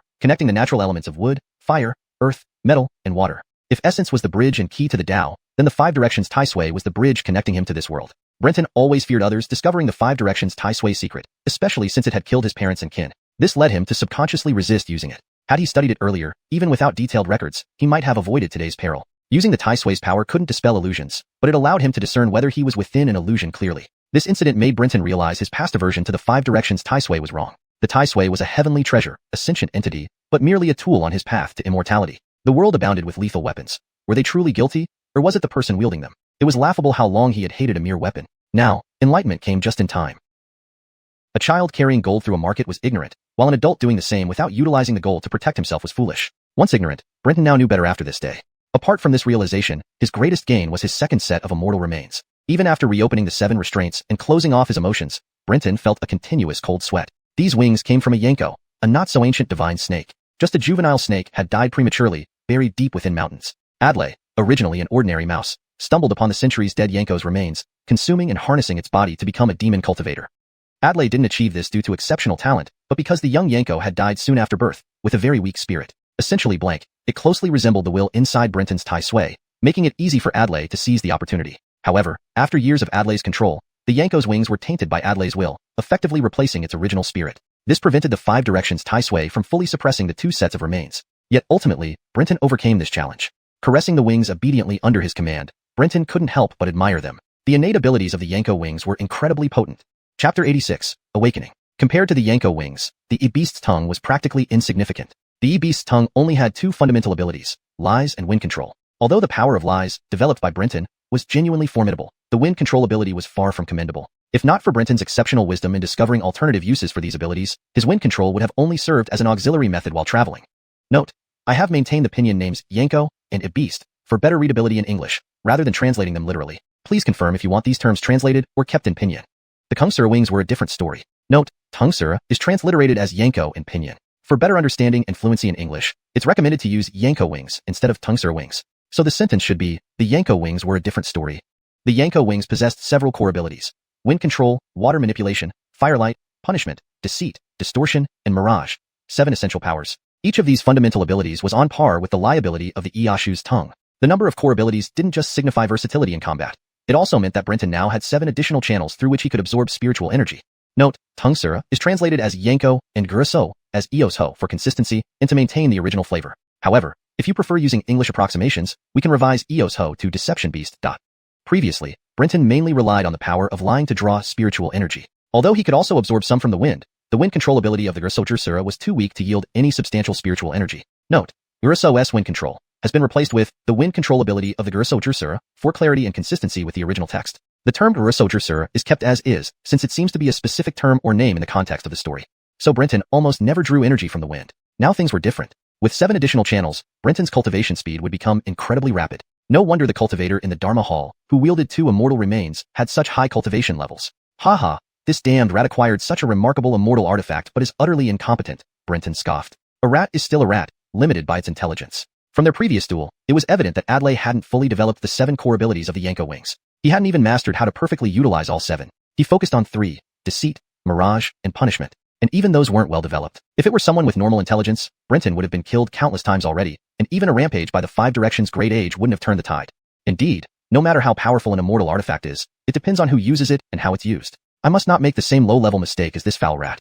However, now wasn't the time to study or develop the Yanko wings. Brenton returned to the room and looked at Kiefer. He now understood why Kiefer hadn't woken up yet. Kiefer was still trapped in the mirage illusion and wouldn't wake up unless the effect wore off, or he broke free from the illusion himself. Brenton didn't have the patience to wait for him to sleep it off. Using the Yanko wings, Brenton entered Kiefer's mirage world directly. Kiefer was kneeling awkwardly with his head on a chopping block, his neck twisted in a comical manner. His face was filled with despair as he wept over Brenton's decapitated corpse, blaming himself for being too weak, allowing a rat to break his neck, and leading to both brothers' deaths. He couldn't understand why the rat disappeared after cutting off Brenton's head. Did it want him to suffer, feel guilty, and go mad looking at his brother's corpse? This damn rat deserved to be torn apart piece by piece. As he cried, a figure appeared in Kiefer's line of sight. Unable to move due to the broken neck, he could only see blurry outlines and snarled, "You damn rat fiend, if you're going to kill me, just do it. What kind of hero tortures me like this?" Brenton laughed, squatting down to look at Kiefer's face. "What?" Kiefer paused, suddenly realizing something. "You son of a bitch, you've turned into my brother's appearance, trying to trick me into dying by his hand? Do you think I'll fall for it?" Brenton burst out laughing, gently waving his hand, and Kiefer felt his neck heal and the ropes binding him loosen. Brenton smiled. "All right, my teary-eyed brother. The rat fiend is already dead." Kiefer looked at Brenton warily, glancing at the headless corpse nearby. Brenton sighed. "Stop looking. This is an illusion. All fake. Let me take you out." Grasping Kiefer, the world around them shattered, and darkness enveloped them. With a startled cry, Kiefer sat up on the bed, realizing he was back in the courtyard of the Lau family residence. Brenton stood before him. "Wake up." Kiefer nodded shakily, still in shock, then his gaze fixed on Brenton's back, where wings sprouted, causing his pupils to dilate. "Rat fiend, you dare to toy with me again." Furious, Kiefer lunged to punch Brenton. Brenton helplessly flapped his wings, sending Kiefer flying backward into the yard, floating mid-air. Looking down at Kiefer cursing below, Brenton felt helpless. The terror of illusions lay in their ability to blur reality and fantasy, making it impossible to distinguish truth from falsehood. Brenton had no choice but to recount their journey and experiences in the air, finally calming Kiefer down. Even so, Kiefer remained skeptical. Brenton landed before him. "You were trapped in the rat fiend's illusion. I wasn't sure if you'd wake up, so I had to risk controlling the immortal artifact. It worked truly." Kiefer was stunned, then his mouth dropped open. He knew how dangerous it was for a wandering cultivator like them to control a second immortal artifact, almost certain death. Brenton had risked his life to save him. Kiefer took a deep breath, but tears streamed uncontrollably down his face. "Why did I never notice you cry so much?" Ignoring Brenton's teasing, Kiefer embraced him tightly. "I'm a crude man. I don't know how to speak elegantly. We're brothers for life. From now on, only I can die before you." Moved, Brenton pushed him away, feeling goosebumps from the close contact. "Remember, don't hug me again. I don't want rumors spreading about me being..." Kiefer chuckled. "Pity you couldn't absorb the rat's essence when it died. It seems like a loss." Kiefer shrugged. "Being alive is already a gain. Besides, killing the rat gives us merit. I'm satisfied." Brenton nodded. Together, they gathered the remains of the rat fiend, preparing to bring them back to Silent City as proof of their slaying. They couldn't possibly use the Yanko wings as evidence. Once ready, they rushed to Silent City, shocked by what they saw. "Is this really Silent City?" Kiefer asked in disbelief. Brenton glanced at the city gate sign and solemnly nodded. If anyone with normal intelligence faced him, they'd probably be dead countless times over. Even a rampage by the Five Directions Great Year wouldn't turn the tide. Indeed, no matter how powerful an immortal artifact may be, it depends on who wields it and how. I can't make the same low-level mistakes as that stinky rat. However, now wasn't the time to study the Yanko wings. Brenton returned to his room and looked at Kiefer. He now understood why Kiefer hadn't woken up yet. He was still trapped in the mirage illusion. Unless the effect wore off or Kiefer broke free on his own, he wouldn't awaken. Brenton didn't have the patience to wait. Using the Kungsura wings, Brenton directly entered Kiefer's illusory world. Kiefer was kneeling awkwardly on the chopping block, neck twisted, looking comical. His face was bleak as he wept over Brenton's headless corpse, blaming himself for failing to save his brother and leading them both to their deaths. But Kiefer was puzzled why the rat disappeared after decapitating Brenton. Was it leaving him to suffer guilt and madness? The rat deserved 1,000 cuts. While crying, a figure appeared before him. Unable to move, Kiefer couldn't see clearly, so he snarled, "You damned rat demon. If you want to kill me, do it. How dare you torture me like this?" Brenton chuckled, squatting down to look at Kiefer. "What?" Kiefer paused, suddenly realizing something. "Damn it, you dirty rat. You transformed into my brother's appearance to let me die by his hand. Do you think I'd fall for that?" Brenton laughed harder, waving his hand. Instantly, Kiefer felt his neck heal and the ropes binding him loosen. Brenton smiled. "All right, my tearful brother, the rat demon is dead." Kiefer watched Brenton warily, glancing nervously at the headless corpse. Brenton sighed. "Stop looking. It's an illusion, everything's fake. Let me bring you out." Grabbing Kiefer, the world shattered, and darkness enveloped him. "Ah!" Kiefer screamed, sitting up abruptly in bed, finding himself back in the Liu family courtyard. Brenton stood before him. "You're awake?" Kiefer, still shaken, nodded but then froze, eyes wide at Brenton's meaty wings. "Rat demon, you still dare trick me?" Kiefer jumped up, aiming a punch at Brenton, but Brenton easily deflected him, floating mid-air. Watching the furious Kiefer, Brenton felt helpless. Illusions were terrifyingly real and false, making it impossible to distinguish reality from fantasy. Brenton explained their journey and encounters, calming Kiefer down. Still, he remained suspicious. Brenton landed before him, saying, "Trapped in the rat demon's illusion, I wasn't sure if you'd wake. I took a risk using its immortal remains, thankfully succeeding." "Truly?" Kiefer gaped in disbelief. He knew how perilous it was for a stray cultivator to master a second immortal artifact. It was virtually suicidal. Brenton risked his life to save him. Kiefer's tears flowed despite trying to stop them. "I never realized you loved shedding tears," Brenton teased. Ignoring the jest, Kiefer hugged Brenton tightly. "I'm crude and can't say fancy words, but we're brothers for life. From now on, only if I die before you." Brenton, touched yet uncomfortable with the embrace, pushed him away. "Tell me, don't hug me again. I don't want rumors about me being effeminate." Kiefer chuckled awkwardly. "Pity, you can't absorb the rat's spiritual energy. This deal feels unfair." Kiefer dismissed it, laughing. "To survive is already a win. Besides, killing the rat earns us merit points." Satisfied, Brenton nodded. They gathered the pieces of the rat demon, preparing to take it back to No Smile City as proof of their feat. After all, they couldn't just have Brenton cut off the Kungsura wings on his back to use as evidence. Note: for better fluency, Kungsura is better kept in pinyin or translated based on context, e.g., Yanko da. Revised. They gathered the pieces of the rat demon, preparing to take it back to No Smile City as proof of their feat. After all, they couldn't just have Brenton cut off the Yanko wings on his back to use as evidence. Upon reaching No Smile City, they were startled. "Is this really No Smile City?" Kiefer asked incredulously. Brenton glanced at the city gate sign and nodded heavily. Chapter 87. No Laughter in the City of Silence. He still remembered when he first arrived at the city of Hudson Shao. Despite having recently endured a devastating rat infestation, its streets were no less prosperous and affluent than those of the capital. It was as if the refugees who had fled from here mattered little to the city, much like the wild grass by the road, which, even in decay and withering, would not affect the flatness and width of the road. But now, Brenton and Sinclair could hardly believe their eyes. They thought they might have come to the wrong place or were still trapped in Grayson's illusion. However, Brenton knew that what they saw was real. On the majestic and imposing city wall, thick hemp ropes hung one dried corpse after another. Some of these ropes were black and rotten, with only remnants of the corpses left. The once bustling streets now showed no signs of crowded masses. Instead, on both sides lay people covered in maggots, dressed in rags, their eyes empty and faces numb, gazing at the sky as they quietly awaited death. How could this be? Sinclair's eyes were bloodshot red, filled with veins. The gate guard stood sweating profusely, afraid to approach as Sinclair lost his composure. Brenton sighed and shook his head at the heavily rusted armor-clad soldiers guarding the gate, bringing them some relief. Brenton glanced at the signboard above the city gate and sighed again. "It's Grayson, that rat demon." Sinclair looked at Brenton in confusion. Brenton pointed at the signboard above the city gate and the barely noticeable cracks on the surrounding walls and explained. "This is an array laid by Grayson, combining mirage and deceit techniques into one. I never expected that this rat demon could have such powerful means."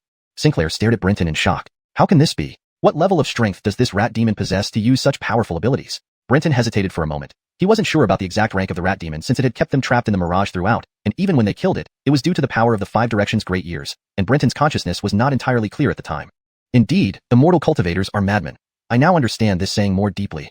Sinclair nodded in agreement. The situation was straightforward. This bold rat demon used its mystical skills to draw symbols, placing arrays on all four gates of the city of Hudson Shao. Every visitor to Hudson Shao, as long as they weren't blind, couldn't help but look at the city gate, thus falling into Grayson's spell and being trapped in his mirage. Moreover, Grayson ingeniously used the deceit skill, making people ignore or fill in the gaps of any illogical scenes they saw.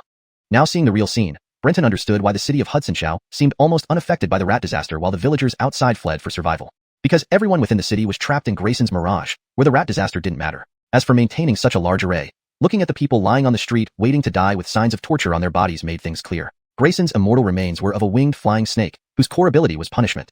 Through the tortures inflicted on tens of thousands of people in the city, the punishment she generated was incredibly potent, easily sustaining the array. There were many ways to maintain such an array. For instance, opening waterways within the city to introduce water chi, setting up fires in every household to harness fire chi, or taking advantage of the abundant wind chi from the mountains surrounding the city.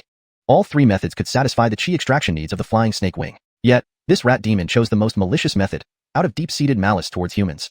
Pei Tongan speculated that Grayson had already reached the limits of cultivation without obtaining new immortal remains and could not advance further. Otherwise, his wasteful behavior couldn't be explained. However, Grayson was already shattered, leaving no way to know his true intentions. Let's go. I imagine the governor of Hudsonshao must be in great trouble right now. Brenton stopped pondering further. He had helped eliminate Grayson. That was the extent of his duty. Handling the aftermath was the responsibility of the officials. By principle and imperial rules, he should not interfere. Meanwhile, Governor Youssef was beyond distressed. When Grayson died, the array broke, revealing the real Hudsonshao city, nearly driving Youssef to suicide in hopes that the court would spare his family. He could not comprehend how, in a blink, the once prosperous and affluent city turned into a hell on earth. Every household had mourners, and sorrow echoed everywhere. A truly miserable sight. Especially outside the government office, where poles lined up with tortured bodies, Youssef almost fainted. If this news spread, it would shock the entire nation and world. In the history of the Dane dynasty, while there were cities wiped out before, nothing as horrific as the state of Hudsonshao had ever occurred. Youssef could already imagine how Emperor Dain would view him, perhaps wishing for 1,000 cuts or 5 horses to tear him apart, unable to quench the hatred. The emperor and the ministers would not listen to his explanations, nor care that it wasn't his fault. Nevertheless, having served for over a decade, Youssef tried to muster his spirits and issued orders for rescue operations. Then, he reported the situation using a long-distance communication insect. Fleeing was not an option.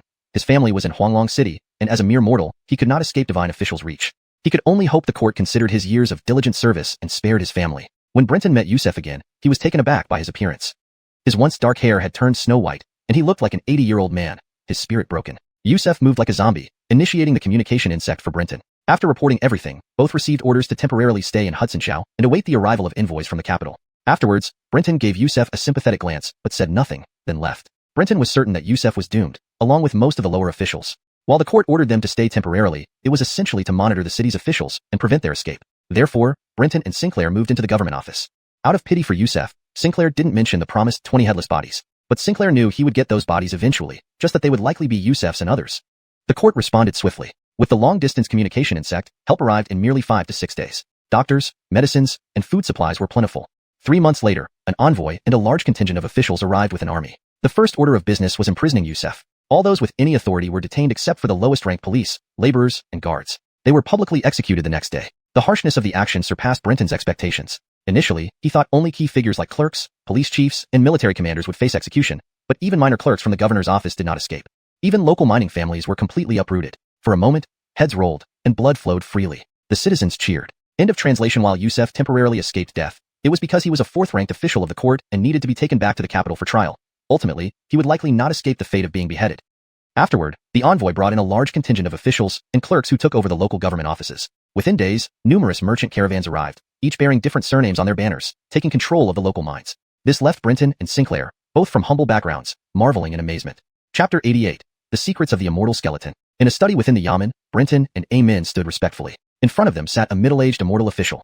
His face was chiseled and stern, with a smile of satisfaction as he looked at the two. You two have done exceptionally well this time, bringing much honor to our Hall of Heroes and Law. Many immortal officials have come to this laughing city, but none discovered the rat demon's schemes. Instead, you two not only uncovered it but also eradicated the demon, saving all the people in the city.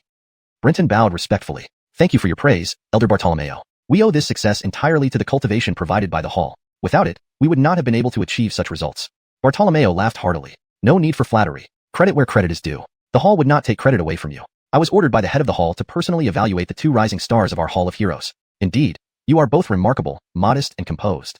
Thank you for the recognition from the head and Elder Bartolomeo, but I have examined the remains of that rat demon. It was already a 6th-rank demon cultivator. I'm very curious as to how you 2 8th-rank cultivators managed to slay it. Upon hearing this, Brenton and Amen were both taken aback. They had already overestimated the rat demon, never imagining it to be a 6th-rank immortal cultivator. No wonder it could set up such an astonishing array in Laughing City. However, Brenton had already thought this through. To be honest, it was pure luck that we prevailed. Perhaps the rat demon underestimated us, or had exhausted most of its power maintaining the city's array. During the battle, although we were at a disadvantage, we did not feel its cultivation to be overwhelmingly high. Oh, Brenton maintained a serious expression. Indeed, when I controlled the rat demon's immortal skeleton, I found its development was quite limited, and its techniques rudimentary. Moreover, its main abilities happened to be precisely what I could counter, which allowed me to turn the tables and kill it. Hearing this, Elder Bartolomeo glanced at Brenton with a complex look. You're excellent, intelligent, capable, and above all, incredibly lucky. Few can harness a second immortal skeleton successfully. Brenton replied with a look of relief. Indeed, it was sheer luck. At the time, I was deep in the mirage realm created by the demon, facing imminent danger. I had no choice but to risk everything.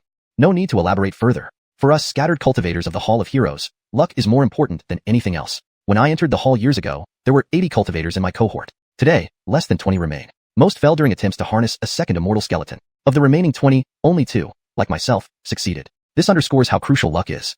Emin swallowed hard. After Brenton harnessed the second immortal skeleton, his own resolve began to waver. Brenton's success before reaching his cultivation peak made him think perhaps he could do it too.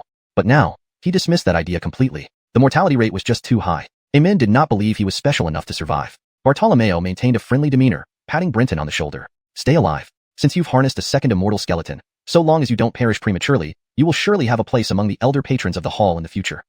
That rat demon reached 6th rank solely through one immortal skeleton, proving its rank isn't low. You should reach at least 5th rank, and possibly even 4th rank.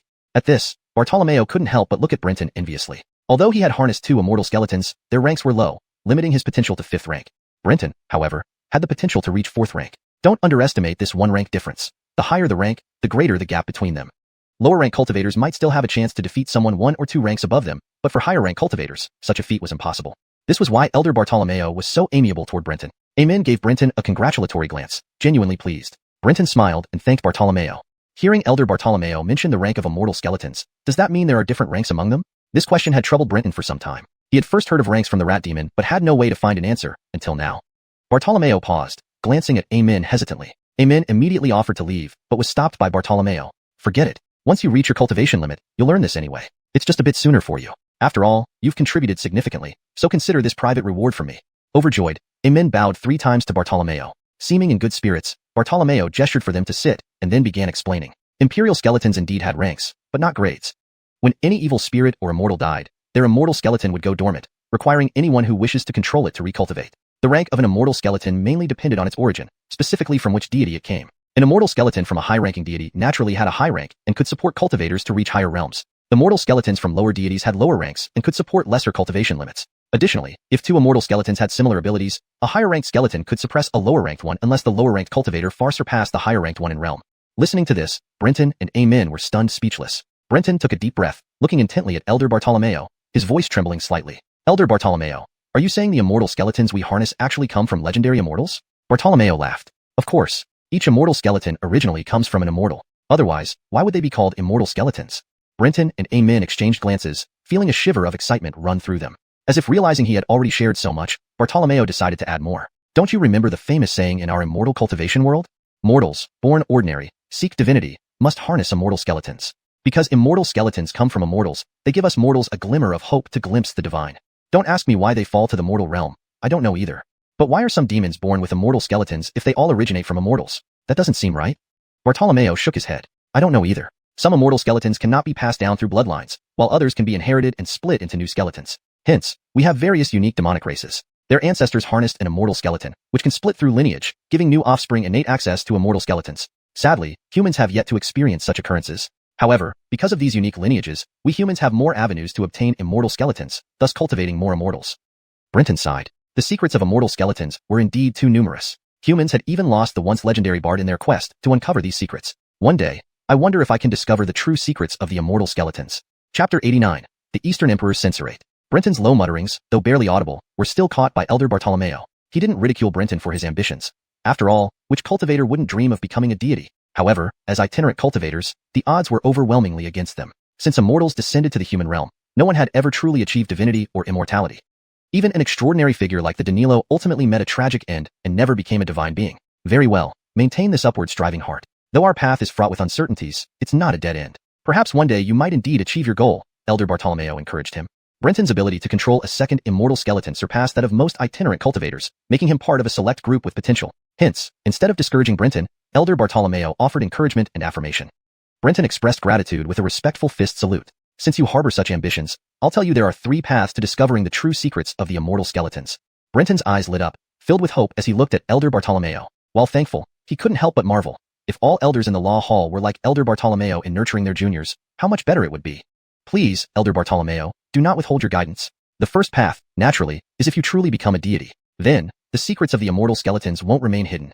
Brenton and Kiefer exchanged an awkward smile. It wasn't lack of confidence, but rather a clear self-awareness. Not just for itinerant cultivators like them, even lineage-bound law hall and sect immortals, while striving for divinity, wouldn't dare claim they could succeed. The second path is to enter the Heavenly Gate, the origin of immortal skeletons. Legend has it that the ancient celestial court is located within, though no one has ever seen its ruins. Heavenly Gate. Brenton had heard of it before and knew that it would open roughly 10 years later. For this reason, various sects in the human realm were bustling with activity. Even heretical cults like the Divine Lamp sect sought every means to push the imperial court into granting access. Apparently, inside the Heavenly Gate lay the legendary ancient celestial court where deities once dwelled. No wonder sects were going to such extremes. Seeing that Elder Bartolomeo was in a generous mood, sharing numerous secrets freely, Brenton eagerly sought more information. But Elder Bartolomeo shook his head and sighed. It's not that I don't wish to tell you, but I myself have never entered the Heavenly Gate. Those who do enter tend to be tight-lipped upon return. I can only advise you to abandon thoughts of entering. We understand, Elder Bartolomeo. Our cultivation levels are too low. We aren't qualified, Kiefer replied casually. Elder Bartolomeo shook his head again. Not so. Entering the Heavenly Gate has minimal restrictions. Any immortal of 8th rank or higher qualifies. At least 70% of those who enter each time are from our heroic law hall. What? Both men were stunned. Don't be surprised. I discourage you because entering is extremely dangerous. Last time, 216 immortals from our hall entered, but only 13 made it out alive. Phew. Brenton and Kiefer gasped. This over 90% death rate shocked them deeply. Elder Bartolomeo added fuel to the fire. Of those 216, 6 were 4th rank, 18 5th rank, and 33 6th rank. Of the 13 survivors, the highest rank was 7th.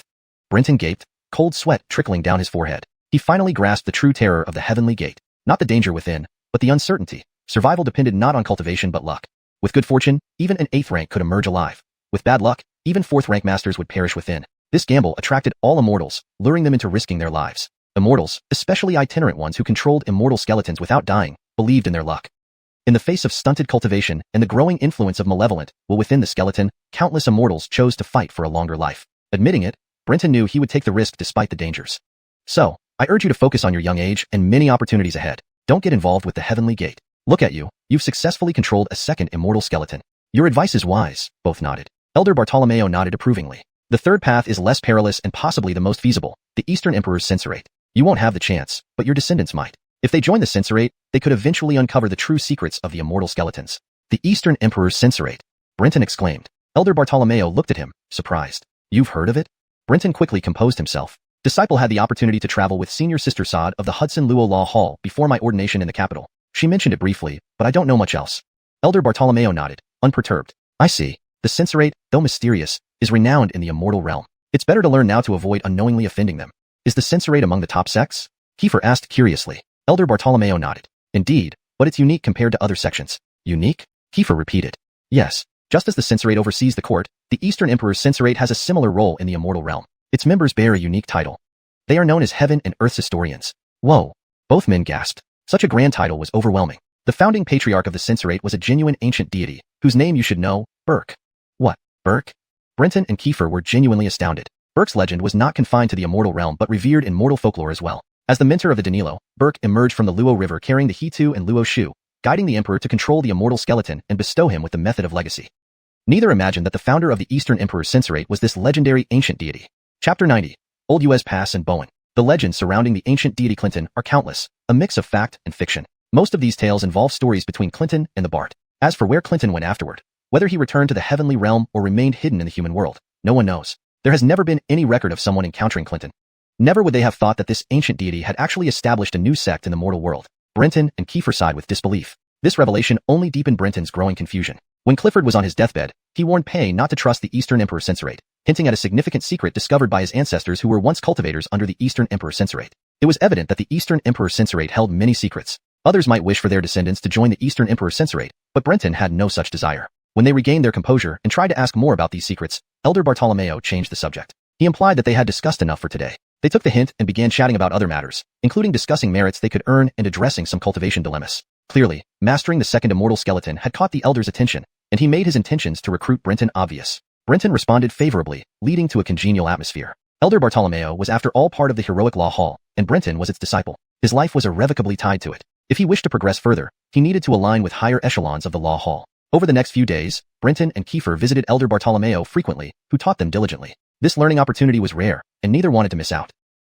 However, their time was short-lived. They needed to head to Old US Pass to report, eventually leaving despite spending a few months in Hudson Shao City. Though delayed, they had done the court a great service by eliminating a demon cultivator, thus earning a half-year extension as a small reward. They now had ample time to travel leisurely. But after the Hudson Shao City incident, both felt less inclined to dawdle, choosing instead to head straight for Old US Pass. They arrived within 3 months. Old US Pass, a critical military stronghold, lacked natural defenses but stood before an immense 10,000-li-long Great Wall. The walls, towering over several dozen feet, resembled a massive mountain, standing majestically. Finally here, the weary duo sighed deeply upon seeing the grand city gate. The bustling caravans and merchants with distinctly different attire and appearance from the Dain Empire surprised them. Contrary to expectations, Old US Pass was surprisingly vibrant. Inside the city, buildings displayed exotic styles not seen in central Dain, adding an alternative beauty. More importantly, there were numerous celestial officials roaming the streets, either in pairs or groups, clearly not patrolling but enjoying themselves. Unlike in the central regions where celestial officials covered themselves entirely, here they wore robes that resembled capes, exposed non-human features, and did not shy away from curious gazes from commoners. To everyone's surprise, the locals seemed accustomed to them, even bargaining with them fearlessly. What do you say? From Central Plains? A free-spirited voice called out. Brenton and Kiefer turned to see a tipsy celestial official leaning against a bar counter, greeting them casually. Brenton nodded, sizing up the man with 6 arms and shimmering silver on his cheeks. You must have offended someone if you're posted here. The man was unabashedly friendly. Brenton didn't deny it. If not for certain manipulations, they wouldn't be here. I'm Brenton. May I know your name? Ah, the man belched. I'm Bowen, known as the 6-armed Immortal. Since we've met, let's drink. Glancing at each other, Brenton and Kiefer entered the tavern. Waiter, bring us 3 jars of Lady Spring wine. Bowen loudly slapped the table. The waiter cursed back without regard for his status, placing the wine heavily before them. Bowen gulped down half a jar, wetting his shirt. Kiefer laughed heartily, mimicking Bowen's drinking style, swaying drunkenly. Strong stuff. Kiefer blushed profusely. Brenton looked exasperated. Impressive, Bowen said, approving of Kiefer's boldness. Glancing at Brenton, he raised 3 fingers. Brenton was puzzled. Advice, Bowen warned. If someone troubles you, fight back. Cowards don't belong here. Before Pei could question further, Bowen left to urinate, leaving behind his half-finished jar. Hours passed, and Bowen didn't return. The tavern erupted in laughter. The waiter informed them that Bowen had run off and insisted they pay 30 taels in total. Brenton and Kiefer's faces twitched. They had just been taken advantage of. Surrounded by celestial officials reminding them that being scammed required acceptance, Brenton paid reluctantly, noting the insignificance of 30 taels for them. After paying, Brenton asked for the location of the Exorcism Bureau, dragging the drunk Kiefer outside. Interesting, he remarked, finding humor in the situation. Arriving at the Exorcism Bureau, they found it surrounded by people cheering. Standing on his carriage, Brenton saw 2 celestial officials fighting. One was none other than Bowen, beating his opponent ruthlessly with his 6 arms. Bowen wobbled to his feet and tore off his clothes, exposing his bare body. He wandered around with a strange laugh, showcasing his sinewy muscles while engaging in indecent exposure. Fantastic! Ha ha ha! This immediately drew curses from the onlookers and screams from women in the crowd. Chapter 91. Then, Houston's aura soared as he heard the curses around him without feeling ashamed. Instead, he retorted loudly, occasionally showing off his muscles with his 6 arms or pointing at whoever shouted loudest. Such reckless and unrestrained behavior was unimaginable in Central Plains. Kiefer watched with shining eyes, shaking his head and clapping his hands. Our role model, a great man, should be like this. Having studied for less than a year, Kiefer had also learned to use sophisticated language. Brenton couldn't help but visualize a scene upon hearing this. Kiefer naked, hugging Yu, parading down the street. The image was too beautiful to contemplate. How come the Anti-Demon Academy doesn't intervene and let these immortal officials behave so recklessly? Brenton was curious. He knew that immortal officials were often mad, but before the Anti-Demon Academy, which was the face of the court, such indulgence was truly unbelievable. A large crowd drew the attention of the city patrol soldiers, and the civilians who had just been shouting at Houston scattered in an instant. Seeing Houston, the patrol soldiers slapped their foreheads, displaying an annoyed expression. Clearly, this wasn't the first time Houston had acted this way. Behind him, several soldiers came forward and securely tied up Houston. As an immortal official, Houston did not resist, allowing the mortal soldiers to carry out their actions before being taken away. As for the person beaten half dead on the ground, no one paid special attention to them, except for a tall and sturdy soldier who dragged the person away by the leg, like dragging a dead dog. With no more crowds blocking the way, Brenton and Kiefer could finally enter the Anti-Demon Academy. Unlike the government offices in Central Plains, the Anti-Demon Academy had no gate guards but only an elderly gatekeeper.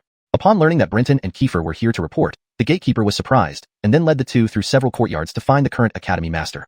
The master of Lao Yuguan's Anti-Demon Academy, Iman, was fat like a ball. At first sight, Brenton and Kiefer thought they were looking at a boar demon. This was not meant as an insult, but because his round face had a wild boar's snout topped with 2 shiny fangs reflecting like metal. If his other features weren't still human, they would have thought he was merely a bored demon. Humph, a new recruit who can control 2 immortal skeletons. Are the disciples of the Law Hall now this exceptional? Such talent ends up exiled here? Amon put down Brenton and Kiefer's documents and glanced at Brenton in surprise. Brenton smiled awkwardly. We are here for reporting, not exile. Pretty much the same. Iman said indifferently. Whatever the master says, it is. Iman laughed. Since you've come to Lao Yuguans, we're brothers. Lao Yuguans differs from Central Plains. There aren't so many rules. Remember, within Lao Yuguans, immortal officials are strictly forbidden to harm mortals. The penalty for breaking this rule is death. This is both the rule of Lao Yuguans and my rule. Brenton and Kiefer exchanged a surprised glance at this pig-faced man. They never expected he would stress this point so solemnly. Coming from Central Plains, they knew how immortal officials treated mortals. Like gods watching over ants, disregarding their lives. However, Brenton was satisfied. Although he was now an immortal official, he believed he was foremost a human. He disliked the other officials' disdainful attitude towards mortal lives. Recalling how oddly the citizens and immortal officials coexisted since entering Lao Yuguans, Brenton finally understood the root cause. Leaders set the example. With the Academy Master behaving this way, the immortal officials naturally followed suit. Brenton and Kiefer immediately clasped their hands. We will remember the Master's teaching. Iman nodded in satisfaction. Having read their files, he knew they were new immortal officials, likely not deeply influenced by Central Plains yet. They could still be reformed. Humph, very good. In our Lao Yuguans, we don't follow the Anti-Demon Academy rules from Central Plains. However, as newcomers, traditionally, we assign an experienced official to guide you for 3 months. During this period, you must obey their orders. If you complete your tasks, merits and rewards will be split 50-50. Amon stopped talking and gestured for the 2 to wait. He took out a register and seemed to be selecting an elder to mentor them. Names were densely packed, each with detailed small notes below. Brenton's excellent vision revealed these noted their current duties or unfinished tasks. Page by page, Iman flipped, stopping when he encountered blank spaces under names, pondering, then continuing to the next page. He wanted to find someone free from current duties to guide them. Brenton and Kiefer didn't rush. From Iman's attitude towards ordinary people, they could tell he was a decent superior who wouldn't deliberately make things hard for them. Just as Amon was searching for a suitable person, a general burst in, clad in armor and carrying a sword. The man had a thick beard, making his actual age hard to guess, his appearance rugged. Glancing at Brenton and Kiefer, he sat down on a nearby chair, thumping the table heavily. Old pig, can you do anything about you the madman? He's causing trouble again today. How many times has this happened? Amon glanced at the general, not minding the old pig moniker, putting down the register and leaning back, chuckling. If he breaks the law, punish him accordingly. What use am I? I'm his superior, not his father. Enraged, the general cursed fiercely. Amon didn't hold back either. The 2 slammed tables and chairs while yelling at each other for an hour. Standing aside, Brenton and Kiefer were at a loss. In the end, Iman proved superior, scolding the general into leaving sullenly. Looking pleased, Iman seemed to recall something and rapidly flipped through the register, stopping at a name. He then pulled out a blank document, quickly scribbling a long message, stamped it, and handed it to Brenton. Found a suitable person. Take this document and find him. He will be your mentor henceforth. Brenton opened the document and read it with Kiefer. Houston. Both were stunned. Iman chuckled twice. It's him. Very easy to find. Leave the office and walk down the main street. Find the place with the most people. He should be parading around. Chapter 92. The Thin Man. Brenton and Kiefer entered and exited with blank expressions. Holding the documents in their hands, they couldn't help but feel that Lao Yuguan was full of unreliable people from top to bottom. However, since the dean had already made arrangements, the 2 could only temporarily follow orders. Handing over the carriage to a gatekeeper for temporary care, the duo began to wander the streets as instructed by Amon. Compared to Brenton, Kiefer seemed rather excited. He admired Bowen's carefree nature, possibly due to their similar personalities. Along the way, they casually asked where the public humiliation parade would pass, and a street vendor chuckled, replying, You don't need to look for it. You can wait at the tea house nearby. The parade will eventually pass through here. Hearing this, Brenton and Kiefer entered a tea house by the roadside, waiting comfortably near the street. They chatted casually. Brenton noticed several cultivators not wearing official robes among the patrons. Listening to their conversation, he realized they were itinerant cultivators. Such wandering cultivators were rare in Central Plains. Both the government and sects held little regard for these solitary practitioners and treated them harshly. Apart from looking down on them, both authorities opened their doors to attract these cultivators with relatively favorable conditions. Those who submitted became celestial officials or outer disciples of sects, while those who refused faced various pressures. Without any lineage and fond of traveling to seek opportunities, they were difficult to control. At any time, they might become possessed by malevolent spirits, causing chaos. Over time, Central Plains saw fewer wandering cultivators, who preferred to head to the remote regions of the Great Empire or leave the empire entirely to live among the barbarians. Lao Yuguan, being a remote area, naturally attracted many wandering cultivators. Brenton had no intention of interacting with these cultivators, as he lacked knowledge about them. Soon, crowds gathered on the bustling street, with the sound of cymbals approaching. Brenton and Kiefer knew the procession must be near. Indeed, a group of constables marched slowly, escorting a nearly naked man with 6 arms. This was none other than Bowen. His hair disheveled, he wore only a hemp cloth around his waist. 2 of his arms held up a wooden sign, while another 2 were clasped in front of him, bowing to the crowd continuously. The remaining 2 arms clutched the hemp cloth tightly to prevent it from falling off. Despite his situation, he laughed loudly and spoke lewdly without a hint of shame. Brenton and Kiefer glanced at the sign he was holding. It read, Morally corrupt, disgrace to humanity. This caused Kiefer to burst into laughter. Bowen's arrival brought the festive atmosphere to its peak, with occasional whistles cheering him on. Brenton shook his head, tossed a few copper coins, and said to Kiefer, "Let's go meet this predecessor of ours." Pushing through the crowd, they drew murmurs and complaints. Brenton, accustomed to the local customs, ignored the commotion. Kiefer, however, joined in, engaging in banter with the locals. Seeing Brenton and Kiefer approach through the crowd, Bowen paused. Half sobered, he recognized them instantly and looked at them warily, saying, "You should know the rules of Lao Yueguan. Don't expect to get back even a copper coin from me. If you insist, all you'll get is a handful of hair. If you dare, take it yourself." With that, he lifted the hemp cloth, revealing himself in broad daylight, eliciting more curses from the crowd. The guards, used to such antics, pretended not to notice. After all, he was already being paraded in public. What more could they do? Besides, Bowen was a celestial official, not an ordinary mortal. They couldn't really beat him, could they? Brenton rolled his eyes. "Forget it. Your thing looks like a strand of hair. I'm afraid one wrong move, and you'd have to become a eunuch." Delivered in a deadpan tone, Brenton's words cut sharply, silencing everyone. Moments later, bursts of laughter erupted. Stunned at first, Bowen then flew into a rage, pointing at Brenton's face. "I'll strip you naked and let everyone see if your thing is as thin as a strand of hair too." As he spoke, Bowen tightened the rag around his waist, determined not to expose himself again. The watching celestial officials were shocked, noting this newcomer's boldness. Bowen, known for his erratic behavior and high cultivation, was rarely outmatched verbally. This newcomer, with one sentence, made Bowen's reputation in Lao Yueguan unbearable. Within days, the courtesans would wonder just how thin Bowen's thing was. Words could indeed be weapons. Bowen, red-faced and furious, watched as Brenton defused the tension, having settled the score for being deceived earlier. Handing over the document, Brenton said, "This is from the dean?" Bowen took the document, eyeing Brenton in disbelief. "Brian wants me to lead you?" Brenton nodded. "Go ahead. When you're done, find us. With your skills, finding our lodging shouldn't be hard." "See you, Thin Man," Kiefer added. Bowen was speechless. Indeed, it didn't take long before Thin Man became his new nickname. Ignoring Bowen's antics, they found a courtyard near the Demon Exorcism Bureau at a brokerage. The next day, a fully covered Bowen arrived quickly. Brenton feigned surprise. "I thought you'd be paraded for 3 days. One day, huh?" Bowen shot him a hostile glare, shoving past him and entering as if it were his own home. When Kiefer arrived, Bowen cut straight to the point. "Since Brian assigned me to guide you, I'll do my best. You have 1 day to prepare. We leave the city tomorrow. I've taken on a mission." He pulled out a crumpled scroll from his pocket and tossed it on the table. Brenton picked it up, frowning. "To the wilderness?" Bowen raised an eyebrow, a playful smirk on his face. "Scared? Didn't you lose your fear when you slandered me?" His expression clearly indicated revenge, hoping to see fear and regret on their faces. Chapter 93, Mission Target, Celestial Dog. Bowen wore a mischievous and sinister expression, but he noticed that Brenton and Kiefer didn't show any signs of worry or fear on their faces. Kiefer laughed without a care in the world, while Brenton remained expressionless. Brenton wasn't easily deceived. Rather, from Bowen's various behaviors, he discerned that this man was very much like Kiefer in character, straightforward and honorable. Although it couldn't be said that he was a good person, he wouldn't retaliate with such underhanded means for minor friction. Instead, he would act openly and directly, just as he had engaged in public fights at the Demon Purging Institute. Moreover, since mastering the Yanko wings, they complemented his ability to deceive, enhancing his talent for lies and deception. He could discern that Bowen's talk of revenge was a lie. This significantly made up for the shortcomings of the Yu's tongue, which could only detect lies from words, while the Yanko wings could sense deception. When Bowen asked if they were afraid, his smug expression exuded deceit. "Uninteresting. Prepare yourselves well. Tomorrow at dawn, we will gather at the North City Gate. No later." "Wait, why do we have to go into the wilderness? Isn't the Demon Purging Institute responsible for dealing with malevolent spirits within the Da'in territory?" Brenton naturally couldn't let him go so easily. They knew little about Lao Yu Pass and wanted to gather information. Bowen, being someone who wasn't entirely ill-intentioned, was the best choice. Bowen snorted, giving them a sidelong glance. Brenton looked puzzled, not knowing what trick Bowen was up to. It was Kiefer who, with a stroke of inspiration, fetched 3 jars of Yu wine from the room and threw one to Bowen. Bowen caught the jar, laughing heartily. "You still have some eyesight." Brenton took the jar, sat down, and sighed inwardly. This Bowen, known as Yu the Madman, indeed loved his wine. Bowen drank vigorously, finishing half a jar in one gulp. After a long exhale, looking contented, he finally spoke. "Lao Yu Pass is different from the Central Plains. Due to frequent border raids by barbarian tribes from the Great Wilderness, most of the residents in the border areas have moved towards the interior, making the surrounding regions sparsely populated. With fewer people, naturally, there are fewer malevolent spirit incidents. Furthermore, Lao Yu Pass has a large number of immortal officers, and when there's competition among many for few resources, occasional outbreaks of malevolent spirits aren't enough to go around. So, relying solely on domestic malevolent spirit incidents, the immortal officers at Lao Yu Pass would starve." Brenton nodded. "Therefore, to slay evil spirits and gain merit, the immortal officers at Lao Yu Pass must venture into the wilds of the Great Wilderness to find them?" "Exactly. Besides, you should understand that although the territory outside Da'in isn't short of food, why do those barbarian natives still frequently raid the border?"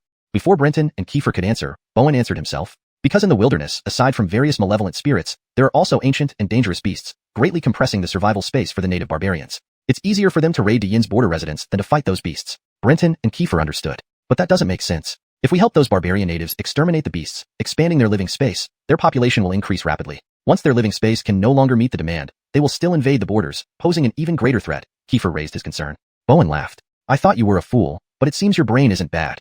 Bowen's sarcasm angered Kiefer, who nearly grabbed back the wine jar until Bowen begged for mercy.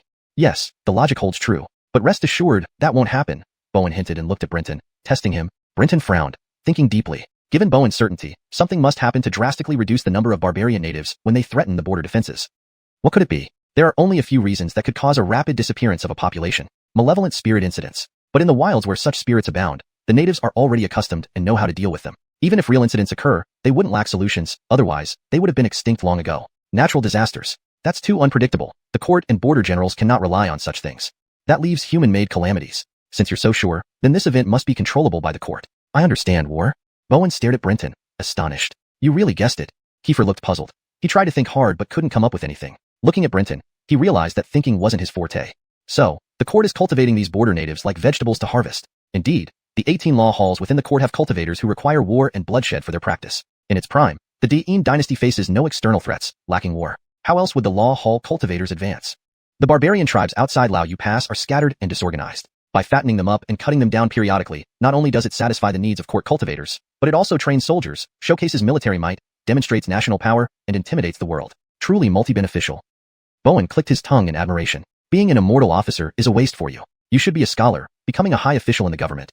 Brenton shrugged. It's a simple truth that even without studying, I understand. Being born into a hunting family, we hunt year-round but must allow the forest time to regenerate wildlife. Otherwise, exhausting all resources, we hunters will starve eventually.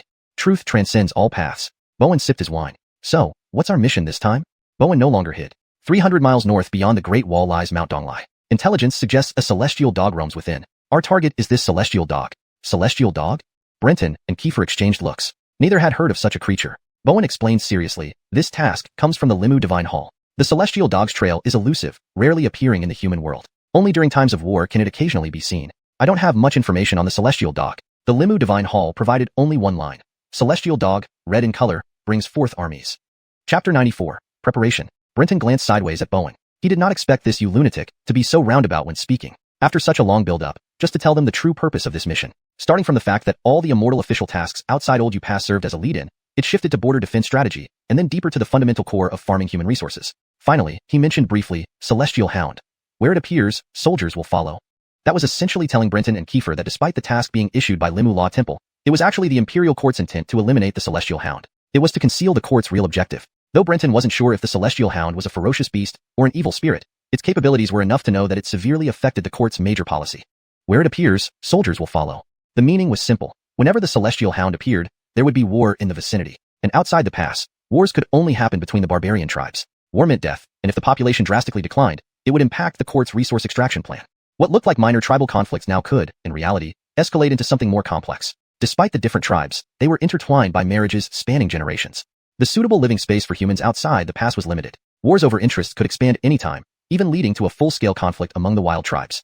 Even without mentioning the court's resource extraction plan, war signified a redistribution of power. It might coalesce these scattered wild tribes into a formidable force. Publicly or privately, this was unacceptable to the court. Hence, they aimed to quash the roots of any potential conflict. Although it was uncertain whether the tribal wars near the Donglai Mountains were due to internal strife or incited by the Celestial Hound, the first step was to eliminate the most likely culprit. If that failed to stop the wars, Old U Pass might have to send troops to suppress them. But that didn't concern Brenton and the others now. Their current mission was straightforward. Find the Celestial Hound and kill or capture it. With limited intelligence on the Celestial Hound, Bowen left after imparting what he knew. What do we need to prepare? Kiefer felt lost. Brenton was also somewhat helpless. The great wasteland was vast, filled with countless strange beasts, spirits, and demons. The information the court could gather was but a fraction.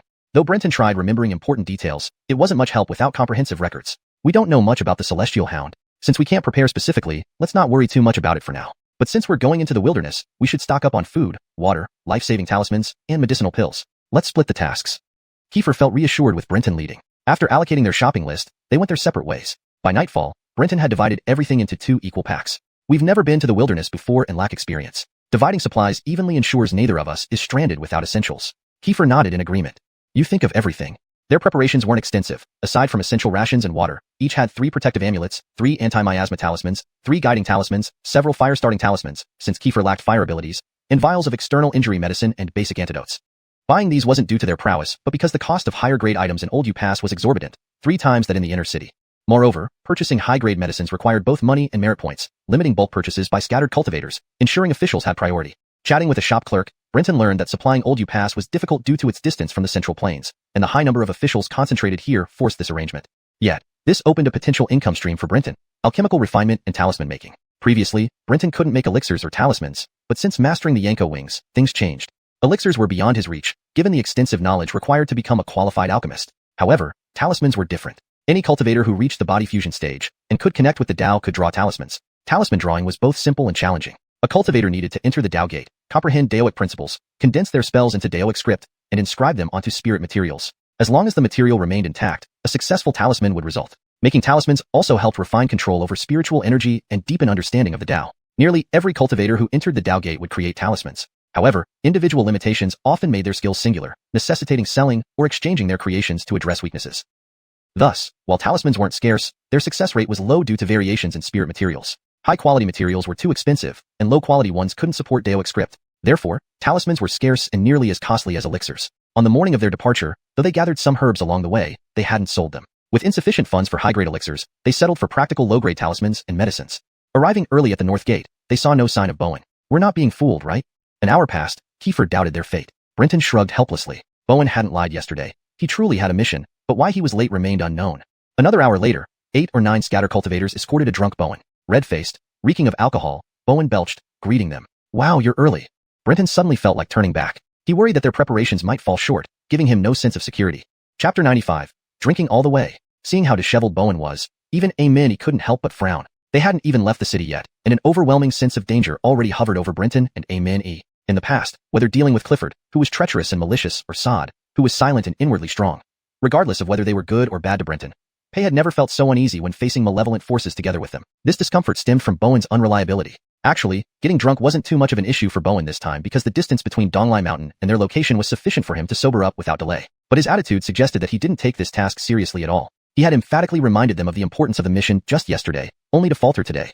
However, Brenton did not intend to ask Iman to replace Bowen. The rules of the 72 institutes were clear. The inner court's management of celestial officials was quite lenient. Besides specific tasks assigned by superiors or voluntarily taken on by the officials, there were almost no other constraints. In the future, even when Alexander and Jerome arrived, forming a fixed team of 4, some missions would still require substantial manpower and cooperation with unfamiliar celestial officials. These officials could have all sorts of peculiar personalities, and it was impossible to change personnel just because someone disliked a particular official. Brenton knew he needed to adapt quickly. Ignoring Bowen, he now regarded him as a stranger rather than a companion and no longer expected any help from him. However, collaboration was still necessary. As an old member of Lao Yuguan, Bowen must have had his strengths to survive so long, and he likely had the highest cultivation among the 3 of them. Brenton turned to the few itinerant cultivators who accompanied Bowen and frowned, asking, "Everyone, you can leave him with us."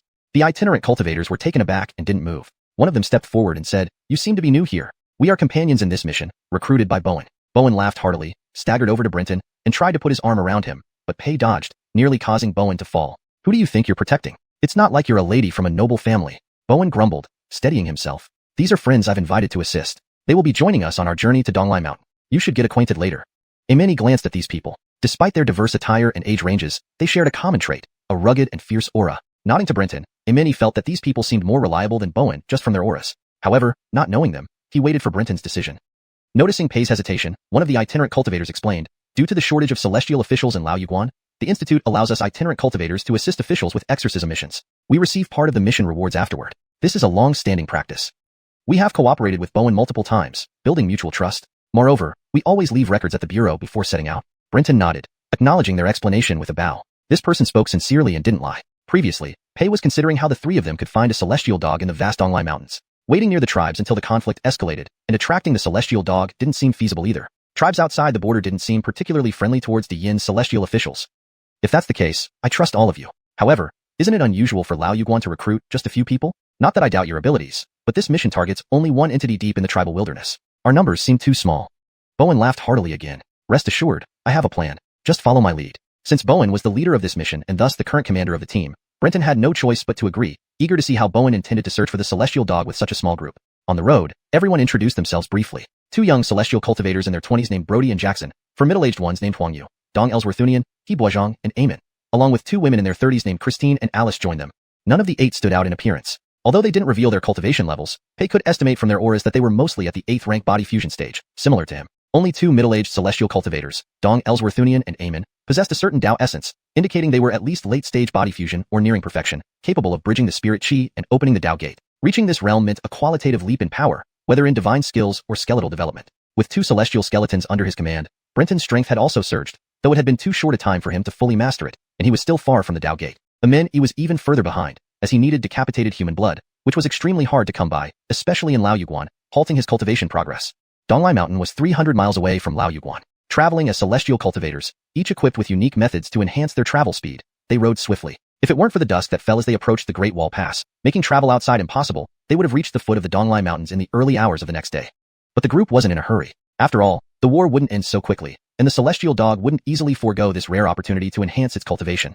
The next morning, the city gates opened, and the group set off again. Brenton now somewhat admired Bowen. Thinking he would sober up soon, Pei discovered that Bowen had a storage talisman, drinking flask after flask of alcohol, continuously as if the talisman held an endless supply.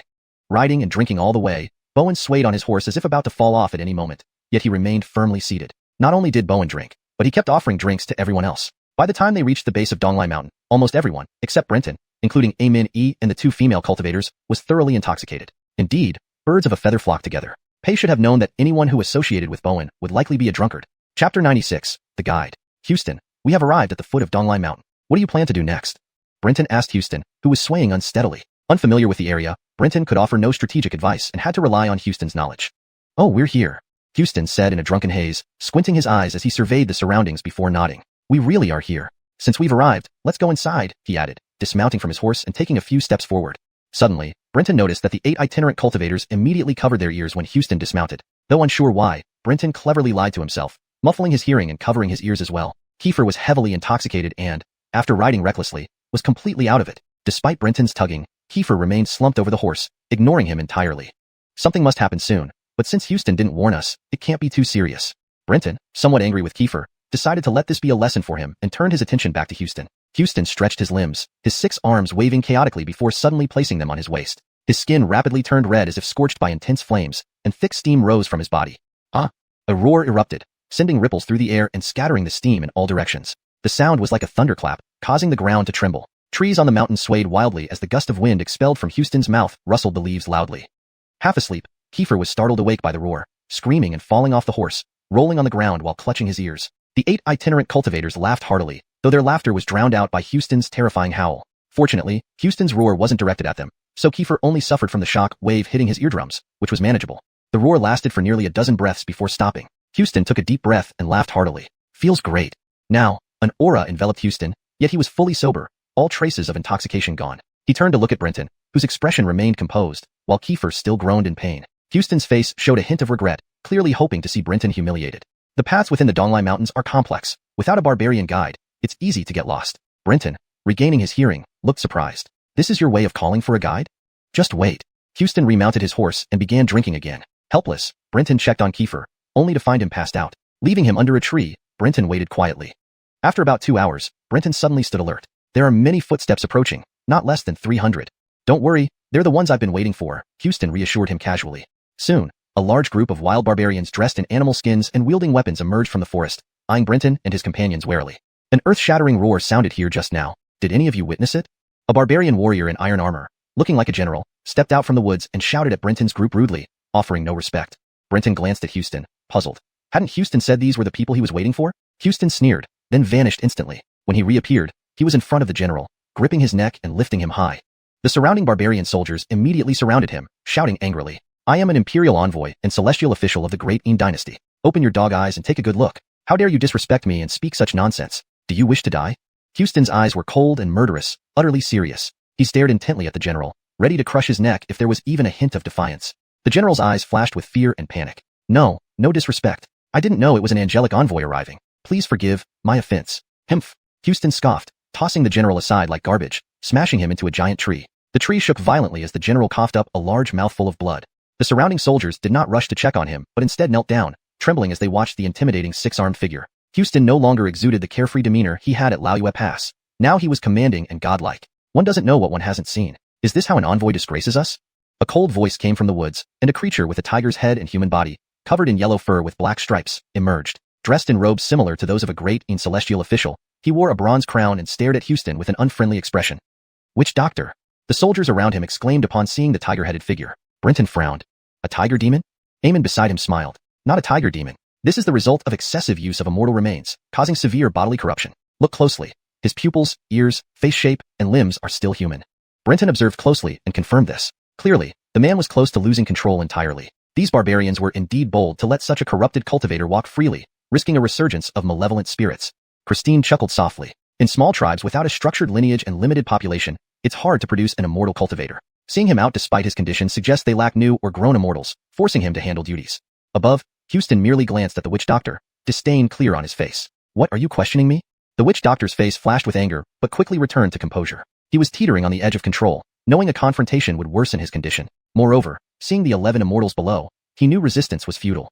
Dare not. Houston snorted. Take us to your tribe. From now on, your tribe falls under my jurisdiction and follows my orders. Brenton was taken aback. He finally understood what this guide entailed. Chapter 97. Changing Faces. Bowen was incredibly domineering and authoritative, forcefully mobilizing the tribe without giving this unnamed tribe any chance to refuse. This was the first time Brenton had directly witnessed the might of the Great Yin dynasty. Even with his face covered in tiger fur, the shaman's discomfort and fury were palpable to everyone present. It was clear that Bowen had done this before. His actions were smooth and practiced. The 8 itinerant cultivators beside him simultaneously emitted terrifying auras, glaring at the shaman coldly. Brenton, following suit, also maintained this stance. If the shaman dared to say no, they would immediately act, slaying these people on the spot and waiting for the next batch of curious barbarian tribes to arrive. As for whether it would provoke a war between the Great Yin and the barbarians, that was not a consideration. Regardless of today's events, wars would happen when they needed to. Old Upass lacked many things, but it never lacked war. Being stared at by 10 celestial officials, as if they were dead men, would be unbearable for anyone. The shaman, expected to yield after gauging the situation, surprisingly did not agree right away. Instead, he retorted, the Great Yin is a supreme heavenly empire. If an order comes from above, my Black Tiger tribe would naturally not dare to hesitate. However, this celestial official, you have neither presented imperial decrees nor explained what needs to be done. To demand our entire tribe without proof seems too presumptuous. If your order could lead to the destruction of our entire tribe, then I, Alban, would rather die here today than let you step into the Black Tiger tribe. Shaman. The surrounding Black Tiger tribe soldiers looked up at Alban without blame, their eyes filled with resolve to die together. It was evident how highly respected Alban was among the Black Tiger tribe. Just his words made them willing to follow him into death. Considering the role of a shaman in a tribe, Brenton found it reasonable. Outside Old Upass, the barbarian tribes had a simple power structure. The tribal chief handled daily affairs and was nominally the highest leader, while the shaman, who communicated with the totems and led rituals, held significant influence. Only those who controlled immortal skeletons could become shamans. Some smaller tribes had only one shaman, while larger ones had multiple, including healers and hunters. Unlike the Great Yin dynasty, where celestial cultivators were strictly forbidden from interfering in civil governance, even the war cultivators who practiced through battle were prohibited from commanding military operations. The shamans and the tribes played active roles in both military and administrative affairs and held considerable influence. Seeing Alban so defiant, Brenton thought that given Bowen's character, a battle was imminent. Instead, Bowen laughed and said with a seemingly innocent expression, "Oh, didn't I tell you what to do? Oh, maybe I didn't. Why didn't you remind me?" The tense atmosphere crumbled instantly with Bowen's unreliable words. Eamon and the other 8 itinerant cultivators withdrew their auras in unison, and Brenton quickly followed suit, speechless as he watched Bowen.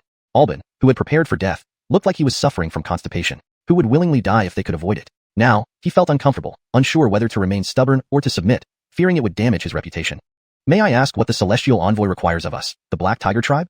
Finally, Alban steeled himself and asked. Bowen's expression turned solemn, and he said, "We've heard that the Donglai mountain tribes disregarded brotherhood and rashly started warfare, causing chaos among the people. The Donglai tribes pay tribute to the Great Yin year after year and are thus citizens of the Great Yin. You ignore the lives of our citizens and forget the might of our Great Yin empire. I am here by imperial command to investigate why you initiated this conflict, and to urge you to end the dispute quickly for the welfare of our citizens. Therefore, I need to mobilize your Black Tiger tribe to help coordinate talks among the Donglai tribes." Hearing this, Alban was stunned for a moment before happily kneeling and saying, "On behalf of the Black Tiger tribe, I welcome the celestial envoy. We are willing to follow your orders, and will spare no effort." Alban looked at Bowen adoringly, as if to say, "If only you had said this earlier." He was almost ready to dance with joy, having seen Bowen as an enemy only moments ago, now finding him friendly and approachable. He never expected Bowen's intention to be this. Recently, Alban had been losing tiger fur from worry. Earlier, for some reason, 2 major tribes in the Donglai Mountains fell out, starting with minor frictions that escalated into military conflicts with casualties on both sides. Initially, the other Donglai tribes paid little attention, as such disputes were common in the wilderness. But the scale of the war expanded rapidly, eventually involving nearly all the tribes, even the Black Tiger tribe. With almost 40 years of experience, Alban knew that a conflict of this scale was beyond the capacity of the Black Tiger tribe to handle. One misstep could spell the end for the entire tribe. Though the Black Tiger tribe was small, Alban was a well-known celestial cultivator in the Donglai Mountains. He did not refuse the call from a larger tribe, but instead told the envoy that he would personally lead the effort. This frightened the envoy, who repeatedly declined, knowing that Alban, nearing his transformation into a demon, was a ticking time bomb, potentially harmful to the tribe. Thus, the Black Tiger tribe narrowly escaped involvement. Although the barbarians were crude, they weren't foolish. Everyone understood Alban's strategy. While the Black Tiger tribe currently avoided trouble due to Alban's status as a shaman, once Alban died, the tribe would still face repercussions from larger tribes. Now, with Bowen's arrival, Alban's worries were lifted. Facilitating peace negotiations would not only end the war but also earn the Black Tiger tribe recognition from the Great Ing dynasty. No matter how much the larger tribes might complain afterward, they couldn't openly destroy the Black Tiger tribe without provoking the Great Ing dynasty. In short, the Black Tiger tribe now had a chance for survival, and how could Alban not be happy? Bowen smiled as he helped Alban up, and the Black Tiger tribe soldiers visibly relaxed. But Bowen's next words made them freeze. Shaman, you seem to hold the Great Ing dynasty in high regard. Why didn't I see any sign of respect from you earlier? Alban became flustered, trying to defend himself. Bowen's expression hardened as he glared coldly at Alban. You disrespected the Great Ing, but since we need you now, I will spare your life. However, you must suffer 3 blows from me to atone. If you survive, it's forgiven. ####Chapter 98. One punch to subdue the witch doctor. Houston changed his expression as swiftly as Agabi. Seeing that Houston was not joking, Agabi remained silent. As a witch doctor, Agabi understood very well why Houston had taken such action. This was to uphold the dignity of the Great Ing dynasty. The authority of the Great Ing dynasty could not be insulted in any way. Although both parties knew they were mortal enemies in secret, this was not the time for open conflict. Hence, these hidden schemes could not be brought into the open. You fear I will kill you with 3 punches. Rest assured, I allow you to use your divine powers to defend yourself, Houston said disdainfully. The ridicule in his tone was blatant, making Agabi grit his teeth in frustration. Very well. Agabi has offended the heavens. It is appropriate for the celestial official to deal with me like this. You all disperse. Do not linger here. The latter part of the statement was directed at the Black Tiger tribe soldiers. The metal-armored general's face paled upon hearing this. Though he wanted to intervene, he lacked the ability. Witch doctors held supreme authority in the tribe, and even the chief would respect their decisions. He could only order the tribal soldiers to step back, creating about 10 feet of space between the two parties. Agabi saw that the soldiers had moved to a safe distance, took a deep breath, and looked at Houston, saying, Please let the celestial official punish me. Conan widened his eyes and observed carefully. Celestial officials kept their divine powers and celestial skeletons highly confidential. It was extremely difficult to know an opponent's capabilities unless they had clashed or fought together. This was the best chance for Conan to understand Houston's abilities, even if it was just through 3 punches. Houston laughed heartily, devoid of mockery this time. Good, you're a man. Despite his words, Houston did not hold back. His skin rapidly turned crimson, steam rising around him, and with a roar, he punched towards Agabi. The punch seemed ordinary, but Agabi's face turned pale. With a roar, a tiger's howl echoed through the forest. Dark shadows flew out of Agabi's mouth, revealing themselves as ghostly souls. They shrieked in terror, turning to flee, but bound by Agabi's control, they met Houston's fist uncontrollably. A muffled bang resounded. The ghosts, shaken, examined their incorporeal bodies in disbelief. They had felt a tremendous terror from Houston's punch, nearly believing they would dissipate on the spot. Yet, Houston quickly retracted his fist, leaving them seemingly unharmed. Had the celestial official shown mercy, stopping to spare them? Agabi, these ghosts can only withstand 1 punch. How will you withstand the remaining 2? Before Agabi could respond, the dozen spirits froze mid-air. Cracking sounds filled the air, crackling glass-like breaks. Conan sucked in a sharp breath. The ghosts before Agabi suddenly shattered like porcelain, crumbling to pieces without dissipating. Was this Houston's divine power? Conan couldn't comprehend what kind of Tao this was, but he understood that Houston's punch wasn't about sheer force or sharpness. It was a terrifying ability. Houston made enemies shatter like those ghosts when struck. Ghosts, inherently incorporeal beings, could be handled with various methods, yet Houston's ability was rare. Even incorporeal entities could shatter. What could withstand him? Agabi inhaled sharply, seeing Houston's 6 arms, his eyes flashing with fear. Initially, he thought these were part of a celestial skeleton, but now, it seemed different. Could this person be manipulating multiple celestial skeletons? Unbelievable. The 18 Great Ing halls had no records of a 6-armed figure, so he hadn't suspected multiple skeletons. Now, it seemed otherwise. These spirits, his Changgue, ghosts of slain victims, conveyed the true horror of that punch. Only a higher-grade celestial cultivator could achieve this. If Houston wielded just 1 skeleton, it wouldn't exceed Agabi's cultivation level. Thus, Houston must have controlled at least 2 celestial skeletons. To think a celestial official of such power could say this. If you want to kill me, just say so. Why humiliate me? Agabi knew survival was impossible against such strength. Surrendering would give him a slim chance. Humiliating himself might satisfy Houston's desire for respect, possibly sparing his life. Houston laughed again, withdrawing his attack. Witch doctor, why speak so? I didn't intend to kill you. I'm disappointed that 1 punch made you submit. Black Tiger tribe soldiers fumed, but Houston's gaze silenced them. Celestial officials were untouchable. Humiliated, Agabi felt immense shame. If not for the tribe's future, he would have fought to the death. Angel speaks truly. Agabi is weak. Please let me off this time. The remaining 2 punches? That won't do. You are to endure 3 punches. But, Agabi lifted his head, eyes bloodshot, shocked that surrender didn't change Houston's demeanor. However, I'll leave the remaining 2 punches to others. He looked at Conan and Sinclair. Seeing Sinclair drunk, he turned to Conan. The remaining 2 punches are yours. Maintain our dynasty's dignity. Conan nodded after a moment's surprise. Both parties aimed to understand each other. Future cooperation required mutual comprehension. Houston's display served both to save face and showcase his power. Clever, Conan grasped Houston's intentions. Agreed.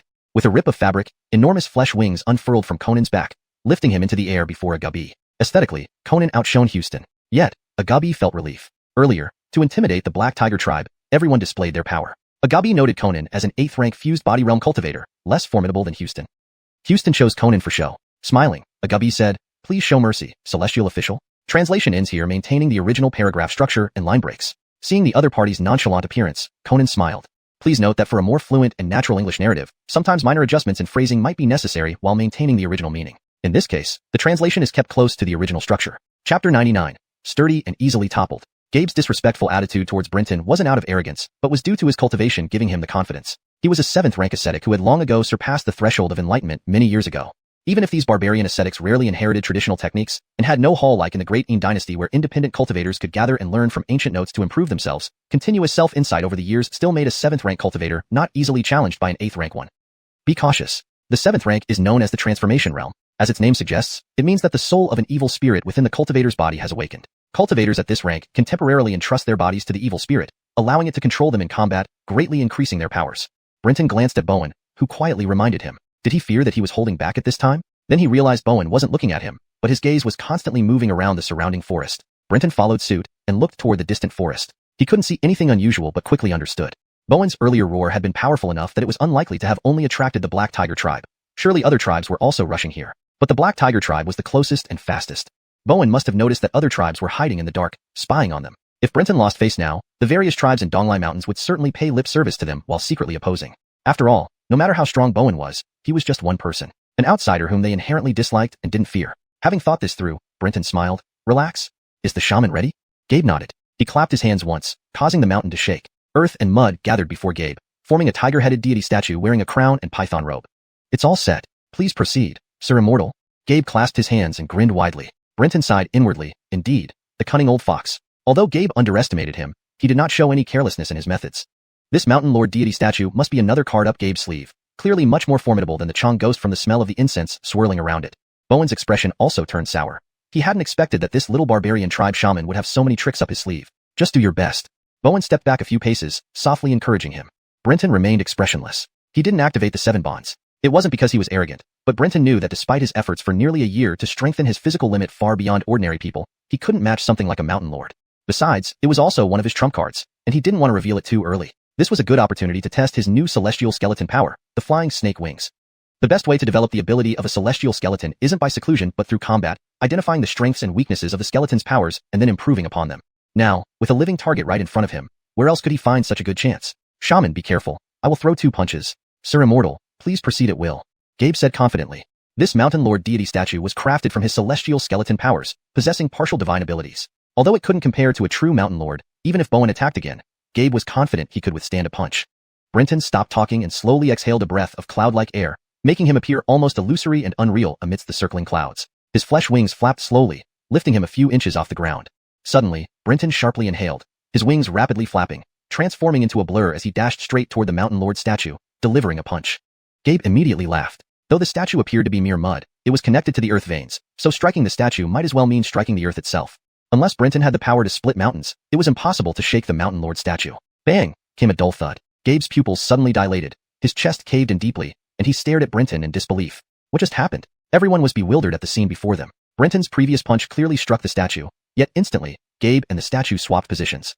This swap was impossibly fast. Even Bowen nearby couldn't discern how the exchange happened. This isn't the time for you to be dazed. Brenton retracted his fist with a bright smile. Without waiting for Gabe to defend himself, Brenton's second punch descended. All the clouds around him swiftly converged on his left hand and, along with his punch, entered Gabe's body. Unlike the first punch, this one caused no visible damage, not even tearing his robes. After throwing both punches, Brenton withdrew his fists and stood steadily, calmly watching the motionless Gabe. Witch doctor? The Black Tiger soldiers called anxiously but received no response from Gabe. Bowen frowned and hurried forward. He found Gabe's eyes blank but his breathing stable. He wasn't dead. He breathed a sigh of relief. Initially worried about Brenton losing face, he was now concerned that Brenton might kill Gabe with those 2 punches, which would not establish dominance but create enemies among the Black Tiger tribe and the entire Donglai Mountain region. Whoosh whoosh whoosh.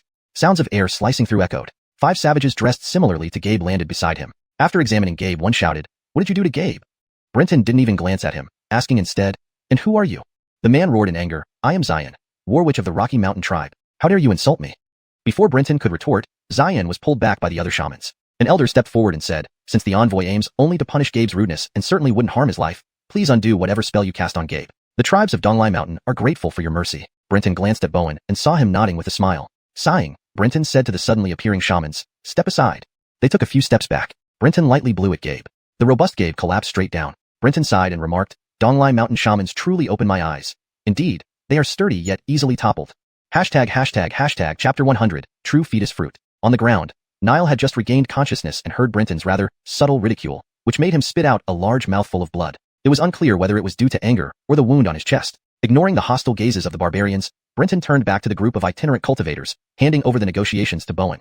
Several itinerant cultivators gave Brenton a thumbs up. All the Great Een people present did not find anything amiss with Brenton's actions. The people of Great Een were at odds with the barbarians, who knew no manners and only feared force, not kindness. For them, a blade was always more effective than words. Niall was supported by others and spat out another mouthful of blood. His body curling as a mass of bloody flesh fell from his chest. Among the minced meat on the ground, one could see small pieces of white bone. Niall's expression changed, and he looked down. Where his chest should have been, there was now an empty cavity, dark and ominous, through which one could even see his internal organs pulsating. Hiss! Everyone inhaled sharply. Even the shaman glared at Brenton, hating his ruthlessness. However, Niall felt less resentment and somewhat relief. Thankfully, their confrontation was not on a battlefield between two countries. Brenton had held back. Otherwise, if the technique had gone deeper, his internal organs would have been completely shattered. Even if he didn't die immediately, he wouldn't have lasted long. After all, his abilities did not include regenerating flesh. Thank you for showing mercy, little celestial official. Niall, what exactly happened just now?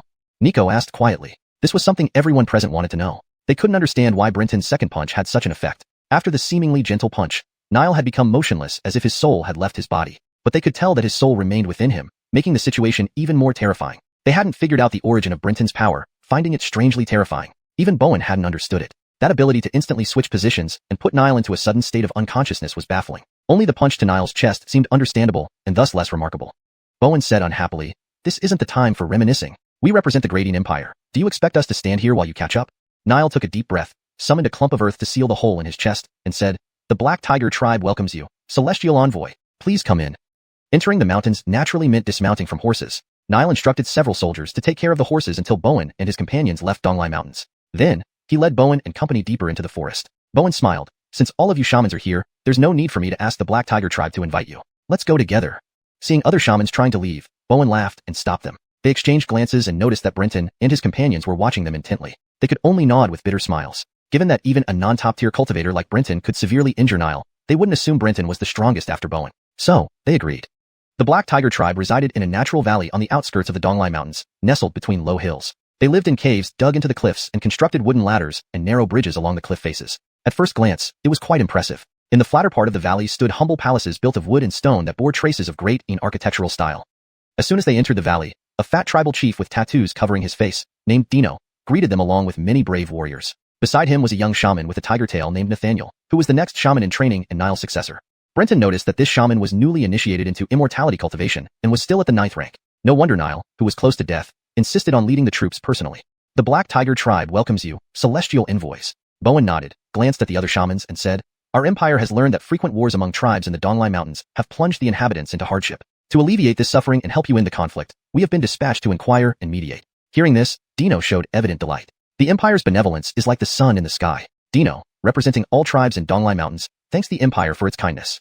Bowen responded, Dino, I command you to send messengers to all tribes, instructing them to reach the Black Tiger tribe within 3 days so I can hear their side of the story. You shall also wait with us for 3 days, he added, addressing Nico and the shamans. Dino hurriedly agreed and arranged for Bowen and his companions to rest in the palace. At night, bonfires illuminated the entire valley. Men and women of the Black Tiger tribe sang ancient tunes and danced peculiar dances. Bowen sat majestically without the carefree mannerism of old, exuding immense authority. Brenton recounted the day's events to Sinclair, who was greatly annoyed at missing such a good show. He was eager and his eyes scanned the shamans of other tribes, his fighting spirit ignited. This made the shamans feel uneasy, wondering if the Great Een Empire had some ulterior motive against them. Halfway through the banquet, several women of the Black Tiger tribe, dressed in animal hide skirts, approached Bowen and his companions, each holding a wooden box. Dino laughed, esteemed envoys, thank you for your efforts in helping the people of Donglai Mountains. These boxes contain a token of appreciation from our tribe, please accept them. Bowen accepted the box and opened it. Inside, under a thick layer of gold leaves, lay a fruit that was entirely red and resembled a fetus. True fetus fruit. Chief Dino is thoughtful indeed. Seeing everyone accept the gifts, Brenton and Sinclair did the same. Opening their boxes, they found identical contents, with slight variations in the color intensity of the fruit. This chief of the Black Tiger tribe is quite smart. Sinclair commented. What a fine gift, said Sinclair. Indeed, a fine gift, Brenton confirmed, recalling reading about it in a book on rare treasures. The true fetus fruit is an embryo nurtured by the soul-devouring mother tree. Although a tree, it resembles a graceful woman who sings enchantingly to lure nearby creatures into slumber under it. Then, the tree absorbs the souls of these creatures through its roots to nourish itself. More astonishingly, the seeds of the soul-devouring mother tree do not grow normally but gestate embryos internally, which it births by bursting open after 10 months. To obtain the fruit, one must kill the soul-devouring mother tree around 8 or 9 months into its pregnancy, cut open the tree, and extract the fruit. Thus, obtaining a true fetus fruit is incredibly difficult because the tree only gestates once in its lifetime and is extremely powerful. Without proper skill, one might trigger its premature explosion, leading to mutual destruction. The true fetus fruit, aside from being the main ingredient for high-quality elixirs, can also significantly enhance the soul strength of cultivators below 7th rank when consumed directly, better equipping them against the pollution of evil will. For an 8th rank cultivator like Brenton, this was indeed a valuable gift. ##### Chapter 101. Gathering of all parties. The Black Tiger tribe had lowered their stance significantly, demonstrating their reverence and submission to the Great Yin dynasty. This was also a kind of overt strategy. Under the witness of numerous shamans from other tribes, they were both humble and presented heavy gifts. If after all this, Andres were to further provoke the Black Tiger tribe excessively, it would undoubtedly cause him to lose the support of others. Given that the Black Tiger tribe had done everything in its power, if the immortal officials of the Great Yin dynasty still wouldn't let them off, how would other tribes manage to conduct themselves? Additionally, the Black Tiger tribe wanted to show other tribes that since they had already offered precious treasures, what about the rest of you? With an angel arriving at the Donglai Mountains, do you not have any gestures of respect? At this moment, the Black Tiger tribe no longer cared about how other tribes viewed them or whether they considered them traitors. The old shaman was on the verge of succumbing to evil spirits and could die at any moment. Without the old shaman, the new shaman hadn't even reached the 8th rank. At that point, other tribes would certainly not allow the Black Tiger tribe time to train a new shaman. The living space within the Donglai Mountains was limited, and tribes wanting to grow stronger naturally wouldn't miss such an opportunity. Therefore, regardless of what the Black Tiger tribe did, they had already become mortal enemies with the various tribes of Donglai Mountain due to the succession crisis between 2 generations of shamans. If they could genuinely become trusted dogs for the Great Yin dynasty and find a powerful protector, they wouldn't need to fear being targeted by other tribes. In the eyes of Chief Trent and old shaman Albani, the entry of the Great Yin dynasty into the Donglai Mountains at this moment felt like divine intervention to save the Black Tiger tribe from destruction. However, Albani's mind was clouded by the influence of the evil spirits. If Trent had led the delegation initially, they would never have clashed with Andres. Fortunately, it wasn't too late now. After receiving the gifts, Andres' serious expression softened, and he treated Trent more warmly, which greatly excited Trent. This banquet was solely for welcoming the angel. Andres and his men simply enjoyed themselves without discussing anything else. Many tribe members hadn't arrived yet, so it didn't make much sense to discuss anything now. After the banquet ended, Brenton was summoned to Andres' room immediately upon returning. A group of people gathered there. The ceiling of the room was embedded with many night pearls, illuminating the room as bright as daylight with a gentle light, resembling the night sky full of stars. Now I've called you here to remind you in advance. Once all the tribes arrive, you will face a tough battle. You should mentally prepare yourselves. Everyone nodded. Kiefer, however, didn't understand. Tonight, the shamans from those tribes seemed quite obedient. Do they dare to cause trouble? Kiefer had heard from Brenton about Andres' overwhelming power and strength. He believed that this had already intimidated the shamans from the tribes. Hearing Andres say this now, it seemed the shamans might still provoke them. Andres looked at Kiefer as though he were a fool. There are over 40 large and small tribes in the Donglai Mountains, with the most powerful ones residing deep within. They have numerous cultivators, some of whom surpass me in strength. As for the Black Tiger tribe and some of the shamans we saw today, they are only from smaller peripheral tribes and don't dare to provoke us, but the larger tribes might. However, given that we represent the Great Yin dynasty, they won't dare to completely offend us, but they may still try to undermine our authority. I predict they will send some young shamans to challenge you. If you lose, completing our mission will become much more difficult. Hearing this, everyone's faces turned solemn. Kiefer, however, said carelessly, "Perfect. My great saber has been thirsting for action. If they want to fight, then let it happen. By the way, if I accidentally kill a few of them, will there be a problem?" Andres laughed heartily, not mocking Kiefer's arrogance but encouraging him. "Don't worry. The face of the Great Yin dynasty is worth a few lives. When the time comes, you don't need to hold back. These barbarians are like crops in a field. Cut one batch and another grows." Brenton frowned and asked, "Won't this backfire if we push them too hard?" While they appeared substantial, if these tribes were driven to desperation and attacked together, the 11 of them might all meet their end here. Andres waved his hand indifferently. "Don't worry. It hasn't been 10 years since our last major battle. These tribes' living spaces haven't reached their limits, and no significant disasters have occurred recently. They won't risk everything just for a few lower-ranking immortals." Andres spoke with certainty. This reassured Brenton greatly. As an experienced hunter, Brenton dared to take risks but cherished his life. Now, he lived not just for himself but for the 100 relatives in his village. He couldn't allow himself to die here. To curry favor with the delegation, the Black Tiger tribe sent messengers with remarkable efficiency. By the next day, neighboring tribes, led by their shamans, brought important personnel and gifts. The Black Tiger tribe instantly became bustling. Andres, unusually sober, sat daily in Trent's palace like an emperor accepting tributes, responsible for receiving visitors. Brenton and others took turns accompanying Andres, bolstering his presence. After all, having only Andres receive envoys and shamans would be too undignified. Brenton didn't indulge in pleasure. He used this time to cultivate diligently. With the arrival of various envoys, every night in the Black Tiger tribe was a bonfire party. Located in a valley, the wind and fire spiritual energy were abundant. Furthermore, the envoys' lies filled the air, providing excellent conditions for cultivation. Brenton seized every opportunity to absorb spiritual energy and delve into the study of the Yanko wings. His previous strikes against Albani had left him marveling at the formidable power of these immortal remains. Those two punches were basic core spells of the Yanko wings, Distortion and Mirage. Though basic, their abilities were incredibly powerful. Distortion could twist position when magnified and warp space when minimized. Albani's chest wound came from a punch that twisted and shredded his flesh down to pulp, causing severe injury. The second punch created a mirage. The punch was merely a feint to hide the spell's true condition. This deception would mislead opponents into thinking they must be struck by the punch to fall into the mirage. These spells were so potent that Brenton couldn't help but focus on them intently. Time passed quickly for cultivators. A month went by swiftly. Envoys from all tribes in the Donglai Mountains had arrived. Brenton was summoned by Kiefer. Upon meeting the others, Andres' eyes lit up. You've touched the Dao Gate. Chapter 102. Hudson Tianxin? Upon hearing Bowen's words, everyone shifted their gazes to Brenton. At this moment, Brenton exuded a peculiar aura, perceptible only to immortal cultivators, a trace of the Dao's presence. This was a manifestation of being in the mid to late integration stage, on the verge of entering the Dao Gate. Brenton smiled and said, I've made progress recently. I'm just one step away from the Dao Gate. Kiefer expressed his admiration and congratulations, as did the others. Bowen frowned and asked, Did you eat that true fetus fruit? Brenton understood his concern and chuckled, pulling out the true fetus fruit from his robe, saying, Relax, I'm not that foolish. How could I eat it right after receiving it from these barbarians? Bowen nodded in relief, stating, That's a relief. These barbarians have long been enemies of our great Yin dynasty. They might tamper with the fruit. Then he seemed to remember something and glanced at Kiefer. Kiefer hesitated, then pulled out his own true fetus fruit with a gloomy expression, saying, We're in no condition to practice cultivation here anyway. Don't worry, I didn't eat it. Let's go. The gathering is ready for us to enter. Brenton whispered, Do we know which tribes are in conflict? Bowen responded nonchalantly, It doesn't matter. Our mission is to find the heavenly dog and mediate the dispute. No matter which tribe it is, once they are subdued, they will obey us. Brenton was speechless. He had thought Bowen had become more composed since arriving here, but realized he was still unreliable. Dino's palace wasn't large enough to accommodate over 40 tribal envoys simultaneously, so an open space was cleared in the valley outside the palace. As they stepped out, several bonfires were already burning, roasting mountain goats and wild boars. A group of Black Tiger tribe women danced and sang around them. Low tables surrounded the clearing, where the tribal envoys sat according to the size of their tribes. The Black Tiger tribe, being the host, was given a special seat next to Bowen's party.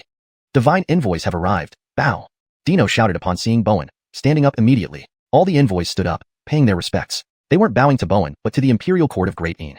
Bowen acknowledged their respect grandly, praising the various tribes, before gesturing for everyone to sit down. Next came the naming and gift-giving ceremony, during which Brenton almost drooled over the offerings. He had thought that reporting to Lao Yu Pass would be a meager and distant posting, almost like exile. Who knew it would turn out to be quite lucrative? While these gifts couldn't compare to true tributes, for their rank 7 or 8 immortal cultivators, this was a considerable fortune. They planned to keep everything themselves, naturally not offering it to the court. Brenton and Kiefer, being official government immortal officers, would get most of the gifts, while the 8 independent cultivators would share 40 to 50%. A generous split from Bowen. Don't think I, Bowen, am stingy. This time, I'll take 40%, Brenton and Kiefer can each have 5%, and the remaining 60% will be distributed based on performance. Whoever wins more fights gets a larger share. If no one wins any fights, don't blame me for being stingy. I won't give you a single thing. Brenton was speechless upon hearing Bowen's words. Previously, he thought Bowen wouldn't be too greedy, but now he realized he was wrong. Bowen was as tight-fisted as expected. The 8 independent cultivators, familiar with Bowen, showed no discontent, instead appearing eager for the challenge. Indeed, even before Bowen could announce the purpose of the gathering, a shaman stood up, walking to the center and addressing Bowen. We are all loyal subjects of the Holy Prince of Great Yin, aware of its flourishing immortality path. Even our small and insignificant tribes aspire to follow the Tao but lack the attention of any immortal sections. We humbly ask for your guidance, esteemed envoys, so we may understand what the immortality path truly is. Bowen raised an eyebrow, asking, Who are you? From which tribe? The shaman's face turned pale instantly. His name had already been announced during the naming and gift-giving ceremony. Bowen's question was clearly a blatant insult. Nonetheless, he took a deep breath and said with a smile, I am Quentin, chief shaman of the Wintergreen tribe. Bowen merely hummed in response, showing little interest. Is it only the Wintergreen tribe that desires this, or do all tribes seek guidance? Step forward if you wish to learn. One by one, shamans stood and joined Quentin, totaling over 30. Brenton noticed they were mostly from medium-sized or larger tribes in Donglai Mountain. Medium-sized tribes had populations of about 1,000, while large tribes had at least 5,000. Wintergreen tribe was one of the strongest in Donglai Mountain, with a population of roughly 7,000. More people meant more young adults to attempt harnessing immortal remains, thus creating more immortal cultivators. Population size was a sign of strength both in the Great Yin Empire and among these remote tribes. Bowen chuckled, Since you all desire it, that's fine. But wouldn't it be insulting for us to guide mere shamans? Quentin laughed heartily, replying, If the divine envoy wishes to personally guide us, that's acceptable. However, given the divine envoy's responsibilities, getting hurt would be a grave offense. So, only newly appointed shamans from our tribes will participate. Rest assured, divine envoy. Bowen wasn't offended. He grinned, All right, Return to your seats. Have them wait. We will instruct each one of you. Quentin smiled triumphantly, sitting down again as younger shamans stepped forward beside the tables. Bowen looked at Brenton and others, asking, who goes first? The 8 independent cultivators looked at Brenton and Kiefer. Though victory determined the rewards promised by Bowen, this mission was led by the 3 officials. Bowen wouldn't act, leaving Brenton and Kiefer to decide who should go first as a show of respect for their positions and due to the nature of the task. Just as Brenton was about to volunteer, Kiefer stood up, saying, you've acted before. It's my turn this time. Feeling Kiefer's enthusiasm, Brenton decided not to object. Go ahead, Bowen nodded approvingly. Kiefer strode into the center, looking at the tribal envoys and declaring, I am Hudson Tianshan, Immortal Officer of Great Een, who seeks my guidance. Brenton sprayed out the water in his mouth. Kiefer sure had the audacity to claim such a grand title. He called himself Hudson Tianshan. However, Bowen laughed loudly in approval. The 8 independent cultivators watched Kiefer with odd expressions, surprised at this behavior. Surprisingly, despite Kiefer's mere 8th rank and lack of Dao essence, the imposing title Hudson Tianshan genuinely intimidated the tribal shamans. Finally, a young shaman from a medium-sized tribe stepped forward. I am Roger, battle shaman of the Mountain Wind tribe. Please guide me, Hudson Tianshan. Kiefer's grin stretched nearly to his ears, finding these barbarians rather endearing for believing him without question. Suddenly, Kiefer thought of something and ran to a nearby weapon rack, selecting many mundane weapons which he tied to his body. Upon returning, he said, you're a decent person. To show that we from Great Een aren't bullying you, I'll use these ordinary weapons to give you some pointers. As soon as he finished speaking, there was an uproar among the barbarians, and Roger's face flushed with humiliation and anger. Kiefer was essentially mocking him through his actions, implying he wasn't even qualified to challenge them. Please instruct me, Immortal Officer. Roger gritted his teeth and said through clenched jaws. ##### Chapter 103, Deception. Kiefer wore a pair of sabers on his waist, carried 2 axes on his back, held a bent iron staff in his hand, and had short daggers strapped to both legs. A long whip was slung across his chest diagonally. He looked like a walking weapons rack. Not even an ordinary martial artist would see such a person, let alone a celestial cultivator. But Kiefer felt no peculiarity about himself. Instead, he was quite proud. The bent iron staff, light as a feather, continuously twirled in his hands. When Roger said only one sentence, please give me guidance, celestial official, and then stood still without attacking, Kiefer frowned. The bent iron staff abruptly stopped spinning and slammed into the ground with a deafening roar, instantly creating a deep pit. Startled, Roger didn't think this was a random move by Kiefer. Those ordinary weapons were probably meant to provoke him or serve as a laughable smokescreen for some profound skill. Seeing Kiefer suddenly smash the ground, Roger thought it might be an earth penetration technique and quickly leaped back several yards. Kiefer watched Roger's overly cautious retreat, dumbfounded with his mouth wide open, speechless. Ha ha ha. Suddenly, boisterous laughter echoed in the solemn silence, sounding jarring. Everyone turned their gazes towards the laughing figure. It was Brenton, laughing so hard he was bent over. Why does the angel laugh? Dino looked at Brenton curiously, asking puzzledly. Brenton clutched his stomach and pointed at Roger. This is a friendly match between 2 countries, an opportunity for mutual learning. I thought the first contest would feature someone exceptional from Donglai Mountain to broaden our horizons. But what do we get? A timid coward. His courage is too small. Ha! It's hilarious. Upon hearing this, the whole venue fell silent for a moment before erupting into outrage. Many people loudly rebuked Brenton, saying that as an angel, he should not insult them and lose the dignity of the heavenly kingdom. Of course, these were the comments from the officials, while the soldiers and envoys behind them used less polite words. Fortunately, they did not use the imperial language, so Brenton couldn't understand and ignored them. Bowen and the 8 itinerant cultivators glanced at Brenton in surprise, but soon displayed approving expressions. They were celestial officials, not real envoys, so they didn't care about losing national prestige. Only the uncivilized barbarians would take them seriously as true envoys. Moreover, international diplomacy was never about winning others over with propriety, but about who had the strongest fist, the sharpest blades, and the most ruthless killings. These celestial officials living near the frontier admired Brenton's bold mockery of the Donglai Mountain barbarians. They had been fighting against the barbarians beyond the border for years and bore deep-seated hatred. If Brenton insisted on talking about the decorum and manners of a great nation, he would truly alienate himself from the frontier celestial officials, who would then despise him. However, Brenton hadn't thought that deeply. Having just arrived at the frontier, he couldn't yet fully grasp the local customs and social dynamics. He acted purely on instinct, aiming to disturb Roger's mind and make him lose focus. If Roger continued to dodge cautiously and avoid close combat, Kiefer, who excelled in melee attacks, might lose. This ridicule was aimed at provoking a reaction. As for whether it might cause war between Donglai Mountain and the Great Een Empire, Brenton wasn't worried. Bowen had previously explained to him the government's strategy to exploit and suppress the barbarians, making it clear that Donglai Mountain was not ready for war yet. Getting approval from Bowen and the 8 itinerant cultivators was an unexpected bonus. As for Kiefer, a straightforward and belligerent individual, he was naturally suited for life on the frontier. He had been recognized by Bowen early on. If anyone asked who was more unorthodox than Kiefer in the room, none could compare with Bowen. Therefore, Brenton, appearing wise and cold, was the one often tested and targeted during the journey, not Kiefer. It seemed fools sometimes have good luck. Indeed, provoked by Brenton, Roger's face flushed red with shame. He glared at Brenton, wanting to tear him apart. If this incident spread, how could he continue to stand tall in Donglai Mountain? He would likely be called a coward for the rest of his life. You are insolent. After I defeat this man, I will challenge you, ah? Before Roger could finish his sentence, he felt a sudden pain in his chest. Looking down, he He saw a hole the size of a baby's fist in his chest. Vile. Shameless. Actually ambushing. Hearing the jeers around him, Roger turned to see that Kiefer's been iron staff had vanished. Instead, Kiefer now wielded 2 large axes, swinging them toward him. Behind him, stuck in the ground a few feet away, was a bloody bin iron staff. Realizing the situation, Roger understood that Kiefer had struck while he was distracted by provoking Brenton. The staff had flown through the air, piercing his chest and leaving a gaping hole.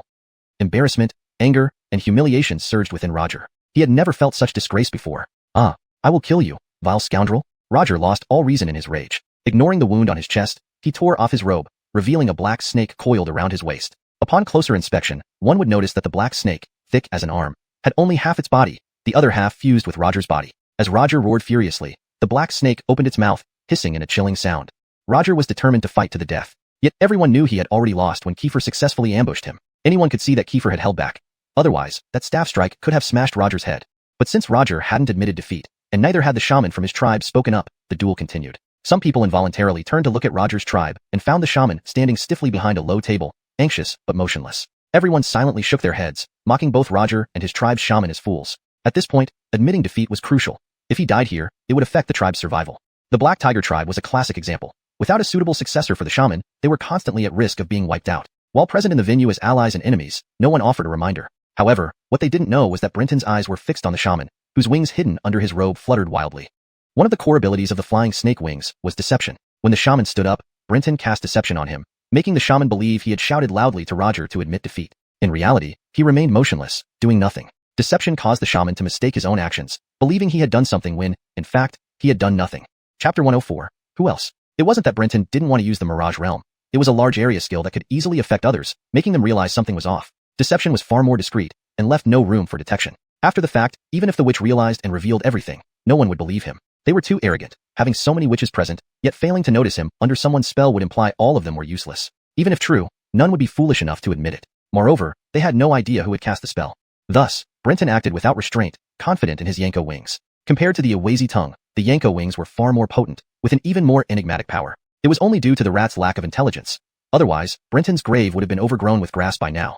In the arena, Jameson was already engaged in combat with Kiefer. The pair of huge axes swirled densely, yet Jameson moved eerily, his body twisting as if boneless, astonishingly fast. Despite seemingly being suppressed by Kiefer's axe, he always managed to claw shallow wounds into Kiefer from impossible angles. These wounds were black and purple, clearly toxic. Jameson's face wore a cruel smile. Upon closer inspection, his fingernails had extended to 3 inches long, green and dripping with green liquid that corroded the ground upon contact, sending up plumes of smoke. As the wounds accumulated, Kiefer's axe movement slowed. The surrounding barbarians laughed. Though Jameson had been injured earlier, he remained a true warrior of the Donglai Mountains. Victory seemed within reach. Kiefer's breathing grew erratic, drenched in sweat, weak and powerless. His axe swings became slower, full of openings. "You're done for."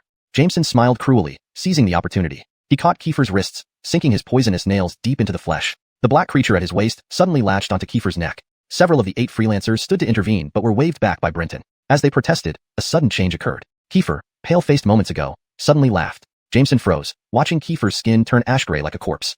Then, Jameson felt numbness in his fingers. Blood stained his digits, turning them black, spreading up his palms and arms. Realizing the danger, he tried to pull away but felt excruciating pain in his arms. An axe swiftly severed both arms.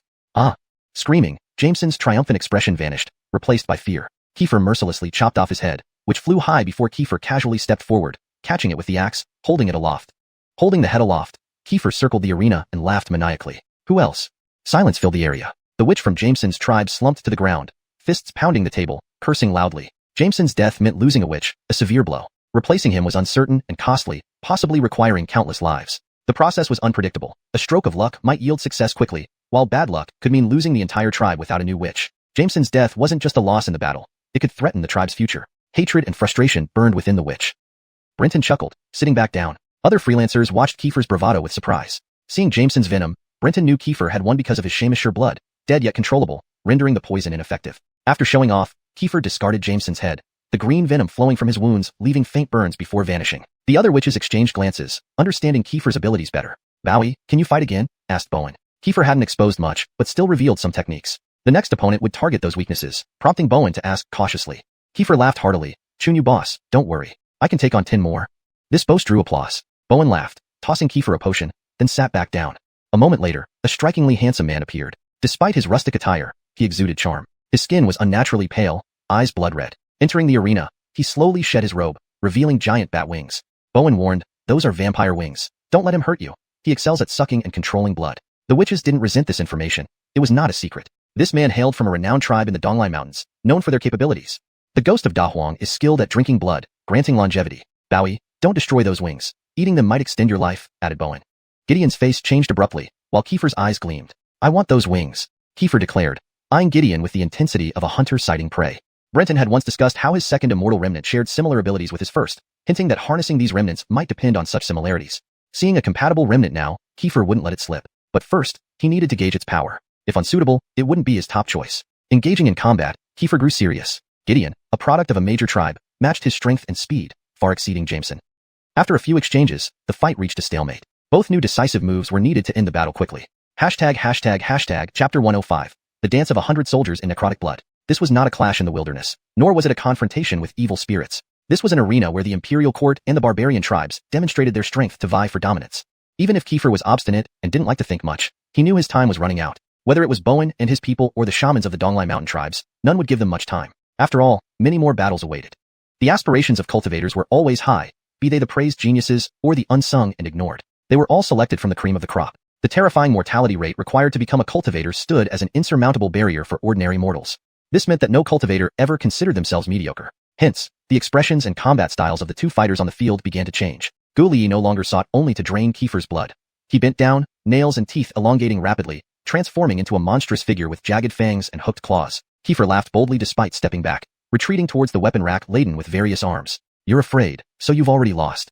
Gu Li perceived Kiefer's retreat as fear and taunted him while launching a ferocious attack. His veins bulged violently as he leaped forward like an arrow, his wing membranes contracting to reveal small claws, turning his wings into additional arms. He attacked Kiefer even faster than before. Just after the initial clash, deep wounds appeared on Kiefer's body, bone visible through the flesh, blood splattering everywhere. Kiefer was extremely disheveled, struggling to defend himself. To fend off Gu Li, he resorted to using flying axe techniques, forcing Gu Li back twice, but quickly becoming entangled again. With a helpless expression, Kiefer threw his long knife and short dagger, finally wielding a whip to create a web around him, pushing Gu Li back to reach the weapon rack. Wonderful! Our tribe's Gu Li is sure to win! The witch doctor of the Xiuxian tribe exclaimed, clapping excitedly. The shamans from other tribes allied or subservient to the Xiuxian tribe also cheered loudly, boosting the morale of the Donglai Mountain tribes, erasing their previous defeat. However, Brenton and his group looked grim. As freelance cultivators hired for this mission, they had little say in major decisions. But one of them, Dong Ellsworthunian, finally spoke up to Brenton. The defeat is evident. Shouldn't we have Kiefer concede? Others chimed in agreement. Eamon added, our path is long. A few defeats are common. If losing here will impact our future plans, don't worry. Dong brother and I can recover the honor for Kiefer. Bowen was the leader of this mission, so conceding should not be his duty. Therefore, these 8 freelancers addressed Brenton. Brenton remained confident, understanding Kiefer well. Despite being battered and bleeding profusely, Brenton could see Kiefer still held confidence and showed no sign of giving up. He replied calmly, rest assured. Though Bowie is impulsive and stubborn, he isn't reckless. If truly overpowered, he'll admit defeat without our interference. Frustrated by Brenton's response, the 8 freelancers grew sullen. Bowen nodded slightly at Eamon, signaling silence. The battle intensified. Gu Li moved like a ghost, dodging the flying weapons effortlessly. To him, Kiefer was desperate, resorting to such ridiculous methods to stall. Suddenly, Gu Li paused with a smug grin. Oh, master of hidden weapons from the Great Yin dynasty, have you run out of weapons? Kiefer looked at the empty weapon rack, retracting his hand. Nearly 100 weapons had been flung in minutes, scattered across the field. The tribes laughed, believing victory was imminent. But Kiefer smiled, shouting, Tongqin, you've always wondered about my newfound divine skill. Watch carefully. As he spoke, black light erupted. Gu Li felt uneasy, stepping back. He noticed the black light emanated from Kiefer's blood. This ominous feeling gripped Gu Li tightly. Kiefer took a peculiar stance, balancing on one leg, body arched, fingers claw-like, clutching at the air. Tongqin, watch closely. I name this skill the Dance of 100 Soldiers in Necrotic Blood. Black spider-like threads exploded from the ground, densely crisscrossing. Gu Li tried to dodge but couldn't escape the dense web. Even the slightest touch caused numbness and paralysis. Must not touch, Gu Li panicked, looking at Kiefer. He saw the black threads originating from Kiefer's fingertips, controlling them all. A fierce wind howled. Without needing to look back, Gu Li saw weapons filling his vision. He realized the threads led back to Kiefer, who had been strategically placing the weapons. Gu Li understood. He had fallen into a trap, thinking Kiefer's earlier moves were futile. Stop! The Xiuxian tribe's witch doctor shouted, seeing Gu Li about to be shredded by 100 weapons. Rushing to intervene, he was halted by Bowen, who used his 6 arms to create a force field that shattered like glass, stopping the shaman in his tracks. Though momentarily delayed, the black threads did their work, slicing Gu Li into countless pieces, leaving only his wings behind. Everyone's faces turned pale. The terror of the Dance of 100 Soldiers in Necrotic Blood was overwhelming. Chapter 106. What happened? Silence filled the arena. Hatred-filled gazes turned towards Sinclair. They couldn't believe how quickly the situation had shifted. Although Berkeley was clearly so powerful, It took only a few breaths for him to be torn apart by Sinclair's weapons. Seeing the weapons flying everywhere controlled by black threads, the young shamans from medium and small tribes all shrank their necks. They didn't dare to challenge this man any further. How could they continue? With Sinclair's control over the entire field, he had set up a deadly array with no way out. Stepping into it now would mean certain death. Many of the young shamans from various tribes secretly cursed Berkeley for being a shaman of a major tribe. Houston laughed heartily and said to Sinclair, "Xiuxian official, you've worked hard. You should withdraw now. Otherwise, no one will dare to come forward. We must give our other Dao friends a chance to show off as well." Eamon, Dong Ellsworthunian, and others stared in shock at Sinclair. Having been cultivators for many years, they had countless experiences in dueling and were incredibly experienced. Even they hadn't seen through Sinclair's apparent struggle earlier as part of his strategy. They marveled inwardly at how talented the 18 officials of the Great Yin Dynasty's halls truly were. If even the most undervalued officials of the Cluster Hero Law Hall were so outstanding, how extraordinary must the 17 officials with Divine Shadow legacies be? However, life is about freedom. Being unshackled and carefree, they did not want to be bound by the court's constraints. While they admired the court officials, they harbored little desire to join the court. The Cluster Hero Law Hall also failed to provide methods to enhance their second immortal skeletons. Ultimately, a wanderer's achievements depended on personal enlightenment. Sinclair did not stubbornly insist on continuing the battle, but instead took a deep breath. The black threads scattered across the arena retracted quickly into Sinclair's body, their dark glow fading. Only then did everyone realize that these countless black threads were actually Sinclair's blood transformed. No wonder he named this technique Corpse Blood 100 Weapon Manipulation. Reclaiming the blood, Sinclair picked up the immortal skeleton left behind by Berkeley, the bat-like wings, and walked towards the group. The Red Blood Tribe's shaman wanted to say something but was stopped by Houston's cold gaze, a warning. Remembering Houston shattering space earlier, the Red Blood Tribe's shaman huffed in frustration and sat down without stopping him. Sinclair casually tossed the immortal skeleton aside, grabbed a gourd, and gulped down its contents, laughing heartily. Refreshing. Xiuxian official is formidable. 8 wandering cultivators congratulated him. Sinclair had earned their respect with his prowess. Brenton, looking at Sinclair's countless wounds that reached the bone, said, "Heal your injuries quickly." Saying this, he handed over healing pills. Sinclair nodded, accepting the pills and applying them while commenting, "These barbarians are indeed formidable. Had I not developed a new technique early on, I might have died today." Brenton smiled, "Don't worry. We represent the Great Yin Court. On the battlefield, the weak naturally die, but here, they dare not harm us." Sinclair thought about the duel and nodded. "Indeed, though I protected my vital areas, Berkeley mainly targeted non-fatal parts and did not intend to kill me. This victory feels somewhat unfair. Still, holding back in a life and death duel means death is deserved." Sinclair wouldn't hold back just because his opponent did. Knowing each other as enemies, sparing hands meant certain death for someone else. Brenton nodded approvingly. Actually, during this duel, the Donglai Mountain barbarians were already at a disadvantage from the start. They dared not harm the envoys' lives for fear of retaliation from the Great Yin Court. Though competing for dominance, they could only defeat but not kill the Great Yin envoys. Meanwhile, Brenton's group had fewer reservations. "Your Corpse Blood 100 weapon manipulation is indeed impressive. To hide it until today shows you're more devious than thick-skinned," Brenton teased. Sinclair chuckled and sighed. Though Corpse Blood 100 weapon manipulation has great power, it has flaws. It requires prearrangement, and carrying so many weapons is problematic. "No problem. Save up money later and purchase a storage treasure. That will solve all issues. Moreover, if you replace these ordinary weapons with magical ones or even revered artifacts, the potential is frightening, possibly beyond what even I can withstand."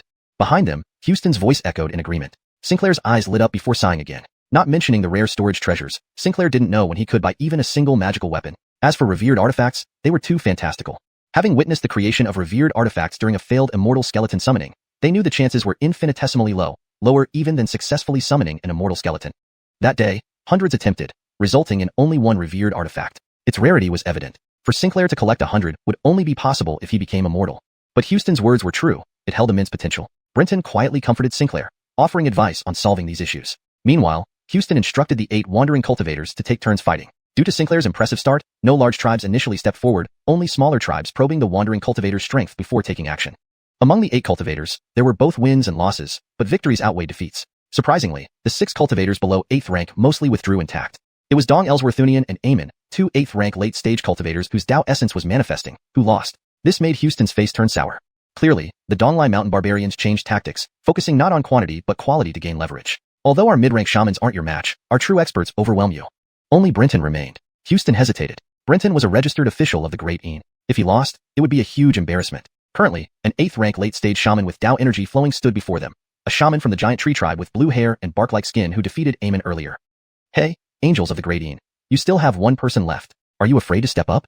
Houston glared, but Brenton stood, smiling. "Since you're eager to reincarnate, I'll oblige." As he spoke, Brenton slowly approached the shaman. "Let's begin." Just as the words left his mouth, the shaman stood still. Without haste, Brenton walked up, extending a finger to tap the shaman's forehead lightly. With a thud, the shaman fell straight to the ground, silent. What happened? Everyone watched in stunned silence. Chapter 107, Hide and Seek. The shaman of the giant tree tribe suddenly stood up and rushed to the fallen shaman, checking his condition. With disbelief in his eyes, he turned to look at Brenton. Dead. These two short words sent shockwaves through the crowd. Everyone looked at Brenton with confusion. None of them could figure out how Brenton had killed the shaman. What was crucial was that this shaman from the giant tree tribe was a formidable late-stage body fusion realm practitioner who had already opened the Dao Gate. He had died silently while competing against someone of the same realm. Amin clenched his fist and cheered for Brenton. Bowen nodded approvingly, as if he had seen through Brenton's method. The shaman of the giant tree tribe took a deep breath, dragged the young shaman's body away, and discarded it to one side. The giant tree tribe was a large tribe, so losing a young shaman was a heavy loss, but not enough to cripple them. Hence, they remained relatively calm. He glanced at the other large tribes, finally settling on the blazing flame tribe, saying with a smile, "We, the giant tree tribe, have lost face this time. Next, we will rely on the blazing flame tribe to regain face for all the tribes of East Lai Mountain Range." Though the shaman of the giant tree tribe appeared to be praising the other tribe, he harbored ill intentions. There had always been animosity between the two tribes. The young shaman of the giant tree tribe hadn't even managed to find out Brenton's true strength. Now, anyone who went up might meet the same fate as their shaman. However, conceding now would mean losing all face and completely forfeiting any influence moving forward. They naturally wouldn't agree to that. But deciding who should go next became a major issue. Now that the giant tree tribe was pushing them into a corner, the other tribes naturally found pleasure in this situation and began echoing in agreement. The shaman of the blazing flame tribe looked gloomy. Yet, he couldn't refuse. Today's competition wasn't just about gaining influence within the empire of De'in, but also an opportunity to showcase the strength of their tribe, thereby stabilizing the hearts of the smaller tribes. As experienced shamans, they couldn't fail to understand this point. Otherwise, why would they challenge the imperial officials of De'in, knowing they could only be killed and not kill in return? Such a disadvantageous and thankless task, they were not foolish. Clearly, there was a greater benefit. But with Brenton's abilities still unknown, going up now would be very foolish. Being put on the spot like this felt terrible, and his hatred for the giant tree tribe grew deeper. Brenton didn't care what they were thinking or what their hidden agendas were. Seeing that the various tribes were targeting the blazing flame tribe, he was willing to add fuel to the fire. "Well, I hear the blazing flame tribe enjoys high prestige in the East Lai Mountains. I imagine your shaman's cultivation and abilities are renowned far and wide. Since I come from the inland regions of the central plains of De'in, I'm not quite clear on these matters. So, why doesn't the blazing flame tribe shaman let your shaman come forward to enlighten me?" Hearing this, Bowen looked at the shaman of the blazing flame tribe and said with a smile, "What? Does the blazing flame tribe look down upon our De'in empire, thinking our imperial officials are not skilled enough to be worthy opponents? I dare not." Even Bowen had spoken up, so the shaman of the blazing flame tribe blushed and turned to a young shaman behind him. "Gracelyn, you go. Let the angel of De'in empire give you some pointers. Remember, once you're up there, give it your all. Don't hold back." Gracelyn hesitated for a moment, and the surrounding shamans looked at him sympathetically. Gracelyn's face instantly turned a dark red, and he could only nod and walk onto the arena uneasily. Immediately, everyone from the other tribes focused intently, eyes fixed on Brenton. Some, skilled in ocular techniques, had already activated them. Determined not to miss any move Brenton made, they wanted to see how he employed his abilities. Looking at Gracelyn, Brenton smiled. He could see the raging anger in Gracelyn's heart, a barely concealed hatred that even a blind person could perceive. Wherever there are people, there is struggle. One might say wherever there are people, there is a battle over interests. Gracelyn, being from a large tribe and a shaman, living in the harsh environment of the East Lai Mountains, would naturally engage in naked power struggles. The shaman of the blazing flame tribe wanted to use Brenton to kill Gracelyn, a strategy almost everyone could see through. It had reached the point where it was no longer concealed. As soon as Gracelyn entered the arena, without a word, a sea of flames erupted around him, engulfing Brenton. The blazing flames warped the space, making it impossible to discern what was happening inside. Seeing this, the shamans of the various tribes paled. Indeed, Gracelyn seemed ready to sacrifice himself rather than let others benefit. Although this sentiment stayed in their hearts, none dared voice it aloud. After all, the immortal remains and skills of the Haldan tribe were famous for their fiery nature. However, the shamans of the blazing flame tribe rarely used such expansive flames. Feeling the almost metal-melting heat, Brenton was not panicked. He, too, mastered fire control. Though clearly inferior to Gracelyn in fire control, resisting for a short while was not a problem. The flames roared around him, but could not penetrate within 10 feet of Brenton. Breathing became stifling, but with body fusion realm cultivation, holding one's breath for a short period was manageable. An ordinary person surrounded by such flames would either burn to death or suffocate. Brenton re-entered the flames, searching for Gracelyn, but found no sign of him. Gracelyn seemed to be hiding within the flames, intending to fight Brenton in this manner. This was a smart strategy. Without knowing Brenton's abilities, staying hidden and avoiding direct confrontation could ensure his safety. Unfortunately, if Brenton didn't excel in fire control, Gracelyn might delay things long enough to escape. But Brenton was equally adept at fire control and better at concealment. Since you want to hide, let's see who is better at it. Thinking this, Brenton emitted a cloud of vapor around himself, vanishing as the vapor dispersed. Transformed into flame, Gracelyn froze. He realized Brenton had disappeared. What happened? Shocked and panicking, Gracelyn immediately directed the flames towards Brenton's previous location. But there was no reaction. He actually has the ability to become invisible. Gracelyn was anxious but did not dare to reveal himself. He gritted his teeth and spread the flames over all empty spaces. "I'll see how long you can hide." Gracelyn felt a bit smug. His flames were not easy to endure. Chapter 108. The Secret of the 5th Rank Golden Body. The immortal remains of the flame tribe came from a creature called the Ellsworth Shu, an infant silkworm that lived in magma. According to legend, the mythical divine bird by Fong particularly enjoyed eating this insect. While it sounds rather chilling, the xiuxian was a very terrifying and peculiar bug with a completely red and translucent body through which magma flowed. The temperature around it was extremely high. The ancestors of the Flame Tribe discovered the immortal remains of the xiuxian by chance after its death, which started the legendary Flame Tribe. Moreover, controlling the xiuxian's immortal remains had a higher mortality rate compared to ordinary immortal remains. Naturally, those who cultivated using the xiuxian's immortal remains possessed exceptionally formidable powers. After reaching the fusion stage, they could not only transform themselves into magma but also release geoflames. Ordinary cultivators could not withstand geoflames, let alone the magma-transfigured shamans of the Flame Tribe. Therefore, although Gale was wary of Brenton's mysterious abilities, he also felt confident in his own strengths. However, as the last vacant spot was filled with geoflames, Gale's eyes flashed with surprise. Another incense stick burned down, and Brenton seemed to have vanished without a trace. How is that possible? How can no one be here? Brenton's calm voice sounded behind Gale. Instantly, Gale felt goosebumps all over his body as a chill swept over him, despite being surrounded by blazing magma. Suddenly turning his head, Gale saw Brenton's mocking eyes and his somewhat scorched and curled hair. Without time to think, Gale swung his hand, sending a ball of magma flying towards Brenton like a cannonball, instantly blasting a gaping hole through his chest. Yet Brenton appeared to feel nothing. His expression remained unchanged. Gale's pupils constricted in shock as he watched the scene before him. The wound quickly sealed, and even his robe restored itself bit by bit. In just a few breaths, Brenton was completely unharmed as if Gale's attack had been a mere illusion. Impossible! Gale shouted, raising his hand again to repeat the attack. But suddenly, countless steam clouds rose up around him. The hissing sound of steam filled his ears. Gale looked down to find a large amount of water had appeared beneath his feet, rising rapidly. Fire burning in water, a spectacle Gale had never witnessed in his life. Water technique? Gale scoffed. His flames were geoflames, and his body was already transformed into magma. Trying to extinguish these flames with water was a foolish notion. Brenton seemed to sense his thoughts. With a snap of his fingers, Gale found himself enveloped by a river of water as the sea of fire around him disappeared. Bubbles rose from his submerged body as it rapidly cooled, becoming stiff. Gale frantically channeled his power to keep his body burning, but the vast amount of water consumed his energy at a terrifying rate. Even as he built a spirit bridge to draw on more power from the Dowgate, it still wasn't enough. Soon, the spirit bridge collapsed entirely as the spiritual energy ran out, closing the Dowgate. An intense sensation of suffocation took hold, accompanied by the pain of water rushing into his nose and lungs. Brenton stood nearby, like a ghost emerging from the depths, calmly watching Gale's demise. In his dying moments, a daring thought surfaced in Gale's mind, making his scalp tingle. He tried to shout at Brenton, but no sound escaped, muffled by the water. As darkness enveloped him and consciousness began to fade, Gale finally understood how the great tree tribe's shaman had died, and he knew he would soon follow the same path. Just as despair took over, the suffocating feeling vanished, and air rushed back into his lungs. Gasping greedily for breath, he eventually regained his composure. Around him lay an endless expanse of water, but within 3 feet of his body, not a single drop existed. It seemed some invisible force prevented the water from entering this space.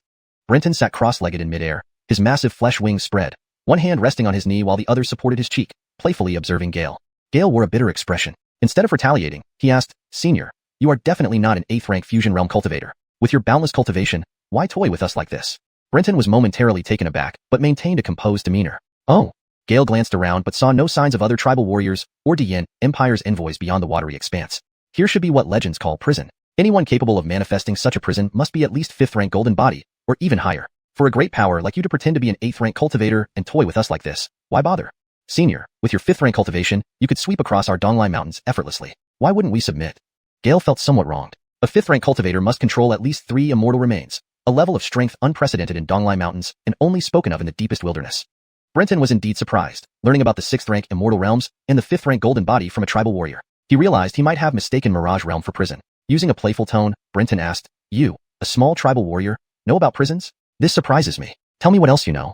Gale's face turned even more sorrowful. Though he knew Brenton was toying with him to prolong his life, he recounted everything he knew. "I don't know much, but due to our interactions with tribes deep in the wilderness, I learned that after the 6th rank comes the 5th-rank golden body. To reach this stage, one must control at least 3 immortal remains. Using 3 immortal remains as a base, one can construct a unique prison. Sitting within this prison, the cultivator transforms into a deity. The golden body stabilizes the prison's existence, creating a mutually reinforcing cycle to break through the 6th rank and reach the 5th.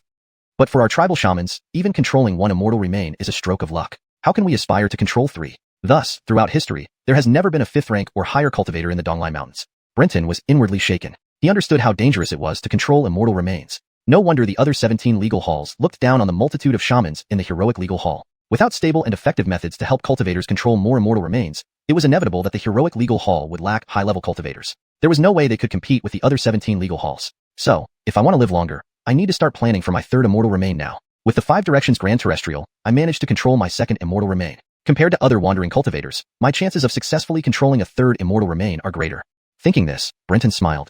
You're quite honest. Now, I'll give you a choice. Do you want to live or die?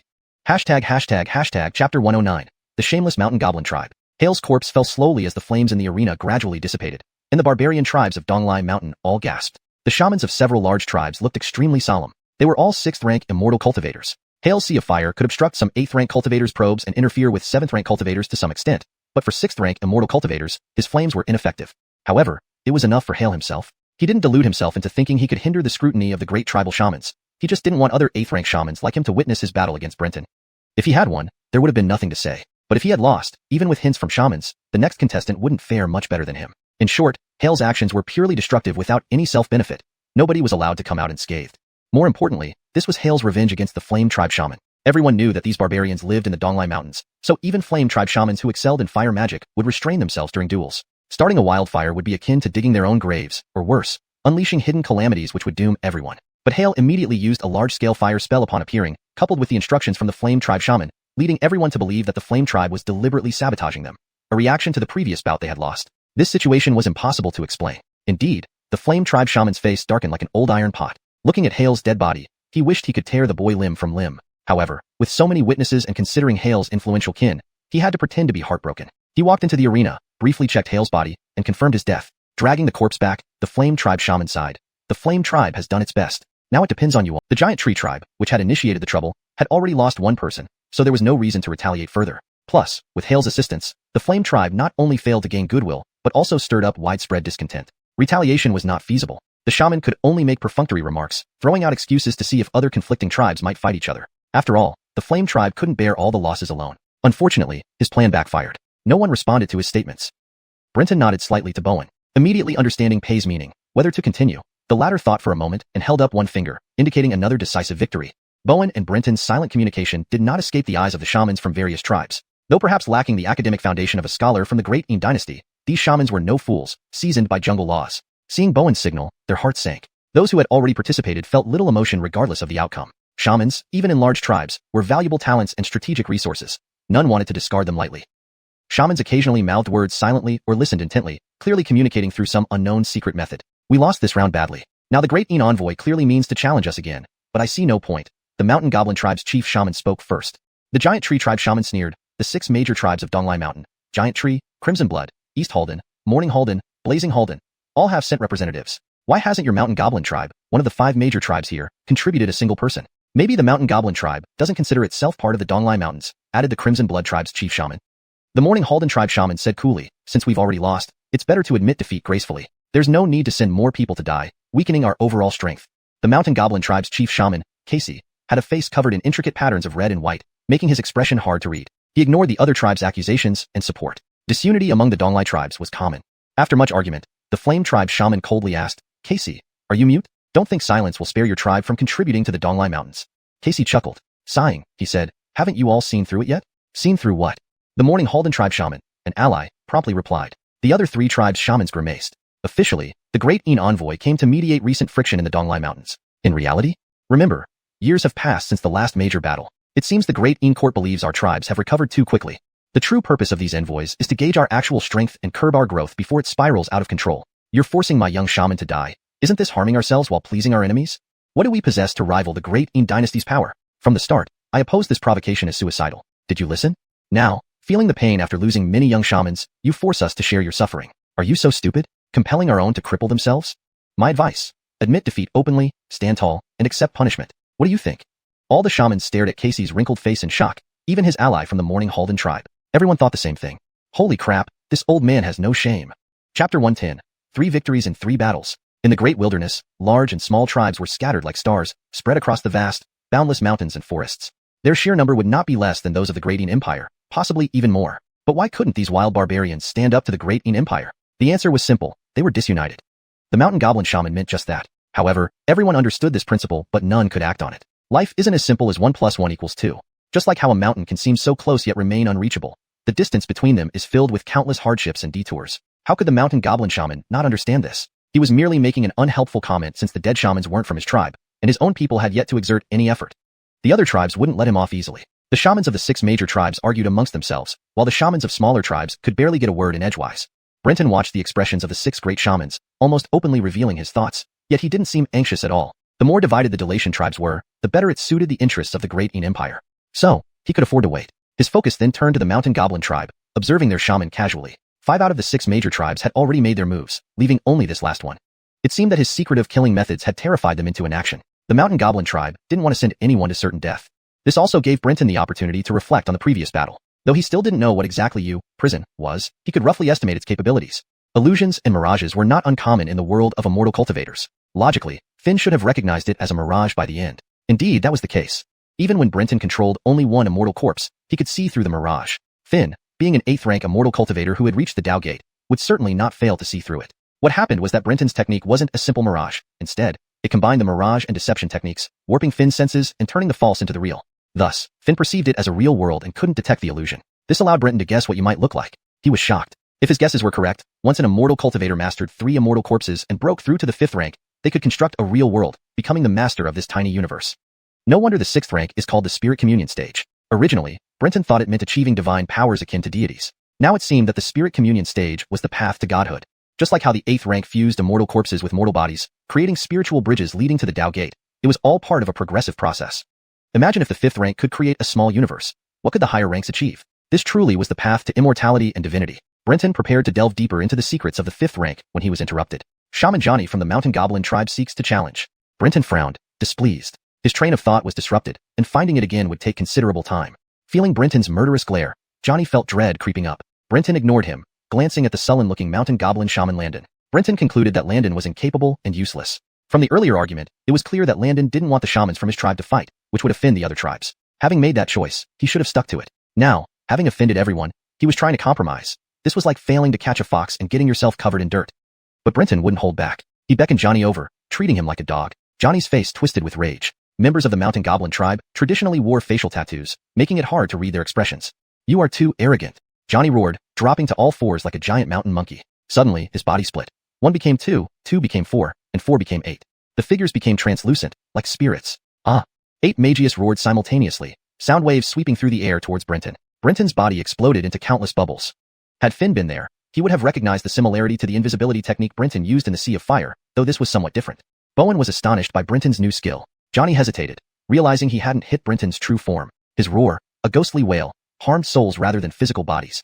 There was no way it could cause such an effect on Brenton. The 8 Magius scattered, keeping each other within sight. Should Brenton attack any one of them, the others would immediately respond. A minute passed with no sign of Brenton. Johnny knew this situation was unsustainable. His transformation technique consumed a lot of energy and couldn't be maintained for long.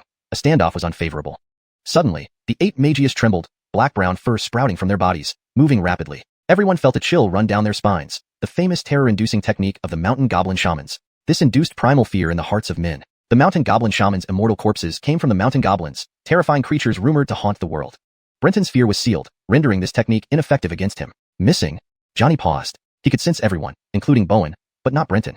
Johnny felt tricked. To use invisibility to leave the arena and make a fool of him in front of everyone. It was despicable. Johnny abruptly withdrew his technique, turning to Bowen. Messenger, I win this match. That messenger Pei is not here. If you don't believe me, let him appear within 3 breaths, and I will concede defeat. Otherwise I win. 1. Before Bowen could respond, Johnny counted down. 2. 3. Before Johnny could say 3, a familiar yet unfamiliar voice blasted in his ear. Turning around, it was none other than Brenton. Then, Johnny dropped straight to the ground. Landon rushed over, checking the body. Another one dead. SSSSHH. Gasps filled the air. 3 matches, and no one could figure out how Brenton killed his opponents. All eyes looked at Brenton with fear. With 3 victories, his mission was complete. Brenton walked past Miju's body in a demeaning manner and headed towards Bowen and the others. In this moment of silence, a moan sounded from the direction of the Flame Tribe. Everyone instinctively looked over, only to be stunned by the sight of Finn, who had been dead for a long time, coming back to life. Even Brenton gave an astonished look, his expression of disbelief leaving a deep impression. Chapter 111. The Dao Gate. He's alive.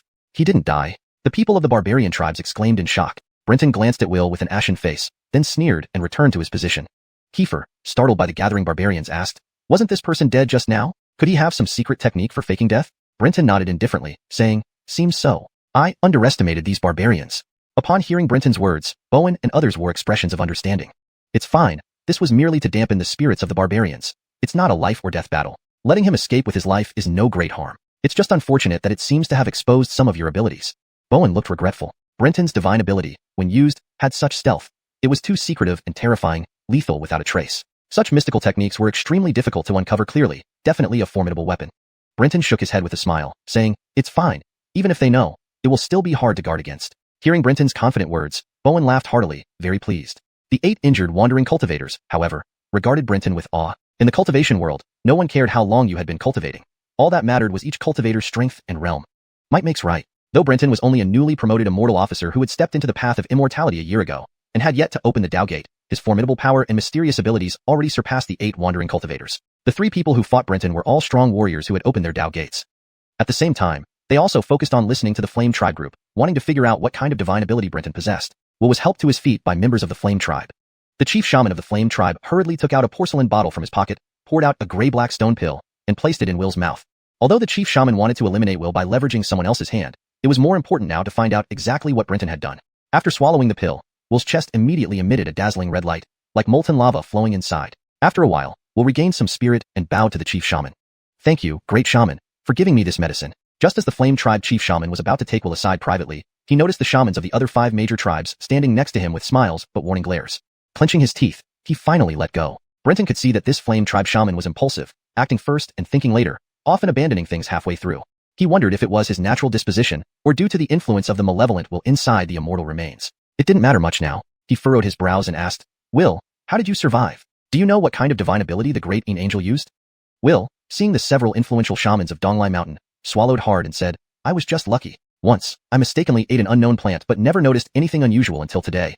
After I died, the effect kicked in, putting me in a brief state of false death, thus escaping." Everyone lit up with interest. There was such a precious herb in Donglai Mountain. They asked eagerly. Will sighed, "That plant has leaves like leeks, blooms 3 white flowers with 3 petals each, and gives off a special aroma that whets the appetite. But in all these years, I've only seen it once, and never again afterward." Several shamans sighed deeply, though their eyes revealed disbelief. Of course, no one believed it. After today, they would likely rally the whole tribe to search for this treasure. After some commotion, the chief shaman of Dongyang tribe asked, "Do you know what divine ability the great angel used?" Will shuddered, saying, "It was an illusion." This revelation shocked everyone because illusions weren't rare. Why was it so bizarre? "Are you sure?" Will nodded affirmatively. "How did you fall victim to it?" Will looked puzzled, shaking his head stupidly. Everyone felt stumped. While Will's information was important, it seemed useless. Illusions were indeed powerful, but few had heard of anyone being killed so quickly by an illusion alone. In the Great Wasteland, many cultivators were skilled at illusions, but most worked with others to pull victims into illusions and then kill them in reality. Even if killing enemies with illusions, it usually took a long time. They had no clear knowledge of how the illusion killed the enemy. Moreover, they knew neither how Brenton cast it nor had any protective talismans against illusions. Bowen and others understood now. No wonder those killed by Brenton showed no marks on their bodies. As for countering Brenton's illusions, Bowen wasn't worried. The competition was over, and they were still here. True combat between cultivators never adhered to one-on-one rules. Moreover, Bowen still remembered how Brenton almost killed a teen with 2 punches not long ago. This newcomer seemed to have many trump cards. Well, since the trial is over, it's late. Let's talk about other matters tomorrow. Chief Dino, please help us arrange accommodations for the shamans of each tribe, Bowen said. Dino hurriedly smiled. "Rest assured, sir. The Black Tiger tribe will do its best." Watching Bowen enter the palace, the shamans of the major tribes sighed deeply. The power of the Great Yin dynasty remained overwhelmingly strong, able to send a team with such prowess casually. Though living in remote areas, they weren't clueless. In the Great Yin envoy, only 3 wore official robes, while the others weren't official personnel. Yet, they managed to gain more victories than losses against them. Back in the palace, Bowen gave brief instructions, and everyone dispersed. Brenton told Kiefer, "I feel a breakthrough coming. I need you to protect me tonight." Kiefer's eyes lit up. "You're breaking through?" "Not to a greater realm, but I feel I can open the Dao Gate. Tonight, I want to try. With enemies surrounding us, increasing my strength by even a fraction is always beneficial." Kiefer grinned approvingly. "Relax." Taking his role seriously, Kiefer sat outside Brenton's room like a guardian deity. Grateful yet not daring to delay, Brenton reflected deeply on today's fight, which provided him much insight into using his mirage and deceit abilities effectively. His accumulated energy was ripe for advancement. Back in his room, Brenton sat cross-legged immediately, focusing his mind. Internal energy boiled within him, quickly forming a colorful bridge in the semi-real, semi-illusory world. Following the bridge with his spiritual sense, Brenton soon saw a vague gate. Without hesitation, an ineffable feeling told him he was now qualified to open it. Boom! The massive Dao Gate slowly creaked open, and Brenton's spirit entered unconsciously. ####Chapter 112, breaking through to late 8th rank. Within the Dao Gate, countless laws quietly flowed, sometimes converging and sometimes dispersing. Brenton felt like a leaf on the water of a tranquil pond, going with the flow. It was hard to describe this experience. If one had to put it into words, it was akin to returning to the womb, feeling an original, primordial state. This sensation made Brenton deeply engrossed. His divine consciousness was repeatedly cleansed in the sea of laws, allowing him to clearly sense certain impurities being washed away, making his consciousness increasingly transparent. These impurities were the corruption from the evil spirits within the immortal bones. Understanding this, Brenton felt a wave of joy. Did this mean that from now on, he had another method to cleanse his soul of the will of evil spirits? No wonder there were so many high-ranking immortal cultivators in the world. Brenton had once wondered how these high-level cultivators managed to cleanse their souls solely relying on elixirs, talismans, and magical treasures, given their limited effectiveness. Higher-level cultivators required even better quality elixirs, talismans, and treasures, which couldn't support so many high-rank cultivators. Now he knew that entering the Dao Gate could help cleanse the corruptive influence of evil spirits. However, he soon realized that although the Dao Gate could indeed cleanse evil spirit influence, the process was very slow, more like a decomposition back to its original state. Indeed, all things in the universe evolve from the Dao. In the heart of the Dao Gate, the essence of the Dao is strongest. These influences of evil spirits are not inherent to my existence, but external elements. Once inside the Dao Gate, they lose their support and ultimately decompose into the most fundamental form of the Dao. Thinking this, Brenton shuddered. If even the will of evil spirits could be decomposed into the essence of the Dao here, what about himself? Regaining his composure, he checked his divine consciousness. Sure enough, after prolonged observation, he noticed that his divine consciousness was also slowly decomposing, though at an incredibly slow rate. Breathing a sigh of relief, Brenton felt reassured by this sluggish pace. The amount of evil spirit influence within him was minimal, and the thin layer covering his divine consciousness would be the first to decompose in the Dao Gate. In a way, these evil spirits offered an alternative form of protection, allowing him to stay longer within the Dao Gate, maintaining a balance between the corruptive influence and the Dao's rules. Without them, his time inside would be significantly reduced. Realizing this, Brenton understood that the pollution from evil spirits wasn't entirely negative. Determined to make the most of his time, Brenton immersed himself in comprehending the Dao. Although it was his first time entering the Dao Gate, he sensed precisely where he needed to focus his mind. Here, time, space, length, and width held no meaning. The Dao Gate seemed both infinitesimally small and infinitely vast, filled with infinite possibilities. Brenton felt that the path of falsehood should manifest as a book. An intangible, wordless book appeared in his hands, floating in the void while his divine consciousness recited its contents. Though the book was devoid of words, a mysterious connection existed between his consciousness and the book, producing a wondrous sound. After an indeterminate amount of time, Brenton's divine consciousness trembled, and before he could fully react, he found himself back in his room. Phew, he sighed, glancing out the window to see the sun already risen. I didn't think I'd been in the Dao Gate for an entire night, he mused. Looking down, he saw a Dao essence emanating from his body, similar to Aemon and Dong Ellsworthunian. A smile spread across his face. He didn't attempt to conceal the essence because only 7th-rank cultivators could achieve this feat, returning to simplicity. Opening the door, he saw Kiefer sitting cross-legged outside. Upon seeing Brenton, Kiefer stood up and examined him, noting the flowing Dao essence with delight. He bowed and congratulated. Congratulations on your progress in the Dao Gate. Feeling joyful, Brenton observed Kiefer's wounds, now barely visible lines. Thank you for protecting me. How are your injuries? Kiefer waved dismissively. No worries. My body, being 8th rank, is gradually shifting towards immortality. Minor wounds are nothing serious. Brenton nodded. Kiefer's immortal bone came from Seamus, an ancient god general who became an immortal corpse without a head after decapitation. After reaching 8th rank, Kiefer's body started transforming, acquiring partial immortality traits. Still, his head remained a vulnerability. This conversation reflected the deep trust between them. Immortal cultivators kept their bones secret to avoid exposing weaknesses. They chatted briefly before others emerged from their rooms, congratulating Brenton on his advancement to late 8th rank. Bowen expressed admiration for Brenton's rapid advancement. Apart from the number, quality, and rank of immortal bones, cultivation advancement faced few obstacles, mainly requiring sufficient spiritual qi. Given Brenton's swift progress, he must have an abundant supply of spiritual qi or exceptionally high-quality immortal bones. Yesterday, thanks to everyone's efforts, we intimidated the Donglai tribes. Today, they won't dare act rashly. Let's complete our mission and return quickly. The Donglai Mountains remain dangerous wilderness. Agreed, several cultivators concurred. Joining Bowen at the meeting place, they found all tribal shamans waiting. Seeing Bowen and his companions, the shamans greeted them respectfully. After some casual chat and refreshments, Bowen addressed them. I am here on 2 missions. First, I've been ordered to investigate the recent conflicts in Donglai Mountains and resolve them. Secondly, the Imperial Court received intelligence that celestial dogs roam these mountains, suspected of causing unrest. To prevent further issues, we need your cooperation to find and eliminate these celestial dogs. Chapter 113, Mediation. After listening to Bowen's words, the shamans from various tribes did not show much surprise. The envoy from the Black Tiger tribe had already informed them ahead of time. They were not surprised by the mediation attempt since it was one way for the Da'in Empire to control the tribes beyond its borders, showcasing military prowess and intimidation.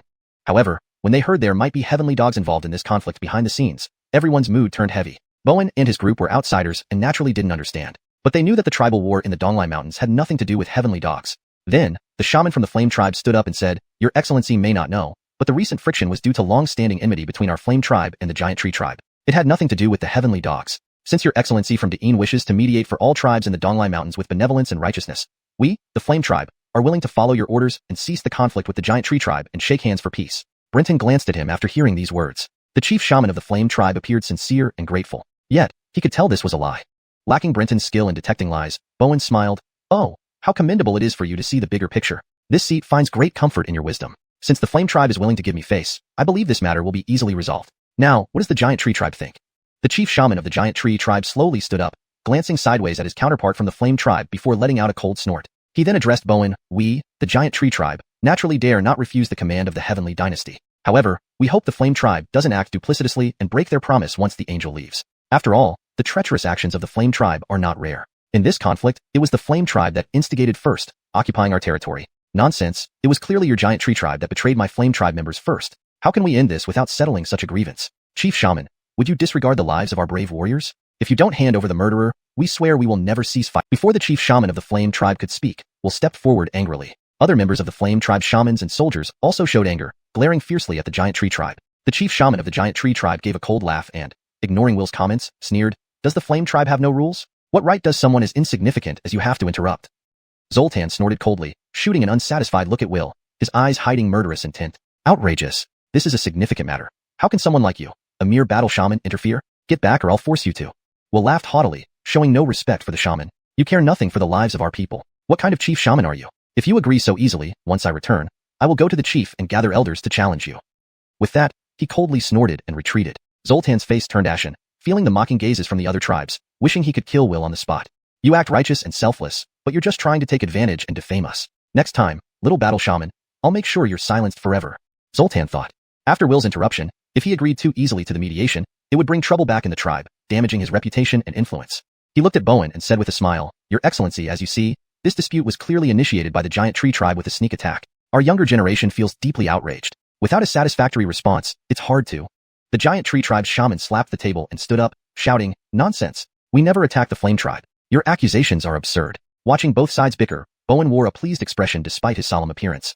"Hold on a moment. Both of you are chief shamans, surely not baseless in your claims. From what I see, the attack on the Flame Tribe indeed has some mysterious elements." At these words, the expressions of the two chief shamans instantly changed.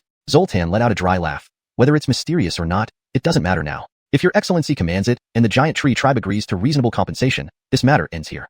The Giant Tree Tribe's shaman paused, then grinned. "Compensation? You wish. Our tribe suffered more, and you occupy our territory. If anyone should compensate, it's the Flame Tribe. Also, you must withdraw from our land, or the people won't accept it." Zoltan's face paled, confused by the sudden change in the Giant Tree Tribe's stance. But soon he understood. Since the Flame Tribe holds the upper hand, pulling Da'in into this means, even in the worst case, things remain as they are. This is using Da'in's power.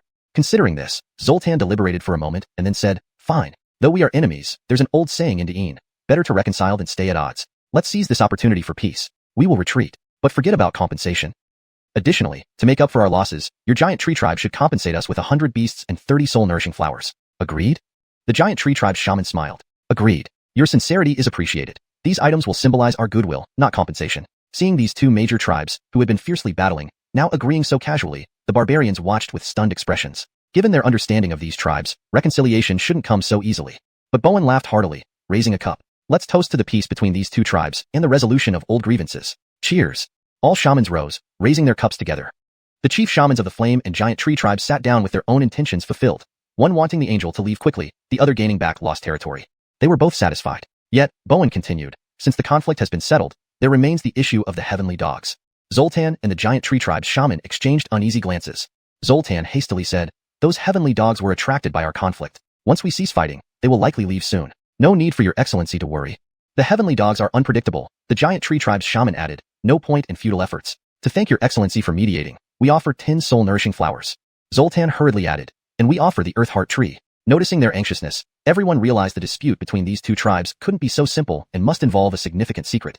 Bowen laughed. "I appreciate your offers, but capturing the heavenly dog is as important as resolving your dispute. If I fail to bring back the heavenly dog, I will be punished, which cannot be remedied by just a few soul-nourishing flowers or an Earth Heart Tree." Chapter 114, The Cemetery Forest. Attention, all tribes of the Donglai Mountains. Each small tribe shall send 1 shaman and 100 soldiers. Each medium-sized tribe shall send 3 shamans and 300 soldiers. Each large tribe shall send 10 shamans and 500 soldiers. Follow my command. I intend to thoroughly search every corner and find the celestial dog. Bowen gave orders crisply and clearly. The great shamans of the Flame Tribe and Giant Tree Tribe wanted to say something but ultimately had no choice but to rise and accept the orders. Fenwick cast a cold glance at Gale as he turned around. If not for him, there wouldn't be so many troubles. After Bowen finished arranging other matters and agreed on the gathering place between the Flame Tribe and Giant Tree Tribe, the shamans of each tribe led their people back to gather their forces. Seeing that all the barbarians had left, Brenton said, "It seems the Flame Tribe occupying the Giant Tree Tribe's territory holds a great secret." Bowen smiled. "That's natural. Barbarians are just barbarians. They can't hide things and don't even know how to act. However, our main goal this time is still the celestial dog. If we have the opportunity, we'll take a look, but if not, we must focus on capturing the celestial dog. Yes.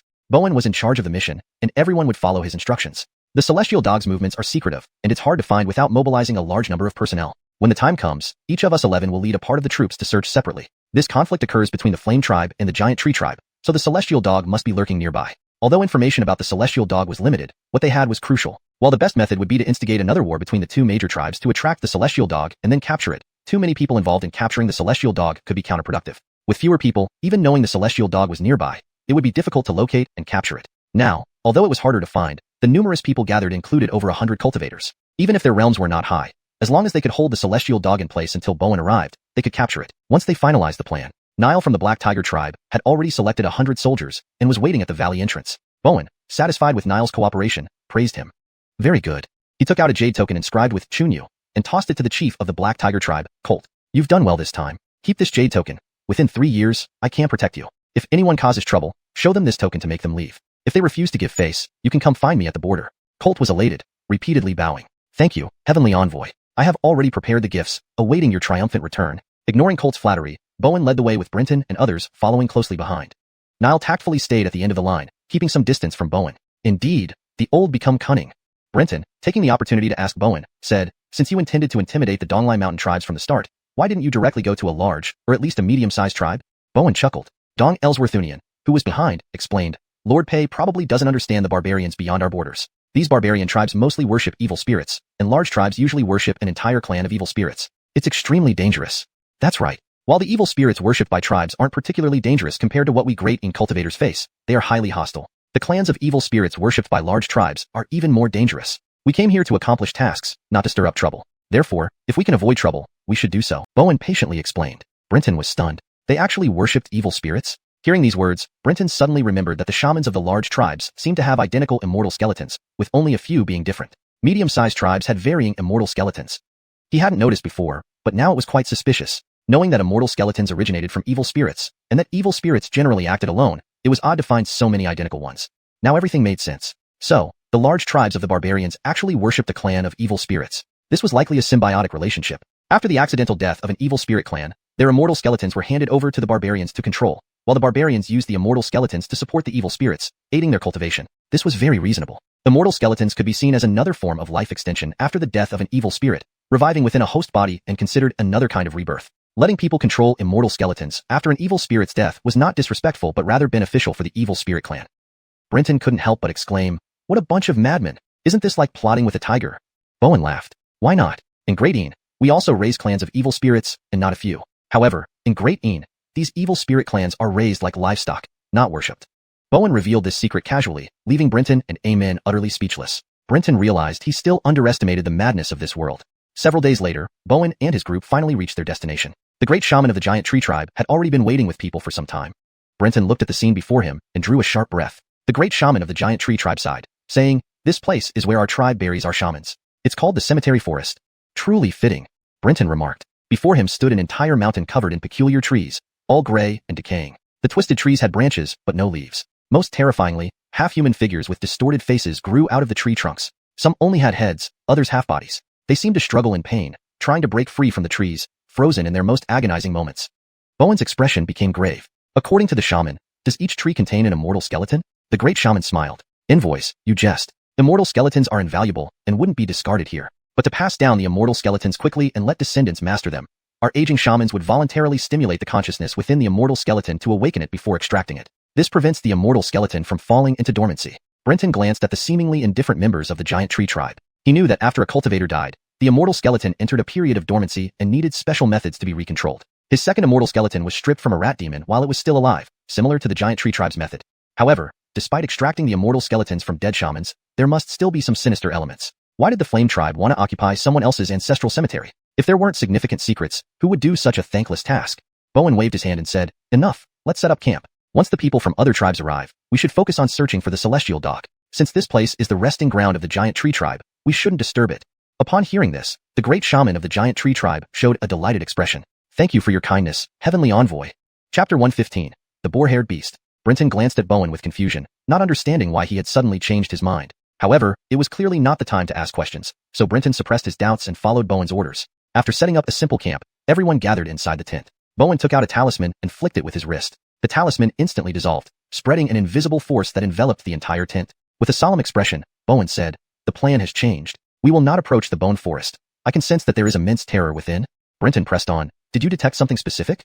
"Yes. Just a glance made me feel profoundly uneasy. My body stiffened, and I felt a chill all over. Your realms are too low, so it's normal for you not to sense anything. I can feel that entering there would likely result in death." Hearing this, everyone immediately treated the bone forest as forbidden ground. Bowen would not joke about such matters. "But what if the heavenly dog runs into the bone forest? What should we do?" Bowen replied without hesitation, "Then we will report the mission as a failure and return immediately. Afterward, we can report this incident. I didn't expect such a terrifying existence in the Donglai Mountains." Shifting his tone, Bowen began assigning new tasks to the group, steering clear of further discussion about the bone forest. Bowen is evidently wary of whatever exists in the bone forest, unwilling even to speak more about it, clearly fearing to attract its attention, thought Brenton, deciding to stay far away from there. Despite not knowing Bowen's exact strength level, he was undoubtedly at least at the 6th rank. If even he was cautious, Brenton dared not provoke it. As time passed, troops from various tribes arrived one after another. 8 independent cultivators gathered their people and started searching the mountains. The Donglai Mountains were vast, with towering peaks and dense forests. These people, spread out, created ripples in the stillness, but then disappeared into silence. Following this, Ameni also received his orders. After instructing Ameni carefully, Brenton went to meet his own troops. He was responsible for commanding the Flame Tribe and 3 medium-sized tribes' forces. Glancing at the shamans from these tribes, Brenton furrowed his brows. Indeed, the Donglai Mountains hide many talents. These shamans are all unknown to me. The great shaman of the Flame Tribe was at Bowen's camp. Not participating in the search but accompanying Brenton was a middle-aged shaman named Gabriel, around 40 years old, along with 4 younger shamans from his clan. Among them, only Will was familiar to Brenton. He had never met the others. Gabriel smiled. "Angel jests. This opportunity is rare. The great shaman wishes for our young shamans to gain more experience and learn from you."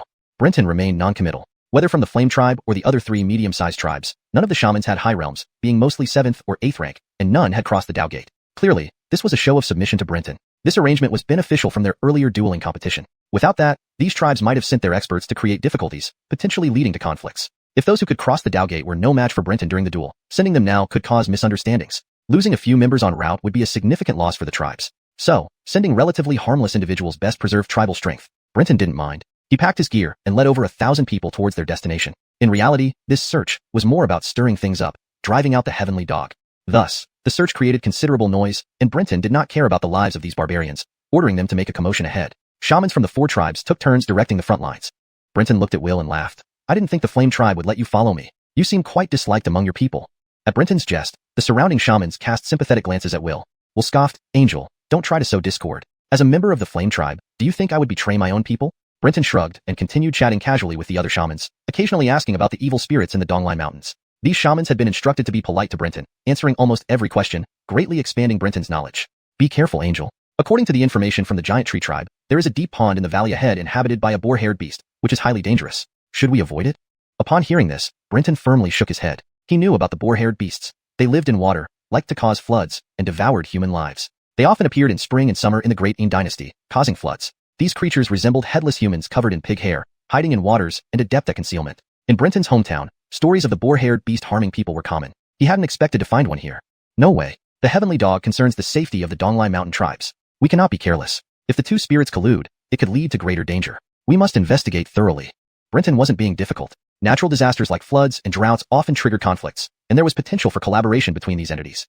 But the shaman hesitated. Brenton smiled. "With so many shamans, should we fear a single boar-haired beast? Even if the heavenly dog isn't here, we can eliminate the boar-haired beast, ensuring peace and safety for you."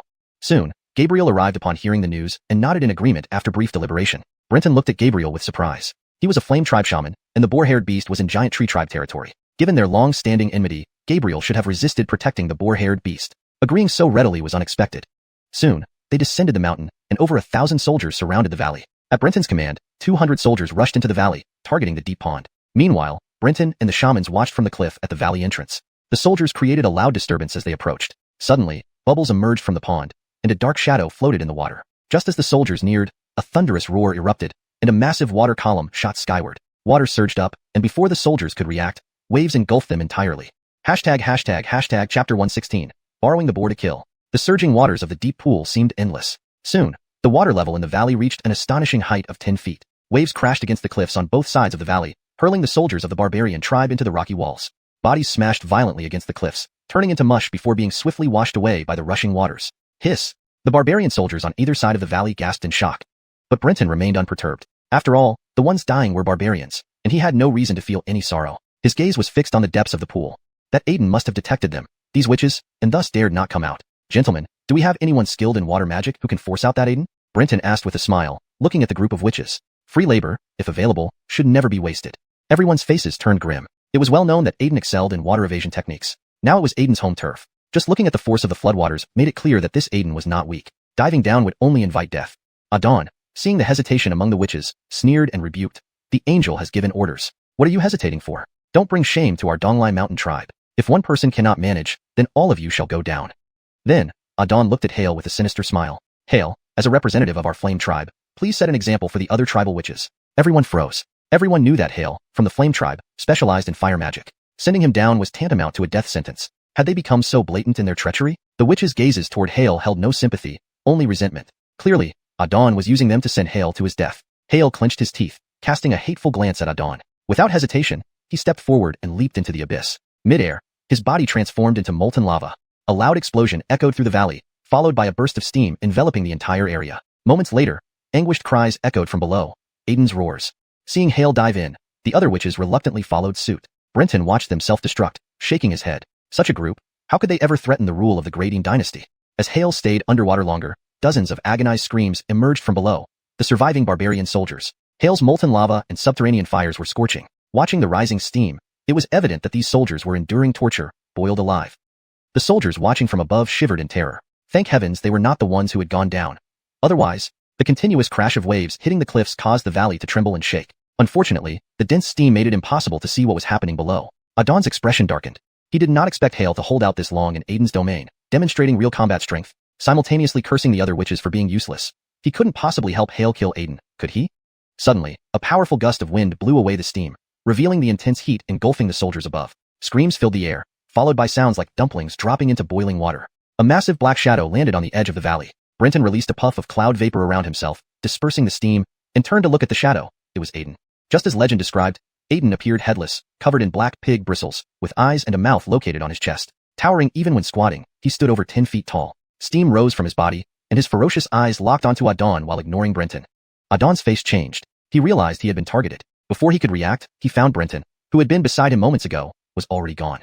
Trouble, Adon thought. Aiden assumed Brenton had fled, leaving Adon alone. Seizing the opportunity, Aiden roared and summoned a wave of steam that surged towards Adon.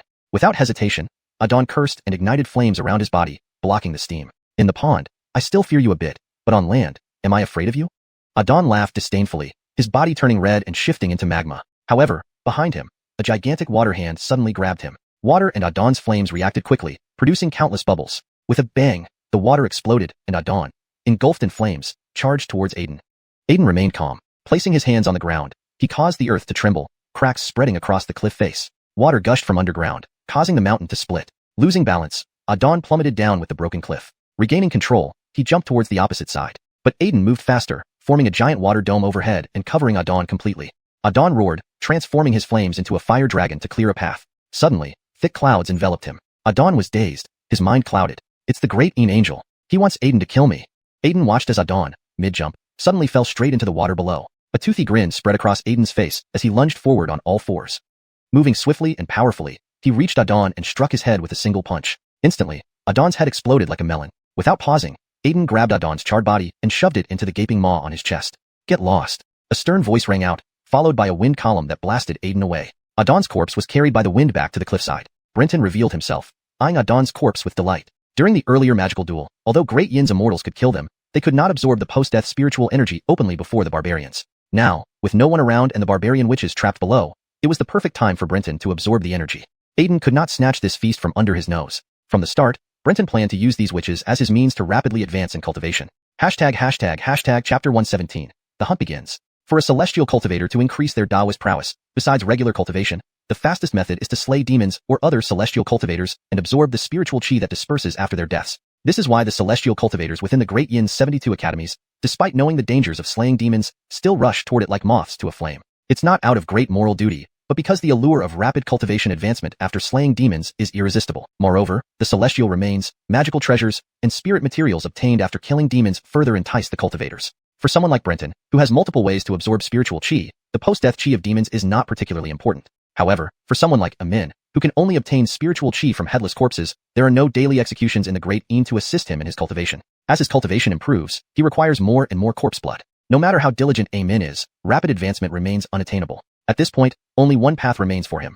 Kill demons, decapitate alien races, and plunder their spiritual chi to boost his own Taoist prowess. Cultivators like Min are countless in the Great Yin, especially within the Hall of Heroes. This time, they each led teams, but the Donglai mountain tribes did not send their experts with them, fearing they might be manipulated by the Great Yin's celestial officials and lose their lives. As long as everything is done cleanly, the Donglai Mountains, even if aware that the dead shamans were killed by the Great Yin's celestial officials, would not dare to investigate. Thus, Brinton had no reservations when killing. Having just entered the Taoist realm, he needed to rapidly enhance his cultivation and gather spiritual chi to prolong his stay within the Taoist realm. These shamans came looking for trouble because they knew this area was Raphael's territory. While Raphael's Taoist prowess was significant, it wasn't overly high, just threatening enough without being fatal. Otherwise, the Jumu tribe wouldn't leave Raphael here. Based on his observations, Brinton confirmed that Raphael's strength was around 8th rank perfect, nearly reaching 7th rank. Difficult, but not life-threatening for Brinton. Now, Raphael confronted Brinton merely because Brinton had stolen his prey, fueling his resentment. These low-witted yet vengeful creatures wouldn't retreat without facing Brinton and suffering a loss. Want it? Here you go. Brinton absorbed the dispersed spiritual chi of the deceased Alfredo quickly and then threw the corpse towards Raphael. Raphael dodged swiftly, letting the corpse hit near him. Seeing that Brinton seemed to have no intention of attacking, he immediately seized Alfredo and began tearing into the body, his eyes burning with hatred for Brinton, though Alfredo had little remaining spiritual chi. With the corpse, Raphael didn't flee. Instead, he ate in front of Brinton, devouring a good portion of Alfredo before long. By now, the steam surrounding the valley had dissipated. Soldiers watching saw Raphael feasting on the human body and screamed wildly. Soon, the shamans below used various methods to jump up the cliff, all bearing visible injuries.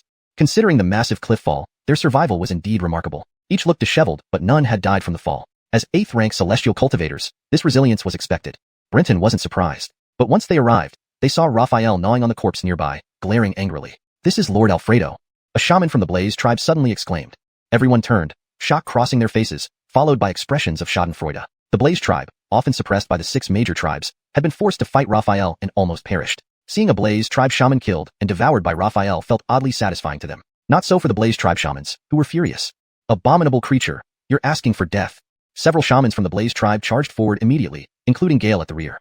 3 shamans from mid-sized tribes hesitated before also rushing in but were stopped by Brinton. "Not in the water, the Blaze tribe's fire wouldn't recognize you. Stay close to me and watch the Blaze tribe shamans display their prowess." The 3 shamans smiled, fearful of the Blaze tribe's reputation but never intending to help. With Brinton's words, they readily agreed, standing guard in front of him. Raphael, seeing so many cultivators charging, hesitated before dropping the corpse and fleeing. The cliff wasn't his territory. Despite his low intellect, he wouldn't foolishly confront the shamans directly. One chased, one fled. They soon vanished from sight. No need to worry about them. The Blaze tribe won't let a lost shaman go. Gather the soldiers and continue searching for the heavenly dog. The shamans nodded and complied. They surrounded an invisible presence, muttering something. Brinton chuckled. His Mirage Realm and deception skill could deceive even an 8th rank cultivator, much less these weaker ones. He cast the Mirage Realm on them, making them believe they were surrounding him. "With these witnesses, no matter how many die in the Blaze tribe, no one will suspect me." Saying this, Brinton immediately pursued Raphael. The few Blaze tribe shamans would be enough to stabilize his 8th rank. Brinton licked his lips eagerly. Raphael, being a water-dwelling demon, moved slowly through the forest. Brinton caught up quickly, finding flashes of fiery light ahead. A few shamans, fully engulfed in flames, were battling Raphael. His pig-like fur was charred black, barely able to draw water from the ground. Without hesitation, Brinton struck with a punch. A Blaze tribe shaman aiming at Raphael vanished, appearing beside Brinton. Before the man could react, Brinton's fist landed on his chest.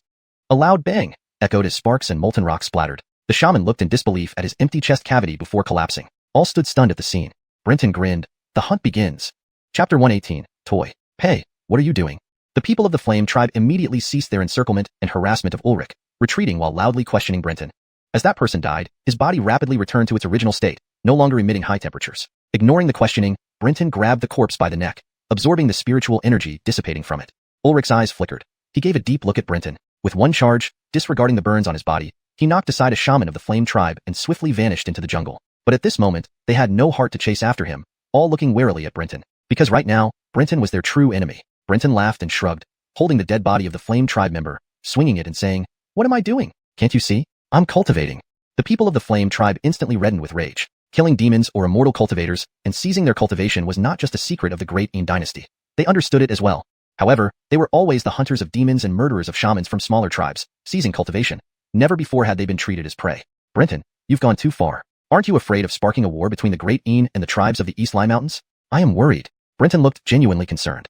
He didn't rush into action. He hadn't finished absorbing the spiritual energy from the corpse, so he was happy to prolong the time. Why did you dare to openly murder a shaman of our flame tribe? As they spoke, they were about to rush forward to fight Brenton to the death. Agneta hurriedly stopped them. Agneta, what are you doing? Agneta sighed and said, I hate it too, but this Brenton is powerful, skilled in illusions, and fears nothing more than group battles. Our numbers do not give us an advantage. Now is not the time for revenge. It's important to report this incident to the tribe. Apart from Agneta, who attended the previous meeting with the Black Tiger tribe, there was no second person from the Flame tribe present. Now hearing Agneta seemingly embolden others while undermining their own, they became furious. Some even cursed, Agneta, I never thought you would be such a coward. We know you lost to this person, but your loss doesn't mean we will lose. Yes, standing unmoved while a fellow tribesman dies before your eyes, you even talk of fleeing. Agneta, you disgrace the name of the Flame tribe shaman. If you don't dare to act, we will. If you want to escape, then run. 4 or 5 shamans of the Flame tribe loudly condemned Agneta, practically reducing him to a traitor. All but pointing at Agneta and calling him a traitor of the tribe. Brenton watched with speechlessness. At this critical moment, these savages still couldn't unite and instead chose internal conflict. Feeling the dissipating spiritual energy from the corpse was nearly depleted, he casually tossed the corpse aside. This move instantly relieved Agneta from being blamed by everyone. Brenton's actions were an unprecedented humiliation to the Flame tribe. Without further ado, they turned into 5 streams of fire, rushing towards Brenton. Agneta's expression turned serious as he slowly retreated but didn't leave. He simply watched the battlefield. The 5 streams of fire moved incredibly fast, like 5 meteors, reaching Brenton almost instantaneously, as if they had coordinated their attack. But Brenton remained unperturbed. He blew out a puff of cloud breath. The mist unfurled, enveloping and hiding Brenton within it. The 5 shamans of the Flame tribe wore mocking expressions. Such a trivial trick. How could it evade their powerful strike? Though they didn't know what method Brenton used earlier to transport the victim to appear before him, as shamans of the 6 major tribes of East Lai Mountains, their arrogance led to overconfidence. They believed that with 5 of them together, they could even battle a 7th-rank Immortal cultivator. Boom, boom, boom. The 5 fireballs struck Brenton's location almost simultaneously.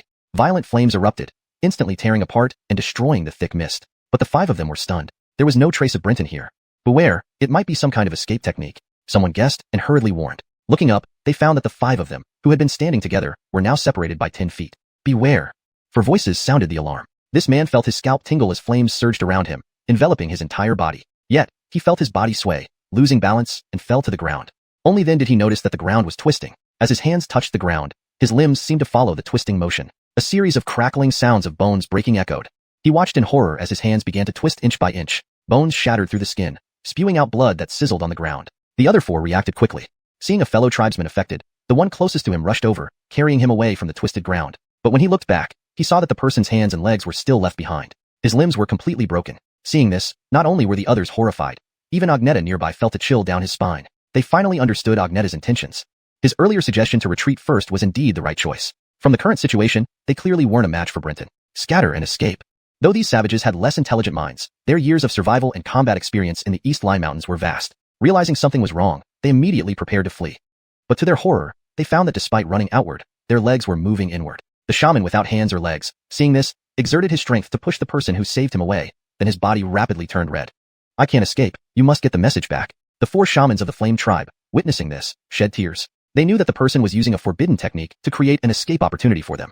A loud explosion, endless flames erupted, and the 4 shamans immediately found that the force restraining them had vanished. They turned and fled. Their bodies turned into molten lava, resisting the violent impact, desperately escaping. Seeing Agneta still standing there foolishly, they yelled, "Why aren't you running?" But just as he shouted, everything before his eyes blurred. He found himself nearly at Agneta's side, yet suddenly very distant, with Agneta and 2 other fleeing tribesmen ahead. Suddenly realizing something was wrong, before turning his head halfway, he saw another tribesman beside him in utter terror. Then, he felt intense pain in his chest. A pair of fists pierced through both of their hearts. It's this teleportation technique again, with 2 cries of agony. The 2 lucky survivors glanced back and were terrified. They lost all courage to fight. Just as they were about to flee, they noticed Agneta stepping forward, blocking their path. Chapter 119, The Spy. Die.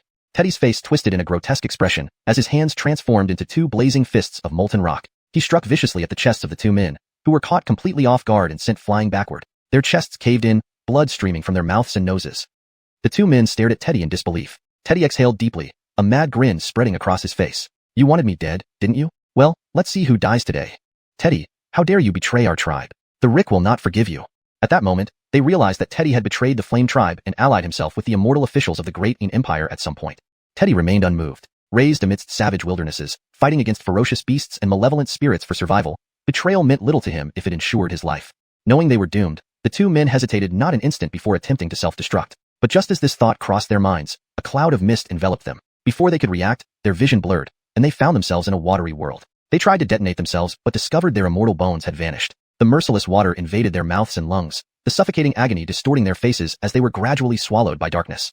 Teddy watched as the mist dissipated, revealing the twisted, lifeless bodies of his two tribesmen. He shuddered, then knelt before Brenton. Teddy pays respects to Master. Brenton acknowledged him with a light hum, dragging the two corpses toward the last two flame tribe shamans, beginning to absorb the spiritual energy leaking from their bodies. With a fervent gaze, Teddy kept watch around them.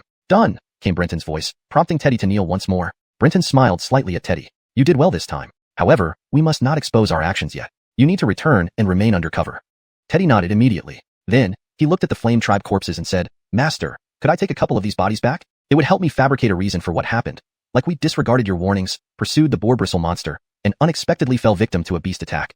"As you wish." After considering for a moment, Teddy carried one of the most recently deceased bodies, bowed to Brenton, and disappeared into the jungle. Only after Teddy vanished completely did Brenton begin to stage the scene, disguising the bodies as victims of a beast attack. Ever since Brenton revealed himself as a 5th-rank immortal cultivator during their earlier encounter, he had subjugated Teddy. On that day, Teddy confessed that the internal situation of the flame tribe was unstable. The Rick had used harsh methods to suppress dissent and targeted those who opposed him. Teddy's own group had been one of the persecuted, so if Brenton hadn't killed him, the Rick surely would have found a way. After learning this information, Brenton formulated his plan. He instructed Teddy to join the search team, making sure Brenton became the supervising immortal official. Upon joining forces, Brenton would use the Mirage Realm to acquire all the Flame Tribe members' data through Teddy. Except for Alfredo, the other shamans weren't too formidable. Learning about the nearby demon nests from Teddy, Brenton deliberately led everyone closer to the boar bristle's lair. Later, Teddy would use the Flame Tribe's fire techniques to create steam and obstruct everyone's view, allowing Brenton to kill Alfredo. Though the boar bristle's escape and subsequent pursuit by the Flame Tribe members were not part of his plan, they gave Brenton the opportunity to eliminate everyone. Logically, sending Teddy back to the Flame Tribe after so many deaths wasn't ideal. Even if Teddy wasn't suspected of betrayal, losing so many shamans would lead to severe punishment for him. The Rick certainly wouldn't let this chance pass. However, because of the loss of so many shamans, the Rick's power was weakened. Those opposing him wouldn't allow him to execute Teddy easily. After weighing the risks, Teddy's return would likely result in punishment, but not death. Most crucially, Brenton was curious about what lay within the Bone Forest, a place even the large Flame Tribe and Giant Tree Tribe held significant interest in. His mission for Teddy was to uncover the secrets of the Bone Forest. Even if Teddy failed and died, it wouldn't be a great loss for Brenton. Satisfied with his staging, Brenton released the mist and vanished. Sometime later, two figures emerged from the earth. A young woman clad in a fur skirt with bone earrings, and a heavily painted, rugged man of indeterminate age. Both were clearly barbarians. "Why did you stop me from coming out? How could you stand by while the great Een people slaughtered our kind?" the girl asked angrily. The man chuckled. "The barbarians in Donglai Mountains are like wild men. Why risk exposure over a few of them? Didn't forget our mission? But even wild men don't deserve such treatment from the great Een." The man sighed. "And, remember we left secretly. Killing these officials might attract more attention. Besides, it seems the great Yin's objectives differ from ours. If they knew the 6th and of the golden tint bucket was here, this guy. Damn it!" She stomped her foot, kicking aside a severed head. "They're all useless." Brenton moved stealthily, returning undetected. He dispelled the Mirage Realm. Not one of the 3 tribe shamans noticed anything amiss. Indeed, the illusionary powers of the flying snake wings were formidable. Chapter 120, Persuasion. Hale carried the corpse and found a large insect's lair. After killing it, he removed its claws and used them to leave claw marks on the body, also deeply wounding his own chest. Only then did he rush back to the tribe with the corpse. Hale was smart. He knew if he sought out the Great Witch Doctor, the latter would certainly make things difficult for him. Since the Great Witch Doctor was accompanying Bowen, returning to the tribe without the Great Witch Doctor around meant the chief of the Flame Tribe wouldn't dare to make things hard for him. After all, the Great Witch Doctor had become far too tyrannical, severely undermining the chief's authority. Indeed, without the Great Witch Doctor holding sway in the tribe, although his men wanted to execute Hale, the chief insisted that this was not Hale's fault and retained him under the pretext of needing able hands at a crucial time. He was merely punished lightly with 100 lashes, a minor penalty. For an immortal cultivator, such flogging didn't cause much bodily harm. It was only a bit of skin pain. When Hale returned to his room, Chief Arthur of the Flame Tribe soon walked in, carrying medicine with a gentle expression. "The affairs of the tribe are dominated by the Great Witch Doctor. Although he isn't here now, I still need to consider his thoughts. The flogging was not my intention. I hope you don't hold it against me." Hale sighed as he looked at Chief Arthur, who was not yet 20 years old. "Chief, don't worry. I understand your predicament. However, the Great Witch Doctor has indeed overstepped his bounds. His role is to convey the totem's will, yet he infringes on your authority. Those in the tribe who support you, like myself, are many. He can kill one of us, but can he kill everyone who opposes him and supports you?" Arthur's face changed, quickly stepping to the door and looking outside. Seeing no one eavesdropping, he carefully returned and said, "Be cautious. There may be ears behind walls." Seeing Arthur's nervousness, Hale felt both pitiful and sad despite having betrayed the Flame Tribe. For a tribe chief to be so anxious and unable to find peace was truly pitiful. So his words were not entirely false. As Arthur applied medicine to Hale's wounds, tears streaming down his face, he said, "Hale, how could I not understand your sentiments? But the Great Witch Doctor is a 6th-rank power, and most of the tribe's shamans follow him. How can I, a mere mortal, contend with him? So, for your own sake, don't provoke him." Hearing this, Hale laughed loudly. "Hale you." Arthur seemed unsure how to respond, thinking he might have hurt Hale's feelings deeply. This caused him great anxiety. If he lost the support of people like Hale, he'd never have a future. But then Hale punched the bedboard. The great Qin dynasty has a saying, if the sovereign is disgraced, the minister dies. Though I'm no grand figure, I understand this principle. Seeing you endure such humiliation, how can I remain indifferent? As long as I live, I'll fight against that old villain. Arthur shivered, tears flowing uncontrollably. But don't worry, Chief. I'm not reckless. I know our current situation, but there's an opportunity now. Arthur was stunned and hastily wiped away his tears. What opportunity? Hale whispered. Among the envoys from the Great Qin dynasty, there is a 6th-rank expert. From my observations, the Great Witch Doctor can't match him.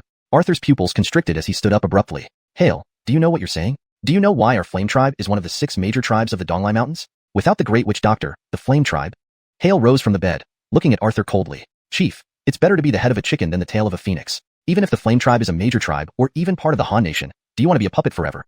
Arthur appeared dazed, pacing around the room as if he'd lost his soul. After a while, he stopped and looked at Hale, asking, are you telling me that the 6th-rank envoy from the Great Qin dynasty approached you to cooperate in eliminating the Great Witch Doctor? Hale shook his head immediately. You think too highly of me, Chief. If the Great Qin envoy really wanted to eliminate the Great Witch Doctor, why would he need me? He could kill him directly. This improved Arthur's expression somewhat. If Hale were cooperating with the Great Qin envoy, it would amount to betraying the entire tribal confederation. They could use outsiders to their advantage, but couldn't collaborate with enemies. You're planning something. The Great Qin envoy isn't stupid. Hearing this, Hale's eyes lit up. Moving closer to Arthur, he asked softly, recently, our tribe competed with the giant tree tribe over a bone forest. Based on my secret observations, the Great Qin envoy seems very interested in the bone forest. If there's something precious enough to interest him, once he finds out, won't he seize the chance? At that point, won't he engage the Great Witch Doctor in battle? If successful, even the Great Witch Doctor of the giant tree tribe might not survive.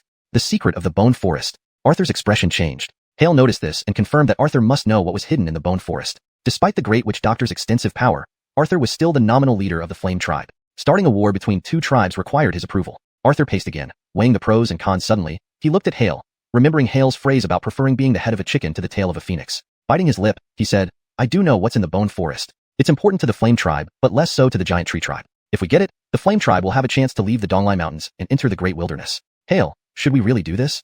Hale replied without hesitation, Chief, you said chance. But how big is that chance? Although Arthur hadn't explicitly said what it was, Hale had guessed. A perfectly suitable immortal skeleton for a witch of the Flame Tribe. To move out of the Donglai Mountains and be accepted by the Han Nation, they needed at least 1/5 rank immortal cultivator. However, controlling an immortal skeleton was fraught with danger. Hale doubted the Great Witch Doctor could succeed. Should he fail and die, the Flame Tribe would lose its 6th rank expert and drop from the ranks of the top 6 tribes. No wonder Arthur hesitated. The risk of failure was too high. Once the Great Witch Doctor died, power would return to Arthur anyway. Weighing the options, Hale took a deep breath and asked, Chief, I have an idea what it is, but have you considered this question? What?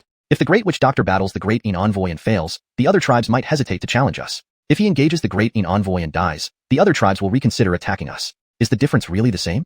Arthur was taken aback, shivering. He took a deep breath and looked at Hale. You're right. You, Hale, are correct. Hale smiled, knowing he had completed the task given to him. Chapter 121, Dog Barking. Jeremy had already made up his mind, and thus no longer hesitated. He whispered the secret of the bone forest into Teddy's ear. Teddy's face changed dramatically upon hearing this, looking at Jeremy with disbelief. Is what you say true, Chief? Jeremy nodded. It is true. That's why I let the great shaman go after it. Though I am not a shaman, I know that trying to control that thing is sheer madness. It is the path to death. Teddy clenched his fists, his body trembling slightly. He affirmed Jeremy's thoughts. Such a thing could only be coveted by legendary 4th or 5th tier powerhouses. He wondered where the great shaman got the audacity to touch it. With the secret out, Jeremy felt a sense of relief and contentment. Now the problem is how to inform the people of the Great Qin Empire without anyone knowing. It wasn't hard to relay the message to the Great Qin Immortal officials. The challenge was doing it secretly. Such actions were tantamount to betraying the barbarians. If discovered, he wouldn't be able to survive in the Great Wilderness, much less hold the position of chief. Teddy smiled. Chief, this isn't difficult. Do you have a plan? Teddy nodded. The immortal official who leads the expedition has the great shamans of various tribes around him. Sending him a message would be extremely difficult, but there are other immortal officials of the Great Qin Empire as well. Our supporting contact this time is an immortal official named Brenton. His immortal remains excel in illusions. As long as he pulls me into an illusion, who can eavesdrop or detect that we're sending a message?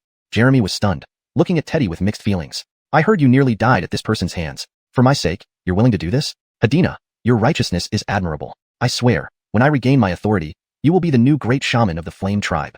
Overwhelmed with joy, Teddy bowed deeply. To maintain appearances, please issue an order to gather some shamans and warriors. Let me lead them to find Brenton. Since the shamans assigned for support have all perished, reassigning others is reasonable, and no one will suspect anything. Jeremy nodded, yet still asked out of concern, but your injuries? For the chief, these minor wounds are nothing. Touched, Jeremy patted Teddy on the shoulder, saying, fine, you must bear with it for now. Soon, Jeremy, as the chief, gathered the tribe's shamans and selected 7 8th-tier shamans, led by Teddy, to support Brenton. The reason was simple. Only Teddy knew where the great Immortal official was currently stationed, and it also gave Teddy a chance to make amends. Without the great shaman present, others couldn't oppose him. Excited, Teddy rode swiftly with his men toward Brenton. In the bone forest, and Lexia and the burly man stood among the bone trees, watching birds being startled from the mountainside forests. Their faces were grim. Behind them crouched a huge crimson dog, about 2 people tall, with a ferocious appearance but now very obedient. Looking ahead, it didn't dare breathe heavily despite being significantly larger than the barbarians. Lexiato, these people are pushing too far. At this rate, they will eventually enter the bone forest, said Lexia. Lexiato sighed. The Immortal official from the Great Een Empire might have detected something unusual in the bone forest, but he's just 6th tier. He won't risk it. And, you worry too much. Hearing this, Lexia turned and angrily stomped on the head of the red dog. The dog immediately whimpered pitifully. Why did I send you here if you meddled in the tribal war and attracted attention from the Great Een Empire? If this weren't a critical moment, I'd skin you alive. The dog looked pitifully at Lexiato, seeking help. Lexiato sighed, and, the heavenly dog isn't to blame. To recover quickly, it needs many corpses. Didn't the buck send it here to incite war and create more corpses? You shouldn't blame it like this. I don't care. Failing at such a simple task, and calling itself an evil spirit? Shameful. She kicked it again in anger. The dog became even more miserable. Who would have thought that the Great Een Empire would interfere so much in matters between the Donglai Mountains barbarians? Wouldn't wars benefit the Great Een? Even the ministers of the Golden Tent Bucket didn't anticipate this, let alone a heavenly dog. Yet it dared not refute the princess. Lexiato then suggested, and, wait, now that the risk of exposure has risen, we should escalate the conflicts between tribes, finish the mission sooner, and awaken him as soon as possible. By then, we'll have control over the situation, whether to fight or retreat to another place. Moreover, even if the Immortal officials didn't come to the Bone Forest, they will report back. We may attract 5th tier or higher experts. And Lexia withdrew her foot, pondering for a while. Then she turned to the red dog. Lexiato pleaded for you. Tonight, provoke a full-scale tribal war. Fail and die. Or the heavenly dog clan will be exterminated from the Golden Tent Bucket. The dog hurriedly nodded. In the forest, Teddy rode ahead with 7 shamans rapidly approaching Brenton. They hadn't brought common soldiers, making their speed incredibly fast. By mid-afternoon, they spotted Brenton's group. As dusk approached, the forest was almost pitch black. Fires flickered as Brenton prepared for a night search. Seeing Teddy arrive, Brenton and 3 tribal shamans welcomed him. Noticing the changes in Teddy's team, they were surprised. Upon reaching them, Teddy explained first, we were attacked by other spirits while pursuing Jimu. The previous shamans were injured, so we returned to our tribe and replaced them to avoid hindering your mountain search. Brenton understood immediately, noticing Teddy's meaningful glance. Suddenly, Teddy found himself in a pavilion surrounded by light, with no one else around. Brenton sat at a stone table. Sit down. Teddy bowed. Thank you, master. Have you gathered the information I asked for? Eager to take credit, Teddy recounted how he gained Jeremy's trust and obtained the intelligence. Brenton chuckled inwardly, impressed by Teddy's lying skills. He saw no trace of guilt for betraying his tribe. A talent indeed. But learning of the existence in the Bone Forest left even Brenton stunned. You did well. I need time to strategize, do nothing else for now. With a wave of his hand, both returned to reality. Everyone's expressions changed. Bark, bark, bark. Dog barks suddenly echoed through the forest. Chapter 122. Heavenly Hound worships the moon. 100 tribes clash. Dog barks echoed urgently and densely through the mountains, making it impossible to determine their origin. The Heavenly Hound has appeared, someone cried out in pleasant surprise. After searching the mountains and driving off beasts for a whole day, many of the barbarian soldiers had blisters on their feet, yet they hadn't even seen a single dog hair. And it seemed that the Great Een celestial envoy intended to continue the search throughout the night. As immortal cultivators, they weren't affected by this, but the barbarian soldiers, being mortals, were near collapse. Unexpectedly, when all hope seemed lost, fortune shone on them again. The Heavenly Hound actually ran out by itself. However, the Donglin mountain range was vast with countless peaks and valleys, so the bark echoes made it difficult to pinpoint the exact location of the Heavenly Hound. Envoy, what should we do now? Brenton felt somewhat helpless. This Heavenly Hound certainly lived up to its reputation as a crafty dog, pulling such a trick. He began to suspect if they had been too harsh, causing the Heavenly Hound to deliberately lure them into confusion. Rest assured, Envoy, I can find where it is. At this moment, one of the shamans from the 3 mid-sized tribes stepped forward. Brenton looked at him, a shaman with bat-like ears. Thank you for your efforts. Brenton immediately agreed. The man quickly leaped towards the mountaintop, listening intently once he arrived. He extended his hands and kept calculating. After a while, he descended the mountain with a look of joy on his face. Report to the envoy, the Heavenly Hound is now in Xiaogushan, southeast of Shurgushan. Brenton, unaware of which mountain Xiaogushan was, immediately waved his hand and said, you lead the way. He then turned to Jim and said, we also need to trouble the Flame Tribe shamans to inform the other teams. If it's just based on the echoing barks, the Heavenly Bet Tribe shaman might have difficulty pinpointing the exact location. Rest assured, Envoy, Jim replied and immediately arranged for 7 shamans to send messages to different teams. Seeing this, no one wasted any time. Following the Heavenly Bat Tribe shaman towards Xiaogushan, the commotion caused by the Heavenly Hound's barking wasn't only heard by Brenton's group. Other teams also heard it and used various methods to trace the true location of the Heavenly Hound. Those without such means began approaching nearby teams, but tactically avoided the skeleton forest. Soon, Brenton's group encountered Alice and Marnie's teams. With nearly 3,000 people combined, the groups marched vigorously towards Xiaogushan. Upon reaching a nearby peak overlooking Xiaogushan, Brenton and others saw a colossal red hound standing on a tree, barking furiously. Everyone was taken aback. Marnie said with suspicion, "Is the heavenly hound mad? With all our commotion, there's no way it doesn't know we are looking for it. Yet it deliberately exposes its position to draw us here. There must be some kind of trap or scheme," Alice added with a serious expression. Despite being a giant red dog, the heavenly hound was infamous in the Great Wastes as a malevolent entity. It should not be treated like an animal. It was almost as intelligent as humans, if not more devious. Brenton was also skeptical. Knowing that few of the malevolent entities he had encountered were stupid, he did not believe the heavenly hound would foolishly seek its own demise. Whatever it intends, let's surround it at the base of the mountain and wait for others to arrive. Once the situation is under control, we will be prepared for any traps or schemes. The others nodded in agreement. They rushed down to the foot of Xiaogushan, torches burning along the way like a fiery dragon, visible to anyone who could see. Upon reaching the foot of Xiaogushan, the heavenly hound continued to bark incessantly, oblivious to their presence. Even a fool could see it was intentionally drawing them there. Other teams soon arrived at Xiaogushan as well. Seeing that Bowen and others had reached the site, Brenton's worries subsided slightly. All the shamans gathered before Bowen, waiting for his orders. Bowen was in high spirits, unexpectedly finding things going so smoothly. Although it was clear the heavenly hound wanted to cause trouble, Bowen was unworried. His concern had been locating the heavenly hound. Now that it was found, everything else was manageable.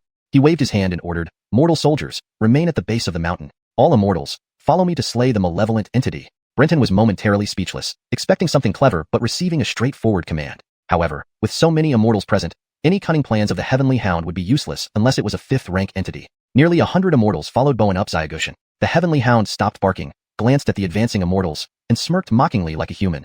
Then, its body emitted waves of bloody mist. Whoa! A howl rose into the sky. The once pure white moon was now tinged with a pale blood-red hue. Brenton, upon hearing the howl, felt an uncontrollable surge of murderous intent rise within him. An inexplicable hatred welled up, breaking his 7 vows. Brenton immediately halted, his face full of shock. Before he could process this, a wave of intense heat and a berserk roar came from behind him. "Villain, take your death." Without thinking, Brenton flew upward into the air and looked down. The attacker was a member of the Flame Tribe. But before he could retaliate, the area around the Flame Tribe shaman suddenly erupted with rampant grass and trees, piercing the shaman with branches and vines like arrows. A giant tree tribe shaman laughed maniacally. "Flame Tribe mutt, die." Madness took over. Moments later, cries and shouts filled the mountain. Amenzi's eyes turned crimson red as he tore open numerous wounds on his body, letting the blood flow freely, his claws slashing wildly with scattered weapons, indiscriminately killing Eastern Lai Mountain savages. Brenton sucked in a cold breath. No one was in the mood for dealing with the heavenly hound anymore. Tribes fought fiercely against each other, and the shamans were no exception. Mortal soldiers, already drenched in blood, fought ferociously like crazed killers. Only those like Brenton, who had attained the Tao or were 8th-rank immortals, remained clear-headed. Despite their clarity, they still felt boiling murderous intent and hatred within them. But remaining clear-headed didn't help much amidst the chaos. The great shamans of the tribes looked at Bowen and other great and celestial envoys with towering resentment. If not for them, this disaster wouldn't have happened. Without giving Bowen the chance to confront the heavenly hound, they launched a joint attack on him. Brenton gazed at the heavenly hound and finally understood why this creature was renowned in the Great Wastes. Chapter 123, Leap Forward. Brenton still did not fully understand the other divine abilities of the heavenly dog, but the current scene told him that the heavenly dog could incite primitive feelings like hatred, killing intent, cruelty, and madness in those below a certain realm. Brenton glanced at the ants furiously fighting in the nearby grass. This heavenly dog was truly a reaper of life. No wonder the Great Yin dynasty kept the tribes near the border like crops to be harvested. Apart from military training, the primary purpose was probably to help the war-crazed individuals of the Limu Shrine enhance their cultivation. The heavenly dog's ability was terrifying, but correspondingly, its cultivation was also difficult to advance without wars. Without battles, these war-dependent spirits couldn't absorb enough spirit energy for ascension. The same went for the cultivators of the Limu Shrine. Before becoming an immortal cultivator, Brenton believed the Great Yin dynasty treated its people with care, leading to political harmony and prosperity within its borders. However, after becoming a cultivator and truly experiencing some truths of the Great Yin dynasty, he realized that neither the court nor the cultivators valued the lives of commoners. Like the city of Hudson Shao he passed by, more than half of the population were mine slaves, and during natural disasters, the government showed little concern for displaced civilians.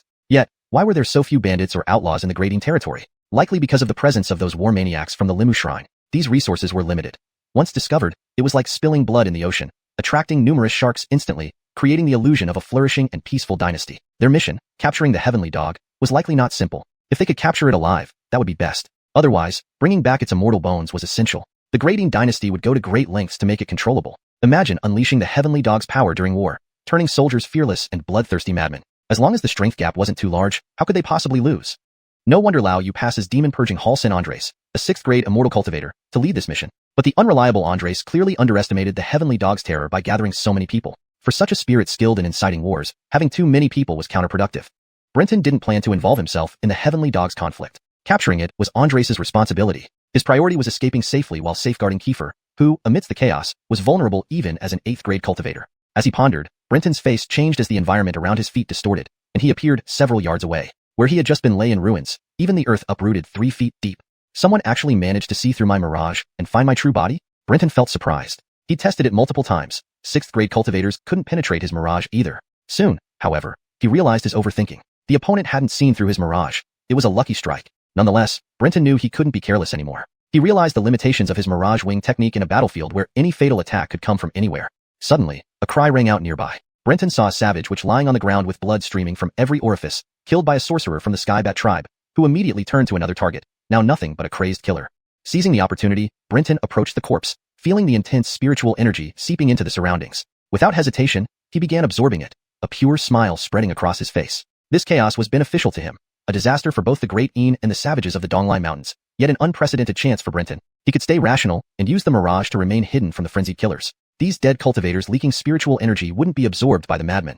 It was all for him. Looking at the carnage, Brenton almost laughed out loud. Wasn't this his fortune? He grabbed the corpses, dodging random spells and techniques while moving towards the next body, rapidly absorbing the energy. Once drained, he discarded them to reduce burden. Within minutes, all the corpses within a 300-meter radius around Kiefer were picked clean. Using 5 Directional Tai Sui, he extended tentacles to carry more bodies around him for protection and easy absorption.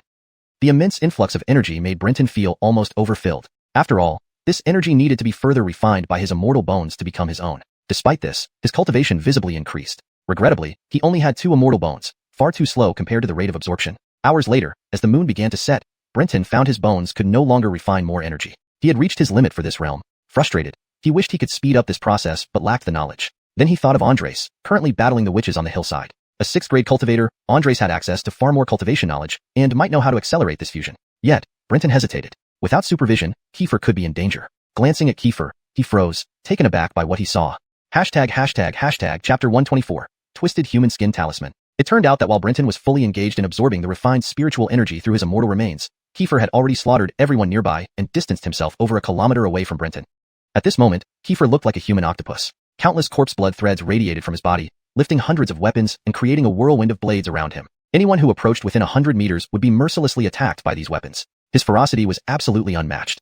If not for the influence of the Heavenly Dog's divine ability, which had driven these people into uncontrollable madness, rendering them oblivious to fear and death, Kiefer might have been able to slaughter his way through the entire barbarian army without a great shaman present. Wherever Kiefer went, he immediately became the most eye-catching target, attracting all the hatred and enmity. After all, no tribe in the Donglai Mountains held as much animosity as they did toward the Great Een dynasty. They would instantly abandon their current enemies and charge towards Kiefer like moths drawn to a flame, only to be torn apart by countless blades just like those moths. Looking at the twisted path of corpses left in Kiefer's wake, Brenton was almost ready to curse. Although he was pleased that Kiefer was so powerful, this extravagance bothered him. How much spiritual energy was being wasted? Due to the nature of his cultivation method, Kiefer's progress had always been slower than Brenton's by several folds, lagging far behind. Now, Brenton had seized this opportunity to absorb an enormous amount of spiritual energy, even reaching the limit of what his realm could bear. In contrast, Kiefer had squandered this precious chance for cultivation advancement. But Brenton understood that it wasn't Kiefer's fault. He was under the influence of an overwhelming killing frenzy. In short, Kiefer's mind was no longer coherent. Something must be done to help Kiefer regain some semblance of rationality. Brenton knew how rare such opportunities for rapid cultivation were. Missing this chance might mean waiting for a very long time. With this thought, Brenton decided to take action. While Kiefer was formidable, he was ironically vulnerable to Brenton's methods. The main challenge was figuring out how to restore Kiefer's sanity. After a brief contemplation, Brenton decided to pull Kiefer into an illusion using his mirage realm, limiting his actions before attempting to twist the effects of the Heavenly Dog's divine ability. If that didn't work, deception and fraud could still be used. It seems my resistance to the Heavenly Dog's divine ability isn't solely due to entering the Dao Gate. My immortal remains also play a significant role, Brenton mused. Deciding quickly, Brenton chased after Kiefer. Using the power of twisting reality, he slipped through Kiefer's Bladestorm defenses and appeared before him. He spat out a mist, and Kiefer froze instantly. Inside the Mirage realm, Kiefer continued to act like a madman, destroying the environment even though there were no enemies present. Brenton did not enter the Mirage realm but instead immediately used his twisting power to envelop Kiefer's brain, aiming to twist his thoughts. Inside the Mirage realm, Kiefer stumbled, his expression alternating between madness and confusion. Brenton sighed with relief. It worked, but only slightly. Since the twisting effect was insufficient, he immediately employed deception. It had the desired effect this time. Brenton managed to erase the influence of the Heavenly Dog's divine ability. However, soon after, with another bark from the Heavenly Dog, Kiefer lapsed back into madness. Brenton glared at the Heavenly Dog on Xiaoku Mountain and vowed to stew the old dog if ever he got the chance. Regaining his focus, Brenton began thinking of ways to block the Heavenly Dog's divine ability from affecting Kiefer, knowing that time was running out. They would soon be surrounded by crazed individuals. Suddenly, an idea struck Brenton. A black tentacle dragged a corpse towards him, and Brenton tore a piece of skin from the body. Biting his finger, he inscribed several twisted runes on it. Watching the human skin talisman emit a bizarre twisting force, Brenton knew he had succeeded. This was thanks to his extensive study of talismans for cultivation, which finally paid off. He applied the talisman to Kiefer, forming a twisted field around him, nullifying the heavenly dog's divine ability. Next, Brenton used the twisting power combined with deception to clear the remaining influence from Kiefer's mind and lifted the Mirage realm. Kiefer seemed dazed, his face pale, breathing heavily. He remembered his previous state of madness, as the heavenly dog's power had overwhelmed his rationality without altering his memories. Bowie, now is not the time to dwell on past fears. Look at all these corpses of immortal cultivators. Seize this opportunity to absorb spiritual energy. This is a rare chance for us to rapidly advance our cultivation. I've reached full capacity and can't refine any more spiritual energy. Now that you've regained your sanity, I need to find Bowen and ask if he has any methods to accelerate our integration. If so, tonight will be the perfect time for us to break through to the 7th rank. Brenton spoke rapidly, his body still covered in black tentacles hidden by the Mirage realm. Upon hearing Brenton's voice, Kiefer understood that Brenton had helped him regain his sanity. Feeling grateful, he immediately agreed, his eyes gleaming with excitement as he looked at the scattered corpses around him.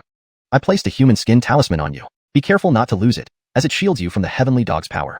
Losing it will cause you to relapse into madness. Kiefer glanced at the talisman inside his chest and nodded. Tongqin, thank you. I'll be careful. Go ahead. Brenton nodded, but found the words sounded strange. Using his twisting power, he moved away from Kiefer. After some thought, he immediately made a few more human skin talismans, discarded the corpse, and retracted the tentacles.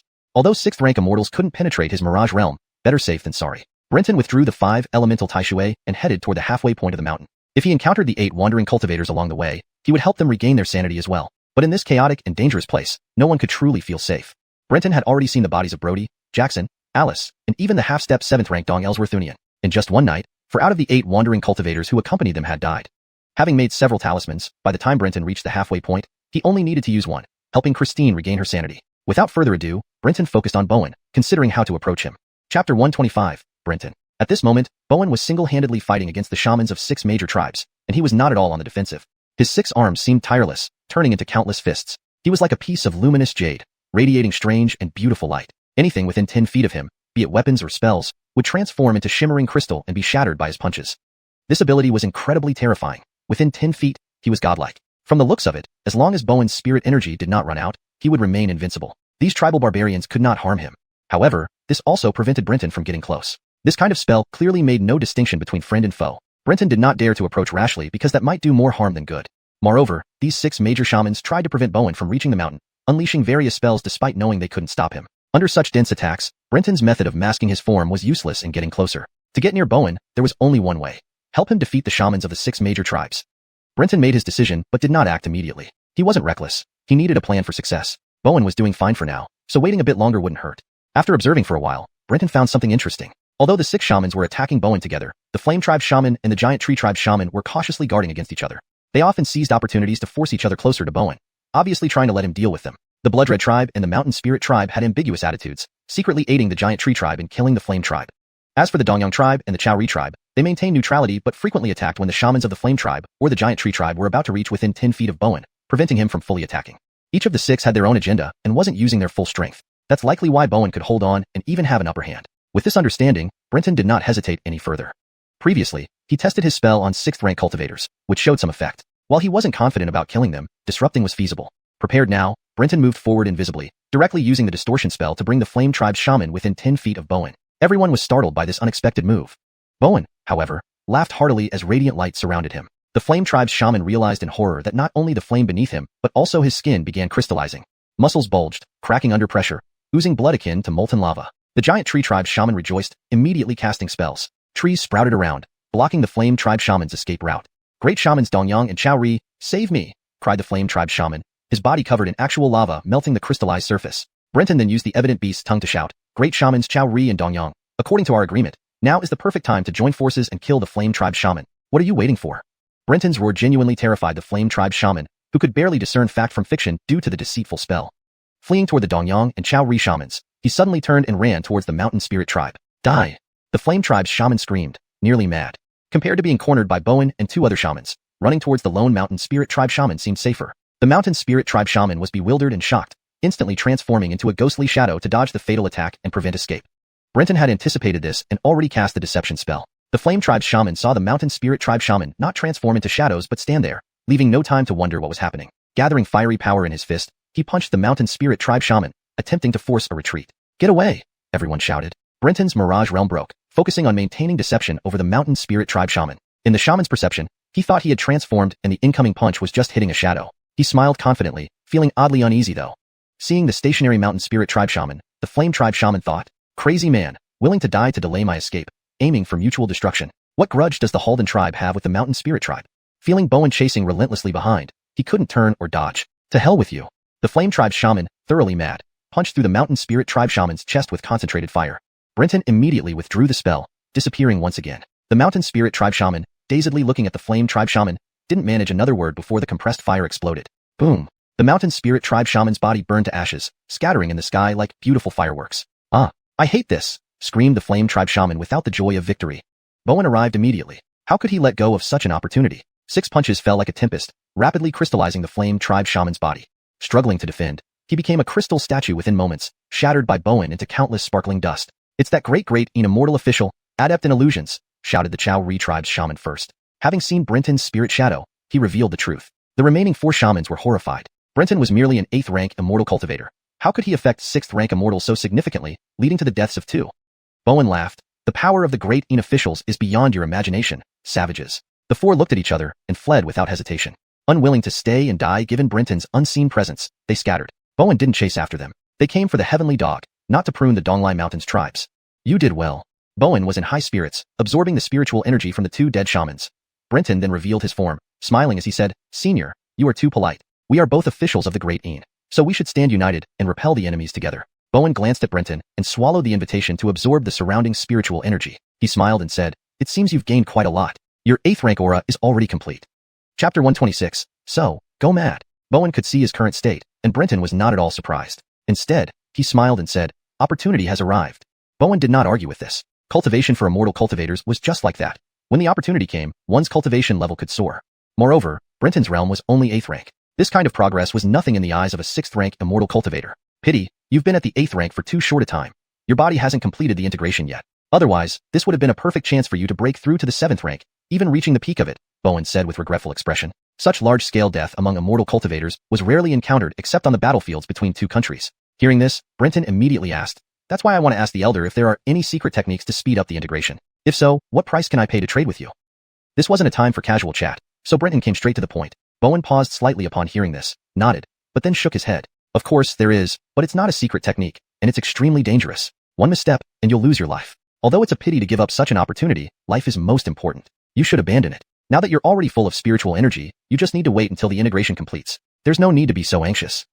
One step behind, steps behind, Brenton replied simply. Bowen laughed heartily. So, you've decided to take the gamble. Brenton nodded. Bowen didn't persuade further. Immortal cultivators were madmen, appearing normal on the surface but with a crazy side. Bowen, known as you the Crazy, certainly had reason for this nickname. No normal person would agree to let Brenton take such risks, but he was eager to try. A few words of advice were necessary since he was the leader of Brenton and Kiefer, but if he wouldn't listen, it wasn't his concern anymore. Fine, I'll tell you. The method is simple. Awaken the evil spirit within the immortal skeleton, driving yourself into madness. This will accelerate the fusion of your body with the immortal skeleton in an extremely short period. However, if you cannot resist the erosion of the evil spirit's soul inside the skeleton, you're dead. If you do resist, your body will complete the integration within 2 hours. During this process, no one can help you. Don't expect anyone to wake you up. Upon hearing this, despite being mentally prepared, Brenton's heart still skipped a beat. It was such a reckless plan. Merely the will of the evil spirit in the immortal skeleton had already driven many cultivators insane before they even reached the 8th rank.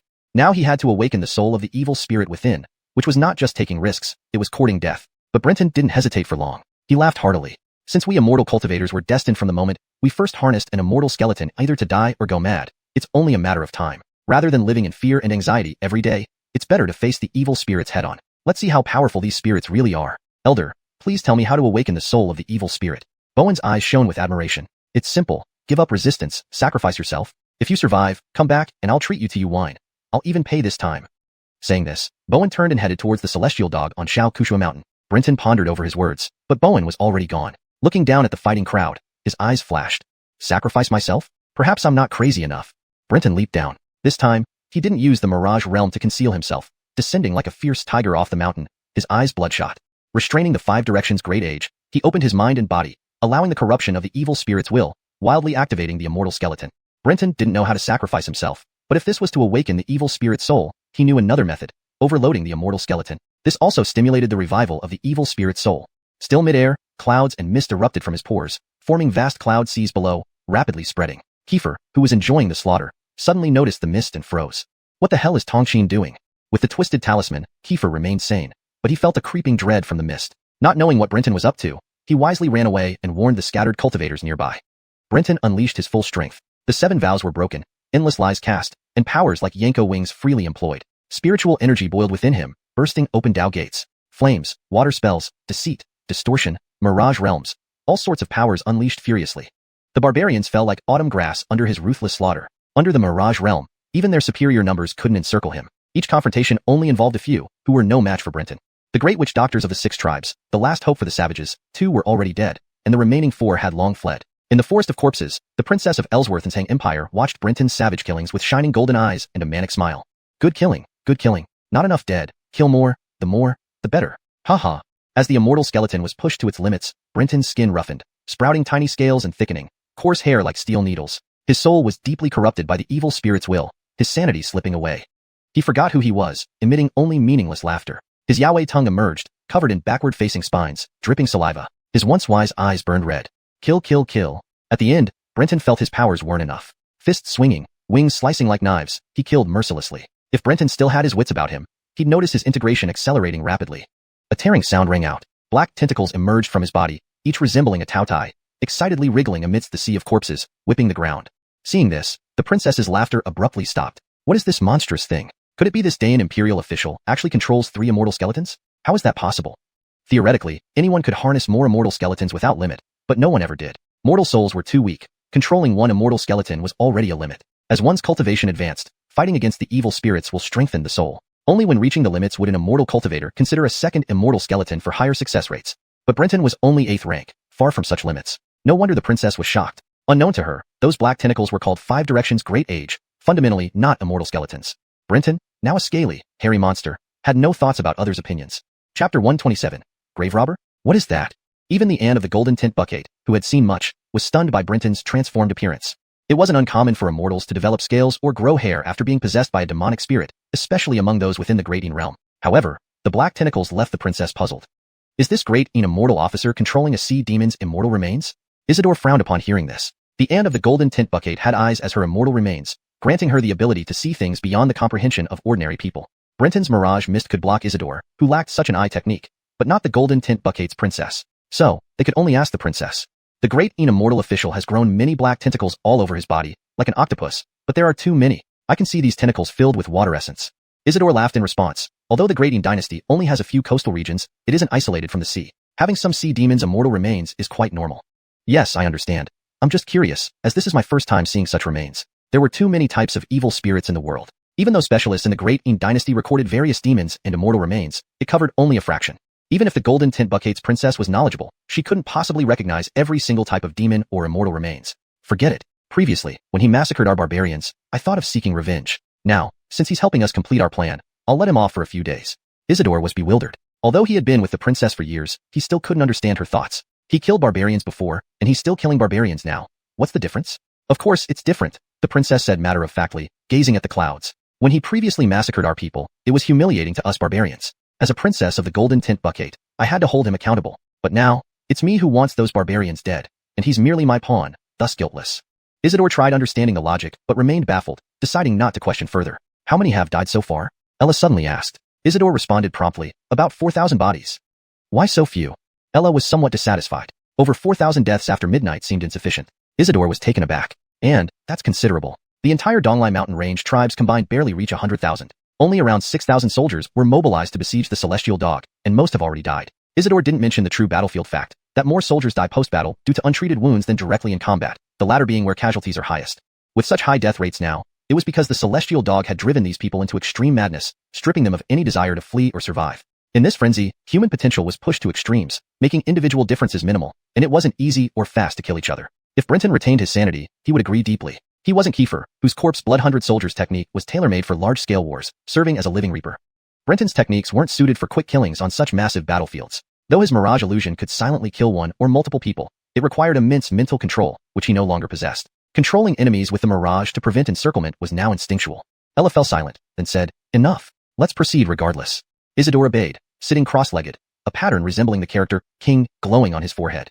As the pattern lit up, a commanding aura emanated from him. Roar. The roar reverberated through the forest as Isidore's body visibly turned to stone.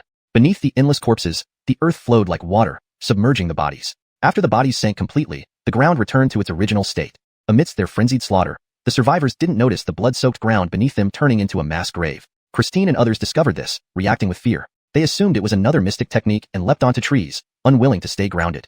Meanwhile, Brenton was lost in madness, using the deception beast's tongue, flying serpent wings, and 5 Directions Earth spirit without regard for spiritual energy depletion. Once his energy was exhausted, the 2 immortal remains acted independently, drawing on stored energy to sustain themselves. However, Brenton, being an 8th rank immortal cultivator, couldn't store enough energy to support such rapid consumption. Energy quickly depleted, alarming the revived spirits within the remains. If energy ran out, the fusion between spirits and Brenton's body would stall, preventing the spirits from taking dominance. Long-term depletion would force them back into slumber, a fate they couldn't accept. They abandoned control over the body, absorbing battlefield energies and suppressing their murderous instincts, seeking dead cultivators to replenish their energy. But upon returning, the corpses were gone. Someone was stealing bodies? Enraged, the spirits noticed a dense flow of energy moving toward the bone forest. Driven by their hunger, they urged Brenton to follow. The 5 Directions Earth spirit changed color from black to ochre, burrowing into the ground with Brenton. Realizing countless corpses were being dragged underground toward the bone forest, the spirits, persuaded by the deception beast's tongue, followed the corpses instead of interfering, knowing there would be more bodies and energy there. Chapter 128, Corpse Spots. Brenton's body was now nearing the peak of the fusion stage. Currently, the 2 evil spirits and the 5 Directions Grand Age were working together. However, once the fusion stage was complete, it would be a fight to the death among them. After all, only one can dominate any single body. Without the 5 Directions Grand Age, the Beast Deceiver's tongue and the Dragon Snake Wing would certainly seize this opportunity to completely obliterate each other, or at least merge. But with the 5 Directions Grand Age complicating things, the 2 evil spirit souls could only compete for dominance. The 5 Directions Grand Age is an oddity of heaven and earth, possessing will but not soul. It wasn't that their wills couldn't merge. If they merged with the will of the 5 Directions Grand Age, the evil spirits risked becoming dull and slow-witted, which was unacceptable. And killing the 5 Directions Grand Age was out of the question, even for the evil spirits. They loved and hated this being that couldn't be killed, swallowed, nor ignored but still interfered in their affairs. Brenton's human soul didn't matter much to the evil spirits. They saw him as nothing but an insignificant human soul. In the forest of corpses, Owen opened his eyes and frowned. Someone has discovered us and is following the corpses with earth-transcending powers. I see. It's that interesting Gary, the princess replied calmly. Should we stop them? Ella waved her hand indifferently. An 8th rank immortal cultivator going there is seeking death. If he wants to die, why stop him? But just in case, I'll go personally while you continue gathering the corpses. How can you put yourself at risk? Owen was worried. Ella glanced at him. Unless you want to come with me and see if the awakened one will eat you. Owen shuddered and fell silent, obediently opening a tunnel into the deeper recesses of the mountain for the princess. Watching her disappear into the dark cave, Owen looked like he had swallowed a bitter melon, praying she wouldn't run into trouble. Underground, Brenton's body, controlled by the 2 evil spirit souls, followed the corpse moving quickly ahead. Suddenly, upon entering the territory of the corpse forest, both evil spirit souls trembled in fear as an overwhelming terror hit them like a storm. Stop! Stop now! They cried in panic, looking toward the invisible terror in the distance, instinctively trying to flee. What mattered most right now was their lives, not control over the body. But at this moment, something catastrophic happened. Unknown what the 5 Directions Grand Age was doing, it suddenly latched onto the corpse with all its tentacles, holding on with great force. Let go, you stupid thing. Don't drag us down with you, brainless creature. The 2 spirits cursed wildly, but the 5 Directions Grand Age had no mind and ignored their curses. Just wait, oh damn. The evil spirit within the Beast Deceiver's tongue swore as it realized the corpse was no longer under earth control, but was instead pulled deeper into the corpse forest by a powerful force, the same source of their fear. Brenton's body, driven by the corpse's immense strength and the Grand Age's tenacious tentacles, was drawn further in. Desperate, the 2 evil spirits tried absorbing the surrounding energy to overpower the 5 Directions Grand Age and break free. During this struggle, Brenton's body finally reached the perfect fusion stage. Yet neither spirit cared about the body's control now as they drew closer and closer to the depths of the corpse forest, nearly losing it. When the resistance from the earth disappeared, the sensation of weightlessness set in, and the spirits instantly went into a dormant state. They preferred dying unaware than enduring the torment in this terror. As the spirits fell silent, Brenton gradually regained consciousness. He felt himself land on something soft yet hard, wet and slippery, exuding a strong scent of blood. Opening his eyes, everything around him was pitch black. Checking his body, Brenton felt a wave of joy. He had achieved the 8th rank fusion stage, reaching full perfection in both fusion and energy. Only replenishing enough energy would allow him to break through to the 7th rank demonification stage. Draining some energy, he created a head-sized fireball to illuminate his surroundings. This wasn't what he expected. Initially, he anticipated that as his fusion approached completion, the 5 Directions Grand Age would help push open the Tao Gate for his soul to cleanse away the taint and regain clarity before battling the evil spirits for dominance. But now, he had already fused, and the spirits were dormant. An outcome far from what he imagined. Using the firelight, Brenton discovered he was in a cave filled with countless corpses. The lingering energies of dead cultivators filled the cavern, allowing Brenton to absorb energy rapidly with every breath. Frowning, he retracted the Five Directions Grand Age and searched the cave for an exit, finding none. He also noticed the bodies belonged to soldiers from Donglai's barbarian tribes, some even familiar to him. Suddenly, Brenton felt his skin itching. Looking at his scaly arm, he laughed bitterly, unsure of his appearance. Scraping the scales with his sharp nails, sparks flew but did little to relieve the itch. As the scales began to fall off, exposing rough, wrinkled skin, Brenton's joy turned to shock when he noticed irregular, thumb-sized spots appearing on his skin, corpse spots. Chapter 129, The Death God Xiuxian. Brenton stopped scratching, staring blankly at the livor mortis on his arm, his expression turning grim. Why would he develop livor mortis? Wasn't this something that only appeared after a person had been dead for some time? Brenton immediately realized something was wrong. He shifted his gaze to the countless corpses in the cavern and examined the thick, spiritual energy. His expression suddenly changed, and he held his breath. Brenton realized it wasn't a problem with himself, but rather an issue with the spiritual energy within the cave. Initially, he thought the spiritual energy in the cave came from the dissipation of a mortal's chi after their deaths. Due to the enclosed environment, it had accumulated over time without dissipating as quickly as it would outside. However, upon closer inspection, Brenton knew something was amiss. There was far too much spiritual energy, unreasonably so. Although countless people had died in Shaoku Mountain's chaos, the shamans from the Donglai mountain tribes only constituted a small fraction. Most were ordinary mortal soldiers. After death, they did release spiritual energy, but it was minimal and could only be absorbed by special immortals. Others couldn't harness it. For instance, Brenton couldn't absorb spiritual energy from the dead, while he could absorb it from headless corpses. Therefore, even if a large number of corpses were piled up in a sealed environment, creating dense spiritual energy, Brenton wouldn't have the capability to absorb it effortlessly through just one breath. The kind of spiritual energy Brenton could easily absorb came solely from the rapid dissipation of a mortal chi after death. So if the heir's spiritual energy wasn't from these corpses, then whose was it? As Brenton pondered, a shaman's corpse fell from the ceiling, capturing his attention. He noticed the dissipating chi from the corpse being drawn away by a mysterious force, falling into the pile of corpses below. Shortly after, the density of the heir's spiritual energy increased slightly. Although it was not much, it didn't go unnoticed by Brenton. The secret lies beneath the corpses, Brenton thought, eyes lighting up. He took a deep breath, rapidly refining the absorbed spiritual energy to activate his celestial skeletal power. In this short period, however, more of his scales fell off, revealing more livor mortis on his skin like on his arm. But Brenton paid no mind now. He activated the distortion power, causing the bodies to be torn apart into minced meat splattered against the walls around him. A pit filled with corpses appeared before Brenton. Spreading his wings, he floated mid-air, descending slowly. Suddenly, a terrifying flame erupted from the corpse-filled pit, catching Brenton off guard. He was struck directly by the fiery column, thrown against the cave wall. Spitting out a mouthful of blood, Brenton's face revealed shock. By the time the pillar of fire disappeared, the 1-yard-wide corpse-filled pit had turned into a 3-yard-wide scorched hole. Approaching cautiously, Brenton looked down, only to be stunned. A faint red glow emanated from below. The bottom of the charred pit wasn't occupied by evil spirits or demons, but by crimson feathers. These feathers were vibrant, immense, and densely arranged. As Brenton marveled, the red glow faded rapidly. A rich spiritual energy flowed from the surface of the feathers, identical to the energy permeating the cave. This realization made Brenton break into a cold sweat. It dawned on him that what lay below was no mere red feathers, but a grand malevolent spirit. Yet, Brenton couldn't understand why the spiritual energy resembled that which dispersed after an immortal's death when it was clear the entity was still alive, having reacted with a pillar of fire when disturbed by his distortion power. This was beyond Brenton's comprehension. Despite his curiosity, he was only an 8th-rank immortal, limiting his exposure to such profound secrets. You, imperial official of the great Yin dynasty, you have quite the audacity. A voice rang out above him. Brenton turned sharply to see a young barbarian girl, adorned in animal skins and bone ornaments, standing mid-air. Her eyes gleamed golden, her black hair floating like she was a celestial maiden. Brenton became alert. Although initially distracted by the red feathers below, the girl's silent appearance until she spoke indicated her extraordinary abilities. And those golden glowing eyes unmistakably belonged to another celestial skeleton. Who are you? What have you done here? This girl was none other than the Anne of the Golden Tint Bucket. Seeing Brenton's grotesque appearance covered in scales and needle-like hairs, with patches of skin flaking off to reveal irregular livor mortis, her expression was one of disgust. Ella burst into laughter after glancing at Brenton's livid spots. What are you laughing at? Of course, I laugh at your foolishness. You dare to absorb the spiritual energy here. Do you want to die faster? Ella's expression was filled with mockery. Brenton inwardly confirmed that the strange phenomena on his body were due to the energy here. To dare absorb Xiuxian's spiritual energy. You're the first I've ever seen in the Golden Tint Bucket. Xiuxian. Brenton seized on this point, shocked as he stared at the red glowing feathers below. You say this is Xiuxian? Impossible. First, he was astonished, then disbelief set in. Xiuxian was known as the ancient celestial southern fire deity of the 4 directions and 5 elements from the legendary ancient heavenly court, a true primordial god like Burke who emerged from the Luo River. Such gods belong to myths. To be told he was standing on the legendary Xiuxian, the ancient god, sounded absurd to anyone. You savages, even your lies need improvement. Xiuxian, the southern bright fire deity, how can its spiritual energy be so sinister, causing livor mortis on my body?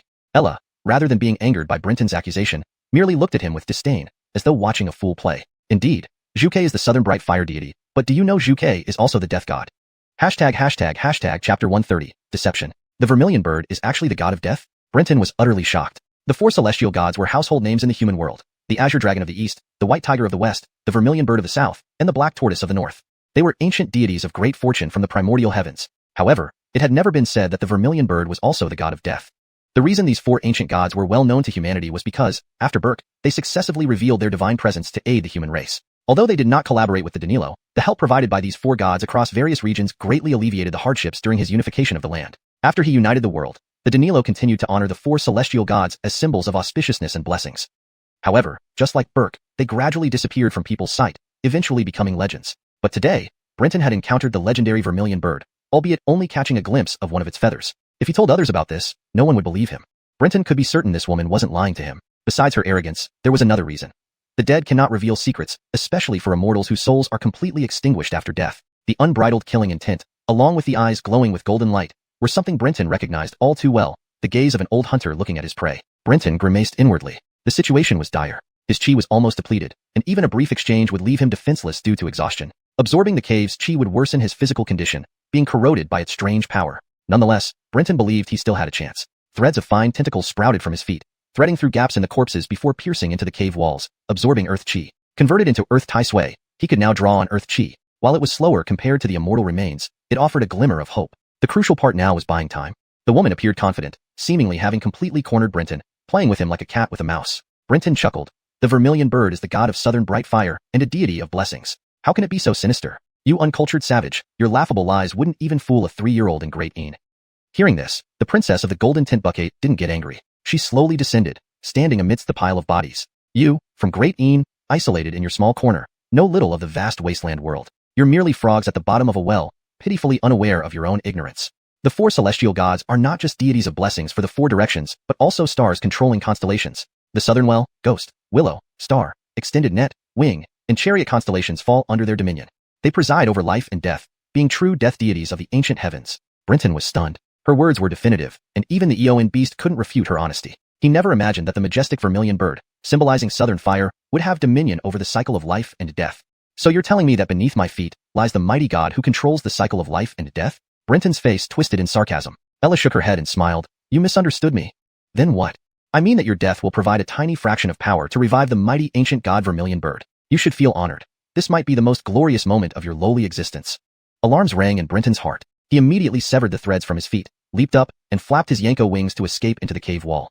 Ella smirked, her eyes glowing fiercely. Suddenly, the once still chi in the cave came alive, surging into Brenton's body. He let out a blood-curdling scream, losing strength instantly and plummeting to the ground. His scales began shedding, blackened spots appearing on his skin, followed by decaying flesh emitting a foul stench. Brenton realized the sinister force within this chi.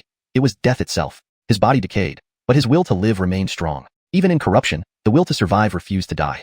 Ella watched Brenton with surprise. Despite the overwhelming amount of death chi, he still lived. Tiny, pitiful, and useless struggle. Fated to die, why do you resist? She said, feigning compassion while injecting more death chi into him, her mouth curling into a twisted smile.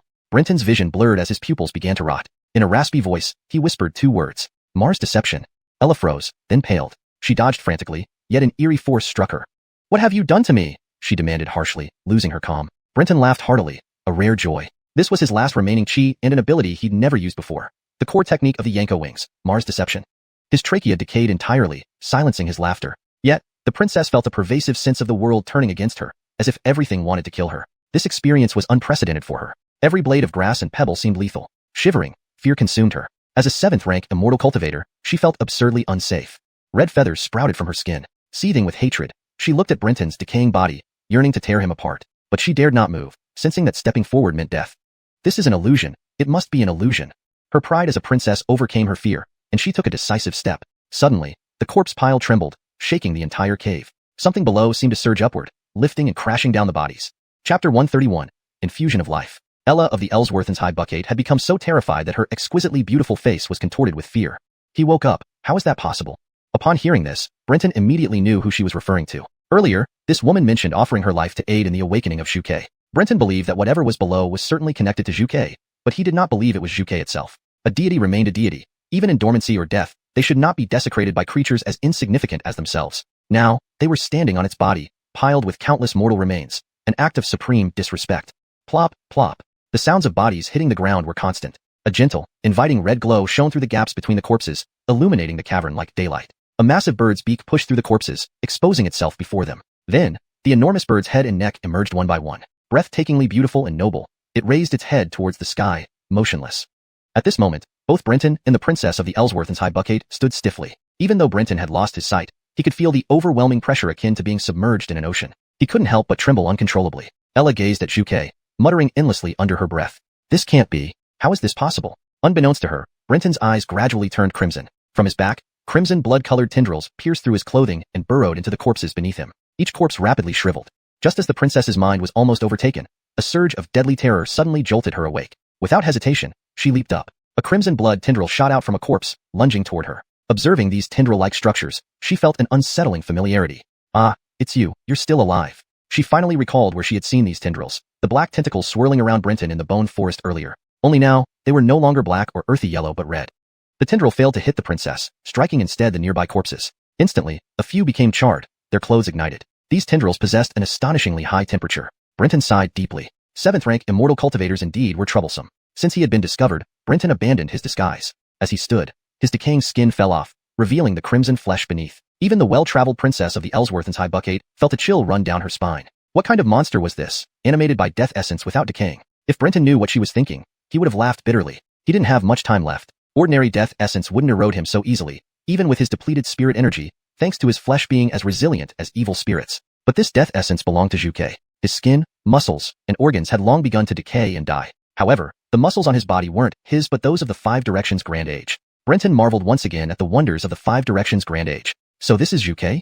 With eyes birthed by the Five Directions Grand Age, Brenton managed to observe the cave's interior. The giant bird's head, gazing upwards, radiated supreme elegance and beauty. Yet, he noticed Xuke lacked eyes, black voids marring the perfect form, evoking regret. Ah, Brenton wasn't sure whether he sighed for his impending death or for Xuke, an ancient god reduced to this, losing eyes and corrupted by death essence. With a heavy sigh, Xuke turned its eyeless sockets towards him. Despite his lack of skin, Brenton felt goosebumps all over his body. It was as if he were being scrutinized by a primordial beast. Ella rejoiced. She dared to come here because Xuke was in a dormant, near-death state. Now, Brenton drew the newly awakened Xuchua's attention, a perfect opportunity for her to escape. She surmised Xuchua's consciousness hadn't fully awakened. Otherwise, as royalty, she'd be killed first. After all, her immortal bones and golden eyes came from Xuke. When Xuke turned to look at Brenton, she abruptly flew toward the cave wall. As she approached, a dark, pitch-black portal appeared and vanished instantly. Brenton had no time to intervene, just meeting Xuchua's gaze. Chirp! Suddenly, Xuke let out a cry. Brenton found himself losing control over the Five Directions Grand Age. Muscles rapidly grew, and countless tendrils emerged, uncontrollably absorbing the surrounding corpse's flesh. Then, a crimson feather fell onto the Five Directions Grand Age. Brenton felt an agonizing sensation, as if his skin, muscles, and organs were being torn apart inch by inch. In this second wave of uncontrolled activity, even without vocal cords, he was swallowed by pain before he could scream. On the brink of unconsciousness, he faintly heard someone speaking. Bays, 3 years, return, Pact 5. The pain came swiftly and subsided just as quickly, leaving no time for him to faint. When he regained his senses, the Five Directions Grand Age lay quietly within him, and he was no longer in the cave. I survived. Xuke didn't kill me. Brenton looked down in disbelief, finding his skin had restored itself except for the lack of clothes. You're still alive. The voice of the Ellsworth's high bucket princess called from a distance. Brenton quickly composed himself and looked up, seeing the princess alongside a burly, bearded man. Her skin appeared melted and grotesque, only her eyes retained their beauty. Seeing Brenton unharmed, she expressed shock. Xuke infused you with life. Owen, capture him. I need to know why Xuke spared him. Please note that the translation aims to convey the original tone and style while ensuring the English text flows naturally and coherently. Chapter 132, Captured. Your orders, Anne. Brenton cast a puzzled glance at the woman whose appearance was completely disfigured. This was still a princess? From the very beginning, Brenton knew that his opponent could not possibly be a barbarian from the Donglai Mountains. After all, anyone who had connections with Xuke couldn't be simple. Upon hearing the words of the Golden Tint Bucket's princess, Brenton did not hesitate and spewed out a cloud to mask his form, transforming into an official robe adorned like a celestial officer. Even though it was false, most people wouldn't see through it. Brenton certainly didn't have a penchant for running around naked. Jensen, who was just about to attack, frowned slightly. Ella's eyes shone with a golden light, immediately locking onto Brenton's location and giving directions to Jensen. Brenton was startled.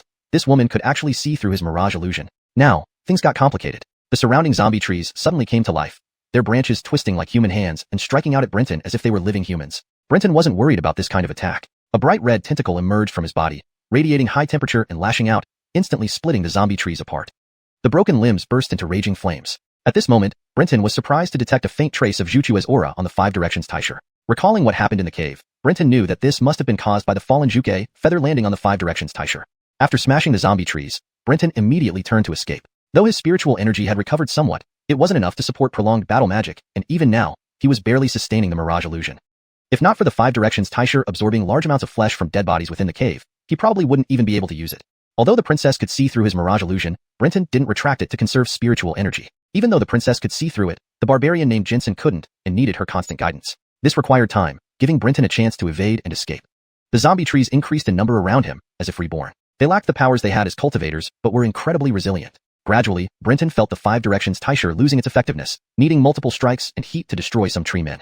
He didn't know if it was due to the man's power or the princess's, but the latter seemed more likely. Firstly, the zombie trees reacted swiftly, attacking and encircling him immediately. Secondly, the princess's eyes could control deathly auras. These zombie trees were the remains of deceased Great Wood tribe cultivators. So, Brenton was now very cautious. When Jensen started casting spells, Brenton noticed that he was at the same realm as Bowen, a 6th-tier spirit communicator. The 6th-tier celestial cultivator had clearly already cast a spell, yet it hadn't taken effect yet. Brenton didn't believe the other side was bluffing. Indeed, as the encirclement tightened, Brenton felt increasingly strained. The Five Directions Tai Sui's tentacles grew into dozens, almost weaving into a spider web.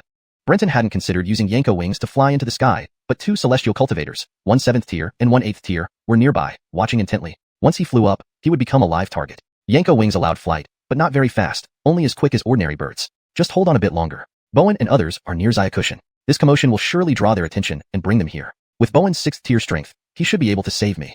But just as this thought arose, Brenton felt the ground beneath his feet vanish. The soil had disappeared. Yanko wings instinctively flapped, keeping him airborne. Before he could react further, the zombie trees were flung away by surging earth. Then, it formed a massive tiger mouth, swallowing Brenton whole. Brenton was shocked, trying to control the Five Directions Tai Sui to break the soil but finding his tentacles barely moving, weighed down immensely. Oh! Brenton sighed. Realizing he was caught, he decisively retracted all tentacles, allowing the soil to imprison him. The golden tint bucket's princess smiled, giving Jensen a nod. The enormous mound of earth quickly dispersed, revealing Brenton. By then, Brenton's body was wrapped in soil resembling an official robe, much like a mountain tiger. Brenton showed no panic, looking down at the mud-made garment and smiling. Well, this fits quite well. There's a better fit. Jensen, let's go. Jensen glanced at the ground. What about the Juke? No worries. Juke has awakened. It doesn't need us anymore. Jensen nodded in agreement. Suddenly, Brenton felt the soil underfoot begin to surge, swiftly carrying the 3 without lifting a foot. The obstructing trees parted automatically. In less than half a jaw stick, the 3 reached the foot of Skeleton Forest and vanished into the depths of the wilds. Atop Xiuxian, Bowen sat on the fully glazed heavenly dog, gazing solemnly at the nearly death-shrouded Skeleton Forest, lost in thought. Down below, several divine figures climbed up to meet Bowen. How did it go? Kiefer appeared disheartened and sad. We didn't find him, not only Brenton but also the bodies of the other fellow Taoists. Senior Chunyu, could Tongqin really be dead? How is that possible? Even if his illusions weren't a match for the shamans of the major Donglai mountain tribes, he shouldn't be in danger of losing his life. Bowen sighed, recounting Brenton's decision to use secret methods to catalyze his body's transformation. This secret technique is extremely dangerous. Since he chose to do this, he probably was prepared to die. You don't need to be saddened. In our cultivation path, there are times we risk our lives. To die seeking righteousness is the way of it. Christine interjected. What great secret does this skeleton forest hold? Why are all these corpses disappearing? Bowen looked grave. Rising to carry the heavenly dog, he said, don't ask, don't try to explore. I'll report this to the court. Whatever is inside, it's a great terror. My intuition tells me that stepping into it means certain death. Let's go. This incident has made us enemies of all Donglai mountain tribes. If we linger, we might never leave. Currently, their losses were severe. Out of 8 wandering cultivators, 5 had perished, leaving only 3. Even the enigmatic Brenton's fate was unknown. Bowen, despite his confidence in his cultivation, lacked confidence in resisting the combined wrath of all Donglai mountain tribes. Remember, the strongest entities of the Donglai tribes aren't the shamans, but the spirits they venerate. Kiefer hesitated, wanting to search for Brenton, but reason told him staying would be suicidal. Tongqin, rest assured, I will find a way to bring you back. Let your ashes return home. Hashtag chapter 133, being frank. Brenton, ensnared by the mud ceremonial robe, was unaware that he had already been declared dead in Bowen's heart. Even if he knew, he wouldn't blame them. After all, the commotion caused by Zhuchua's awakening was too intense. In his place, Brenton wouldn't have stayed to look for survivors either. Sinclair might have risked his life to find him, but Bowen would never have agreed. Losing 1 newcomer was acceptable, but losing 2 would bring shame to Bowen, despite returning with the heavenly dog. A 6th-rank immortal cultivator leading 2 novices who had only joined the sect less than a year ago, and both dying on this trip, Bowen couldn't afford the embarrassment. Earlier resistance was just hoping that his struggle might catch Bowen's attention and lead to his rescue. Unfortunately, with his spirit energy depleted, against a 7th-rank and a 6th-rank cultivator brimming with energy and formidable powers, he was quickly subdued. He didn't lose unjustly. The aunt of the golden tint bucket was clearly terrified of Zhuke, seemingly convinced it would harm her. She spent nearly the entire day fleeing. Only when Hamza's spirit energy was almost depleted did they stop, to prevent the loss of energy from causing the mud ceremonial robe to lose its hold on Brenton. Brenton looked at the two sitting by the campfire and said helplessly, "You don't need to keep me bound. Even if you release me now, I wouldn't know where I am or how to return." Hamza ignored Brenton. This prisoner belonged to the princess, not him. As a servant, he only needed to do his job well. Talkative people often didn't end well. Dian glanced at Brenton and asked, "If you tell me why Zhuke didn't kill you, I will let Hamza free you. What do you say?" Brenton chuckled. "Zhuke didn't kill you either. Why is it normal for it not to kill you but abnormal for it not to kill me?" Dian spoke frankly. "It's simple why Zhuke didn't kill me. There are two reasons." Brenton hadn't expected her to tell him directly. "First, I am the Anne of the Golden Tint Bucket and the current high priestess of Zhuke. Second, you drew Zhuchua's attention away from me." Brenton analyzed her words rapidly. "And, you mean Zhuke has a connection with your Golden Tint Bucket?" "Of course. Zhuke is one of our two totems, venerated by the Golden Tint Bucket for generations." "Is that so strange?" Brenton gasped. Worshipping a deity. But then, he thought, the Great Qin dynasty wasn't much different. The Emperor of Wasteland and the many geniuses under him were considered living immortals and deities, not far off from Zhuke. Yet today, Zhuke clearly showed signs of having issues long ago, probably not matching the Emperor of Wasteland. "So besides Zhuke, could I ask what your other totem is?" "Caming Beast," Hamza interjected. Brenton's face showed confusion. Humanity's records of ancient celestial deities were limited and knowledge sparse, mostly fragments left by Burke. Brenton knew a few ancient gods: Donghuang Tai, Emperor Jun, Burke, the Four Poles God, Spring God Gomong, Autumn God Aspen, Lei Zhu, as well as Donggong and Shi Wangmu, and finally Ho Tu, Lord of Netherworld. He had never heard of the Caming Beast. Seeing Brenton's expression, Hamza seemed offended. His face flushed as he exclaimed, "Ignorant! The Caming Beast is an ancient god under Donggong and Shi Wangmu, the door god of the ancient celestial court." Brenton nodded. "So it's a gatekeeper deity." Fortunately, Hamza didn't have telepathy, or he would have fought Brenton to the death. Of course, Brenton's remark was in jest, knowing well that the gatekeeper of the celestial court was no minor role. He was also startled, realizing from Hamza's words that the Caming Beast might still be alive. That was terrifying. In the Great Qin dynasty, ancient deities appeared during the Danilo's reign but vanished for millennia thereafter. Most believed all ancient deities had perished. Unexpectedly, in the depths of the wilderness, the Golden Tint Bucket retained two ancient deities. Seeing Brenton's shock, Dian scoffed. "They say your Great Qin dynasty lives isolated and short-sighted. In the depths of the wilderness, ancient deities aren't limited to just two of ours. I personally know of 7 or 8 ancient deities." "What?" Brenton was even more shocked. Rather, he was stunned. He really wanted to ask, why? Dian, as if reading his mind, sneered, "You want to ask why, don't you?" Brenton remained silent. "You've always mocked us as barbarians, unaware that we are descendants of the Ellsworthy tribe, sharing a common ancestor. Back then, not only Burke descended, but your Danilo chose Burke while we chose other deities, entering the wilderness under their protection." Brenton felt his supposedly intelligent brain struggling to cope with the overwhelming information. He forced himself to shift focus. Why was the princess telling him this? With his life uncertain, was this just a boast? Certainly not. He smiled again at the princess. "Since we're being honest, why don't you release these restraints and let's talk openly?" "What do you mean?" "And, we are both intelligent. Don't treat me like a fool anymore. I'm a captive. If you wanted to kill me, you wouldn't have spoken so much. Since you don't intend to kill me, and I can't run back anyway, let's be frank. Don't treat me as an idiot, and I won't treat you as such." "Foolishness," Hamza raged. Dian laughed, her melting like skin even more terrifying now. "Hamza, release him. He won't flee." Hamza hesitated but realized he was a 6th-rank cultivator. Surely he could handle Brenton. So, he released the restraint. The mud ceremonial robe around Brenton fell like flowing sand. Looking at his naked body, Brenton glared at Hamza. "Brother, you're unkind. How about giving me some clothes? Do you enjoy watching me flaunt myself in front of your princess?" Chapter 134, The Golden Tint Bucket. Brenton changed into a rather oversized animal fur coat, and then looked at the princess of the Golden Tint Bucket with a smile. "I still don't know your highness's name." "Alizi. Good name." Brenton praised insincerely. "I don't like small talk. Tell me, why weren't you killed by the vermilion bird, but instead received its life-giving power?" Brenton sighed and said, "If I tell you that I really don't know, wouldn't Alizi believe me?" "Yes. Why did you still capture me? With your intelligence, if you believed I didn't know anything, you wouldn't be able to get answers from me." Alizi smiled. "It's fine. I already have some guesses, but I need time to verify them. I'll ask you one question. Do you want to become a god?" Brenton was taken aback, showing an expression as if she were joking. Alizi looked at Brenton and said, "Even though I don't know what the vermilion bird intends, since you can receive the life-giving power of the vermilion bird, it means the vermilion bird values you highly. If you could harness the immortal remains of the vermilion bird, the success rate would be extremely high." Gorin stared in shock at and Alizi, unable to speak due to her astonishing idea. "And?" Alizi glanced coldly at Gorin and ordered, "Go hunt some prey."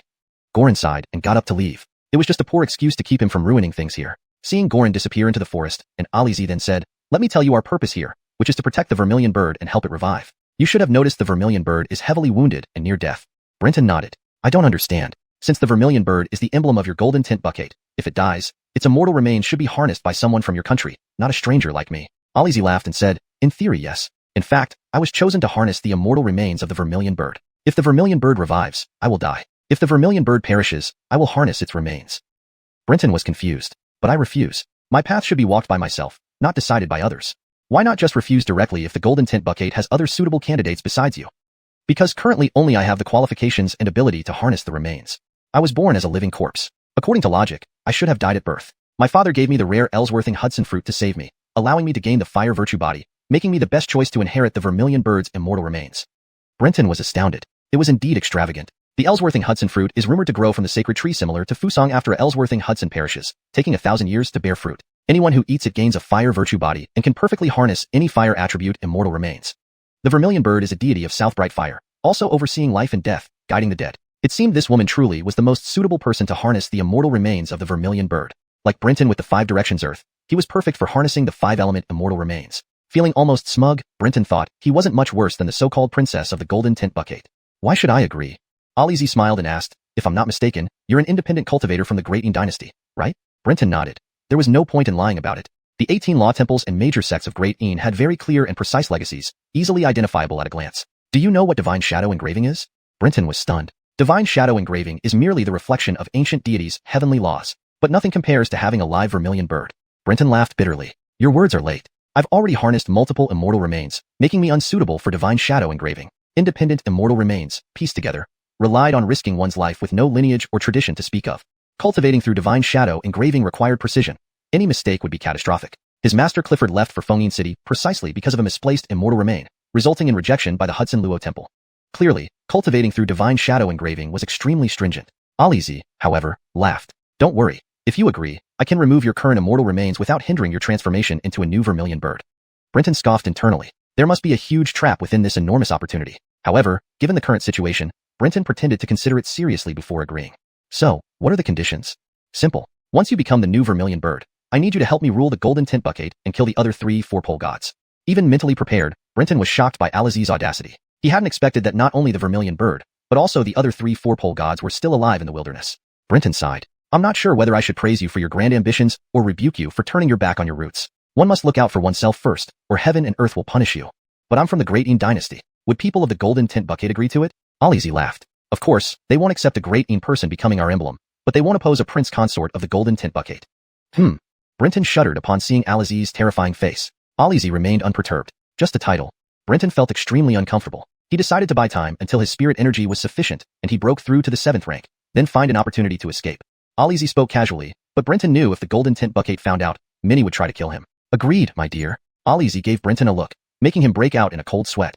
Goran returned carrying a wild boar, as if he had been eavesdropping. The next few days, the 3 traveled frantically. Goran seemed to know where dangers lay and often diverted around, ensuring a peaceful journey. After nearly 3 months, they saw a city built of giant stones in the distance. The architecture was primitive and rough, with low walls patrolled by soldiers in animal hides. Brenton immediately noticed everyone was a cultivator, not a single mortal. In the wilderness, mortals have no place. Alizi explained, as if reading Brenton's thoughts. Brenton knew the wilderness had many demons, but he hadn't realized these barbarians were so extreme. Don't you have any mortals in your golden tint bucket?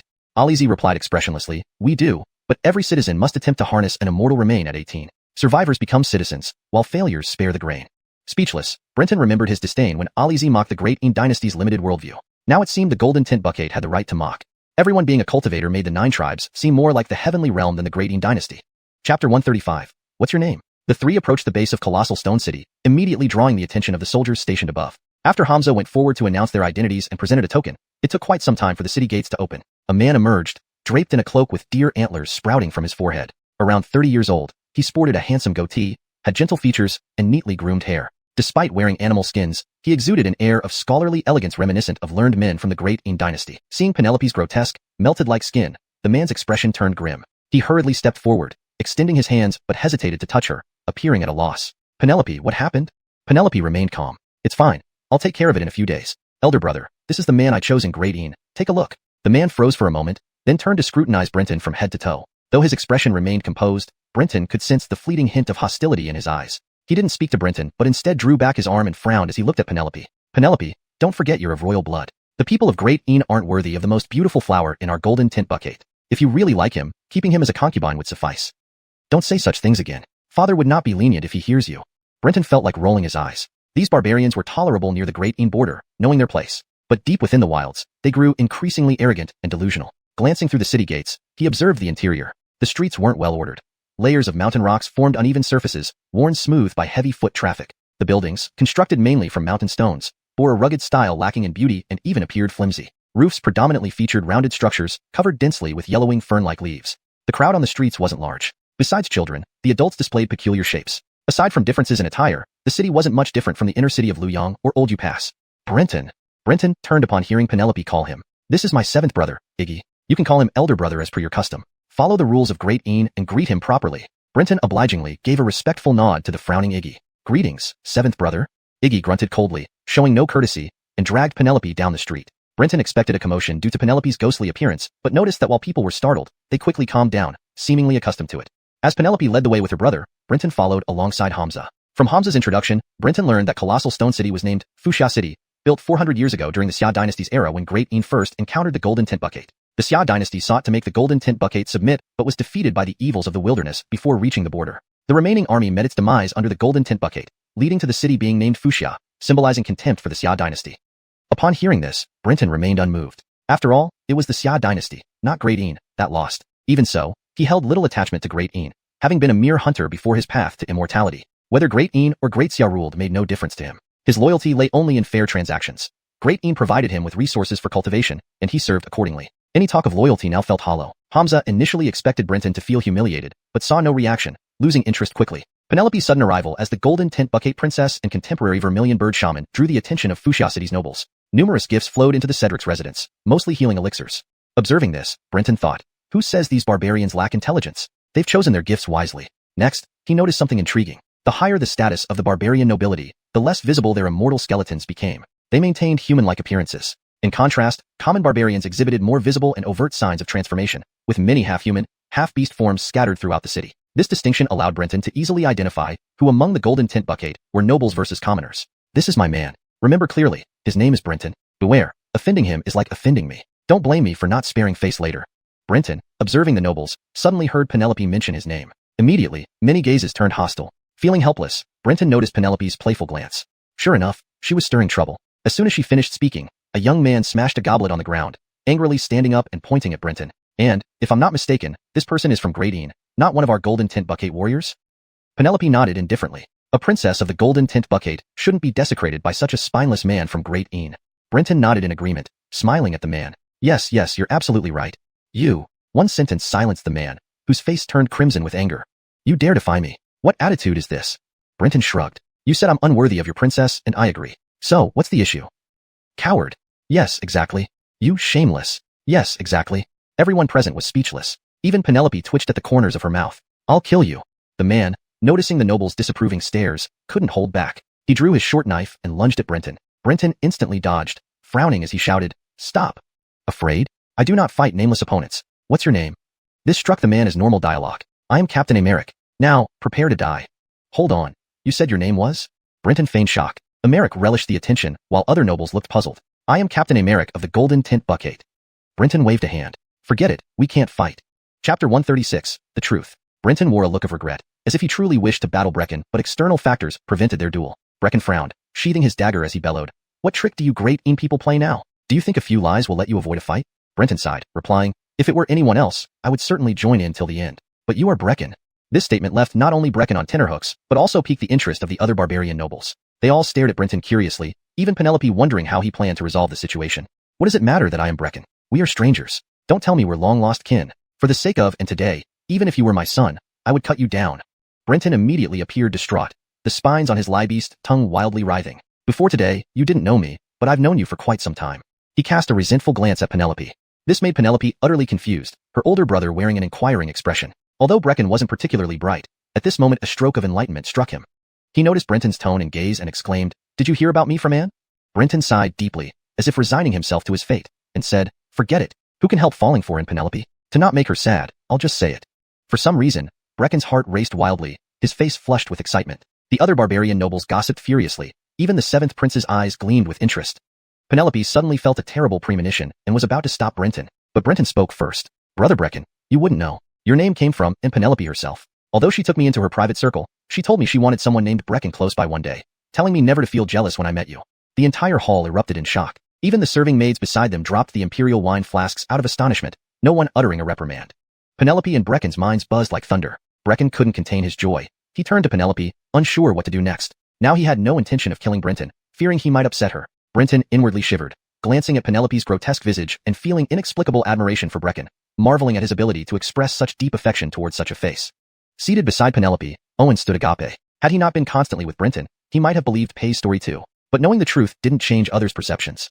Penelope now breathed heavily, staring at Brenton with a murderous glare but refrained from acting, and secretly favors Brecken. Me, I am willing. Penelope abruptly turned away, her eyes glowing with a golden light. The seventh prince's face changed abruptly, ready to speak, but seeing Brecken's expression turned pale with fear and confusion. Despite Brecken's obvious liking for her, Penelope's skin quickly developed dark spots and decayed rapidly. To everyone's astonishment, he collapsed straight away. Only then did Penelope withdraw the golden light, coldly glaring at Brenton. Do you find this amusing? Brenton shrugged, resuming his seat amidst the strong stench of decaying flesh, drinking another cup of imperial wine, saying, in Great Een, we say, husband and wife are one. If he wants to kill me, you should naturally help. Besides, it's best that fools who believe anything so easily die. The barbarian nobles finally realized they'd been duped. Everyone looked angrily at Brenton, but none dared challenge him again after witnessing Penelope mercilessly kill Brecken. Next morning, Brenton rose early, skipping breakfast. Owen remained vigilant, accompanying Brenton even within the palace grounds. I'm going out, Brenton informed Owen. Owen frowned. If you wanted to escape, you could have. You've had plenty of time to regain your spiritual energy. Now, we're in the Golden Tent Bucket City, and you're still followed by me. What do you fear? Without waiting for a response, Brenton walked out of the palace. Owen had no choice but to follow. Old Owen, what delicacies does the Golden Tent Bucket offer? All we've had is salted roasted meat and wild vegetables. Shouldn't you treat me to something better now we're in your territory? Owen sighed, leading Brenton through the streets to find local specialties. However, Brenton found the street food hard to stomach. Mainly insects, rats, and snakes. By midday, Brenton spotted a restaurant with distinct Great Een features. This isn't unusual. The Golden Tent Bucket trades with Great Een. Entering the restaurant, he saw many patrons including several fellow Great Een citizens. Ignoring offers for a private room, Brenton sat in the main hall. Soon discussions about last night's events at the 7th Prince's residence started. Our Golden Tent Bucket's most beautiful flower, and Penelope, chose a Great Een man as her husband. More than that, last night, Commander Brecken challenged the Great Een man. Can you guess what happened? What? And flew into a rage and beheaded Brecken on the spot. I heard Brecken was already part of Anne's inner circle. Discovering her new lover, he confronted her and was killed in her wrath.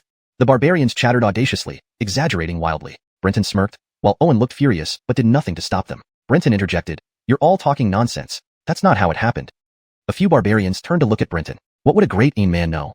Brenton replied, I'm the chef at the 7th Prince's palace. How could I not know the truth?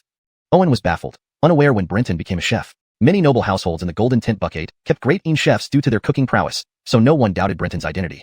Eagerly, they asked for the truth. Brenton sighed and said, the truth is, Brecken was actually the 7th Prince's exclusive companion, engaging in indiscretions with him daily within the inner chambers. This left the 7th Prince's consort alone in her quarters. It was when Penelope visited that the consort sought out the princess to complain about her plight. Ella, angered by this, then killed Brecken. This was a warning to the young men of Fuchsia City, to stay away from the 7th Prince or else they would share Brecken's fate.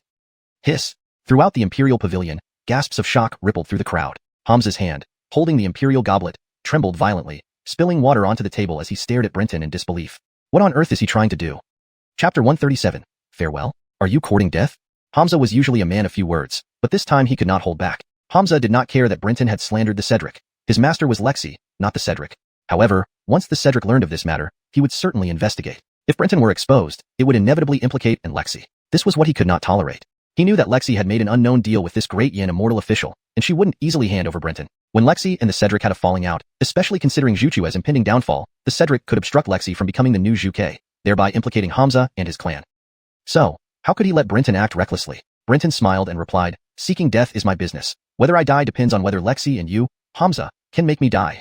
Hamza felt severely choked. Rumors are the fastest spreading phenomena, incomprehensible in their speed. Brenton was forcibly dragged away from the Imperial Tower by Hamza, heading straight for the prince's residence. But by the time they reached the residence, Brenton's rumor had already spread throughout the Cedric's palace and even reached the Cedric's ears. Upon hearing the rumor, the Cedric thought he was still dreaming. When he confirmed it wasn't a dream, his anger almost incinerated him. The rumor was vicious. The Golden Tent Bucket initially consisted of loose confederations of small and large nomadic tribes, a collection of sand scattered across the land. Until a few hundred years ago, after warring with the Great Xia dynasty and capturing numerous prisoners, the culture of the Great Xia began to merge with that of the Golden Tent Bucket. This led to the appearance of cities and stable governmental systems, transforming the nomadic confederation into a more settled dynasty. But deep within the wilderness, the Golden Tent Bucket struggled against harsh conditions, lacking fertile land and agricultural technology. It relied heavily on hunting, mining, fruit picking, metallurgy, and similar industries. Add to this the brutal policy that everyone must cultivate to become immortals. Lineage succession became one of the most critical national policies for the Golden Tent Bucket. Homosexuality, thus, was taboo. If it were a common noble or official, it might just result in reprimand or dismissal from office. But for the Cedric, this was catastrophic. Unless all his brothers died, he would lose any chance at the throne and be forced to retire early. So how could he not be furious?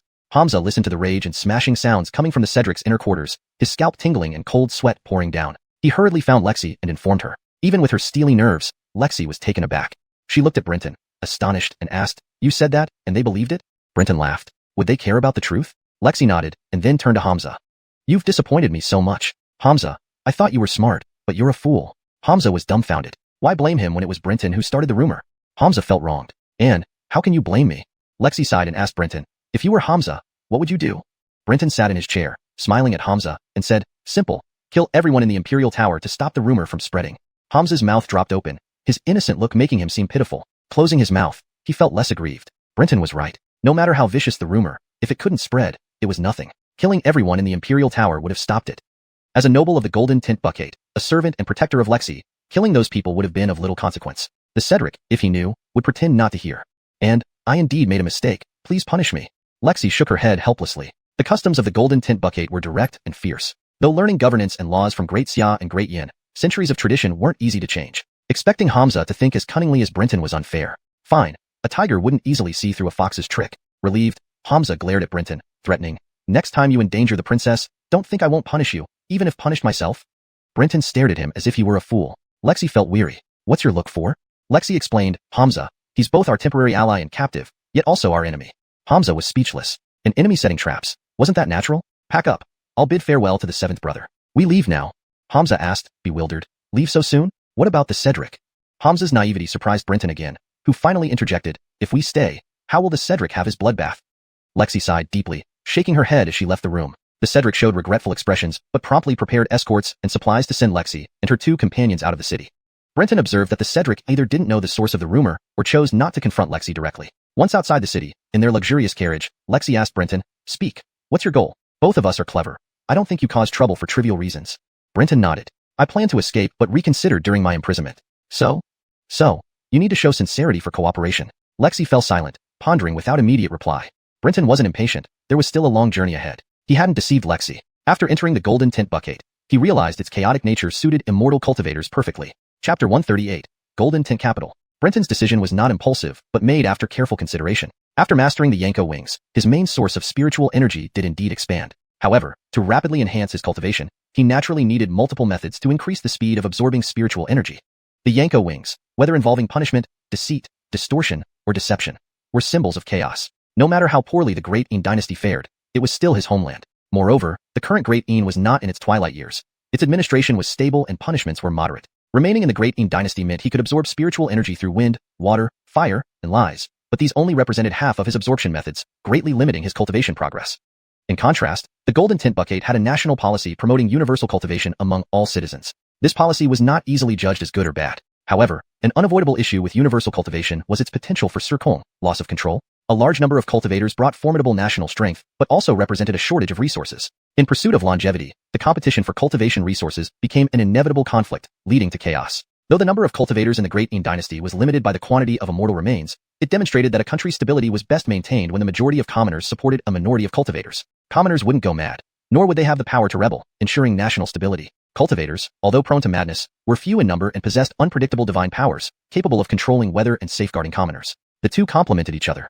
The Golden Tint Buckade had undoubtedly taken an extreme path due to the harsh environment of the great wilderness, filled with dense forests, towering peaks, inconvenient transportation, and unimaginable numbers of malevolent spirits. Without sufficient cultivators, cities would lack a foundation.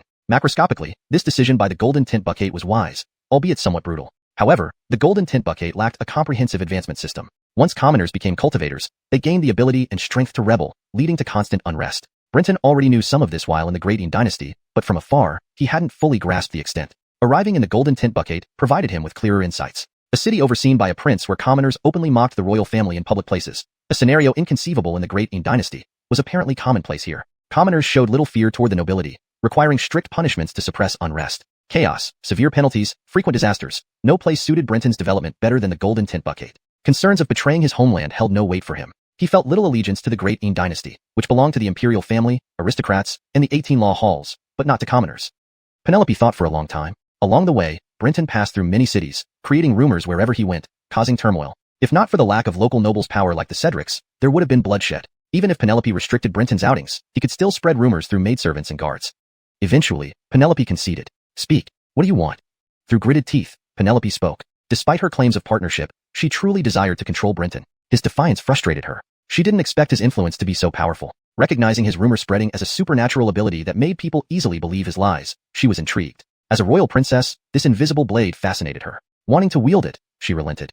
Brenton smiled. Relax, I'm not greedy. My expertise isn't in spreading rumors, but in punishment. Great Yin's punitive measures are too monotonous. I wish to learn more about the Golden Tint Buccane's methods and exchange knowledge. Particularly, may I serve as a minor official in charge of punishment in your dungeons? Is that all?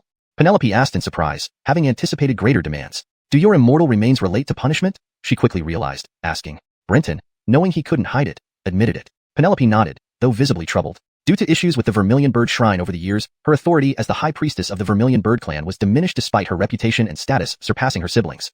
The Golden Tint Buccane's dungeon housed various prisoners, especially officials and nobles. If Brenton could secure a position there, it would facilitate connections with other nobles and officials. Given the unpredictable nature of the current con influenced by the immortal remains, most officials spent time in the dungeon. Furthermore, as someone from the Great Yin dynasty and a cultivator, Brenton wouldn't be easily swayed by other factions. Relieved, Penelope agreed. Fine, I agree. Brenton sighed in relief. Curiously, he observed Penelope's face. Your appearance seems to be recovering. Their partnership solidified today. Only now did Brenton notice Penelope's skin regenerating. Previously melted wax-like, now the wrinkles were fading, turning abnormally pale greenish-white, even decaying with varying abscesses. Yet under healing abscesses, smooth adolescent skin appeared. Unmoved, Penelope ignored him. Understanding her reluctance, Brenton kept silent. Penelope, being a woman, didn't wish to discuss her face. A month later, Penelope's complexion and skin had mostly recovered. They arrived at the capital of the Golden Tint Buccane, the Golden Tint City. Chapter 139, The Imperial Prison. Despite having spent considerable time with Lexi, Brenton noticed that as they approached the capital of the Ellsworthensang Empire, the cities became increasingly refined, shedding much of their former ruggedness. The city layouts were more rational, and he even saw many Dain immortal cultivators wearing animal hides with Ellsworthensang Buccane waist badges entering and leaving local government offices. According to Hamza's introduction, most of the Dain immortal cultivators in the Ellsworthensang Buccane were war captives from the Great Xia dynasty, while a small portion were wandering cultivators who had come from Dain. Compared to Yin's harsh treatment and comprehensive suppression of wandering cultivators, the Ellsworthensang Buccane's universal cultivation policy was much more lenient and free. Although punishments were severe, they were applied equally without restricting access to cultivation resources. If it weren't for the vast, forested mountains separating the Ellsworthensang Buccane and Dain, the Yin's wandering cultivators would probably have all fled to the Ellsworthensang Buccane for survival. In Brenton's impression, the Ellsworthensang Buccane was a semi-barbaric, semi-civilized nation influenced by both the Great Xia and Dain cultures for centuries. However, when he saw the capital of the Ellsworthensang Buccane, his impressions were completely shattered. The capital was immensely expansive. From afar, one could see a 100-jong-high golden mountain standing majestically at the city center. Beneath the golden mountain, houses were neatly arranged, roads were straight, and the city planning was rigorous, resembling Dain in various architectural styles. Upon entering the capital, Brenton discovered that what appeared to be a golden mountain was actually a grand palace complex with layers of golden-tiled roofs and red walls, truly magnificent. Lexi proudly introduced this as the Imperial Palace of the Ellsworthensang Buccane, known as Ellsworthenshan City. Her return had already been announced in the capital, but no one came to welcome her back, and she entered the city quietly like any other noble. Upon entering Ellsworthenshan City, a hidden yet wide mountain road led them upwards, not requiring climbing. Unlike the Dain Imperial Palace, only the mountaintop belonged to the Buck of Ellsworthensang. The slopes housed ministers and nobles, while commoners lived at the base, clearly demarcated. Lexi held an extremely high status, residing in the Vermilion Bird Palace on the left side of the royal palace, which was dedicated to the Vermilion Bird. Not far from there, on the right side of the Buck's Palace Gate, stood the Kai Ming Palace, dedicated to the Kai Ming Beast. Brenton got off the carriage with Lexi, marveling at the gilded and fire-red Vermilion Bird Palace. He couldn't help but think that the Ellsworthensang Buccane was indeed luxurious. Yet inside the Vermilion Bird Palace, the number of guards, servants, and maids was shockingly few. Most were elderly, only a few young ones visible, and they seemed incredibly lazy, sitting idly and basking in the sun. They only stood up to salute when they saw Lexi, who unusually remained calm, merely nodding as she passed by. Your position as the Vermilion Bird Shaman doesn't seem too impressive, does it? In Donglai Mountains, I thought you avoided having too many people to keep your location secret, but now it seems you just can't find anyone useful. Brenton immediately sensed something was amiss, doubting if he had chosen the wrong partner. But Lexi gave a dismissive smile. If I were at the height of my power in the Ellsworthensang Buccane, do you really think I would let you live? That makes sense, Brenton replied casually, following Lexi to a guest hall-like room. Sitting down, he asked, when are you going to arrange my task? They had agreed on this beforehand. He didn't doubt Lexi's ability, being a princess and a shaman of one of the two major totems of the Ellsworthensang Buccane. Arranging for someone in the Imperial prison wouldn't be a problem. It was just a matter of time. Based on how long it took, Brenton could gauge her status within the Ellsworthensang Buccane. Without answering, Lexi turned to Hamza, who nodded and exited, returning shortly with a bamboo scroll. Handing it to Brenton, Hamza said, it's arranged. You'll be a patrol officer in the Imperial prison, a 9th rank clerk. When will you go? Brenton looked surprised at the heavy bamboo scroll. He hadn't expected the Ellsworthensang Buccane to still use bamboo scrolls, which Dain had abandoned nearly 900 years ago. Opening the scroll, he found the text was in Da'in script. The Ellsworthensang bucket has no written language? Brenton asked, causing Lexi's face to darken. She glared at him but didn't answer, seemingly stung by his comment. Eager to break through to the 7th rank, Brenton rolled up the scroll. The sooner, the better. If possible, today is fine. Hamza, arrange it. I must meet father, and then enter seclusion to recover from my injuries. Hamza immediately responded, gesturing for Brenton to follow. Everything moved swiftly, partly because Hamza wanted this nuisance gone as quickly as possible.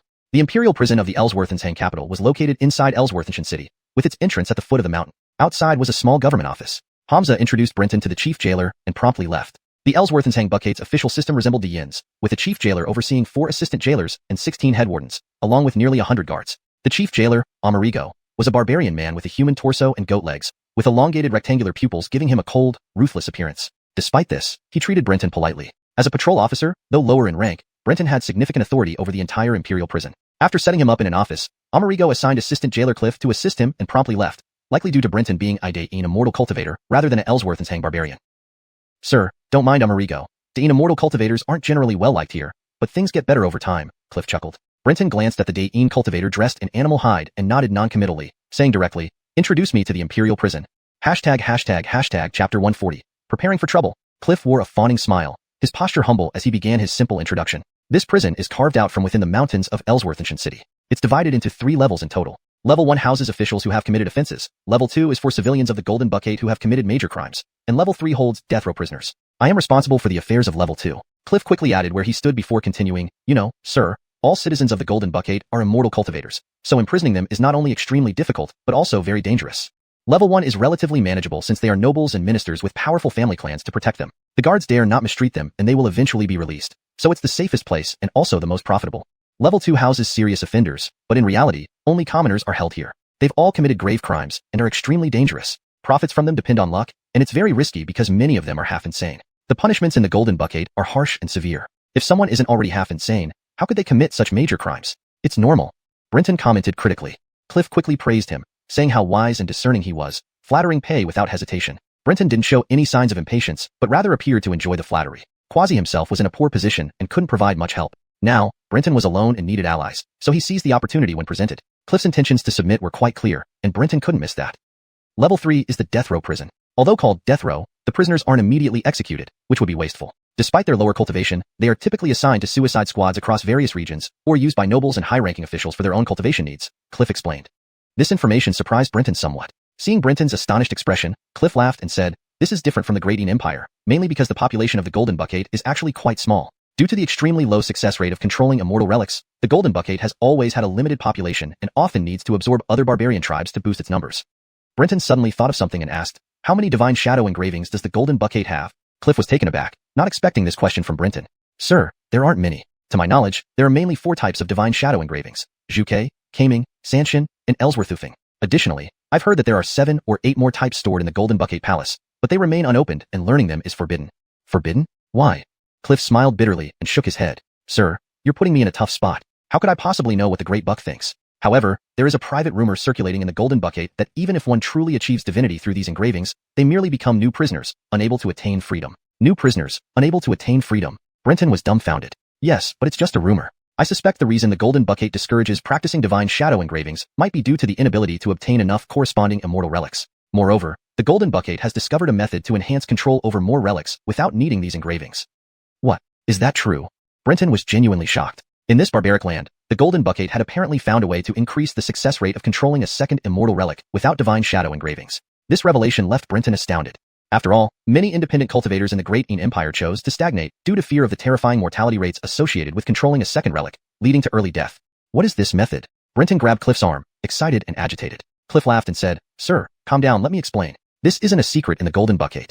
Hearing this, Brenton released his grip. This method is called the commonality technique. It's quite simple. Choose relics that share significant similarities with the first one controlled. This can greatly increase the success rate of the second relic. There are countless successful examples of this in the Golden Bucket. However, as the number of controlled relics increases, the success rate gradually decreases, though it remains higher than random attempts. Brenton froze as he realized this explanation seemed plausible. The Ellsworthiosi language he controlled indeed shared many commonalities with the Yanko wings. Brenton had always believed his success in controlling the Yanko wings was due to the magical properties of xuanhuan Tai Sui, but now it seemed that commonality played a significant role as well. The common traits between the 2 relics he controlled were wind, deception, and illusion, combined with xuanhuan Tai Sui's mediating influence. His successful control over the second relic wasn't mere luck. His eyes brightened as he patted Cliff's shoulder, smiling contentedly. Brother Lei, you've done well. I'm very satisfied. From now on, follow me, and I'll make sure you eat well and live comfortably. Cliff was delighted, bowing repeatedly. His ancestors were captives of the Xia dynasty. Though they had lived many generations in the Golden Buckade, they were still marginalized by the local barbarians. Only someone like Brenton from the Great Een homeland could earn their trust and favor. Brenton's current position as the prison inspector granted him the power to reprimand, investigate, and impose certain punishments. Even if he couldn't directly oversee prison officers or guards, his authority could make life unbearable for anyone in the prison. Thus, although Adam disliked outsiders like Brenton, he maintained a facade of harmony and even arranged for Cliff, another Great Een person, to assist Brenton in adapting to his new role, ensuring he wouldn't offend Pei. Not intentionally sending students to Brenton, Cliff and others were known not to fully align with the locals despite living together for generations. In Brenton's presence, if he showed any sign of attracting allies and offering benefits, people like Cliff would eagerly offer their loyalty. Adam couldn't stop this without risking confrontation with Brenton. Seeing Brenton's interest in recruiting followers, Cliff cautiously suggested, "Sir, there are many others in the prison from our homeland. Would you like me to gather them so they can express their loyalty?" Brenton smiled and replied, "What's the difference between natives and outsiders? We're all making a living together. We're all one family. Inform everyone, but leave it up to them whether they join. Don't pressure them." Cliff's eyes lit up. He knew Brenton was planning something significant. Chapter 141. A warning on arrival. It said that a new official lights 3 fires upon taking office. The central prison, being part of the government, is notoriously rich in benefits. Brenton has arrived and naturally seeks his share of these benefits. This goes without saying. However, how much he can gain depends on how intense these fires burn. Cliff knew that tonight's welcoming banquet was the moment for factions to take sides within the central prison. Those who came could not be considered allies outright, but at least they were fence-sitters who could be dealt with later.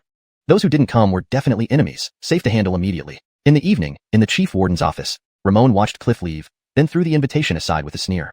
Such an ungrateful wolf. Less than a day and he switches allegiances. Looks like I've been too kind. The other Ellsworth's high guards similarly sneered. The chief warden needn't worry. Tonight we will go ourselves and see who dares to welcome that Dayan boy under our very noses. Why complicate things? In my opinion, we should change into plain clothes, cover our faces, and when he's done eating and drinking, we'll give him a taste of the might of Ellsworth's High's immortal warriors, reminding him that Ellsworth's High belongs to its people and dogs must behave like dogs, one guard said cruelly. Ramon smiled as he listened to the brutal comments from his subordinates. Once they finished, Ramon chuckled and said, "How could we be so petty? Our Ellsworth's High nation is broad-minded. We should still follow proper etiquette. Baylor, you will represent us tonight by bringing gifts and observing who attends. Leave other matters untouched for now. If he understands and cooperates, we'll ensure he gets his share. If not..." Ramon gave a cold laugh, leaving no doubt about his intentions. Baylor stood up. "Sir, still send gifts? My attendance itself is the greatest honor." How could the young man from Dayan remain unsatisfied? His exaggeration caused laughter among the other wardens. Ramon appreciated it, tapping Baylor on the head and saying, "Proper etiquette should be shown." Baylor reluctantly accepted the order. Night fell over Ellsworth's High's capital city, brightly lit from top to bottom. Unlike Dayan, Ellsworth's High had no curfew since small demons dared not invade, and major ones wouldn't fear a curfew. Surrounded by 4 wardens resembling Dayan nationals, Brenton entered a nearby restaurant. Not luxurious but respectable, the restaurant was run by a Dayan merchant specializing in northern Dayan cuisine. Once seated, Cliff immediately began flattering Brenton and professing loyalty, joined swiftly by the other 3. According to Cliff, these 3 were descendants of prisoners captured from the ancient Daxia. In Ellsworth's High, Dayan immortals rarely found their way into government service unless they were multi-generation residents. These 3 held minor, low-ranking positions. They were Beck, around 30, controlling a celestial corpse, Dusty, the youngest at 20, also controlling a celestial corpse, and Mogusang, nearly 50, mastering 2 celestial corpses and reaching the 7th rank pinnacle. Despite not having political experience, Brenton understood diplomacy and maintained a cordial atmosphere. After 3 rounds of drinks, the door was knocked on. Before Cliff could answer, it burst open with loud bangs. Brenton frowned at the hostility. Baylor entered, giving cold stares to each before saying, "Warden of the Heaven-level prison, Baylor, sent by the chief warden to offer a warm welcome to Inspector Pei. Heaven-level housed officials and nobles, human-level housed heavy civilian criminals, and Earth-level housed death row inmates." Baylor, managing the wealthiest, Heaven level, was undoubtedly Ramon's confidant. Brenton, despite finding Baylor arrogant, smiled and offered a toast. "Thank you for your concern, and please sit and have a drink." Seeing Brenton's polite demeanor, Baylor smirked wider, sat opposite, and tossed a hefty money bag onto the table. "These are some tokens from our chief warden and fellow wardens. Hope you don't think we're stingy." Cliff and others exchanged uneasy glances. Seeing Brenton's apparent compliance chilled them. Baylor's visit was clearly a warning. Following such a person, they feared retribution from Ramon. Brenton noticed their reactions but left the money bag untouched, smiling. "Of course not. Even a simple gift shows true sentiment." Baylor laughed heartily but stopped when Brenton continued. "However, in Dayan, we value reciprocity. Tomorrow, I will visit the Heaven-level prison and guide you on being a good warden." Cliff and the others cheered, sensing Brenton's readiness to confront Ramon. If successful, their futures would flourish. Baylor's face darkened. He stared at Brenton angrily before coldly replying, "Then I'll wait for you tomorrow." Finishing his drink, Baylor left without another word. Brenton smiled and tossed the money bag to Cliff, divided among the men, ensuring lower ranks get their share. "This is embarrassing," Cliff hesitated, feeling anxious. Brenton lifted his cup. "Take it. Remember, following me means sharing equally. I promise everyone shares the spoils. Reassured, Cliff and others felt a surge of loyalty, praising Brenton lavishly. The dinner ended happily. The next morning, Cliff and others waited eagerly outside the inspector's office. They saw Brenton entering the exclusive Golden Mountain City, reserved for high-ranking nobles and ministers of Ellsworth's. Realizing his influence was vast, they believed they had backed the right horse. When they finally saw Brenton, they were stunned. Behind him walked an old servant, carrying stacks of bamboo scrolls on a pole. Brenton did not enter the official residence, but instead said to them, "You came so early. Since you're this enthusiastic, let's go straight to the heaven-level prison." Cliff and the other three hurriedly took the lead, while simultaneously speculating on how Brenton planned to ignite his 3 fires. Brenton did not enter the official residence, but instead said to them, "You've come so early. Since you're so proactive, let's head straight to the Tion character prison." Cliff and the other 3 hurriedly took the lead while simultaneously speculating how Brenton planned to make his mark with his 3 fires. Note, the term 3 fires is an idiomatic expression indicating a new leader making bold moves or significant changes upon taking office. ##### Chapter 142, The Imperial Prison. Sir, you've just arrived. That Dayton is one of the prison governor Jackson's trusted subordinates. I've heard he seems to have some influential background, Cliff carefully reminded as he followed Brenton. Brenton wanted to establish his authority immediately upon arrival, and this tough approach naturally delighted Cliff and the others. They sighed with relief that their long suffering as remnants of the Great Xia dynasty was finally coming to an end. However, having served in the imperial prison for many years, they knew it was a deep and intricate place with complicated relationships. Not that the wardens or guards had high status. Most of them represented various family factions, even Cliff and the other 3 had some connections behind them. Still, whether Cliff or even the prison governor Jackson, they understood that in the eyes of these factions, they were not important, they were merely informants. In the imperial court, be it during the Great Qing dynasty or the Ellsworth's buckade, very few officials could avoid spending time in the imperial prison at some point. As it was a necessary passage, each needed to have their own people there to ensure support. Put simply, they were paid servants doing their master's bidding. They also knew their place and didn't dare act recklessly. If they offended any nobleman, leading to severe punishment or death, their patrons would not seek revenge for them. On the flip side, with patronage, as long as they did not seek trouble themselves, the nobles would not unnecessarily harass them. Doing so would embarrass their patrons and undermine their reputation and authority, thus such matters would not be overlooked lightly. Therefore, this significantly increased their chances of survival. After all, being a warden was among the most dangerous positions one could hold. Cliff did not want their new patron Brenton to inadvertently offend someone and stumble into trouble. They had already been seen as enemies by Jackson and his ilk since pledging allegiance. If Brenton faltered, they would suffer too. Brenton smiled and nodded. He understood the implications of Cliff's words thoroughly. "I've only been in the Ellsworth's capital for 3 days. How could I possibly know who backs them? But I do know they didn't give me any face," Brenton replied casually. Cliff and the others exchanged glances, revealing their delight. This new patron seemed shrewd and intelligent, with deep calculation. Brenton's words were clear. He didn't know about their background, but the trouble stemmed from their lack of respect towards him, marking a personal vendetta. Even if Jackson complained to his patrons, it would likely fall on deaf ears. Noblemen and aristocrats pursued wealth and family legacies, and none would frivolously make unnecessary enemies. It wasn't worth fighting over an insignificant 8th-rank prison governor. Exiting the inner Golden Mountain complex led to a narrow corridor, barely wide enough for one person, illuminated by dim stones embedded overhead. The narrowness restricted escape attempts and prevented mass prisoner assaults. Wardens and guards only needed to secure the entrance with spells and crossbows, ensuring prisoners could not leave. The corridor, 100 meters long, had gates every 10 meters, inscribed with runes and guarded. Beyond the last gate lay a spacious area resembling a large underground chamber of the Great Xia. Here, 7 or 8 wardens sat around tables, chatting merrily. Brenton glanced around. To the left were 3 corridors, one upward, one inward, and one downward. Across from him were rooms carved into the rock walls with wooden doors half open, revealing rows of torture instruments. Clearly, this was for executions and interrogations. At Brenton's arrival, the chattering warden stood respectfully, eyeing him curiously. Percy stepped forward. "This is our new inspector, Sir Brenton. You should greet him." The subordinates salute Inspector, sir, they bowed. Brenton waved them off, then gave a signal to the old servant. The servant hesitantly withdrew a money pouch from his robe and tossed it onto the table next to the warden's. The thud startled everyone. "In this dungeon, devoid of sunlight, it's cold and unhealthy. As your new supervisor, I cannot bear to see my brothers suffer. Split this silver among you. After work, buy some strong liquor to warm yourselves. Rest assured, as long as I'm here, my subordinates will not suffer," Brenton said cheerfully. The wardens thanked him hastily, but showed no genuine gratitude. Instead, they appeared uneasy and left the silver untouched. Brenton was unperturbed and walked directly to the hallway leading to cell A. After he left, the wardens opened the pouch and saw the silver ingots inside. They exchanged wary glances. "Boss, this new inspector seems easygoing. Should we take this money?" a guard asked, rubbing his hands while staring greedily at the coins. Though the prison was lucrative, Jackson was extremely greedy and cared little for lower-level guards, leaving them with minimal share of the spoils. Brenton's gift wasn't much but was a positive sign that he was generous and not stingy. Following such a superior promised better days ahead. The head guard glared. "Keep your hopes in check. The inspector is new and hasn't sorted things out yet with the prison governor and magistrates. Rushing to sides isn't our place now. Let's wait and see." "But what about the money?" the wardens pressed. "It must be reported. Whether the governors will share depends on their mood. You may get the silver but might not live to enjoy it. Is it worth it?" They felt a pang of regret. In cell A, Dayton watched Brenton and his entourage approach, rising with a forced smile. Inspector Pei, greetings. What brings you here? He knew full well. Yesterday, after the tense meeting at the Imperial Pavilion, he'd informed Jackson of Brenton's stance. Knowing Pei would retaliate soon, Jackson instructed Dayton to stand guard, waiting for Pei. Imperial prisons had strict rules. If Pei breached them, Jackson would hold the upper hand, preventing Pei from standing tall in the prison. Despite Dayton's displeasure, he knew he couldn't hide forever. Facing Pei was inevitable. Jackson's lack of concern truly irked him. Unable to vent at Jackson, he directed his resentment at Pei, waiting eagerly to embarrass him when he came.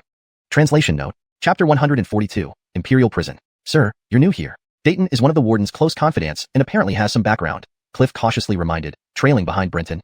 Brenton had just arrived and intended to establish his authority immediately. His decisive approach delighted Cliff and the others, who felt that their hardships as remnants of the Great Xia dynasty were finally coming to an end. However, having worked in the Imperial prison for years, they knew the waters here were deep, with intricate relationships and complicated hierarchies. The status of the prison officers and guards wasn't particularly high, but most had powerful backers from various factions. Even Cliff and the other three had connections of their own. Still, they understood that in the eyes of these powerful factions, they were merely tools for gathering information and not especially important. Serving in the government, whether in the Great Qing dynasty or the Golden Tent Buckade, almost every official had to spend time in the Imperial prison at some point. As a crucial stop, it was necessary to have insiders who could provide assistance. In essence, they were well-paid servants who followed orders. They also knew their place and dared not act recklessly. If they angered a noble, they could be killed without any repercussions for the noble or support from their own backers. However, as long as they didn't overstep, the nobles would leave them alone. Provoking trouble unnecessarily would embarrass their backers, and no one would let that slide, even for appearance's sake.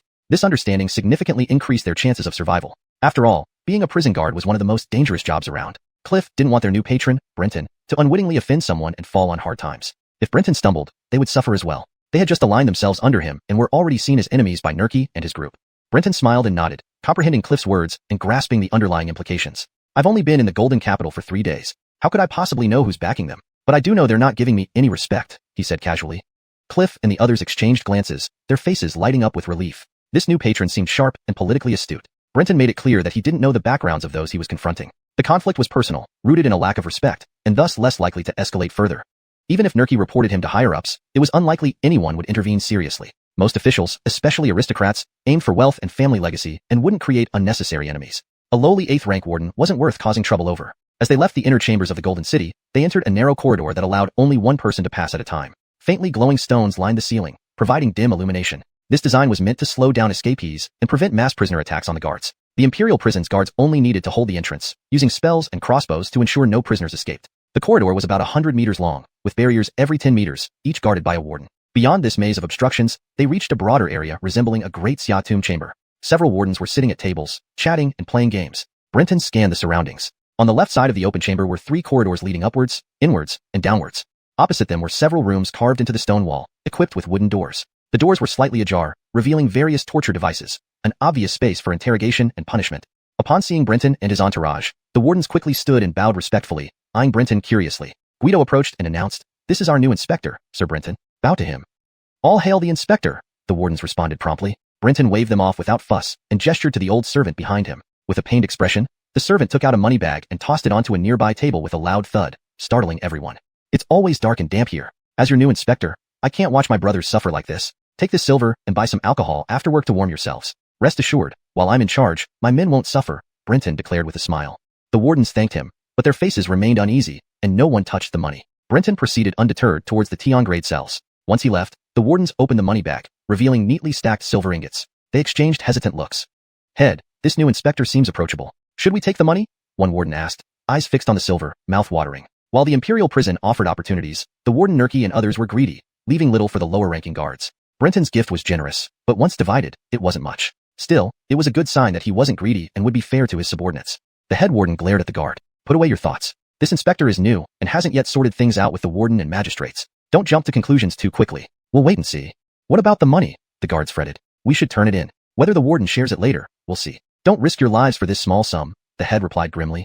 The guard sighed in frustration. In the Tian grade cells, Dayton watched Brenton and his group approach. He rose with a forced smile and greeted, "Inspector Pei, what brings you to the Tian grade cells?" He was deliberately asking a question he already knew the answer to. Yesterday, after the tense meeting at the Imperial Hall, Dayton had immediately informed Nurki of Brenton's stance. Knowing Brenton would challenge him soon, Nurki instructed Dayton to remain vigilant. The Imperial prison had its rules, and if Brenton broke them, Nurki would use that to undermine him, ensuring the prison remained under his control. Though displeased with Nurki's plan to use him as bait, Dayton couldn't complain. He and Brenton had already clashed, so avoiding trouble wasn't possible. Yet, Nurki's lack of effort in helping him was frustrating. Dayton couldn't vent his anger at Nerky and instead focused on preparing to humiliate Brenton when he came. Chapter 142. The Imperial Prison. Sir, you're new here.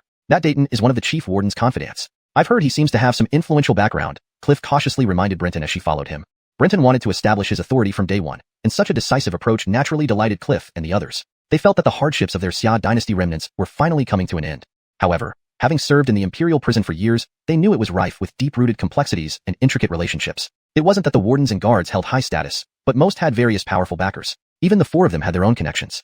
But even Cliff and Warden Ramon understood that in the eyes of these powers, they were not important. They were merely pawns. Working for the government, whether under the Dian Empire or the Ellsworthenshire Buckade, few officials managed to avoid spending time in the Imperial prison. Given it was an inevitable path, they naturally needed someone they trusted inside to help ease the experience. Simply put, they were paid lackeys. Aware of their worth, they dared not act recklessly. Angering the nobility could lead to their demise, and their backers would not seek retribution. However, as long as they didn't overstep, those in power wouldn't provoke unnecessary trouble. To do so would insult their backers and damage their own dignity and authority, making reconciliation impossible.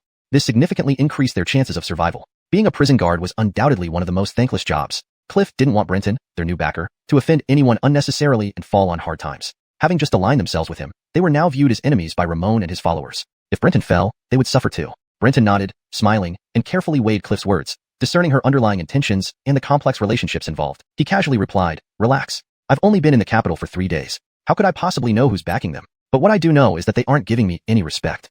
Cliff and the others exchanged glances, a hopeful expression appearing on their faces. This new patron seemed shrewd and deeply calculating. Brenton's words were clear. He didn't know about their backgrounds but was creating a personal grudge due to their lack of respect. Even if Ramon reported him to higher authorities, it likely wouldn't matter. Nobles sought wealth and lineage continuation. They wouldn't frivolously create enemies for no reason. An 8th-rank prison warden wasn't worth the trouble. As Cliff led Brenton through a narrow corridor lit by dimly glowing stones, built to limit potential escape attempts and protect the prison from mass inmate assaults, they eventually reached a wider space reminiscent of a Xia dynasty tomb chamber. Several guards were sitting at tables, chatting idly. Upon seeing Brenton and his entourage, they immediately stood, paying respects while curiously eyeing Brenton. Chase Feng too quickly introduced him. "This is our new inspector, Lord Brenton." "Bow." "All pay respects to Inspector Pei," they responded promptly. Brenton waved dismissively, signaling the old servant behind him. With a pained expression, the servant pulled out a bag of money and placed it on a nearby table.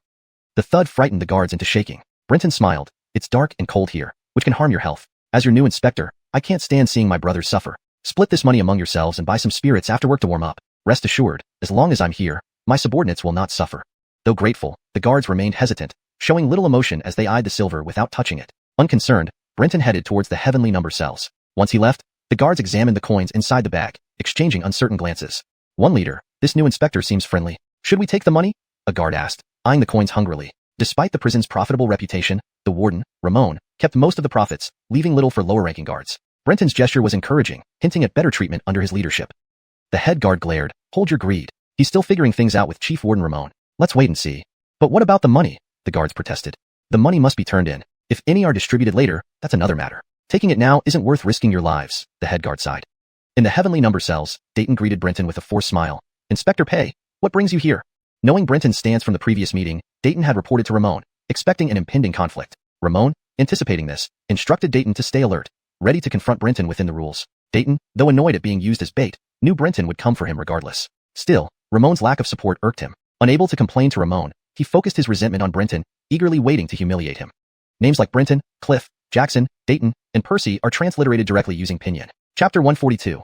The Imperial Prison. "Sir, you are new here. Tajizi is one of the prison governor's confidants. I've heard he has some background," Cliff carefully reminded Brenton as she followed him. Brenton had just arrived and wanted to establish his authority immediately with such a forceful approach, which naturally delighted Cliff and her 3 companions. They felt that their hardships as remnants of the Great Xia were finally coming to an end. However, having worked in the Imperial prison for years, they knew it was a deep and complex place with intertwined relationships. It wasn't that the prison governors and guards held high positions. Rather, most of them represented various factions. Even Cliff and her 3 companions had their own connections. But they understood that in the eyes of these powerful forces, they were merely pawns, not significant figures. In the court, whether in the Great Yin Dynasty or the Golden Tent Empire, few officials could escape a visit to the Imperial prison. Since this was an inevitable part of their career, having someone on the inside was essential for support. In essence, they were paid servants doing favors for their masters. They also knew their worth, so they didn't dare act recklessly. If they truly offended someone important and were killed, their backers wouldn't seek revenge on their behalf. However, as long as they didn't overstep, the nobles generally wouldn't bother them. Causing trouble without reason would be seen as undermining their backers, and no one would let that slide for the sake of their reputation and authority. This greatly increased their chances of survival, as being a prison guard was one of the most dangerous jobs around. Cliff didn't want Brenton to inadvertently offend anyone right after arriving as a new supporter. If Brenton stumbled, they would all suffer since they were already considered enemies by Adam and his group. Brenton smiled and nodded, understanding Cliff's concerns. He comprehended the complex relationships and underlying messages. He casually said, "Relax. I've only been in the Golden Capital for 3 days. How could I know who they're backed by? But I do know they aren't giving me respect." Cliff and Selin exchanged glances, their faces lighting up with relief. This new superior seemed shrewd and smart. Brenton made it clear that he didn't know the backgrounds but found issues because these people disrespected him, making it a personal matter. Even if Adam complained to his superiors, it likely wouldn't be taken seriously, as most, especially the nobility, were focused on wealth and family legacy and wouldn't create unnecessary enemies over a minor official like a 7th-rank prison governor. As they left the internal chambers, they entered a narrow passageway illuminated by dim glowing stones embedded in the ceiling. The design aimed to restrict movement in case of a prison break and prevent mass attacks from inmates. The guards and prisoners needed only to defend the entrance with spells and crossbows to keep inmates contained. The passage was 100 meters long, with rune-covered gates blocking every 10 meters, each guarded by a dedicated officer. Beyond the barriers, they emerged into a wider, tomb-like space. Several guards were seated at tables, chatting noisily. Brenton surveyed the area. To the left, there were 3 passageways leading upward, inward, and downward. On the opposite wall, several rooms with wooden doors stood half open, revealing torture devices, clearly for punishment and interrogation. When Brenton entered, the guards stood up and bowed respectfully, curiously observing him. They knew a new inspector was coming, but didn't expect him so soon. Selin stepped forward. "This is our new inspector, Lord Brenton." "Bow to him." "Inspector, we greet you." The guards quickly bowed again. Brenton waved them off and gave a signal to an old servant, who hesitantly took out a money bag and tossed it onto the table. The thud startled everyone. Brenton smiled. "The prison is dark and cold. I can't let my subordinates suffer. Divide this among you. After work, buy some wine to warm yourselves. Rest assured, as long as I'm here, my men won't suffer." The guards thanked him but didn't show much enthusiasm, instead looking uneasy. No one touched the money. Unconcerned, Brenton headed toward the higher-level prison cells. After he left, the guards opened the bag and saw silver ingots. They looked at each other uncertainly. "Chief, this new inspector seems approachable. Should we take the money?"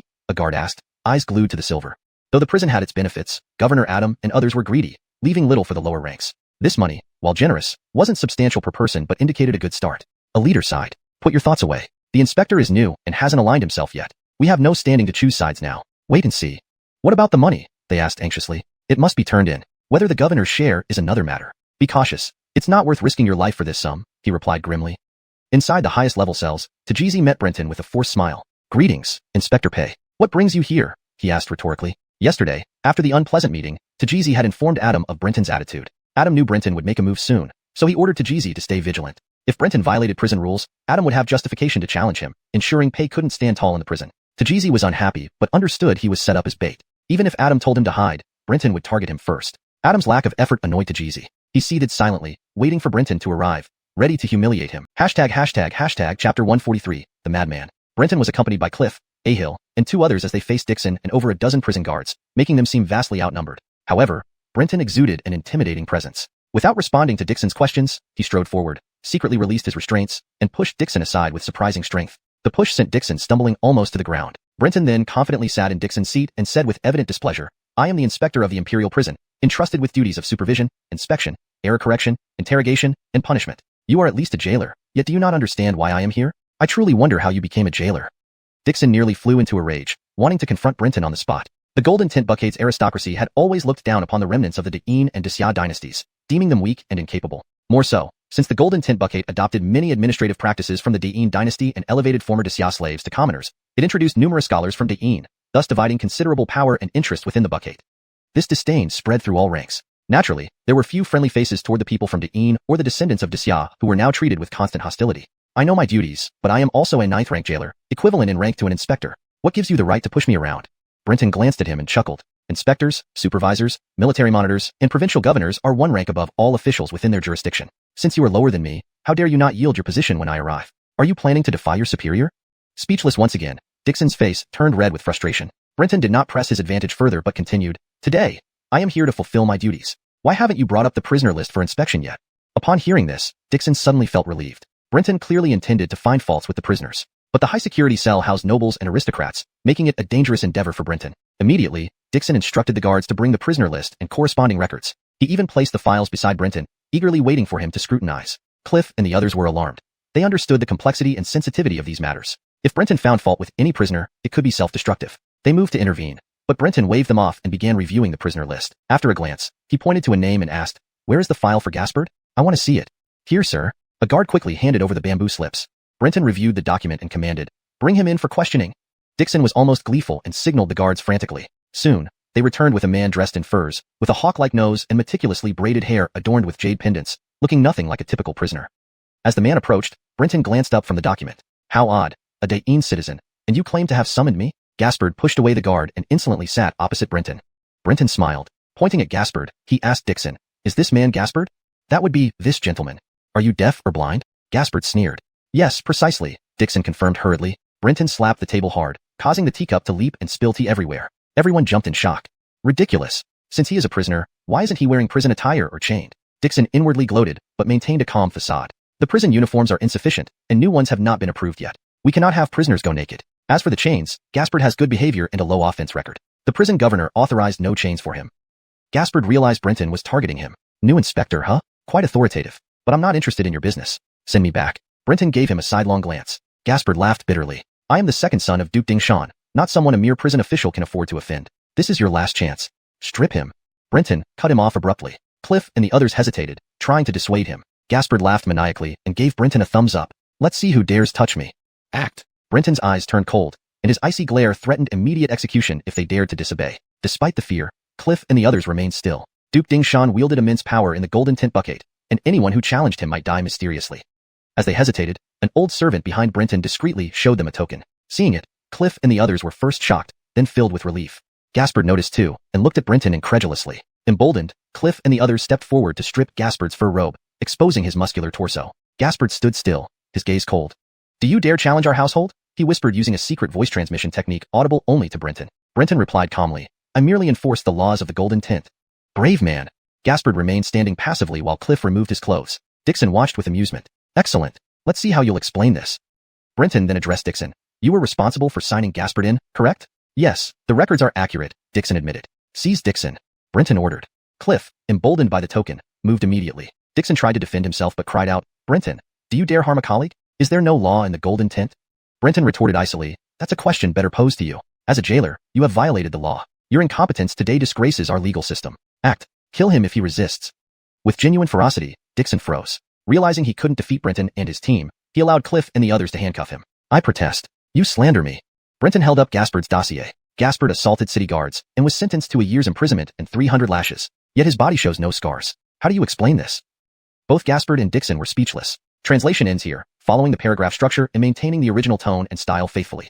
The prisoners in cell Tion, who would dare to really carry out the punishments? This was an open secret. But if Brenton used this issue to cause trouble, he didn't dare to utter a single word of refusal. If it were to be exposed, not only would Brenton be despised by all officials, but he too wouldn't escape punishment. It was better for him to take the blame directly. I admit my mistake. I admired the character of young Marquis, so I privately exempted him from the punishment. Brenton stood up and ordered, bring prisoner Gaspard to the torture chamber and make up for the delayed punishment with 300 lashes. Dixon has committed malfeasance. Give him 80 lashes first and throw him into cell D. He will then be transferred to the inspection bureau for questioning. Everyone was instantly stunned, looking at Brenton in disbelief. Even Dixon and Gaspard thought they might have misheard. When Brenton shouted again, everyone couldn't help but think in unison, he's truly a madman. Hashtag chapter 144, don't come any closer. Everyone present, including Gary himself, thought it was nothing unusual when Brenton prepared to mete out punishment. After all, this was merely an internal conflict within the celestial prison, and Gary had given Brenton a valid reason for punishment according to the law. Thus, it seemed reasonable to everyone. However, Aaron could not be disposed of so casually. If Aaron were to be punished, it would break the unwritten rules between the celestial prison and the nobility, leading to confrontation with all the aristocracy of the Ellsworthensang Buckgate. This action would undoubtedly invite retaliation from the noble class afterward. These people would not only target Brenton, but the entire celestial prison as well. Outsiders viewed Brenton as representing the celestial prison. Would you dare hit me? Aaron shouted, his bird-like mouth opening and closing, roaring in anger. Brenton didn't indulge him. Stepping forward, he slapped Aaron hard across the face, shouting, outside. You are a little Marquis. Here in the celestial prison, you are just a prisoner, and I am an official. Your insolence is unforgivable. This is your first warning. If you dare do it again, let's see if I dare increase your punishment. Aaron was stunned. He had been beaten before, as the Ellsworthensang Buckgate was known for its brutality. However, being beaten by someone of lower status, a mere patrol inspector, was unbearable for him. Moreover, Brenton was a cultivator from the Dayin Empire, and such news spreading could tarnish the reputation of his family. Just as Aaron was about to retaliate, a light cough interrupted him. The old servant beside Brenton caught Aaron's attention with a cough, then displayed a plaque to him and slowly retrieved a bamboo scroll from a basket, unfurling it before Aaron. The witch priestess has said that as long as Inspector Pei handles matters legally, the Vermilion Bird Palace will not interfere. Aaron instantly deflated. The old man's meaning was clear. They would not stop Brenton from enforcing the law, but also would not allow any resistance from Aaron. Take him away and flog him. Brenton ordered. Cliff and 3 others perked up upon hearing the old servant's words. They had worked in the celestial prison for many years, but had never dared to punish the descendants of flourishing noble families. Cliff and Selen immediately dragged Aaron, while Rhiannon and Mozongu took Gary down to the fork, leading to the third level of the celestial prison. The guards outside the torture chamber were shocked to see the 4 wardens tie Aaron up and press Gary into a chair. Under Brenton's stern gaze, the beatings began fiercely. The sound of slap, slap, rose and fell. Agonized cries followed soon after. Brenton glanced at the instruments of torture. A bone whip used on Aaron exuded malevolent and bloody energy, while the paddle used on Gary was shaped like a paddle, lined with countless short nails. With one strike, bloodlines appeared on Gary's buttocks. Both were simple magical artifacts designed specifically to punish cultivators, as ordinary implements wouldn't affect them significantly. The bone whip, called Baby Bone Whip, was crafted from infant spine bones, soft yet sturdy post-refinement. It absorbed the blood and resentment of its victims, growing more potent with each use. For cultivators, it caused soul injury rather than physical harm, leaving skin torn but no damage to muscles or bones. However, it unsettled the spirit, making recovery difficult for months. The wooden paddle was simpler, made from ordinary wood inscribed with metal spells, causing immediate bleeding and flesh flying upon impact. 80 strokes would tear away half the meat from Gary's buttocks. Before long, Aaron screamed and passed out. Cliff paused, looking at Brenton. "Sir, he's unconscious." Brenton responded, "Note how many strokes were administered, then throw him back into his cell. Continue tomorrow until the count reaches 300. Relieved by the order, everyone untied Aaron and dragged him back to his cell. Seeing this, Gary pretended to faint in hopes of dodging further punishment. Rhiannon looked at Brenton. "What are you looking at? Keep beating him. Can this cur be compared to a little marquis?" Everyone stared at Brenton with odd expressions. They couldn't grasp his intentions. Gary had intended to fake unconsciousness, waiting for the warden to save him. Instead, Brenton seemed intent on killing him. "Brenton, you ruthless brute. How much longer can you be so arrogant? Rhiannon, haven't you eaten?" Bang! Ah! Gary rolled his eyes and truly fainted this time. With Brenton not calling a halt, Rhiannon continued until the 80 strokes were completed. "Throw him into the D-grade prison and make sure the records are updated." As wardens of the D-grade prison, Rhiannon and the others personally carried Gary, who resembled a dead dog, to his cell. Without bothering to look up, Brenton flipped through the inmate roster and pointed at the second name. "Next, Cliff, fetch this one. I will inspect personally. If he hasn't served his sentence, it starts today."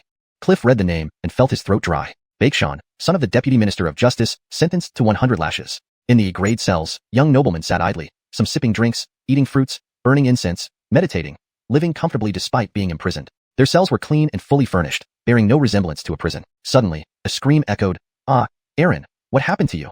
Everyone woke and turned their gazes towards the entrance. Aaron was being carried by a guard, his head hanging low, unconscious and shirtless. Blood dripped onto the floor even before they reached him. When closer, they saw Aaron's back covered in gashes and soaked in blood. "What did you do to him? You dare touch Aaron? Don't you want to live?" Fury erupted among the inmates. Just as they planned to confront Brenton, Cliff walked in reluctantly, declaring, "Inspector's orders. Fetch Baekshon for inspection." The shouts stopped abruptly. In cell number 6, Baekshon trembled and screamed, "You dare!" Cliff opened the door expressionlessly. "Young Master Baekshon, please come along." Baekshon, terrified, yelled, "Don't come any closer. No, please don't." The other young nobles stood stunned. It seemed none of the A-grade prisoners would be spared. This translation captures the tone, style, and coherence of the original Chinese text, maintaining paragraph structure and line breaks. It ensures natural English fluency and avoids introducing non-English elements. ##### Chapter 145, Fair and Honest Pricing. In the punishment room, one by one, young masters from the heavenly numbered cells were dragged in. Some cried for mercy, others threatened with warnings. But when they saw the old servant of the Zhuke Palace solemnly taking out the golden account law bamboo slips from his carrying pole, finding the corresponding laws according to their offenses, and reading them aloud, everyone could only grit their teeth and endure the punishment. Brenton sat inside the punishment room, openly absorbing the spiritual energy from the punishments, which left the surrounding jailers utterly dumbfounded. It seemed Brenton had beaten all these people just to cultivate. But if he wanted to administer punishment, there were plenty of inmates in the earth-numbered cells and death row. It didn't make sense for him to pick on these young masters. However, facing such a crazy Brenton, everyone felt a chill run down their spines. He was an uncontrollable living llama. Even those young masters who initially came in roaring with threats now cast fearful glances at Brenton as they were dragged out. To prevent any disturbances, Brenton ordered Cole to guard the entrance of the cells, allowing entry but not exit. After punishing over 40 prisoners from the heavenly numbered cells, Brenton finally breathed a sigh of relief, feeling that the spiritual energy within him was full. He could attempt breaking through to the 7th rank tonight. In high spirits, he realized it was mealtime in the prison. Seeing the 2 different grades of food, Brenton stopped the jailers heading towards the heavenly and earth-numbered cells and shouted, "There are regulations regarding the food given to prisoners in the heavenly numbered cells. Why is their food so sumptuous compared to the earth-numbered cells?" Brenton pointed at the well-provisioned meal boxes, his face darkening. The group of jailers who had just entered to deliver the food were still unaware of what major events Brenton had carried out today. They could only explain in confusion, "This is the order of the prison warden. The prisoners in the heavenly numbered cells are descendants of nobles and royalty, so naturally, their meals are more substantial. As for the earth-numbered cells, some notable figures are also housed there, so we are not allowed to neglect them." "Oh, so you mean the warden paid for this food himself?" "Of course not. It naturally comes from the funds allocated to the prison." The jailer subconsciously started to explain before realizing his mistake, but he wasn't worried. Since the expenses would be recorded officially, even if he didn't say anything, Brenton would find out. Brenton immediately flew into a rage. You scoundrels! A respected prison warden committing such dereliction of duty, squandering public funds recklessly. How can he serve the court? Cliff and the others heard this and their eyes lit up like lamps. Brenton's actions today were almost setting the heavens ablaze, directly challenging the prison warden. The jailers were terrified, unsure whether to offend the warden or the inspector. They stammered apologies, unsure of how to proceed. Brenton regained his composure and said, "You're following orders. I won't blame you. Place the food here and go back and follow the prison's dining regulations. Each prisoner should receive 1 bowl of wild vegetable soup and 1 coarse bran cake." The jailers immediately turned back to fetch the correct food. At the warden's office, Ramon laughed heartily upon receiving news from the kitchen. The magistrates around him were also delighted. Brenton had Cole seal off the entrances and exits, leaving Ramon without updates until now. He did indeed handle things properly. Aurelio made sure Brenton couldn't act rashly earlier, but now he's found a chance through the meals. Let him do as he pleases. If he makes a mess, the noble families will tear him apart. You go ahead and serve our young masters the wild vegetable soup and coarse bran cake as per our inspector's instructions. Watching the jailer leave, Ramon felt greatly relieved. With the warden's approval, the kitchen staff finally, timely, delivered the new meals into the prison. Brenton personally inspected everything, and then ordered the jailers to bring the first batch of meals together with the new ones to the heavenly numbered cells. When the young masters in the heavenly numbered cells saw Brenton enter with a smile, they all shivered. Even though they knew their families would soon avenge them, seeing him now still struck fear into their hearts. Brenton bowed slightly and smiled, "Gentlemen, after serving your sentences and acknowledging the law, you will still be future pillars of our Ellsworth and Buckgate. Now that you are injured, don't neglect your meals, it will help you recover. Bring them their food immediately. If they starve, I won't tolerate your incompetence." The jailers cautiously approached, placing earthen bowls outside the cell bars, ladling out wild vegetable soup from a wooden bucket, and dropping a piece of brown coarse bran cake. Seeing Brenton make them eat this, someone couldn't hold back, kicking over the bowl and cursing, "Hey family, don't push us too far. Are you feeding pigs?" Brenton coughed lightly, while the old servant continued reading from the bamboo slip detailing the prison's dining regulations. After finishing, Brenton laughed. "I am acting according to law and regulations. The food is provided. Eating it is up to you. However, I warn you now, anyone causing trouble will be handed over to the inspectorate for questioning. Once you return, I will supervise your punishment again." Everyone shut up at this. "But, I understand that you are the nation's pillars, used to luxurious living. It's natural to want better food, and I'm not unreasonable. If you want something better, it's possible." Brenton waved his hand, and Armin brought in several jailers carrying the earlier sumptuous meals, placing them in the middle of the corridor. Fair and honest pricing, open to all. Royal meals cost 50 taels per pot, chicken, duck, fish, meat 30 taels each dish, vegetables 20 taels. If you want more options, prices are marked. I'm exploiting a loophole in the prison rules to provide convenience.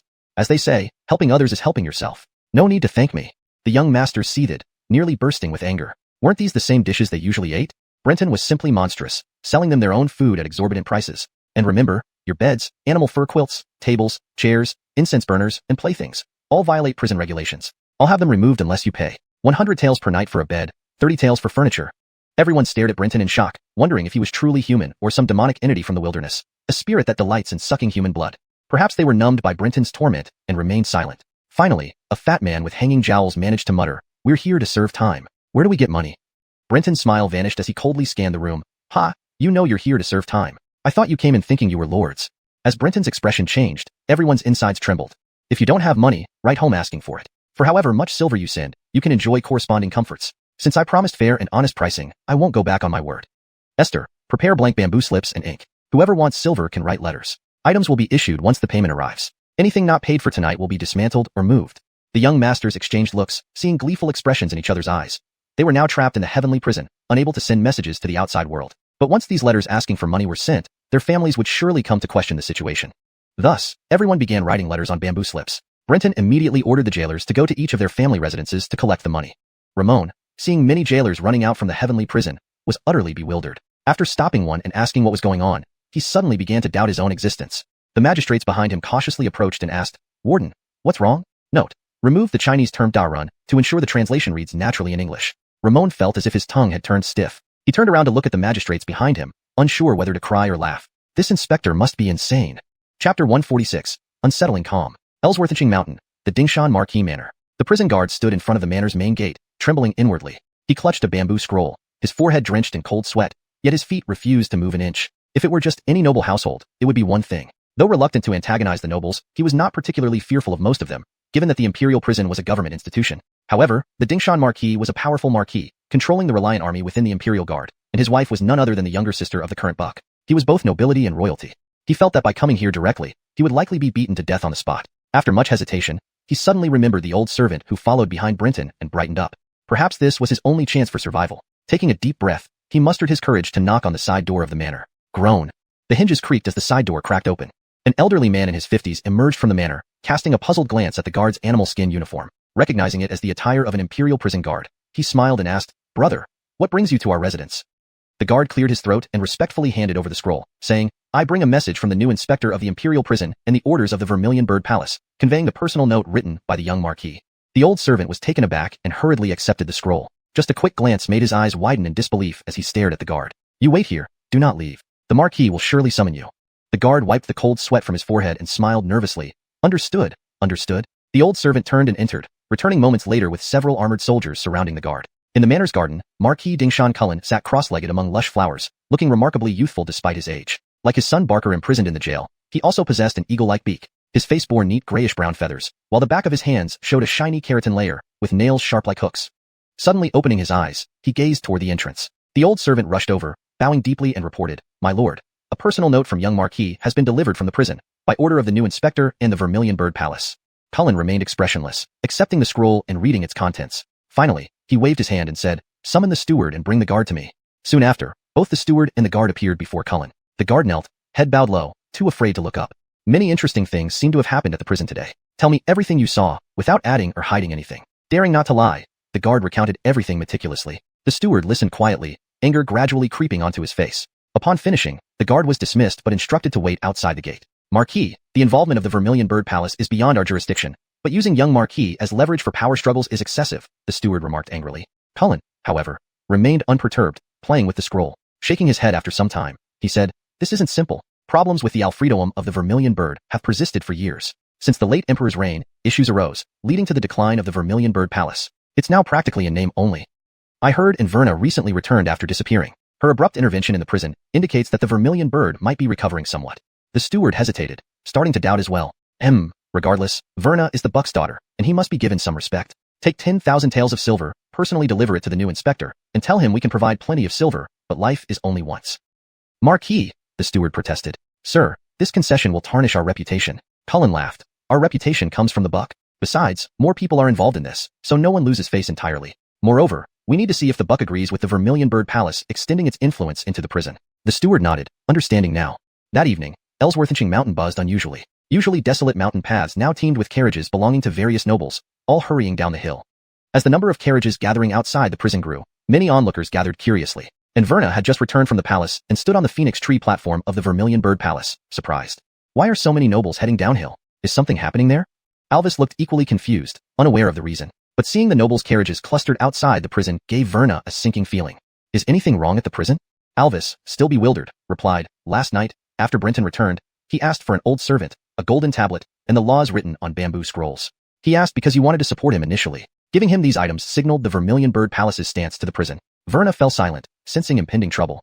After a while, she added, "Father Buck hinted at my dissatisfaction with the recent prison arrangements today." Alvis's face darkened. During the heyday of the Vermilion Bird Palace, even the Buck paid regular visits and revered the Vermilion Bird. Now, due to the Alfredoum's issues, merely appointing a ninth-rank inspector requires the Buck's approval, an uncharacteristically small-minded approach. Without waiting for Alvis's response, Verna ordered, "Bring Brenton to me immediately upon his return." Alvis sighed but agreed. Among the past generations of Vermilion Bird shamans, Verna's tenure was the most stifled. The scene at the prison drew widespread attention, especially when boxes filled with uncovered silver were seen being unloaded from carriages, stirring uproar in the capital. News of the prison extorting nobles spread like wildfire. People marveled at the audacity of the prison, though many rejoiced at the nobles' misfortune. Adam fled, fearing association, while Brenton received everyone openly, diligently recording every contribution. Some brave nobles came to question the actions, but upon seeing the Dingshan Marquis steward calmly delivering silver, they sensed something amiss. "Minister Sterling, what does this mean? Could this be the Buck expressing displeasure through such means?" A noble whispered to a visiting official. Sterling shook his head, replying softly, "Who knows? But your theory isn't implausible. Everyone knows the close ties between the Dingshan Marquis and the Buck. If the prison targeted the Marquis' son, and he didn't retaliate, it could indeed be the Buck's scheme. After all, even the young Marquis' son was punished. What can we say?" Officials like Sterling surprisingly shared similar suspicions. If Brenton knew, he'd surely laugh out loud. This translation maintains the original tone and style while ensuring the narrative remains fluent and coherent in English. The structure of paragraphs and line breaks mirrors the Chinese text provided. Most likely, they would say, "People, often fear what their mind fills in." This translation keeps the tone and meaning intact while ensuring it reads naturally in English. It also maintains the brevity and impact of the original statement. Chapter 147, For Your Own Good. Brenton wore a radiant smile as he received the managers of the aristocratic families who came to deliver silver. Yet, his heart was not as joyful as his expression. Brenton had willingly stayed in the golden tent bucket, not for any lofty official rank or wealth. The sage ancestors of Great Een said it correctly. Those outside our race will inevitably have different hearts. This is an unchanging truth anywhere. As a Great Een Immortal officer, he might enjoy a luxurious life within the Golden Tint Bucket, but would never truly integrate into this place. Observing the descendants of Daxia living here revealed that after hundreds of years of assimilation, most still retained their Great Een appearance and habits. Thus, over several centuries, these descendants were still not completely accepted by the natives of the Golden Tint Bucket. Brenton didn't believe he'd be any exception. His sole reason for being here was to advance further on the path of immortality. His reckless actions in the Imperial prison served this very purpose. Chaos was what Brenton aimed for. Despite the Buck's wise decision to adopt Great Een culture and institutions, the barbarians' inherent savagery, impulsiveness, and brutality remained. Brenton's actions were expected to cause an uproar in the capital city. Indeed, there was some reaction, but it was far from what he anticipated. He had expected furious aristocrats to storm the prison, fighting fiercely with him. Though they might not kill him outright due to the prison's status, physical torment seemed unavoidable. The point of all this wasn't masochism. Instead, he aimed to draw attention from the Han King of the Golden Tint Bucket. By highlighting the threat aristocrats posed to royal power, he hoped to sow discord between them. The Golden Tint Bucket had been established for over 1,000 years, much longer than Great Een. Its aristocracy was deeply entrenched and wielded unimaginable power.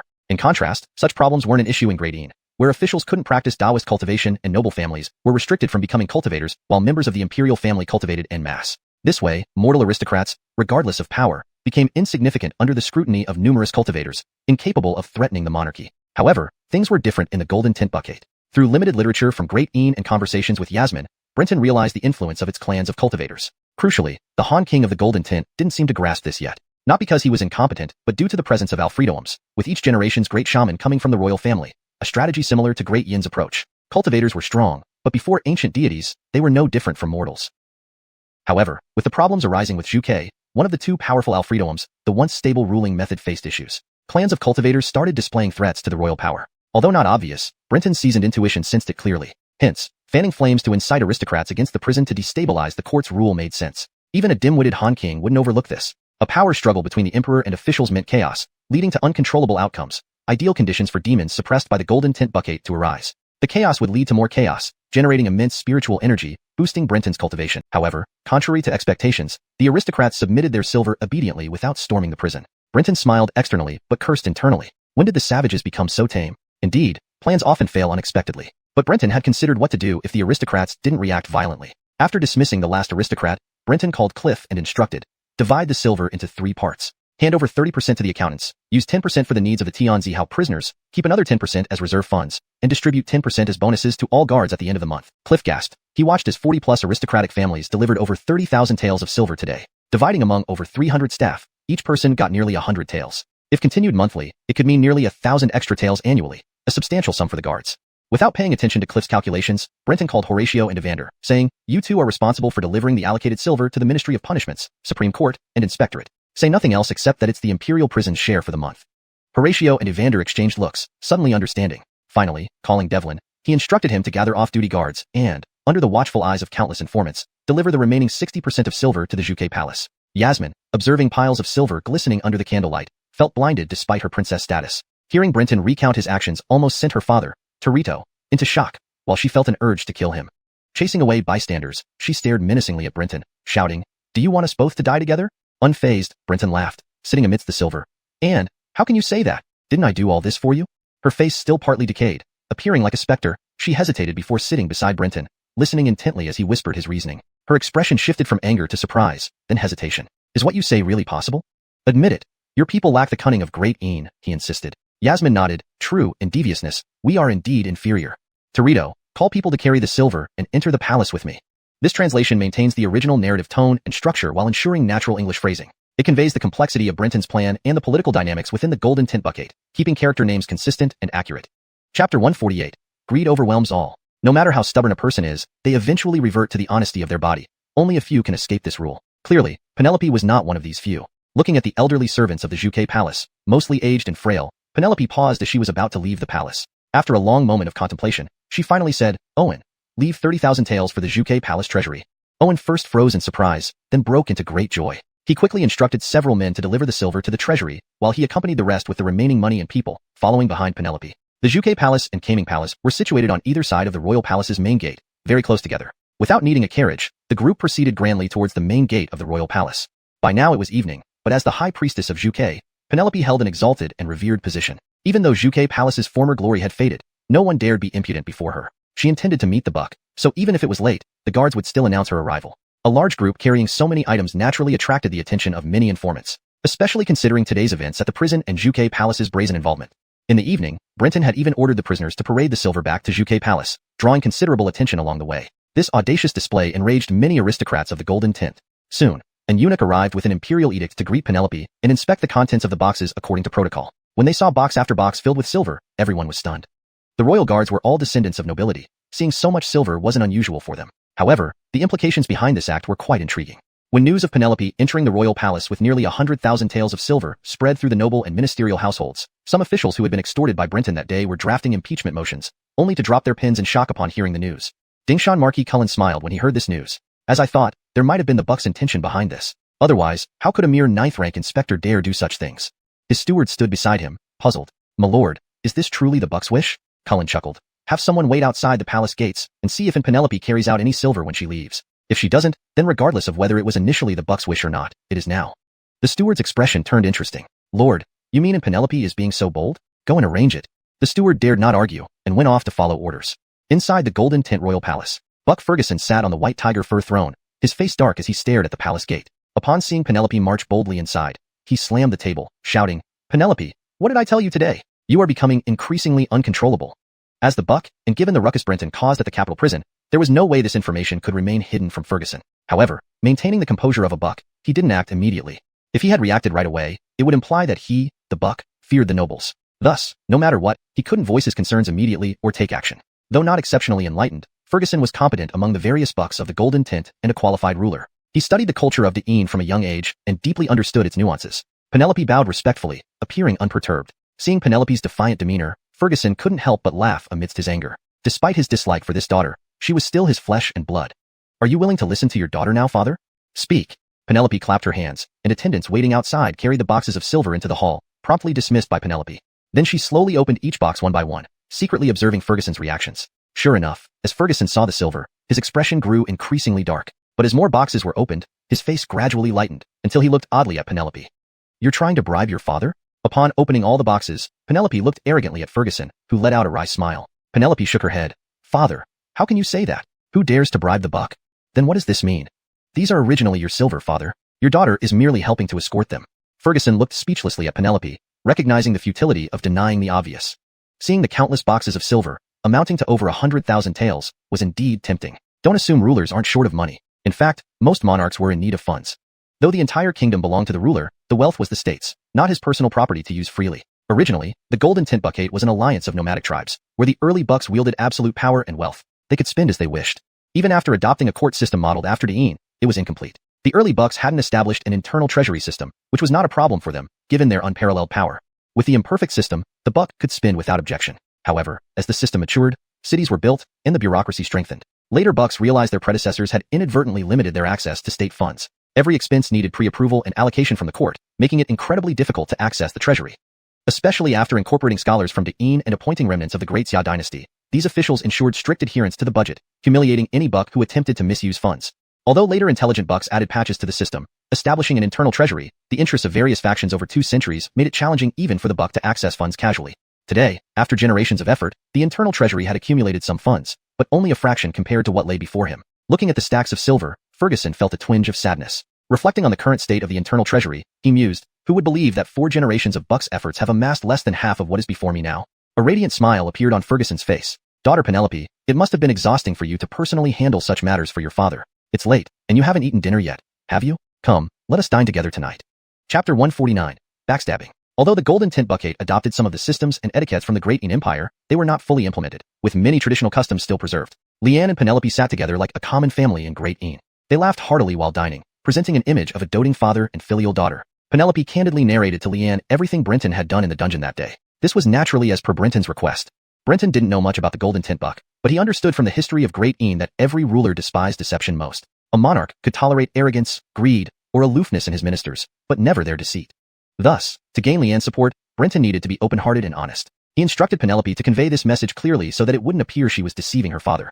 Brenton was astonished that such a significant event like Zhuchua's revival was handled only by Penelope and Jensen in the Skeleton Forest, indicating how few trustworthy people Penelope had in the Golden Tint Buckade, and how little trust Leanne placed in her.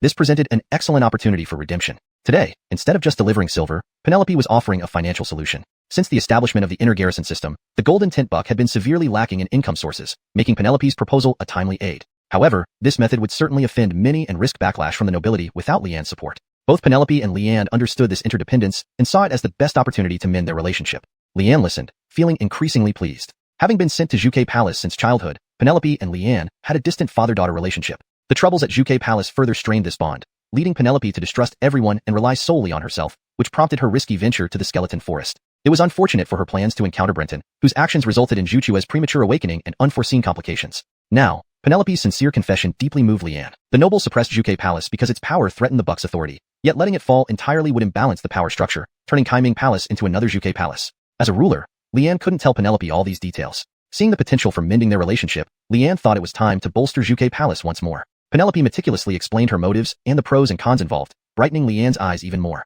However, she also worried about collective opposition from the nobility. Penelope chuckled. There is an ancient saying in Great Ine, thunder and rain are both the emperor's grace.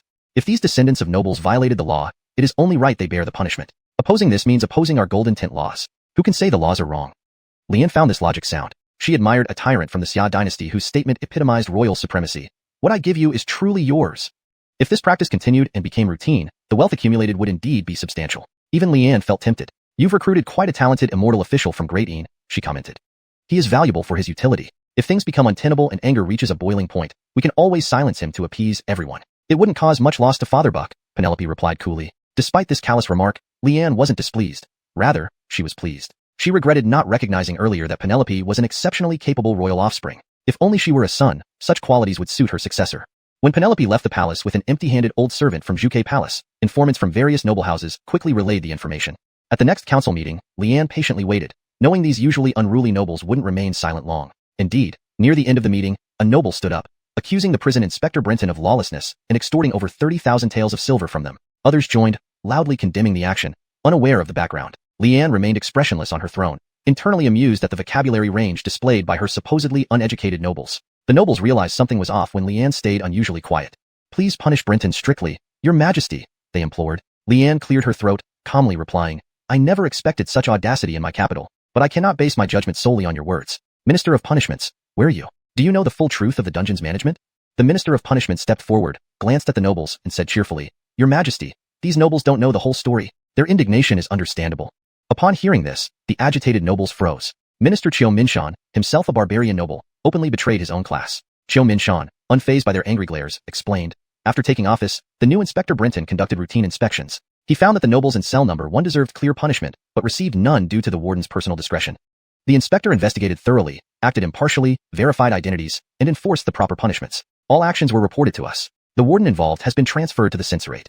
He handed Brenton's report to Leanne, who turned grim. Our laws established by our ancestors for governance and peace have been brazenly violated by bribing wardens and manipulating sentences.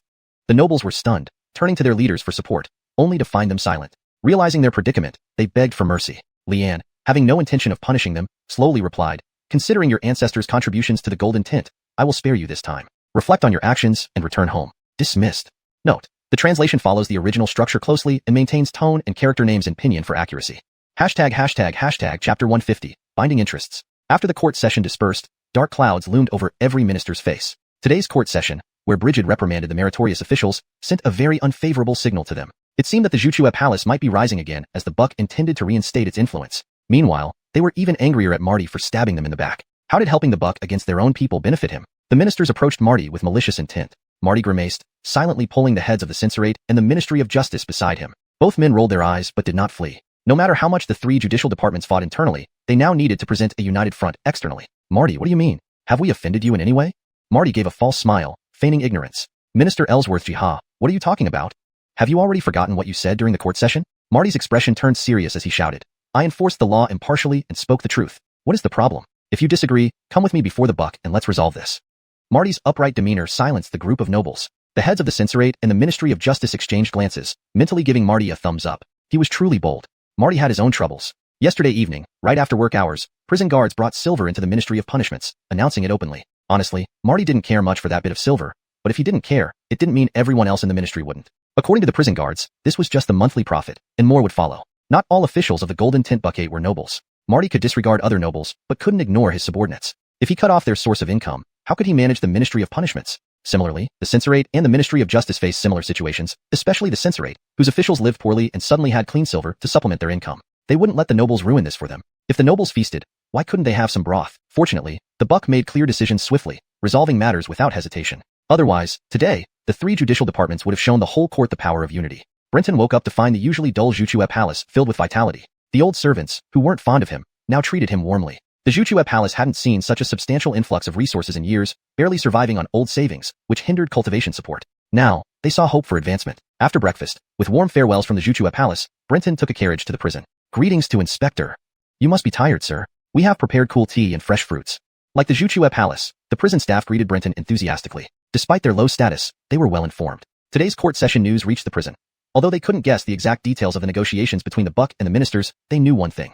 Starting today, their salaries increased. Entering the inspector's office, Daryl and 3 others hurriedly reported the collected information. Brenton remained unperturbed. After last night's brief conversation with Chisha, he could predict today's events. Blame couldn't be placed solely on Brenton for using the 3 judicial departments and the buck to tie the interests together. The nobility of the Golden Tint Buckade were indeed too greedy, forcing the buck into cooperation. As the saying goes, poverty breeds short-sightedness, even for emperors. Alright, I know everything. Since the court has acknowledged this, it will become routine. But I won't hide from you that half of the earnings will be offered to the throne.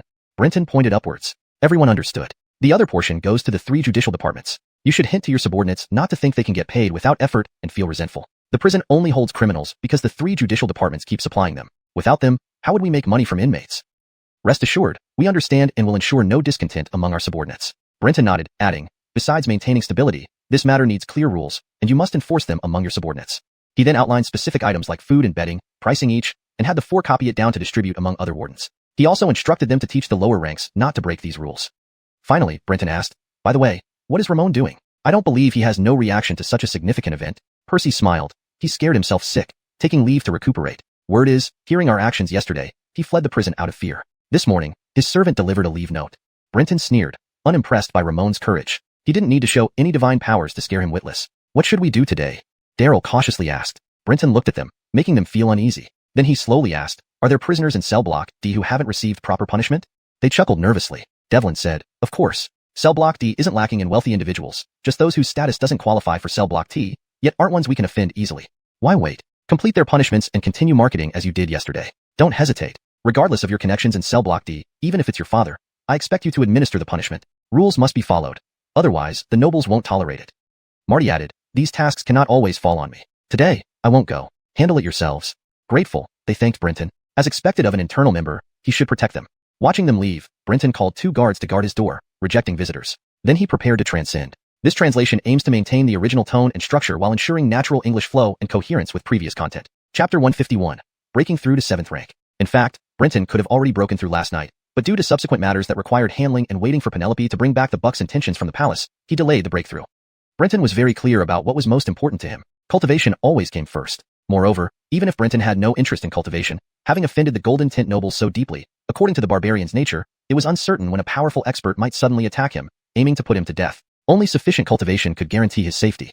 Brenton sat cross-legged in the room, his mind sinking into his body. He was already at the peak of 8th rank. The next realm was the 7th rank evil transformation realm. Just from its name, one could tell how dangerous this realm was. To break from 8th rank to 7th rank meant beginning to preliminarily awaken the malevolent spirits within the immortal skeletons, allowing them to briefly revive. In this state, the malevolent spirits were akin to someone half asleep and half awake, unable to distinguish between reality and dreams. This provided immortal cultivators with an opportunity to control these malevolent spirits while also giving their own souls a chance to adapt to the revival of the malevolent spirits within the immortal skeletons. It was also a process of refining one's own soul by borrowing the power of the malevolent spirits, making it stronger. Awakening the malevolent spirits was both extremely dangerous and difficult to control. Fortunately, Brenton had long prepared himself and had experience awakening the will of malevolent spirits. In the graveyard forest, he had thoroughly awakened the malevolent spirits within 2 immortal skeletons. Apart from immortal cultivators on the brink of madness, few others would dare claim such an experience. With this experience, Brenton had a much broader scope for operation. He first directed spiritual energy to construct a bridge of spirit energy and push open the Dao Gate. Then, under Brenton's will, he recreated the scene in the graveyard forest. Using deceit and distortion, he made this illusory mirage more realistic and directly affected the tongue of the deception beast. Gradually, Brenton felt he was losing control over the tongue of the deception beast, but he remained calm. This was a normal phenomenon. As the malevolent spirit within the immortal skeleton awoke, it would inevitably vie for control of the skeleton with its host. As the malevolent spirit awoke, Brenton's body began to change uncontrollably. His body hair grew wildly, becoming nearly transparent and gradually deepening in color, solidifying, and turning either black or yellow like tiger fur. His teeth itched, especially his 2 canine teeth, which felt as though they were growing, turning sharp, creating a mouth full of fangs. Sensing his body reaching its limit, Brenton decisively dissolved the mirage, leaving the malevolent spirit in a bewildered state. The tainted soul then directly entered the Tao Gate. This time, he wasn't seeking enlightenment but using the Tao Gate to cleanse the taint of the malevolent spirits from his soul. After feeling it was enough, Brenton left the Tao Gate and found that his physical appearance had mostly returned to normal, though his body hair became lush again, changing from black and yellow tiger fur back to short and semi-transparent. Reforming the mirage and once again tossing in the tongue of the deception beast, he repeated this process of adjustment and cleansing. Gradually, the malevolent spirit within the tongue of the deception beast reached a stable state. Brenton could feel that the power of the deception beast tongue had increased several times over. Once the deception beast tongue was completely stabilized,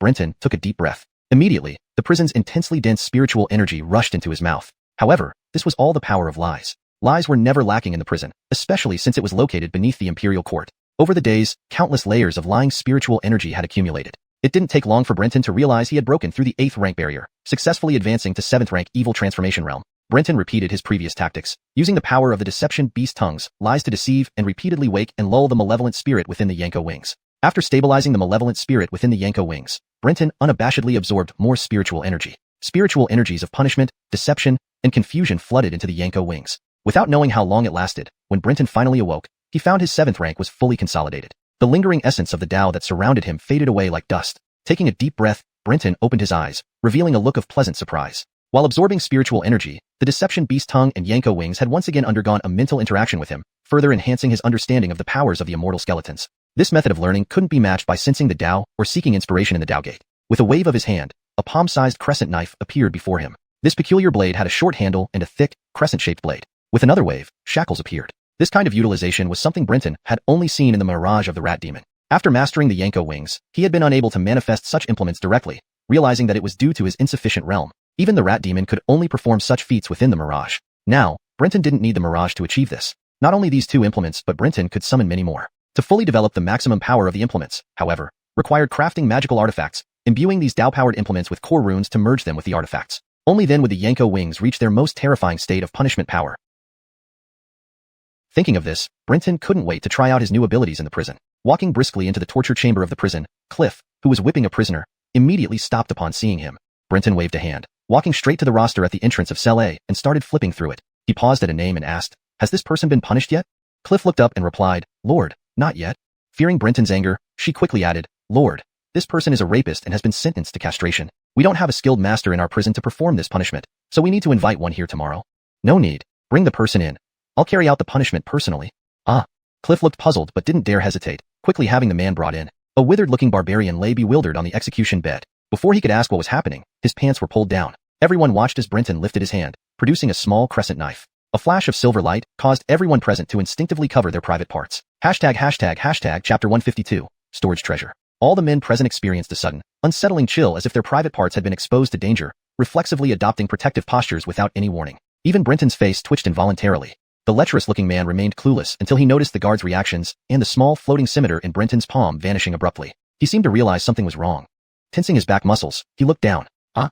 A piercing scream reverberated through the 3 levels of the dungeon. Everyone imprisoned there shuddered upon hearing it. The nobles confined in the heaven grade cells were especially terrified.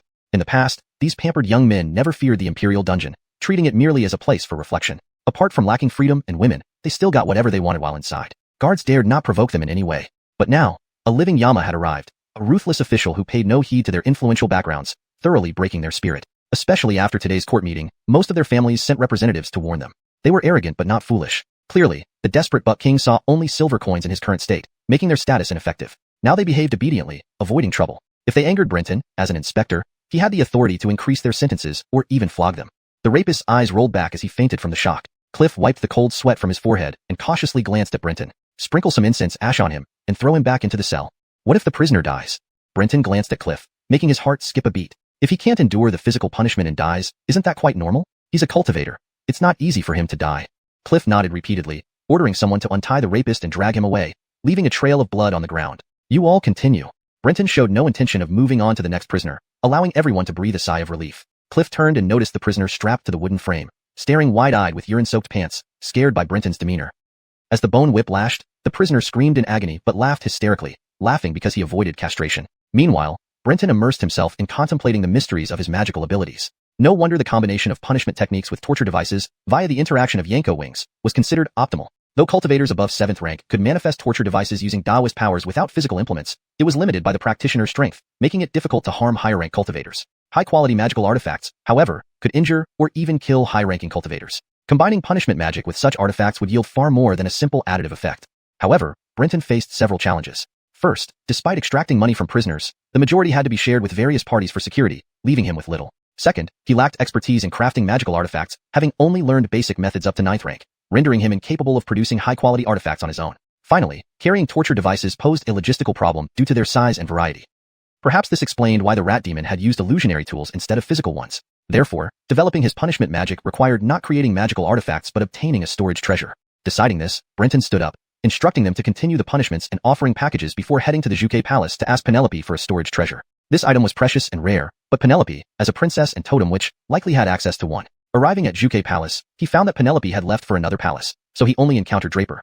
"You want a storage treasure?" Draper's gaze clearly said, "You're dreaming." Brenton sneered. "I bring over 10,000 taels of silver each month to Xiuxian Palace. Isn't that worth a storage treasure?" Draper's expression turned awkward. "Do you think storage treasures are like cabbages, easy to come by? These aren't ordinary magical artifacts crafted by cultivators. They are sacred instruments. Do you believe a few 10,000 taels of silver can buy such an artifact?" Draper was being unreasonable. Brenton knew he couldn't argue ethics with these barbarians, so he turned and left. Startled, Draper called out, "Are you giving up just like that?" Brenton replied coldly, "I won't waste words on a servant. I'll find Penelope later." Enraged, Draper almost attacked him. "If we weren't in Ellsworthshire Mountain, I'd kick your ass," he shouted. As a protector of Xiuxian Palace, Draper was not a servant, and Brenton's remark deeply insulted him. However, Draper lacked the courage to act in Ellsworthshire Mountain. From Draper's attitude, Brenton realized getting a sacred instrument from Penelope wouldn't be easy, forcing him to seek alternatives. Back at the Imperial Dungeon, Brenton descended into the human-grade cells with Julian and Esther. Here, death row prisoners huddled in corners, eyeing the guards suspiciously. Clap, clap, clap. Brenton clapped, smiling brightly. His applause drew everyone's attention. He smiled and said, "You are all death row inmates. Let me ask you something. Does anyone here want to live?" ####Chapter 153. The Death Row Inmate Herald. "Wanna live." These three simple words immediately set all the inmates on edge. They looked at Brenton with hope in their eyes. Brenton smiled. Being on death row only indicated they had committed unforgivable crimes. It did not mean they lacked connections or influence, they were just abandoned. The Golden Tint Bucket was a land where everyone practiced immortal cultivation, and cultivation resources were strictly controlled by the government. Though located deep within the abundant wastelands, obtaining these resources was more costly and difficult compared to the Dain dynasty, which limited the number of immortal cultivators. Many people risked everything to obtain cultivation resources. Among them were commoners, nobles, and officials alike. "Who are you? Can you absolve us of our death sentences?" A smile spread across Brenton's lips. "Bold. This is the new inspector of the Imperial Prison, Lord Brenton." Achilles quickly stepped forward, loudly announcing Brenton's title and name. "Inspector, ha ha." The prisoners laughed derisively. The guards' faces darkened as they banged their cudgels against the prison bars, shouting at the inmates. Brenton remained calm. "I admit that this inspector position doesn't amount to much, hardly worth mentioning, but I have another identity. I am the future consort of Anne Penelope, the vermilion bird shaman of the Golden Tint Bucket. Now, do you think I have the qualifications to save a death row inmate?" As soon as he finished speaking, the noise in the death row ceased abruptly. Not only the inmates but even the guards were stunned speechless. However, under the influence of the deceptive beast's tongue ability, none of the guards doubted Brenton. Even without this ability, they knew Brenton resided in the Vermilion Bird Palace, had close ties with it, and had seen his intimate relationship with Anne Penelope. The inmates, already swayed about 80% by the deceptive beast's tongue, believed him entirely after seeing the guards' expressions. Simultaneously, they marveled at how Brenton could catch the eye of Anne Penelope. Many inmates' eyes lit up, filled with the hope of survival. To most of them, the Vermilion Bird Palace was akin to an imperial palace, and Anne Penelope's status was not inferior to that of the Buck. A mere inspector might not have the power to free them from their fate, but a Vermilion Bird shaman could. "Sir, if you can really save me, my life will be yours. Sir, I'm a 6th rank immortal cultivator. Though my strength is insignificant, I can serve you as a mount or footrest." Once they were convinced that Brenton could save them, most of the inmates went wild, loudly proclaiming their cultivation levels and loyalty. Brenton raised a hand, silencing them instantly. "To have me save you is simple. I need a storage treasure, and anyone who can provide one can be saved by me. As for becoming servants or slaves, I don't lack those." Instantly, the light in the inmates' eyes dimmed. Storage treasures were supreme artifacts, extremely valuable and rare. In any major force, these items were highly scarce, barely enough for personal use, let alone trading. Thus, there was always demand but no supply. These death row inmates, even more so, couldn't possibly have such things. If they did, they would have used them to buy their freedom long ago. Seeing the silence, Brenton frowned. He had overestimated these inmates. Given that the Golden Tint Bucket was a nation of universal immortal cultivation, the number of supreme artifacts should far exceed that of the Dain dynasty. Yet, it seemed he had been overly optimistic. He spoke again. "Of course, if you cannot provide a storage treasure, you can give me information. As long as it's true, I can change your status from death row to heavy punishment. Don't think of bargaining with me. A single piece of information isn't enough to get you out of here. Another brief silence followed. Suddenly, a voice broke through. Is what sir says true? Delighted internally, Brenton replied coolly. Of course, but if you tell me about the royal palace or a prominent family in the capital, there's no need to speak. Brenton's words were clear. If the information didn't involve untouchable major families, other lesser families were fair game. The voice came from a deeper cell. The sound of chains clattering echoed as a young barbarian grabbed the bars, his disheveled hair and face pressed against the bars, shouting, Sir, I know where there's a storage treasure, truly. Brenton waved his hand and ordered, Achilles, take him to the interrogation room. I want to speak to him alone. Esther, fetch this person's dossier. Hearing Brenton instruct Esther to find the dossier, the prisoner was elated. Brenton's willingness to review his dossier meant he truly intended to help him transition from death rode a heavy punishment. Other inmates watched enviously as the young man was led out of the cell. Sitting in the second-story interrogation room, Brenton gestured for silence. Don't speak yet. Let me read your dossier first. If I can't help you, I won't question you further. I value credibility. The young inmate felt reassured by Brenton's approach, trusting him even more. Soon, Esther brought the dossier. Brenton opened it. Harold, aged 17, 8th rank immortal cultivator, wields the immortal remains of a xiuxian's tail. He is skilled in the binding Halden and driving water charms, which can cause drought within a certain range. Note, I have made the text more concise and natural while preserving the meaning. The term Shanhai is translated as immortal remains for consistency. After a moment, Brenton recalled what its xiuxian was. It was said to be a six-legged yellow dog whose appearance heralded a great drought, a natural disaster. He glanced at the young man, impressed that Harold wielded such powerful immortal remains. Next, he read about his crime. In the summer of year 1323 of the Golden Tent Buckade, Harold broke into the Thousand House Manor in Malevolent City, raping a concubine and was caught on the spot. Later sentenced to death by local authorities, transferred to the capital's prison, and confirmed by the 3 judicial offices as guilty, sent to death row. The dossier detailed his intrusion into the Thousand House Manor, the rape, the struggle, and capture by the manor's guards. The case file was thorough. Unlike the detailed laws of Diin, the Golden Tent Buckade's legal system was crude, and its punishments were straightforward and brutal. Yet, the crime was grave enough to warrant execution anywhere, including the Diin dynasty. Brenton put down the dossier, smiling. I didn't realize you were so daring, sir. You dared to assault a nobleman's concubine. Chapter 154. The Stomach Sack of the Fish. Upon hearing Brenton's mockery, Abdul anxiously shouted in a panic. No, I am being wronged. I did not violate an official's family. I was framed, Your Excellency. Brenton waved his hand dismissively. I have no interest in whether you were framed or actually violated someone's concubine. I only want to know about the news regarding the storage treasure. Initially, Abdul thought he was doomed upon hearing Brenton's words. Then he reacted and exclaimed excitedly, It's true, sir. That storage treasure has always been my family's heirloom. Later, it was taken by a local Thousand Household official who framed us, leaving our family in distress, with the storage treasure falling into his hands. This is the absolute truth. To prove the veracity of his statement, Abdul immediately provided details about the storage treasure. The stomach sack of the fish. Our family's storage treasure is the stomach sack of the fish. It is a relic left behind by one of my ancestors who failed to master the control of the fish stomach sack. It has been passed down to this day. It can trap enemies, swallow a river's worth of water, store objects, but it requires prior waterproofing. Abdul spoke in detail, and Brenton carefully noted down the information. He believed Abdul. The deception beast's tongue had determined that he was telling the truth. Moreover, Abdul was only an 8th rank cultivator with a xianga from the tail of xiuxian. Such demonic beasts do not possess abilities related to lies, deceit, or fraud. Therefore, he could not deceive the deception beast's tongue. If his xianga had such abilities, Brenton would have had to reconsider. Overall, the stomach sack of the fish intrigued him, but there was one drawback. Unless the holder abandons using it to swallow river water, stored items will mix with the water. If not waterproof beforehand, the stored items might be destroyed. For instance, elixirs, clothes, talismans, and various materials cannot endure prolonged submersion in water. This indeed posed some trouble. The fish is a type of demon that excels at causing floods. Brenton hadn't expected to encounter it in the Golden Account Buckade. These demons only appear during floods, otherwise they remain hidden underwater year-round, blending into the water currents. Even expert water-manipulating cultivators would find it extremely difficult to locate them among the vast waters, because it was too laborious and unrewarding. You've done well. Although your desire for revenge through me is obvious, I won't hold it against you. Once the information is verified, I will help you out of the death row prison. At first, Brenton intended to renege after obtaining the information. However, the involvement of a Thousand Household official changed his mind. Malevolent City was not far from the capital, and was one of the garrison cities under the jurisdiction of the capital city of the Golden Account Buckade. Due to geographical reasons, the Golden Account Buckade did not divide its territory into provinces, counties, and towns like the Diin dynasty. Instead, it consisted of major cities and garrison cities in a straightforward manner. Major cities lacked explicit top administrative officers, and instead had 6 smaller departments to handle different matters. Garrison cities primarily housed military forces and varied in size depending on troop numbers. Their main role was to isolate the army from the wilderness, protecting troops from disturbances by demons in the wilds, and enabling timely reinforcements if the main city came under attack. A Thousand Households referred to a fief, similar in name to that in Diin, but in the Golden Account Buckade, it wasn't an official position or noble title, it was a pension system. Given the rugged terrain and numerous demons between cities, travel was inconvenient, hence the unique pension system of the Golden Account Buckade. Local residents supplied their officials. Many ministers who resigned and retained their pensions until death. This indirectly indicated their past rank and status. Though seemingly crude, this system was quite clever. Fief holders had no direct jurisdiction over the supplying households except for receiving taxes. Residents did not need to obey orders from the fief holders. Thus, fief holders needed to protect and improve the livelihood of local residents to increase their income, which would allow for higher tax payments.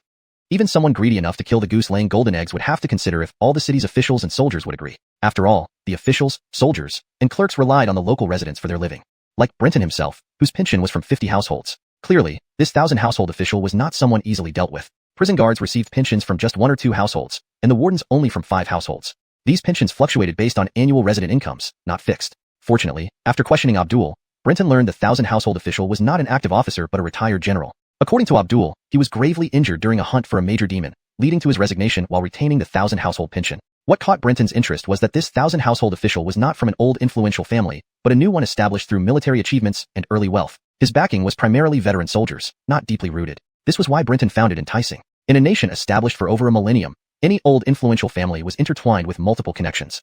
Only newly established families with shallow roots offered an opportunity for swift action. However, Brenton did not plan to act personally as the retired general, now clan chief of 1,000 households, was a 5th-rank cultivator. Brenton did not believe he could match up, especially with many veterans around him. The best approach to obtain the stomach sack of the Ingfish was to leverage force, which required support from the Vermilion Bird Palace. But there was no rush. According to Ali Z, the current buck was preparing to revive the Vermilion Bird Palace. Once the situation clarified, that would be the best time for action. When the Vermilion Bird Palace was powerful, even if the 1,000-household official was stronger, he would willingly surrender the stomach sack for his family's future and alliance with the Vermilion Bird Palace. Violence and brute force were simply stupid. Sending Abdul back to the death row prison and pretending to comfort him, Brenton asked again but found no other prisoners coming forward. Storage treasures were rare, and those with spatial abilities even rarer. Disappointed, Brenton left. He planned to check if anyone in the D-class cells could surprise him. Chapter 155, The Ruin of the Prodigals. Brenton sat in the criminal room for a whole day, but unfortunately did not obtain any useful information. It wasn't that no prisoners mentioned the news about storage magical treasures, but most were associated with local prominent families or noble clans. The heavenly prison held captives from the capital and nearby defense cities. Those old families that could establish themselves in the capital weren't to be trifled with. An unremarkable old family might have ties with one of the 6 ministries or dukes. Although Brenton didn't get any useful information, his promotional package did very well. Unlike what he had initially expected, that the denumbered cells would contribute a large sum of silver, the death row cells ended up contributing twice as much, nearly 80,000 taels. Brenton asked around and found out that these condemned prisoners, knowing their chances of survival were slim, didn't cherish money. Being cultivators, they naturally stashed away treasure and silver. With an uncertain future, they saw no point in holding back, spending part of their savings for more comfortable lives. However, retrieving the silver required significant time and manpower. The guards needed to go to the places where they had hidden their wealth. Brenton was undeterred by the trouble. Upon returning to the Vermilion Bird Palace, he directly asked Gale for some old hands to lead the guards to retrieve the silver tomorrow. This arrangement was to prevent the guards from hiding the money. Who knew if the dying prisoners remembered clearly? If there were extra items, based on the guard's character, it was doubtful they would return everything truthfully. But with people from the Vermilion Bird Palace present, they wouldn't dare do such a thing. Besides asking for help, Brenton also planned to ask Lexi if she had any extra storage magical treasures, but learned from Gale that she had closed herself off after returning to the palace. Imagining the grotesque look of rotten flesh on Lexi's face, Brenton didn't want to disturb her. The next morning, Brenton set out with a group of old servants from the Vermilion Bird Palace toward the heavenly prison. Just outside Gold City Mountain, they saw a large number of officials escorting elegantly dressed young gentlemen. In the distance, sounds of magical battles and bursts of brilliant light could be heard. Go find out what's happening, Brenton instructed his servant. A young boy hurried over. Having a servant from the Vermilion Bird Palace was far more effective than Brenton himself going around asking. Once the youth showed his Vermilion Bird Palace badge, the passing officers became quite respectful and told him all the details. When the servant returned, he looked at Brenton oddly and said, "They're arresting those who caused disturbances while intoxicated last night." Brenton was puzzled. The Jurchen barbarians liked drinking, and disturbances happened almost daily. He had seen plenty in various regions, but never on this scale.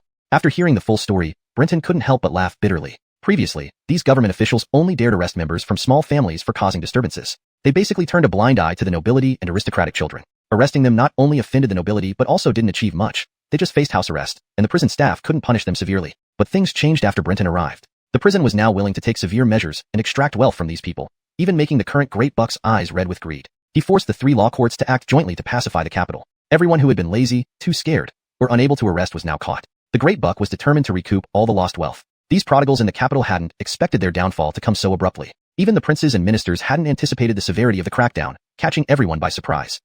Brenton's lips twitched. He felt busy days ahead. Rushing to the heavenly prison, Brenton knew he didn't have much time. Although it was clear that this move aimed to extract silver from the prodigals, formalities still needed to be followed, interrogation and sentencing by the 3 law courts. Afterward, depending on their status, they would be sent to the Ministry of Punishments, the Supreme Court, or the heavenly prison. Judging from today's activity, even a third would bring a mini-boom to the prison, likely straining its resources. He gave all the guards who could take leave today a break, assigning the tasks to the Vermilion Bird Palace servants to fetch the dead prisoner's silver. Brenton left in a hurry. Indeed, plans couldn't keep up with changes. Gale, seeing Brenton come early and leave hastily, looked wary. Relax, I'm not here to cut your meat. I need some good artisans to forge some magical treasures. Do you have any recommendations? Gale breathed a sigh of relief. I'll take you there. Gale's readiness made Brenton suspicious. As they walked, he remarked, I don't have any silver. Will the Vermilion Bird Palace cover it without taking anything in return? Without turning back, Gale replied, if someone from the Vermilion Bird Palace asks for help in forging magical treasures, they dare ask for payment? I'd break their legs. Brenton almost didn't recognize Gale, who could show such dominance. Then, Gale led Brenton into the Ministry of Works. News of Gale's arrival drew a crowd of officials, though the higher-ranking ones were still at court. Seeing Gale's purpose, some officials glared at Brenton, while others greeted him warmly. Clearly, despite his low rank, Brenton was known throughout the city. Gale chose a few warm-hearted officials and left, while Brenton noted down the hostile ones. Walking with two appointed officials toward the workshops, Brenton asked, who were those officials glaring at me? The two officials exchanged glances and cunningly revealed their names and positions. They shouldn't bother you. Their sons caused disturbances last night and were caught by the 3 law courts this morning. Depending on their status, they might end up in the heavenly prison. Understanding, Brenton smiled. We too also seek help. To be honest, our unlearned sons also. Brenton waved his hand. Gentlemen, your sons merely passed by and suffered innocently. Even if the law courts make mistakes, would I sit by and let your sons suffer? Rest assured. Grateful, the officials offered silver. Brenton accepted reluctantly. You know who gets paid. Some can't be missed, but for the rest, I'll handle it. Handing back 40% of the silver, they argued for a while until Brenton insisted, and they finally took it back happily. Being an official meant gaining both silver and face. Everyone knew the Great Buck wanted silver, and Brenton was just his underling. But within his limited power, he had given these officials enough face. Despite being at fault, they felt satisfied. As for whether they would ever ask for help again from Brenton, it seemed unlikely after this major crackdown on the prodigals. For a long time, they wouldn't have so many opportunities to catch so many people. Note asterisk names are kept as close as possible to Pinyin. Please review for any necessary adjustments or additional context. Under the lead of the two, Brenton came before a muscular giant with ox horns and a nose ring, standing 2 zhang tall. This is Master Franklin, our Ministry of Works' foremost expert in magical treasure forging, hailing from the Great Yin Dynasty. Chapter 156, Akash. Brenton looked at Akash in surprise, finding it hard to imagine that he was actually a cultivator from the Great Yin Dynasty. Although the restrictions on cultivation were minimal among the barbarian nations deep within the Great Wilderness, such as the Golden Tint Buckade, this did not mean that these places were sanctuaries for immortal cultivators. On the contrary, the Golden Tint Buckade imposed strict prohibitions on its citizens hunting demonic creatures in the mountains and regions close to the cities, allowing only simple agriculture, gathering, and mining activities. They then traded their work for money, using that money to acquire resources. In short, the Great Yin Dynasty's governance over cultivators was tight internally and loose externally, while the Golden Tint Buckade operated in reverse, loose internally and tight externally. However, Brenton thought, given Akash's expertise in forging magical artifacts, his presence here made more sense. Unlike the Great Yin Dynasty, most of the immortal cultivators in the Golden Tint Buckade lacked skill in such delicate craftsmanship. One could understand this by observing the rugged style of buildings across the Buckade and the not-so-elegant furs worn by its people. Cultivators skilled in forging and alchemy were quite sought after in the Golden Tint Buckade. The two officials from the Ministry of Works treated Akash very politely and left after introducing him. Had they been in Brenton's place, they too would not have wanted to reveal their untested magical artifacts so soon. I never expected to meet a fellow countryman in a foreign land, Brenton said with a smile, but Akash did not share his joy upon meeting a compatriot. He merely gave Brenton a cold glance and said unfriendly, why don't you go to the armory department if you wish to forge magical weapons? They are better suited for creating instruments of war. Brenton wondered if Akash was deliberately playing dumb, or if he was naturally like this. The armory department was the domain of aristocrats, and Brenton knew all too well how much they despised him. Going there now would be pure provocation. That's fine. I only need some magical instruments for dealing with the tough nuts in the imperial prison. No need for those bloodthirsty killers from the armory. Akash either didn't notice or ignored the sarcasm in Brenton's words, maintaining his stoic expression as though everyone owed him a large sum of money. What kind of magical artifact do you want to forge? Akash asked directly without responding to Brenton's previous statement. Brenton conjured the image of a castration knife in his palm. Akash glanced at it and nodded, seemingly oblivious to its true purpose. After all, who would casually familiarize themselves with such an instrument, unless they had a job related to punishment? Brenton had intended to use the castration knife to tease Akash, but since he didn't recognize it, Brenton felt like his punch had landed on cotton. His interest in further teasing faded. Next, Brenton conjured images of a beheading sword, a scorpion basin, chains, and shackles. Please help me create these first. I only need rough drafts of the magical artifacts. You don't need to inscribe any runes. Akash nodded, indicating he had memorized everything with just one look. These aren't difficult to make. What materials do you want to use? Brenton hesitated. Seeing his hesitation, Akash realized Brenton was a novice when it came to forging magical artifacts. He then gave a brief explanation. It turned out that different immortal-grade materials used in crafting magical artifacts possessed certain divine qualities, even without engraved mystical runes. For example, common weapons or objects might possess extraordinary sharpness, weight, mesmerizing effects, soul-capturing, or spirit-binding powers. Only by knowing what the future uses of the magical artifacts would be could one select the appropriate materials, ensuring that the rough drafts could better complement the mystical runes. However, unlike demonic artifacts, magical artifacts gradually lost their spiritual essence over time, akin to a person aging, becoming ordinary weapons or vessels once their essence was entirely depleted. The more frequently they were used, the faster their spiritual essence would dissipate. Thus, many cultivators avoided creating magical artifacts due to the low cost effectiveness. That's why most cultivators primarily relied on their innate immortality techniques and talismans when facing enemies. Brenton inwardly marveled at the complexity involved in crafting magical artifacts. He then specified the purposes of the artifacts he needed before bidding farewell and leaving. Watching Brenton depart, Akash returned to his room, fetched paper, brush, and ink, and began drawing the blueprints for the artifacts Brenton required. He was particularly cautious since the golden tint bucket did not have paper. These sheets were brought from the Great Qin dynasty, and each sheet used meant one less available. Replenishing them would be extremely difficult. After completing the blueprints, Akash carefully listed the required materials beside each drawing. Finally, he approached the main official of the Ministry of Works, submitted the blueprints, and collected the materials. Busy until late at night, he returned to his room and rested until the early hours of the morning. Suddenly, he sat up and descended underground. After traveling through the tunnels for a while, he emerged into a small, candlelit chamber. In the center stood an altar with a large pot-like vessel about half a man's height. The vessel had the head of a 10-year-old child protruding from its mouth. If Brenton had seen this, he would immediately recognize it as the 1,000-mile empathic parasite. Akash picked up a black talisman paper, folded it into a triangle, and inserted it into the child's mouth. After a long moment, the child's eyes snapped open, fixing on Akash. What is it? The child's expression was stern, and his voice was surprisingly ancient. Akash bowed and said, "Today, at the Golden Tint Bucket's Ministry of Works, I met a cultivator from the Great Qin dynasty named Brenton. According to the main official, he is now a patrol officer at the Golden Tint prison and has recently caused quite a stir." Akash proceeded to detail the information he knew. After a while, the child spoke again. "I've already found out. Brenton, 22 years old, is a divine official of the Heroic Law Hall and currently serves at the Anti-Demon Academy in Lao Yu Pass. A few months ago, he participated in a demon hunting operation in the Donglai Mountains. His cultivation reached the late 8th rank during this mission, after which the Donglai Mountains experienced strange disturbances, leading to his disappearance and presumed death." Akash listened quietly. "Since he is our Great Qin divine official, should we attempt to approach him?" "Yes." The child paused before continuing. "If he is willing to continue serving the Great Qin dynasty, you can ask about his experience in the Donglai Mountains. It would be best if we can determine the cause of the disturbances. Do you suspect that he discovered the reason for the disturbances in the Donglai Mountains?"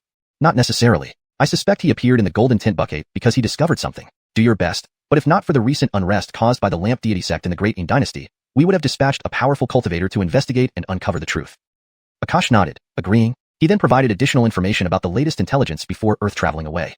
Chapter 157, next one. Franklin lay on the bed in his room, frowning as he stared at the ceiling after returning. Franklin had been undercover in the Golden Tint Bucket for nearly a decade. This 10-year span was enough for him to develop an extremely clear and profound understanding of the Golden Tint Bucket. It was a country that was both incredibly powerful and fragile. With every citizen cultivating immortality, everyone in the Golden Tint Bucket was effectively one of the strongest soldiers. Such power had undergone an inconceivable qualitative change, incomparable to ordinary humans who relied on numbers. Any stratagem or strategy seemed trivial when faced with such terrifying strength. Although the Golden Tint Bucket had no interest in the Great Qin Empire and had no intentions of swallowing it whole, who could guarantee that the next buck wouldn't harbor such ambitions? Thus, the Golden Tint Bucket was incredibly powerful. Yet, it was also very vulnerable. With all citizens being immortal cultivators, the buck's control over the populace significantly diminished. Without sufficient control, it would be difficult to drive the people towards fulfilling any grand ambitions. Added to this, the noble families within the Golden Tint Bucket had swollen to a deformed level of power. If not for the two totems suspected to be remnants of ancient gods, the country would have already fallen apart. This was the conclusion Franklin drew after spending a decade there. Regarding Brenton, Franklin knew little. He initially thought that this was just another independent cultivator from the Great Qin Empire who couldn't tolerate its strict regulations and came to seek opportunities in the Golden Tint Bucket. He never expected that in just a few days, Brenton had caused an uproar throughout the capital city. Upon hearing these pieces of information, Franklin wondered if the Great Qin Empire intended to wage war against the Golden Tint Bucket, thus sending such a talent to stir trouble here. However, he quickly dismissed this idea. As a spy, standing out wasn't uncommon, but positioning oneself as a public enemy was foolish. Based on his investigation, Brenton apparently had deep connections with the Zhuge Palace, which might provide access to confidential information. However, establishing contact with him, as a person already in the crosshairs, would also likely drag Franklin into trouble, exposing himself. While hesitating, Brenton unexpectedly appeared before him. Franklin didn't expect to have such a swift encounter. Since the Chancellor had also instructed him to establish contact with Brenton, Franklin didn't hesitate much further.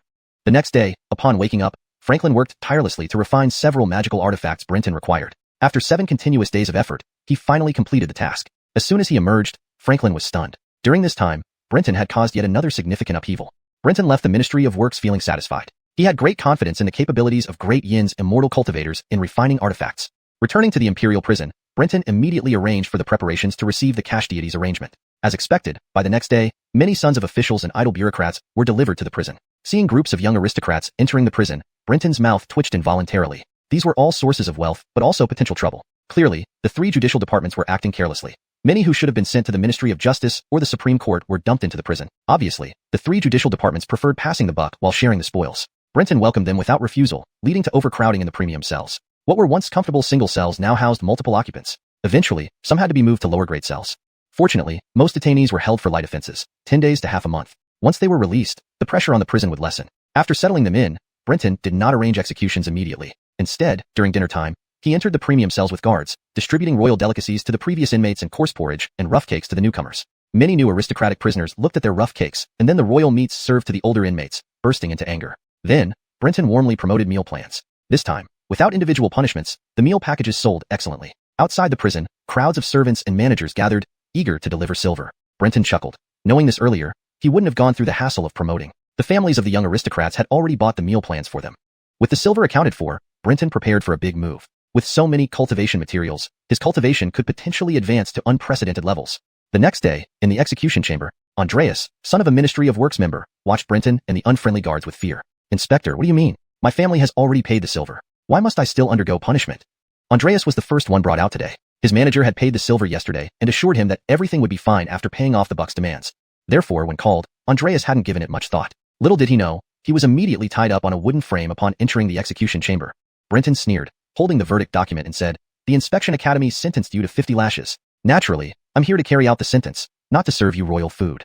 The silver you paid was for food, not to escape your punishment. Those 50 lashes can't be avoided." Enraged, Andreas shouted, "Brenton, you're shameless." Percy raised a bone whip, ready to strike. But Brenton stopped him, snatching the whip and saying, "Today's good start. I'll handle personally." Seeing Brenton's sinister smile, Andreas immediately cringed. "You only want money. I will pay more. Please let me go." Brenton sighed sincerely. "If your father had your insight, you wouldn't be here. Choose a better father next time." As he spoke, Brenton activated his penal power using the Yanko wing, enveloping the bone whip in a grayish-black aura. Andreas froze, realizing his father had somehow offended Brenton. Before he could protest, Brenton lashed down without giving him a chance to speak. The spine, lined with spikes and empowered by the penal technique, silenced Andreas instantly. He writhed in pain, his face contorting, eyes bulging, mouth wide open like a boiled crab, veins throbbing painfully. Yet, he made no sound. The blow had rendered him mute. On his chest, clothes tore, revealing a deep, jagged wound stretching from his left shoulder to his right abdomen. Fresh red flesh contrasted sharply with white bones, a gruesome sight that made Percy wince. "Your Highness, those 50 lashes will kill even a god," Percy exclaimed, hurriedly stopping him. Brenton paused, looking at the pained Andreas, and laughed. "My immortal bones enhance penal tools, making them perform optimally. This whip penetrates the soul, causing unimaginable pain." Andreas couldn't hear him. He was already in a daze from the agony, feeling as if he was turned around and struck again, each blow piercing his soul.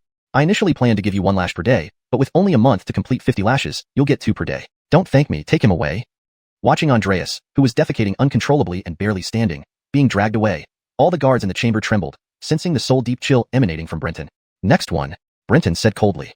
##### Chapter 158, Prison Break. Andreas was dragged down the corridor of the Tion number 1 prison cell by 2 guards, as limp as a dead dog. The young aristocrats in the cells on either side of the corridor all shivered at the sight, especially those who had previously been here. They were all terrified and secretly relieved that it seemed Brenton had still shown them some mercy.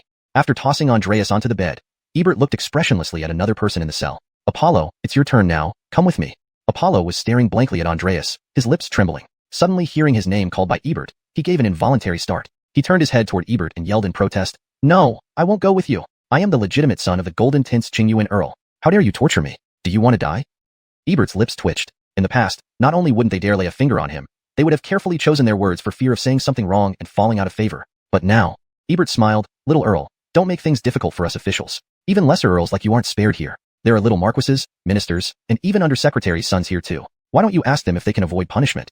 The terms little earl and little marquis were merely honorifics used to elevate their status, but since their fathers were still alive, it wasn't time for them to inherit titles yet. As the saying goes, it's not scarcity but inequality that causes problems. Ebert didn't need to mention this. Once he did, the inmates who had already been punished started jeering. "The warden is right. My father is a distinguished marquis, and even he couldn't escape punishment. We golden tint men don't fear pain. Apollo, don't dishonor our dignity. Straighten up, Apollo. Don't let us look down on you. Apollo, you must accept defeat gracefully when necessary." The injured aristocrats lying on the beds egged Apollo on, reveling in chaos. But Apollo wasn't foolish. He didn't fall for it. He noticed that while these nobles had injuries, they were still lively, whereas Andreas, after just 2 lashes, looked nearly dead. Apollo could tell that Andreas was not only physically wounded but spiritually battered, flickering like a candle flame about to be extinguished. Ebert, helpless but fearing Brenton more than these inmates, waved his hand. 2 guards entered the cell and declared they were sorry for the inconvenience. Apollo screamed like a woman being assaulted, No, don't come near me. In his frenzied state, Apollo unleashed all his 7th rank cultivation power. 3 dazzling plumes emerged from his head, emitting red, yellow, and green light. The other prisoners' expressions changed as Apollo dared to act violently within the Imperial prison. His overwhelming aura and piercing light through the guard's back and forced others to press against the cell bars and walls. Poor Andreas was knocked off the bed by the light, landing motionless on the ground. Ebert's face darkened. He shouted, "Little Marquis, consider the consequences if you resort to violence in the Imperial prison." Other prisoners cheered for Apollo, emboldening him. After all, they weren't the ones risking their lives. Apollo's eyes were bloodshot as he shrieked hysterically, "I am the legitimate son of Xuanhuan Marquis. Beating someone while drunk isn't a crime. It's just commoners. And what if I only injured them? You actually dare to punish me? This is outrageous. Today, I'd rather die than go with you. If you have the guts, kill me. Come on, you dogs." Ebert's expression was grim. Although Apollo's actions were equivalent to escaping, punishable by death, killing him outright wouldn't absolve them of retaliation from the Qingyuan family. Would they care about right or wrong? Seeing the guards hesitant, Apollo laughed maniacally. Clearly, these serval dogs were tough only to the weak. When he got aggressive, they backed down. Unsure of what drove him, Apollo strode towards the cell door. Ebert immediately stopped him. "Hold it. What are you doing, little Marquis?" "What am I doing? I'm leaving. I will continue drinking and beating people. Anyone who stops me will die today." With a scornful glance at the cheering inmates, Apollo scoffed, "A bunch of cowards and weaklings." This insult made the other prisoners angrily rebuke him. Just as Apollo was about to step out of the cell, Ebert hurriedly warned him. "Hold it. Think twice, little Marquis. If you stay inside, it's disobedience. If you leave, it's a prison break." Apollo sneered, "Ha, weren't you telling me to come out just moments ago? Now you're scared?" Without waiting for a reply, he marched out the cell door. Ebert gritted his teeth, unhooked the shackles from his waist, and hurled them at Apollo. These were special tools used in the Golden Tints prisons. Though not of high quality, they were quite effective. As the shackles flew, they gleamed grayish metallic, opening automatically to clasp Apollo's wrists. Apollo smirked, nodded slightly, and one of his plumes emitted a crimson beam that struck the shackles. Instantly, the shackles froze mid-air, turned red-hot, and melted into molten iron, dripping to the ground. "Three-colored divine light, truly impressive," someone exclaimed. Ebert took a cautious step back, unwilling to escalate matters. Both were 7th-rank immortal cultivators. Even if the renowned 3-colored divine light was formidable, no supernatural ability was invincible. Yet, fighting Apollo could tarnish the Imperial prison's reputation and provide grounds for criticism by court officials. Seeing Ebert's reluctance, Apollo grew bolder. "Brothers, why are we tolerating such humiliation? We are Golden Tint nobles, yet we're being treated worse than dogs by commoners. Who has the courage to join me and fight our way out?" They never learn unless they feel our wrath. At Apollo's provocation, silence fell over the Tion No. 1 cell. No one was foolish. They had received messages from home, knowing the current troubles stemmed from the Buck's greed, using the Imperial prison to extort money from them. Once the heat died down, they'd have ample opportunities to settle scores. Acting rashly now would endanger themselves and their families. Yet, among clever people, fools do exist. Soon, 3 individuals broke out of their cells and joined Apollo. They were all scions of military families, influential figures in the capital. Seeing this, Ebert wasted no time and ran off. Sullen spat in disgust, then led the 3 rebellious young men out of the prison. Just then, footsteps echoed through the exit corridor. Brenton appeared first, his expression grim, making everyone tremble. Apollo's smile vanished instantly. Chapter 159. Tricolor Divine Light versus Punishment Magic. The elderly prisoner in the Heaven Grade cell immediately cowered like a rat seeing a cat the moment he saw Brenton. Ignoring his injuries, he hurriedly retreated to the corner of the cell, standing there motionlessly, afraid to move an inch, for fear of getting caught in the crossfire. Brenton's cultivation wasn't particularly high in this place, but when it came to boldness and ruthless means, no one present could match him. Just hearing his name struck terror into hearts, much like the shadow cast by a tree. Ingram's courage, which had just started building up, instantly dwindled by half. The 3 men behind Ingram exchanged glances, quietly stepping back half a step, ready to observe before making their move. Brenton emerged from the tunnel steps, and soon after, a group of prison guards rushed out from behind him. Ebert stood nervously behind Brenton. This whole mess was due to his incompetence, causing trouble for Brenton. He didn't dare mention that the harsh methods used by Brenton might have driven these young aristocrats to desperation. Brenton glanced at the 2 prison guards lying unconscious in the corridor. He then walked over to the rest area of the Heaven Grade cell's guards, sat down in a chair, and said unhurriedly, "I've heard young Master Ingram was so enthusiastic that he couldn't wait for our guards to invite him and came out himself. I'm truly impressed, and have come here specially to welcome you. To ensure your enthusiasm isn't wasted, I will personally administer the punishment shortly. Please follow me." Brenton pointed toward the passage leading to the central torture chamber, ignoring the tense Ingram, who was preparing for a sudden attack. Upon hearing these words, Ingram's anger surged, his face turning red. The 3 feathers on his head began to sway, glowing in red, yellow, and green alternately. "Brenton, you're just a mere 9th-rank patrol inspector. Do you dare touch me? If you do anything to me today, be prepared to die tonight." "I don't believe it," Brenton replied without hesitation. Ingram opened his mouth, suddenly unsure of what to say. Why wasn't the other party playing by the rules? Shouldn't you show some fear, plead for mercy, and we could sit down and talk, even become friends? Does it really have to come to storming out of the prison, leading to my downfall? Would the Buck really spare you? Ingram's face turned a mix of red and blue, feeling like he was being roasted alive. He found himself in a dilemma, stuck between advancing and retreating. Brenton's reputation was too overwhelming. Ever since entering the Heaven Grade prison, Ingram had been repeatedly told about Brenton's ruthlessness by other noble youths, deeply imprinting that image in his mind. Without realizing it, fear of Brenton had taken root in his heart. If someone had told him earlier that the heir of the Xuanhuan Marquis would be afraid of a 9th-rank patrol inspector, he would have beaten them up and called them insane. But now, he was genuinely scared. This fear brought him back to his senses from his madness. Ebert was right. Breaking out of the prison was easy, but it amounted to treason, something even the Xuanhuan Marquis wouldn't dare to do. However, if he backed down now, how could he face the other nobles in the future? Seeing Ingram stand still, Brenton sneered. In the outside world, you are the heir of the Marquis, respected as young Marquis. But here in the heavenly prison, you are just a prisoner of our Ellsworthing Buckgate. Who gave you the nerve to act so freely? Brenton slammed the table, his shout causing Ingram to tremble uncontrollably. Ingram took a deep breath. Although Brenton wasn't using his cultivation to suppress him, the invisible pressure felt unbearable, similar to the presence of the Buck, his father, or high-ranking ministers. It was the awe-inspiring authority of a superior. Thus, Ingram backed down. It was just a momentary lapse. Please forgive me. Brenton narrowed his eyes, full of disdain. Kneel. The simple command left all the prisoners in the heaven-grade cell stunned. What did they just hear? Ingram looked at Brenton, disbelief etched on his face. What are you asking me to do? Kneel. I won't repeat myself a third time.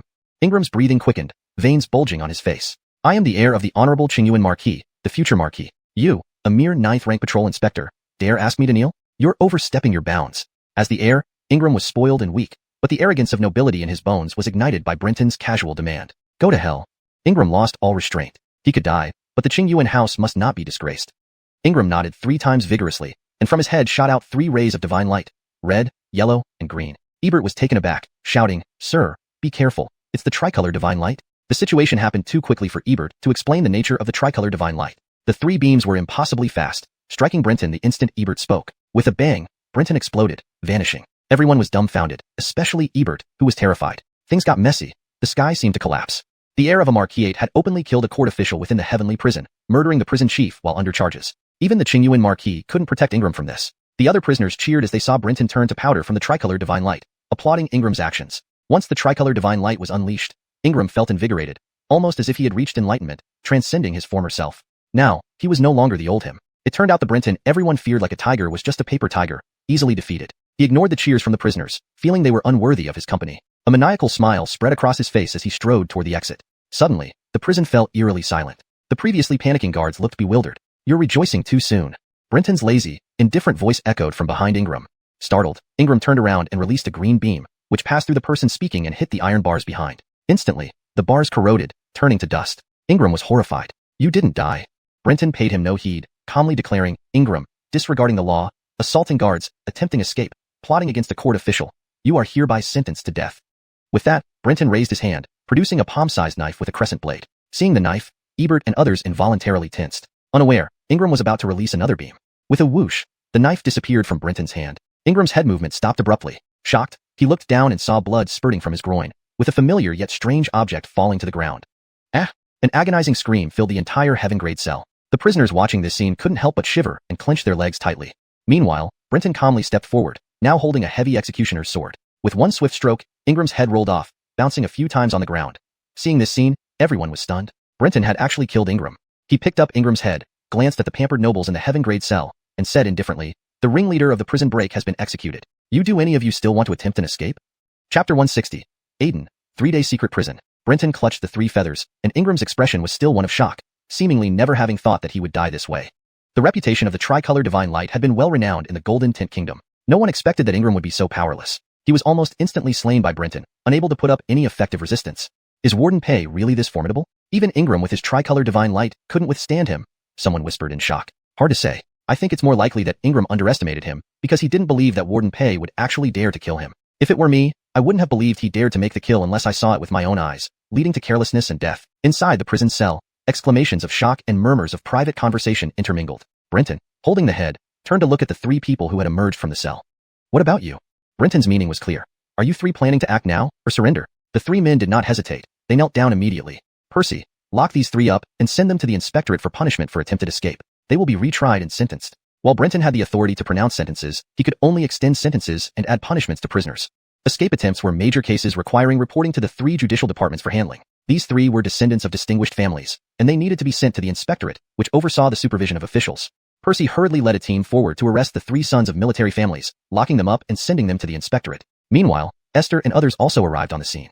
When they saw Ingram's decapitated head still with open eyes on the table, everyone was stunned. The rightful heir of Aiden, future noble of the golden tint, was dead. This was an earth-shattering event. Everyone was terrified, their bowels loosening in fear. Brenton cast a scornful glance at them and began organizing the continued torture of the remaining troublemakers, showing no signs of panic. Unfortunately, due to today's incident, he couldn't personally carry out the torture himself, thus sparing those who came after him. Fear nothing. I'll handle everything. Why should you fear anything at all? With Ingram's fate as a lesson, the rest to be punished were incredibly compliant. Even the son of a duke's family dared not cause any trouble, obediently stripping off his coat and lying on the wooden frame upon entering the torture chamber. Brenton, meanwhile, started drafting a memorial. The Golden Tint Dungeon was different from Diyin. While it fell under the jurisdiction of the 3 judicial departments, there was no direct supervisory department above it. Without backing, it had previously become a garden for reflection for the scions of distinguished families. In the capital of the Golden Tint Kingdom, there were 3 notable prisons: the Ministry of Punishment's Dungeon, the Imperial Dungeon, and the Heavenly Prison. The Ministry of Punishment's Dungeon only held prisoners awaiting trial or exile convicts. Almost no long-term convicts existed there. It mainly served as a temporary detention center and transfer station. The Imperial Dungeon was a high-security prison for fallen officials or nobles, where officials below the 6th rank and hereditary aristocrats below baron rank didn't even qualify to enter after committing crimes.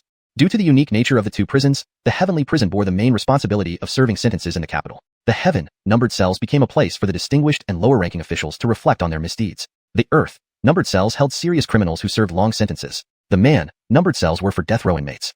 The Heavenly Prison was the hardest, most exhausting, and least appreciated department. This is why Brenton could act so recklessly. Backed by the Vermilion Bird Palace, using interest to bind the buck, he feared no one in the prison.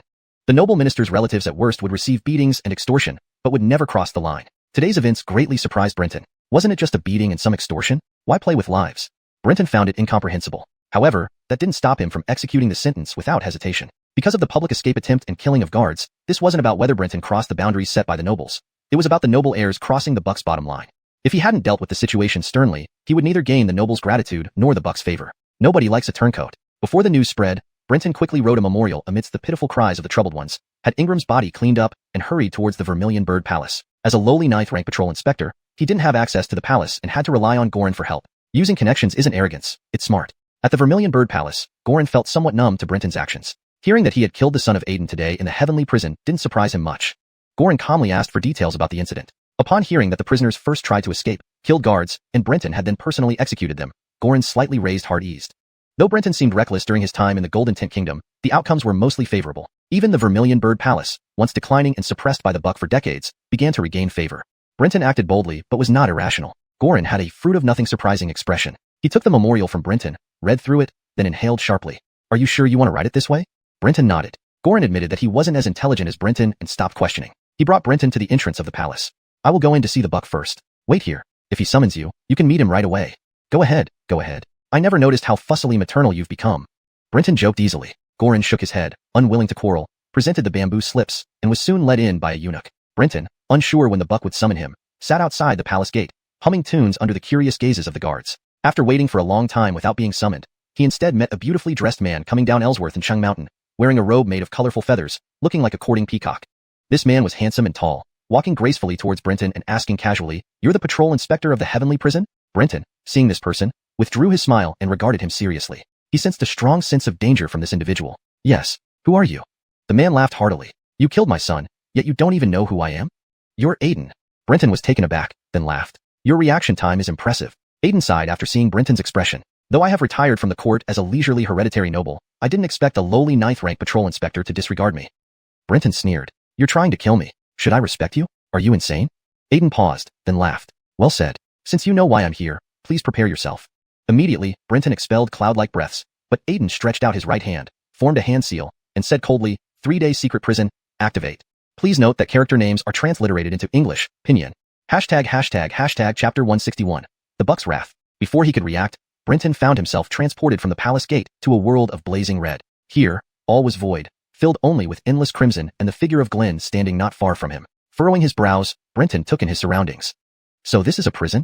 Brenton admitted he couldn't help but feel nervous. But now that it had come to this, panic wouldn't do any good. He had long known that 5th-rank golden body cultivators could create what was known as a prison, a miniature realm, since his time in the Donglai Mountains. Knowing that he had exposed Glenn's secret technique did not surprise the latter at all. While such knowledge was closely guarded within the Gradian Empire, it was not a secret in Ellsworth and Hang. Glenn knew time was short since he dared to openly kill using a secret prison before the palace gates. Calmly, he watched Brenton, fingers forming seals, and commanded, "Great crimson melting fire heaven." Instantly, the world turned into an inferno. Everything burned, even Brenton's body and, he feared, his very soul. Cursing inwardly, He reflected on how reckless fathers bred equally reckless sons, or whether the nobility of Ellsworthensang had grown so arrogant as to disregard the buck entirely and dare to kill an official before the palace. These thoughts were futile. He needed to stall for time. Brenton understood that someone capable of using secret prison techniques must be at least a 5th-rank golden body cultivator, 2 major realms higher than him. At his mere 7th-rank transforming demon state, there was no chance of victory, not a shred. But it didn't mean he had no chance to struggle for survival. With a bang, Brenton's body exploded into clouds of mist. Yet oddly, these mists also caught fire. Glenn sneered. This is my world, where I am the sole god. You think you can conceal yourself in this petty illusion? Don't underestimate me. A moment later, Brenton fell into the sea of fire. His hair was gone, skin blackened by burning. The flames were extremely vile, seeming harmless at first by merely scorching his skin, but in truth, they clung like leeches, impossible to extinguish, as if determined to burn him to ashes. Worse still, Brenton feared he wouldn't even leave ashes if he couldn't quell the flames. Desperately, he channeled his internal energy and opened the Dao Gate, rapidly inscribing mystical runes to form protective symbols in midair, slapping them onto his body. Instantly, the flames on him vanished, replaced by a soothing coolness seeping into his skin. This was the distortion talisman he had created in the Donglai Mountains to protect Sinclair and others from Celestial Hound's spiritual pollution. Now it served a similar purpose. Glenn's brow furrowed, surprised by Brenton. I didn't expect you to have such means. Danny's death at your hands was not unjustified. Brenton chuckled dryly, while the 5 Directions Earth Spirit quickly healed his injuries. He used the distortion talisman rather than the full-fledged technique to conserve energy. Facing a superior opponent 2 ranks above him, dividing attention across multiple techniques would be suicidal. Glenn, despite being amazed that Brenton could shield himself against the flames, remained composed. These tricks wouldn't change the outcome. His flames grew more terrifying over time, eventually consuming everything, including the internal energies and Tao principles within Brenton. Time was running out, and Glenn wished he had more time to enjoy the spectacle, like a cat playing with its prey. Too bad. Glenn sighed, fingers starting to form seals. Great Crimson Sky Burial Prison. Descend? His words stopped abruptly as he looked at his fingers. An unknown instrument appeared, clamping his 5 fingers and preventing further seal formations. Brenton grinned, showing his teeth. As a 7th-rank cultivator, he could manifest instruments. On Glenn's hand was a common yet brutal one, finger severance, causing excruciating pain. Pulling the instrument through the air, Brenton caused it to tighten, nearly severing Glenn's fingers. The latter raised an eyebrow, his right fist glowing with azure light. Suddenly, the non-physical finger severance instrument began to decay, shattering into dust under Glenn's might. This is 3-colored divine light. In Glenn's hands, the 3-colored divine light was almost magical. By comparison, Danny's use was clumsy and ineffective. Back inside the palace, the buck, Chad, looked grim. The petition written by Brenton lay flat before him. Beryl held his breath, cautiously observing the buck's expression. For nearly the duration of a cup of tea, the buck had been silent, making it hard to gauge his thoughts.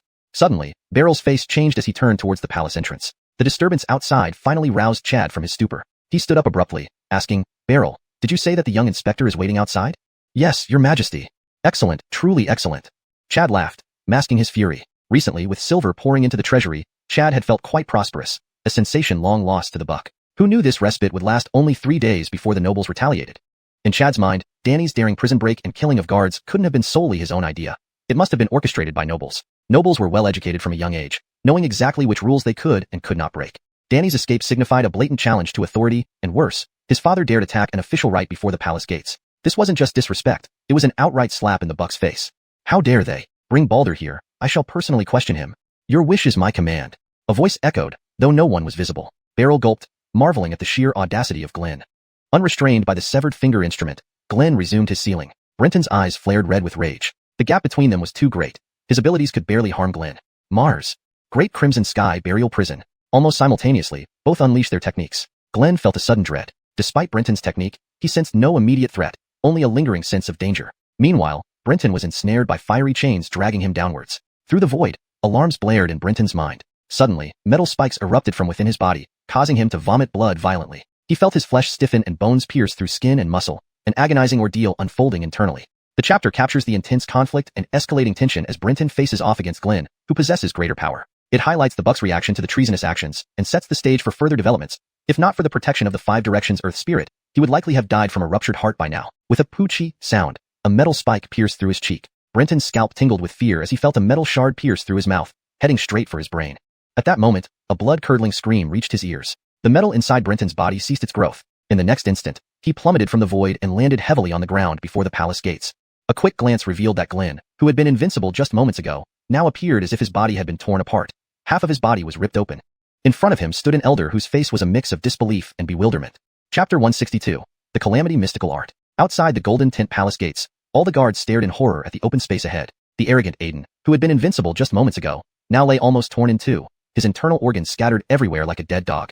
Brenton endured the pain in his body, staring for a long time to confirm it wasn't an illusion before lying on his back and laughing aloud. This calamity mystical art was indeed devious and deadly. Calamity, simply put, means disaster. The calamity mystical art doesn't directly harm its target but instead causes even more terrifying consequences, which are virtually impossible to defend against. Back in the underground cave of the Bone Forest, when Sparrow Corpse was about to kill Brenton, he had no choice but to use the calamity mystical art in desperation. Unexpectedly, the Phoenix, who shouldn't have woken up, came to life, frightening Sparrow Corpse into fleeing hurriedly. Even then, Sparrow Corpse nearly died, with all its skin destroyed, taking 2 or 3 months to recover fully. Now, after confirming the insurmountable gap between himself and Aiden, Brenton once again used the calamity mystical art. As Aiden was about to kill him, a hidden powerhouse from the palace intervened, tearing apart the 3 days secret prison. The hidden powerhouse struck too fiercely, not only ripping open the prison but also almost tearing Aiden in half. Thus, the calamity mystical art brought disaster upon its recipient, altering their fate to encounter misfortune within a short period. This misfortune would manifest in an astonishing yet logical and consistent manner. In simple terms, once targeted by the calamity mystical art, anything within the target's vicinity that could pose a threat, be it people, events, or objects, would appear around them in the most plausible way within a certain time frame, causing lethal danger. The extent of damage depended on the inherent threat level of the summoned entities and the target's ability to resist. Overall, the calamity mystical art was filled with uncertainties and unpredictability. Despite its formidable power and fear-inspiring nature, Brenton hesitated to use it unless absolutely necessary. It was a gamble. Moreover, during the incident in the Bone Forest Cave, the aftermath of the calamity mystical art might pose an uncertain threat or opportunity even to the caster. Had the Phoenix been in better condition, despite its benevolence towards saving Brenton, the power surge from its awakening as an ancient deity might have killed him with its initial force alone. However, looking at the results of using the calamity mystical art twice, both instances saved his life in critical moments. The savagery and audacity of the barbarians surpassed Brenton's expectations. They dared attempt murder right at the palace gates, catching him completely off guard. As Aiden lay severely injured, unconscious, the metal spikes within Brenton, formed by his mystical arts, began to dissipate. Blood spurted from his wounds. He groaned softly, immediately invoking xuanhuan Tai Sui to repair his body. After a while, Brenton took a deep breath and stood up. An elderly man who had rescued Brenton looked at him in surprise, not expecting such rapid recovery. Brenton saw the elder putting Aiden's organs back into place, pushing them into his chest and abdomen. Brenton approached, bowing deeply. "Thank you, sir, for saving my life." The elder hummed lightly. "You don't need to thank me. I acted on the king's orders." Unwilling to discuss further, the elder felt extremely frustrated. Logically, Aiden, ensnared in the 3 days secret prison, should have been alerted instantly to the prison being torn open and dodged accordingly. Who would have thought that Aiden did not evade and ended up torn apart along with the prison? Such severe injuries would be fatal even for a golden body realm cultivator. Aiden's eyes narrowed furiously upon hearing Brenton's voice. Both were frustrated. When he was struck by Brenton's mystical art, immense terror enveloped him from all directions, making him feel relentlessly targeted with nowhere to escape. In this state of terror, the crisis posed by the elder's attack was unperceived, leading to this accidental severe injury. Now, the person he intended to kill barely showed signs of harm, whereas he was nearly torn in half. It was a situation hard to articulate. The elder repositioned Aiden's organs, stitching his torn body back together using a bone needle cast with a spell. Then, he administered a pill. After some time, Brenton watched Aiden stand again, bare-chested, pale-faced, and scarred from the stitches. "You need rest. Avoid combat for a year," the elder said coldly as he pocketed the pill and needle. This was both advice and a warning, fearing Aiden might still want to fight. At this moment, Brenton noticed the elder had 4 hands, one pair human-like, another resembling tiger claws. The human hands were inside, while the tiger claws grew from his wrists, initially mistaken for peculiar handguards. "The king has summoned both of you. Follow me." The elder, unwilling to get involved in their grudge, turned and walked towards the palace. Brenton chuckled. "What a pity, you didn't die." Aiden retorted, "Neither did you. I'm happy about that." Following the elder, they entered the palace, where a long stone staircase led straight to the summit pavilion. A rough count revealed at least 1,000 steps. Guards lined the sides, prohibiting the use of mystical arts for rapid ascent. They had to climb each step, enduring physical discomfort. Brenton was relatively fine thanks to xuanhuan Tai Sui repairing his body. Only his skin remained damaged, and he suffered significant spiritual energy depletion. Meanwhile, Aiden was in dire straits. Although healed by the elder's elixirs, his body had just been torn in half and hastily stitched back. By the time they reached the audience hall, he was drenched in cold sweat, looking like a drowned chicken. Outside the golden tent palace gates, all the guards watched in horror at the empty space before them. What was once the arrogant Viscount of Xuanhuan now lay torn almost in half, his innards scattered everywhere like a dead dog. Brenton gritted his teeth against the pain, stared for a long time to confirm it wasn't an illusion, and then lay back on the ground, bursting into laughter. This yinghua, confounding, mystical art indeed proved both mysterious and deadly. Note: I have added confounding in parentheses to provide a consistent term for yinghua in English, which aids in reader comprehension and maintains consistency in terminology. What does yinghua mean? It has multiple interpretations, but simply put, it means calamity or disaster. The yinghua mystical art doesn't directly harm its target but causes consequences that are far more terrifying and virtually impossible to defend against. This mystical art seems to rewrite fate, bringing about calamity in a way that is both unexpected yet logically consistent. It causes threats, be they people, events, or objects, within the target's vicinity to manifest in the most plausible manner and pose a danger to the target's life. The severity of the harm depends on the intrinsic threat level of what is summoned by the mystical art and the target's own ability to resist such threats. In summary, the Yinghua mystical art is an extremely unpredictable and variable power. Despite its formidable and terrifying nature, this unpredictability makes Pei Tongqin, Brenton, hesitant to use it unless absolutely necessary. It's like gambling, and there is also a potential uncertain threat to the caster themselves, as evidenced by Brenton's experience in the subterranean cave of the Bone Forest. Back in the underground caverns of the Corpse Bone Forest, when the corpse bird was about to kill Brenton, he had no choice but to unleash the Yinghua mystical art. Then, against all expectations, the vermilion bird woke up, startling the corpse bird into fleeing in panic. Even so, the corpse bird narrowly escaped death, with its skin entirely destroyed, and it took 2 to 3 months before it fully recovered. Note: for consistency and clarity, Yinghua should be translated consistently throughout the text. Here I assume it has been defined earlier as a specific mystical art or ability, perhaps named uniquely for this context. If Yinghua is meant to be transliterated or translated differently, please adjust accordingly. To ensure the translation reads naturally and maintains consistency, let's refine it further. Back in the underground caverns of the Corpse Bone Forest, when the corpse bird was about to kill Brenton, he had no choice but to unleash the mystical art of Yinghua. Then, against all expectations, the vermilion bird woke up, startling the corpse bird into fleeing in panic. Even so, the corpse bird narrowly escaped death, with its skin entirely destroyed, and it took 2 to 3 months before it fully recovered. Here, Yinghua is treated as a proper name for the mystical art, ensuring consistency throughout the narrative. Now, realizing the insurmountable gap between him and Aiden, Brenton once again employed the Yinghua mystical art. Just as the Viscount was about to deliver the final blow, a hidden powerhouse from within the palace intervened, tearing apart the Viscount's 3 days secret prison. Unfortunately, the intervention was too forceful, not only ripping open the prison but nearly splitting the Viscount in half as well. Note: Yinghua has not been translated to maintain consistency with the original text. If you would like it translated or explained further, please let me know.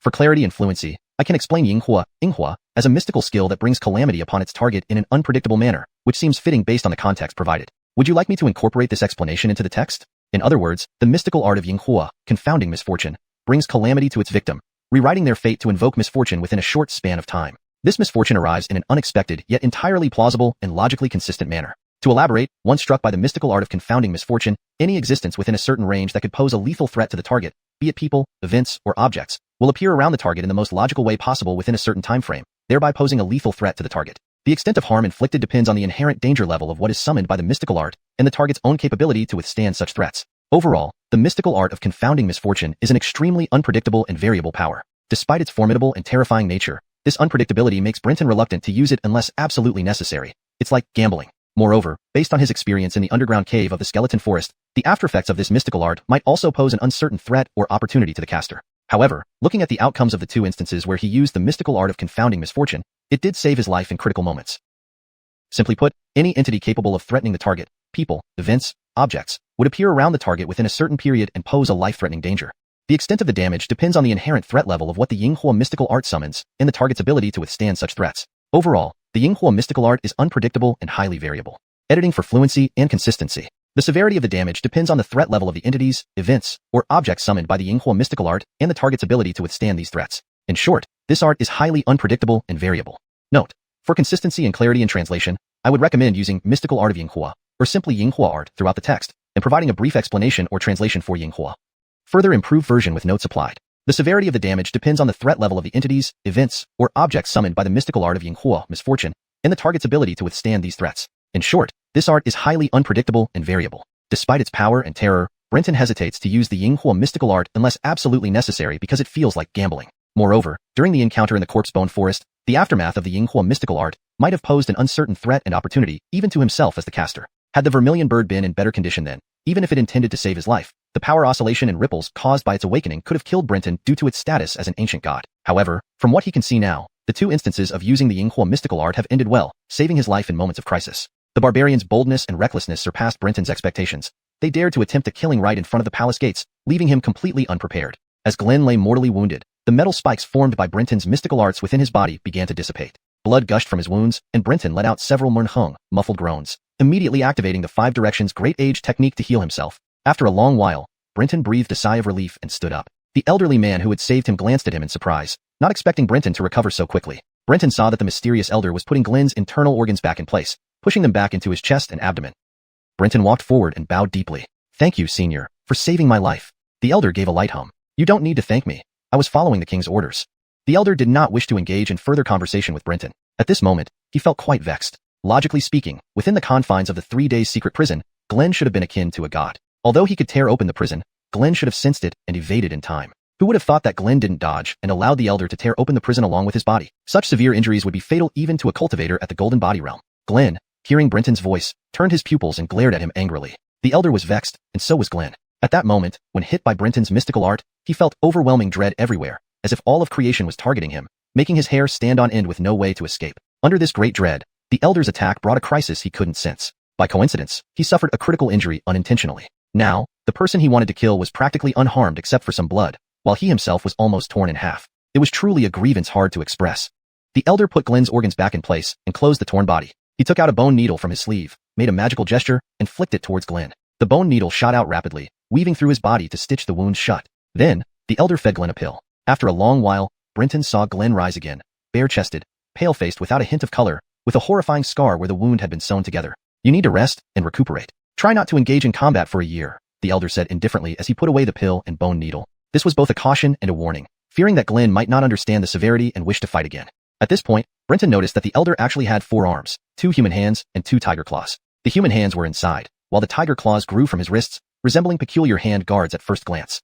The king has summoned both of you. Follow me. The elder, unwilling to get involved in their grudges, turned and walked towards the palace. Brenton chuckled. What a pity, you didn't die. Glenn retorted, neither did you, and I'm happy about it.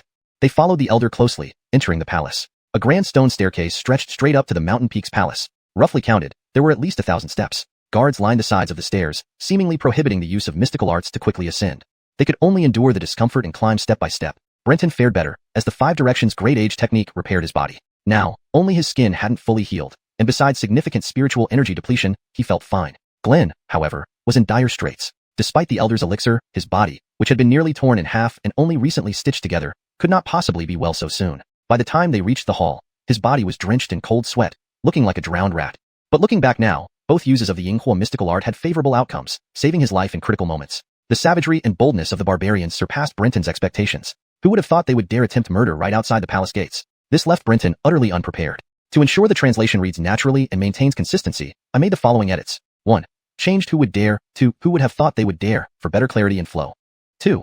Ensured consistent use of fluorescent calamity, Yinghua, as per earlier context, though here it seems like a specific term that should be translated rather than transliterated. If Yinghua is meant to be a proper name or a unique concept without a direct English equivalent, it might be better to keep it as is or provide an explanatory note. For this edit, I retained the Yinghua mystical art, but note that further context could clarify if this should remain in Chinese or have an established English translation.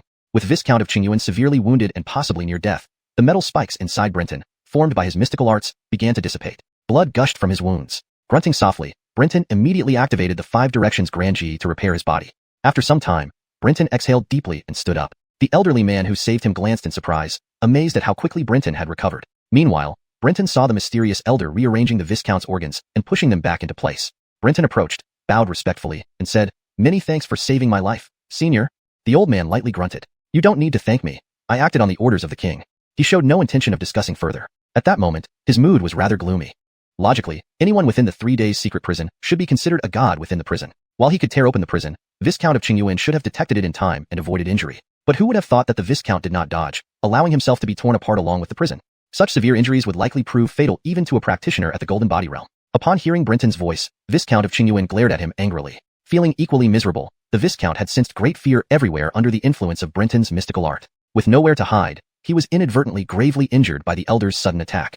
Now, the person he wanted to kill was practically unharmed, while he himself was almost torn in half. He couldn't express his suffering. The elder repositioned the Viscount's organs and closed the ripped body. Retrieving a bone needle from his robes and casting a seal, he flicked the needle towards the Viscount, rapidly stitching the wounds together. He then administered a pill. After a while, Brenton saw the Viscount stand again, though his upper body was exposed, his face pale and bloodless, leaving a ghastly stitched scar across his torso. "You still need to recuperate. Avoid combat for at least a year," the elder advised blandly, emphasizing both concern and warning, afraid the Viscount might act recklessly. Only then did Brenton notice the elder had 4 arms, one pair human-like, the other resembling tiger claws. The human hands were innermost, while the tiger claws extended from his wrists, appearing as unconventional hand guards. "The king wishes to see both of you. Follow me." The elder, unwilling to involve himself in their conflict, turned and headed towards the palace. Brenton smiled and quipped, "Too bad you didn't die." Viscount of Qingyuan retorted defiantly, "And neither did you. I'm thrilled." They followed the elder into the palace, greeted by a long stone staircase leading straight up to the summit where the main hall was located. A quick count revealed at least 1,000 steps. Guards lined both sides, apparently prohibiting the use of mystical arts to speed up their climb. They could only endure their physical discomfort and ascend step by step. Brenton fared relatively well, with his body almost completely repaired by the Five Directions Grand G, except for his skin still needing healing and significant depletion of spiritual energy. Viscount of Xuanhuan suffered much more. Despite the elder's medicinal aid, having just been stitched back together after being nearly split in half, he was hardly in any shape for this. By the time they reached the Grand Hall, Viscount of Xuanhuan was drenched in cold sweat, looking like a drowned rat. Chapter 163, Attentive Brenton. Avram, how dare you? As soon as he entered the palace, the roaring voice of Brigid sounded from the royal throne above. Viscount Avram almost without hesitation knelt down, burying his head in the ground. Your subject admits his guilt. You admit your guilt? I don't see a trace of repentance in you.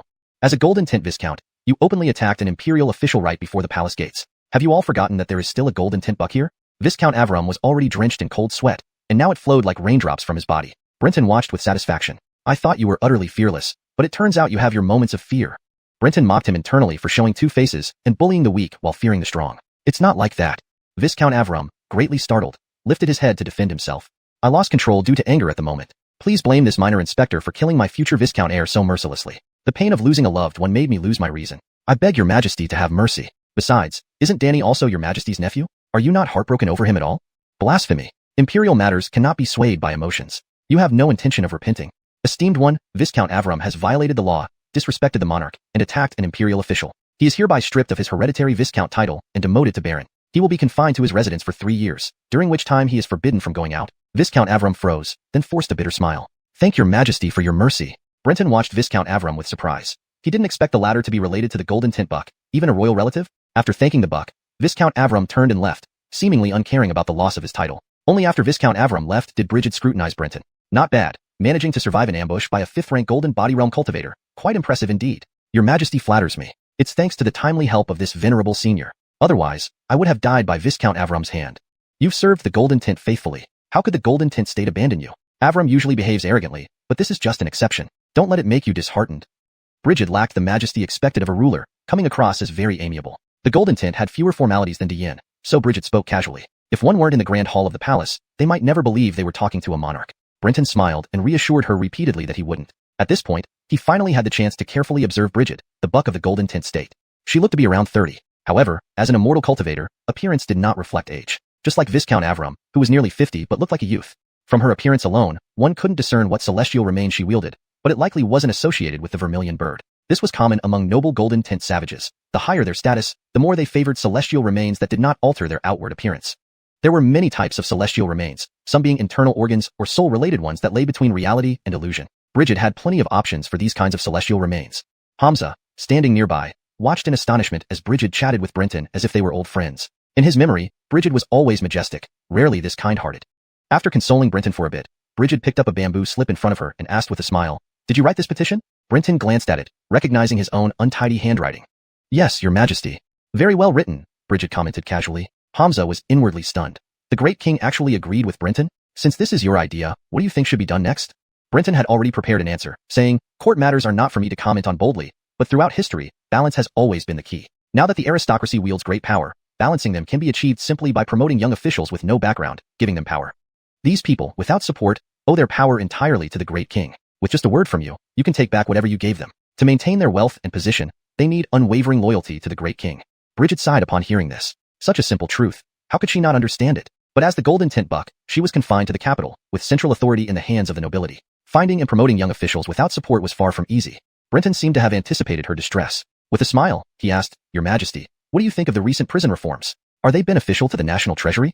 Mentioning money, even the normally stern Brigid couldn't help but smile. Her gaze towards Brenton grew increasingly approving. "If you find it beneficial, why not extend it nationwide? As the principal figure in these reforms, I volunteer to travel across the country, assisting you in reforming local prisons." Brigid's eyes lit up. A minister so considerate, any emperor would feel warm inside. Brenton's plan for prison reform aimed both at raising funds and covertly exploring potential young officials for her. The golden tint aristocrats would only think their king had discovered new financial opportunities, never suspecting the true intentions. "With such devotion and filial piety, how could I deny you? Go rest and recover, and within a few days, I will issue an edict authorizing you to inspect and reform local prisons." Brenton bowed gratefully and seized the opportunity to make a small request. "Your Majesty, you saw today how prison reforms can offend figures like Viscount Avram. Given my low rank, I humbly ask for the dispatch of a powerful cultivator as protection." Talent. Brigid wanted to pat her thigh in admiration. This minister was like a caring little jacket. Asking for protection essentially meant having someone she trusted monitor Brenton to prevent him from forming cliques. It took care of both practicality and face. Originally, Bridget planned to expand these reforms to the Department of Justice prisons and special detention centers once the situation stabilized, gaining substantial funds. Once the nobles reached their breaking point, she would sacrifice Brenton to quell their anger. Now, she was truly reluctant to let him go. Rest assured, as long as you serve faithfully, I will never let a loyal servant perish. As Hamza accompanied Brenton out of the hall, he felt like it was all a dream. He realized he couldn't fully understand the conversation between Bridget and Brenton.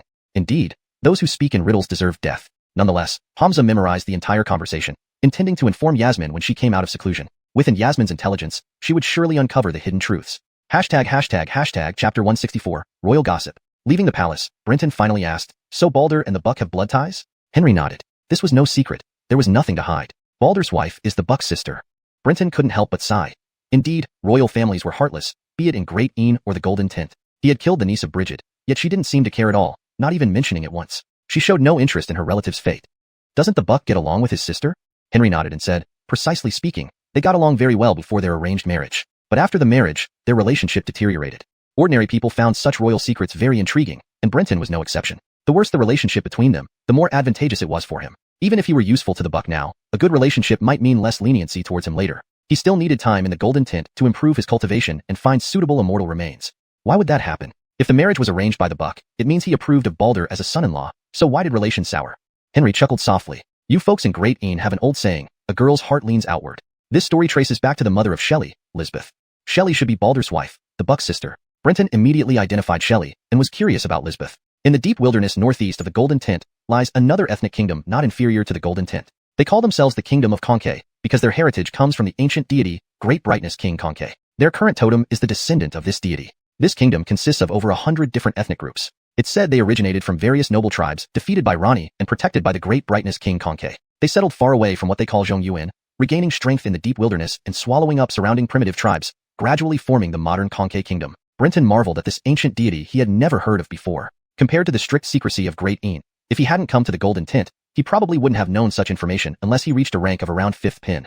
Note, pin is more appropriate when referring to ranks or grades in an imperial or official context. Circle is not typically used in this sense. Lisbeth was the older sister of the previous Conke king, married to the former Buck. She gave birth to our current Buck and Shelley. How does this relate to the Buck's falling out with Shelley? They walked and talked, returning to the Juke Palace. However, Henry was eager to continue gossiping. After all, such royal secrets weren't often discussed. It was exciting. Henry and Brenton entered the living room, dismissed the servants, and continued. When Lisbeth married into our Golden Tint, one of her dowries was a demonic clan and 2 immortal remains of the 3-colored phoenixes, which have the bloodline of the Great Brightness King Conke. You've likely witnessed the power of the 3-colored phoenixes. Balder uses the immortal remains abilities. Brenton understood. That's why the Buck disliked Balder and his son. The 3-colored phoenixes were loyal only to the Conke royal lineage. In the Golden Tint, only the Buck, Shelley, and their descendants shared this bloodline. While the Buck couldn't harness the immortal remains, his children could. However, Shelley must have been heavily influenced by Balder to give the 3-colored phoenix remains to him and his son without the Buck's consent. With great fortune, both successfully harnessed the remains, gaining terrifying powers like the 3-colored divine light.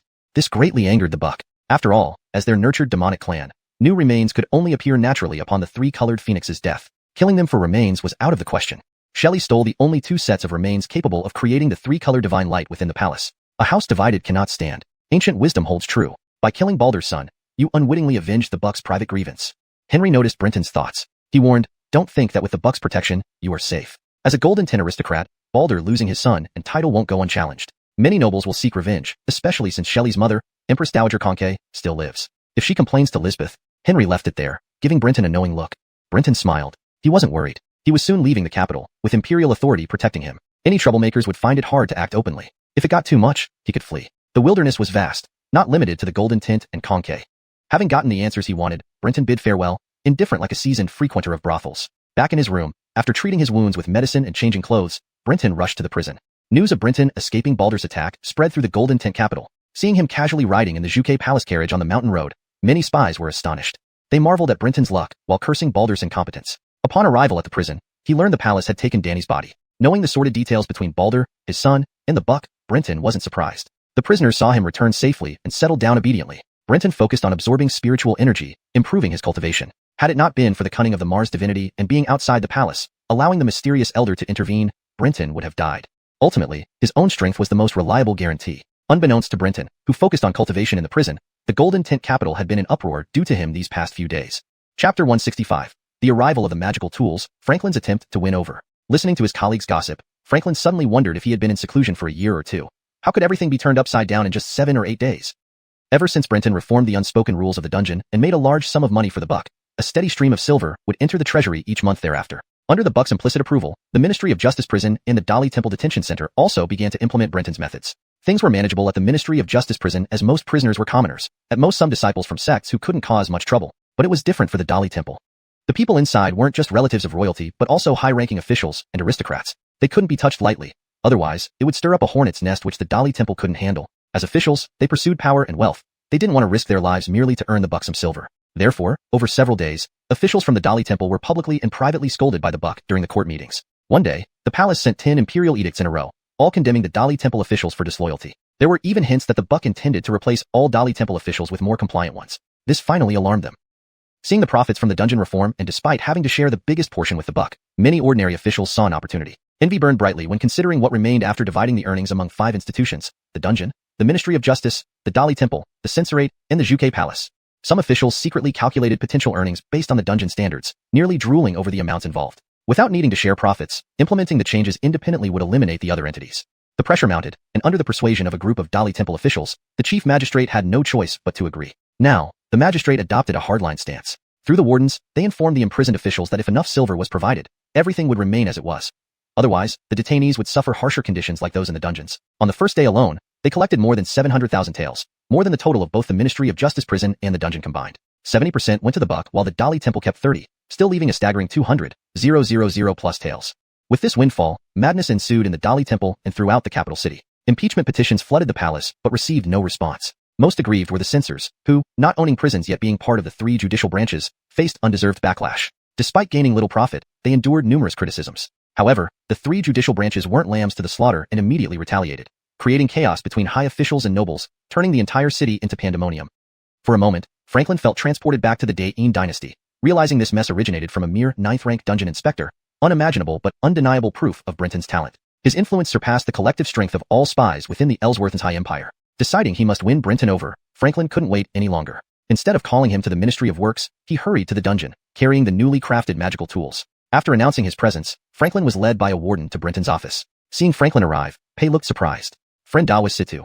Have you finished crafting the magical tools?" Franklin smiled, holding the items and nodding before placing them on the table, revealing a heavy-bladed executioner's sword, black shackles, and a palm-sized bronze jar. Pei approached excitedly, inspecting the items. Franklin introduced them. This executioner's sword is primarily made of godblood meteorite iron, reinforced with bronze and skeleton tin. Designed for weight and sharpness, I've inscribed 9 layers of rune enchantments to adjust its heaviness. Pointing to the runes on the blade, he explained how to activate them. Knowing you prefer to engrave your own runes, I've left space for another 9 on the opposite side. Though Pei initially asked only for rough models, Franklin's work seemed department lifting the sword. He felt its significant weight, around 60 gene without activating the enchantments, definitely qualifying as a heavy weapon compared to typical 6 to 10 gene swords. Pei, physically strengthened through ascetic practices and breakthroughs, found even this 60 gene sword light. He infused it with spirit energy, activating the first layer of enchantment. Instantly, the sword doubled in weight. Each rune adds about 70 gene, lasting for 1 hour upon activation, Situ explained as the rune glowed. Pei activated 2 more runes, reaching around 280 gene, feeling it was now suitable. Perfect, this will serve me well, Pei said, pleased. Dropping the sword, he examined the shackles and bronze jar. The shackles were sturdy, made from unknown materials without additional enchantments. As for the bronze jar, it could change size, restrain objects, and adjust weight, capable of reaching 3000 gene. I added weight enchantment to the jar. Unlike the sword, it can be thrown directly at enemies, weighing up to 3000 gene, Situ added. Pei winced. Though heavy, such an impact would reduce anyone to mush. Crucially, Pei realized these materials were beyond what the Ministry of Works typically had available or willing to provide. Placing the jar aside, he glanced at Situ, pointedly saying, "Friend Daoist Situ, these tools exceed my expectations. If I'm not mistaken, the Ministry of Works couldn't possibly provide so many precious materials for crafting these." Situ chuckled. "If the Ministry of Works refuses, there are others willing. Should Sir Pei accept our good intentions, not just these 3 tools, but more, will be available. It's entirely up to you." Translation note. This chapter captures the intricate political dynamics and the clever machinations set in motion by Brenton's reforms, setting the stage for further developments.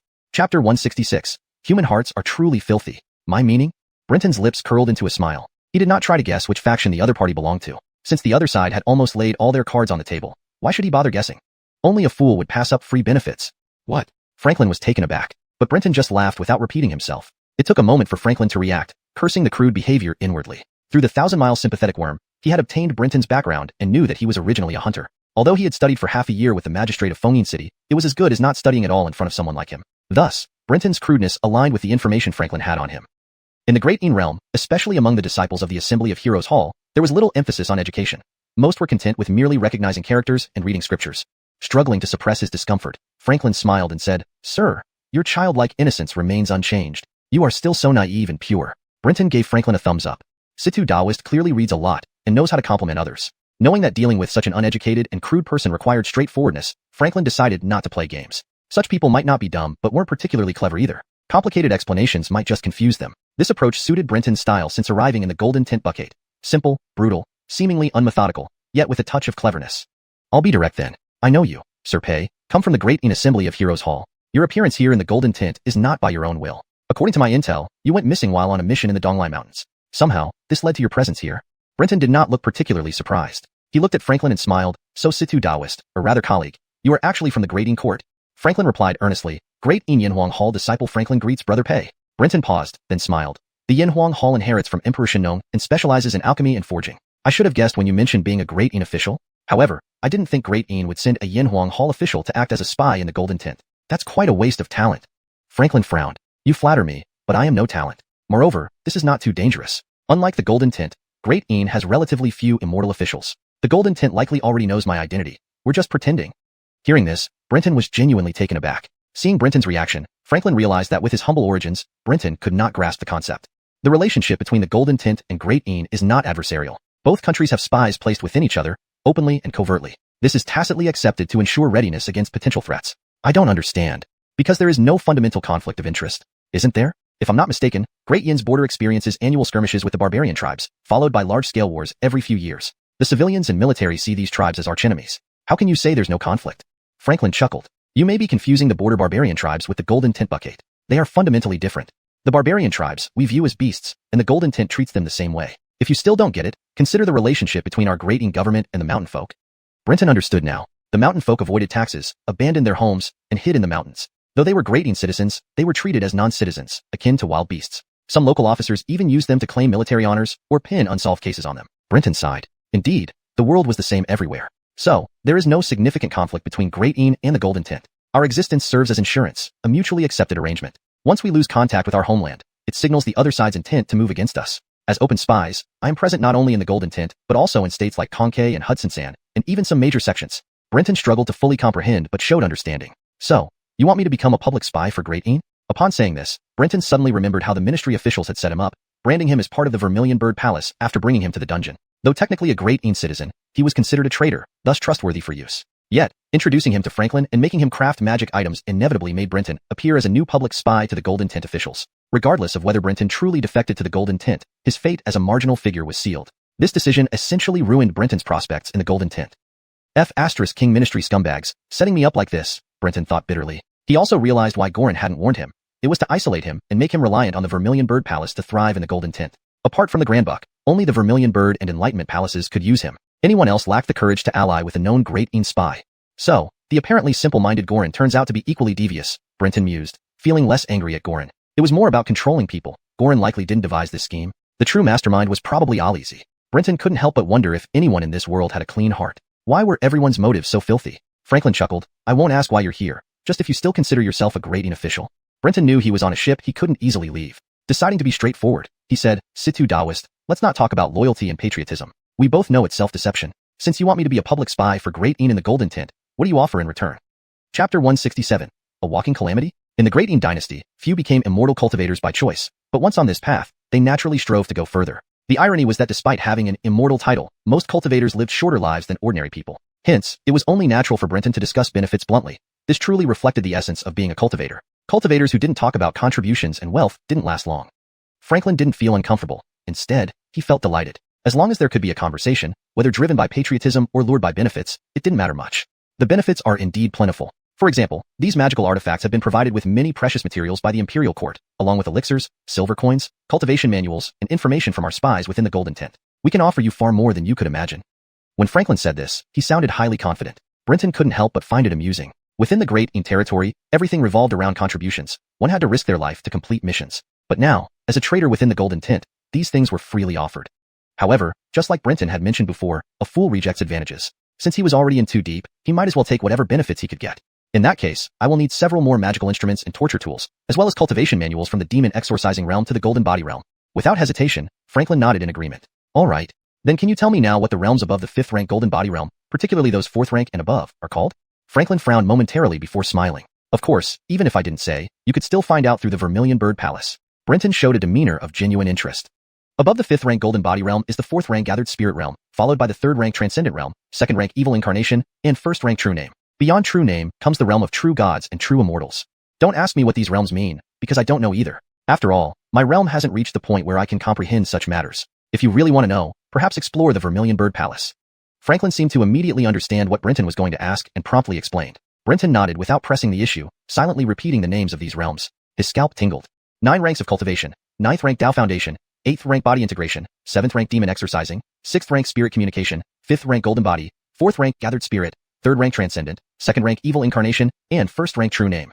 Up until the 3rd rank, everything seemed reasonable, but the 2nd rank raised alarming questions. Why was the 2nd rank named Evil Incarnation? Initially, Brenton assumed the 7th rank Demon Exorcising referred to dispelling evil spirit corruption. However, considering the 2nd rank, it seemed his assumption might have been incorrect. Yet, due to his current low rank, he couldn't articulate his unease properly. He decided to leave this question unanswered for now. Reaching the 2nd rank was extremely remote. In the immortal cultivation world, over 90% of cultivators never even reached the 5th rank. Most cultivators who survived the early stages rarely made it past the 6th rank, making any thoughts about higher realms pointless. Even Brenton lacked confidence in achieving the 5th rank. The 5th rank was a watershed moment for cultivators. Below 5th rank, they were merely mortals relying on immortal bones and magic techniques. Above 5th rank, they crossed the threshold into the realm of immortals and deities. Only at 5th rank could one construct prisons.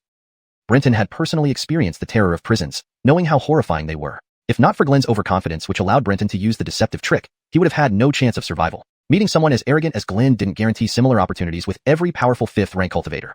Since the terms are settled, after I receive the items, our cooperation begins. So, what exactly do you want me to do in return for all this? Franklin fell silent for a moment before speaking. At first, we intended to develop you as a spy to gather secret information about the Golden Tent Court. But now, you're free to act according to your own judgment and contact us when needed. Brenton was stunned. Given all the benefits, requiring nothing in return seemed unbelievable. It seems that allowing you freedom works better than us overcomplicating things, Franklin explained with a peculiar expression. 7 days ago, Brenton was merely setting up unofficial rules in the heavenly prison. Although it caused some commotion, it wasn't significant. Franklin didn't care much. But 7 days later, he heard news that Brenton killed Glenn's son, the former and Peacock and current Empress Dowager Peacock's grandson. This led to Glenn assaulting the palace gate in rage, giving the Golden Tent Buck an opportunity to strip his title. Such achievements shocked many hidden spies. Thus, leaving Brenton to act freely was the best way to utilize talent. He was essentially a walking calamity. Brenton remained unaware of becoming a symbol of disaster in Franklin's eyes. Confirming that Franklin had no intention of assigning tasks, Brenton unhesitantly ordered new magical instruments and torture tools, then dismissed him. Next, he gathered 3 artifacts and hurriedly headed towards the heavenly prison. Today's guard at the heavenly numbered prison cells was a barbarian official named Woody. Benefiting from Brenton's recent rampage and the prison master's prolonged sick leave, Woody dared not provoke him and served carefully. How many inmates in the heavenly numbered prison cells are relatives or have connections to officials from the Ministry of Works? Woody replied cautiously, I'll need to check the register, sir. Brenton waved him off to check without any hassle. Woody thought Brenton was looking for trouble, yet he was let go without incident. He hurried to compile the list and reported back respectfully. Sir, there are 7 individuals connected to the Ministry of Works. 3 are nephews or nieces of ministry officials, and 4 have friendly ties with senior ministry officials. Brenton nodded and instructed, bring them out. Uncertain of Brenton's intentions, Woody arranged for the guards to bring the 7 out, lining them neatly before Brenton. Ever since Brenton killed Glenn's son and continued sitting here unbothered, the young masters in the heavenly numbered prison cells had become obedient, fearful of attracting Brenton's attention. These 7 also trembled nervously. Woody, take these 7 to the torture chamber. From today onwards, each gets 30 lashes daily until release. All meal costs they purchase will be multiplied tenfold. Chapter 168, Refining Artifacts. Why should I? You're not keeping your word. The moment Brenton spoke, the 7 men began shouting loudly. Brenton narrowed his eyes, and the 7 immediately fell silent like frightened quails, their faces turning red. Why? That's something you'll have to ask the officials from your families in the Ministry of Works after you're out. Blue whispered, Your Excellency, this is against regulations. Brenton smiled at Blue but said nothing, watching until Blue's eyelids twitched violently. Finally gritting his teeth, he shouted, Bring them to the punishment chamber. Mr. Pei, why don't you go talk to our fathers? It's no skill to torment us. Seeing that Brenton really intended to punish them, the 7 men protested loudly. But no matter how fiercely they shouted, none dared resist physically. A bloody example was still fresh on their minds. They dared not act rashly, for Brenton had killed a minor lord without repercussions. Killing them would be even easier. Brenton watched behind xiuxian as the jailers carried out the punishment. Hit them hard. If they use supernatural defenses, I will personally deal with them, showing them whose bone whip of the heavenly prison is mightier than their immortal bone powers. Initially intending to merely put on a show, xiuxian could only order the jailers to hit them harder. The instruments of the heavenly prison were all magical artifacts, and the 7 feared using their immortal bone powers, knowing Brenton would intervene personally. In the cells, there was still one fortunate individual who experienced Brenton's personal whipping and was yet unable to get out of bed. After 30 lashes, the 7 men barely stood, hanging from the wooden frames they were bound to, likely otherwise lying on the ground. Putting down his cup, Brenton coldly said, "Next time you need money, remember to tell your lords. If you try to trick me, this account won't end here."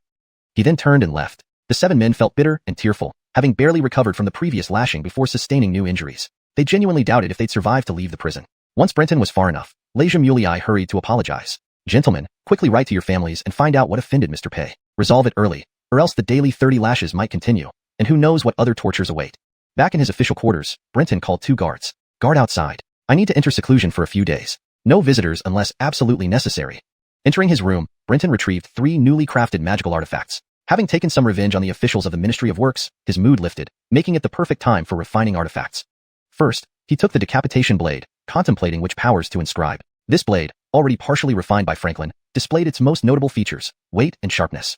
To Brenton, it was nearly perfect without new runes. Ultimately, he decided to inscribe distortion, flame control, and mirage powers as runes on the blade. Distortion not only shielded him, but also twisted enemy defenses. Mirage concealed the blade's path, making attacks stealthy and unpredictable. Flame control added a flourish. Deciding, Brenton erected a spirit bridge, opened the Dao Gate, and began understanding the principles of flame control and mirage. Distortion's principle had been understood at Donglai Mountain, but flame control and mirage required deeper exploration. Fortunately, Brenton's cultivation was solid, especially proficient with mirage. Soon, he completed the inscription of the mirage power. Flame control took 3 days to finish. With inscriptions complete, the actual engraving was simple. Engraving methods he had learned long ago. As 3 runes were engraved, spirit energy stabilized, solidifying the runes. Picking up the decapitation blade, Brenton swiped it lightly, and flames sprouted along the blade, distorting the air around it. Then he flicked the blade, causing it to vanish instantly as though it never existed. Brenton marveled, testing the blade on a sturdy wooden table. The surface began warping and cracking under the distortion runes effect before breaking into 2. Crack. The table split before the blade even landed. Nodding approvingly, Brenton was satisfied, achieving his goal. Magical artifacts differ from divine artifacts. Materials lose their spiritual essence over use, deteriorating faster with frequent use. From my experience, it can withstand 10 full days of use. If unused, it'll become mundane within a year, losing all enchantments. Learning from this experience, crafting shackles became easier. To increase speed, Brenton added wind mastery for flight and mirage for concealment. Finally reaching the scorpion pit, Brenton grew serious. Truly, the scorpion pit was his favorite artifact. The scorpion pit, essentially a large basin for venomous insects, traditionally involved digging a pit filled with such creatures, where victims were thrown in to be consumed. A barbaric punishment rarely witnessed due to its cruelty. Brenton couldn't always dig pits during duels, so spirit energy guided him to understand Franklin's lingering runes, increasing weight and altering size. To prevent the insects from killing each other, he needed runes for control. These 2 runes are fitting. Now, which one should I add? Given its large size, the scorpion pit allowed more runes, giving Brenton greater freedom. Enemies won't enter voluntarily, so speed is crucial. Wind mastery can't be missing. Distortion is vital too, as it can twist positions between combatants, requiring only slight modification. To prevent internal conflict among insects, deception is key. Whether illusion, deception, or mirage can achieve this perfectly. Mirage can't be missed. Being heavy, hidden strikes are crucial.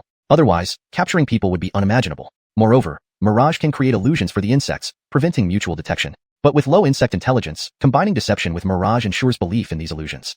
Mirage indeed proves versatile, not only concealing the pit but also creating illusions, guiding enemies to step inside unwittingly.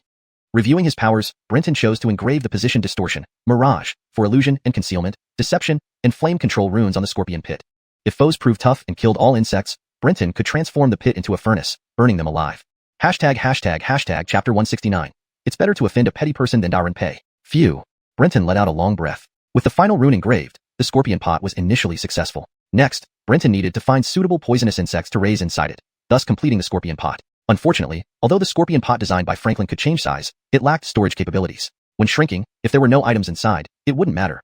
But if something was inside and its volume exceeded the shrunk scorpion pot, it would be crushed. In the future, he would have to pay attention to this when collecting poisonous insects. If the quantity increased, he would need to seek additional ways to house them. Using it wasn't exactly convenient. No wonder there weren't many immortal cultivators in the cultivation world who liked using magical artifacts. Not only did they require collecting spirited heavenly treasures and spirit ore, but also finding suitable divine runes to engrave on them. Crucially, magical artifacts were consumables that couldn't be used for decades like revered tools. From the moment the artifact was created, its spiritual energy started to diminish. Even without use, it would last only a few years at most. If battles were frequent, with excessive usage, the magical artifact might become unusable within a year or 2 due to depleted spiritual energy. The cost effectiveness was far worse than talismans. Talismans required minimal spiritual materials, just enough to carry the divine runes, ensuring yin-yang and the 5 elements didn't clash. Even if the corresponding elemental materials couldn't be found, it merely weakened the talisman's effectiveness slightly. More importantly, talismans lasted longer as they were single-use items. Most significantly, talismans were easy to carry and took up little space. Had Brenton's punishment techniques not required cooperation with magical restraints or revered tools for greater effect,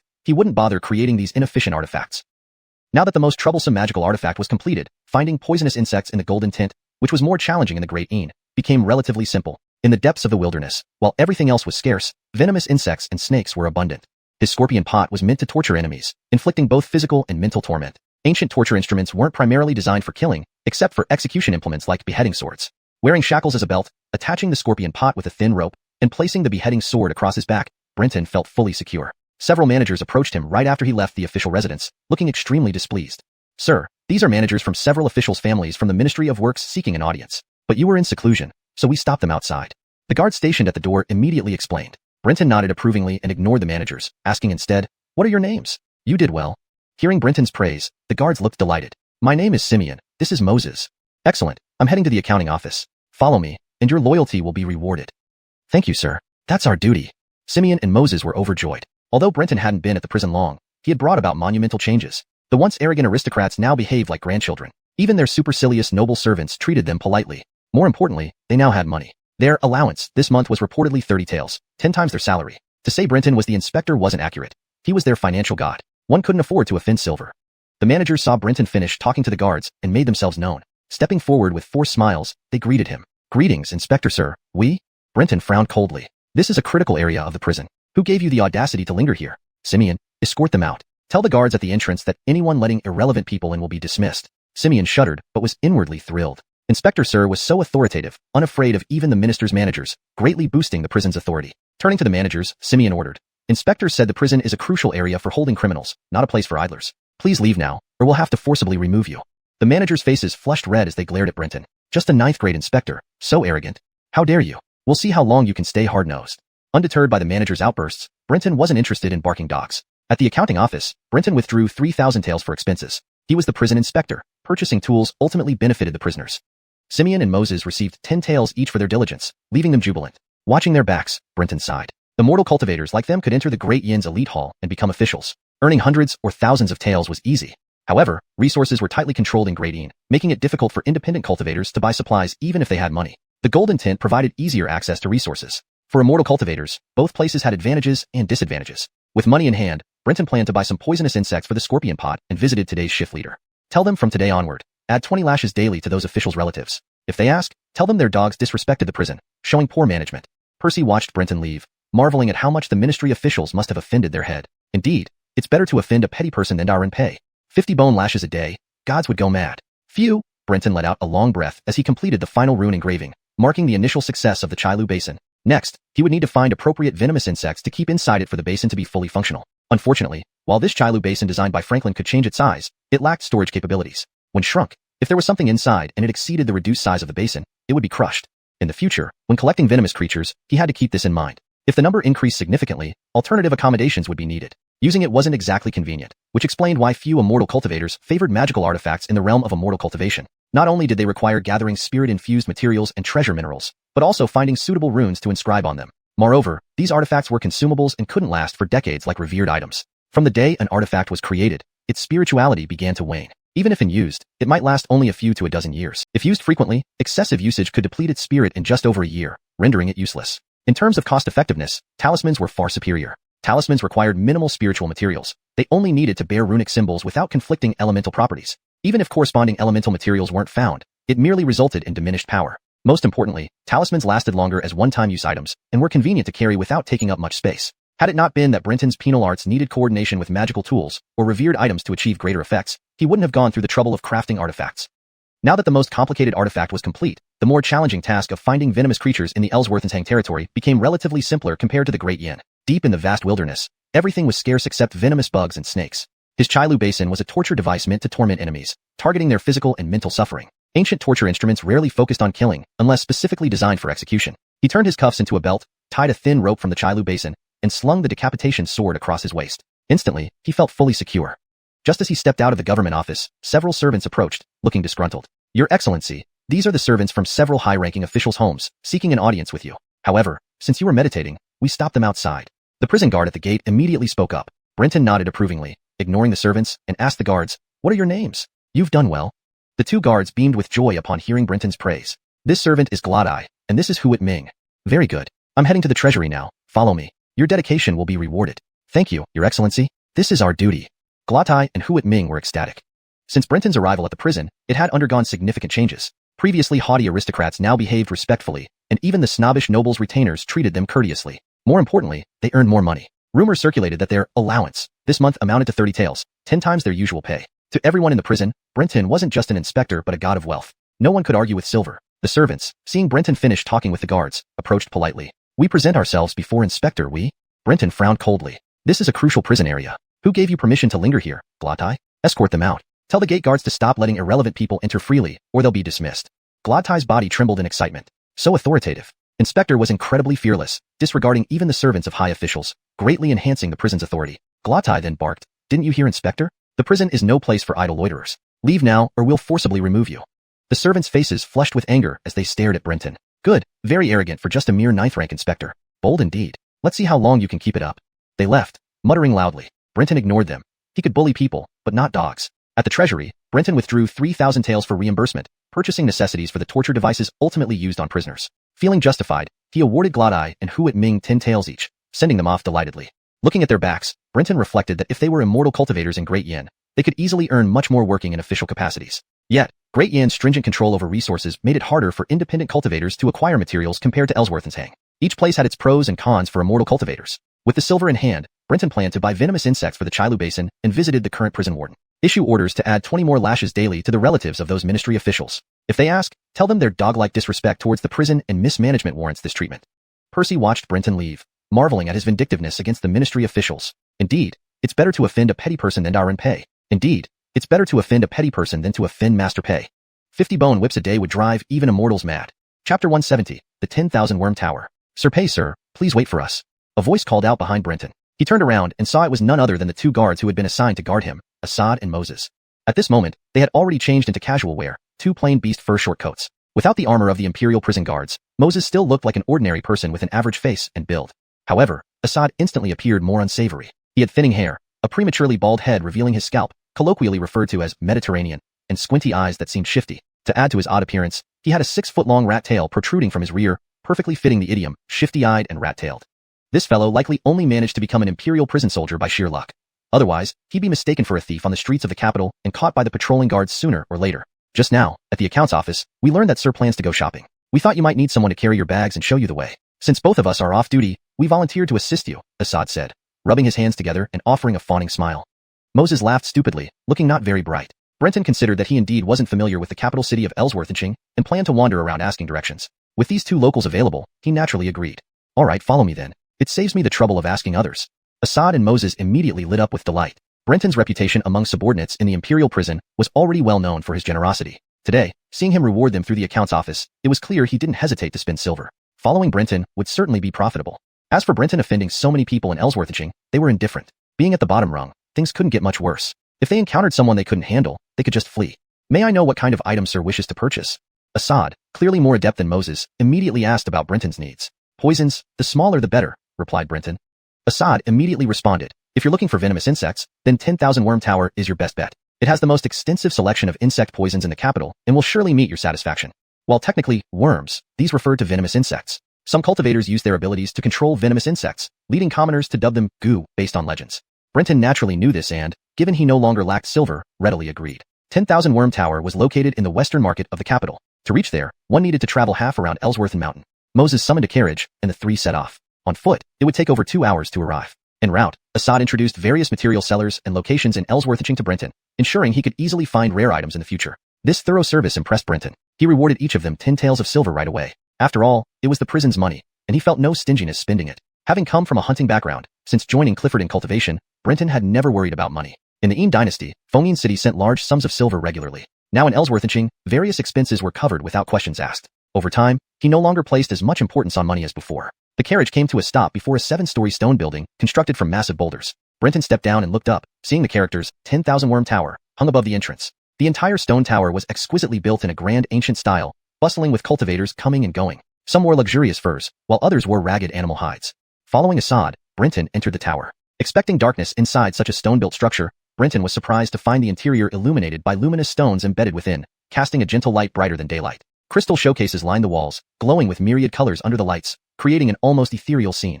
Upon entering, a servant promptly approached. Gentlemen, if you have any needs, please tell me, and I will guide you immediately. Brenton marveled at the luxury of 10,000 Worm Tower. Crystal stones in the Ean dynasty were reserved for the wealthy, yet here they adorned the showcases. Rather than inquiring directly, he smiled and remarked, "It's my first visit to 10,000 Worm Tower. I didn't expect so many Ellsworthian cultivators to specialize in controlling worms." The servant chuckled. "Guest, you misunderstand. Venomous insects are rare, and those skilled enough to harness them even rarer. Our worm collection serves multiple purposes. Beyond combat, they are ingredients for many elixirs, talismans, and magical artifacts. Most guests here buy poison bugs for materials." Brenton nodded, acknowledging his lack of experience. "I need some particularly small but highly toxic insects. Can you recommend anything?" Without hesitation, the servant replied, "Certainly. However, how many do you need? For larger quantities, we have specialized rooms where samples can be brought for selection." Impressed by the service, Brenton replied, "I'm looking to spend around 2,000 to 3,000 taels. Will that suffice to use your room?" The servant's eyes lit up. "Absolutely, please follow me." Guided by the servant, Brenton entered a room on the second floor. Shortly after, several servants carried trays of palm-sized crystal boxes. Each box contained a unique insect, identified by bamboo slips at the bottom corner. Most were ants, with a few mosquitoes and spiders. All were distinctly shaped. 3 full trays with 30 crystal boxes were placed before Brenton. The bone-melting ant, the servant introduced. Despite its grain-like size, its poison is extremely potent, even affecting 8th rank cultivators. Being bitten by 10 can dissolve flesh and bone within 10 breaths. Price, 50 taels per ant. Brenton shook his head. Though powerful, it only harmed 8th rank cultivators and might threaten 7th rank if in large numbers. Not quite what he sought. He wanted something capable of harming higher ranks. Assad and Moses gasped at the price. At their previous salaries, they could barely afford one after 2 years of saving. Undeterred by Brenton's dissatisfaction, the servant continued. "The ghost-faced spider," he described, "is rumored to be formed from the lingering resentment of deceased ghosts. Its bite induces madness, greatly threatening cultivators and harming 7th rank practitioners. Even 6th rank practitioners in poor condition can fall into madness, causing evil spirits to resurge within. Price, 200 taels per spider." Assad drew in a sharp breath, while Moses began questioning reality. Yet, Brenton still shook his head, unsatisfied. Chapter 171. The Gluttonous Ant and the Fireline Tapeworm. The attendant boy became even more excited with each refusal from Brenton, his eyes gleaming as if they were pieces of silver. They did not mind difficult customers. What they feared was customers who didn't have high standards. Difficult customers often had deep pockets. However, for those without money but still dared to be picky, the 10,000 insects in Wan Gulu would remind them that next time, penniless people should not act so arrogantly. "Sir, do you have any requirements regarding species, abilities, quality, or price? It would make it easier for us to present insects you might find satisfactory," said Iof, realizing that introducing each insect like this wasn't efficient. The richer and more resourceful cultivators valued their time more, for they had sufficient resources to support constant cultivation. Meanwhile, poor people like Iof obviously considered time less valuable since insufficient resources meant cultivation was akin to slow suicide. Thus, Iof asked thoughtfully, respecting Brenton's precious time. Brenton saw the boy looking at him and smiled. "No rush, please continue your introduction." Then he looked at Iof and chuckled. "Guardian Go, are you taking charge on my behalf?" Malik silently remarked, "Iof isn't surnamed Go." He watched as Iof was already trembling on the ground in fear. "My lord, I dare not. I just wanted to ease your worries." Malik wore a puzzled expression. Brenton laughed lightly, making it unclear whether he was angry or amused. After the servant introduced another 6 or 7 insects, Brenton finally spoke calmly. "Stand up." Gratefully acknowledging the permission, Iof rose, standing nervously beside him. Although Brenton was generous to his subordinates, Iof discovered today that his moods were unpredictable, making it easy to unintentionally offend him. The gluttonous ant is rumored to possess a trace amount of an ancient deity's bloodline. Though small, it has rare spatial abilities. Despite being only as big as a grain of rice, its body is as tough as steel, immune to water and fire, capable of consuming food hundreds of times its size. Properly nurtured, it can evolve into an intelligent ant king. Finding suitable immortal remains for the king to harness could give you a companion spirit beast. If fortunate, it could even form a storage-capable spiritual device. A single gluttonous ant costs 1,000 taels and can harm 6-stage powerhouses. Brenton's eyes lit up before being shocked by the price. Even for someone indifferent to wealth, 1,000 taels was exorbitant. These creatures were useless individually. Massive numbers were needed to pose any real threat to cultivators. Expressionless, Brenton remarked, "This price is grossly inflated." The attendant laughed. "Indeed, sir, it is. However, the gluttonous ants are extremely rare, difficult to capture, and have the potential to become a spirit beast or storage device. Sir, there are stronger insects here priced lower than the gluttonous ants.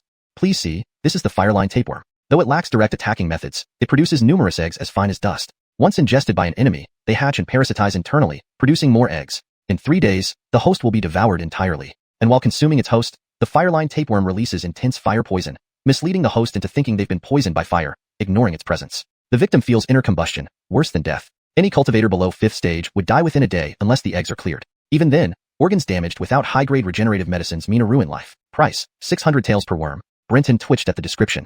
It was the first recognizable insect among many he heard about. Indeed, Wan Gulu's prices were excessively high. Although the fireline tapeworm sounded lethal, it had a fatal flaw: it was short-lived. Whether as adults or eggs, they quickly died. The tapeworm needed constant feeding to survive long-term. Once feeding ceased, death occurred within 3 days. As it ate more, it grew larger, requiring even more food, ultimately starving to death due to its structure. Eggs not hatching in suitable environments within a day also died. Live and dead eggs were nearly indistinguishable, making it hard to differentiate. Rearing fireline tapeworms required substantial time, effort, and dedicated caretakers, very troublesome indeed. In Dayan Dynasty, only assassin organizations reared them, and the price was no higher than 200 taels each. While Wan Gulu emphasized its advantages, they completely ignored the drawbacks, treating customers as easy targets. Yet, Brenton gained insight into the true value of the gluttonous ant and other insects. The gluttonous ant for 500 taels each, plus some other ant-type insects. Brenton quoted half the price of several easily reared tiny ants. The attendant's smile froze. Brenton's offer was almost a 50% cut of Wan Gulu's pricing. Sir, this price is too low. I cannot authorize it. Haggling was expected. Sellers inflate prices, buyers reduce them. Regardless of Wan Gulu's prestige and background, they were still in business. They wouldn't allow troublemakers, but permitted negotiation. Overbearing sales tactics forbidding customer haggling would lead to bankruptcy despite immense capital. So, the attendant, accustomed to tougher negotiators, played the sympathy card, stating this price was untenable. Iof recognized it was time for him to act. Revealing Brenton's position as a heaven prison inspector pressured the situation. Previously, Brenton subtly hinted. Servants couldn't make decisions for masters, but once the master decided, the servant must fully commit. Watching Iof skillfully engage the attendant, the intensity of their verbal exchanges astounded even Brenton. If not for being in Wan Gulu, Brenton might have used deceit to obtain items through lies. But Wan Gulu's reputation restrained such thoughts. Seeing the attendant hold firm on the price with little concession, only lowering to 900 taels, Brenton quietly added, in the future, the heaven prison will need long-term bulk purchases. Approximately 3,000 gluttonous ants will be needed, bought in batches. Hearing this, the attendant's resolve crumbled under Iof's pressure. My lord, this deal exceeds my authority. Please wait as I fetch the manager. Chapter 172, Planting Goo. Soon, a servant led and a steward dressed in silver leather armor. Brenton looked up and noticed this steward was actually of the Great Yin ethnicity, though he could also be a remnant from the Great Xia dynasty. He appeared to be around 40, with a dignified appearance that exuded kindness, unlike the strangely shaped people on the streets under the golden tint. This steward had a uniquely distinctive pair of eyes without whites, slightly protruding with hexagonal patterns covering the eyeballs, similar to some insect eyes. Your humble servant is Milo, a 6th-generation disciple of the Silver Spirit Temple, manager of 10,000 Gu Tower. Greetings to the inspector. Silver Spirit Temple? A sect disciple indeed. Unlike the sects of Great Yin, sects here in the golden tint often refer to themselves as temples. If they have an ancient deity's image passed down, they worship it. If not, they find a notorious malevolent spirit to revere, regardless of its harmfulness. Although Brenton hadn't been in the golden tint for long, he understood from the word temple alone that Milo held significant standing. Royce, being a native of the golden tint, knew exactly how influential the Silver Spirit Temple was and quickly whispered an introduction into Pei's ear. Milo waited smilingly without urging them. According to Royce, the Silver Spirit Temple held extremely high status in the Great Wilderness. Legend had it that it originated from a divine general under a demon god who challenged the Emperor of the Wastelands. Known as evading spirit Silver Lingzi, said to be an insect-like entity or possibly a cultivator wielding insects, many tales surrounded this figure. The natives of the Great Wilderness were mostly descendants of the Ellsworthly people ruled by the demon god, along with remnants of Central Plain tribes defeated by the Emperor of the Wastelands, having migrated there. Thus, Silver Lingzi held very high esteem among the locals. The Silver Spirit Temple, having an ancestral legacy, boasted numerous disciples skilled in goo, bewitching insects. Unlike the Great Insects, in the Great Wilderness, generations were not determined by lineage but by cultivation level. The highest generation was the 9th, corresponding to the 9th rank of cultivators. So, Milo, being a 6th-generation disciple, indicated he was a 6th-rank immortal cultivator, leaving Brenton speechless. A 6th-rank immortal cultivator could even plan for a position as an elder in the Hero's Hall, yet here, he was merely a business steward. Indeed, when average cultivation levels rose, realms depreciated significantly. Originally thought you were Taoist he. This official just arrived in the golden tint and isn't yet familiar with it. I apologize for any negligence towards you. Taoist he. Facing a 6th-rank immortal cultivator, Brenton courteously stood up and greeted him. Milo didn't exhibit arrogance either and exchanged pleasantries before both sat down. I heard Inspector came here on behalf of the Heavenly Prison, seeking a long-term purchase of goo insects? Brenton nodded, saying, that's correct. After joining the Heavenly Prison, I found both punishment methods and defensive measures too rudimentary, easily causing problems. Hence, I considered using goo insects to bolster defenses and add torture techniques. Being a master of goo insects, you must know many can cause unimaginable pain without seriously harming one's body, making them perfect for interrogation. Some are also excellent for defense against infiltration.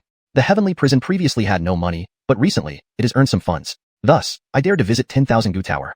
Milo laughed heartily. It's an honor for an esteemed official like yourself to come to 10,000 Gu Tower. Normally, we'd sell at a loss for the Heavenly Prison, but as a temple-affiliated establishment, we must support everyone in the temple. Could the price be increased slightly so I can justify this to the temple?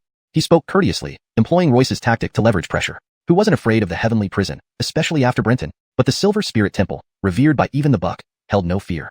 Pretending not to understand, Pei started bonding with he. Ultimately, Pei proposed buying tofu ants for 400 taels each, firewire worms for 300 taels each, and other goo insects at market price. He immediately agreed, realizing Pei was leveraging public resources for personal use, likely targeting the tofu ants and firewire worms primarily, with others serving as mere cover. Eventually, Pei bought 5 tofu ants and 1 firewire worm for 400 taels each, ordering other goo insects to be delivered later by 10,000 goo tower. Afterwards, Pei placed the tofu ants and firewire worm into the scorpion pot, inducing hallucinations through a mirage realm. Without driving goo insect skills, Pei used talismans instead. Leaving 10,000 goo tower, Pei rewarded Royce and Brantley another 10 taels, instructing them to prepare for the transaction. Returning to the Vermilion Bird Palace, Pei eagerly received a basin of fresh meat, placing it in the scorpion pot for the insects to feast on.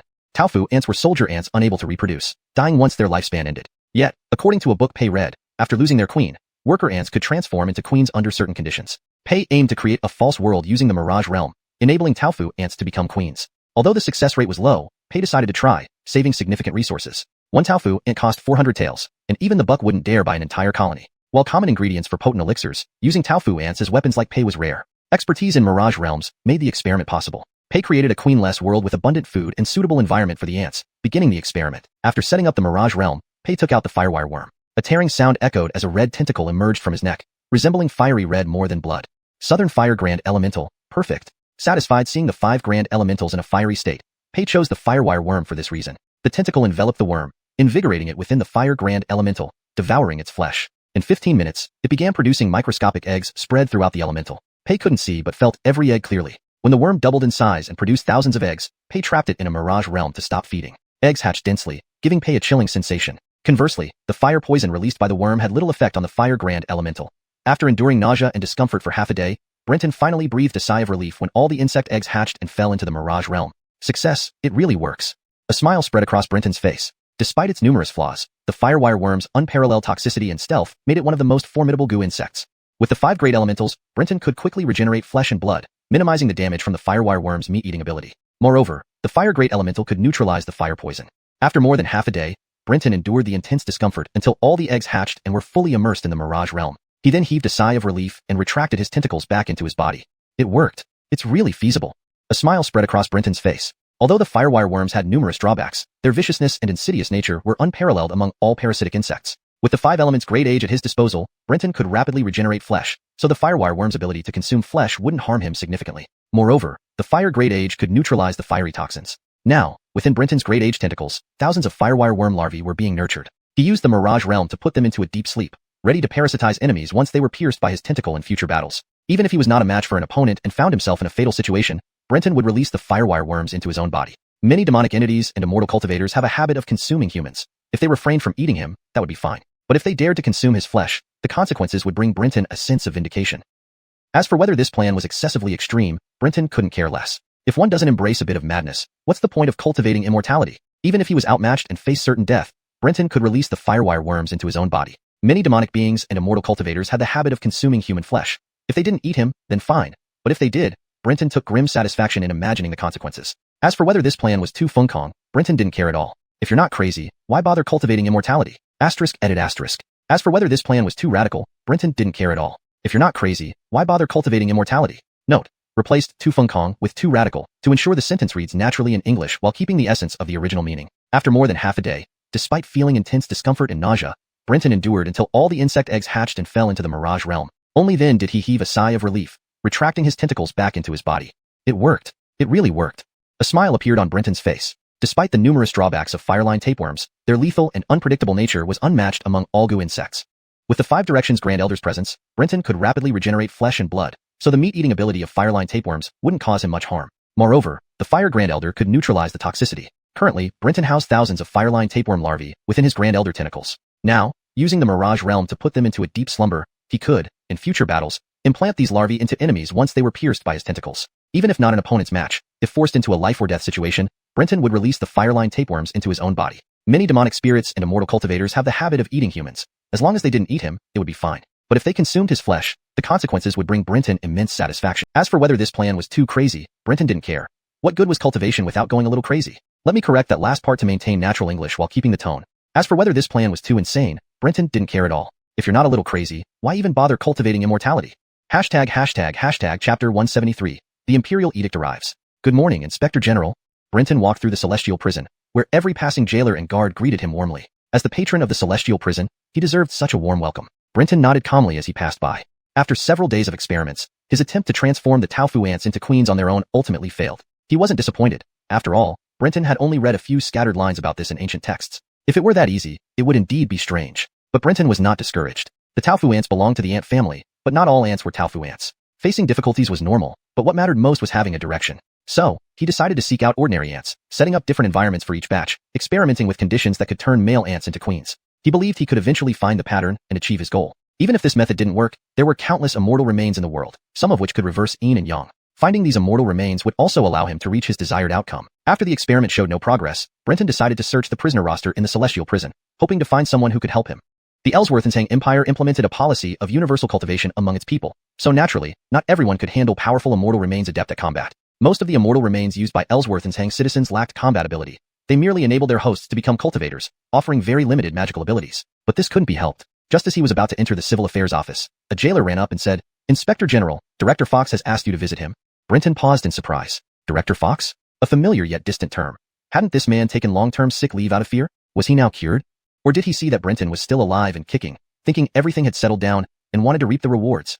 It was certainly possible. With such a large sum of money involved, who in the celestial prison wouldn't covet it? Now that the situation was settled, even if Brenton left, the buck would never allow the prison to stop collecting silver. The amount of silver the prison would receive over a year was substantial. Such a big cake was irresistible for Fox. Without much thought, Brenton understood the intentions. While he didn't want to deal with Fox, publicly, as the director of the celestial prison, Fox was his superior, and due respect had to be shown. Leaving the civil affairs office, Brenton followed the jailer to Fox's office. As soon as the jailer announced his name, Fox came out laughing. "Inspector Pei has finally come. I have been severely ill recently, but thanks to your hard work, the celestial prison has remained orderly. Truly grateful. Please come in." Brenton forced a smile as he entered the office, noticing that hot tea and pastries had already been prepared. "Please sit, Inspector Pei." Brenton complied, sitting down and watching Fox, then directly asked, "Director Fox, it's delightful to see you recovered. May I know why you've summoned me?" Fox smiled and replied, "What else? I heard you have greatly increased the revenue for our prison. Naturally, I need to discuss with you how to use this money." Brenton was shocked by Fox's directness. These barbarians truly had no sense of subtlety. No wonder the great Yin Empire looked down upon them with disdain. They are truly unworthy of any higher regard, Brenton thought. Brenton interrupted Fox, saying seriously, "Director, what are you implying?"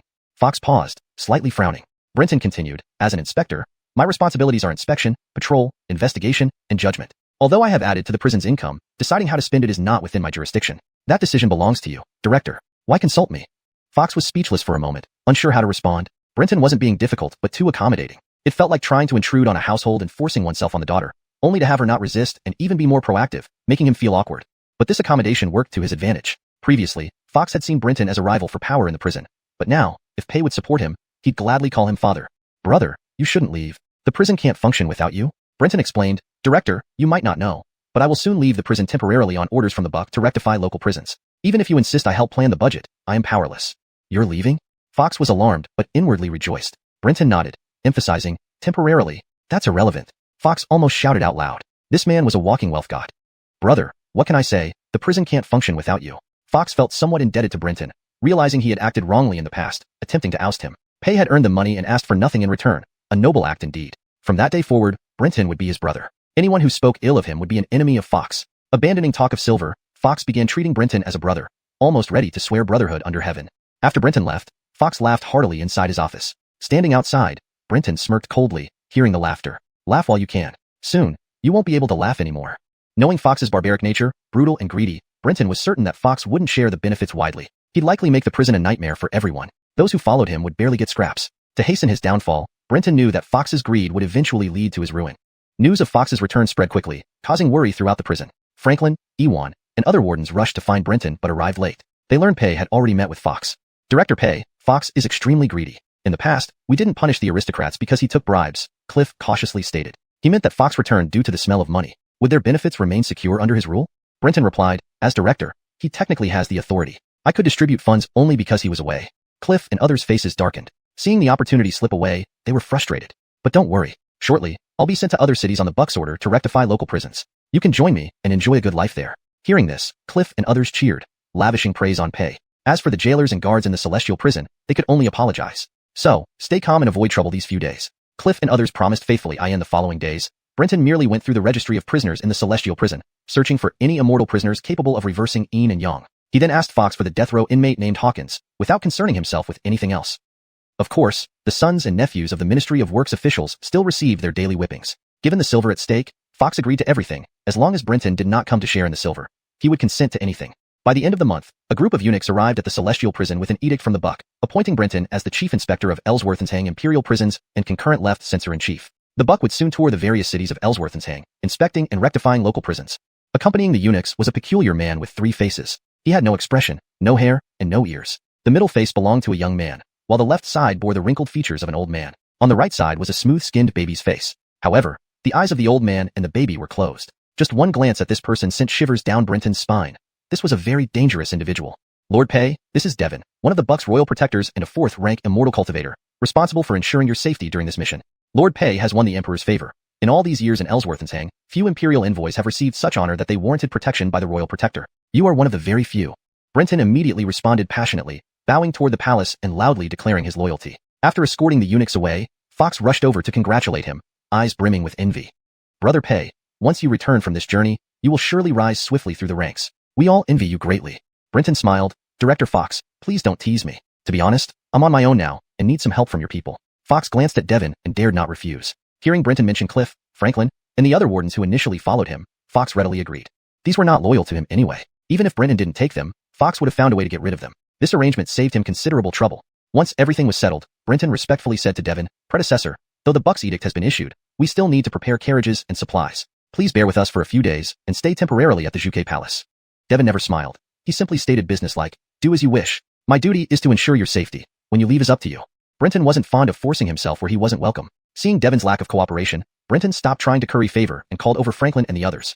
You go outside to purchase provisions for the journey and spread the word that I'll be leaving the capital in 3 days. Devon looked at Brenton in astonishment, his cold face barely suppressing a twitch at the corner of his mouth. Chapter 174. Trap. Tim watched as Conan blatantly used him as a tool in front of him, feeling as disgusted as if he had swallowed a fly. But Conan was now the favorite of the Buck King, the god of wealth within the royal palace.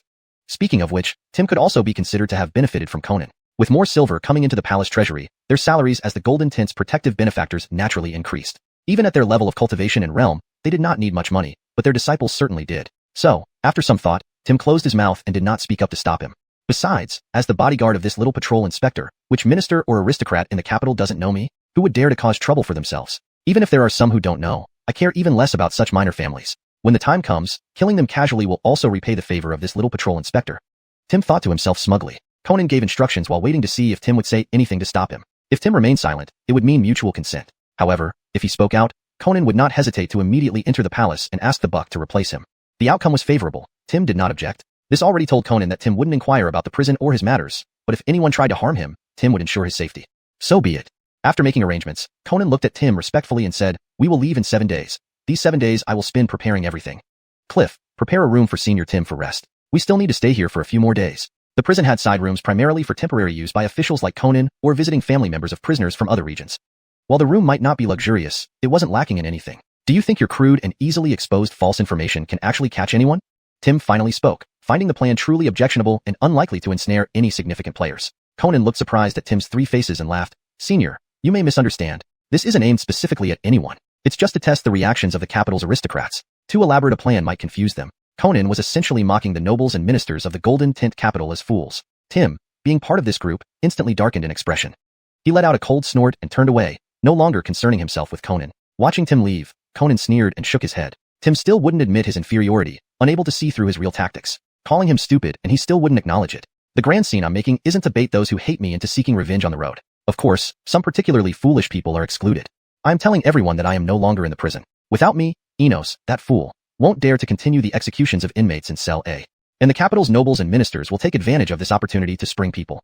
If Enos doesn't seize this chance, my name Conan can be written backward. As long as someone dares to act, the Buck, ready and eager, will certainly make a move, suppressing the noble clans while extorting a large sum of money or cultivation resources. That's my real tactic. Conan smiled smugly, looking at the prison as if it were the most perfect trap in the world. Just how many prey will this trap catch? It remains to be seen. Yet, it's regrettable that I can't witness it firsthand. Sure enough, in less than half a day, news that the prison inspector who had been causing chaos among the capital's nobility was about to leave under imperial orders spread widely, thanks to Conan's deliberate efforts. Almost all major and minor nobles knew about it. In the evening, at the residence of the Deputy Minister of Works, Ishmael had just returned home when he saw his wife hurriedly come forward. Ishmael's face immediately fell as he asked, "Is something wrong at home, lady? Why the rush?" Ishmael's wife smiled and said, "You misunderstand, husband. It's good news, great news. She took a deep breath to calm herself and came closer to Ishmael, whispering, there's good news from the prison. That detestable prison inspector is leaving the capital soon. You must seize this opportunity to get our son Andreas out quickly. Ishmael was stunned. Today, he had been busy outside, not at the Ministry of Works, and this was the first time he heard this news. Upon further inquiry, Ishmael broke into a smile. It seems the buck allowed this inspector to terrorize the prison merely for silver. Now that the prison's silver has been squeezed out, there won't be much more left. They're hastily sending Conan to a provincial city to squeeze more out. This is indeed a good chance to get our son out. Thinking of his son Andreas made Ishmael gnash his teeth in hatred for Conan. They hadn't known what had offended Conan in the Ministry of Works. Several subordinates' relatives were intentionally targeted by Conan, especially Andreas, who suffered the most. Andreas was almost beaten to death by Conan. If not for Xuanhuan Lord's son Surin going mad afterward, saving the other officials' relatives in the Ministry of Works from a similar fate. Thinking of Xuanhuan Lord, Ishmael felt somewhat relieved. That was true tragedy. Xuanhuan Lord's eldest son Surin was indeed pitiful. Just because he married a common daughter of a low-ranking official from the Ministry of Works as a concubine, he got involved and lost his life. And Xuanhuan Lord was stripped of his title by the buck, who seized the opportunity. Had it not shown the buck's favor towards Conan, the officials in the Ministry of Works wouldn't have stayed so quiet. No matter what, the Ministry of Works was one of the 6 ministries, not so easy to bully. Realizing this, Ishmael stopped and turned around. What are you doing, sir? Ishmael smiled and said, of course, I'm consulting with other colleagues to get everyone out together. Who knows when that bastard Pei will suddenly return to the capital. Better to get the people out sooner. I know the prison warden is greedy. Alone, I might be exploited, but with more of us, he'll dare not be too bold. Meanwhile, Enos, who had just returned to his residence, was taken aback upon receiving numerous invitation cards from doormen. All names belonged to nobles whom he usually didn't even have the privilege to meet. Yet they all sent him dinner invitations within one afternoon. What was going on? If it were just a couple of such invitations, Enos would have gone wild with joy, thinking he caught the attention of the nobles and his fortune had arrived. But so many at once frightened him, leaving him bewildered and unsure of what to do. Chapter 175, Devon. Fletcher stood outside the inspector's office, his expression dazed and lost in thought. Having been imprisoned deep within the death row of the heavenly prison, Fletcher had never imagined he would once again step out alive. This time, his release from death row wasn't to be sent off to some cannon fodder camp, used as a sacrifice for malevolent spirits, or turned into cultivation materials. Instead, he was genuinely walking out, alive and whole, as a person. A few days ago, though Fletcher could no longer recall exactly how many, Brenton had proposed trading the information about a storage vessel with Fletcher's life. Clinging to this lifeline without hesitation, Fletcher readily agreed. But after that day, it felt as if everyone forgot about him. He remained in the death row, mocked by fellow inmates. However, just when he stopped caring about it, he was led out and dressed in a guard's uniform. Creak. The door, on its turning hinge, opened. Seeing Fletcher's transformed appearance, Brenton remarked blandly, our deal has been fulfilled. Given your background as a condemned prisoner, an immediate change of status isn't possible. Therefore, you've been enrolled in the Death Soldier Corps of the Heavenly Prison. After serving 3 years or earning some merit, you will regain freedom and have your crimes expunged. Overwhelmed with gratitude, Fletcher knelt down and bowed repeatedly to Brenton. Although Pei mentioned the Death Soldier Corps, such entities only existed in a few fortified cities near the Golden Tent capital, not in the Heavenly Prison or even the capital city. Hence, Brenton must have set up this makeshift corps to fulfill his promise to Fletcher. Pei watched Fletcher bow numerous times before speaking. You know very well that the Heavenly Prison doesn't need a Death Soldier Corps, but you deserve to live. This time I am on a tour of all cities by imperial decree, lacking a bodyguard, so stay by my side and dedicate your life to protecting me. Thank you for giving me a new lease on life. From now on, Fletcher's life belongs to you. It was clear that Fletcher wasn't good at flattery. Anyone else would have said something more eloquent. Jasmine stepped forward, having waited beside, Sir, everything is ready. When do we depart? Pei pondered, calculating the timeline since the decree. Everyone who should know already does. Has Anton come to see me recently? Ignoring Laming's question, Pei asked about Anton, who had promised to craft several magical artifacts and corresponding cultivation texts. Laming shook her head. No, sir. You go to the Ministry of Works and check if Anton has finished what he promised. If yes, bring him here promptly. Otherwise, find out the exact completion time. Understanding that Pei was waiting for Sidid, she quickly agreed. After issuing these instructions, Pei turned towards the quarters where Devon resided, knocking gently. Come in. Pushing the door open, Pei smiled at Devon. Senior, everything is prepared. We leave in 2 days. Is there anything else you need? If anything is lacking, I'll have it supplemented immediately. Guangsa laughed lightly. I lack nothing except silver. This statement carried hidden dissatisfaction. Pretending not to notice, Pei replied smoothly, then let me give you some silver. Stepping aside, he revealed several guards carrying wooden chests about the size of a human head. At Pei's signal, they opened the chests to reveal neatly stacked silver inside. Guangsa blinked, his eyes shifting between Pei and the silver. Noticing this, Pei's smile widened. Men like Guangsa were usually hard to engage due to their formidable status. Pei found his dossier easily in the Scarlet Bird Palace, discovering Guangsa's remarkable origins. Born in a remote town, Guangsa showed extraordinary talent early on, proposing unique cultivation theories. He chose ghostly spirit remains over common ones, achieving impressive milestones. Discovered by the spy department of the palace, he joined and then retired to become a royal advisor. Pei understood that sending Guangsa was more than protection.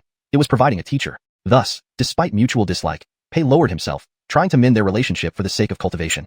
Oddly, despite his high status, Guangsa seemed eager for silver, possibly influenced by his impoverished upbringing. Indeed, upon seeing the glittering silver, Guangsa's demeanor changed instantly. Estimating the amount roughly at 1,000 taels, he beamed genuinely. Inspector Pei truly cares. Please come in. His swift change puzzled Pei whether it was his true nature or just a facade. Pei instructed the guards to place the silver inside and left them. Inspector Pei didn't visit just a gift, did you? Please speak directly. Without pretense, Guangsa pulled out a shrunken, palm-sized head covered in black fur, with a large, sharp ear. Gently shaking it, the silver flew into the ear, disappearing. It was clearly a spirit artifact. Chapter 175, Devon. Aiming stood outside the inspection office in a daze, lost in thought. Having been deep inside the death row of the celestial prison, Aiming never imagined he would have a chance to walk out alive. This time, his release from death row was not for being sent to a cannon fodder camp, or to be sacrificed as an offering to evil spirits, nor was it for being used as cultivation materials. Instead, he walked out alive, as a person. A few days ago, Aiming could not remember exactly how many days prior, Brenton had offered to exchange the information about storage devices for a life. Aiming, clutching at this lifeline, agreed without hesitation. However, after that day, Aiming felt forgotten and remained in the death row, enduring ridicule from other prisoners. But just when he no longer cared about it, he was let out and dressed in a jailer's uniform. Creak. The door hinges turned as the tightly shut door opened. Brenton looked at the renewed Aiming and said indifferently, "Our deal is completed. You were a death row inmate. Immediately freeing you is impossible. Therefore, you will be assigned to the Celestial Prison Death Squad. After serving 3 years or achieving certain merits, you can regain your freedom as a free man." Aiming, overcome with gratitude, knelt down and bowed repeatedly to Brenton. Although Brenton mentioned the death squad, such squads existed only in the capital city and nearby defense towns. So, Brenton created this awkwardly formed Celestial Prison Death Squad solely to honor his promise. Brenton watched as Aiming kowtowed over 10 times before slowly speaking, "You know the Celestial Prison doesn't need a death squad, but you deserve a second chance. Since I'm traveling across various cities under imperial orders, lacking a guard, you shall stay by my side, diligently fulfilling your duty. Thank you for giving me a new lease on life. From now on, my life belongs to you, sir." Clearly, Aiming was not one skilled in flattery. If it were someone more eloquent, they would have praised Brenton lavishly. Cliff, who had been waiting beside, asked, "Sir, everything is arranged. When are we leaving?" Brenton considered, calculating the time since the imperial order, about 7 or 8 days, and figured everyone who needed to know would have been informed by now. "Has Franklin from the Ministry of Works visited me recently?" Brenton did not answer directly but asked about Franklin. He had promised to create several magical artifacts and cultivation texts. Given the time it took for the first batch of 3 artifacts, they should be ready by now. Cliff shook her head. "Sir, he hasn't. You go to the Ministry of Works and ask if Franklin has prepared the items he promised. If they're ready, tell him to come quickly. If not, find out the exact time frame." Cliff understood why Brenton hadn't departed yet. He was waiting for Franklin's artifacts. She promptly agreed. Having given the instruction, Brenton turned towards the Celestial Prison Barracks. Reaching Devon's room, he knocked gently on the door. "Come in." Brenton entered with a smile. "Everything is ready. We'll be departing in 2 days. Is there anything else you need, Elder? If not, I'll ensure it's supplied." Devon chuckled. "I lack nothing but silver." His words hinted at his dissatisfaction. Pretending not to notice, Brenton responded humorously, "Then I'll provide you with silver." Stepping aside, he revealed several guards behind him, each carrying a wooden chest the size of a human head. With Brenton's nod, they opened the chests, revealing neatly stacked silver. Devon stared in surprise between Brenton and the silver. Seeing this, Brenton smiled even wider. People like Devon were not easily approached by powerful clans or government officials. Each faction had its intelligence networks, so finding Devon's background in the Scarlet Bird Palace was straightforward for Brenton. Born in a remote town, Devon exhibited extraordinary cultivation talent from a young age, proposing unique cultivation methods. At 18, rejecting family-provided demonic remains, he chose ghostly remains instead, validating his theories within 5 years, reaching 7th rank and controlling 3 spirit remains. He was then discovered by the Royal Spy Agency, enrolled in it, and later transferred to the capital. By 30, he achieved 5th rank, retired from the spy agency, and became a national protectorate in the palace. In short, Devon was a pioneer who rose through personal talent in Ellsworth High. Understanding the king's intent to provide protection and mentorship, Brenton approached humbly despite mutual dislike. For cultivation, humility wasn't beneath him. Logically, Devon shouldn't lack silver, possibly due to a less affluent childhood. Still craving silver, Brenton catered to this desire. Indeed, upon seeing the silver, Devon's expression softened into a sincere smile. 1,000 taels, he mused aloud. His face brightened with satisfaction as he looked at Brenton, past grievances melting away. Pei Inspector truly cares. Please come in. Switching expressions swiftly, it was unclear if this was genuine or part of a mask. Brenton had the guards carry the silver inside and left them. Pei Inspector, you must have another reason for visiting today. Speak your mind. Devon pulled out a shriveled half-head from his robe, palm-sized, severely decayed. It was covered in black fur with a large, pointed ear. Shaking it slightly, the silver coins on the table flew into the ear canal, disappearing. It was clearly a spirit artifact. Chapter 176, Devon's cultivation theory. Before Brenton could examine the venerated artifact further, Devon swiftly stowed it away and lifted his head slightly. Brenton was taken aback. He hadn't expected that Devon still had this kind of personality. Senior actually possesses a venerated artifact, and even a storage-type venerated artifact. One extremely hard to come by, truly making Brenton envious. Devon chuckled lightly, then said nonchalantly, "You're still young. Venerated artifacts are too precious for someone your age to handle properly. It's best if those of us older generations look after them." Once you've matured and become more stable, there will naturally be opportunities to obtain such artifacts. Brenton found himself momentarily speechless, with a strong urge to hit him. Devin paid no mind to Brenton's sudden silence because he was used to it. He frequently encountered people becoming self-conscious in similar situations, which indicated Brenton still had some self-awareness. Lost in thought, Devin sat down and gestured to the chair beside him, indicating that Brenton should sit as well. Since Brenton had paid the fee, Devin valued credibility and wouldn't take money without providing service. If his reputation were ruined, how would he continue earning? Devin wasn't from any prestigious family. Almost everything he had now was achieved through his own efforts. Instead of receiving support from his so-called family, he often had to protect and support them. Thus, despite appearing arrogant, domineering, and greedy, Devin was actually very cautious and careful in handling matters. After the initial discomfort, Brenton quickly adjusted and began analyzing Devin. Though seemingly very deep and restrained, Devin was straightforward and lacked normal social skills. Yet he seemed fully aware of his flaws, restraining his actions carefully even though it made him somewhat unconventional. Had Brenton been petty, Devin might have already offended him. In short, aside from his shocking cultivation level, Devin wasn't too difficult to get along with. Seeing Brenton sit down, Devin began speaking frankly. Since you've paid, I will teach diligently, but only within the value paid. If you want more, you'll have to pay extra. Brenton twitched his lips and nodded gently. Very good. Devin clapped happily, a behavior Brenton couldn't understand. But first, we need to establish a few things. Firstly, I am not a celestial deity. Therefore, my cultivation theory is merely a theory, not an absolute truth, unlike the divine shadows left behind. I understand, Brenton agreed. Devin's cultivation theory was not a secret, widely known among the golden tint nobility. However, no one had managed to cultivate to his level following this theory. Even with divine shadow guidance, immortals controlling new immortal skeletons were not entirely safe, still facing high mortality rates. They were just safer compared to scatter cultivators by a wide margin. So, this didn't mean Devin's theory was worthless. Secondly, while my theory isn't absolute truth, having my actual example up until the 4th rank makes it practically significant. The reason no one has reached my level following this theory is because they haven't fully comprehended it and require additional secret manuals. What secret manuals? Brenton asked immediately. Devin gave him a sidelong glance and remained silent. Clearly, learning this part would cost extra. Brenton shut up, signaling Devin to continue. Thirdly, I can guide you, but cultivation depends on individual effort. Regardless of whether you follow or succeed using my theory, no refunds will be given. That implied someone had previously asked for a refund. Brenton looked at Devin strangely, wondering if he had misjudged him, suspecting he'd scammed many with this theory. Noticing Brenton's nod, Devin's smile grew broader. Then, he delved into the core of the topic. My theory is quite simple. To control more immortal skeletons, prioritize ones with similar traits to ensure maximum safety. Seeing Brenton's bewildered expression, Devin quickly provided examples. He took 2 candles from the side, lit them, and motioned for Brenton to watch. For instance, this candle flame represents an immortal skeleton. He brought the 2 candles close, merging the flames. Now, are these 2 flames fused together, or has one consumed the other? They appear to be fused. He separated the candles again, and the flames divided. Now what do you see? Brenton's eyes lit up, as if grasping something important yet obscured by a mist. Devin smiled knowingly. Why is it so dangerous when immortals control new skeletons? Besides the residual demonic will in the skeletons conflicting with our own will, there's also the struggle between the newly controlled skeleton and previous ones. This resistance affects the body, mind, and even the soul directly. If multiple skeletons reach a perfect balance, the control is successful. Otherwise, it's like a house losing its support beam, teetering on the brink of collapse. When the body reaches its limit, the mortal spirit and soul of the immortal will completely break down. Brenton quickly seized the key point, continuing excitedly. Therefore, if skeletons share similar traits, it significantly reduces this conflict, easing the burden on body, mind, and soul. Just like the candles, sharing the same essence, though they may resist or consume each other, they ultimately coexist, increasing the chances of successful control. Devin laughed and applauded, looking at Brenton with admiration. Excellent, very excellent. Many have heard me explain, but few grasp the core so quickly. Brenton's joy was short-lived. His brows furrowed deeply. He couldn't judge if Devin's theoretical foundation was correct, but understood why additional secret manuals were needed. The main issue lay in determining the essential traits of the immortal skeletons. While the golden tint regulated immortal skeletons strictly, citizens must report their supernatural abilities upon controlling them. It was impossible to determine the core essence of a skeleton accurately. Take Brenton's first controlled skeleton, the fraudulent beast's tongue. It had both wind manipulation and deception abilities. The essence was deception, but Brenton could easily claim its essence was wind control, misleading records. If not following Devin's theory, this discrepancy wouldn't matter. But if one followed it meticulously, the mismatch could cause disastrous results, like someone focusing on wind-based cultivation unexpectedly acquiring the fraudulent beast's tongue and being misled. Thus, even the golden tint government couldn't accurately gather information to form a godlike path according to Devin's theory, akin to a divine shadow imprint.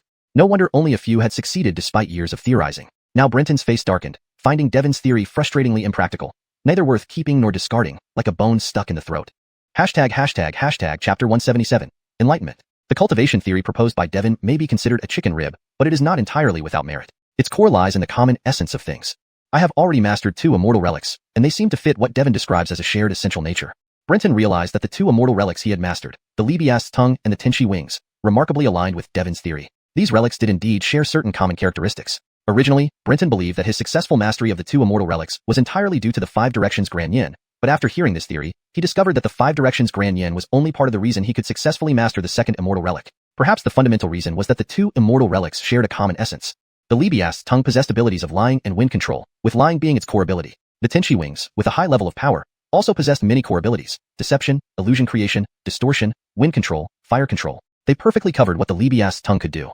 Deception meant disaster, uncertainty, unpredictability, and illusion. Illusion creation and deception were about falsehood, not reality. Distortion was a form of altering reality. Lying by the Libiast's tongue was, in a sense, creating falsehoods as well. All these abilities emphasized one characteristic: falsity. Moreover, wind and fire were both indeterminate and non-solid entities, which could also be viewed as forms of falsity. At this moment, Brenton had a sudden clarity about his own immortal relics or the path ahead for him. It seemed that Devon's seemingly trivial cultivation theory might actually work. The 1,200 silver taels spent were well worth it. However, this theory was still limited. Because Brenton now faced the same dilemma as other immortal cultivators, finding another immortal relic with the same commonality was extremely difficult. Mastering a new immortal relic offered only one chance, with no option to retry if it failed. Once an incorrect immortal relic was mastered, even if successful, it would be a ticking time bomb for the future, potentially leading to death at any moment. Devon observed Brenton, noticing the continuous changes in his expression, reflecting both understanding and worry. Senior, you mentioned that to make your theory effective, it requires assistance from a secret scripture. May I ask if you have this scripture? Brenton quickly followed up, remembering Devon's mention of the secret scripture. The only limitation for immortal cultivators was the immortal relic, so Brenton would soon reach the peak of his cultivation. With the Tenchi wings absorbing spiritual energy broadly, his cultivation speed wouldn't slow down. In fact, it would be faster than ordinary immortal cultivators. Preparations must be made in advance. Devon chuckled. I said, I only know the information about the scripture, but it's not in my possession. How much? Brenton immediately asked. Devon raised his hand, fingers spread wide. 50,000? Devon didn't retract his hand. Brenton gasped. 50,000. Devon nodded lightly. Brenton almost shouted out in frustration. How was he supposed to come up with 50,000 silver taels? Even though Brenton had never lacked money before, he simply couldn't afford such a sum. The 1,200 silver taels were obtained from the Vermilion Bird Palace. Devon's indifferent attitude was infuriating. Brenton managed a forced smile and said, Sorry, I don't have that much money right now. No problem. I'm not in a hurry. Devon replied cheerfully. Brenton shook his head helplessly. He didn't believe that the golden tint buck would willingly spend 50,000 silver taels to buy a clue for him. After all, despite the buck's apparent favor, Brenton knew he was merely a tool for making money. While the buck could reward a dog with food, he wouldn't cut off his own flesh for a dog. Determined to earn enough money soon, Brenton gritted his teeth and said, Please prepare, Senior. We will set out tomorrow. In the capital city of the Golden Tint, extracting money was like cutting meat off the buck's body, so Brenton planned to leave as soon as possible. His wealth accumulation would happen outside the capital. He had never felt such urgency to earn money, not even during his poorest days as a hunter. The next day, at the gates of the Golden Tent capital, several officials from the Ministry of Works watched the departing crowd with meaningful smiles. Devon is protecting him closely. Are you sure the person you found can kill him? Don't worry. Devon may be powerful, but he is incredibly arrogant and won't stay close by all the time. In the wild, there's no opportunity, but once inside the city, Devon will inevitably separate from Pei for a short time. That's the chance. I've already arranged for someone to be placed in the prison, waiting for him. We should get the children out quickly. That's not urgent. Adam is just a minor figure. He dares not refuse. Brenton sensed something and turned back to the gatehouse, similarly smiling meaningfully. In the Golden Tent, there were hardly any official roads between cities. This region was deep in the wilderness, teeming with fierce beasts and evil spirits. Official roads not only provided little transportation convenience, but would also attract evil spirits to ambush. Given the strict household registration system, ordinary people rarely left their cities without permission. Without protection, leaving the city usually led to becoming training materials or food for evil spirits. This time, those who hated Brenton so much chose not to act because his journey involved traveling across multiple cities. The roads themselves were perilous and filled with unknown dangers. On this journey, besides Devon, Brenton brought Cliff, Guido, and others who supported him, along with 300 soldiers from the 5 major camps to deter the lurking evil spirits. Immediately upon leaving the capital, Brenton noticed his rate of absorbing spiritual energy plummeted in the wilderness where punishments, disasters, and lies were absent, reducing his means of drawing spiritual energy. Only the mountain winds remained a source. Their destination, Malevolent City, one of the outer fortresses of the Golden Tent capital, wasn't too far away, about 5 to 6 hours of travel. This distance wouldn't significantly impact Brenton's cultivation time. Brenton expected a grand reception as a high-ranking envoy, but upon arriving at Malevolent City, the gates remained closed with no signs of welcoming. Devon laughed. Looks like you're not very welcome here. Brenton responded casually. It's fine. There's an old saying in Daxu. Cutting off someone's livelihood is like killing their parents. I'm here to cut off their livelihoods. They wouldn't welcome me. Devon, unfamiliar with prison life, didn't understand Brenton's words. Brenton explained. Do you think the things I did in the national prison were my inventions?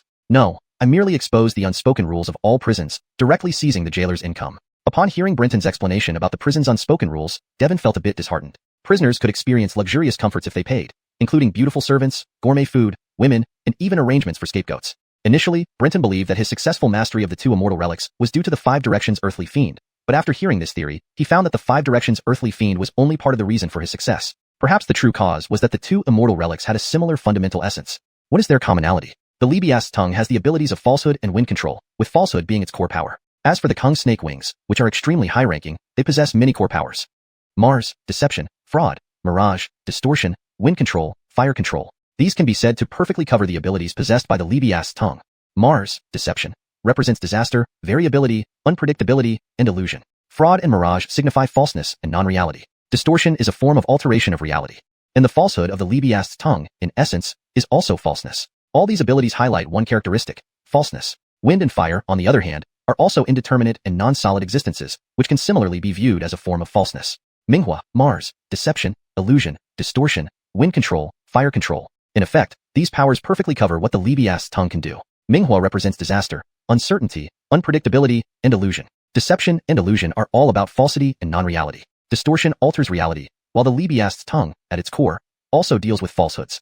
These powers emphasize one characteristic, falsity. Wind and fire, both unpredictable and unsteady elements, can also be seen as a form of falsehood. At this moment, Brenton felt a chill run down his spine. In this instant, he gained a clear and precise understanding of his immortal relics, or perhaps his future path. It seemed that Devon's chicken rib theory might actually work. This 1,000 taels of silver was well spent. However, this theory still had limitations. Brenton now faced the same dilemma as other immortal cultivators, the difficulty in finding another immortal relic with the same common essence. Mastering a new immortal relic only gets one chance. Failure means no do-over. If an inappropriate relic is chosen, even if successfully mastered, it could be a ticking time bomb that could explode any time, leading to death and the annihilation of his Tao. Devon observed Brenton, noting how his expression changed multiple times, indicating that he had some enlightenment and loss. Senior, you mentioned that for your theory to be effective, it needs the assistance of another secret classic. Do you have this secret classic? Brenton quickly asked, recalling Devon's previous mention of the classic. The only constraint for an immortal cultivator is the immortal relic. Brenton would soon reach the pinnacle of his cultivation. With the extensive breadth of spirit energy absorption from the Kangxi wings, his cultivation speed wouldn't be slow. Instead, it would be faster than that of ordinary immortal cultivators. He must prepare in advance. Note, Kangxi wings might be better translated as Yanko wings, for consistency and readability. Devon chuckled. I said I only have information on that secret classic, but it is not in my possession. How much? Brenton immediately asked. Devon raised his hand, spreading out 5 fingers. 5,000. Devon didn't retract his hand, showing disdain. Brenton gasped. 10,000. Devon nodded lightly. Brenton almost cursed. How did you not go robbing people? Though Brenton had never been short of silver, he couldn't come up with 50,000 taels. Even the 1,000 taels he had came from the Zunio Palace. Devon's attitude was infuriatingly indifferent. Brenton forced a smile. Sorry, I don't have that much silver now. That's fine. I'm not in a hurry. Devon laughed. Brenton shook his head helplessly. He didn't think that the buck of the golden tint would spend 50,000 taels to help him buy a clue. After all, despite the buck's apparent regard for him, Brenton knew he was just a tool for making money. The buck might give him meat, but he wouldn't cut his own flesh for Brenton. To earn enough silver soon, Brenton gritted his teeth and said, Please get ready, senior. We'll depart tomorrow. The capital city was now the golden tint's personal domain for extracting resources. For Brenton to gather silver in the capital would be akin to cutting flesh from the buck. Therefore, he planned to leave quickly. The regions were where he could make money. He had never been so desperate for money, even during his poorest days as a hunter. The next day, atop the gates of the golden tint capital, several officials watched as the departing convoy moved off. They wore meaningful smiles. Devon is guarding him closely. Are you sure the people you've hired can kill him? Don't worry. Though Devon is formidable, he is too arrogant to guard someone every step. In the wilderness, there's no chance, but once in a city, he will naturally separate from Pei for a short time, creating an opportunity. I've already arranged for people inside the prison, waiting for him to arrive. We should hurry and get the children out. No rush. Adam is nothing but a small fry. He wouldn't dare refuse. Brenton sensed something and turned to look back at the gate, smiling meaningfully. Between cities in the Golden Tint territory, official roads barely existed. This area was deep within the great wilderness, teeming with ferocious beasts and demons. Official roads offered no convenience but attracted many demons. Since the Golden Tint citizens were all immortal cultivators, they had little need for roads. Plus, strict household registration rules made it difficult for ordinary people to travel between cities. Without protection from experts, those who ventured out usually ended up as demon fodder. Brenton's trip, hated and sought to be killed by some, wasn't stopped because he wasn't going to just one place but traveling between various cities. The journey itself was full of danger and uncertainties. Besides Devon, Brenton brought Cliff, Hebert, loyal jailers, and 300 soldiers from the 5 camps to deter lurking demons. Once out of the capital, Brenton immediately felt a sharp decline in his spirit energy absorption speed. Without punishment, disasters, or falsehoods, his methods for absorbing spirit energy vanished. He could only rely on the mountain winds. Their destination was Malevolent City, a protector city of the Golden Tint capital. Thus, Brenton was not worried. The journey would take only 5 to 6 hours. Brenton expected a warm welcome upon arrival in Malevolent City, but the city gates remained closed, offering no greeting. Devon chuckled. Looks like you're not very popular here. Brenton said indifferently, it's fine. As a saying goes in the Great Yin, blocking someone's financial path is like killing their parents. My mission here disrupts financial paths, It would be strange if they welcomed me. Devin, unfamiliar with prisons, didn't understand Brenton's implication. Brenton explained, "You think what I did in the Imperial prison was my invention? No, I merely exposed the underground economy within the prisons, taking away jailers' sources of income." When Devin heard about the various underground activities in prisons, from luxury services to substitutes for executions, he was somewhat bewildered. Prisoners could enjoy all kinds of comforts, even avoid execution, if they paid enough. Devin's expression was one of deep regret, wishing he had known sooner. If he had realized that such a dirty and filthy place like a prison could be so profitable, he wouldn't have bothered becoming a national guardian for that meager fixed salary. Note: the translation has maintained the original tone and style while ensuring it reads naturally in English. The paragraph structure and line breaks have been kept as in the original text. Chapter 178. Assassination in the Prison. The commercial circulation in the Ellsworthenshire Buckgate was extremely primitive and backward. Coupled with transportation difficulties, most industries were controlled by aristocratic families, temples, and other powerful factions. For a middling to low-born immortal cultivator like Devin, earning substantial wealth was very difficult. To obtain money, one had to depend on these powerful forces. Naturally, becoming a henchman for the buck was the best choice for someone like Devin, provided that they possessed sufficient strength. Born neither too low nor too high, Devin benefited from his innate talent, entering the eyes of the Ellsworthenshire Imperial Court early on, virtually being semi-cultivated under their influence. This resulted in Devin having little understanding of the lower strata. Prison was an even lower echelon. Devin would never spare it a glance, let alone seek to understand it. In reality, regardless of location, prisons were places of low status but immense profit potential. With Devin's strength and position, he could easily have unlimited power in upper-tier city prisons, where the annual income would be so vast as to cause cramps from counting. Immortal cultivation required resources, laws, secret techniques, and immortal remains, all of which needed ample funds to acquire. As one's strength increased, so did the potential earnings. These aspects reinforced each other in a mutually beneficial cycle. Unfortunately, limited vision led Devin to initially choose a mediocre path. Now, there was no chance for him to regret it. This lucrative opportunity hidden in a dark, dirty corner had been noticed by the financially desperate buck, who viewed it as his possession. Fortunately, the wealthier the buck became, the higher the stipend for national contributors like Devin would be. Hunting evil creatures and gathering treasures in the wilderness? One should avoid dangerous situations. The Great Wasteland was perilous beyond measure. Even years of exploration by the Ellsworthenshire Buckgate couldn't ensure safety within a 1,000-mile radius without fortified walls and a large military presence. Devin was strong but not invincible. No noble would risk entering the Great Wasteland just to earn money when they could hire subordinates or spend money on training them instead. You can act boldly. With me here, no one will dare to openly oppose you. But those minor tactics are up to you to handle. Devin thought about the prison reforms by Brenton, realizing how much it affected the buck's wealth and his future stipend. Then I must rely heavily on your assistance. Brenton smiled in agreement. Sir, the city gate guard said the general responsible is attending a meeting at the protectorate office and refuses to open the gate for us. Cliff indignantly told Brenton. Mailing City, a satellite city to the capital, primarily housed military households rather than ordinary citizens. Unlike other major cities governed by the small 6 ministries, Mailing City was essentially a large military camp directly under the jurisdiction of the 1,000 Army Protectorate, operating under military law. Without the main officer present, no one dared to open the gates. Brenton, unperturbed, looked at Devin and said, "It seems my reputation isn't enough, nor is the buck's decree. Let's see if your reputation will do the trick." Brenton's words hit deep. Devin served the buck, so his statement indirectly addressed the buck himself, emphasizing the disrespect shown even by nearby fortress troops. Angered, Devin frowned deeply. Brenton, acting as an imperial envoy, represented the buck's authority. A mere general dared to defy this, indeed daring to rebel. "I'll show you how brave he really is," Devin declared, stepping out of the carriage with steps that appeared to rise into the air. He approached the city wall mid-air. Instantly, shouts of warning rang out, followed by bowstrings drawn and ready. "Sir, won't this escalate?" Cliff asked worriedly. Brenton waved a hand. "Relax, I hope it escalates. These nobles are asking for trouble. Let's watch the show." Devin did not actually assault the guards but stood above the city wall, his voice echoing throughout the city. "Ezra, what audacity! To leave an imperial envoy waiting outside the city, as if you have 3 heads." A hearty laugh responded. "Who dares accuse me of wrongdoing? The genius of our Ellsworthenshire and protector, Devin. Had I known the envoy was here, I wouldn't be guilty. Allow me to come." Devin coldly hummed. Brenton felt slightly disappointed, expecting more forceful action from Devin. After a moment, many figures appeared on the wall. The leader was especially eye-catching due to the 3 heads on his shoulders. The central head was normal, round-faced, and middle-aged. The 2 other heads were bizarre. One with only a large horizontal eye, the other lacking eyes but with a gigantic mouth resembling sausages. Following Devin's words, a middle-aged general with a rooster comb on his head emerged, moving awkwardly. According to military law, any guard abandoning post would face execution. Devin condemned the guard, turning his head 90 degrees before addressing the general. Immediately, Ezra's side-mouth head inflated, opening wide to bite. However, Devin's head turned again, revealing an elderly face that aged the general instantly. When Ezra finally swallowed him, the general was already decrepit. "Devin, you dare kill my men?"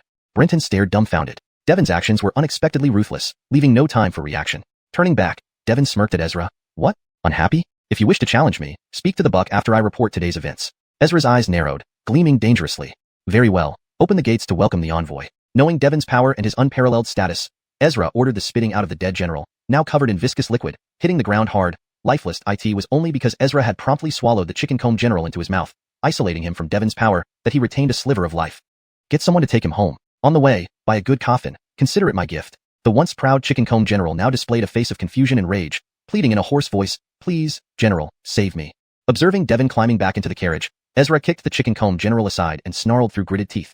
Devon's two greatest powers, rejuvenation and aging, both pertain to life and death. He clearly intends to kill you. Without his rejuvenation power, no one can save you. Go home and wait to die. I'll take care of your wife and children. The chicken comb general tried to speak further but was dragged away by soldiers behind him. These guards, having served under Ezra for years, knew his nature well. They refused to watch this pitiful spectacle, a desperate plea to Devon, and risk tarnishing Ezra's reputation. Senior, if it weren't for you, I would have indeed spent the night outdoors. Devon chuckled softly. Ezra belongs to the family of Balder, and this time, he deliberately made things difficult.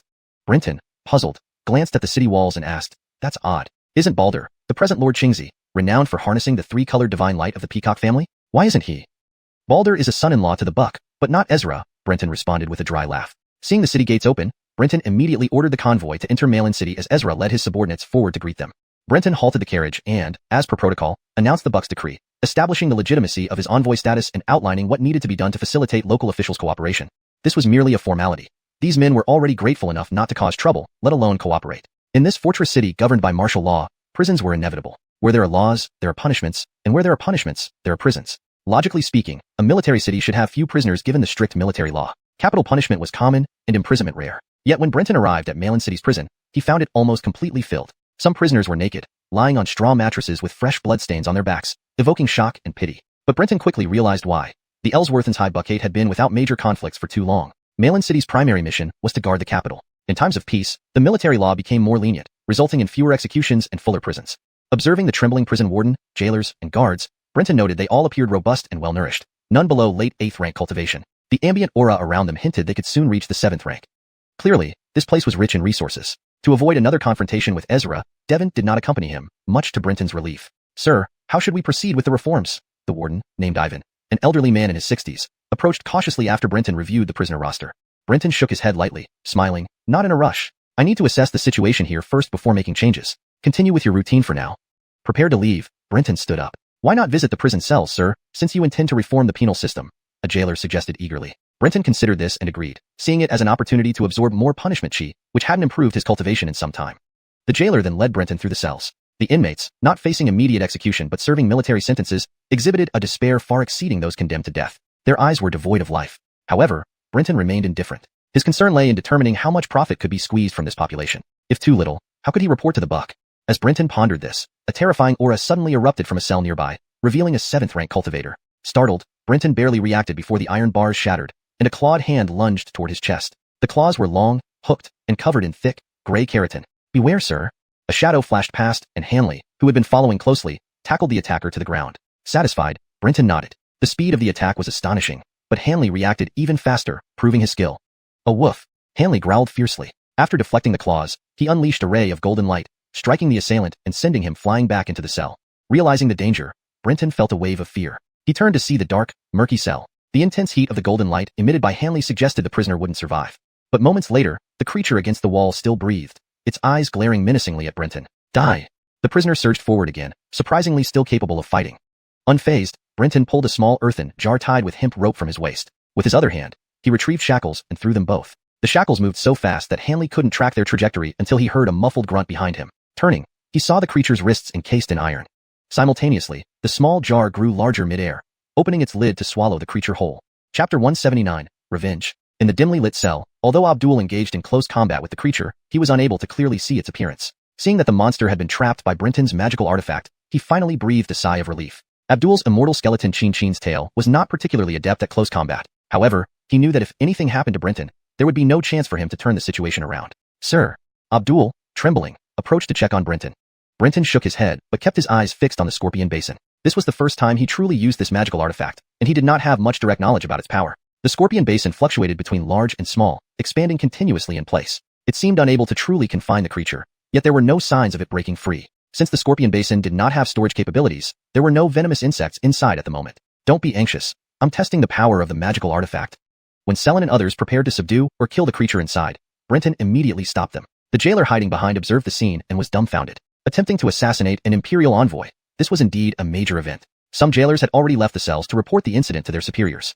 Brenton allowed the creature to struggle for the duration of one incense stick burn, and the scorpion basin remained steadfast throughout, leaving him quite satisfied. Despite the brief confrontation, Brenton recognized it as an out-of-control immortal cultivator who had lost all human resemblance. Although he had killed such a cultivator before, he was neither unfamiliar nor entirely familiar with them, having instantly identified it. Coincidentally, the person had lost control just as he arrived. After confirming the scorpion basin's strength, Brenton no longer waited. He stepped forward and slapped the surface of the scorpion basin. Instantly, cries of agony echoed within, accompanied by wisps of smoke and a heavy burnt stench. The frequency of the scorpion basin's shaking rapidly increased, and soon it fell still, indicating the creature inside was dead. Satisfied, Brenton grabbed the scorpion basin, which rose into the air and shrank to the size of his palm when he caught it. Attaching it back to his waist, he glanced down. A charred body lay on the ground, occasionally gasping for breath, accompanied by smoke. Hiss! Everyone, including the prisoners, drew a sharp breath. If death was merciful, this creature was unmistakably half dead. Its surface was thoroughly charred, and even its clawed hands showed no trace of keratin, blackened and cracked. As Brenton moved closer, Esther shouted, "Sir, you mustn't. Sir, this is an out-of-control immortal cultivator, not entirely dead. It's too dangerous." Brenton laughed. "Relax, my scorpion basin doesn't just use fire." Among his 3 magical artifacts, the decapitating blade, scorpion basin, and manacles, he had spent the most effort on the scorpion basin, engraving it with numerous divine runes. Not only had he ignited the flames within, but he also activated the mirage and deceit runes, trapping the creature in an illusion. The earlier struggling was merely involuntary muscle reaction, not controlled by the creature. Understanding, Esther closed his mouth as Brenton squatted beside the burned creature. Brenton gently opened its tightly clenched hand, but found it impossible to pry apart without breaking the fingers. Thinking for a moment, he said softly, "Don't worry. The fire is out now, and you are no longer in pain. You can release your hand." Everyone looked puzzled, assuming such words would mean nothing to a nearly dead creature. Yet, shockingly, the creature's breathing steadied, and its body relaxed, slowly releasing its grip. Good. Most of the palm print is still intact. Brenton smiled at Esther. "Bring me that blank bamboo scroll." The Ellsworth and High Buckate did not produce paper, so official documents were still made from bamboo scrolls, making them easy to find. When the bamboo scroll was handed over, Brenton placed it on the ground and pressed his finger into the creature's chest, embedding it completely. Pulling it out, blood gushed. He then pressed the creature's bloody palm onto the back of the scroll to capture most of the palm print. Without mercy, he punched the creature in the chest. Due to the daily enhancement from the 7 precepts, Brenton's strength was terrifying, even to himself. His punch caved in the creature's heart area, spewing blood and causing immediate death. Immortal cultivators weren't usually so fragile, but Brenton had used the distortion technique, turning the heart into mush. Such injuries rarely left survivors, even among immortals. Handing the bamboo scroll, still moist with blood, to Abdul to dry, he retracted the manacles. Unlucky, an assassination upon entry. It seems this prison is indeed dangerous. I won't inspect further. Let's go back. Brenton walked away at a moderate pace. Others had no reason to doubt him. Abandoning inspection after an assassination attempt was reasonable. As he neared the outermost cell, 2 powerful auras erupted from adjacent cells. These were terrifying, even alarming, given his recent mockery of the assassin's incompetence. He realized the previous attack had been a decoy, and the real threat came from these 2 prisoners. At this point, he was least expecting another attack.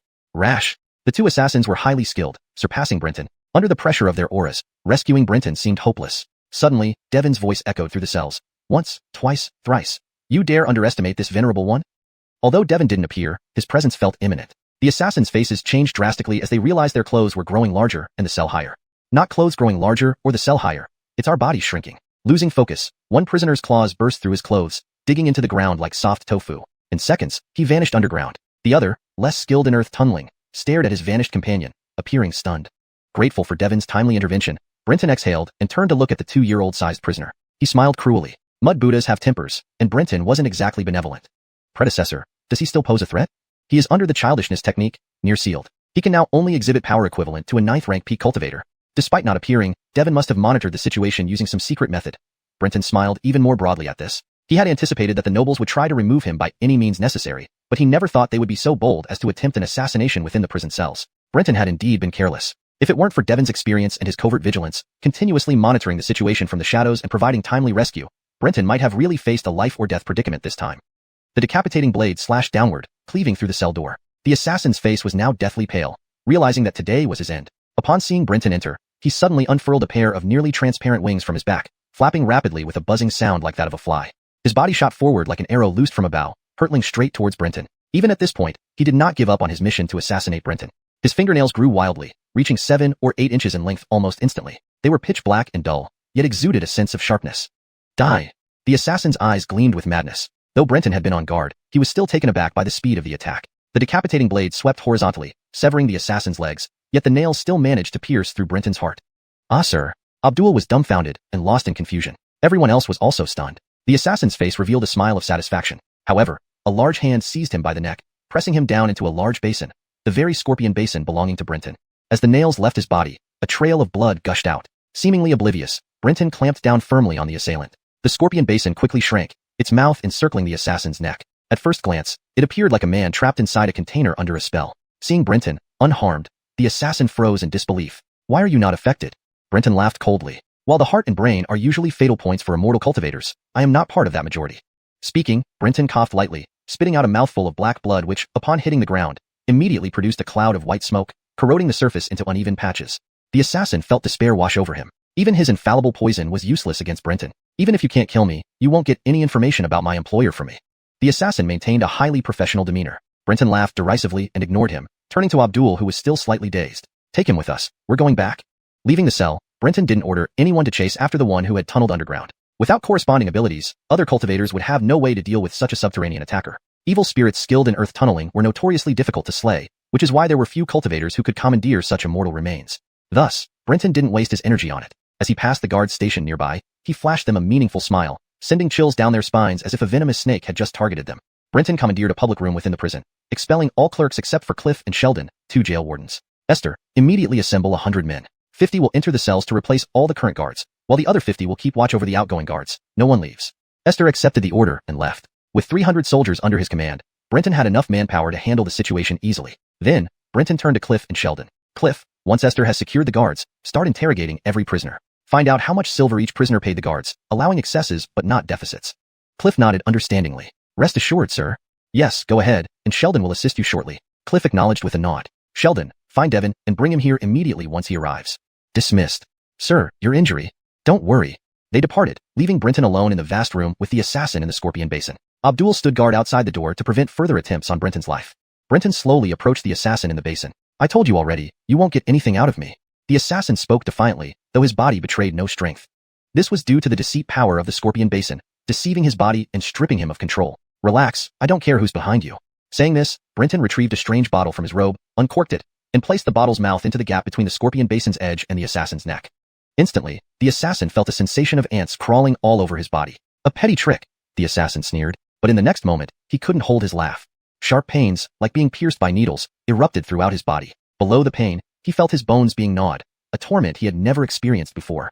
"Let me introduce you to something. These are bone-dissolving ants purchased from 10,000 Spirit Tower." The caretaker there mentioned that when these ants bite, the bones beneath the wound dissolve bit by bit, slowly but surely, allowing you ample time to savor the experience. The childlike face, red like liver, still held firm. "Huh, I'm a dead man anyway, do I care?" Brenton feigned surprise. "Oh, brave man, did I ever say I would kill you? Often, living is far more painful than dying. When did you get the idea that I am merciful?" The assassin's expression changed dramatically, veins bulging, eyes filled with bloodshot rage.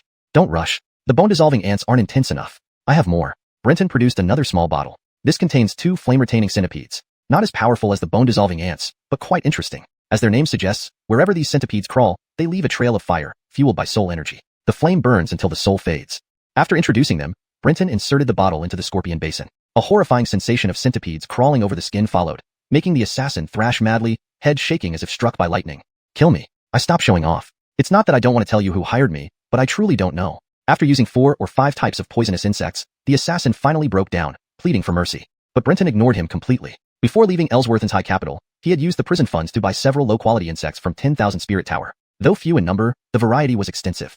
Brenton didn't care who the assassin's employer was. He only wanted to test the potency of these insects. Based on what he saw, the results were acceptable but not satisfactory. It took too long to break someone down. Continuing to ignore the pleas, Brenton poured various insects into the scorpion basin one by one. Only after adding the gluttonous belly ants did the basin truly live up to its name. Inside the tiny basin, there were now over 100 insects of varying qualities, totaling more than a dozen species. The assassin was utterly broken, his eyes devoid of any spark. He now deeply regretted being an immortal cultivator, for otherwise, he could have ended it by biting his tongue. With the strong constitution of an immortal, this method of suicide was beyond his reach, leaving him to endure Brenton's cruel torture. With the addition of the gluttonous belly ants, it didn't take long before the assassin's head rolled off the basin, his body having been devoured clean by the ants. Inside the scorpion basin, only a pair of transparent wings lay silently among the remains. The scorpion basin shrank, but stopped at the size of a basin to avoid harming the insects inside. Brenton sighed. After all, the scorpion basin was only a consumable magical artifact with inherent drawbacks. He carefully collected each insect and was about to put away the scorpion basin when he suddenly paused. Because the scorpion basin had undergone an inexplicable change. However, at this moment, with Devon present, Brenton did not dare to scrutinize it carefully. He could only keep this question in mind, carefully putting away the scorpion basin and hanging it on his waist. Kept you waiting, senior. Devon nodded lightly. Did you get the information about the mastermind behind the assassination? In Devon's view, Brenton had tortured the assassin merely to extract a confession. Since Brenton had already killed him, he must have obtained the answer. Brenton shook his head and said, I didn't ask. Didn't ask? If you didn't ask, why did you torture him so? Devon looked bewilderedly at the twisted face of the decapitated head on the ground. Brenton shrugged and said, just for retribution. This guy, he must be severely mentally deranged. How can he be so cruel and tyrannical? Devon thought. There's no need to ask. It's most likely some aristocrat or minister from the capital. Knowing wouldn't do much good. So you're just going to let it go? How could I? Brenton walked to the desk, picked up the bamboo slip marked with bloody handprints, and smiled. Now, we can make anyone the assassin's employer. Senior, is there anyone in this Plum Grove city you wish to eliminate? The paragraph structure and line breaks have been maintained as per your instruction. The translation remains fluent, natural, and consistent with the previous content. Chapter 180. Fletcher's Moment of Revenge. Aaron's worries were not unfounded. Brenton was currently at the 7th rank Spirit Affliction realm, a stage when the malevolent souls within a cultivator's immortal skeleton begin to awaken. This is also the period with the most significant impact on a cultivator's mental state. Brenton himself might not have felt much, but as an outsider, Aaron could clearly sense Brenton's changes. However, Aaron didn't know Brenton well enough to determine if this hidden madness beneath the calm exterior existed before or only emerged after reaching the 7th rank. Seeing Aaron remain silent while watching him, Brenton smiled. Senior, such opportunities don't come often. Are you really sure you don't want it? Even if the person you wish to kill isn't here, it's fine. Just set the stage now, and you can strike later. Did you used to be this bold? Aaron chose his words carefully instead of directly calling Brenton insane. Brenton laughed. Do you think I'm a madman? He did not accept Aaron's politeness and bluntly pointed out what he truly meant. Whether it's boldness or madness, they are all misjudgments on your part. I am fully aware of my condition and have not been influenced by the awakening of the malevolent soul. After mastering the deceitful beast's tongue, few people could successfully lie to Brenton. Coupled with his fairly decent intelligence, he easily guessed what Aaron truly thought. Firstly, regardless of who wants to kill me, from the moment they tried to assassinate me, we became mortal enemies. But that doesn't mean we need to fight to the death immediately. Aaron nodded in agreement. Being able to place 3 assassins in the prison beforehand, 2 of whom are 6th rank immortal cultivators, indicates that this mastermind holds a high position. Moreover, this is Weicheng, essentially a military camp. To set up a trap here requires an even more influential person. Senior, do you think I have the strength and authority now to find that person and take revenge? Aaron was taken aback. He hadn't considered that Brenton lacked the ability to confront that mastermind, given his current status and power. Not to mention, out of the 3 assassins, 1 had escaped, and the other 2 were dead. Even if they hadn't died and the true culprits were revealed, accusing high-ranking officials based solely on words would be like chasing a mirage. Brenton's seemingly mad actions were actually the best choice. Seeing that Aaron seemed to understand, Brenton smiled. Since this confession won't help against them, why not maximize its benefits? We can use it against those we can handle, turning a bad situation into a good one, while keeping the mastermind off guard. How will you find the mastermind then? Brenton laughed heartily. Find? Why should I find? Aaron was confused. You won't find out who the mastermind is? Then how will you seek revenge when you gain power and authority in the future? Brenton shrugged nonchalantly. It's unnecessary. Everyone leaves traces. If I investigate, I will surely leave clues for them to discover. The best way is not to investigate. As for whom I'll target later, it's simple. Whoever can arrange this in the Weicheng prison must be a powerful figure. There aren't too many such people in court, and I'm young. I can wait. I'll remember these people and exact my revenge when they fall from power. I don't need to know exactly who the culprit is. I'll kill them all eventually, and one of them will be right. Hearing this, Aaron felt a chill run down his spine. The idea that Brenton was mad and influenced by the malevolent soul reappeared in his mind. He had seen vindictive people, but Brenton was even more terrifying. At least those vengeful people targeted their enemies specifically, not causing excessive collateral damage. But Brenton didn't even bother to identify the enemy. Anyone potentially involved would be killed. This was beyond madness. It was utterly unreasonable. Since you've made your decision, go ahead. I have no enemies I want to kill, Aaron said calmly. I'll leave you to it. Though Brenton's cultivation was far inferior to his, Aaron felt a hint of fear towards Brenton. He didn't want any involvement with this madman, nor did he wish to become his enemy. In the realm of cultivators, no one remained powerful forever. If Brenton became an enemy, death might be a blessing. Watching Aaron leave, Brenton's lips curled into a smile. I never thought Aaron could be deceived by me. Yet, killing all the ministers and nobles in the court would indeed be very convenient. This thought made Brenton pause. He found himself somewhat agreeing with it. His earlier statements were mostly to prevent Aaron from interfering. An ancient saying in Daxia Empire goes, it's better to offend a gentleman than a villain. Brenton wanted to implant an image of a dark, irrational villain in Aaron's mind. But now, Brenton found this madness appealing. Frowning, he realized the influence of the awakening malevolent soul within his immortal skeleton was greater than he imagined. How did other cultivators resist such spiritual corruption? Shaking his head, Brenton put the matter aside. Though he noticed the problem, he had no immediate solution. He needed to wait for Franklin to send him higher-level cultivation notes to gain deeper insights into the 7th rank. He closed the door and retrieved the scorpion basin. After the assassin's death, the basin had undergone a peculiar change. Sitting at his desk, he placed the basin before him, enlarging it to a suitable size, and began examining it. Brenton was stunned. The Daoistic symbols he had inscribed had changed positions and partially overlapped. forming a new symbol filled with profound Taoist strokes. Just looking at it caused a slight, yet piercing pain in his soul. Though not severe, it confirmed that this was another Taoistic symbol. Brenton memorized the symbol and immediately channeled his spirit energy, creating a bridge to the Tao Gate, diving into it. The surrounding world shimmered with various colors, beautiful and ethereal. Without lingering, Brenton focused on replicating the new symbol from the Scorpion Basin within the Tao Gate. Inside the Tao Gate, it was an ocean of Tao rules, the origin and essence of everything. Upon completing the symbol, it connected to several Tao rules. Brenton traced back to these rules, beginning to comprehend the symbol alongside them. Soon, Brenton understood the nature of this new symbol. It brings intense pain, partial confinement, and confusion. A physical bind and mental chaos. Strange, why did the Scorpion Basin undergo this transformation? Due to his lack of knowledge about immortal cultivation, although Brenton understood the function of the mystical rune, he couldn't figure out why the Scorpion Basin had spontaneously formed such a rune on its own. Whatever, no matter the reason, this is a good thing. After much fruitless deliberation, Brenton decisively gave up on further research. He still had matters to attend to and left the Tao Gate. He carefully stored the Scorpion Basin. It was now one of his more potent magical artifacts, worthy of preservation. Brenton took up brush and ink and began writing on the blank bamboo slip that bore the blood handprint. Having long planned out his words, he wrote quickly, soon finishing a confession written in ugly yet swift strokes. He placed it aside to dry. Standing outside his office, Brenton watched with a cold smile as the prison clerks passed by, their faces anxious and uneasy. Face given, face not taken. Brenton had anticipated the local prison's uncooperativeness but felt everyone, be they cultivators or mortals, should have some respect for propriety. Yet these people first shut them out at the city gate, letting him and his group sleep rough at the entrance. Once inside, no one greeted or acknowledged them. Although Brenton didn't care much for such formalities, others had to observe them. With the other party tearing up the facade, Brenton acted without hesitation or reservation. As jailers in the Imperial prison, Cliff and her colleagues far outmatched local prisons in terms of methods, even those in military camps. Military camps enforce authority through killing, yet soldiers most feared torture. These brothers-in-arms could die for breaking military law, but if you used torture, the entire camp would erupt.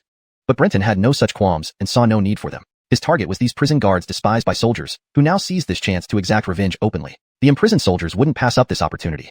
By midday the next day, Cliff brought a cartload of bamboo slips to Brenton. This many? Brenton was surprised by the volume of confessions. Cliff smiled. These guards were so despicable that we barely needed to use torture. As soon as we started questioning, they spilled everything. This is just for bribes over 5 taels of silver. If we recorded every bribe below that, it'd take 10 carts to hold them all. Bamboo slips were bulky, each carrying only a little text, but this load was shocking nonetheless. Excellent. Brenton was pleased. He welcomed quantity. Esther, arrest these guards based on the confessions. Torture them according to the size of the bribes they took. Make them spit out all the money they swallowed. Those who can't pay will be executed on the spot. Those who can pay will serve again. Hearing this, Esther's eyes lit up, understanding that Brenton was going to raise funds. Once Esther left, Brenton turned to Abdul. Bring me the scroll on my desk. Without hesitation, Abdul walked over and picked up the bamboo slip, instinctively glancing at it. He froze, drawn to the content despite knowing it wasn't meant for him. The words were crude, but clear and simple, summed up in one sentence. The assassins admitted that they were ordered by Commander Hartley of Malevolent City to kill the Imperial envoy. Hearing that Hartley's prisoner guard, Abdul, was serving as an Imperial bodyguard, Hartley feared his framing of Abdul would be exposed. So, he used his authority to plant 3 assassins in the prison, awaiting the moment to strike. The content was brief, but the stakes were high. Entrapment of loyal officers, abuse of power, harboring assassins, and assassination attempts on the Imperial envoy. Any one of these charges was enough for Hartley to be executed, but anyone who knew the truth knew it was nonsense. Even the nobles in the capital lacked the means to harbor 6th-rank assassins. The real assassins were professional hitmen with free will, not servants bound to any noble. This prevented them from revealing their employers upon failure. No 7th-rank immortal cultivator would willingly become a hired killer. So, this was a blatant frame-up. Abdul approached Brenton with red eyes, falling to his knees. Thank you, sir, for your kindness. Pei Tongqian nodded. He deserved Abdul's gratitude. Let's go. Gather Aaron, and let's seize the property. As an Imperial envoy, Brenton had the right to act on the spot. He intended to use this authority fully. After all, temporary powers expire. Aaron was ready, following Brenton silently with over 100 soldiers, leaving the Imperial prison. Led by Abdul, they arrived directly at Hartley's mansion. Surrounded. Soldiers spread out, encircling the mansion. For a commander's residence, it was surprisingly modest, akin to an ordinary 2-courtyard in Dayan, quite humble compared to Hartley's luxurious home in the capital where his family resided. The commotion drew the attention of the guards within, pale with fear, thinking there was a mutiny. Before Brenton ordered the doors broken down, they opened wide, revealing a gaunt man with fish-like scales on half his face. Pale and thin, he stood coldly before them. I am a government commander. Are you rebelling? Hartley, this is an Imperial envoy. How dare you speak like that? Abdul smirked cruelly, eyes red, but calm. The moment of revenge had come, yet he felt no urgency. Hartley blinked, staring at Abdul in confusion, suspicion, and shock. Finally, he exclaimed, You're Abdul? You're still alive. Abdul laughed. Hartley, do you feel disappointed? He glanced at Brenton, who nodded. Abdul then threw the bamboo slip at Hartley, waiting calmly. Hartley caught it and read aloud. Recognizing the content, he hurled it to the ground. This is slander. Brenton looked at the scattered slips. Did you see, senior? Hartley not only refuses to admit guilt, but also destroys evidence. Hartley almost choked. Today he learned that when it came to framing, he wasn't even fit to tie their shoes. Chapter 181. Making a move. Hartley was infuriated to the extreme. He used to be a military commander, but he had long since retired from his post and focused on cultivation.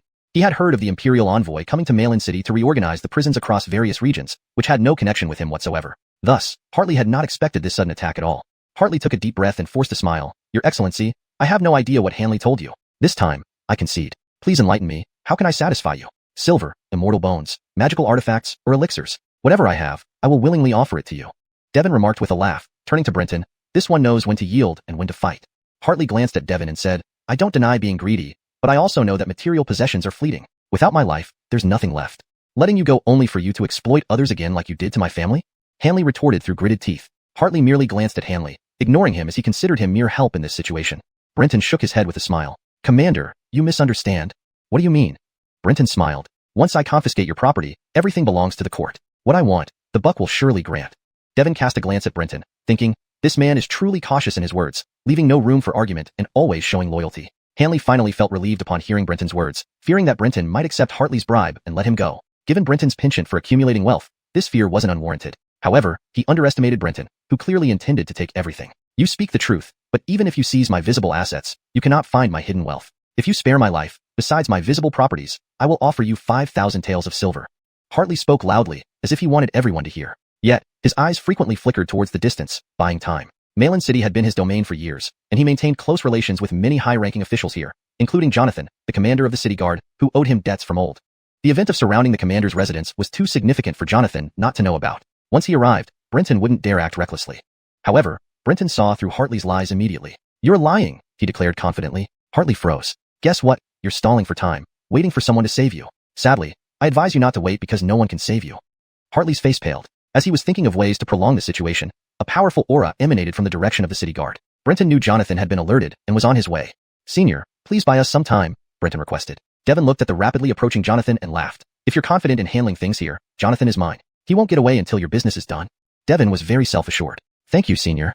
With a nod, Devon vanished. Jonathan, running towards them, suddenly stopped, hearing Devon's almost ethereal voice.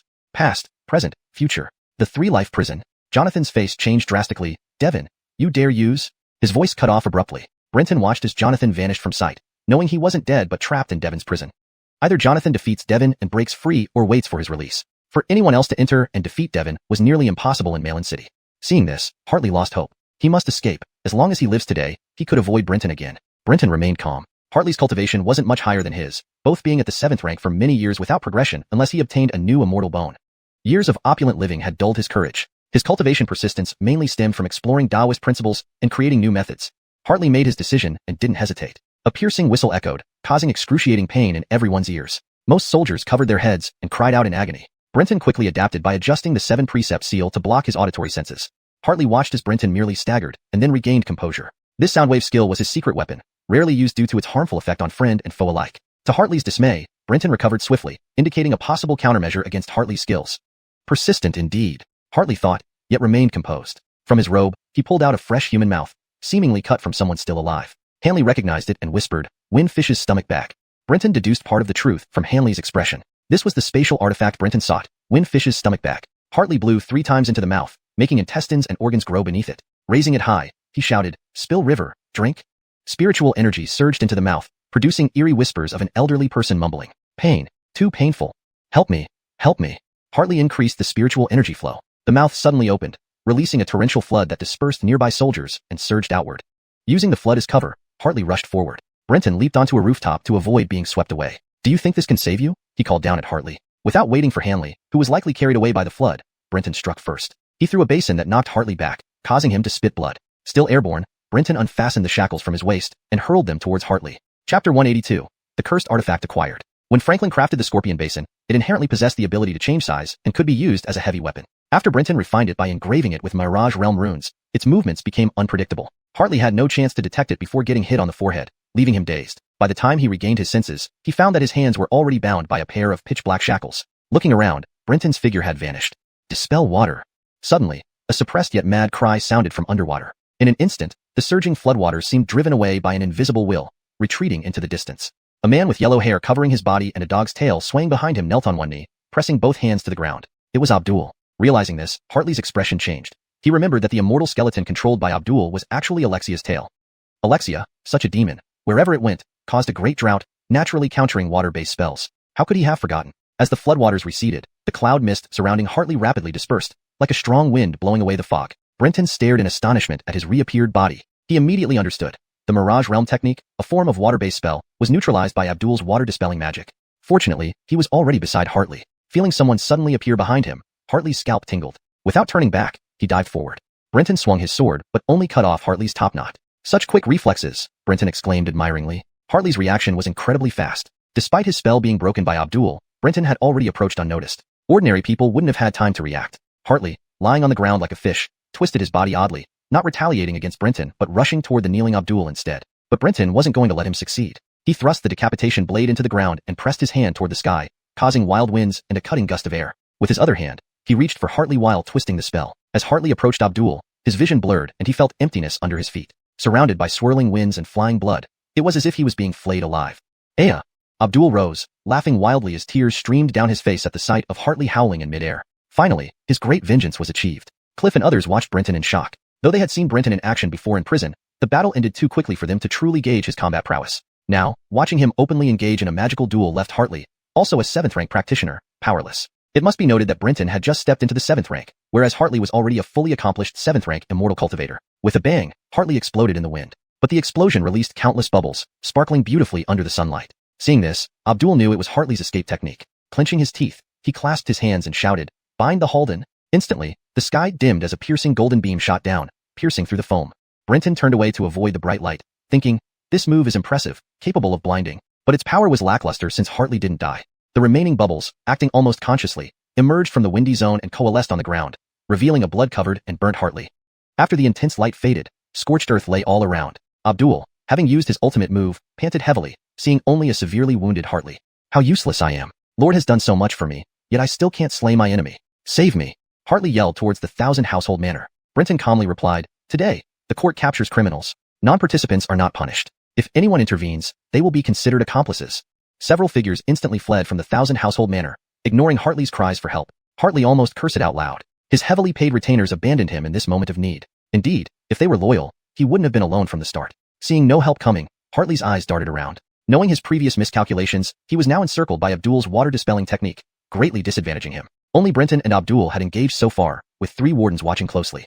Commander Devon was still trapped by the jail, making victory impossible today. Staying would only mean death. He must escape. Opening his mouth, Hartley was about to emit a soul-piercing scream when Abdul noticed and tried to stop him. Yet, Hartley froze mid-action.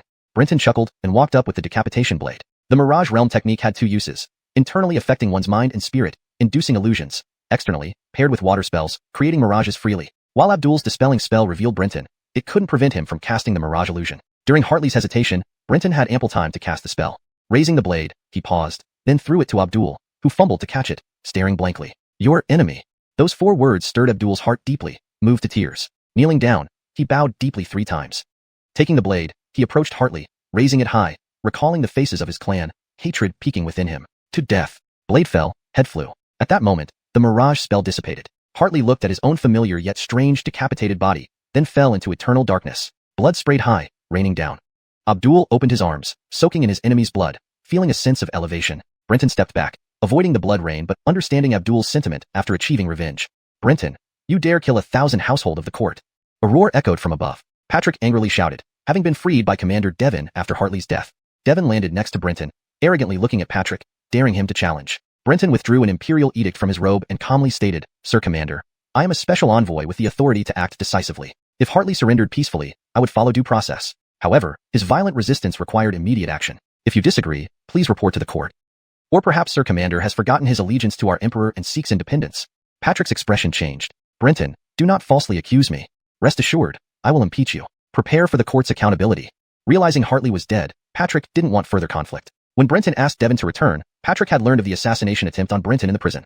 This incident occurred in Melon City. As the highest executive official of Melon City, Patrick was in a precarious position, much like having mud fall into his pants. Whether or not he was involved, he couldn't escape an imperial inquiry. He hadn't paid much attention to whether Devon had returned and what significant actions Brenton might take. He simply assumed that Brenton was afraid of more assassins and had sent Devon back for protection. What he hadn't anticipated was how swiftly Brenton would act, using this event to launch a surprise attack on the 1,000 household office. There were no signs or warnings. In fact, when he arrived, he was already skeptical. Could Hartley really be connected to the assassination? Otherwise, why would Brenton go to such lengths to target a mere 1,000 household holder with only a hereditary title and land grant?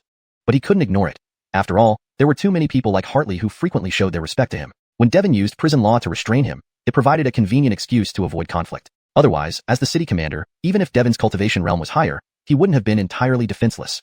Once Devon lifted the prison law, both men emerged without a wrinkle on their clothes. As Patrick left, Brenton walked over and picked up the human mouth that Hartley had used to release the flood.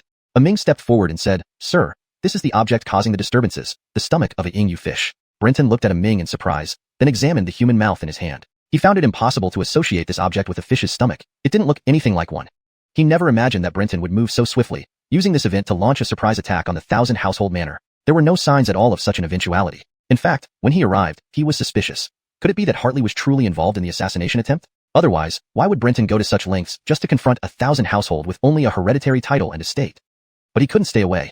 After all, there were too many people like Hartley who regularly paid homage to him. Devon's prison law had trapped him, providing a perfect excuse for him to avoid direct confrontation. Otherwise, as the city's commander-in-chief, even though Devon's cultivation level was higher, he wouldn't have been completely helpless. By the time Devon released him from the prison law, neither of them showed a wrinkle on their clothes. Seeing Patrick leave, Brenton walked to the side and picked up the human mouth that Hartley had used to release the floodwaters earlier. Abdul approached and said, "Lord, this is the cursed artifact, the stomach sac of the mythical fish Winyu." Brenton looked at Abdul in surprise, then examined the human mouth in his hand. He found it impossible to associate this object with a fish's stomach. It looked nothing like one at all.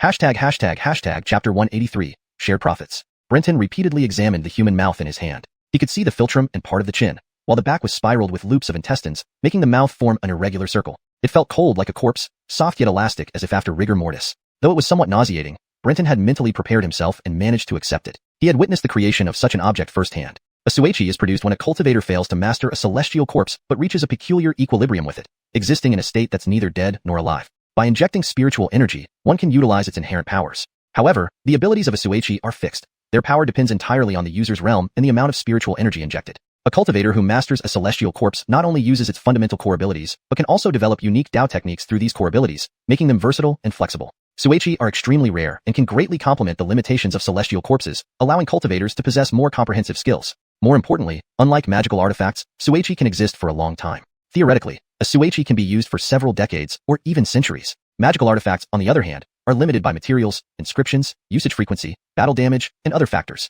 Generally, they last 2 to 3 years, with some barely lasting a year before needing repair or replacement. Now wasn't the time to study this xueqi. With a wave of his hand, soldiers rushed into the residence, beginning to confiscate property. According to Hanley, although Hartley belonged to a certain family, he was an outsider, not from the local lineage of Malevolent City, and thus lacked deep roots. Despite this, he had enjoyed the benefits of being a 1,000 household for nearly 10 years, and his assets were considerable. In theory, at least. Cultivators require more resources as they advance in cultivation. Not everyone has miraculous treasures like Hudson Fong Tai Sui to aid in cultivation, reducing the need for resources. Sure enough, the soldiers only found 10,000 silver taels, 36,000 silver tickets, and several deeds to shops and houses, totaling less than 100,000 taels. How can there be so little?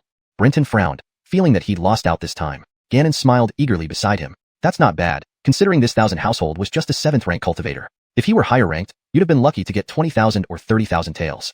Brenton was stunned. Isn't it true that the higher the cultivation level, the more wealth one can accumulate?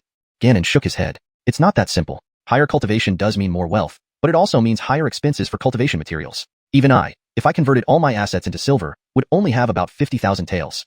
And didn't you get a xueqi? That's worth a fortune. Gannon already possessed a xueqi and wasn't particularly envious of the human mouth-shaped xueqi in Brenton's possession. Brenton shook his head. This is rightfully mine. It can't be considered war spoils.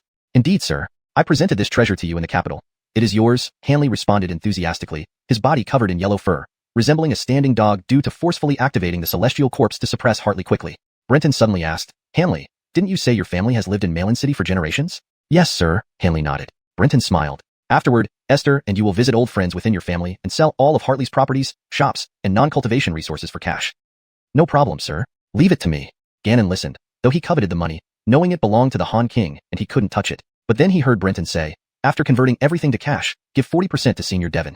This victory over Hartley wouldn't have been possible without your help, so you should take the larger share. What? Gannon was shocked. The remaining 60% will be divided into 3 parts. 20% goes to me, 20% to you and your men, including all the soldiers. And the final 20%. Brenton looked at Gannon. Will be sent to Ezra by you at the Protectorate office. To him? Why? Brenton smiled. Though Ezra isn't as strong as you, he's the top official here.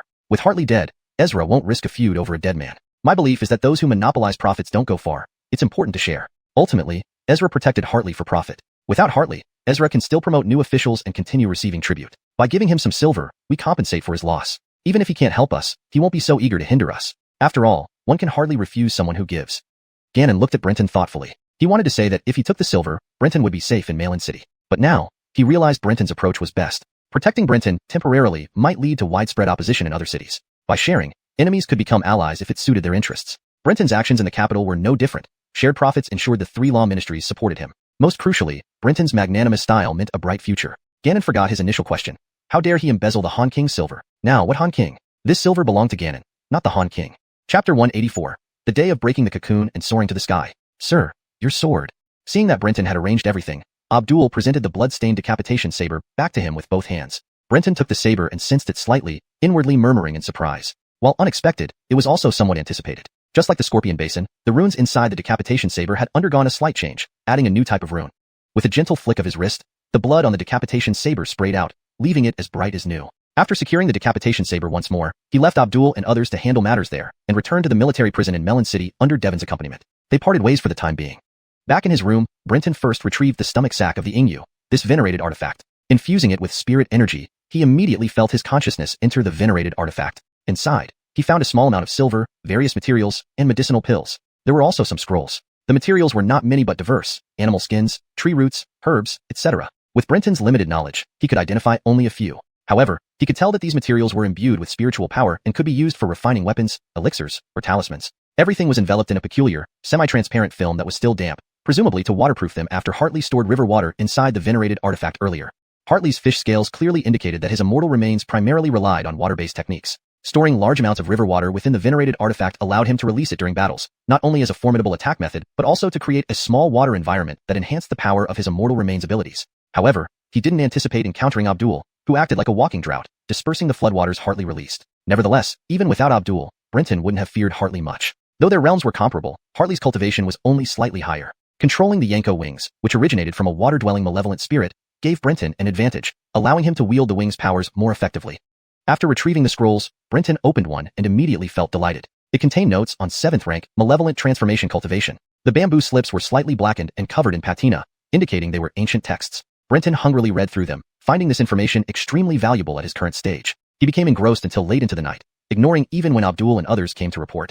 Though the content wasn't extensive, it was profound. Brenton spent most of his time pondering its meaning. However, thanks to his unique ability, gaining knowledge from the village scholars consumed by xuanhuan Tai Sui, he could understand the text despite lacking formal education.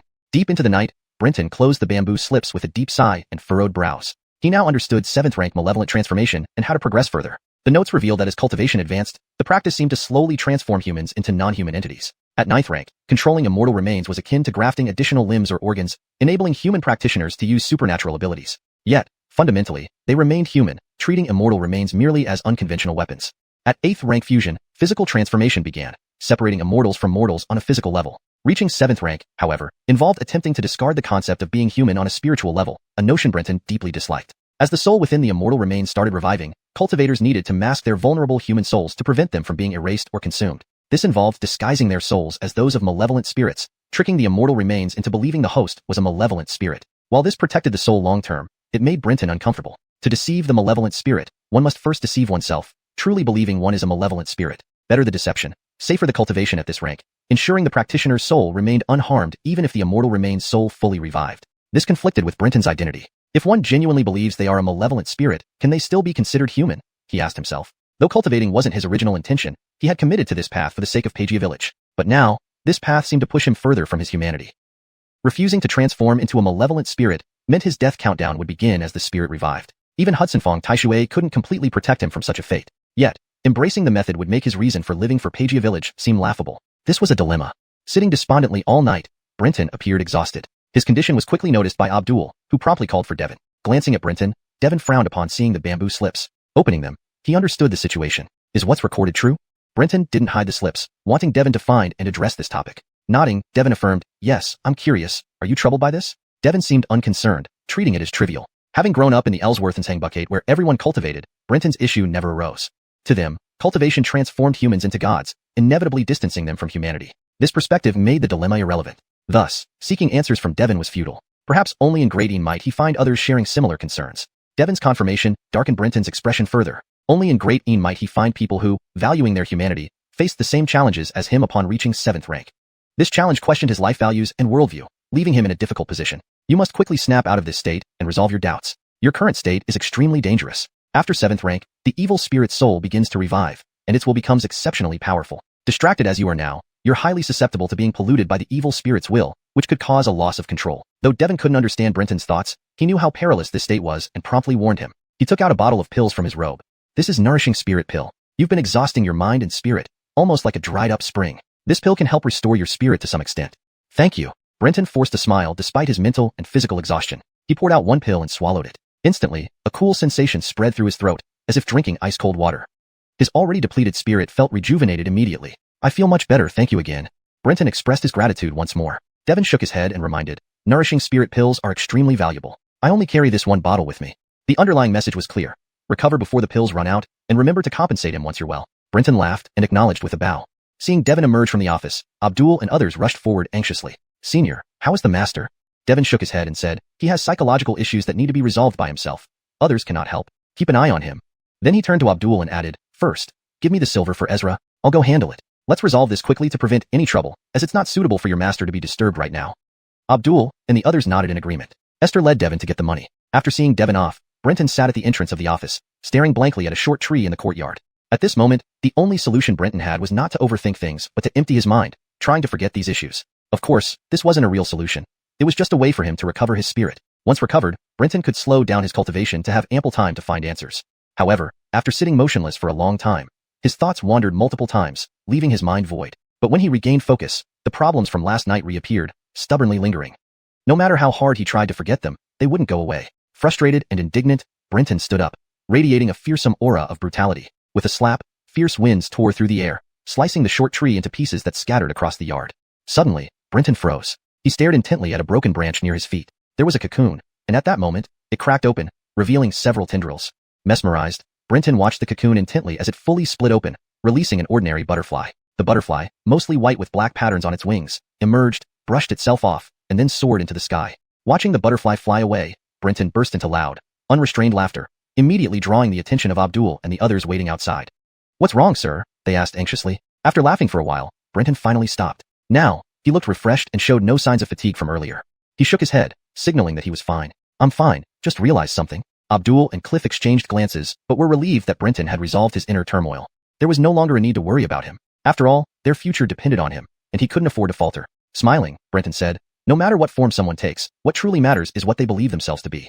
They didn't understand, but he ignored their puzzled expressions and walked back into the office, breaking the cocoon and soaring to the sky. Today I know who I am. Singing these words, he went inside and fell asleep almost instantly. Within moments, his breathing steadied. Abdul whispered, the master seems truly exhausted. Don't disturb him today.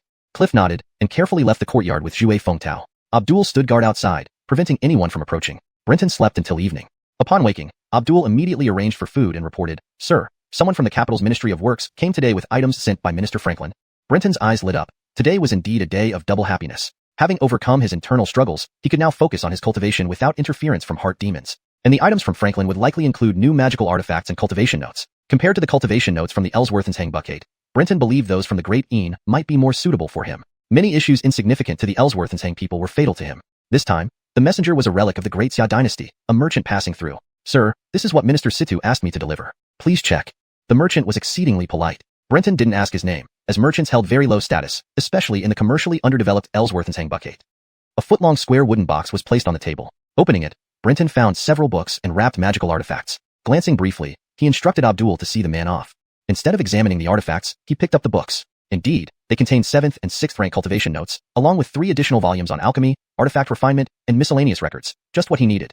Cultivation notes were no longer scarce for him. After flipping through them, he found they focused differently from the Ellsworthensang notes. Though the notes didn't explicitly address self-perception, they offered an alternative approach to circumvent Brenton's previous heart demons, using secret techniques to split personality, creating a nearly malevolent alter ego to temporarily replace the primary persona during 7th rank cultivation, allowing the original to sleep deeply and awaken naturally after 6th rank. Brenton shook his head after reading. In his view, this method was too risky and deceptive. Even if one reached 6th rank, most people's immortal remains could only support cultivation up to 7th rank. Many might never advance beyond 6th rank without mastering new immortal remains. Thus, the original persona might never wake up. Even if they did eventually master new immortal remains, spending a long time at 7th rank could make the alter ego overwhelmingly powerful, posing a question. Would the awakened primary persona still be the true self? Nevertheless, he had to admit that the method devised by the great Yin cultivators had merit. Chapter 185. The Eastern Emperor's Imperial Censorate sends people. In truth, the different cultivation methods of the Golden Tint Buckade and the Great Yin dynasty at the 7th rank were fundamentally the same. They were both based on deceit. And deception was precisely what Brenton excelled at most. Thus, Brenton did not intend to follow the cultivation methods of the two nations. Instead, he planned to find his own path. It would be challenging, yet more suitable for him. He intended to use the falsehood and deceitful powers within the two immortal remains to mislead the evil spirits residing in the other remains. Not to make them believe that human souls are evil spirits, but to trick them into thinking they haven't awakened yet, letting them remain dormant. Theoretically, this approach was feasible. The only difficulty was that Brenton could not be certain how long this method could last. It might be a year, 2 years, or just a few months. During this time, Brenton aimed to improve his realm as much as possible, strengthening his human soul until it could counteract the evil spirits inside the immortal remains. Then, whether his soul was human or evil spirit wouldn't matter. For immortal cultivators, there were no so-called restrictions. The only limitation on improving their realm was the number of immortal remains. With the two remains Brenton controlled, theoretically, due to the high status of the worm's serpent wings, he could cultivate up to the 6th rank. This made him far stronger than other immortal cultivators. After all, most people, when controlling two remains, could only reach the limit of 7th rank. Just like Hartley, lacking enough immortal remains confined him to the 7th rank with little hope of advancement. Even if Brenton advanced to the 6th rank, he did not believe his soul would be enough to contend against the evil spirits. Therefore, he must find new immortal remains in advance. According to the theory of Devon's cultivation, Brenton needed to determine the common nature of his third immortal remains. His options were limited. One was deceptive falsehoods, and the other was wind control. These were the commonalities between the Libyast's tongue and worm serpent wings possessed by Brenton. However, the Libyast's tongue had too weak of a wind-controlling power, which would cause an imbalance when handling a third immortal remains in the future. Does that mean I can only choose immortal remains with traits of deceit and falsehood? Brenton became slightly worried, as such remains were rare. While there were many ancient deities in the ancient heavenly court, very few left behind titles that have been passed down. Furthermore, almost every evil spirit in the world deceives people, making it impossible to determine that these spirits had powers similar to lies and deceit. Just as everyone can lie, does it mean humans possess powers of lies and deceit? The only somewhat reliable option was probably ghosts. As the saying goes, ghosts tell endless lies. Ghosts are considered the best liars in the world. However, lying is also instinctive for ghosts, differentiating them from humans and gods. Being dead yet supernatural, they may possess more extraordinary abilities, including deceitful powers. Ultimately, Brenton temporarily gave up on searching himself. He thought of a better plan. To find two identical remains, possibly possessing traits of deceit, and let someone else wield them to identify the specific powers of the remains. Others might struggle to discern if the wielder concealed anything, but Brenton could differentiate between truths and lies. With a plan, Brenton felt relieved. He casually pulled out the decapitating blade and began examining it. Memorizing the new runes appearing on the decapitating blade, Brenton entered the Tao Gate and quickly figured out the function of these runes. Powerful but somewhat redundant. Its power lied in its ability to sever any neck with one strike as long as it broke through a bit of defense. However, the opponent's realm couldn't surpass his, and since the decapitating blade was just a magical weapon, it often couldn't break through powerful defensive weapons or physical bodies. Overall, it was still better than nothing. In the end, it all comes down to poverty. If I had money to forge an exquisite magical weapon, just imagine how strong this blade would be with this rune, Brenton mused. After understanding everything, Brenton stored all his magical weapons in the stomach bag of the Ying fish, including the 3 new magical weapons crafted by Franklin. The castration knife, punishment rod, and a brush resembling an oxtail. The first two, castration knife and punishment rod, required no further explanation, while the last item, the oxtail brush, was a unique torture tool created by Brenton. Inspired by the dust brushes used by eunuchs in the palace of Great Yin, Brenton named it the oxtail brush. Made from 100-year-old Yin wood, the brush's bristles were crafted from the long hair of a creature resembling a lion called the lion hom, which was soft as velvet yet firm like steel. A single swipe would peel off layers of skin, making it far superior to prison whips. Additionally, in combat, the bristles could be shot out to pierce into the enemy's body. Due to the bristles' soft texture resembling fine hair, they could enter blood vessels, randomly rupturing internal vessels and causing internal bleeding.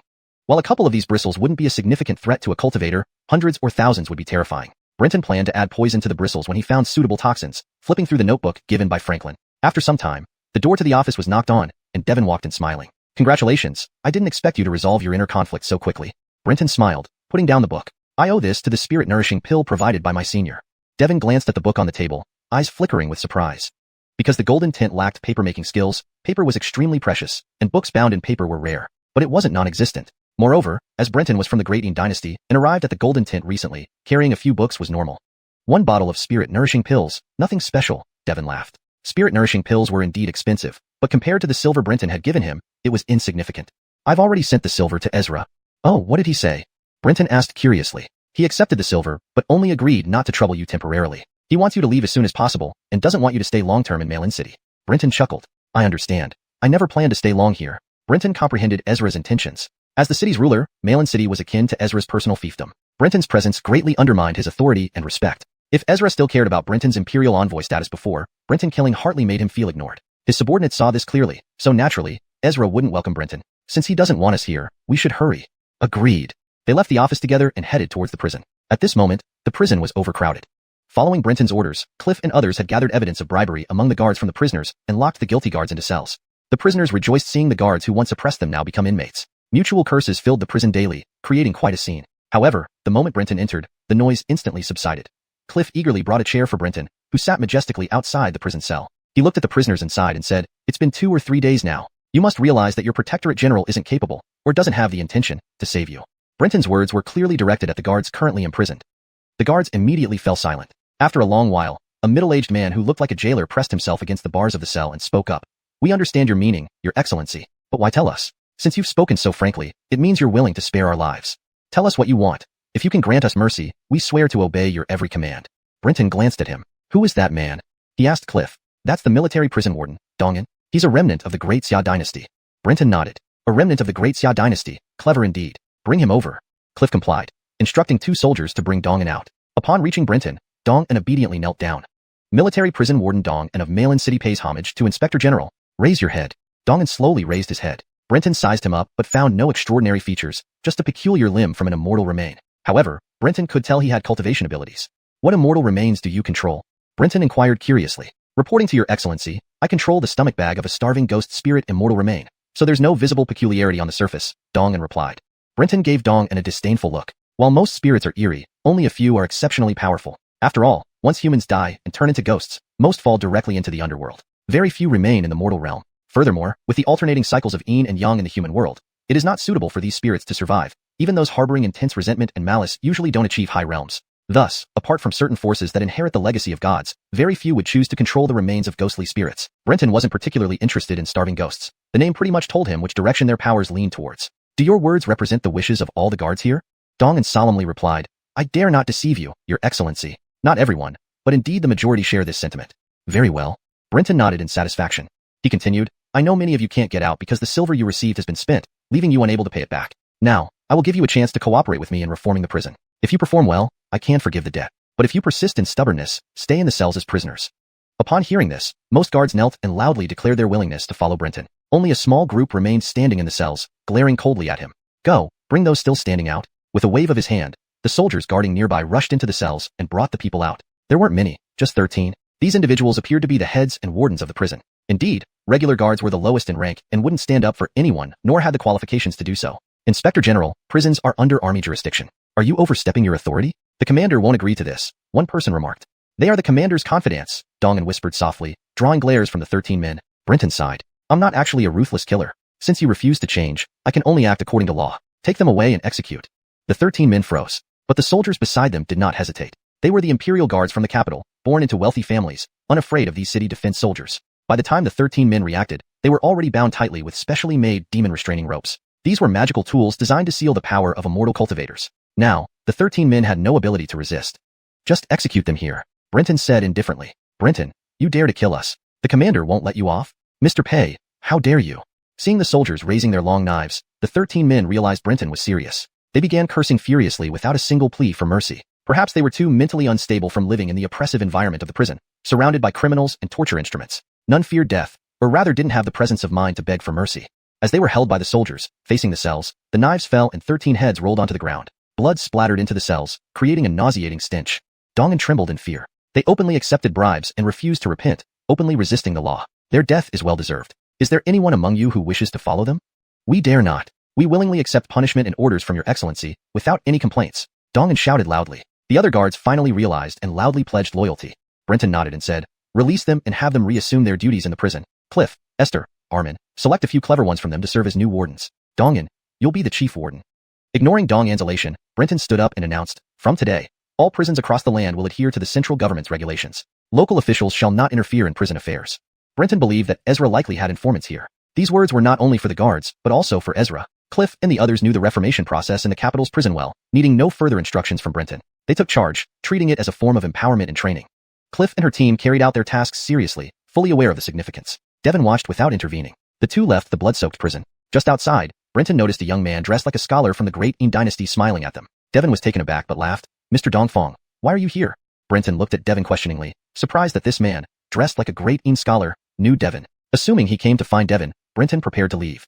However, the man bowed to Brenton and smiled. Eastern Imperial Censor Dong Xiuxian greets Taoist friend Pei. Boom. It felt like a thunderclap struck inside Brenton's mind. He stared in shock at Dong Xiuxian, never expecting this ordinary-looking scholar to be from the Eastern Emperor's Imperial Censorate. Hashtag Chapter 186, The Heaven and Earth Historian. Brenton's expression of shock was immediately noticed by Jediah. Jediah had a pair of exceptionally beautiful eyes, as green as rippling waters. At this moment, they seemed to undulate with waves, making Brenton feel as though all his secrets were laid bare in an instant. Fascinating, Jediah smiled. Taoist fellow Pei must be truly blessed to have successfully harnessed the remains of a Yanko, an ancient divine progeny. I truly admire you. Devon also looked at Brenton with surprise after hearing Jediah's words. The Golden Tint Bucket had strict control over the remains used by its citizens, especially those outside the top-ranking nobles and royal family. It was nearly impossible for anyone to conceal their remains. However, since Brenton was not a citizen of the Golden Tint, it was difficult to ascertain the origin of his remains. Brenton had simply used the lying prowess of the Yak tongue to easily deceive the officials who came to investigate. The vast wilderness contained too many evil creatures similar to Yanko's wings, making it hard to verify. But now, Jediah had directly exposed his secret. Despite his wariness of the Eastern Emperor Censorate, Brenton's killing intent surged uncontrollably. Devon retracted his envious gaze. He was a rare genius cultivator who had chosen his path from a young age. Although Yanko held a high position and was said to be a powerful ancient god, it did not suit him. Thus, Devon had no envy. However, others might not share his indifference. If this news spread, Brenton would face countless overt and covert attacks. Thankfully, there were not many outsiders present here. Suddenly, the faces on Devon's cheeks opened their eyes and grinned eerily. Nearby soldiers rapidly either rejuvenated or aged rapidly. Within moments, the soldiers lay dead. Brenton glanced at the dead soldiers and smiled at Devon before turning to Jediah. I have no past grievances or present enmity with the Eastern Emperor Censorate, nor have I ever met you. Why do you wish to harm me? Jediah chuckled. Misunderstanding, Taoist fellow Pei. I just talk too much. People call me Big Mouth in the Censorate. This old habit never dies. Otherwise, I wouldn't have been sent to this desolate place in the Golden Tint. Upon hearing this, Devon's face darkened. The Golden Tint Bucket, formed from nomadic tribes, was far from being a barren wasteland, merely wild and remote. Brenton was momentarily at a loss for words. The man offended everyone he spoke to, including the entire nation of the Golden Tint. Apologies, my words often come without thought. Though apologizing, there was little remorse on his face. Brenton took a deep breath and asked Devon, he's speaking ill of the Golden Tint. As a national protector, won't you at least teach him a lesson? Jediah laughed heartily. Taoist fellow Pei has my style. Facing Brenton's provocation, Jediah was not only unangered but pleased. Devon coldly snorted, saying nothing until finally replying, we've fought. He came for you. Chat away, I won't interfere. With that, Devon turned and left without delay. Brenton felt alarms ringing internally. Devon's words carried significant weight. Despite Jediah's big mouth and likely many enemies in the Golden Tint, he still roamed freely. This could mean two things. First, the Eastern Emperor Censorate's power exceeded Pei Tongchi's imagination. Even the Golden Tint chose to tolerate Jediah's insults rather than risk conflict. Second, Jediah was incredibly strong. Devon might not be able to defeat him, at least not easily. Either way, Brenton couldn't compete. Suppressing his killing intent, Brenton activated the 7 precepts, shutting off all emotions, and asked stoically, why have you sought me out? Jediah examined Brenton curiously. You're indeed intriguing. Brenton remained emotionless, offering no response. The Eastern Emperor Censorate records history for heaven and earth. The reform of the Golden Tint prison is a minor change within an era, and I am here to document it. Recorder for heaven and earth? Brenton repeated. I refuse. Brenton rejected unequivocally. Jediah's eyes were clearly some kind of divine remains, capable of revealing many secrets. Knowing his own numerous secrets, Brenton did not want to gradually lose all his disguises because of this man. No one liked having such a person around. Moreover, he could not forget Clifford's warning about the Eastern Emperor Censorate being dangerously secretive. Jediah chuckled, pulling out a scroll from his sleeve and tossing it to Brenton. Upon opening it, Brenton nearly lost composure. It was an edict from the Buck, ordering non-interference with Jediah's documentation. Since the Buck decrees it, Taoist fellow Dongfang, please proceed as you wish. No one will obstruct your recording of the prison reform. With that, Brenton returned the edict and beckoned a nearby soldier. The soldier hesitated, but eventually approached. Brenton instructed, go inside and bring out Esther. The soldier sighed in relief, quickly entering the prison. Soon, Esther emerged. This is historian Jediah, appointed by the Buck to record our prison reform. Stay by his side and ensure no one slights him. Without further ado, Brenton turned and left, leaving behind Jediah with a smile and a bewildered Esther. Taoist fellow Xia, what is your current rank and specialty? From afar, Brenton could still hear Jediah's voice. After leaving, he immediately found Devon and asked, what is Jediah's background? What is the Eastern Emperor Censorate? Devon had anticipated Brenton would come to him after dismissing Jediah and prepared water beforehand. Indicating Brenton to sit, he explained, Jediah is a historian for the Eastern Emperor Censorate. Recorder for heaven and earth. Devon emphasized again. Brenton breathed deeply. So, what exactly is the Eastern Emperor Censorate? Devon's expression turned serious. How much do you know about the ancient heavenly court? Such secrets were beyond Brenton's knowledge. He shook his head, practically none. Even the ancient gods were vague to him. Understanding the ancient heavenly court was far-fetched. Devon sighed. The ancient heavenly court had two lords, a divine ruler and an immortal ruler. The concept of immortals and deities had long intrigued Brenton. He always wondered what distinguished immortals from deities. He rarely heard about ancient immortals, only ancient gods. Furthermore, the ancient heavenly court having two rulers was shocking. According to historical records, the ancient heavenly court fell because of a celestial battle between the immortal emperor and divine emperor, leading to its collapse. However, Brenton always thought this was mere legend, the truth unknowable to commoners. Yet, from Devon's tone, it seemed this might indeed be the truth. The divine lord and the immortal lord were twin brothers. The elder brother was the immortal lord, titled heavenly emperor, named Gifford. The younger brother was the divine lord, titled eastern emperor, named Tai. And the Dongfang Senserate's eastern emperor is this very divine lord, the eastern emperor. Hearing this, Brenton was so shocked that even his 7 precepts collapsed on their own. What did you say? Are you implying that the Dongfang Senserate practices the legacy of the eastern emperor? Devon gave Brenton a disparaging look, clearly finding him tiresome. They are called the eastern emperor's Senserate. How could they possibly carry the legacy of the eastern emperor? Brenton let out a long breath, finally calming down after feeling as though his heart had nearly leapt out of his chest. If the Dongfang Senserate practiced the legacy of the eastern emperor, it would indeed be too horrifying. After a while, Brenton drank several cups of imperial liquor to settle his nerves and then asked seriously, "So, your meaning is that the Dongfang Senserate originates from under the eastern emperor in the ancient heavenly court?" Devon nodded. This isn't a secret. The top echelons of each country's court and major sects all know it. However, the location of the Dongfang Senserate remains mysterious, with no one knowing exactly where it is. Only one thing is certain. The cultivators who emerge from the Dongfang Senserate are extraordinarily powerful. They have great benefits for the world. Wherever they go, whether it's a royal court or a sect, everyone treats them with respect. Unless the requests are excessive, they are always accommodated. They never involve themselves in the struggles between various countries and major sections. They call themselves historians of heaven and earth, responsible for recording major events in the world. Whenever significant incidents occur, whether wars, sectarian duels, disasters, celebrations, etc., they will always be present. Brenton took a deep breath, falling silent. He had already imagined the Dongfang Senserate to be extremely powerful, but hearing Devon speak, its influence far exceeded his imagination. Does the Dongfang Senserate bestow any favors upon the world? In the Great Yin Dynasty, there is a legend that Burke emerged from Luo River, carrying the map of rivers and books, granting the methods of cultivation to the Emperor of Desolation, thus ushering in the era of immortal cultivation for humanity. This can be considered the greatest favor bestowed upon mankind. But what does this have to do with the Dongfang Senserate? Devon curled his lip, showing no interest in the legend Brenton mentioned. After all, they, the remnants of Ellsworthly in the vast wilderness, inherited knowledge from the ancient gods, having no connection with Burke. Have you ever heard of the Heavenly Gate? Brenton paused, then frowned. Isn't the Heavenly Gate the portal left by the Emperor of Desolation after he ventured into the celestial realm? What does it have to do with the Dongfang Senserate? Devon chuckled. Who told you there's only one gateway to the Heavenly Court? Brenton felt quite stumped because it made sense. There are 9 gates to the Heavenly Court. With its collapse, only 4 remain. Apart from the one revealed by Burke, the other 3 gates were all disclosed to the world by the Dongfang Senserate. Is this not a great favor? After much silence, Brenton nodded vigorously. It counts. All the divine images left in the world, apart from those brought back by the Emperor of Desolation from the ancient Heavenly Court, were later brought out by countless generations of people who ventured through the heavenly gates. Brenton had once wondered why the Ellsworthly remnants, despite being blessed by the ancient gods, possessed so many divine imprints. Now, he understood. They could enter the ancient heavenly court to find new divine imprints, opening a new path of cultivation. Today, Devon seemed unusually troubled, continuously drinking to drown his sorrows. You seem to be in a foul mood today. Brenton asked curiously. Devon sighed. The historians of the Dongfang Senserate have tempers worse than rocks in a latrine, utterly inflexible. With them around, our future schemes to make money might be recorded faithfully, bringing us eternal shame. He had been initially reluctant, but gradually became more enthusiastic about the prospects of wealth with Brenton. Now, due to Jedediah's arrival, these hopes seemed to vanish, leaving him understandably dejected. Brenton chuckled. No wonder Devon had spoken so much to him today. It turned out that his resentment towards Jedediah was profound, leading him to share secrets about the Dongfang Senserate as a way to relieve his frustration. By the way, I must warn you about something important. Devon's expression turned serious, indicating Brenton should remember this well. Brenton straightened up, ready to listen. You'd better not engage in any magical duels in front of Jedediah, nor reveal any details about yourself, not even your height, weight, or preferences, including what food you like or the type of women you prefer. The less he knows about you, the better. Brenton looked bewildered. Why? Do you think they are called historians of heaven and earth and feared by all merely because of the name Dongfang Senserate? The cultivators of the Dongfang Senserate have another nickname. Nickname? What nickname? Walking Sect. Brenton looked puzzled. A cultivator of the Dongfang Senserate can record an individual's details in historical records. In the future, during a duel, they can pull out the historical projections of previously recorded individuals from the river of history to aid them in battle. The strength of the historical projection depends on the detail of the records. The more detailed, the closer it matches the original cultivator's power. Imagine you are dueling a cultivator from the Dongfang Senserate. You think you're just fighting one person, but when they open their records, they summon one historical projection after another from the river of history. Suddenly, you find yourself battling a group of astonishingly powerful cultivators.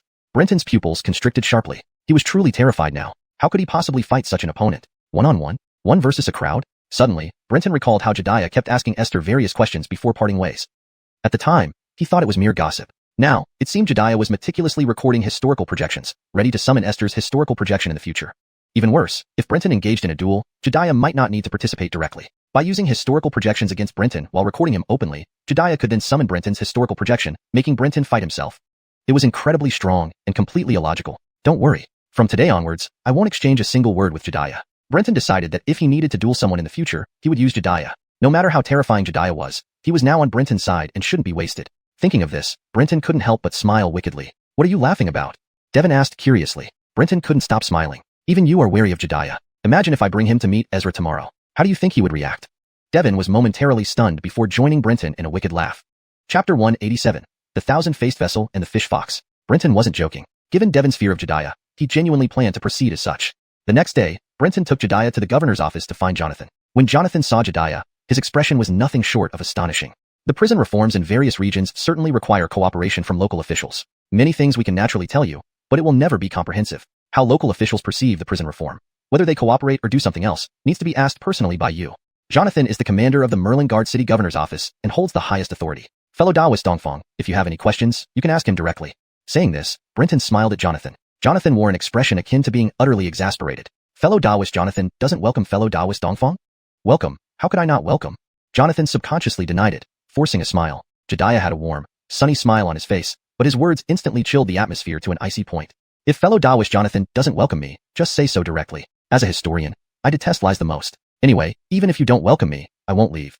Jonathan silently cursed in his heart. His face still wore a fake smile, as if he hadn't heard what Jonathan just said. Brenton laughed genuinely on the side, leaving Jediah behind and turning to walk away. Back in the cells, all previously imprisoned guards had already been released. Seeing Brenton, they all nodded humbly, showing extreme fear. Meanwhile, the prisoners in the cells felt both fear and hate. Cliff now resembled a chief accountant, sitting inside the cells and recording silver transactions. Every day during the roll call, any prisoner whose money hadn't arrived would be dragged out of the cell for punishment as a matter of routine. The executioners were naturally the same original guards. They deeply resented the previous betrayal of prisoners, and thus acted harshly and cruelly. Many prisoners who didn't want to pay eventually chose to write letters, asking their families to send money. Recently, Merlin City was full of people borrowing money. Actually, there wasn't much that needed reforming in local prisons. It was mainly about 2 points: money and planted personnel. Calculating the time, Brenton and his group had already stayed in Merlin City for 7 to 8 days. The reason it took so long was primarily due to collecting money. It was quite simple. These soldiers had no money despite their lavish appearances. Though these soldiers would hunt evil spirits and collect tributes from mountain tribes frequently, making them appear well off. The mortality rate of hunting evil spirits was also extremely high. Each trip, no one knew if they would return. Hence they lacked the habit of saving money and often lived for the moment. In Merlin City, imperial buildings, brothels, and casinos were always the most profitable businesses. Now, Brenton required them to pay a substantial sum of money, which naturally meant they had to borrow from here and there. However, this was not within Brenton's consideration. It merely wasted some more time, giving him the opportunity to absorb spirit energy and enhance his cultivation while in the cells. My lord, I really have no money, but I have a piece of information that can be exchanged for money. If you forgive my silver, I'm willing to share this information with you. Just as Brenton was about to leave after a patrol, a bloodied prisoner grabbed the bars and shouted at him. Hearing this, Brenton looked at the man. Really? Tell me, what is this valuable information?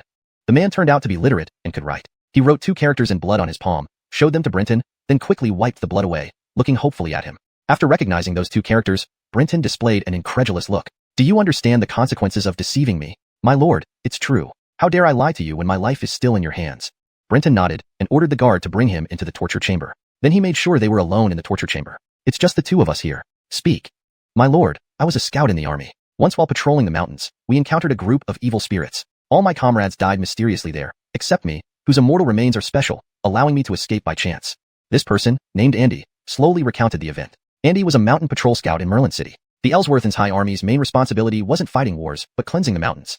As the name suggests, this meant clearing the evil spirits around the city. In vast wilderness and complex mountain terrains, many harmful evil spirits were attracted to cities inhabited by tens of thousands, or even hundreds of thousands of people, hiding nearby in the mountains. To prevent too many evil spirits from gathering around the city and threatening its safety, the Ellsworth & High garrisons in various places had to periodically clear the evil spirits in the surrounding mountains. However, large-scale military operations were costly and couldn't sweep the entire area every time. Thus, mountain patrol scouts came into existence. These scouts were composed of immortal cultivators skilled in evasion, reconnaissance, and survival, constantly seeking traces of evil spirits in the mountains and keeping records. During the next cleansing operation, garrisons would act based on the reports from mountain patrol scouts. While patrolling the mountains last time, Andy received a distress signal from his comrades, indicating that a scout had been discovered and attacked by evil spirits, sending a distress signal. Andy dared not delay, and immediately went to help. This wasn't because Andy was especially loyal. Rather, the death rate of patrol scouts was incredibly high. Given the myriad types of evil spirits, anyone could accidentally stumble into their lair anytime. So, the scouts formed a tacit understanding to come to each other's aid whenever trouble struck. None knew when they might become the unfortunate one. When Andy arrived, he met several scouts who had also responded to the distress signal. With more reinforcements, everyone felt more confident. Soon, they reached the location of the distress signal. It was a volcanic crater atop a mountain, surrounded by beautiful scenery. But upon arrival, they were shocked. What should have been lakes and forests in the crater now held a small palace unknown to them. The palace doors were open, unguarded, and inside, beautiful women and music greeted them, making their bodies feel relaxed. They waited until 10 scouts arrived before daring to enter. Following the sounds, they quickly reached an outdoor bath in the palace. Seeing the situation inside, the 10 aggressive scouts became highly aroused. In the bath, 12 beauties wearing sheer clothes were sitting or lying, their wet clothes clinging tightly to their bodies, revealing their graceful figures and mysterious allure. Among these beauties lay a naked scout brother in the embrace of 2 women, his face twisted in lust, arms around their waists. However, Andy and his comrades felt no hint of pleasure. Because their comrade's face was gray, almost all his muscles had disappeared, leaving only skin over bones, floating lightly on the surface of the water. A woman's head was buried between his legs, her skull bobbing up and down, rapidly flattening his skin. Andy and the others knew they had encountered evil spirits. Without hesitation, they hurled their magical weapons and talismans, killing 4 or 5 half-naked women instantly. Upon death, the women revealed their true forms, fish foxes. Fish foxes were half fish, half fox evil spirits, expert in illusions. They loved transforming into half-naked women by riverside during midnight, luring passing men to copulate, sucking their blood and essence. Therefore, upon seeing that the evil spirits were fish foxes, Andy and his companions felt a great relief. Fish foxes, although skilled in illusions, were not overly powerful. But just as they began to relax, they heard a woman's rebuke. She was essentially saying that they had been invited for pleasure, but instead ruthlessly attacked the women without gratitude. Therefore, the fish foxes wanted them to pay with their lives. This threat, of course, didn't faze Andy and his companions. They spent their days battling evil spirits. Why would they be afraid of such threats? But what happened next surpassed their expectations. The palace around them vanished, replaced by a dark forest shrouded in miasma. Initially, there seemed to be no issues, but soon Andy and his comrades found it increasingly difficult to breathe. Their faces felt damp, yet when they touched their cheeks, no moisture was there. The experienced mountain patrol scouts immediately sensed something was wrong. They attempted to leave but found that as their breathing became more labored, their movements grew sluggish, and even their spiritual energy within began to stagnate until it was like still water, unresponsive to their will. Andy could only watch helplessly as his companions suffocated to death. After their deaths, a thick golden mask appeared on their faces, featureless except for an outline of facial contours. Only after they died did this strange phenomenon appear. In regret, Andy lost his ability to resist and ultimately succumbed to suffocation, collapsing on the ground. After all the scouts died, a semi-naked woman, dressed in gauze and breathtakingly beautiful, slowly approached them. She lamented the loss of so many strong men and stated that dying under the thousand-faced vessel was an honorable death before instructing several fish foxes to throw their bodies down the mountain. Brenton listened, looking at Andy curiously. How did you survive? Can you come back from the dead? Andy chuckled awkwardly and replied, Lord, my immortal remains are called a slugula, which can alter the shape of its flesh. I created air passages in my body and suppressed internal functions to simulate death, deceiving those evil spirits. Brenton looked at Andy in astonishment. This ability closely resembled that of xuanhuan Tai Sui, who could control the shape of their blood and flesh. However, xuanhuan Tai Sui was far more formidable, possessing not only this ability. Why didn't you report this to the military for a full-scale assault? Andy sighed. I did, but they didn't believe me, thinking I was lying. They found an excuse to imprison me here. Why? Brenton asked, puzzled. Andy laughed bitterly. Because of the vessel. After much thought, it's the only possible explanation. How valuable was a vessel? For just a simple storage vessel, a clan had been exterminated. How much more so for such a mysterious and powerful vessel? Andy's superior must have coveted the vessel, planning to claim it for himself. Suddenly, Andy laughed again. Later, I heard my superior died recently, likely because he failed in his plot to obtain the vessel and was killed by the evil spirits.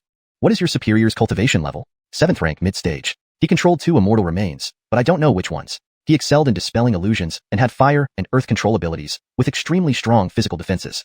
Brenton nodded, had Andy write down the exact location of the evil spirits, and smiled. I'm very interested. Not only will I forgive your debt, but if you lead the way, I'll also pardon your crimes.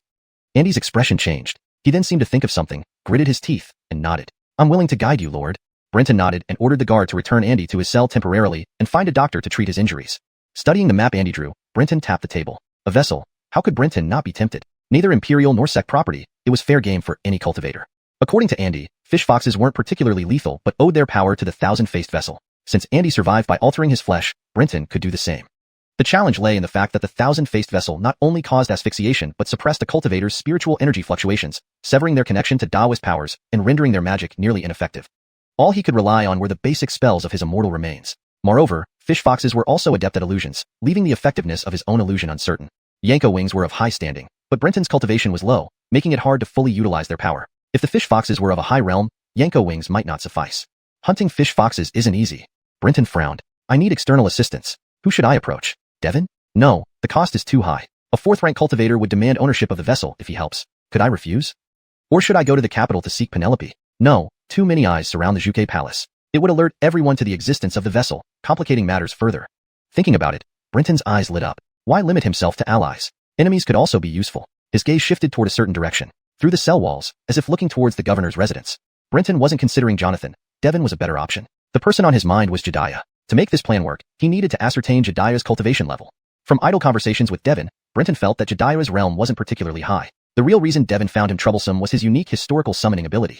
With this thought, Brenton left the cell, bought a bottle of good liquor, and sought out Devon. Under persistent questioning, he finally learned of Jediah's realm. 6th rank Spirit Passage. Chapter 188. The Frenzied Bird. Since Jediah spoke with Ezra, Brenton noticed that the prisoner's pace of paying up had significantly quickened. Within just 3 short days, the first batch of silver was collected. Ezra offered very enthusiastically to help send the silver to the capital, noting that the relatively short distance wouldn't take much time. However, Brenton still refused. After all, he was now planning a new veneration device and couldn't leave Melon City so soon.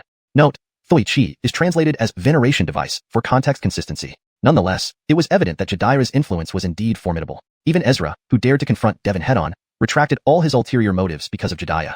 Over these few days, Brenton had been observing Jediah. Clifford's warning before his death and the wariness of both Devon and Ezra towards Jediah all highlighted the terrifying nature of the Donghuang Inspectorate. However, after several days of observation, Brenton didn't see anything extraordinary about Jediah besides his acerbic remarks. In every other way, he seemed like an ordinary scholar from the Great Ing dynasty. Seeing no peculiarities in Jediah's daily life, Brenton decided not to delay further. When facing an enemy, evasion was always the worst choice. Since it seemed as if Jediah possessed eyes that could see through all deceptions, Brenton didn't beat around the bush and approached him when Jediah was alone. Pei Daoist, have you observed enough about me and now wish to interact? Jediah started as straightforward as ever. Ignoring his comment, Brenton said, I would like to ask Dongfang Daoist for a favor. I wonder if you are willing. Jediah showed a surprised look, then smiled brightly. The Donghuang Inspectorate does not interfere in human affairs. We are recorders, not participants. How much do you know about fish foxes? Though they were speaking past each other, neither became angry. Fish foxes? Jediah finally picked up on the conversation. After some thought, he laughed and explained, fish foxes are water-dwelling spirits, appearing as demons but being ghosts in reality. Jediah introduced the origins of the fish fox without asking for any favors. Apparently, long ago, there was a fox demon who had achieved great power. Upon completing her cultivation, she ventured out into the world to hone her skills. She chanced upon a brave hunter from the Ellsworthuli tribe. Smitten by his strength, she transformed into a human and ingeniously set up a scenario where she pretended to be saved by the hero. She then intended to marry him to repay his kindness. As expected, the hunter played the hero, saving the damsel, and they married. Unbeknownst to the fox demon, the hunter had seen through her disguise and obtained poison capable of harming demons from a tribal shaman. On their wedding night, he made her ingest the poison, forcing her true form to reveal. The hunter mocked her cruelly, eventually skinning her alive. Just as he was about to kill her, she escaped into a large river. Despite escaping, the heavily injured fox demon was nearing death. In her dying moments, resenting the callousness of men, she transformed into a ghost, becoming a half-fish, half-fox creature. At night, she would turn into a beautiful woman, luring and killing men from the tribe until the entire community was wiped out due to the loss of its male population. Upon hearing this, Brenton remained expressionless. A cliched story? Jediah laughed. Cliché it may be, but it isn't fiction. Confused, Brenton looked at Jediah. This is a true account recorded by a senior from our inspectorate hundreds of years ago. Later, the hunter sought to eliminate the fish fox, diving into the river to confront her again. But as a ghost, the fish fox's bewitching abilities had reached mastery. The hunter was ensnared, leading to her impregnation and childbirth, turning the fish fox into a race. Brenton's mouth twitched. He couldn't believe such a bizarre story could be true. Reflecting on Jediah's capabilities, he surmised the historian must also have been powerful. Even with strong illusions, a fish fox shouldn't be a match for such a skilled historian. Yet, the historian watched coldly as the tribe declined to destruction, truly acting only as a recorder, not a participant. Considering Jediah's high-profile methods, that historian likely wasn't hiding in shadows but a prominent figure within the tribe. The villagers, seeking help, would find no response from him.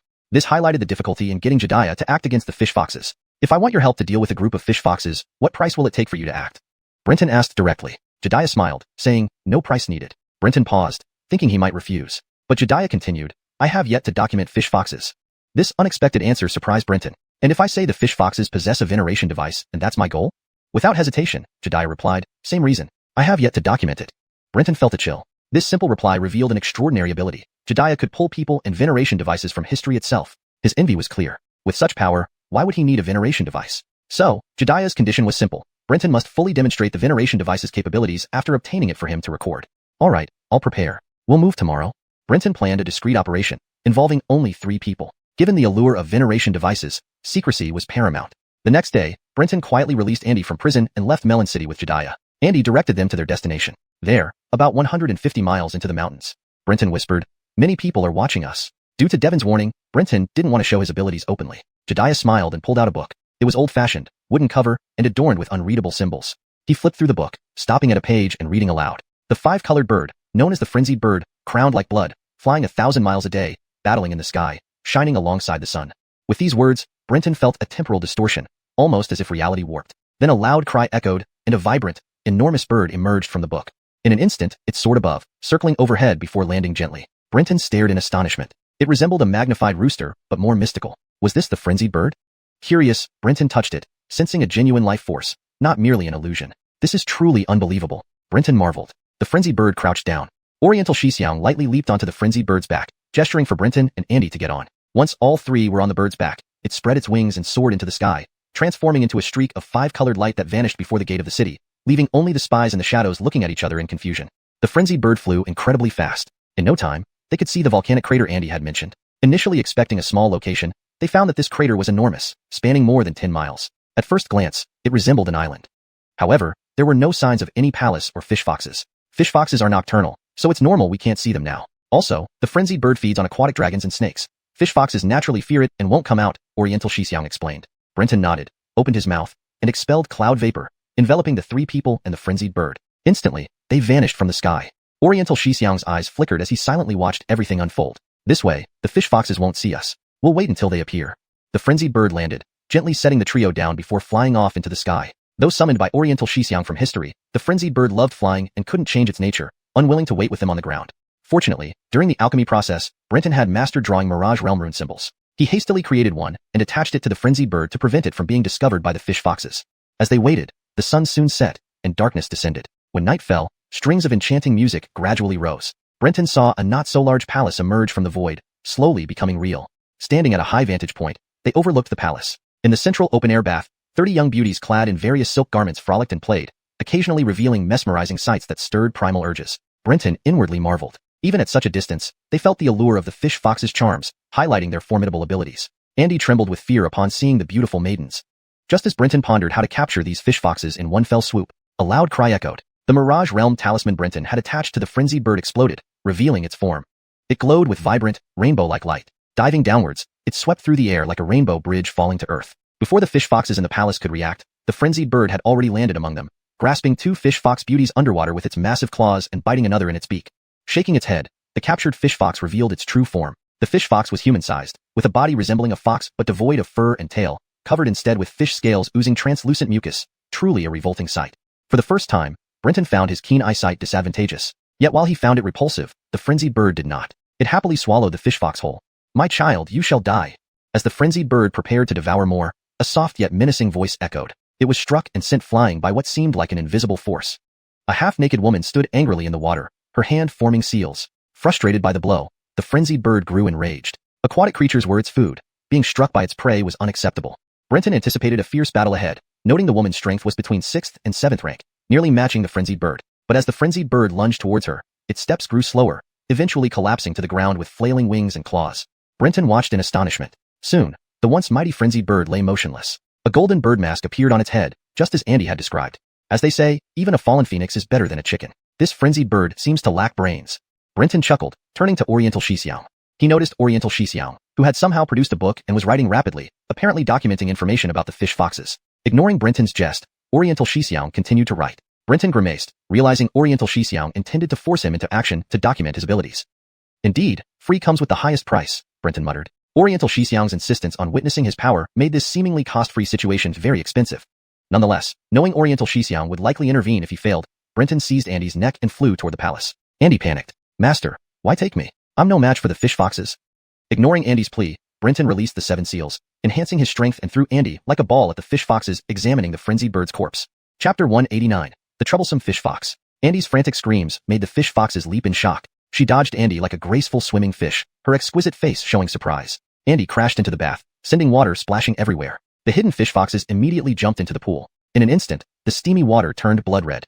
"What person is this? If you've come, why not show yourself? That doesn't seem appropriate for a guest." The leader of the fish foxes smiled charmingly, her voice measured and cheerful. Brenton laughed heartily. "Such a beautiful young lady. As a lone man, how could I dare to offend such beauty? As he spoke, Brenton had already approached the leader of the fish foxes. He undid the handcuffs from his waist and threw them out. A cloud surrounded the cuffs, making their trail invisible. When they reappeared, they were already on the leader's wrists. Seeing the handcuffs on her wrist, the fish fox leader's face showed a hint of surprise, but she remained calm. Seems like our guest has quite peculiar tastes. With that, Brenton saw that fish scales appeared on the leader's arm, secreting transparent mucus, and the handcuffs strangely slid off her wrists. These cuffs can't hold you. Quite impressive, young lady. May I ask your name? The leader of the fish foxes bowed slightly and replied with a smile. This humble girl is named Gabriella. And what brings you here, sir? Gabriella was courteous and composed as they conversed, but her actions were fierce and unyielding. The moment Brenton neared Gabriella, he felt his breathing slow slightly. Although it wasn't severe, Brenton instantly realized he must have been attacked by the Thousand Faces instrument. The Thousand Faces can attack without targeting specifically. It seems to assault everyone within a certain range. Thinking this, Brenton activated his distortion technique. Instantly, the sense of restricted breathing vanished. So you are here, sir? Gabriella's eyes lit up. With a gesture, the clouds around Brenton vanished, replaced by a strange atmosphere, akin to being underwater yet breathable. Truly impressive. No one has ever broken my technique so easily. Gabriella giggled, her eyes curved like crescent moons. Since you've shown yourself, why not give your name instead of using illusions on me? Could you have evil intentions? She effortlessly dissolved the mirage realm as well. Brenton didn't feel discouraged. He smiled and bowed respectfully. I am Brenton. Honored to meet you, Lady Gabriella. Fish foxes emerged from the water, bringing up a bone throne and placing it on the surface. On the throne, remnants of Andy's clothing were still visible. This was indeed Andy's skeleton. In the short time Brenton and Gabriella were dueling, the fish foxes had devoured all of Andy's flesh and essence. Sitting on the bone throne, Gabriella lightly bit her lip. Her translucent robe moved seductively, revealing glimpses of hidden places, captivating the soul.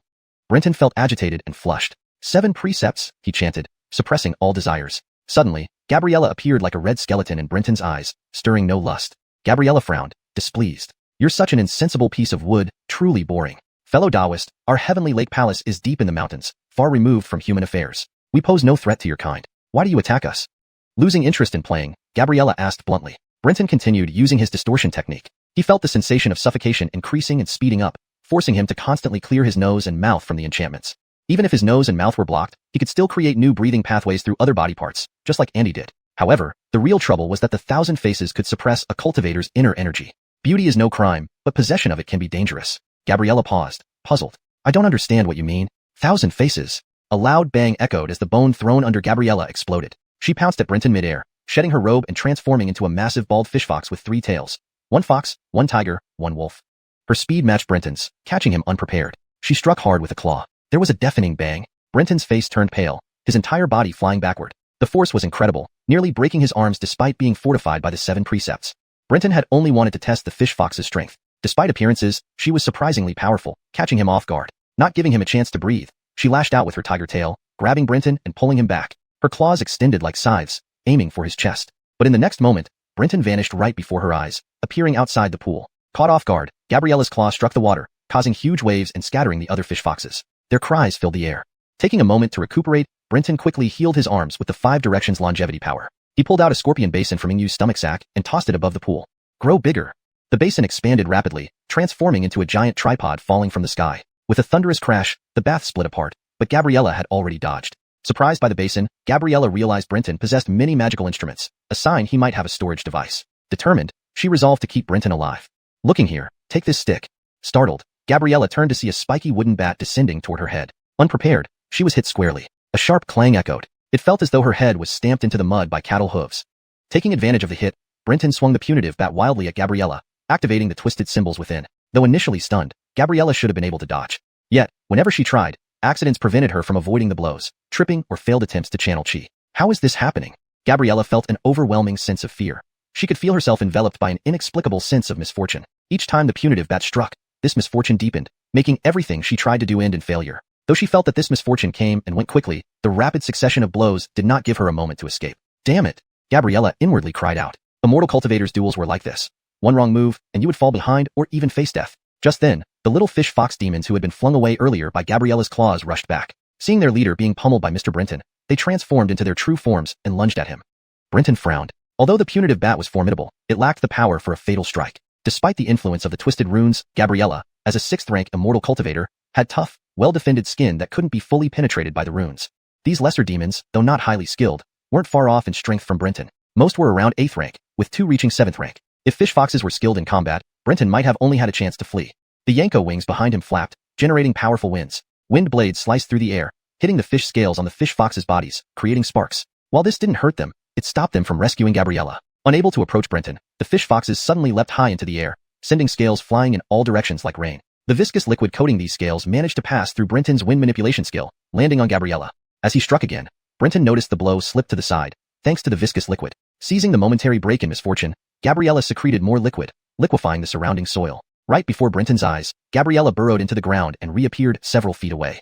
Gabriella was now a mess, with most of her scales upturned, oozing black pus and blood. Her eyes blazed with venomous hatred as she licked her wounds and snarled at Brenton. I swear, I won't let you go today. I will capture you, make you my husband, and we will have many, many children. Brenton froze, recalling the legend of fish foxes from Sydney. His expression turned peculiar. Fish foxes indeed had unfathomable minds. Was the worst curse not death but forcing someone to have children? He couldn't understand fish fox logic. He put the punitive bat back in Inu's stomach pouch and drew the decapitation knife. Gabriella's scales were battered and her defenses broken. One well-placed slash to her neck could sever her head with the new rune on the decapitation knife. Seeing Brenton clearly had storage equipment, greed gleamed in Gabriella's already venomous eyes. Having shifted from deadlock to gaining an upper hand, Brenton gained confidence in victory. Fish foxes, despite being 6th rank, weren't good at combat, offering him hope. Striding toward the fish foxes, he gripped the decapitation knife. Distortion, he mentally shouted, disappearing from sight only to appear among the fish foxes, aiming the knife at Gabriella's neck. A sickening squelch followed. Gabriella's head flew off, spraying black pus. Shocked, Brenton thought he'd succeeded. But next came several piercing whistles behind him. Distortion. Brenton used the distortion technique again, but it was too late. Claws dug into his back, leaving deep wounds that almost reached bone. Had it not been for the protection of the Yanko wings, his heart might have been pierced. Using distortion, Brenton retreated several feet, only to draw in a sharp breath upon seeing 2 Gabriellas standing before the beheaded body, faces full of regret over having missed him. How is this possible? There are 3 Gabriellas? Brenton was stunned. Then, he saw golden masks appearing on the faces of other fish foxes, which eventually grew into 3 tails, transforming them into Gabriella replicas. What's going on? Brenton had never seen anything like this. This is astral body projection. Surprisingly, such a minor ghost has this ability, said Sydney casually from afar. Hearing Sydney, the Gabriellas turned towards him. He openly revealed himself, sitting cross-legged on a distant cliffside, holding a book in one hand and a brush in the other, smiling politely at the Gabriellas. Who are you? They asked in unison. He is an imperial censor of the Eastern Sovereign and claims to be the chronicler of heaven and earth. Brenton laughed, revealing Sydney's identity. The Gabriellas laughed together. Eastern Sovereign censorate, so much for knowledge. You know so little. Brenton raised an eyebrow. Their mockery wasn't false but true. Did this mean Gabriella's ability wasn't astral body projection? What did that mean? Brenton realized his lack of knowledge made analysis difficult, but he could deduce it was likely some form of doppelganger ability. Sydney frowned, his eyes glowing emerald as he scrutinized the fish foxes, his expression puzzled. It appears just as you say, my friend Dong does lack insight. Brenton laughed, mocking alongside the fish foxes. But Sydney remained composed, replying humbly, you speak truly. I am unworthy of my title, unable to see through your methods. Truly shameful. Brenton silently cursed, surprised by Sydney's lack of reaction to this humiliation. Yet, this delay allowed Brenton's back to heal completely. The 5 Directions longevity power was impressive. Looking at the Gabriellas, he felt vexed. Fish foxes weren't strong attackers, but excelled at survival. He couldn't tell which was the real Gabriella, exposing too many of his abilities.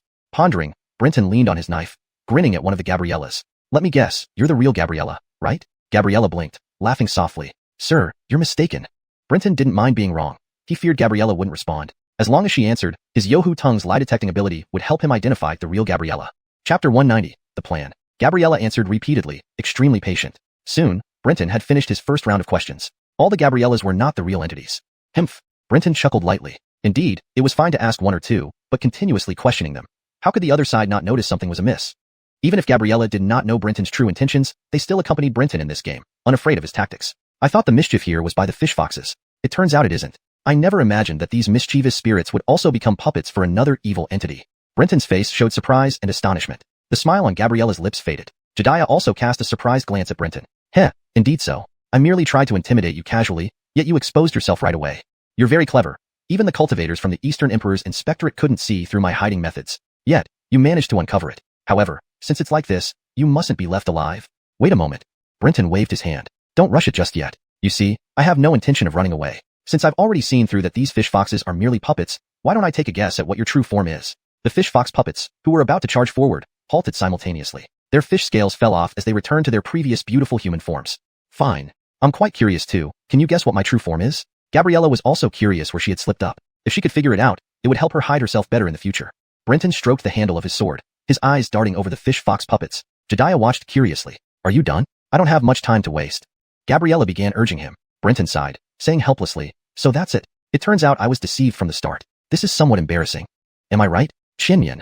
The faces of the fish fox puppets all revealed expressions of shock. Brenton smiled. Actually, from the beginning, I was deceived by Suzette's story. From him, I learned that the fish foxes possessed a spirit device. Of course, Suzette wasn't deliberately deceiving me. He genuinely believed it was a spirit device. But Suzette not deceiving me doesn't mean you didn't deceive him. So, I boldly guessed that Xuanhuan isn't a spirit device, but an evil spirit. Am I right, Xuanhuan Gabriella?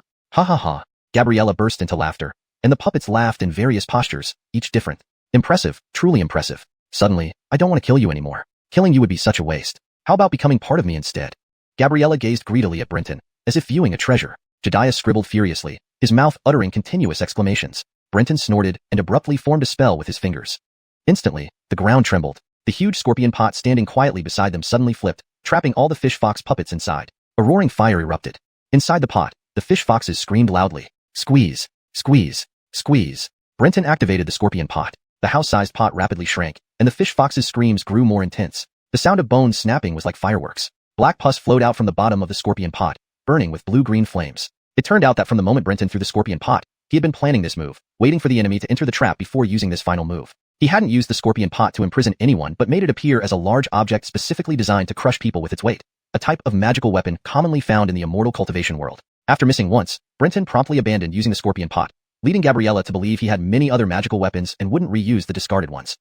This reduced the vigilance towards the scorpion pot. On the surface of the scorpion pot, there were inscriptions of fire mastery, mirage realm, twisting reality, and others.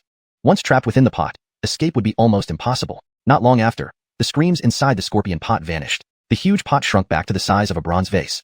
With a wave of his hand, Brenton retracted the scorpion pot, pouring it out. A pile of black, foul-smelling bone powder fell from the pot, and the force trying to obstruct his nose and mouth disappeared. What a pity, wasted effort. Brenton said gloomily. This time, he ended up losing money. Not only did he fail to obtain the spirit device he anticipated, but Jediah also got exactly what he wanted, recording himself in his history books. He might even end up working for free for him in the future, which greatly displeased Brenton. Friend Pei indeed has excellent skills, meticulously planning and cornering this evil spirit. Unfortunately, this evil spirit never revealed its true form until death.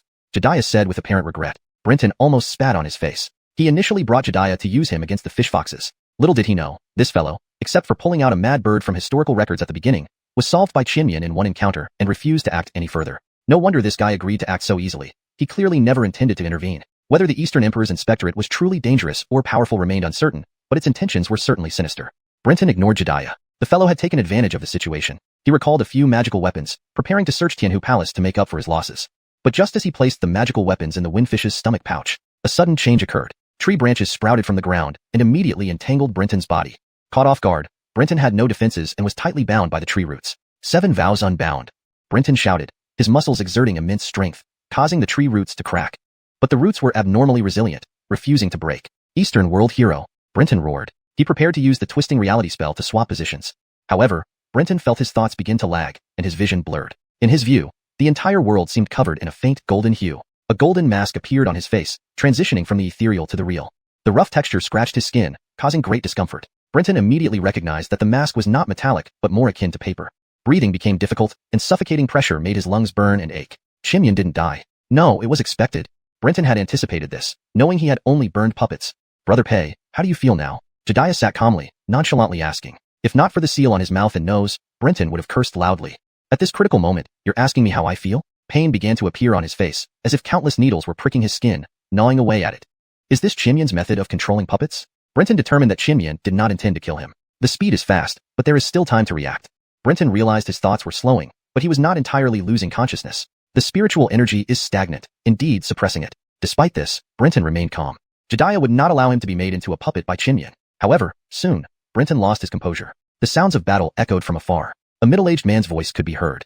Eastern world hero, I don't want to have bad blood with your Eastern Emperor's inspectorate. Besides, this is a matter among immortal cultivators. According to the rules, you can't interfere. Suddenly, 3 more people appeared. These 3 individuals revealed their magical power fluctuations, no longer hiding their traces. Damn it! Brenton was furious, wondering where these 3 harbingers of disaster had come from. According to the rules, indeed so. The feud between you two isn't my concern. Jediah's voice echoed in Brenton's ears, severing any hope for rescue.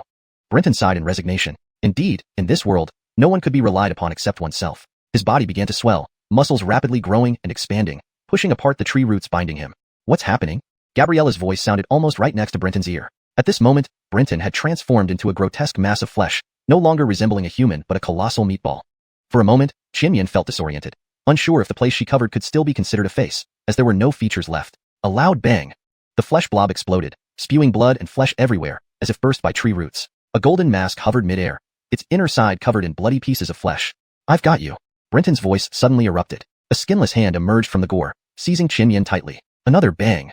Flames blazed on the skinless hand, engulfing Xuanhuan in fierce fire. Ah! Xuanhuan screamed, the golden mask twisting madly but unable to escape the crimson hand. Fragments of flesh splattered around. By now, Brenton's entire body was stripped of skin, drenched in blood, his expressionless face grotesque like a demon just crawling out of hell. He looked down at the burning Xuanhuan in his hand, uttering a soft, Haha, I didn't expect you to actually be a spirit device. Save me, save me. You promised me, you promised me.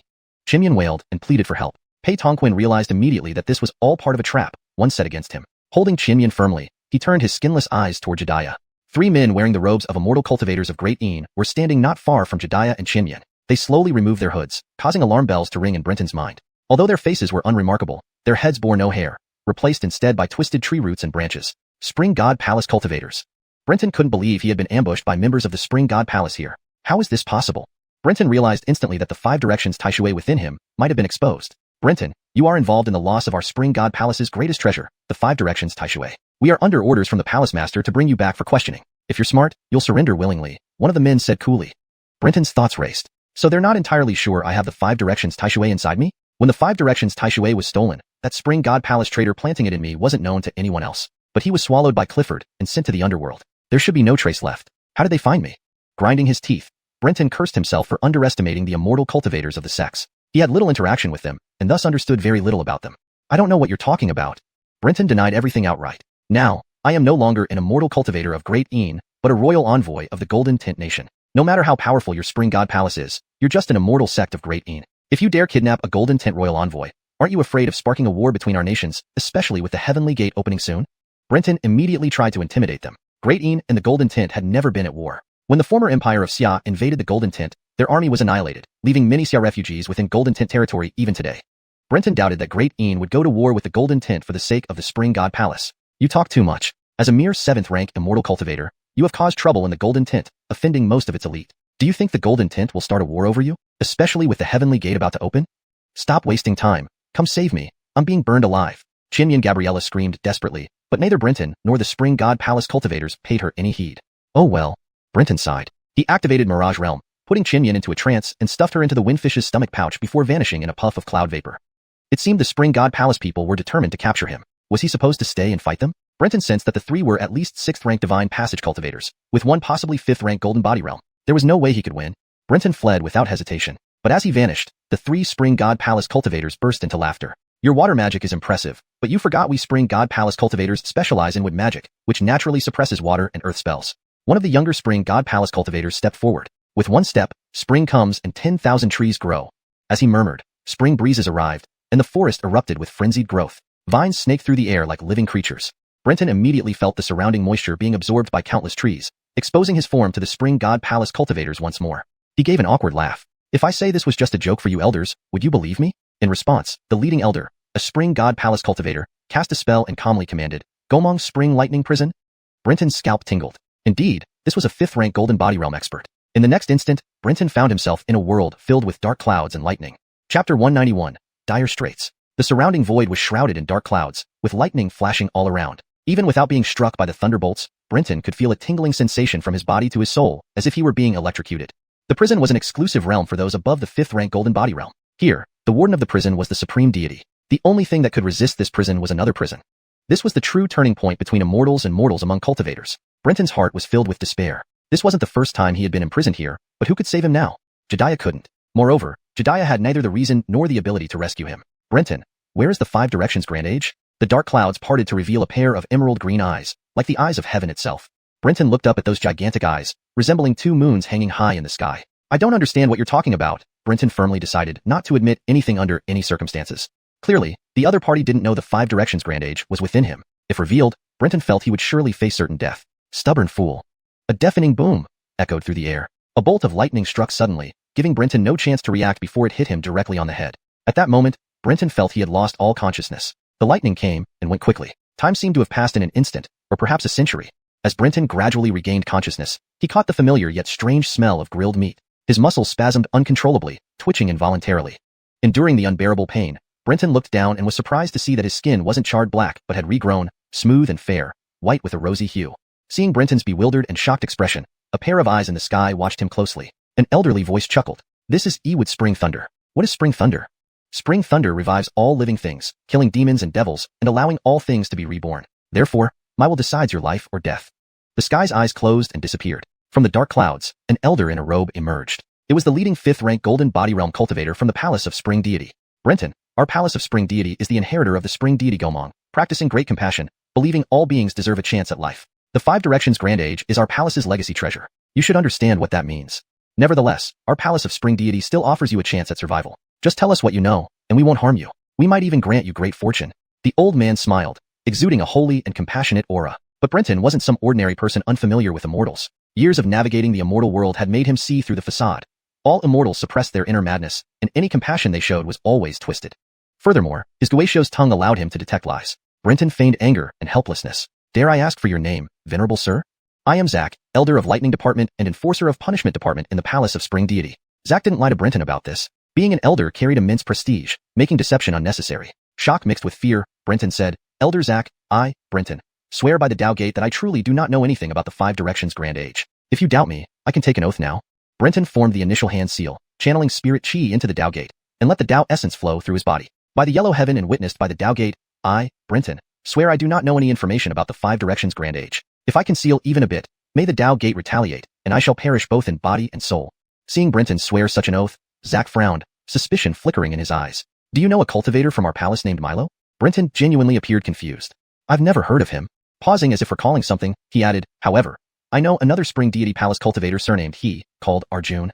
I have a supernatural ability to transform and recreate anyone's appearance. Please allow me. Brenton respectfully requested. Pleased with Brenton's compliance, Zack nodded approvingly. Here, in his prison, he wasn't afraid of Brenton pulling any tricks. Clouds spewed from Brenton's mouth, gathering and forming a human shape beside him, becoming clearer until a young man dressed in Spring Deity Palace robes with feet like tree roots and hair replaced by willow branches stood before them. That's Milo. Zack confirmed with interest. Brenton thought, just as suspected, the man used a fake name. How did you meet him? Tell me everything you know. Brenton took a deep breath, his Guaixo's tongue power of deceit running to its limit as he began recounting. He described how he was newly accepted as a disciple by the immortal Clifford from Sealdean City and received news of disturbances in Riceman City. Clifford, wishing to broaden his horizons, brought him and several officers to Riceman City to handle the disturbance. En route, they met someone claiming to be Arjun, currently an imperial immortal of Great Een after training outside the palace. They joined forces and continued toward Riceman City. Later, during the encounter with the evil spirits, Arjun rushed out recklessly and vanished. Clifford assessed the situation as beyond their handling and planned to flee. However, they were ambushed mid-journey. Clifford fought fiercely, suffering severe injuries before slaying the evil spirits. Then Arjun reappeared, killing the officers and nearly mortally wounding Clifford, forcing him to hand over something. Unexpectedly, Clifford had prepared a contingency, swallowing Arjun and dying afterward. Brenton's eyes glistened with tears. Though I don't know what this so-called 5 Directions Grand Age is, it must be what Arjun forced my master to hand over. Where is that object?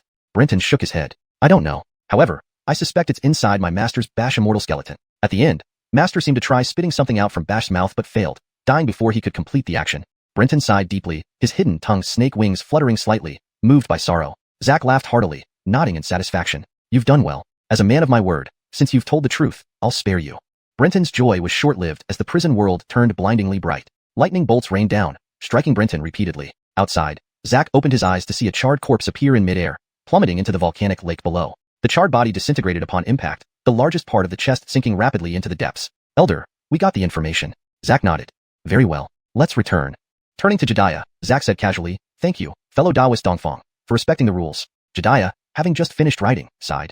Among wandering cultivators, few can control multiple immortal skeletons. Brenton controlling two without perishing makes him exceptional. Guided by Devon, his future potential was limitless. Such a prodigy falling is truly regrettable. Fellow Taoist Zack, you've extinguished a seed of immortality. Zack sneered in disdain. There are no divine imprints left on them. These riffraff will always remain riffraff. The talk of heavenly pride is too laughable. Farewell. The two sides parted in discontent as Zack, accompanied by 2 disciples from the Spring Deity Palace, turned and left, transforming into a streak of lightning that vanished. Jediah sighed. He glanced at the scorched limbs floating on the lake's surface, showing a hint of disdain on his face. After much contemplation, he eventually summoned a piece of driftwood and inscribed upon it, Grave of Immortal Cultivator Brenton. He then threw the makeshift tombstone to plant it on the shore. Just as he finished this task, another bolt of lightning flashed from the sky and stopped over the lake. It was the young cultivator who had just left not long ago. He bowed respectfully to Jediah. Greetings, Mr. Dongfang. I am Li Zan from the Spring Deity Palace. Jediah nodded, replying with courtesy, "Greetings, Daoistly. I wonder why you have returned after leaving." Li Zan smiled and explained, "Elder left in haste, and forgot to retrieve the storage charm from Brenton's body. Additionally, though the immortal remains of Brenton may be useless to us cultivators from the Spring Deity Palace, they are still a resource that should not be wasted, so I was asked to return and recover them." A twitch appeared at the corner of Jediah's mouth. Of course, Elder mentioned that if Daoist Dongfang wishes to partake, all of Brenton's immortal remains can be given to you, but the storage charm must be taken back. "I hope for your cooperation, Daoist Dongfang."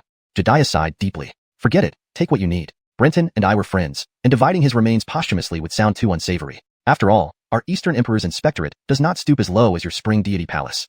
Li Zan's face darkened. He gave a cold snort and plunged into the heavenly lake waters. Jediah was about to leave when suddenly, the surface of the heavenly lake began to churn violently, forming huge waves. Soon, Li Zan reappeared, half submerged and looking terrified.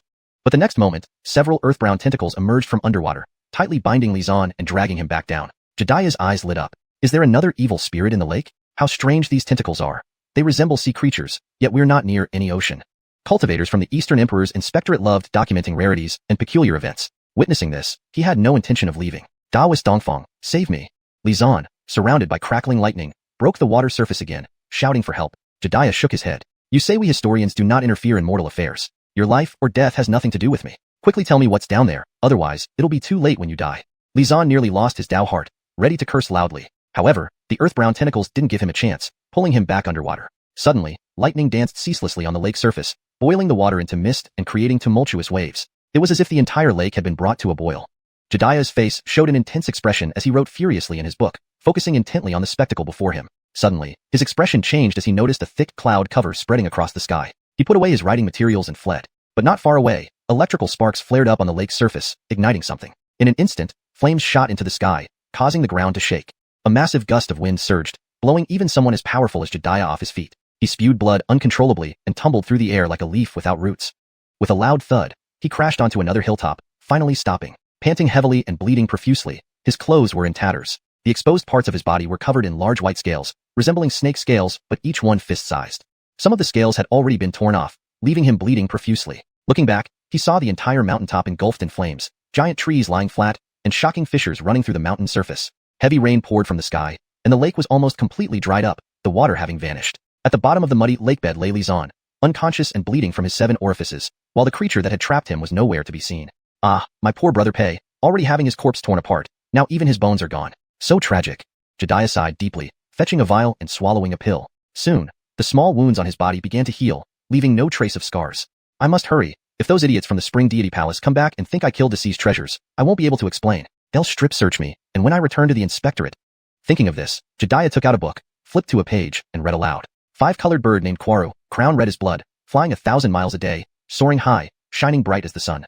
Instantly, Quaru emerged from the book, its call less resonant and its vigor somewhat diminished. Clearly, the previous incident caused by Xiuxian had affected the power of Jediah's tome. Regardless, Jediah climbed onto Quaru's back and urged, "Quick, let's go. Don't get caught by that old beast, or else we'll have a lot of explaining to do." Quaru chirped once and soared into the sky. "Daoist Dongfang, as good as Quaru is, you can't keep exploiting it. Look at how worn out it is." A weak voice sounded behind Jediah, turning his face green instantly. ##### Chapter 192, Springtide City. Chirp. Upon hearing this, the wild bird also turned and emitted a feeble cry. Jediah turned around to see Brenton, sitting behind him with a face as pale as paper. "You're actually not dead?" Jediah's eyes sparkled with disbelief. He had clearly seen Brenton's body torn apart into pieces, yet somehow Brenton was still alive. What kind of terrifying survival ability is this? "Please sit well, Daoist friend Pei," Jediah said, knowing that this wasn't the place for conversation. He patted the back of the weakened wild bird. The wild bird immediately burst into dazzling 5-colored light, transforming into a rainbow and vanishing from the scene. Soon after, a bolt of lightning stopped above the celestial lake. Lincoln looked at the unrecognizable volcanic crater in bewilderment. He glanced down at the corpse of his disciple lying silently in the mud. How could this happen? "Elder." Another disciple scanned the surroundings fearfully, unable to imagine what level of a mortal cultivator could cause such a horrifying scene. "Let's go. There must have been another powerful figure involved. Leave first, then we'll return later. If that Jediah is still alive, we'll find out what happened from him after paying the price." As he spoke, a vine began growing from Lincoln's hand, becoming thicker and changing color from green to dark brown. Leaves sprouted rapidly along it. The vine wrapped up the corpses of the Xuanhuan palace cultivators. The 3 transformed into a streak of lightning and disappeared again. On the back of the wild bird, Brenton could already see the outline of the city. He coughed lightly and asked, "What was that explosion just now?" Jediah looked bewildered and turned toward Brenton. "Weren't you responsible for it?" "Don't joke with me, brother Dongfang. That kind of power isn't something I can create. You saw I didn't even dare touch those Xuanhuan palace corpses before fleeing." A trace of confusion appeared on Xavion's face as well. He then laughed. It's fine. Perhaps it was some passing great power. Since they didn't continue attacking us, it means they didn't take us seriously. Moreover, I've memorized everything clearly. When I return, I will document it in the historical records. Today, Jediah was truly the biggest winner. He barely exerted any effort, merely watching from the sidelines while profiting handsomely. Except for that final inexplicable explosion which left him with minor injuries, Jediah suffered no real loss. Even the wild bird, after being killed by Qinmian, was somehow resurrected from the flow of history, something Brenton had never anticipated. This highlighted the unbelievable strength of the heavenly historians of the Eastern Emperor's office. By the way, since Xuanhuan Palace is now keeping an eye on you, your survival will inevitably be exposed. How do you plan to handle it? Jediah slowed the wild bird's flight to give Brenton time to think. Brenton sneered. Lincoln is merely a 5th-rank golden body realm cultivator. It's fine if he doesn't come. If he does, I have Devon to deal with him. In the territory of the Golden Tint, how can we allow a Dashang Empire immortal cultivator to act freely? Each realm beyond 5th rank differed vastly in power. Had Devon been present today, Lincoln would have had no chance. I'm curious, how did you manage to fake your death and escape from Lincoln's prison? Jediah asked casually. Brenton laughed but remained silent. A jest indeed. How could he reveal such a major secret? In truth, Brenton devised this method based on Andy's experience of feigning death to escape Qinmian. Being only a 7th rank immortal cultivator, Brenton knew he couldn't match a 5th rank golden body realm expert, especially within their own prison. So, he pretended to cooperate fully, providing all the information. Before Lincoln could deliver the fatal blow, Brenton had the 5 Directions Grand Age sever his limbs and replace his body entirely, concealing his head and organs inside. Thus, when subjected to thunder strikes, only the temporary body created by the 5 Directions Grand Age took the damage, leaving Brenton relatively unharmed. More importantly, destiny favored him. At the moment, the 5 Directions Grand Age was at the central Earth position, where the thunder of death could not penetrate to harm him fatally. Thus, he narrowly escaped. However, Brenton didn't expect the Xuanhuan Palace people to return. Fortunately, there was only one person who entered the Celestial Lake underwater recklessly. This allowed Brenton to fully release the 5 Directions Grand Age, combined with the Immortal Corpse technique, trapping him tightly. If not for the sudden explosion, Brenton would have captured him alive, and perhaps discovered who leaked his whereabouts to Xuanhuan Palace, shifting the blame onto Jediah. But man plans, and heaven disposes. Brenton sighed inwardly. As the wild bird landed, Devon suddenly flew over, landing before Brenton. Looking at the two disheveled figures, he asked curiously, "What were you doing?" Brenton laughed and said, "We found a group of demonic creatures and invited Taoist brother Dongfang to help eliminate them. But unexpectedly, we ran into immortal cultivators from the Dashang dynasty's Xuanhuan Palace, leading to a fierce battle and a narrow escape." Devon was taken aback and then erupted in anger. "These Dashang immortals don't respect us Golden Tint Nation. They dared to attack our officials within our borders." Despite saying this, Devon made no move. Nor did he ask where the battle took place, a hypocritical display. Brenton rolled his eyes but didn't call out his hypocrisy. "I'm going back to heal. The prison reform here is complete. Let's leave tomorrow." After saying this, Brenton left. His injuries were quite severe. Watching Brenton walk away, Devon frowned and turned to Jediah. "Who did you encounter? What level? Don't say you were killing and looting. I'm not stupid." Jediah remained unmoved, lazily replying, "Why so many questions? You're not planning to seek revenge or help us. Immortal cultivators shouldn't be so hypocritical."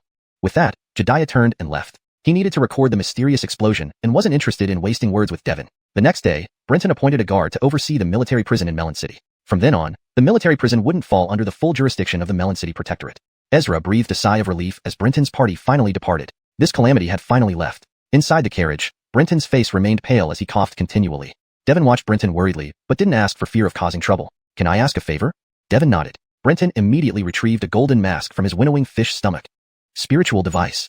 Devon was startled, examining the 1,000 faces with amazement. "If you ever want a nickname, I think Treasure Child suits you well. In the short time you've been in Golden Tint, you've already obtained 2 spiritual devices. At this rate, you'll soon surpass me." Hearing this, Brenton felt reassured. Devon implied that he owned many spiritual devices and wouldn't covet this one. Brenton slowly told Devon about controlling the fox spirit with the 1,000 faces. Then he asked, "Spiritual devices are special magical treasures, right? Why can they control spirits and turn the fox spirit into a puppet?" Devon played with the 1,000 faces, smiling. "What do you think a spiritual device is?" For a moment, Brenton struggled to find the right words to describe it. The essence of a cursed artifact is actually immortal remains. When one harnesses immortal remains successfully, it results in an immortal cultivator. If it fails, the cursed artifact falls back into dormancy. However, if the wielder and the immortal remains exist in a bizarre balance, a cursed artifact will form. One could say that a cursed artifact is an unconscious immortal cultivator. This situation is rare. When a cursed artifact is created, it's not a complete failure of harnessing the immortal remains. At this point, the soul of the wielder is trapped within the cursed artifact, and the malevolent soul within the immortal remains also falls into a brief slumber, similar to the state before an 8th rank immortal cultivator. But ultimately, a cursed artifact is a state where immortal remains are being harnessed. As time passes, the malevolent soul within the immortal remains will eventually awaken. Without an immortal cultivator to keep it in check, the malevolent spirit revives much faster, several times quicker than usual. Hearing this, Brenton's hair stood on end. "So, you mean that eventually, a cursed artifact will turn into a malevolent spirit?" "Exactly, Devon replied with an expression that implied it was common knowledge. So, a cursed artifact must be continuously cultivated and sealed by an immortal cultivator. Cultivate the body of the immortal within the artifact and seal the malevolent soul inside the immortal remains. This maintains the balance. Once the balance is broken, the cursed artifact will turn into a malevolent spirit and devour its master. Devon gave Brenton a half-smile. Therefore, for an immortal cultivator, having more cursed artifacts isn't always better. If there are too many, and you can't maintain their balance or lack effective sealing methods, the moment you're weakened, you risk being retaliated against by the malevolent spirits.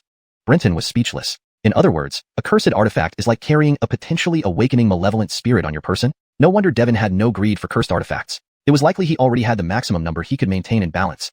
Earlier, Brenton's concern stemmed from his lack of understanding of cursed artifacts. So, whether a cursed artifact suits you depends on your ability to seal it. I can help you temporarily seal it, but in the long run, it's up to you. With that, Devon returned the 1,000 faces to Brenton, saying, try to seal it yourself first. If you can't, I can help temporarily. Once you have the chance, you can sell it and find one more suitable for you. Brenton nodded. He wasn't overly worried about this. If his cultivation wasn't suitable for sealing 1,000 faces, he wouldn't have been able to subdue it in the first place, let alone bring it back. Devon then imparted some theories and tips on sealing to Brenton, who began to study them immediately. Halfway through their journey, Brenton suddenly called Cliff over. Sir. Brenton, who was looking at a map, said, change course, head to Springtide City. Cliff was taken aback, but quickly complied. Devon curiously looked at Brenton. To prevent an ambush by the Spring Palace cultivators. Devon awkwardly laughed, refraining from making any bold claims. Clearly, Brenton was mocking his reluctance to confront the Spring Palace cultivators.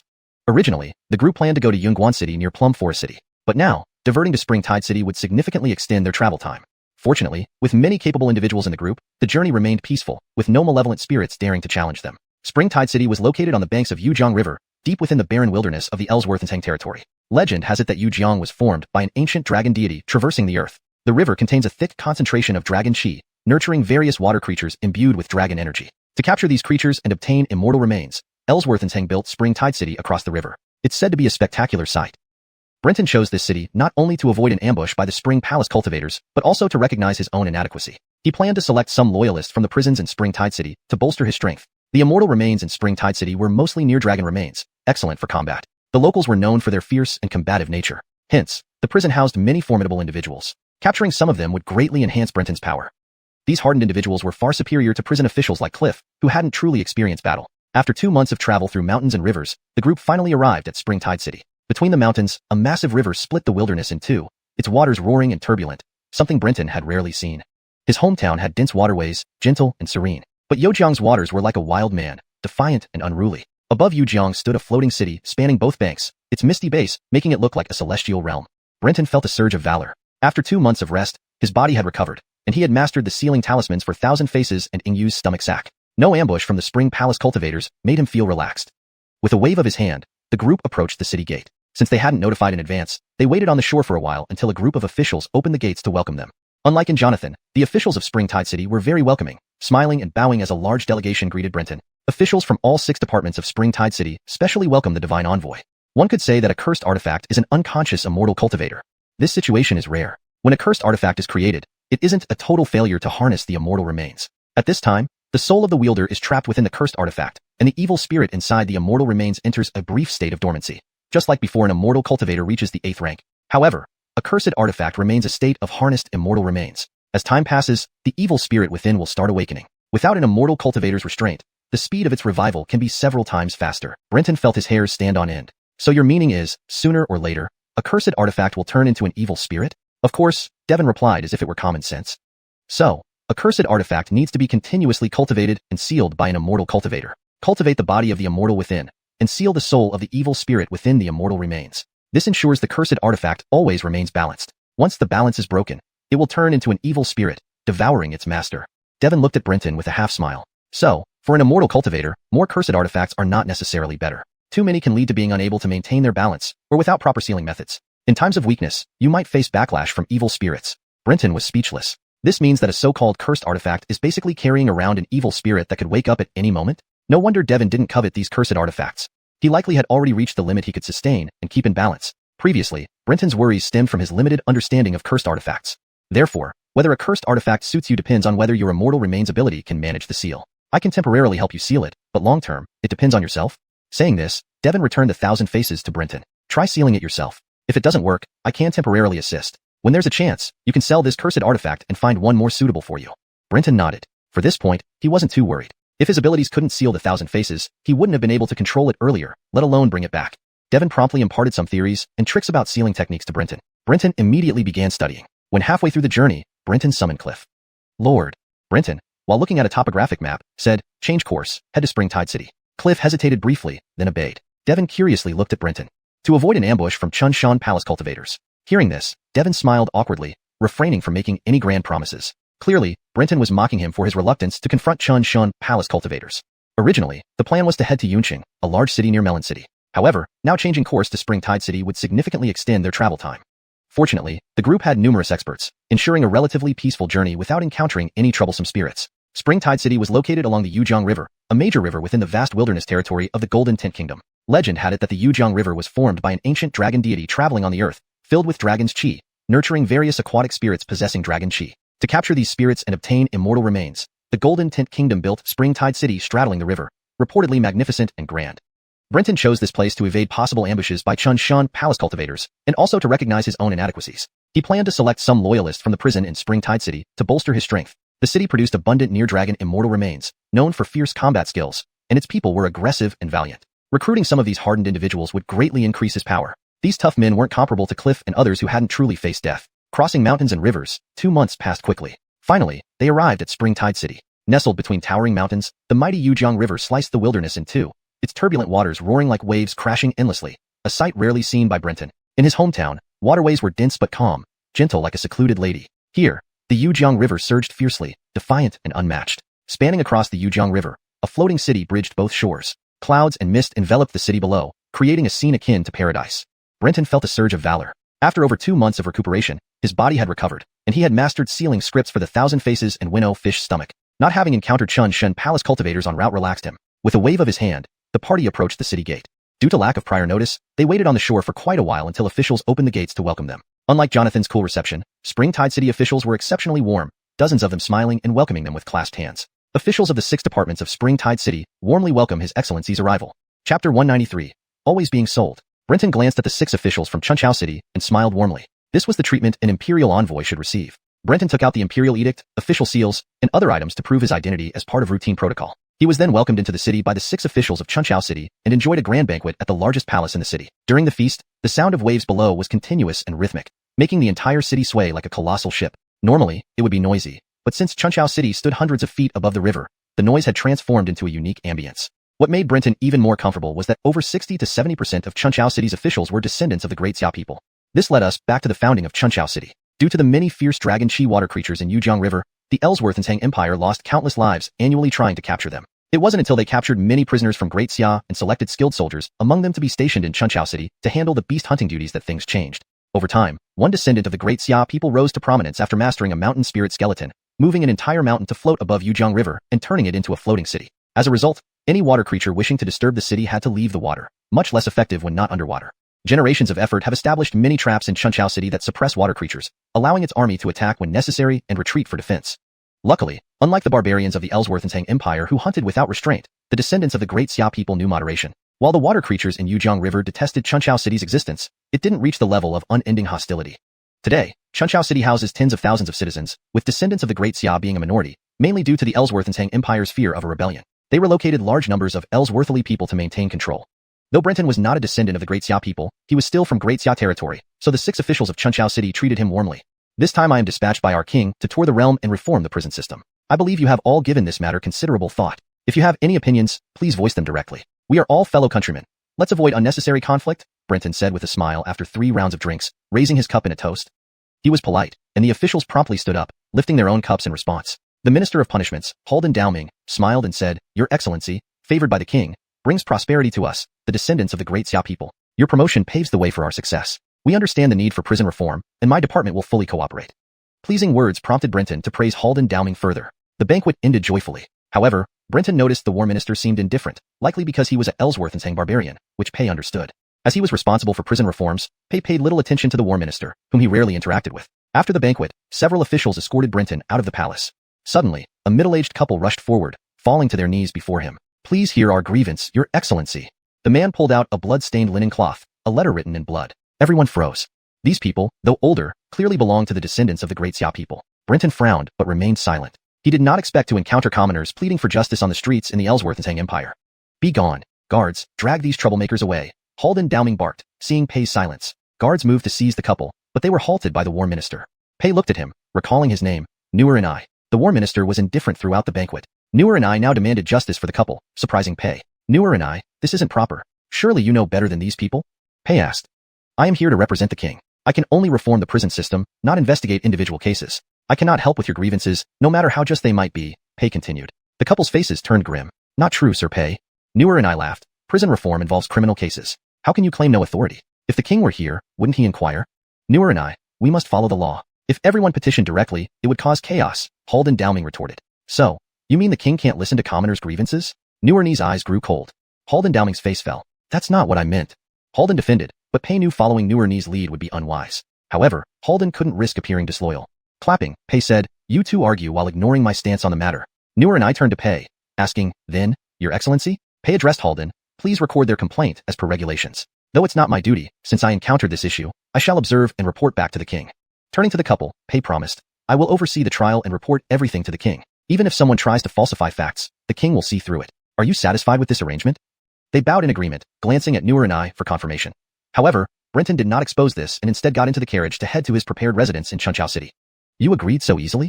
Only when they were in the carriage did Jediah, who had remained unnoticed all along, speak up. Due to his special status, from before entering the city, he pretended to be a subordinate, even sitting at Cliff's table downstairs during the banquet. He had just witnessed everything outside the Imperial Pavilion as well. Brenton smiled and said, no problem. More fleas won't itch more. It's a good chance for me to see who this insider is. Devon was taken aback by this. Insider? What insider? Brenton looked out through the curtain, appreciating the scenery outside, and calmly spoke. The drama outside the Imperial Pavilion was clearly aimed at me. We suddenly changed our route to come here without prior notice. Without an insider, how could they have prepared such a show ready to perform the moment I arrived? Jediah burst into laughter upon hearing this. Poor you, always being sold. Devon gave Jediah a puzzled look. He didn't understand what this meant. For Chunshan Palace to set up a trap to kill Brenton with such precision, if it wasn't because of being sold out, how would that be possible? Brenton agreeing to act as a spy for Dayan within the Ellsworthentang Empire was highly confidential. Such information shouldn't be accessible to any sect easily. It's taboo everywhere. Yet, Chunshan Palace not only knew but also precisely found out where Brenton was, what he lacked, and what he wanted, then set up a specific trap for him. If the Chunshan Palace's plan was due to betrayal by someone from Dayan, then this big show in Chunchao City must be due to betrayal from their own group. Brenton shrugged, unfazed. Finding the insider wasn't difficult for Brenton. With his ability to discern lies, he only needed to ask everyone one by one. But wouldn't that make it less interesting? Besides, with hundreds of people in their group, Brenton didn't have the patience to ask each person. Keeping the insider around could continuously provide suitable enemies for him to choose from. Without enemies, how could one gain power by killing and plundering? He, Brenton, was not one to indiscriminately kill the innocent. News of the Imperial envoy being intercepted on the street by citizens demanding justice quickly spread throughout Chunchao City thanks to some people pushing it. The Ellsworthentang barbarians were bewildered. This could happen? On the other hand, the Dayan descendants were very excited. Due to cultural differences, the Ellsworthentang barbarians weren't accustomed to so-called imperial petitions. A lost lawsuit could be resolved with fists. Thus, this case had become a matter of public attention. The next morning, after breakfast, Brenton prepared to let Cliff handle the prison reforms as usual while he returned home to focus on cultivation. Chunchao City, built over the Duga River, had an abundance of water spirit chi far exceeding criminal spirits. Naturally, Brenton chose to sit at home and absorb water spirit chi for cultivation. Since both methods could enhance his cultivation, why bother going far when something closer sufficed? However, Halden Dowming's arrival disrupted Brenton's plans. When Brenton heard Halden Dowming had come to see him, he was speechless. As one of the 6 ministers of the city, wasn't he too idle? But since Halden Dowming had come, Brenton couldn't ignore him and had to let the guards bring him in. Minister Halden, do you have any opinions about the prison reforms? Feel free to speak. We're fellow countrymen. We can speak freely. Brenton smiled and asked. Halden Dowming immediately laughed happily. Your words warm my heart, Lord Pei. The prison reform is fully promoted by you, and us, your fellow countrymen, naturally will support it wholeheartedly. How could we have any objections? That said, Minister Halden, why did you come to see me so early?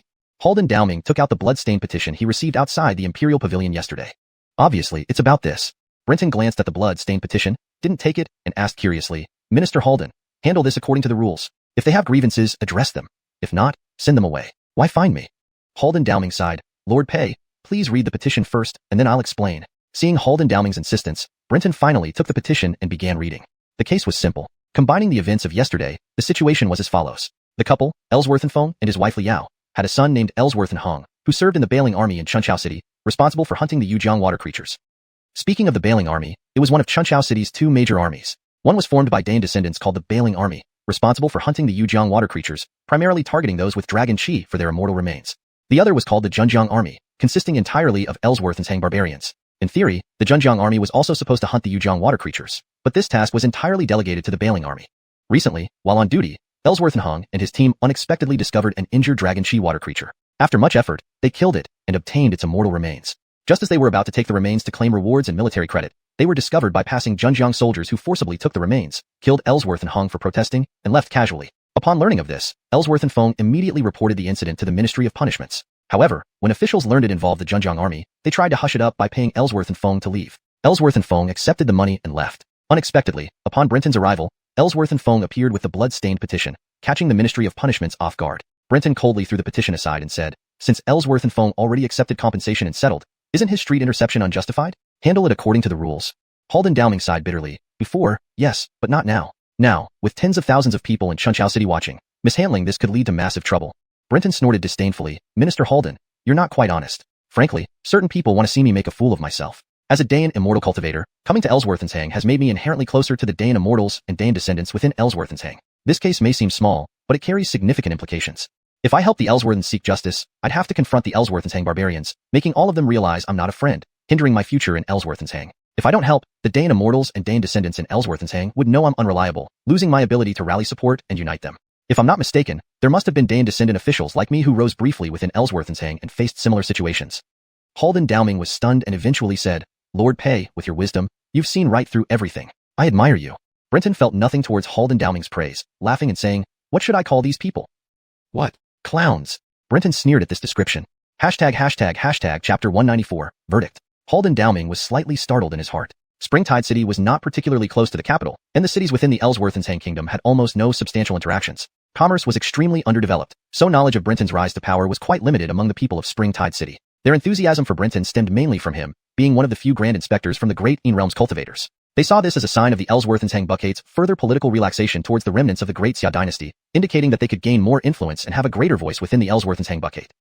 Having lived among the Ellsworthensang for several centuries, apart from differences in appearance, hair color, and some customs, they had become largely indistinguishable from the Ellsworthensang people. Their sense of belonging to the Ellsworthensang was very strong. Seeing that they could integrate further into the country naturally made them excited, and thus, they were more enthusiastic towards Brenton. Establishing a good relationship with this influential figure at court, or even becoming one of their own, would be all the better.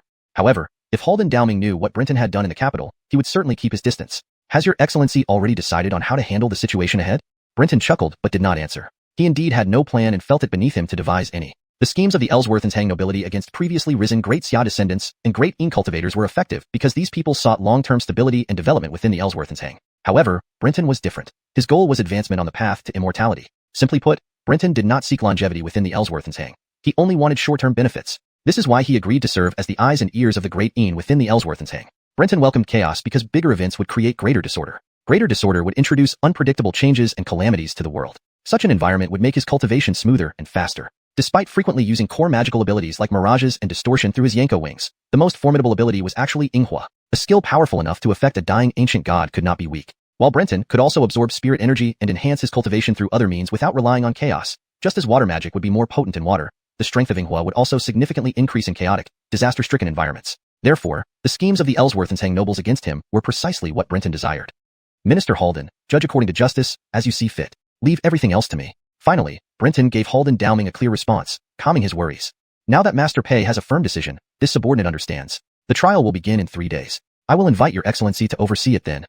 With that, Halden Downing took his leave, and Brenton returned to his cultivation. Now that he possessed 2 revered artifacts and several useful magical weapons, he could easily compete with any immortal cultivator, making cultivation his top priority. Time flew by in cultivation. 3 days passed in a blink. As a Grand Inspector, Brenton had to maintain proper protocol. So, he brought Devon and Jediah along. Cliff and Esther were responsible for continuing reforms in the prison system, essentially torture and bribery. Meanwhile, Zhue Feng Ta followed Brenton cheerfully to the Ministry of Justice. Upon arrival, Brenton noticed Nuer and I had also come, bringing several unfamiliar Ellsworthensang barbarians who sat arrogantly on the left side. This amused Brenton greatly. Many Ellsworthensang cultural habits were learned from the Great Een, including the concept of left honor and right humility. Nuer Ni's actions clearly communicated to Brenton that he was seen as inferior. Master Pei has arrived just in time. Look, I've prepared a chair for you, Halden Downing nervously said, unsure how to react. Brenton gave Halden Downing a reassuring look and turned to Devon, smiling. Senior, someone wants you to sit on the right. Devon looked helpless and glared at Nuer and I. A royal envoy represents the Khan himself wherever he goes. Who are you to dare instruct the envoy to sit on the right? Get lost. Hearing this, Nuer and I and others stared angrily. Yet, since Devon was also a Ellsworthensang barbarian, they didn't lose their heads completely. Ha, When did we Ellsworth-Hang barbarians start serving foreigners like dogs? With a loud slap, a well-placed slap ended the man's words. Devin grabbed the man's neck, releasing terrifying cultivation prowess, turning the man's face red and his throat thick as he looked at Devin in terror.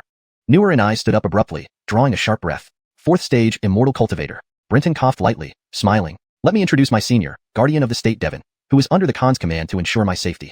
Newer and I's face changed dramatically as he bowed deeply to Devin. The name Devin was well known in the Great Een, a true cultivation genius who nearly blazed a new path in cultivation. Please forgive our unintentional offense. Please consider us all as fellow Ninely people. Newer and I no longer dared to act arrogant, humbly bowing and apologizing. Devin coldly snorted, tossing the man aside like trash. Before hitting the ground, the man instantly aged from 30-something to an elderly man around 60 with white hair and loose skin. He may be spared death, but not punishment. Seeing the man wasn't dead, Newer and I sighed in relief, repeatedly thanking them. He then instructed the other Ellsworth-Hang nobles to vacate the seats on the left. Halden Dowming marveled at Brenton, as if admiring a rare treasure. Even a guardian from the palace protecting Brenton showed his immense importance to the Khan. Brenton gestured for Devin and Jediah to take their seats and said, Minister Halden, we're just here to observe. Ignore us and conduct the trial impartially. Halden Dowming was delighted, nodding eagerly. Returning to his seat, Halden Dowming struck the wooden gavel, summoning the plaintiffs. The aggrieved parties, Ellsworth-Feng and Li Yao, appeared on the dais immediately. Tell me your grievances and whom you wish to accuse. Today, we have court officials observing to ensure a fair trial. Wait. Newer and I suddenly interrupted, causing Halden Dowming to frown. He expected Newer and I to cause trouble today, but did not anticipate such haste before the trial began. Newer and I, this is a case under the Ministry of Justice. Though you are observing, please do not interrupt the process. Newer and I shrugged, smiling. This case has massive public attention. If not handled transparently, it might seem we're covering for each other. Traditionally, criminal trials were not open to the public, and Halden Dowming instinctively wanted to refuse. Even if this escalated to the imperial court, no one could use this against him. However, before he could respond, Brenton interjected, I agree with Lord Newer and I. Minister Halden, why not open the ministry doors and let the public observe? Seeing that Brenton had also spoken in favor, Halden Dowming felt secretly anxious but could not discuss the pros and cons with Mr. Pei in public. He could only sigh and said, since both of you lords have this opinion, I will make an exception today and allow civilians to observe the trial. Speaking, Halden Dowming instructed the bailiffs to open the Ministry of Justice's main doors and randomly invite several people from the street to watch. The Ministry of Justice area wasn't as bustling as the Ministry of Revenue. Few commoners usually passed by even if there were some. However, who would have thought that as soon as the gate opened, a crowd of ordinary citizens stood densely outside. Among them were remnants of the Great Xia dynasty and Ellsworth-Hang barbarians alike, making the bailiff opening the door feel numb with shock. There were easily hundreds of people visible, and even more were hidden around street corners. Without options, the bailiff stiffened up and relayed Halden Dowming's order. Immediately, the commoners surged into the ministry, forcing the guards to yell and sternly prohibit crowding. Halden Dowming observed the court hall, filled beyond walking space, and glanced meaningfully at Newer and I. If it weren't for prearrangements, which civilian would dare gather outside the Ministry of Justice? But the situation was urgent. Halden Dowming started the proceedings while the observing civilians, under the bailiff's warnings, held their breaths and dared not disrupt. Ellsworth-Feng recited her grievances fluently. Sighing, Halden Dowming summoned soldiers from Balin army who had been on the same ship with Ellsworth-Hang to testify.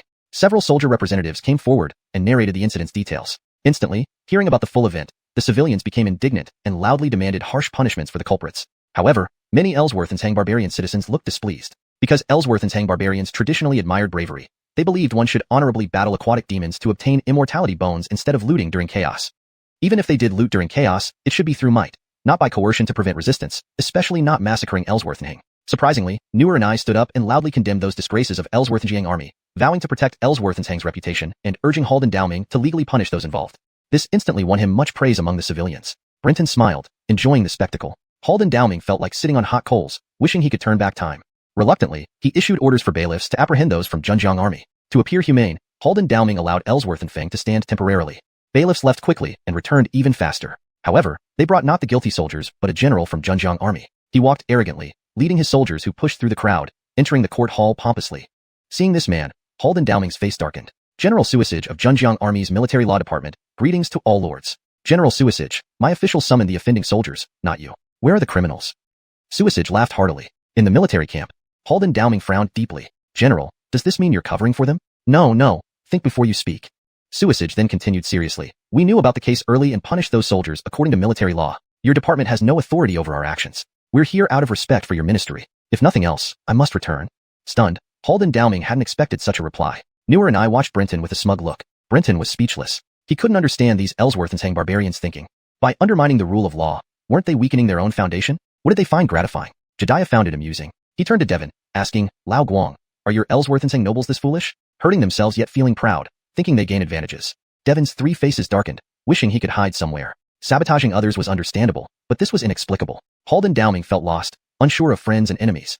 He turned to Brenton. Brenton sighed inwardly. He just wanted to play the villain. Why force him to act the gentleman? Standing up, he addressed Xuanhuan sternly. Military law is law. Does that make national law any less so? How they were punished internally doesn't exempt them from national law. Who are you? Xuanhuan asked knowingly. This is Envoy Pei, appointed by the Buck to oversee the empire. Halden Dowming hurriedly introduced him. Xuanhuan still acted indifferent. Bow to Brenton, he said, I acknowledge the difference between military and national laws, but I've never heard of someone facing double punishment. Your request is excessive. Excessive? Brenton coldly laughed. Then I'll indeed be excessive today. General, what do you plan to do? Defy national law? The surrounding civilians dared not breathe. Today's drama was too intense. They wished they were in a tea house, watching with snacks in hand. Few actually cared about justice for Ellsworth and Feng. Dead men aren't their sons. They just came for entertainment. Xuanhuan sneered, showing no willingness to back down. Don't pin false labels on me. The Zhenjiang military camp is sacred ground. See if you can enter. Want to take the soldiers? Only with the Buck's decree. Brenton was stunned. What did he call me? Grandpa. All right. Brenton calmly agreed. Xuanhuan was dazed for a moment, then enraged. Held back by Newer and I, don't act rashly. His companion is a 4th stage immortal cultivator. One move from you, and he'll kill you immediately. Dead and meaningless. Xuanhuan shivered looking at the smiling Devon. He broke free, coldly snorted. Let's see who wins. With that, he led his men away. Halden Dowming stared blankly, unsure what to do next. Brenton sat back, smiling. Since General Xuanhuan acknowledged punishing the soldiers under military law, they did commit crimes. Evidence clear. Judge as you see fit. Hearing this, Halden Dowming, though reluctant, had no choice but to announce the verdict without the defendants. Based on testimonies, the lead corporal and 2 sergeant offenders were sentenced to immediate execution, while 20 other soldiers received 100 lashes, removal from service, and banishment to remote mountains. These common soldiers were mostly 8th or 9th rank cultivators. Stripped of citizenship and expelled from cities, they became homeless. Banished to wild mountains, they might join tribes if lucky or become demons' prey if unlucky. The judgment was severe. However, from the civilians' disbelieving looks, it was clear they doubted the sentences would be carried out, especially when they hadn't even been captured. Now that the judgment has been made, if these people cannot be dealt with promptly, the Ministry of Justice's authority will be severely undermined, and the momentum of Zhenjiang army will grow even stronger. Brenton smiled as he stood up, took over the verdict, and said, enforcing the judgment is the responsibility of the Ministry of Justice. Now that their crimes are determined, the rest falls under the duties of the prison system, so I will handle the rest. Hearing this, Halden Dowming felt greatly relieved. He finally understood Brenton's intention. Brenton's role as an envoy was to reform the prison system. He had authority over prison matters. If no verdict had been passed, Brenton would have no right to interfere with those soldiers. Now that the verdict was issued, Brenton could rightfully intervene in the matter. However, Halden Dowming still had some concerns. How would Brenton retrieve these people from the Zhenjiang army? Would he really storm in? Please let me know if you need further assistance or adjustments. Chapter 195, The Lantern Cult and the Secrets of Cultivation. The citizens of Springtide City came and went happily. No one cared about the fate of Ellsworth and Feng's family. What they knew now was that something significant was about to happen in Springtide City. It wasn't just Brenton who enjoyed stirring up chaos. In fact, Brenton had long noticed a simmering unrest among the people of the Golden Tint. Universal cultivation sounded beautiful, the land of immortals where everyone cultivates, each possessing mysterious abilities. However, after harnessing immortal remains, one's life entered a countdown. Apart from pushing forward rapidly, enhancing one's own soul to overpower the malevolent spirits within the remains was essential for eternal life. Yet, cultivation resources were limited, and under the oppressive rule, ordinary citizens found it extremely difficult to acquire sufficient resources to advance. Thus, the imperial court of the Golden Tint exploited wild tribes, nobles oppressed commoners, and ordinary citizens of the Golden Tint exploited the remnants of the Great Xia dynasty. This hierarchy had persisted for centuries. Brenton knew that Springtide City was renowned for its martial prowess, but he observed that this courage stemmed from the lingering resentment of the Great Xia descendants towards their unjust lives. They desperately needed an outlet for their frustrations, even if it meant vicariously through others. Everyone watched Brenton, hoping that after centuries, the Great Xia descendants finally had a chance to rise. However, they soon grew disappointed. For days after the criminal trial, Brenton remained in his lodgings, making no move. Cliff and others were busy implementing prison reforms and collecting silver with great enthusiasm. Brenton's seemingly submissive behavior made even Devon skeptical. A man bold enough to challenge nobles and dukes wouldn't fear a city's garrison. So, Devon came to find Brenton, ready to get answers. Sensing the slight ripple of cultivation power deliberately released by Devon, Brenton awoke from his practice. Why aren't you watching the guards? Why are you here? Brenton asked. Devon, whose main duty was protecting Brenton but was also aware of being the king's watchdog to prevent excessive greed, replied with a smile, you know why I'm here. I'm quite curious about your plans. Waiting. Brenton said. Huh? For what? Devon asked blankly. I said, waiting. Brenton reiterated. Waiting for what? Are you expecting reinforcements? Devon asked bewildered. Brenton laughed. Of course, waiting for the Zhenjiang army to relax. Haven't they been on high alert?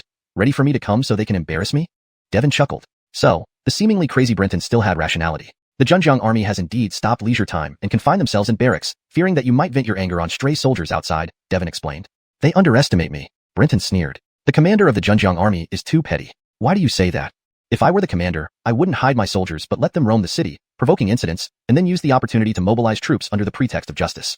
Devon laughed heartily. Your arrival won't make the Zhenjiang commander foolish. Such actions are taboo.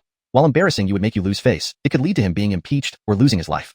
Brenton was too lazy to argue with Devon, a political novice. Normally, such actions by the Zhenjiang commander would invite punishment from the king. But now, amidst the struggle for political power between the Golden Tint nomads and the great Xia descendants, failing to protect a noble's interests would deter future support for the nomadic aristocracy. After some more idle chat, Devon left. He got what he wanted and felt reassured. Brenton would act against the Zhenjiang army, but not now. As long as it wasn't now, things wouldn't spiral out of control. While Devon aligned with Brenton, he first and foremost was a Golden Tint nomad and aristocrat, instinctively safeguarding the privileges of his kind. Watching Devon leave, Brenton sighed inwardly. If only it were about those few Zhenjiang soldiers, Devon would help. But igniting a war between the great Xia descendants and the Golden Tint nomads was another matter. So, Brenton had lied, a half-lie. He was indeed waiting, not for the Zhenjiang army to relax but for someone else. Where there was oppression, there was resistance. Even in De'in, where the system was robust and commoners coexisted with immortals, rebellious organizations never ceased. Brenton doubted the Golden Tint lacked such groups. Over centuries, the great Xia descendants endured countless hardships. Resistance was inevitable. Therefore, he waited for them to reach out. A weak dam breaks because of small holes. These rebels weren't mindless thugs. Instead, they were shrewd individuals, understanding the timing and necessity of secrecy. Ellsworth and Feng's family case was a perfect seed to ignite the flame of rebellion among the great Xia descendants. Brenton believed they couldn't resist the temptation.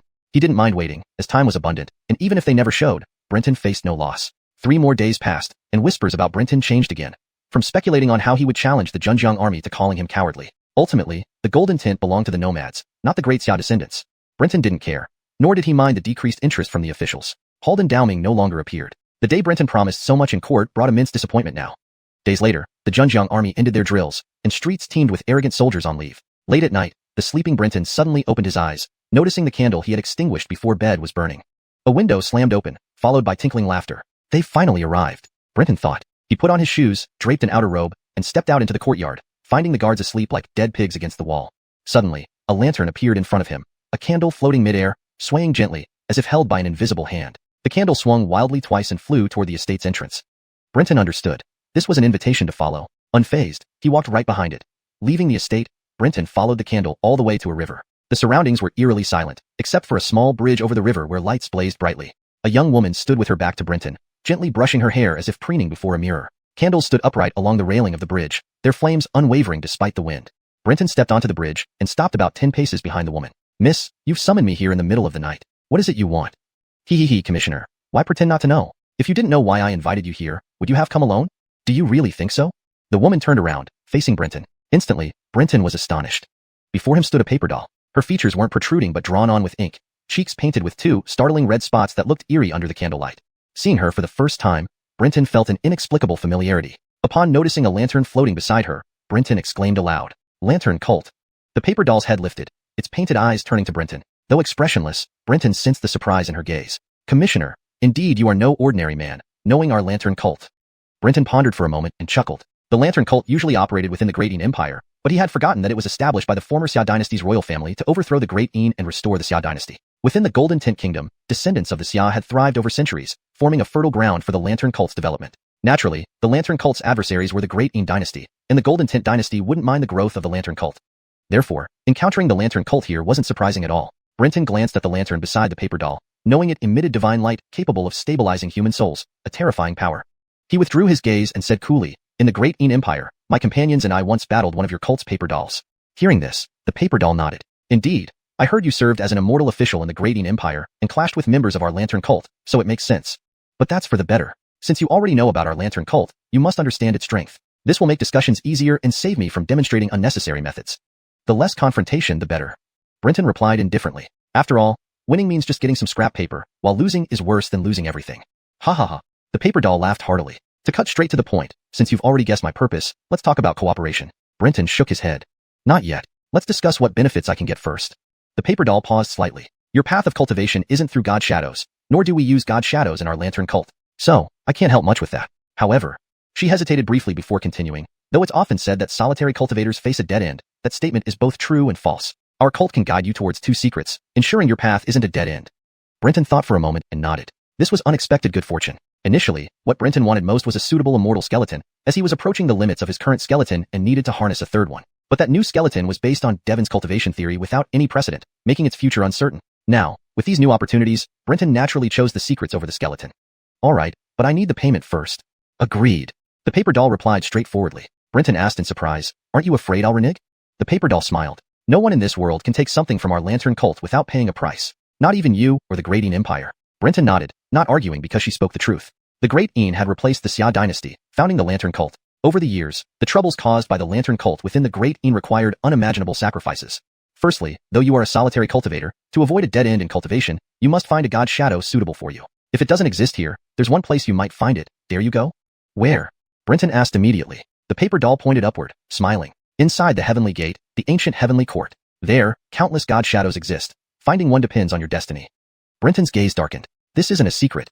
That's not the secret, the paper doll continued. The real secret is that inside the heavenly gate, although there are god shadows, there are no god shadow carvings. When you find a suitable god shadow, taking out a god shadow carving requires assistance from a powerful faction. Only with their help can you create and bring back a god shadow carving. Brenton's breathing quickened. This was truly unknown to him. Which faction? The Eastern Emperor's Inspectorate. Brenton caught his breath. Another mention of the Eastern Emperor's Inspectorate. Why? Was it because it originated from the ancient heavenly court under the Eastern Emperor? The Eastern Emperor's Inspectorate has a mystical technique called the god shadow carving method. You've witnessed it before. I know Jediah, who's near you, is a cultivator from the Inspectorate. I've seen it. Brenton wondered. In historical records? Exactly. Cultivators of the Inspectorate can summon people or objects from specific moments in history to aid them in battle. This is essentially an application of the god shadow carving method. They don't pull people directly from history, but rather carve a moment into a record and materialize the god shadow when needed. Brenton inhaled deeply, finding it reasonable. Pulling people directly from history was too fantastical for someone of Jediah's level, or even legendary figures from the ancient heavenly court. Feeling delighted, Brenton knew he could obtain what he wanted from Jediah eventually. So, what's the second secret? The second secret is, the paper doll laughed lightly, even following a god shadow carving strictly still leads to a dead end. What? Chapter 196. The paper effigy seemed to be observing Brenton's expression, and upon seeing his shocked and bewildered gaze become vacant, it began to laugh triumphantly. This is the exact expression I had when I learned about this back then. So, my past self was that naive. The paper woman's laughter jolted Brenton awake. He sensed that it seemed as if the majority of cultivators in the world had been led into a grand deception. However, who had the capability to set up such an astonishing deception? Could it be that the divine shadow engraving is not the method to achieve divinity? Brenton ignored the mocking laughter of the paper woman and asked with a furrowed brow instead. The paper woman laughed enough before saying, of course it's a method to achieve divinity, just an incomplete one.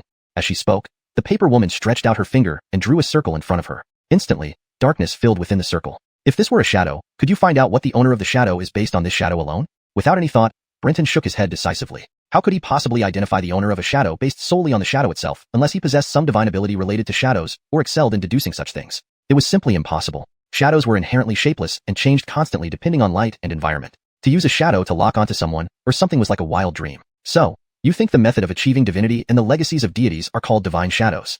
The divine shadows, traces of the great way, shadows of divine souls, fleeting and uncertain. It's like giving you the shadow of a deity and letting you feel a certain resonance from the shadow. You rely on this feeling to comprehend, cultivate, and become a deity. Can you guess how many in this world can truly do this? So, divine shadow engraving is not a scam but an incomplete method for becoming a deity. Indeed, your insight is very high, catching on quickly. So don't think yourself inferior because you're a wandering cultivator compared to those who have inherited the divine shadow engraving. In reality, wandering cultivators and most of those with divine shadow engraving inheritance are essentially the same. They are all at dead ends. Brenton remained silent. He was sure the paper woman wasn't lying. Though Guasho's tongue, which judges lies, isn't 100% accurate as some cultivators with deceitful abilities can fool it too. However, there was no need here. And the reliability was extremely high. Because the predecessor of the Lantern God religion was the royal family of the Great Xia dynasty. A dynasty's legacy made the Lantern God religion stand at the pinnacle among all sects and organizations upon its establishment, possessing the world's core secrets. So, the paper woman should not have lied to him. The payment has already been given. Now it's time for your labor. Brenton nodded. After a long discussion on the bridge, Brenton curiously asked, aren't you afraid that the Ellsworth High Empire would start a major purge against your Lantern God religion? It was simple for what the Lantern God religion wanted to do, go from behind the scenes to take the stage. If it was just a sect, it wouldn't be so troublesome. Outside the big city, in the wilderness, as long as you have enough power, you could establish your own sect and temple in the Ellsworth High Empire. But obviously, the Lantern God religion didn't want to be an ordinary sect or temple. They wanted to voice out in the Ellsworth High Empire, make the Great Xia remnants in Ellsworth High know their existence, become their spiritual core, gather them together. What they would do afterward could be guessed easily. The paper woman smiled, don't worry, Ellsworth High Buck will be delighted to see this. For the vast uninhabited area, the people of Ellsworth High and the Da'in people had completely different views. The Ellsworth High people regarded the vast uninhabited area as their mother, the battlefield for brave warriors. But the Da'in people believed it was uncultivated barren land. Now, the Lantern God religion might still think the Great Xia remnants in Ellsworth High expected to return to their homeland someday. For this, Brenton didn't make any comments because based on what he saw, If it weren't for the Ellsworth and Tai nobles' vigilance and suppression towards them, these great Xia remnants might not acknowledge themselves as great Xia people anymore. Whether the Lantern God religion could get what they wished, Brenton felt they were too optimistic. But what did it have to do with him? The next day, everything in Chunchao City was as usual. Brenton summoned Cliff and others. Devin gave Brenton a meaningful look, knowing Brenton was finally going to challenge the Zhenjiang army. Cliff, Gidu, Zai Ting, I order you to patrol the city and arrest any Zhenjiang soldiers on leave. I'll be in the prison overseeing. Upon hearing Brenton's words, the three men immediately became alert. Sir, doing this with the Zhenjiang army? Cliff cautiously opened his mouth. Brenton glanced at him coldly. Cliff immediately shut his mouth and loudly promised to arrest all the Zhenjiang soldiers in Chunchao City. The three men took Brenton's warrant and left. Jediah smiled maliciously while Devin sighed. Do you know the consequences of doing this? Brenton smiled. Today I need Senior to protect my safety. Other things have nothing to do with you. Nor do I need you to actively attack the Zhenjiang army. Devin nodded after frowning. After all, the Buck's orders were above everything else. The Buck's command was to protect Brenton's safety. As for the conflict between the barbarians and the Great Xia remnants, he didn't care. On the top of Wangjiang Building, an ordinary riverside tower in Chunchao City, located on the outskirts where visitors enjoyed the view of the river. Today, Zhenjiang army platoon leaders on leave met here to drink wine. Each of them had a provocatively dressed woman from the pleasure quarters of Chunchao City. After all, although the pleasure quarter was good, the scenery couldn't compare to Wangjiang Building. They drank heartily, chatting, criticizing the recently renowned imperial envoy in Chunchao City. That damning person dares to provoke our Zhenjiang army, after such a long time. He even dare not say a word. Naturally, you don't see, this is Ellsworth and Tai. In the end, Ellsworth and Tai belongs to us Ellsworthly people, not to their damning people. If he acts rashly, just kill him. The prostitutes nearby flattered them by adding more wine. The atmosphere became lively gradually. Suddenly, bang! The door was kicked open from outside. A troop of soldiers rushed in. Esther walked in, glanced at the four drunken Zhenjiang platoon leaders, and directly ordered, arrest them. The four men hadn't realized what happened when they saw soldiers coming at them with handcuffs. Who are you? How dare you arrest us? A platoon leader slammed the table and stood up, releasing icy fog from his mouth which froze a prostitute near him instantly into a block of ice. Esther glared at him and ordered, by the Imperial Envoy's command, arrest the misbehaved Zhenjiang soldiers in Chunchao City and bring them back to prison. If you're innocent, you'll be released after investigation. But if you resist... Esther sneered. The Imperial Envoy ordered anyone who resists should be killed without mercy. The four platoon leaders were shocked sober. They were at a loss, unsure whether to resist or not. The one exhaling cold air sneered. Haha, such great authority. If it were the Imperial Envoy himself, I naturally wouldn't dare resist. But what are you? But who could have set up such an astonishing deceit? Could the godly shadows not actually be the method of becoming a deity? Ignoring the mocking laughter from the paper effigy, Brenton frowned and asked. After laughing enough, the paper woman finally said, of course it is a method for becoming a deity, just an incomplete one. As she spoke, the paper woman extended her finger, drawing a circle in front of her. Instantly, the circle turned pitch black. If this were a shadow, Sir Inspector, could you identify the owner of the shadow based on it? Without any hesitation, Brenton shook his head. How ridiculous, identifying the owner from just a shadow. Unless he possessed some kind of shadow-related or deductive power, it would be impossible. Shadows themselves are shapeless and constantly change according to light and environment. Identifying someone or something by a shadow is simply a fantasy. So, what do you think of the legacy of the gods being called godly shadows? The godly shadows represent the traces of the way, the shadows of divine souls, elusive and uncertain. It's like giving you a shadow of a deity, allowing you to feel a resonance through it, cultivating and seeking enlightenment and divinity through that feeling. How many in this world can achieve this? So, the inscriptions of the godly shadows are not a deception but an incomplete path to divinity. You're very insightful, grasping it quickly, the paper woman replied. Therefore, don't belittle yourself because you are a rogue cultivator compared to those who received the inheritance of the godly shadows. In essence, rogues and most of the cultivators with the inheritance are no different. They are all on a dead-end path. Brenton remained silent. He was sure that the paper woman was not lying. While the truth-seeking beast's tongue wasn't always 100% accurate, especially against cultivators with deceptive powers, there was no need for deception here, and its reliability was extremely high. Furthermore, the lamp cult's predecessor was the royal family of the Great Xia dynasty. With the dynasty's legacy, the lamp cult stood at the pinnacle of all sects, possessing the world's core secrets. So, the paper woman should not be lying to him. The payment has already been made. Now it's your turn to work. Brenton nodded. After much discussion on the bridge, he curiously asked, aren't you afraid that the golden tint bucket will start a large-scale purge against your lamp cult? What the lamp cult wanted to do was quite simple, move from behind the scenes to the forefront. If they were just a sect, it wouldn't be so troublesome. Outside the major cities, in the wild mountains, as long as they had enough strength, they could establish their own sect and temples within the golden tint territory. However, the lamp cult clearly didn't aim to be just an ordinary sect or temple. They intended to make their presence known throughout the golden tint bucket, rallying the remnants of the Great Xia under their banner and uniting them spiritually. Afterward, what they planned to do was obvious. The paper woman smiled. Don't worry, Bridget of the Golden Tint Buck will be pleased to see all of this. For the vast wilderness, the views of the people of the Great Een and the Golden Tint were entirely different. The Golden Tint people saw the vast wilderness as the mother who nurtured them, the battlefield of warriors. In contrast, the people of the Great Een considered it a barren, uncultivated land. Now, the lamp cult likely believed that the Great Xia remnants in the Golden Tint still hoped to return home one day. Brenton did not comment. From what he observed, if not for the vigilance and oppression by the Golden Tint nobles, these remnants probably wouldn't acknowledge their great Xia identity anymore. Whether the lamp cult could succeed as expected, Brenton thought, they were overly optimistic. But it didn't matter to him. The next day, everything in Springtide City remained the same as usual. Brenton summoned Cliff and others. Devon glanced meaningfully at Brenton, knowing that he was finally about to challenge the Junjiang army. Cliff, Guedu, Esther, I order you to patrol the city. Capture any off-duty soldiers from the Junjiang army you encounter and imprison them. I will supervise inside the prison. Upon hearing this, the three instantly became alert. Sir, won't this provoke the Junjiang army? Cliff cautiously asked. Brenton gave him a cold look. Cliff immediately shut up, loudly assuring that they would capture all off-duty Junjiang soldiers in Springtide City. With Brenton's warrant, the three left together. Jediah wore a sneer filled with delight over chaos. Devon sighed. Do you know the consequences of this? Brenton smiled. I'll rely on you for protection today. The rest doesn't concern you. I don't need you to attack the Junjiang army. Devon frowned but nodded. After all, the Buck's order came first. His command was to protect Brenton, regardless of the conflict between the barbarians and the Great Xia remnants. At the Riverside Tower, an ordinary riverside building in Springtide City, located at the city's edge, offering a panoramic view of the river below, 4 off-duty sergeants from the Junjiang army gathered to drink. Each sergeant had a scantily clad courtesan from a local brothel accompanying them. Despite the allure of the brothels, the scenery of the Riverside Tower was far superior. They drank heartily and laughed as they mocked the Imperial Inspector recently famous in Springtide City. Not the person dared to provoke us. So much time has passed, and he hasn't even dared to say a word. Naturally, we're in the golden tint. After all, it's the golden tint of the Ellsworth people, not theirs. If he causes trouble, we'll beat him to death. The courtesans diligently refilled drinks and flattered the men. The atmosphere at the banquet grew lively, but as they got tipsy, bang! The door was kicked open from outside.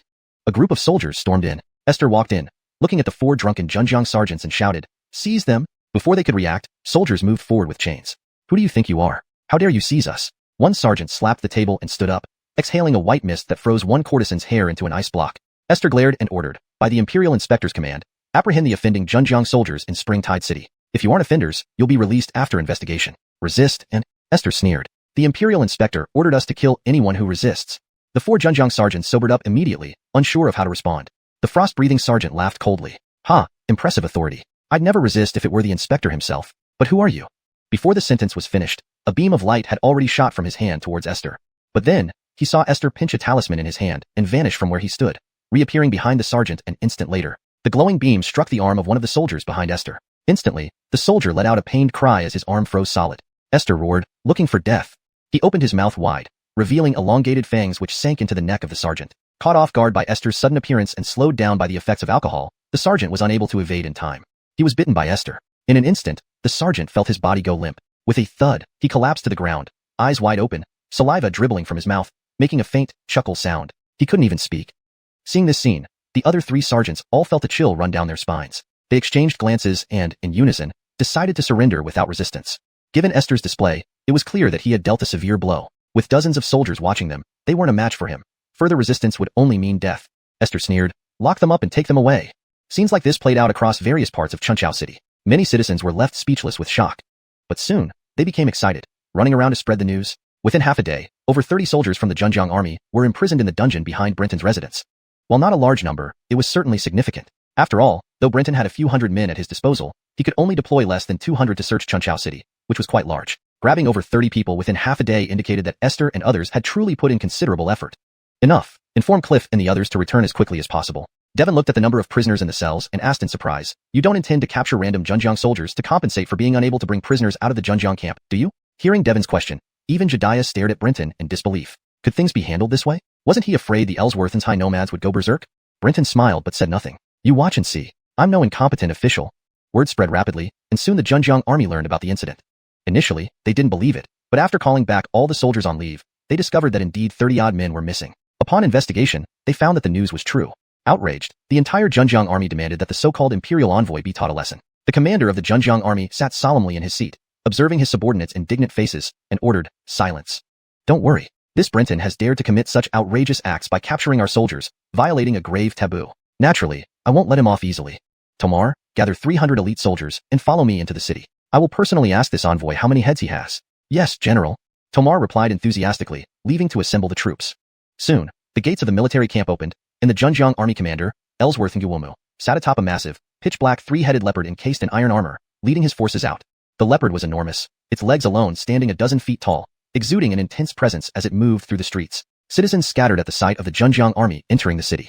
Shops along the route closed their doors immediately, turning bustling streets into ghost towns within moments. Ellsworth Nguemu was satisfied with the response of the Chunchao citizens and led his 300 elite soldiers and several generals unhurriedly towards the prison. At the prison, Brenton had the main gate opened and set up an elaborate banquet table in the courtyard, enjoying drinks with Devon. Jediah, adhering to the rules of the Eastern Emperor's censorate, remained hidden, excitedly licking his pen, ready to write at any moment.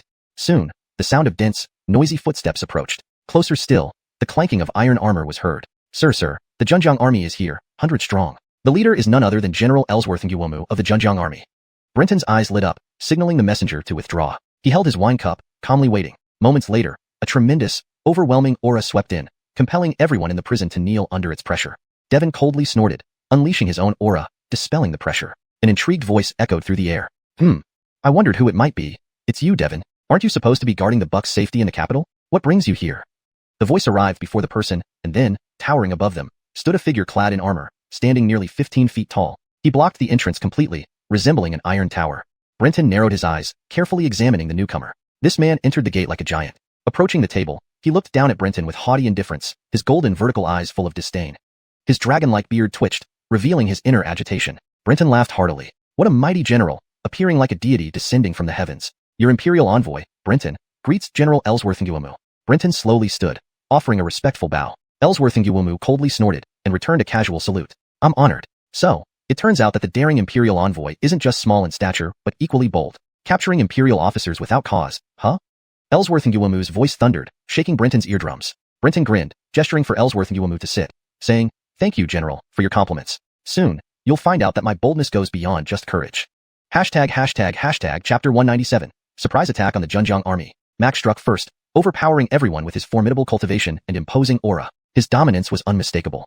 If it weren't for Devon's timely intervention, there wouldn't be many people left standing in the Ministry of Punishment's prison. At this moment, Cliff, Denny, and Esther all wore looks of shock and fear. They looked at Mac as if he were a divine deity descended from heaven.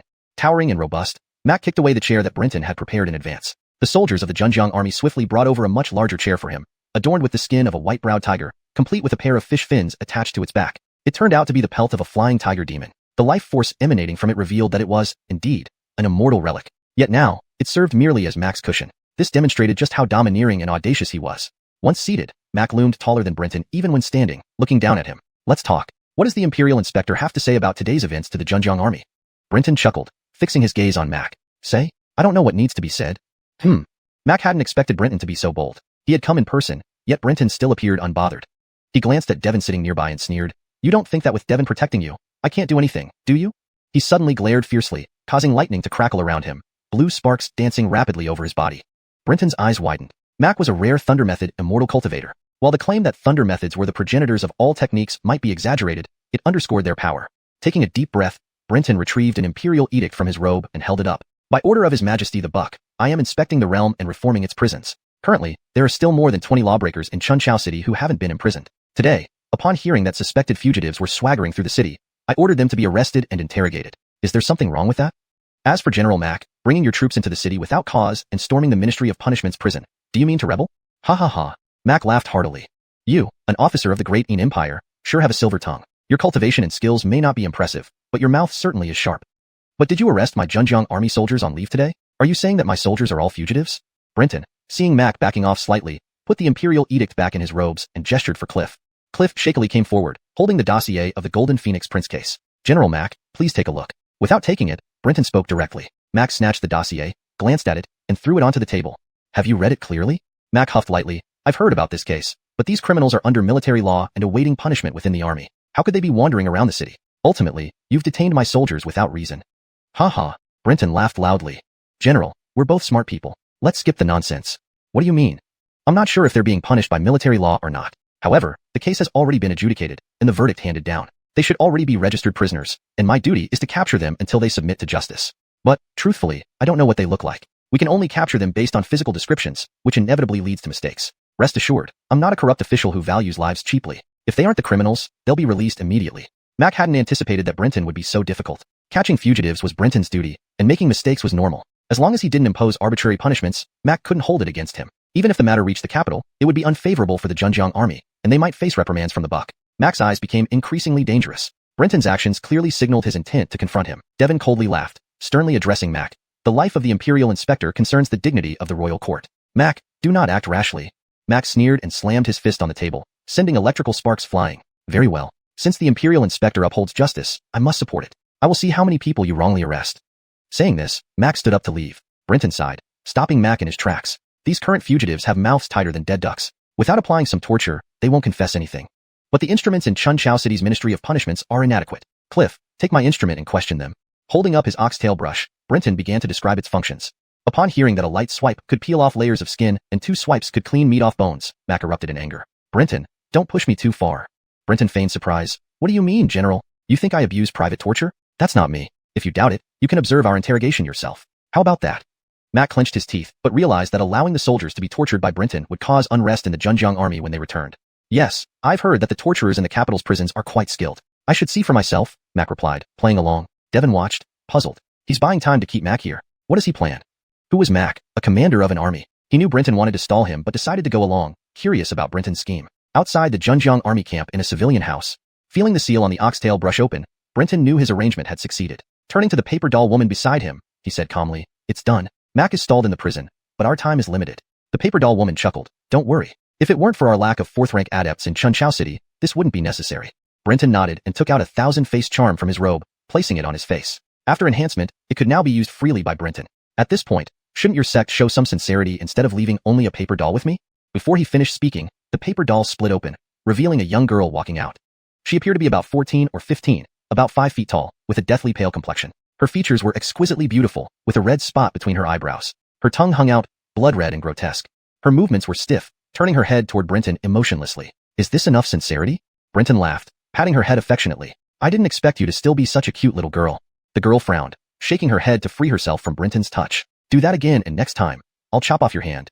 Brenton shrugged, withdrawing his hand and examining his palm. At this moment, a layer of frost had already covered his palm. The body is so cold it generates ice upon touch. It doesn't seem like a living person at all.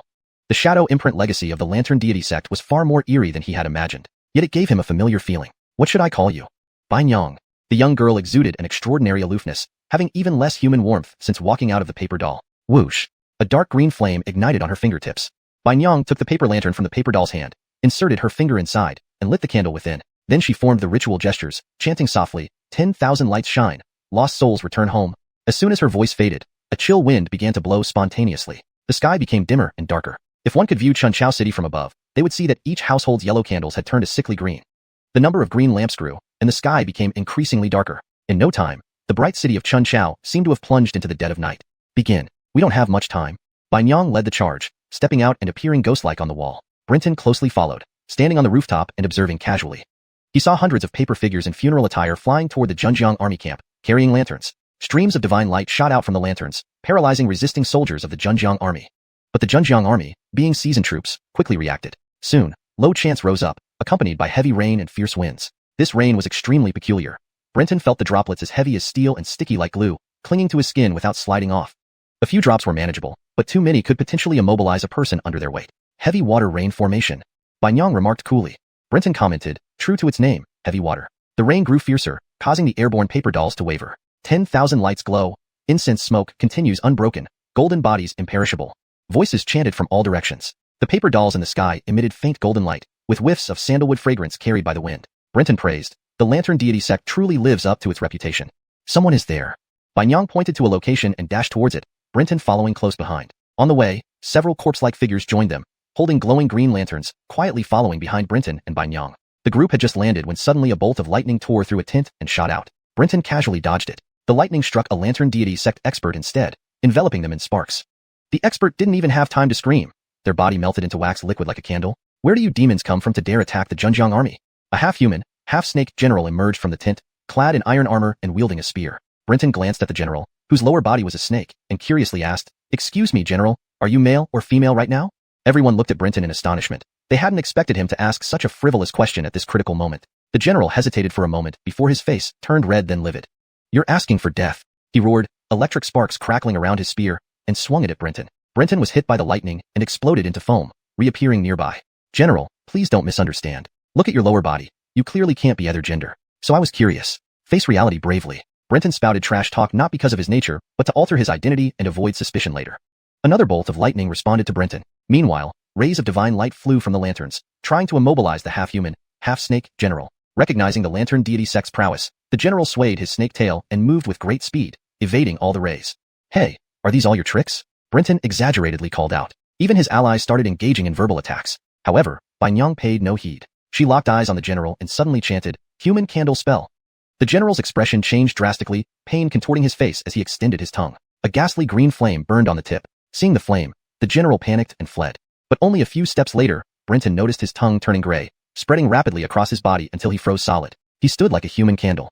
Brenton drew a sharp breath. What kind of sinister magic was this? With the general's defeat, tents burst open with dozens of axe-wielding warriors rushing out.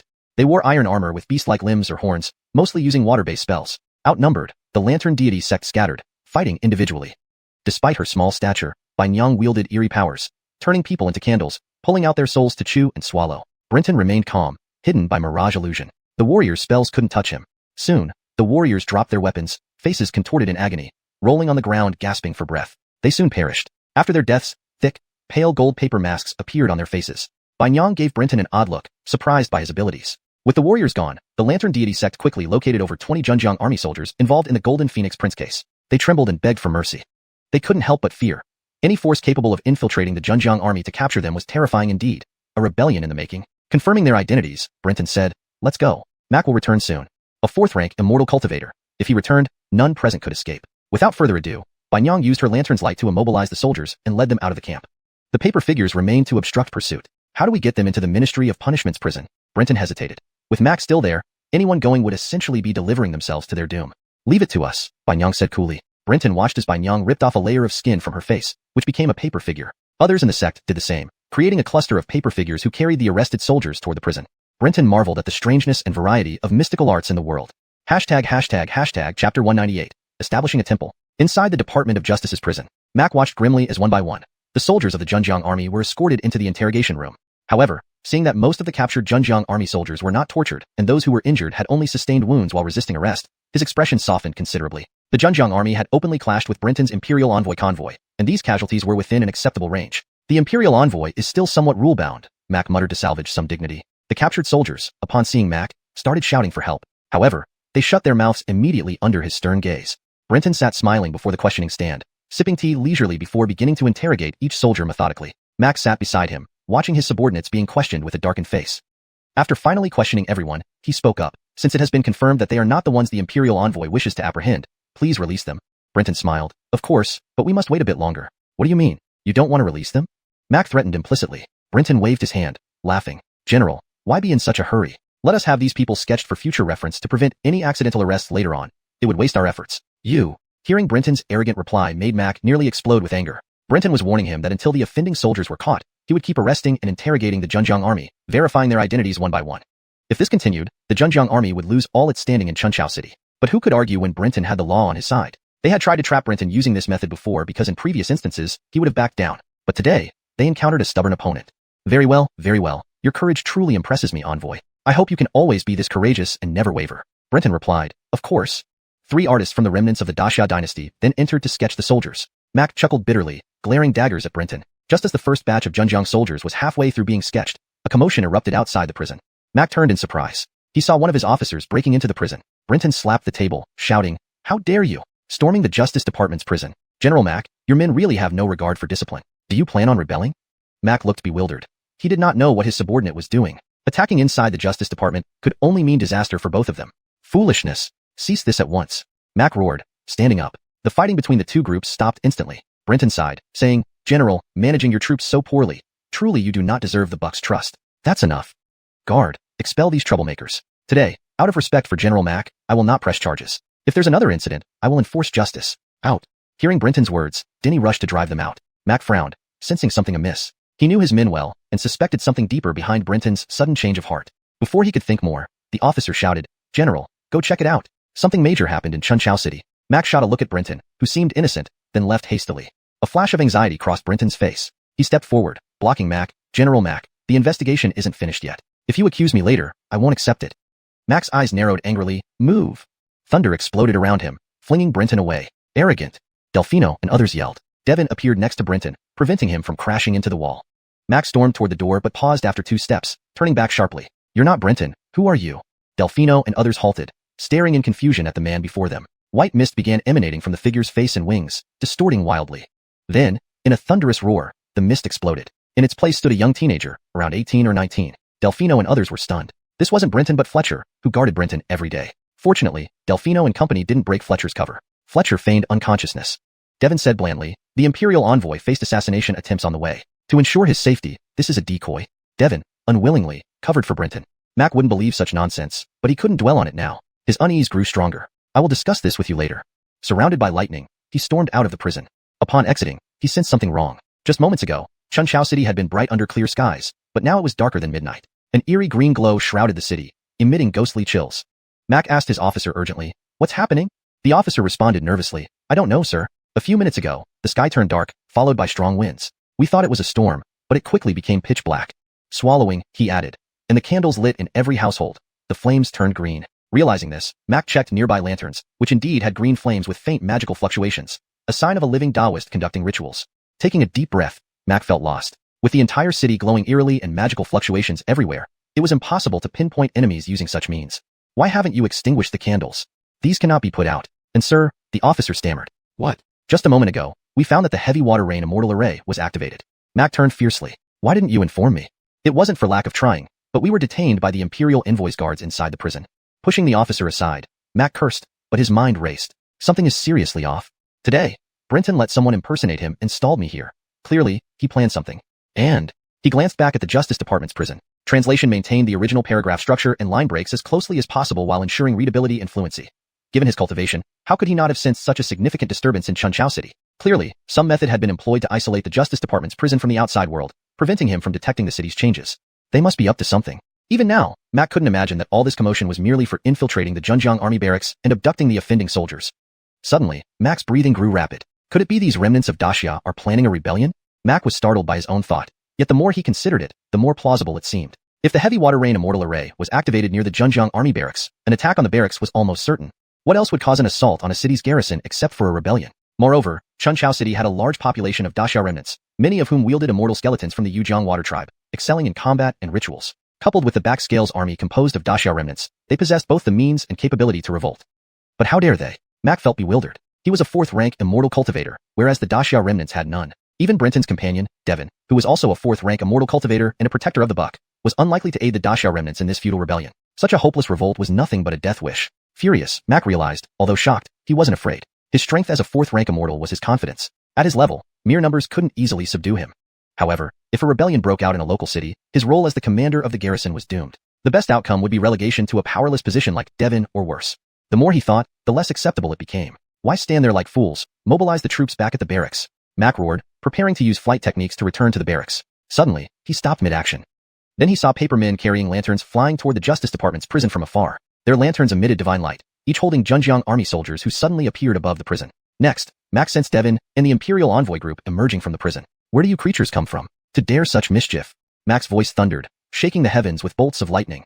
The paper men floated silently in the sky. The bizarre events stirred the city. Countless residents gathered on streets and alleys, looking upward. This would never happen in Dayan, where ordinary people would hide under their beds. But in the golden tent where everyone was an immortal cultivator, they were unafraid. Upon hearing Mac's voice, the paper men responded in unison. The lamps are lit in 10,000 homes. The lamp deity will not cease. Heard of the brutal incident against Daxia remnants in Chunchao City, where murderers went unpunished. The lamp deity is enraged. We uphold justice and will not let evildoers escape. We have arrested the culprits from the Zhenjiang army and brought them back here for punishment. People of Chunchao City, heed this. With the lamp deity, righteousness prevails. Bow before the thousand lights, and justice will appear. As they spoke, the paper men withdrew their divine light, and over 20 culprits fell from the sky. Mac's Zhenjiang army soldiers rushed forward to catch them, but as the culprits neared the ground, they vanished. Mac glared at Devon. What game are you playing, Devon?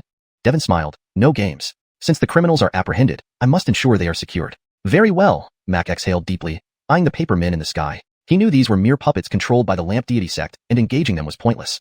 But he couldn't let this stand. Bold heretics, daring to incite unrest openly. Die.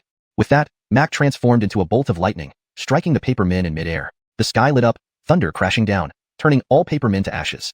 Devon smirked disdainfully. Destroying these puppets was meaningless. Today, we, followers of the lamp deity, establish our temple and form in Chunchao City. Devout believers may visit the giant candle mountain outside the city for worship. The citizens of Chunchao City stared in confusion. They had never heard of a giant candle mountain nearby. But then everyone saw a massive flame appearing in the night sky just beyond the city, revealing a towering mountain. Just one glance, and the words echoed in everyone's heart. Giant Candle Mountain. In the golden tent, worshipping deities and totems was common tradition. Contrary to Daxiao remnants, many Ninely tribesmen found the lamp deity temple more accessible. Countless Ninely warriors kneeled, worshipping the giant candle mountain. Brenton, secretly watching from afar, found this scene ridiculous. To choose worship over the path of immortality was truly laughable. Max stared coldly at the giant candle mountain, seething but powerless. Because the Golden Tint Khaganate allowed anyone establishing a temple to be pardoned for past offenses, the lamp deity sect cleverly exploited this loophole. By creating the temple after committing the crimes, they formally submitted to the Golden Tint. Any attempt by Mac to pursue charges would be unlawful and make him an enemy of all temples. Frustrated, Mac never imagined he'd experience such helplessness even after reaching the 4th rank. Brenton, lamp deity sect, you'll regret this. He screamed into the sky, furious yet impotent. Chapter 199, The Deal. Brenton stood among the crowd, his eyes fixed on the golden crow that hovered in the sky like a god descending. He smirked to himself. The lamp god cult's move was too daring. Even he hadn't foreseen how the lamp god cult, having committed such grave crimes, managed to remain in the Golden Tint's good graces. They had managed an audacious gambit. By establishing a temple, they surrendered to the Golden Tint and became one of its many totems. Evil spirits, unlike human races, didn't care about territorial disputes. As long as the lamp god cult didn't infringe upon the territory or interests of other evil spirits and didn't challenge the greater path, none would act against them. Currently, no formidable power in Chunchao City could rival the Golden Crow would, but there was no need for it anyway. Unless the Golden Crow would desired otherwise, the temple, especially this new one, would be safe from harm. Feeling sorry for the 4th grade immortal practitioner under such constraints, Brenton slipped past the crowd and quietly entered the Ministry of Justice prison. Upon seeing that Abdul wasn't maintaining his disguise, Brenton knew his ruse was exposed. Therefore, he stopped concealing himself and appeared openly. Sir, this servant has failed. Abdul rushed forward to confess his mistake upon seeing Brenton. Brenton smiled and patted Abdul's shoulder. Rise. False is false. It's natural for deceptions to be uncovered. You did well. Abdul looked up at Brenton, deeply moved. Cliff and others exchanged glances. Although Brenton had let Abdul impersonate him without informing them, which seemed untrustworthy, they understood that fewer people knowing made the plan safer. Had they been in his shoes, they would have done the same. Instead of reprimanding Abdul for failing, Brenton comforted and encouraged him, making everyone appreciate their loyalty even more. Brenton helped Abdul up and turned to Cliff with a smile. You all did great. Once this is over, you'll all be rewarded generously. Thank you, sir. Cliff thanked him gratefully. Jediah sized up Brenton and whistled in admiration. Pei brother indeed dares greatly. I haven't seen such a thrilling spectacle in a long time. Truly spectacular. Brenton glanced at Jediah, smiled but said nothing. He then turned to Braxton whose face was ashen. Thanks to your help today, otherwise, we wouldn't have stalled this long. Braxton retorted angrily. You should thank me? You've caused a huge scandal. Do you realize how much trouble you've stirred? Even the Buck might not want to protect you this time. Don't worry, Brenton reassured him confidently. It won't happen. It won't. Braxton sneered. The order to revoke your envoy status will soon come from the capital. Upon hearing this, Cliff and the others lost their smiles. However, Brenton remained unperturbed. Losing his position was the worst he'd suffer. His life was secure. His existence was tied to the Vermilion Bird Palace, who would never allow anyone to harm him. Jediah's words were met with nervous laughter from Cliff and the others. As such, we must act quickly. As long as the decree doesn't reach me, I'm still the envoy and we can all profit another day. Cliff et al. Couldn't tell whether to laugh or cry. What about the convicted Zhenjiang army soldiers? Seeing Brenton's indifferent attitude, Braxton sighed and released the 20-odd convicts from the dungeon, leaving them lying limp on the ground. Wake them up, Brenton commanded calmly. Braxton waved his hand, lifting the binding spell. The men woke instantly, looking around for the Golden Crow wood, only to realize they were abandoned. They began pleading for mercy. Other than the main offenders, the rest will be exiled. Who among you are the principal criminals? Hearing this, those loyal comrades turned on each other, pointing out the ringleaders. You bastards, brothers in name only? The designated ringleaders yelled. The non-death sentence soldiers gazed hopefully at Brenton, knowing that as long as they survived this ordeal, once he left Chunchao City, they could return to the army and enjoy their old lives. Brenton observed them, smiling. His soldiers echoed the same grin, looking like beggars waiting for scraps. Execute them all, Brenton stated coldly. What? Everyone froze except for Abdul. Hearing the command, he drew his sword and beheaded the nearest soldier. A head rolled off, and Abdul's actions sparked immediate panic among the rest. To prevent secrets from leaking, Cliff and the others joined in the slaughter. In a moment, the 20-plus Zhenjiang army soldiers lay in pools of blood. Brenton glanced at Braxton, expecting anger, but found none. Why aren't you angry? Braxton stared back quizzically. Why should I be?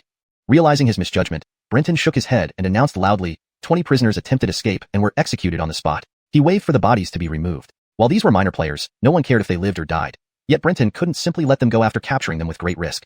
The next day, outside the Ministry of Justice prison, Zhenjiang army officers were brought forth. Brenton sat in the main seat while other officials gathered. A large crowd surrounded them. Just as barbarian nobles approached, Brenton gave the signal, and several heads rolled. Brenton! An angry roar came from the crowd, startling onlookers. Golden Crow would marched onto the scene, stepping through the gore, confronting Brenton. General Golden Crow would. Did you also come to watch executions? Golden Crow would fumed. By our laws, death row inmates should be held in a special prison and sent to the suicide corps for sacrifices. You killed them outright. Brenton shrugged. General, have you forgotten? I was ordered by the Buck to reform the prison system. Our laws don't explicitly state that all death row inmates must enter a specific prison. They committed atrocious crimes, unforgivable offenses. Leaving them alive any longer disgraces our laws. Execution is necessary to appease the public and restore order. Golden Crow Wood's chest heaved with fury. Although he had been outmaneuvered yesterday, Mac hadn't expected Brenton to have these people executed. He assumed they would follow the rules, exiling some and sending others to the death row prison.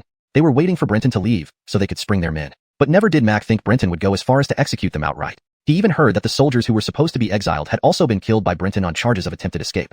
This was a complete, merciless retaliation. Enraged, Mac fumed but couldn't lose his composure publicly. After pointing accusingly at Brenton, he turned and left.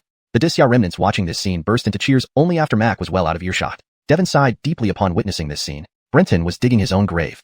He could already imagine that once Brenton returned to the capital, or even before he got there, the court's reprisals against him would begin. In the days that followed, the prison reform in Chunchao City proceeded very smoothly. Everyone now knew that this imperial envoy was a killing machine who gave no one any leeway. With officials from the 6 ministries secretly warning him and paying generously, Brenton generously shared the proceeds from other side projects with his subordinates. Though everyone knew Brenton's career prospects were finished, following him meant striking it rich, and everyone was more united than ever. Now, Brenton was essentially the sole supreme leader of the imperial envoy contingent. Even Devon's words carried less weight. Once the money was collected, Devon began urging Brenton to move faster. Like the rest, he wanted Brenton to gather as much wealth as possible within the limited time. But Brenton wasn't in a rush. Instead, he leisurely led his group towards Juju Mountain. A path had been magically carved between Chunchao City and Juju Mountain by the Dingershan cult, wide and smooth. At the foot of the mountain, Brenton saw Bai Nyang already waiting. Though it was daytime, Bai Nyang remained eerily pale like a corpse. Imperial envoy, what brings you here today? Brenton smiled and replied, I'm leaving soon, so I've come to bid farewell to Bai Nyang and take a look at your temple. Bai Nyang, expressionless, still held a lantern even in daylight and guided Brenton up Juju Mountain. Originally just an unremarkable high mountain, the entire Juju Mountain was now covered in pristine white, with no trace of green. Even the steps and rocks were spotlessly white. Brenton noticed the entire mountain wasn't naturally white but was encased in a thick layer of white wax. Bai Nyang remained silent, leading Brenton like a mythic ghost guide up Juju Mountain and into a completely wax-crafted temple. Brenton passed by the main hall and glanced inside. There was no deity statue where one should stand, only a yellowing candle burning with green flames. This is the lamp god. Bai Nyang suddenly spoke. Brenton wasn't surprised that the lamp god was a candle. After all, a single rice plant had become a malevolent spirit, slaughtering an entire city, while an evil wax candle was equally plausible. Noticing the many visitors, he asked, why are there so many golden tint barbarians here? Bai Nyang didn't answer but led Brenton into a quiet room in the annex hall. Brenton had Abdul and the others wait outside and sat down alone with Bai Nyang. I wonder what position you hold in this temple. Temple keeper. Brenton was surprised. The position of a temple keeper wasn't low-ranking. These rooms are protected by the lamp god, so no one outside can hear us. You may speak freely, Imperial Envoy. Brenton nodded. I came today to request a quota for entering the heavenly gate from your temple. Bai Nyang looked at him, saying nothing. Clearly, she thought he was dreaming. Brenton knew his demand was outrageous. Before arriving at the Golden Tint, the Lamp God Temple had caused trouble in the Great Yin Dynasty, demanding quotas for the heavenly gate, which had failed. Otherwise, the temple wouldn't have established itself under the Golden Tint, still seeking entry quotas. Compared to the Great Yin Dynasty, which considered the Lamp God cult a heresy, the Golden Tint might offer some quotas to the Lamp God cult, albeit very few. For Brenton to ask for one quota outright showed remarkable restraint on Bai Nyang's part. Seeing Bai Nyang remain silent, Brenton calmly said, this is a deal. It's also an insurance for me. As you know, I might still get a quota from the court, but this is just a precaution. Bai Nyang finally spoke. What benefits do we get if we agree? Brenton smiled. If she was willing to negotiate, that was good. The benefits are significant. We can become allies. Whether I enter the heavenly gate through the court or your lamp god cult, I can support each other inside. Bai Nyang showed little interest. Brenton continued, you know, after the Ellsworth and Hung case in Chunchao City, my reputation among the Disya remnants is unmatched. When word spreads, I'll have the chance to lead the Disya remnants and great Immortal officials within the Golden Tint. My personal power might not qualify me as an ally, but with all the Disya remnants and great Immortal officials behind me, don't we then qualify? Hearing this, Bai Nyang furrowed her brow, seemingly swayed. But don't forget, you're now the enemy of the Golden Tint nobility. Brenton shook his head and laughed. Do you know something, Bai Nyang? What? Behind me isn't just the Disya remnants and the Buck, but also the Vermilion Bird Palace. Bai Nyang's brow relaxed, revealing a rare smile. I can't promise on behalf of the cult, but I will report this. If the lamp god agrees, someone will contact you soon. Brenton nodded, showing no disappointment, and stood. Then I'll await your response. Chapter 200, Dead Soldiers. Your Excellency, although the Lamp Deity sect has already established a temple in the Golden Tint, I have also heard that this sect is extremely bizarre and dangerous. Associating with them might not be without peril. Harold pondered for a long time on the way back. Finally, braving the risk of displeasing Brenton, he gave an honest reminder. Sitting in the carriage, Brenton was taken aback for a moment. Then he burst into laughter, took 2 steps, sat next to Harold, and watched him drive the carriage. Brenton patted Harold on the shoulder and said in a low voice, Harold, you can speak frankly, which shows you truly care for me. I am very pleased. Instantly, a flush of embarrassment appeared on Harold's face. Though he had experienced life and death many times and gone through much, Harold was still an 18 or 19-year-old young man with thin skin. Praise from Brenton made him feel extremely shy. Of course, I know the lamp deity sect is not a good thing, and even more so than you do. If you know so much, why are you doing this? Suddenly, an untimely voice rang out from above them. Looking up, Brenton saw Jediah sitting cross-legged on top of the carriage, his robe open, letting the wind blow freely into his chest. He held a jar of wine and acted like a scholar of wild grace. Jediah, as an immortal from the Eastern Emperor's Inspectorate, possessed mysterious abilities. His appearance did not surprise Brenton. However, since his previous words had been overheard, Brenton did not hide anything. Friend Dongfang, you are exceptionally wise and well-versed in history. Can't you tell why I'm doing this? Of course I know. Jediah took a swig of wine, but most of it spilled onto his bare chest, its fragrance spreading wildly. I simply wanted to see how wise you are. After all, I don't like being friends with fools. Then you should just consider me one. Brenton retorted dryly. Jediah spoke bluntly without realizing he had offended someone. Harold, do you know which position in the court is both the most comfortable yet incredibly dangerous? Harold shook his head honestly, not understanding the intricacies of officialdom. Brenton laughed. That would be the Imperial Envoy. Without waiting for Harold to ask, Brenton explained on his own accord. The Imperial Envoy holds significant power despite their lower rank, outranking officials by 3 levels, wielding the authority to execute first and report later, specially granted by imperial decree. Everywhere they go, who dares offend? Free from the worries of tigers lurking in the capital and having the freedom to traverse the realm unimpeded. But the position of Imperial Envoy is also very dangerous. If I remain oblivious and turn a blind eye, I will naturally enjoy ease, but I may anger the imperial family and surely face punishment upon return. However, if I work diligently, I will offend local nobles, and possibly even implicate major nobility in the capital, facing potential beheading without knowing it. It's like walking on iron chains on a cliff. One misstep could shatter me. Yes, everyone says the Imperial Envoy's job is great, but few realize how arduous it is. Only you would seek such a post. Jediah teased. It was the first time Harold realized the immense pressure adults faced. So, we must learn to protect ourselves as Imperial Envoys. How? By tying our lives closely with others, ensuring no one dares harm us. Interconnected and inseparable? Jediah summarized Brenton's thought succinctly. Brenton gave Jediah a thumbs up. Scholars really do speak differently. Jediah lowered his head suspiciously, looking at the back of Brenton's head. Though a compliment, Jediah felt it was a veiled sarcasm without evidence. Kid, follow your excellency and learn. It's wisdom. Harold nodded without any suspicion. Brenton smiled. The journey proceeded smoothly, and Brenton directly went to the Ministry of Justice prison. He had not forgotten why he came to Springtide City. In the dim light of the executioner's prison, Brenton calmly surveyed the mostly unrecognizable prisoners. They hid in the darkest corners of their cells, eyeing Brenton with predatory glares. Walking slowly, Cliff read the names of the prisoners to Brenton, who quietly listened and noted down those who caught his attention. Compared to the capital's prison, the cases of Springtide City's prisoners were largely similar, mostly vengeful personal grievances, either street violence or entire family massacres. Not exactly brutal criminals, but certainly ruthless individuals.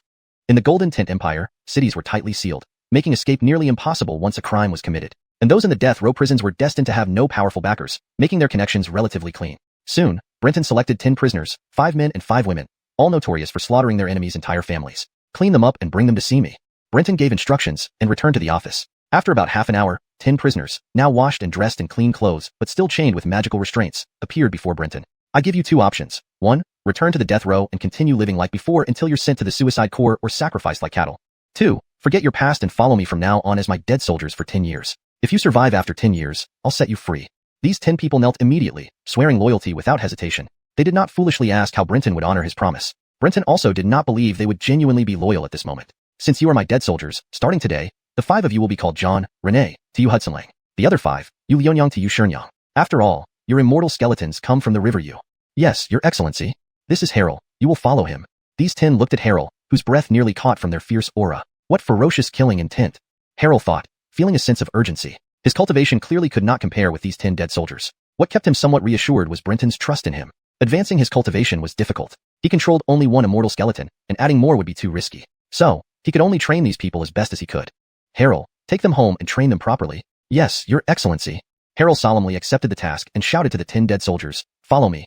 The 10 respectfully bowed to Brenton and followed Harold away. Brenton examined the files of these 10 people, a smile appearing on his face. These 10 were not particularly high level in cultivation, the highest being 8th rank peak. But the immortal skeletons they controlled all came from the same type of monster, the Yao snake, found in the river Yu. These creatures excelled in spreading rumors and had considerable water manipulation abilities, capable of causing massive waves and floods. Brenton did not need them to be adept at assassination, but their rumor-spreading abilities suited his purposes perfectly. Meanwhile, Harold's power excelled in flood control, naturally countering these 10, ensuring mutual checks and balances for Brenton's peace of mind. Watching them leave, Brenton stood up and wrote an order, calling out, Cliff. Yes, your excellency. Cliff ran in. Brenton handed her the order. Send this dispatch to the Zhenjiang army, and have Ellsworth and Hudson personally escort the silver to the capital. Cliff was momentarily stunned. I have an imperial edict, and he dare not refuse. Moreover, we are leaving tomorrow, and leaving him here risks them attacking the lamp deity temple. I want to show some goodwill to the lamp deity sect before departure. Hearing this, Cliff could only take the order, her heart trembling as she headed towards the Zhenjiang army, praying all the way that she wouldn't be directly chopped down by the enraged Ellsworth and Hudson. Please note that I have maintained the original tone and style, ensured natural and fluent English, and kept the paragraph structure and line breaks consistent with the original text. Chapter 201. Inside the Zhenjiang army camp, Cliff hung his head low, his posture hunched, wishing he could find a crevice to crawl into so Mac wouldn't glare at him with such sinister eyes. Ever since Mac saw the dispatch order, he hadn't said a word and simply stared at Cliff with his large, copper bell-like eyes. Cliff silently wailed inside. Who could understand the immense pressure of being scrutinized by a giant over 15 feet tall whose seated height still surpassed his standing one? He even wondered if he had been struck by General Mac's thunder spell. The days seemed to drag on endlessly as Cliff wanted to take his leave, but found his tongue and lips paralyzed, unable to utter a single word. Finally, Mac spoke. How much silver is being transported to the capital this time? Cliff let out a long breath, then stammered, reply, Grand General, a total of 37,800 taels of silver. Mac was taken aback. How much? Cliff steeled himself and repeated the amount once more. Mac's eyes reddened, and he felt an intense pain in his heart. At the same time, he finally understood why Prince Brenton acted so recklessly, unafraid of the consequences, and why the buck would go so far as to offend the powerful Ellsworth and Chang aristocracy just to protect Brenton. Over the past few days, Mac had gathered information through his channels about what Brenton had been doing in the capital. He learned that Brenton's alliance with the Dinger sect to attack the Zhenjiang army camp paled in comparison to his activities in the capital. If anyone under his command could secure this much silver, he too would do everything in his power to protect them. Like many other Ellsworth and Chang nobles, Mac never looked favorably upon jailers and low-ranking clerks, and naturally didn't covet their sources of income. But he never imagined these sources were so lucrative. 37,000 taels of silver, seemingly not much for a momentary period, but it was like harvesting leeks from a field. One batch gone, another sprouted up. Even if the future income might not be as high, earning 10 or 20,000 taels each quarter was easily achievable. This was indeed a goose that laid golden eggs. Mac now realized how someone had managed to snatch this golden goose right under his nose. At this moment, his hatred for Brenton grew even stronger. Go back and tell the Imperial envoy that the Zhenjiang army will safely escort the silver to the capital. Realizing the thief's master was none other than the buck, Mac knew it was impossible to reclaim the golden goose. So, he planned to use this opportunity to visit the capital and build relationships.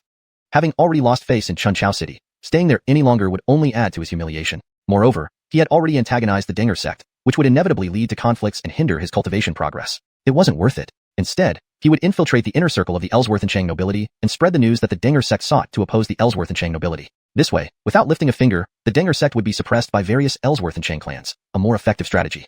Cliff, having received a definitive response, sighed with relief and took his leave. Outside the Zhenjiang army camp, he discovered his legs had gone weak from tension. Upon returning to the Ministry of Justice's prison, Cliff noticed Micah, Esther, and others waiting for him. Brenton, seated at the head of the table, asked with a smile, "What did Mac say?"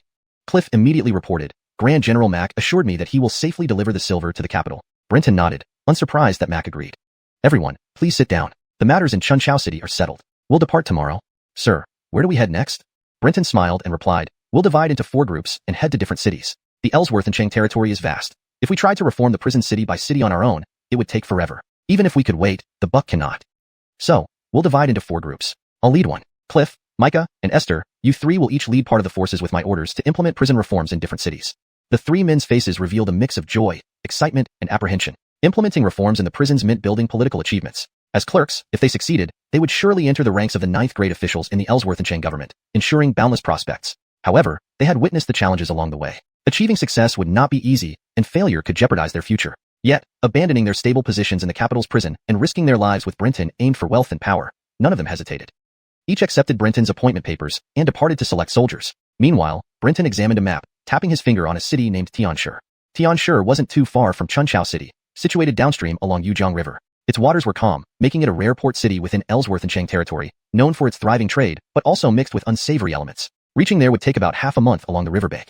Brenton's main reason for heading there was Jediah. Since receiving critical intelligence from the Dinger sect, Brenton knew the Eastern Emperor's censorate possessed detailed records of most malevolent spirits. He had been contemplating which spirit's essence to choose for his 3rd celestial skeleton, never imagining the answer lay nearby.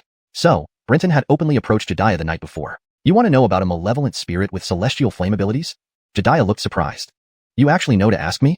Brenton smiled and pointed towards xiuxian, the meaning clear. Jediah suddenly understood. He knew Brenton had struck some kind of deal with the Dinger sect, gaining access to their knowledge. "It's no problem to exchange information with us from the Eastern Emperor's censorate, but do you know what the price will be?" Brenton shook his head. "You need to complete a task for the Eastern Emperor's censorate. Then, we can answer any one of your questions." "Agreed," Brenton readily replied. "Wait a moment, I need to contact the higher-ups to assign your task." Brenton wasn't sure how Jediah communicated with the unknown headquarters of the Eastern Emperor's censorate, but given that Dean could send messages over great distances using long-distance homing bugs, it wasn't surprising. Note: I removed the Chinese term Chanli Tongxinggu, and instead used the explanation provided, long-distance homing bugs, to ensure the text reads naturally in English. Soon, Jediah returned. There's a large tomb in Tianxia City. Inside, there's an inscription we need you to retrieve and bring back to me. Don't worry, your answer has already been provided to me. We'll settle the debt when you return the inscription. Brenton was stunned. He never expected Jediah to ask him to rob a grave. Whose tomb is it? I need to assess the risk. Jediah smiled awkwardly, unlike his usual self. Then, he slowly spoke, revealing just one word. E. Chapter 202.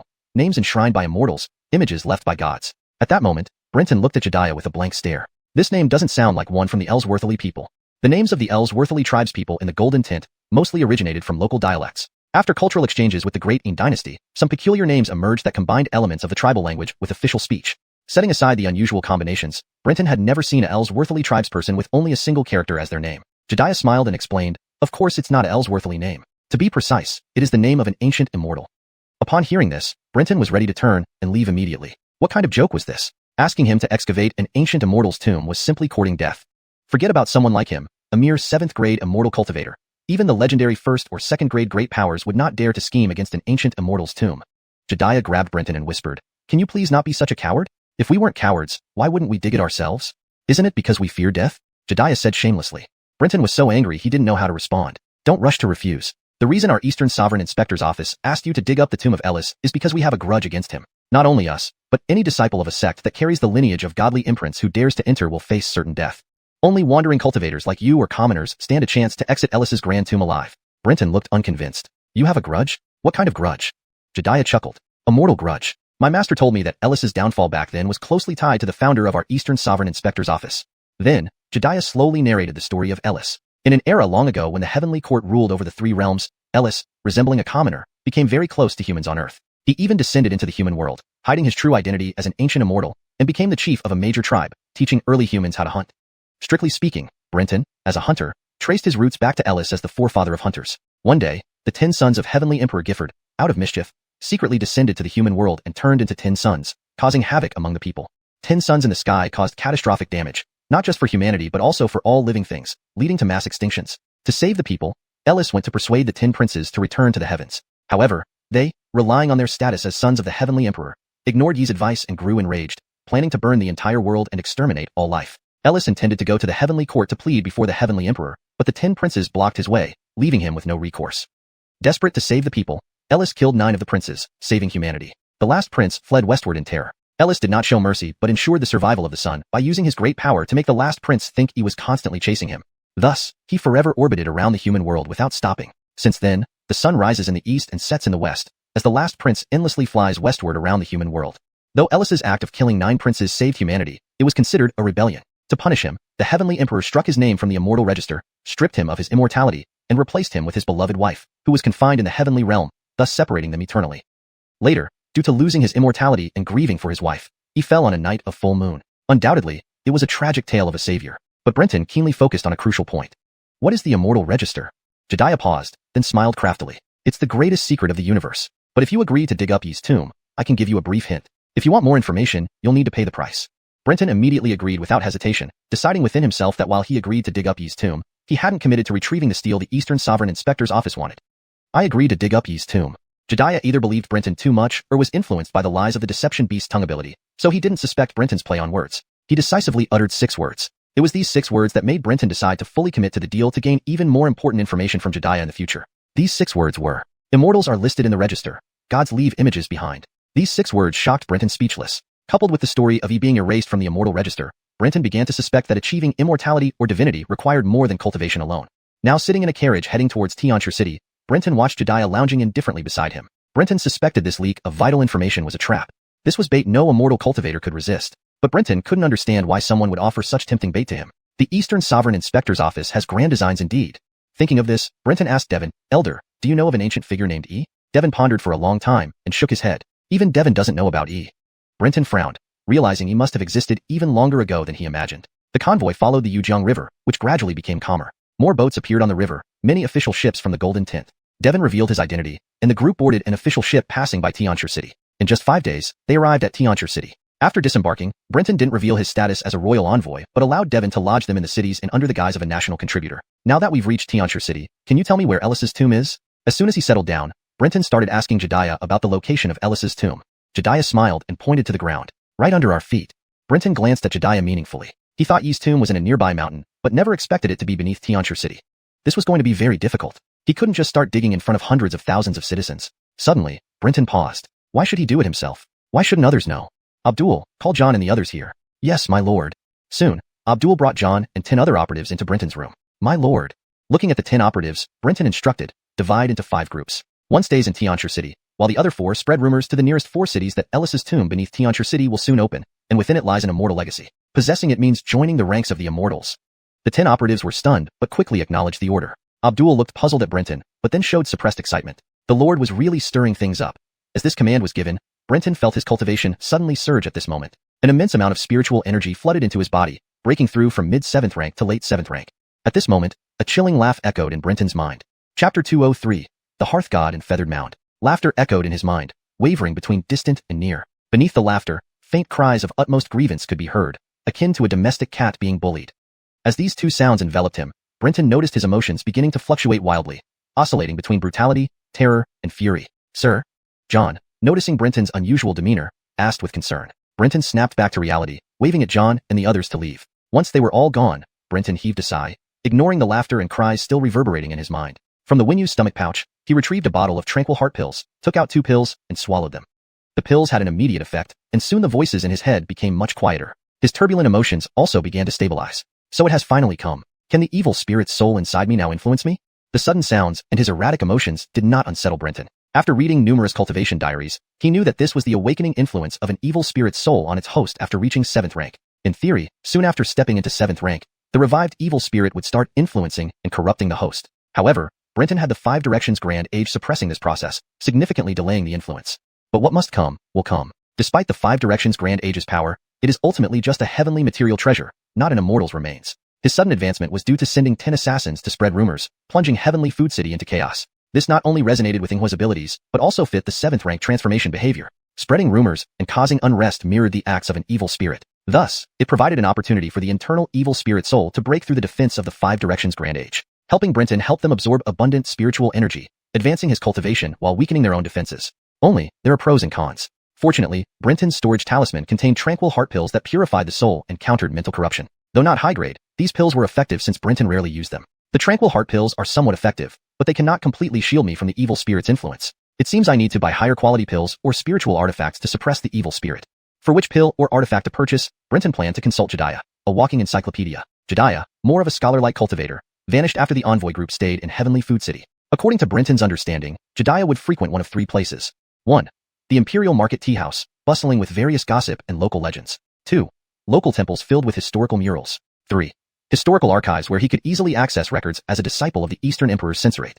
Brenton eventually found Jediah in the local Hearth Temple, meticulously copying a faded mural. Without disturbing him, Brenton observed as he concentrated on replicating the artwork onto his notebook in minute detail. Brenton also examined the mural content. After a few moments, he confirmed that these murals documented the deeds of the Hearth God. Brenton smiled to himself. Of course, a Hearth Temple would document the Hearth God's history, not someone else's. Since Jediah was only halfway through, Brenton decided to study the entire mural. After all, in the Golden Tent, deities worshipped in temples were actual spirits. Given that the Hearth Temple existed in Heavenly Food City, it signified considerable influence. Understanding more was beneficial. He instructed Fletcher and the others not to disturb him as he began examining the first mural. As he went through each mural, Brenton learned about the Hearth God. Long ago, during the nomadic era of the Golden Tent, before Heavenly Food City was built, a large tribe lived here, living a primitive life under constant torment by an evil spirit named Yuchio. To survive, the tribe annually sacrificed many men and women to Yuchio. Yuchio, an evil spirit composed of feather-covered tomb soil, consumed countless humans and forbade the use of fire. One day, the Hearth God arrived, subduing Yuchio with an ocean of flames and sealing him with ash, freeing the tribe.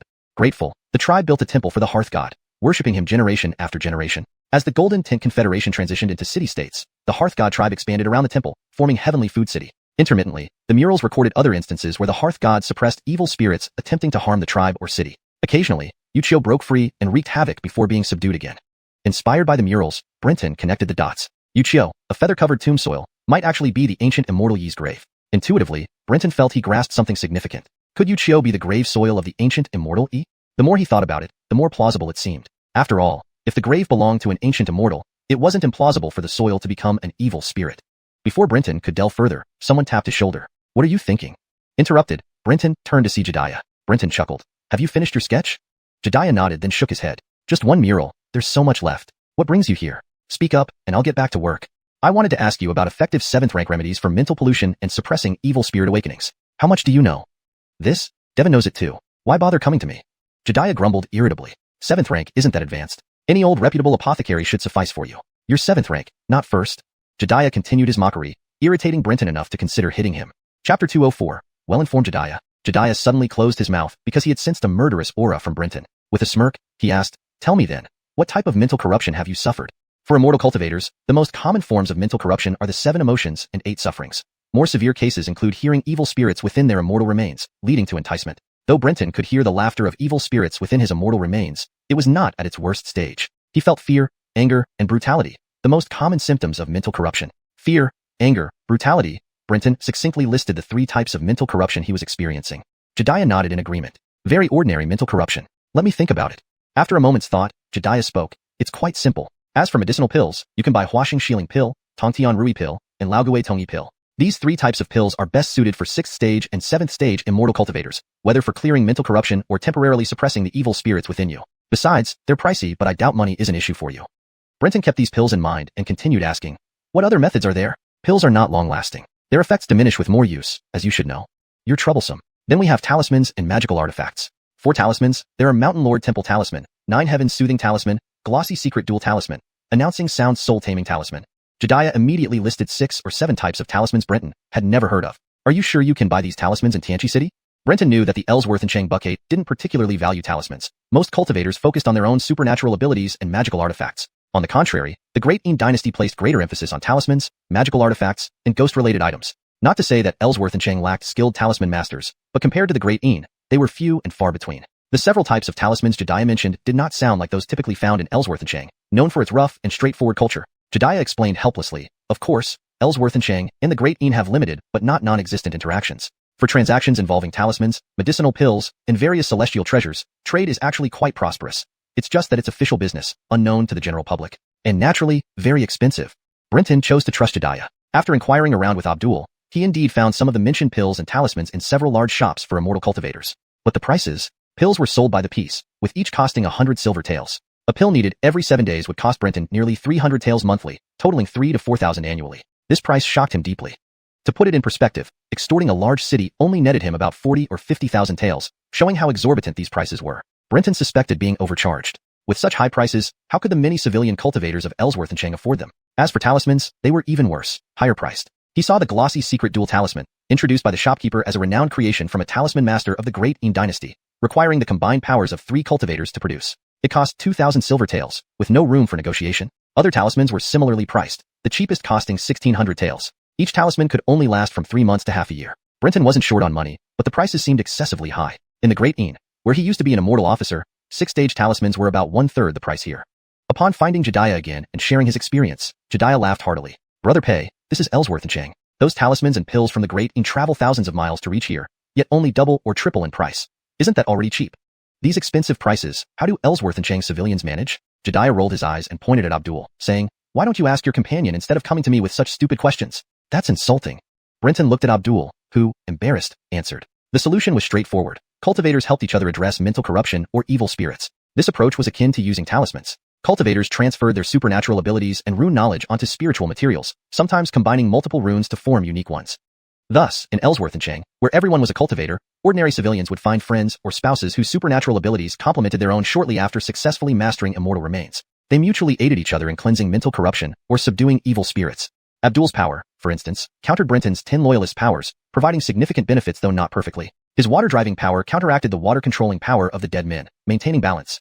While not as effective as pills or talismans, this method helped maintain rationality and control. Listening to Abdul, Brenton further understood the role of partners in the realm of cultivation.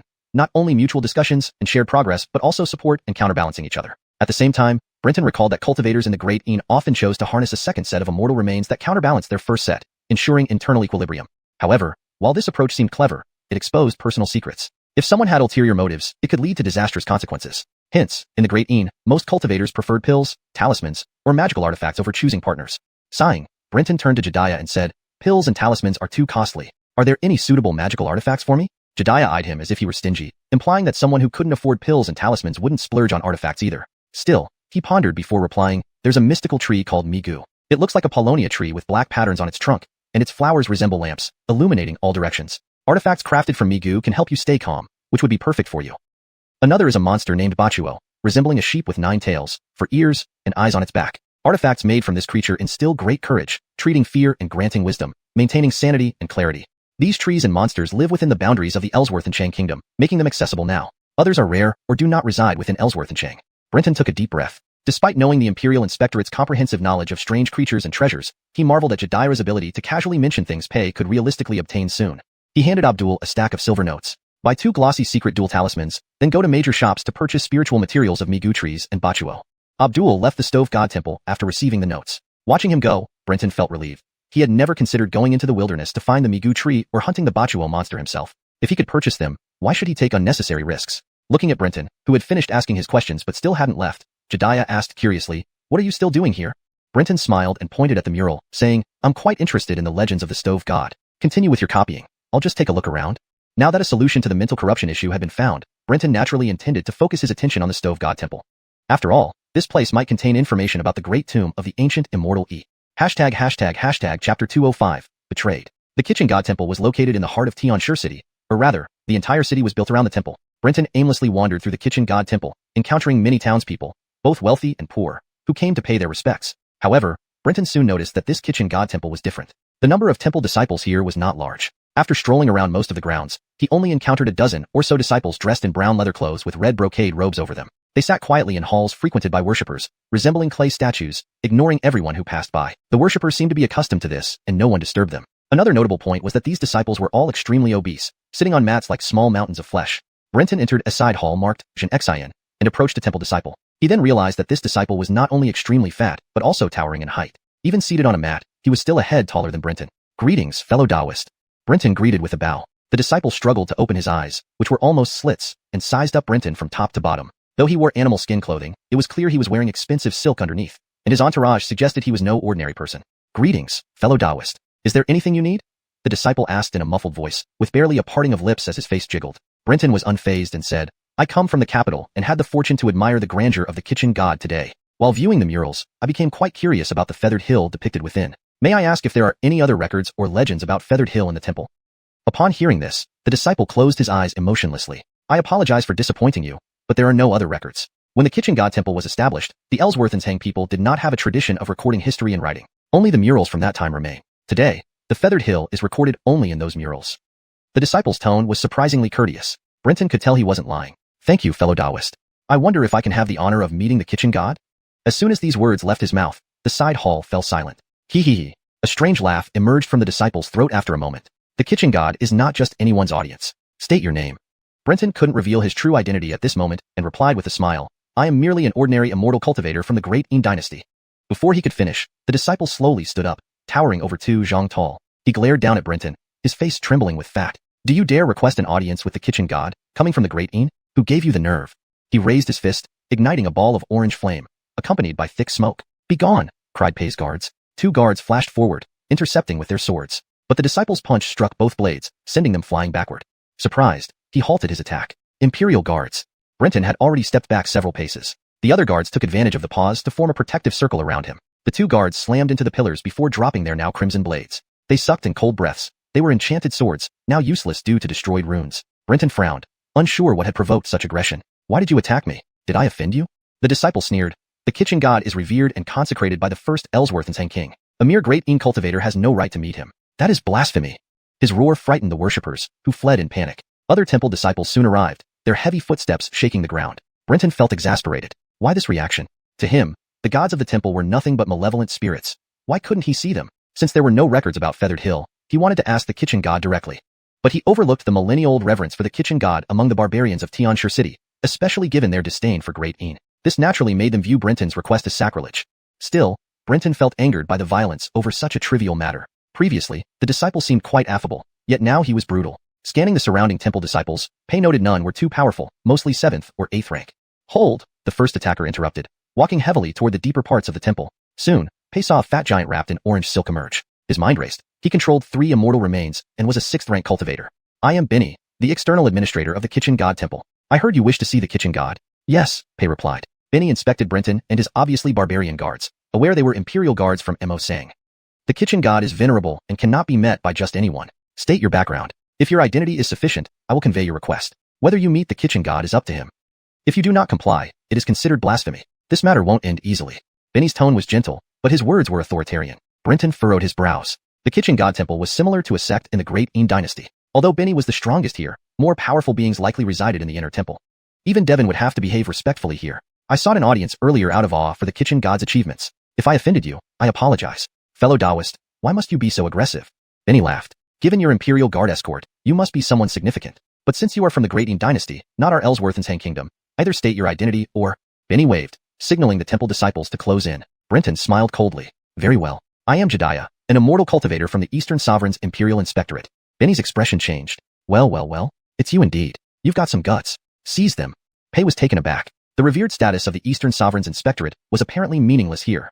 Clearly, they harbored a deep grudge against the Inspectorate. Pei cursed inwardly, spitting out a mist to initiate the Mirage technique and escape. This time, he was truly betrayed by Jediah.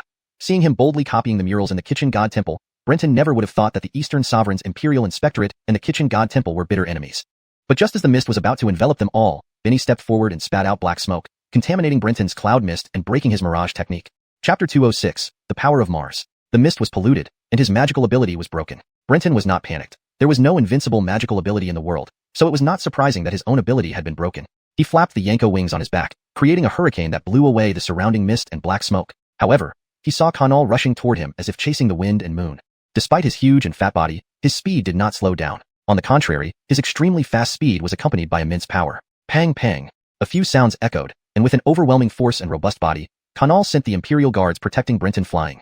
The sabers of the Imperial Guards could only cause ripples on his surface without leaving any wounds. Brenton was inwardly alarmed. Seeing this scene, he knew that the disciples of the Kitchen God Temple had terrifying defense. Without hesitation, Brenton vigorously flapped the wings behind him, using his wind-controlling ability to fly into the sky, narrowly dodging Konal's punch. Kanal looked up at Brenton and shouted, "Don't let him escape." Hearing Konal's words, the Kitchen God Temple disciples surrounding Brenton opened their mouths wide, spraying out waves of black smoke into the sky, forming a cage-like barrier around Brenton, preventing him from escaping.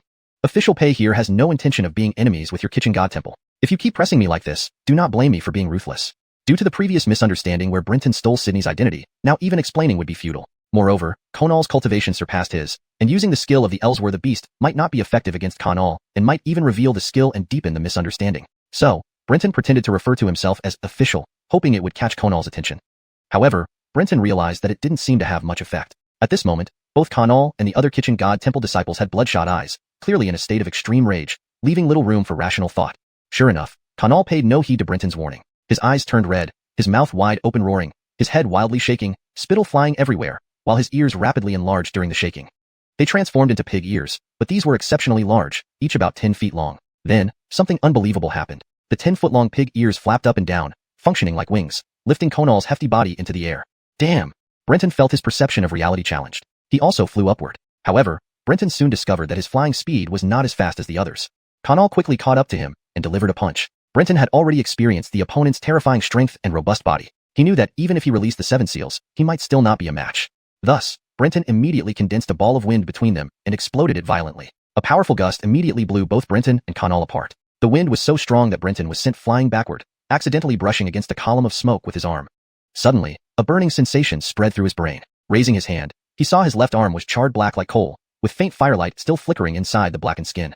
Moreover, the burn continued up his arm. If left unchecked, it would soon reach his shoulder. Realizing this, Brenton retrieved a decapitating knife from his storage device and swiftly severed his charred left arm. The 5 elements immediately took effect, sealing the bleeding wound. The pain from losing his arm made cold sweat pour down Brenton's face. I have no sense of pain. Brenton hurriedly used the Ellsworth the Beast tongue to shield his pain receptors to prevent it from affecting his combat capability. At this point, Brenton's heart was filled with the desire to kill. Kanal laughed wildly, sniffing the air, smelling the scent of burned flesh. You taste good. You are excellent ingredients. Since catching the scent of Brenton's flesh, Konal's expression became even more hideous. You're asking for death. Brenton held nothing back. Mars.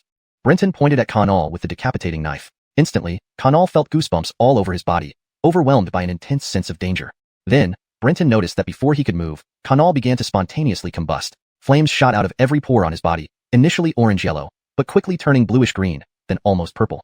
This bizarre flame caused Konal's obese body to rapidly wither, thick, disgusting oils oozing out of his pores, making the flames even fiercer. In a short time, Kanal was reduced to a skeleton and fell from the sky. Brenton was stunned. Although he had used the power of Mars before, this was the first time it had such an impressive effect. Senior brother. Seeing Konal's miserable state, the kitchen god temple disciples finally regained their sanity. They stopped spewing black smoke but dared not approach due to the lingering flames on Konal's body, only anxiously circling around. Who? Suddenly, Brenton's hair stood on end. He turned to look deep into the temple, feeling as if he was locked onto by someone's gaze. Locked in by that gaze, Brenton felt as if he was forsaken by heaven and earth. The power of Mars. Brenton instantly recognized the source of this power. It was precisely the power of Mars he possessed. Suddenly, Brenton's face showed signs of wild joy.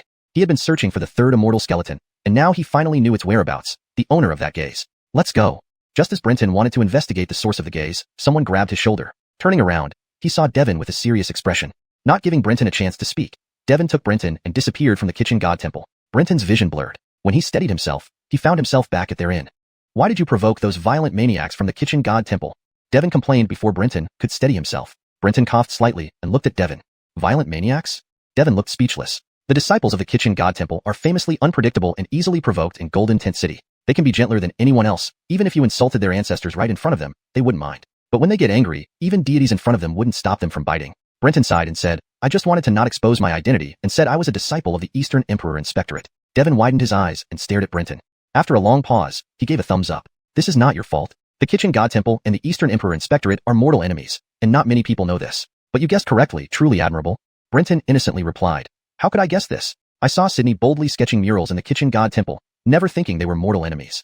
Meanwhile, Brenton was incredibly impressed by Sydney for brazenly doing things in the enemy's territory without fear of repercussions. I will help you explain this. From today onward, do not go near the kitchen god temple. Do you think the kitchen god temple will let me off? I killed one of their 6th-ranked disciples today. Devon shrugged indifferently. It's okay. A 6th-ranked disciple means little to the kitchen god temple. The clouds were polluted, and the mystic arts were shattered. Brenton did not panic. There was no invincible mystic art in the world, so he was not particularly surprised by this turn of events. Behind him, the wings of Yanko flapped, stirring up a hurricane that dispersed both the fog and the black smoke around him. He saw Konal swiftly approaching him as if riding the wind and chasing the moon. Despite his large and obese body, it did not slow him down. On the contrary, his speed was incredibly fast and accompanied by immense strength. Bang bang. With tremendous force and a robust physique, Konal knocked the Imperial guards defending Brenton away. The ceremonial knives of the guards barely rippled on his surface without leaving any wounds. Brenton felt a chill run down his spine. This disciple of the kitchen god temple had terrifying defensive capabilities. Without hesitation, Brenton vigorously flapped his wings, employing the power of wind control to lift himself into the air. He narrowly avoided Konal's punch. Konal looked up at Brenton and yelled, "Don't let him escape." Hearing Konal's words, the surrounding disciples of the kitchen god temple all opened their mouths wide, spouting streams of black smoke that spiraled upwards like a cage, trapping Brenton in the center, preventing him from escaping. That Konal, I have no intention of being enemies with your kitchen god temple. If you continue to be so aggressive, do not blame me for being ruthless. Due to his earlier misjudgment, Brenton had stolen the identity of Jediah, and now it was too late to explain.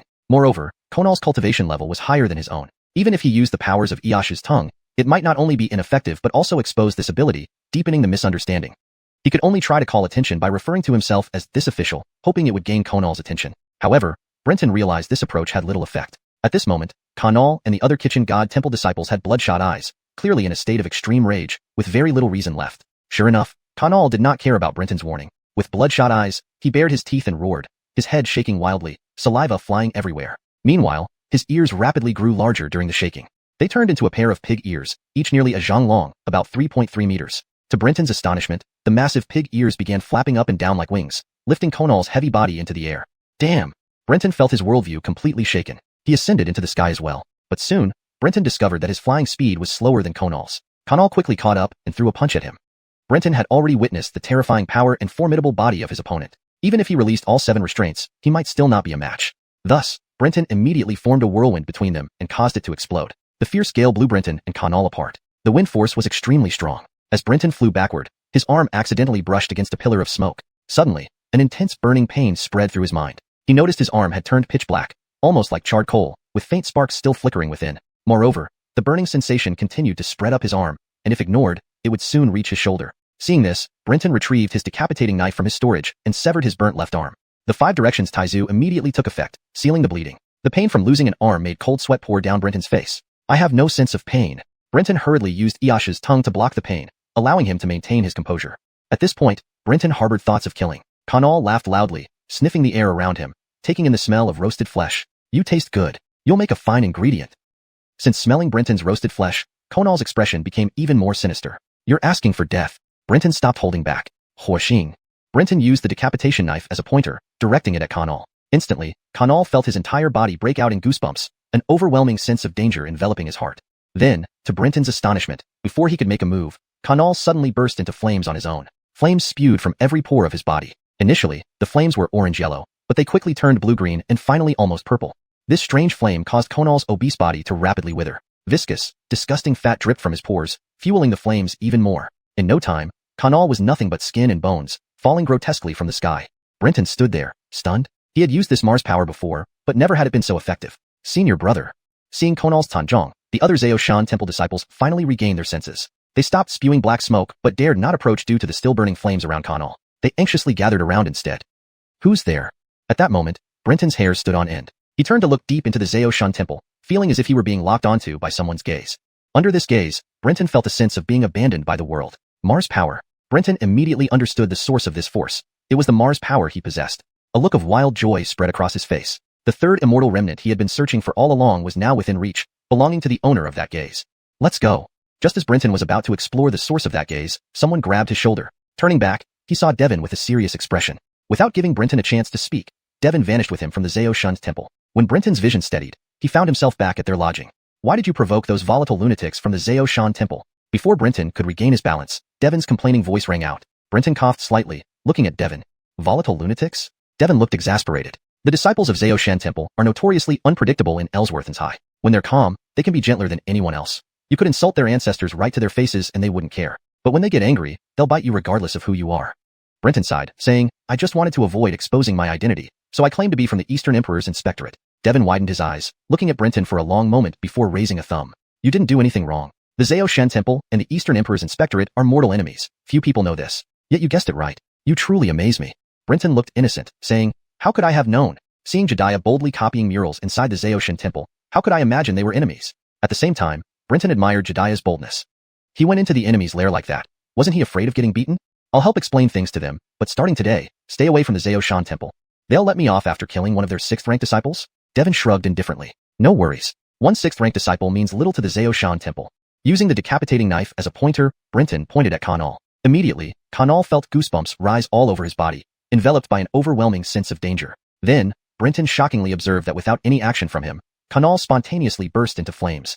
Flames erupted from every pore of Kanal's body. Initially orange-yellow, they quickly turned cyan blue, and finally almost purple. These flames were bizarre. Kanal's obese body rapidly shrunk, oozing thick and repulsive fat from his pores, fueling the flames even more. In a short while, Kanal had become nothing more than skin and bones, falling grotesquely from the sky. Brenton was astonished. He had used the Mars power before, but such an effective outcome was unprecedented. Brother.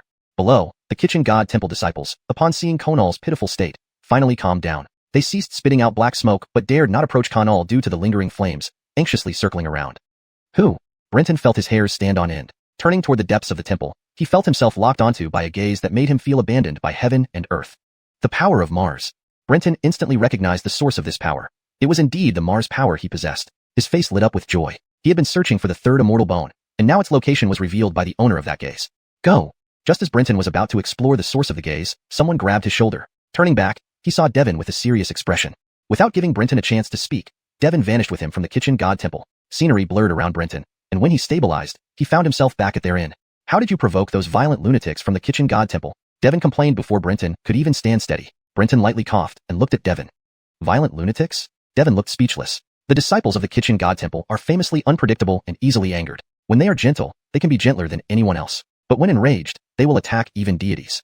Brenton sighed. I merely claim to be a disciple of the Eastern Emperor's censorate to avoid exposing my identity. Devon widened his eyes, looking at Brenton.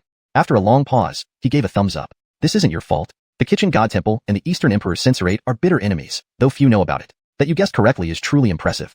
Brenton appeared innocent. How could I have known? Seeing Jediah brazenly copy murals inside the temple, who would think they were mortal enemies? Simultaneously, Brenton marveled at Jediah's audacity, risking everything to visit the enemy's den so openly. I will help explain this situation, but starting today, stay away from the kitchen god temple. The kitchen god temple won't let me go after killing one of their 6th-rank disciples. Devon shook his head indifferently. No worries, a 6th-rank disciple means little to the kitchen god temple. After saying this, Devon disappeared, presumably going to the kitchen god temple to explain the misunderstanding. Meanwhile, Brenton sat speechlessly at a stone table in their inn, pondering about the owner of the eyes that possessed the power of Mars. He sat there for most of the day. As the sun set, Brenton saw Jediah stroll in with a relaxed expression. Upon seeing Brenton, Jediah immediately flashed a smile, showing his teeth and giving a thumbs up. Brother Pei, you're incredible. You took out one of their disciples at the kitchen god temple and still managed to walk out alive. Chapter 207. Arrival of Penelope. Brenton stared at the instigator with a look of intense irritation. Jedediah had no clue that Brenton and the Xiuxian temple had clashed due to the misuse of his name. He still marveled at how daring Brenton was, daring to confront temple disciples in a divine temple and even manage to walk out alive. Is there enmity between your Eastern Imperial Censorate and the Xiuxian temple? Jedediah wore an expression of surprise. Who told you that? To be precise, it's the Xiuxian temple that is hostile towards our Eastern Imperial Censorate, not vice versa. Why? How should I know?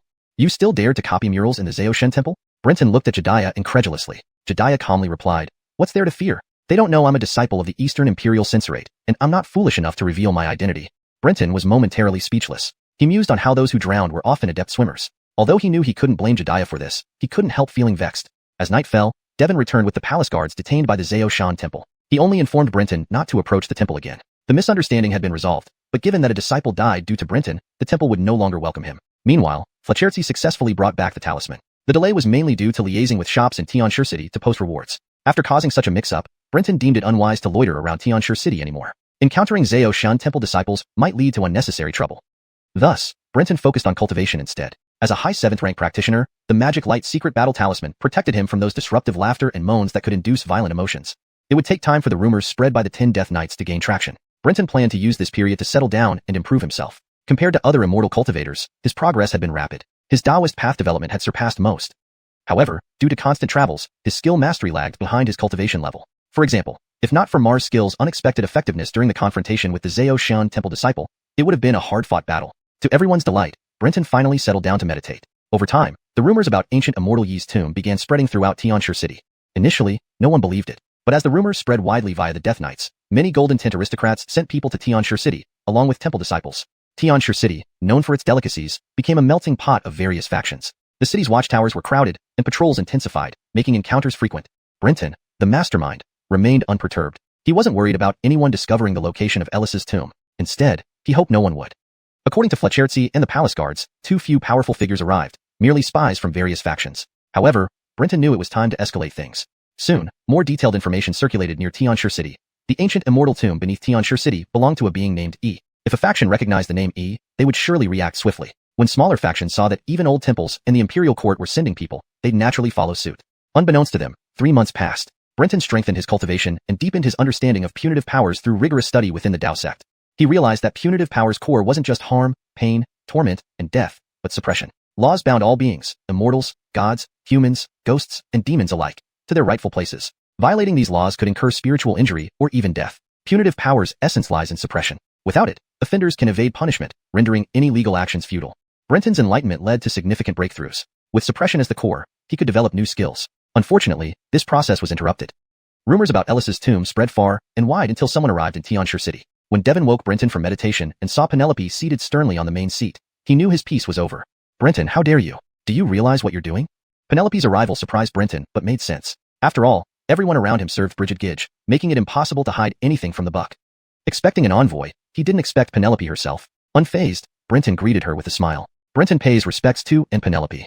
Penelope, now fully recovered, exuded elegance and beauty. Her vermilion phoenix eyes seemed piercing. "Father Buck gave you great trust to reform the prisons. Is this how you repay him? Do you know the crisis your rumors could cause?" Brenton chuckled, sat down beside her, and responded nonchalantly. "And, this is my way of repaying Father Buck?" Startled, Penelope was about to retort when Brenton continued. "Isn't it true that the power of the temple in the Golden Tint Nation has grown too large?"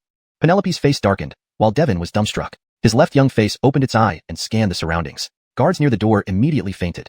"Brenton, your words are reckless. How dare you speak such nonsense?" Brenton smiled at Devon and then turned to Penelope. "My journey has been fraught with obstacles. In Springtide City, I witnessed the temple attacking local military camps. Did you know this?" Both Penelope and Devon gaped in shock. Did he not orchestrate that attack with the Lamp God cult? Now he acts like it had nothing to do with him. This chapter captures the unfolding events after Brenton's encounter with the Xiuxian temple and the consequences of his actions, particularly the arrival of Penelope. The narrative maintains the intrigue and tension surrounding the protagonist's schemes while deepening character interactions. This shameless demeanor genuinely shocked the two of them. Furthermore, a few months ago when I first arrived in Tianshi City and visited the Xiuxian temple, I had a conflict with a temple disciple. Although I did not expose my true identity, that temple disciple still discovered that the guards around me were from the capital's imperial guards. In the end, it was only through Devon's personal intervention that I was saved. Afterward, Devon spent half a day rescuing the captured imperial guards.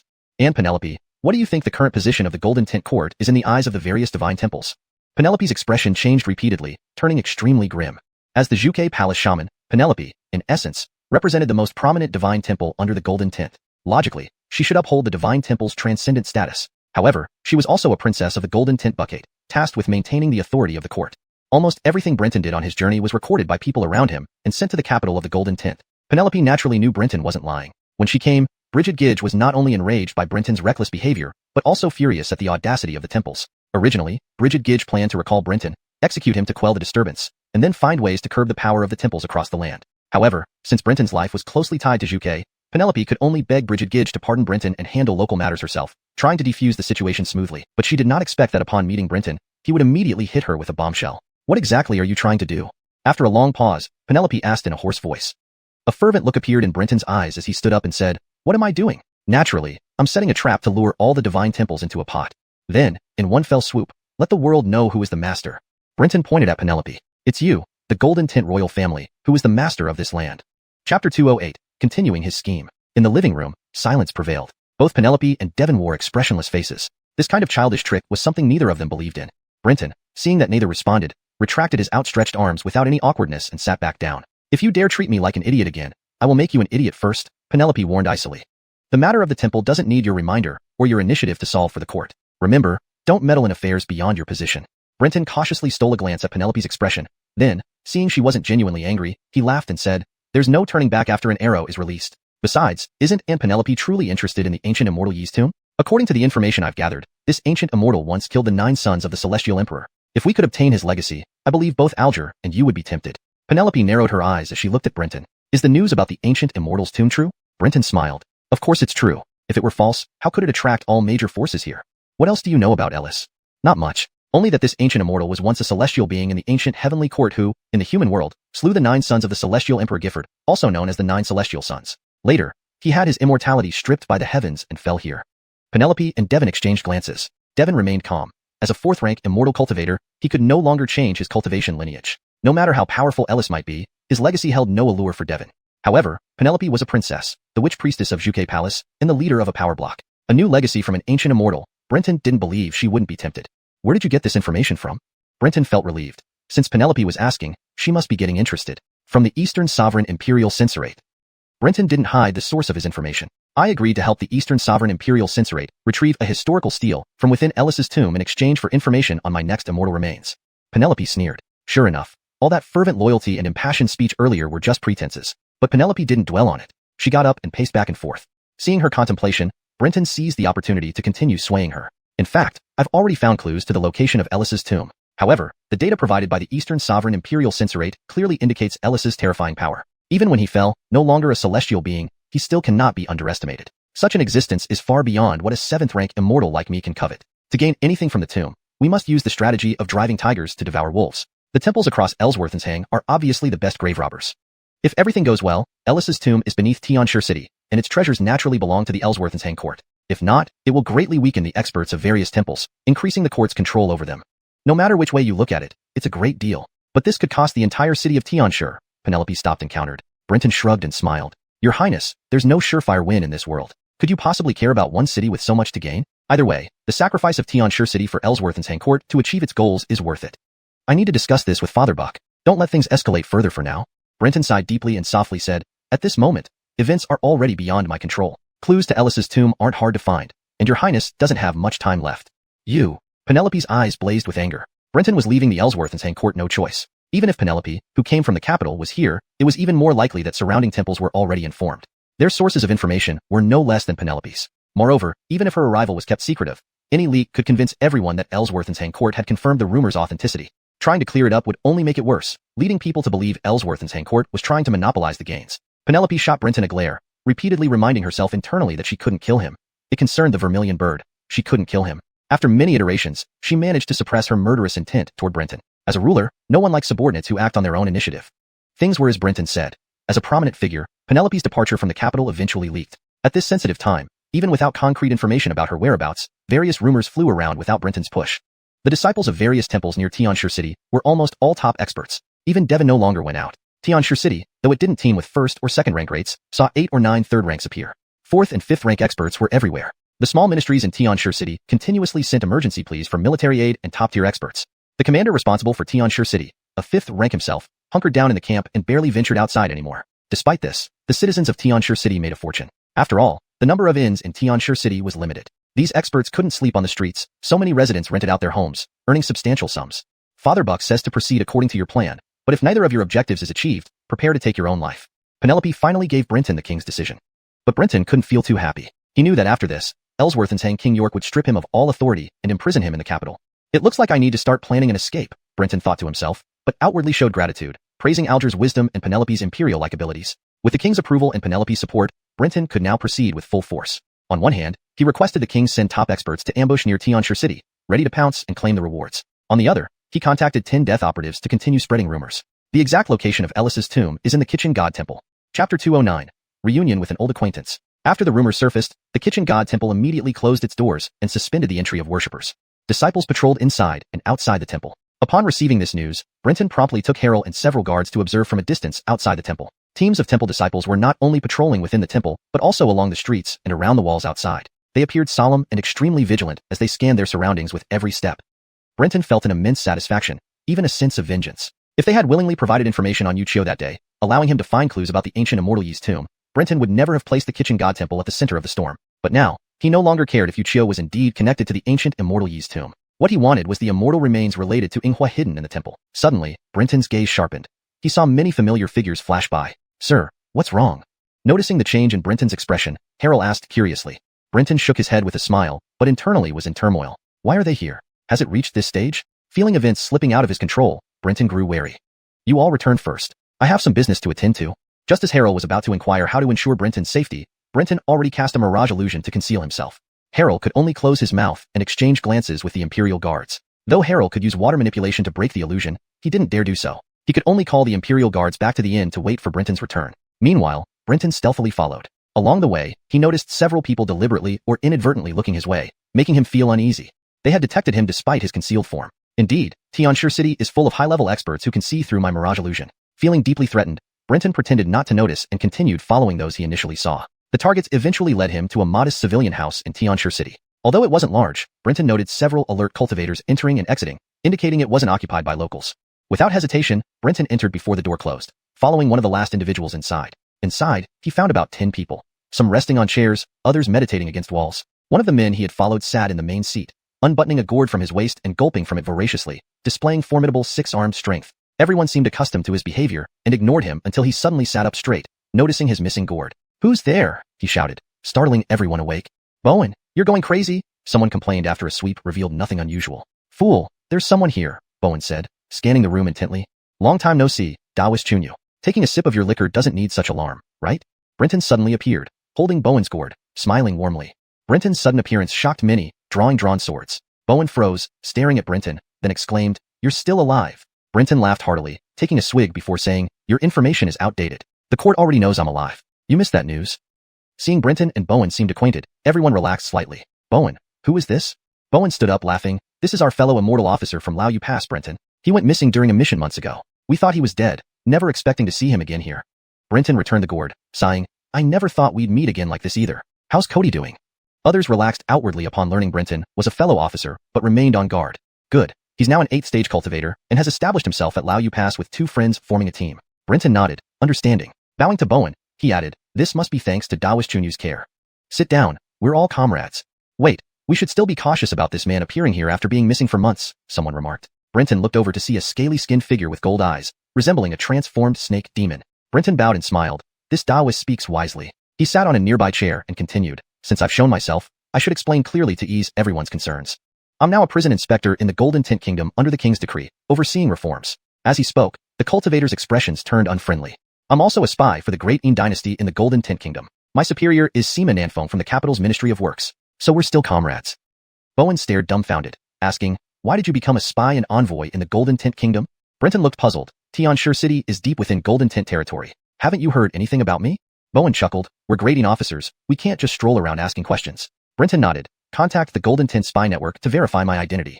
Bowen agreed. Seeing Brenton's honesty, others lowered their guard, with someone likely leaving to verify his claims. Smiling, Bowen asked, Tell us, what happened to you? How did you become an envoy? Understanding Bowen hadn't fully trusted him and was probing for more details without revealing their true purpose, Brenton didn't withhold much. He recounted being injured, saved by and Penelope of the Golden Tent Kingdom, brought back to the capital, and appointed to the prison under her recommendation. He reformed the prison system based on the Great Yin model, earning favor from the king and becoming the envoy. In the process, he connected with great spies in the Golden Tint Kingdom, particularly Master Seaman Anfeng, and became an undercover operative for the dynasty. Brenton omitted many important details, but he didn't change the main storyline too much. Everyone present was taken aback, completely stunned. None of them had expected that Brenton, who was only in 8th rank at the time, could rise to prominence in the Ellsworthensang capital, earning the favor of Penelope and the Buck. To them, it truly seemed unbelievable. By the end of the story, Bowen gave Brenton a thumbs up and exclaimed, "Brother Pei, impressive. Bowen admires you." Brenton smiled. At this moment, the person who had gone out to verify Brenton's identity returned and nodded at Bowen and the others. Only then did Brenton say, "This time you've come over, it's probably about the ancient immortal E, right?" The room fell silent the moment he finished speaking. Bowen nodded seriously. Brenton immediately said, "When I saw you on the street, I guessed as much. So I came specially to advise all of you not to get involved in this mess." Chapter 210. Finally, someone has made a move. What do you mean by that? Before Brenton could finish his words, someone stepped forward to challenge him. He looked at the person who spoke. It was an old man wrapped in a pitch-black robe, hunched over, with only a thick beard and a prominently humped back visible. To find a cultivation expert of this advanced age is indeed rare, he thought, but Brenton smiled and said, "Just as I've said. The matter of the ancient Immortal's Grand Tomb is intricate, being a trap targeting the divine temple forces within the Golden Tint territory. You are far away from your homeland and have very limited information. Getting involved recklessly might." Brenton left it unsaid, but his meaning was clear. Bowen frowned and looked at Brenton, asking, "How much do you know?" Brenton grinned and replied, "Everything." "What?" Everyone stared at Brenton in shock, disbelief written all over their faces. Brenton shrugged. "To tell you the truth, I set up this trap around the ancient Immortal's Grand Tomb, and I also hired people to spread rumors." Bowen and the other great and imperial immortals looked at each other in bewilderment. Suddenly, Bowen found Brenton difficult to read. Though he admired Brenton's acumen and potential in the Donglai Mountains, he hadn't expected that after just a few months, Brenton would dare set up a plot to ensnare foreign temple cultivators. This realization was bewildering. Ridiculous. A 7th-rank cultivator like you. What right do you have to lay such an incredible trap? Do you think the people from the Golden Tint Divine Temple are fools? Would they fall for a few rumors from you? Brenton remained calm. After all, his cultivation rank wasn't high, which was true. "Everyone, please stop. Fellow Taoist Pei has always been strategic. Laying a trap isn't impossible."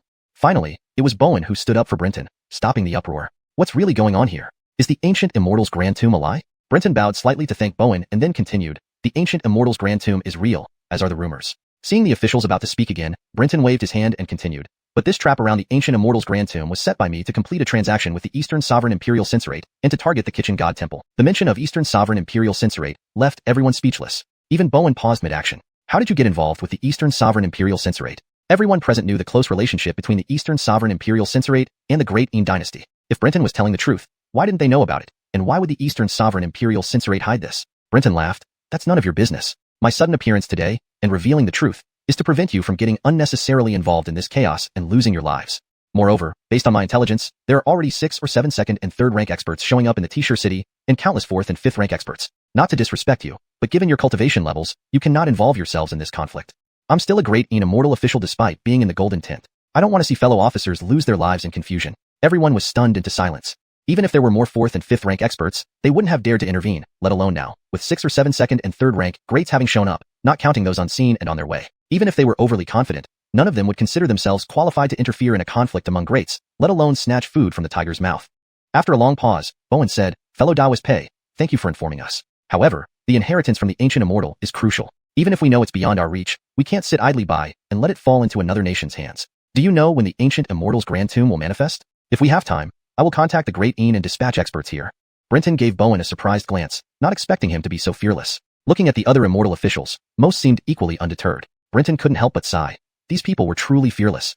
"I don't know either, but as per the rumors I spread, the clues about the ancient immortal's Grand Tomb are within the Kitchen God Temple." Brenton didn't hold back, recounting the story of the mural depicting the Kitchen God suppressing the evil presence Yucho. "If my guess is correct, Yucho must be closely related to the ancient immortal's Grand Tomb. The Kitchen God surely knows many secrets. So, when the ancient immortal's Grand Tomb manifests depends on when the 2nd and 3rd rank greats in T-shirt city decide to act against the Kitchen God Temple." As soon as he finished speaking, everyone turned their heads to look outside. They saw strange lights illuminating the sky, blocking out the sun and sky, coming from the direction of the Kitchen God Temple. Brenton didn't expect that just after he spoke, someone had already made their move. No one wanted to stay in the room any longer, rushing out to gaze toward the Kitchen God Temple. The sky was no longer visible, enveloped in colorful hues, as if the entire city was covered by multicolored light. Brenton vaguely noticed that these colors formed a peacock silhouette. A sharp cry suddenly broke the silence like a silver screen splitting apart. Brenton felt dizzy, the world spinning around him, and he lost his balance, landing hard on the ground. Shaking his head, he realized he wasn't the only one. Everyone in the courtyard was unsteady, unable to stand. Even Bowen, a 5th-rank Golden Body Realm cultivator, was clutching his head, seated on the ground. "This is too terrifying. From which great is this power emanating?" Someone exclaimed in shock. Bowen, drenched in cold sweat, shouted, "Don't look toward the kitchen god temple. It must be a great from the Pei Village dynasty, possibly even a royal." Brenton immediately lowered his head, feeling somewhat dumbfounded. He hadn't anticipated that not only had he attracted great Qin dynasty officials, but also members of the Pei Village dynasty's royal family. Judging by the overwhelming display of power, it was likely a third-rank great. Just as Brenton was inwardly rejoicing at the thought of a third-rank great acting against the kitchen god temple, perhaps severely damaging it. Suddenly, a pig-like squeal echoed through the air. Following it, the earth trembled. Despite Bowen's warning, everyone instinctively looked up toward the kitchen god temple. There, a one-eyed monster with a pig's head and a human body flew in the air, biting into the multicolored light, tearing through it and pulling out a man with wings on his back and a bird's beak on his face. With panic and surprise etched on his face, the bird-mouthed man yelled, "Kitchen god, how dare you!" He raised his hand, releasing multicolored light and beams, striking the creature he called the kitchen god. One strike sent the kitchen god flying. However, the bird-mouthed man, having landed a blow, hastily transformed into a beam of multicolored light and disappeared. Brenton watched intently as the pig-headed monster, stabilizing its body mid-air after spinning several times. This is the kitchen god. Brenton's eyes gleamed greedily, fixated on the single eye on the kitchen god's pig head. Chapter 211, The Hearth God's Inheritance. The Hearth God hovered above the temple, its massive crimson eye sweeping the surroundings as it turned. A dangerous and deathly aura spread with its gaze, serving as a warning to all who were nearby. The throbbing in Brenton's head quickly subsided, and the pressure on his body lessened significantly. He realized he could now stand up. Climbing to his feet, he did not take his eyes off the Hearth God. Only now did he have the chance to observe the Hearth God closely. Though there were no reference points in the sky, the Hearth God gave an overwhelming impression of towering might. The plump, pig-like head bristled with quill-like hair, and amidst the dense bristles on its forehead, a pair of ram horns could be faintly seen. Its dark skin and scarlet eye lent it an extremely fierce appearance. Wearing a long red robe that left his chest bare, the Hearth God faced Brenton, revealing a bovine face growing on its chest. While its body was humanoid, its feet were horse hooves, and its hands were giant claws resembling dog paws. Brenton drew a sharp breath. In just this brief inspection, he identified at least 6 or 7 immortal remains. Just how profound must its cultivation be? The ancient Immortal tomb has nothing to do with my Hearth God temple. Anyone who dares to spy again will be killed. The Hearth God issued its domineering warning before transforming into a fiery blaze and descending into the temple. Chunyu Daoist friend, did you see which realm the Hearth God has reached? Brenton suddenly felt that his plan to exploit the Hearth God temple seemed overly ambitious. Bowen remained seated on the ground, drinking heavily and shaking his head. The Hearth God has existed for several thousand years. Legend has it that even before the Golden Tent Kingdom was founded, the Hearth God was already around. Some say it's a remnant deity from the ancient heavenly court, while others believe it is a highly cultivated fiend. But looking at it now, the latter rumor seems more credible. The Hearth God probably isn't an ancient deity. Otherwise, the high-ranking expert from the Peacock dynasty wouldn't have survived today's encounter. Brenton agreed with Bowen. Although the Peacock dynasty's expert had very high cultivation, it was clear that the Hearth God only intended to teach him a lesson without intending to take his life. Otherwise, they would have used prison spells. I need to return as soon as possible. If I don't go back quickly after such a major incident, the people of the Golden Tent Kingdom will become suspicious. Brenton immediately bid farewell, and the great Immortal officials looked at him but did not intervene. At the door, Brenton said without turning back, "As you saw, the situation here is extremely complex. Unless a third-rank expert acts, we can't proceed." With that, he opened the door and left. The great Immortal officials all looked at Bowen. Bowen stood up smiling and walked toward the room. "Pause the plan. Contact the court and see what they say. If they want to continue, they'll send experts. Experts of 3rd or 4th rank can reach us in half a month if they travel all out." Walking through the streets, Brenton noticed how deserted they were. Almost no one walking around. After the brief contest between the experts, it was normal for the citizens of Tianshi City to stay indoors, praying they wouldn't be affected. Reaching the inn quickly, Brenton was escorted to the living room by guards. Penelope, Devon, and Armingzi were waiting, the latter standing outside. Brenton entered, nodding to Penelope and Devon. "You saw what happened," Brenton thought to himself. "If I'm not blind. With such a commotion, how could I miss it? He didn't answer immediately but sat down and then smiled, saying, "This is a good thing." "A good thing?" Penelope looked puzzled at Brenton. "Yes," Brenton affirmed before elaborating slowly. "It shows that the forces coveting the ancient Immortal tomb have lost their patience. Or perhaps the situation doesn't support further waiting." "How so?" "It's simple. News of the ancient Immortal tomb has spread widely. The longer it takes, the more forces are drawn in. Although some send 3rd or 2nd rank experts, these are not rare. The more forces involved, the more dangerous and unpredictable the struggle over the ancient Immortal legacy becomes. For them, opening the tomb as soon as possible increases their chances of success." Penelope nodded in agreement, but still expressed concern. "However, based on today's events, the Hearth God is stronger than any of us imagined." "What do you mean?" Brenton, not well versed in the experts of the Golden Tent Kingdom, couldn't make an accurate assessment. Penelope sighed. "The expert from the Peacock dynasty who acted today is a renowned royal member, the Benicio Hideo, with 4th rank supreme cultivation. Yet he was defeated so easily by the Hearth God, surprising everyone." Brenton was struck by this revelation. He had long wanted to understand the Hearth God's true strength. This was an opportunity to probe indirectly. Hasn't our Golden Tent dynasty always been unclear about the Hearth God's cultivation? His victory over the Peacock dynasty's Benicio surprised you so much? Penelope pondered for a moment, deciding to be candid. "Indeed, it surprised all of us. We always believed the hearth god's cultivation was only 4th rank, but today, it seems it has been at 3rd rank for years. This hearth god has always been under court surveillance. Based on investigations, it's an ancient fiend of unknown origin. No one knows its true form. However, according to spies planted in the hearth god temple, it practices something called divine image engraving, becoming the hearth god from its own image. It derived a cultivation method called heaven sacrifice nourish people technique from this divine image. Brenton understood, despite the convoluted explanation. The hearth god wasn't originally a god but a fiend who somehow obtained the hearth god's divine image and dared to call itself the hearth god. Yet, its cultivation technique, heaven sacrifice nourish people technique, was peculiar. It sounded like it combined sacrificial rites for heaven and methods to benefit the people. What do we know about the hearth god's immortal remains? Brenton asked. Penelope continued without hiding anything. The hearth god requires many types of remains. From what the court knows, there are at least 6. Ox, sheep, pig, horse, chicken, and dog. According to reports, these are less than half of what it needs. Hearing this, Brenton recited these 6 types and felt that the hearth god grounded itself in everyday animals, all common livestock. Suddenly, he stopped and exclaimed, "Isn't this the 3 sacrificial animals and 6 domesticated beasts?" No wonder its cultivation technique is called heaven sacrifice nourish people technique.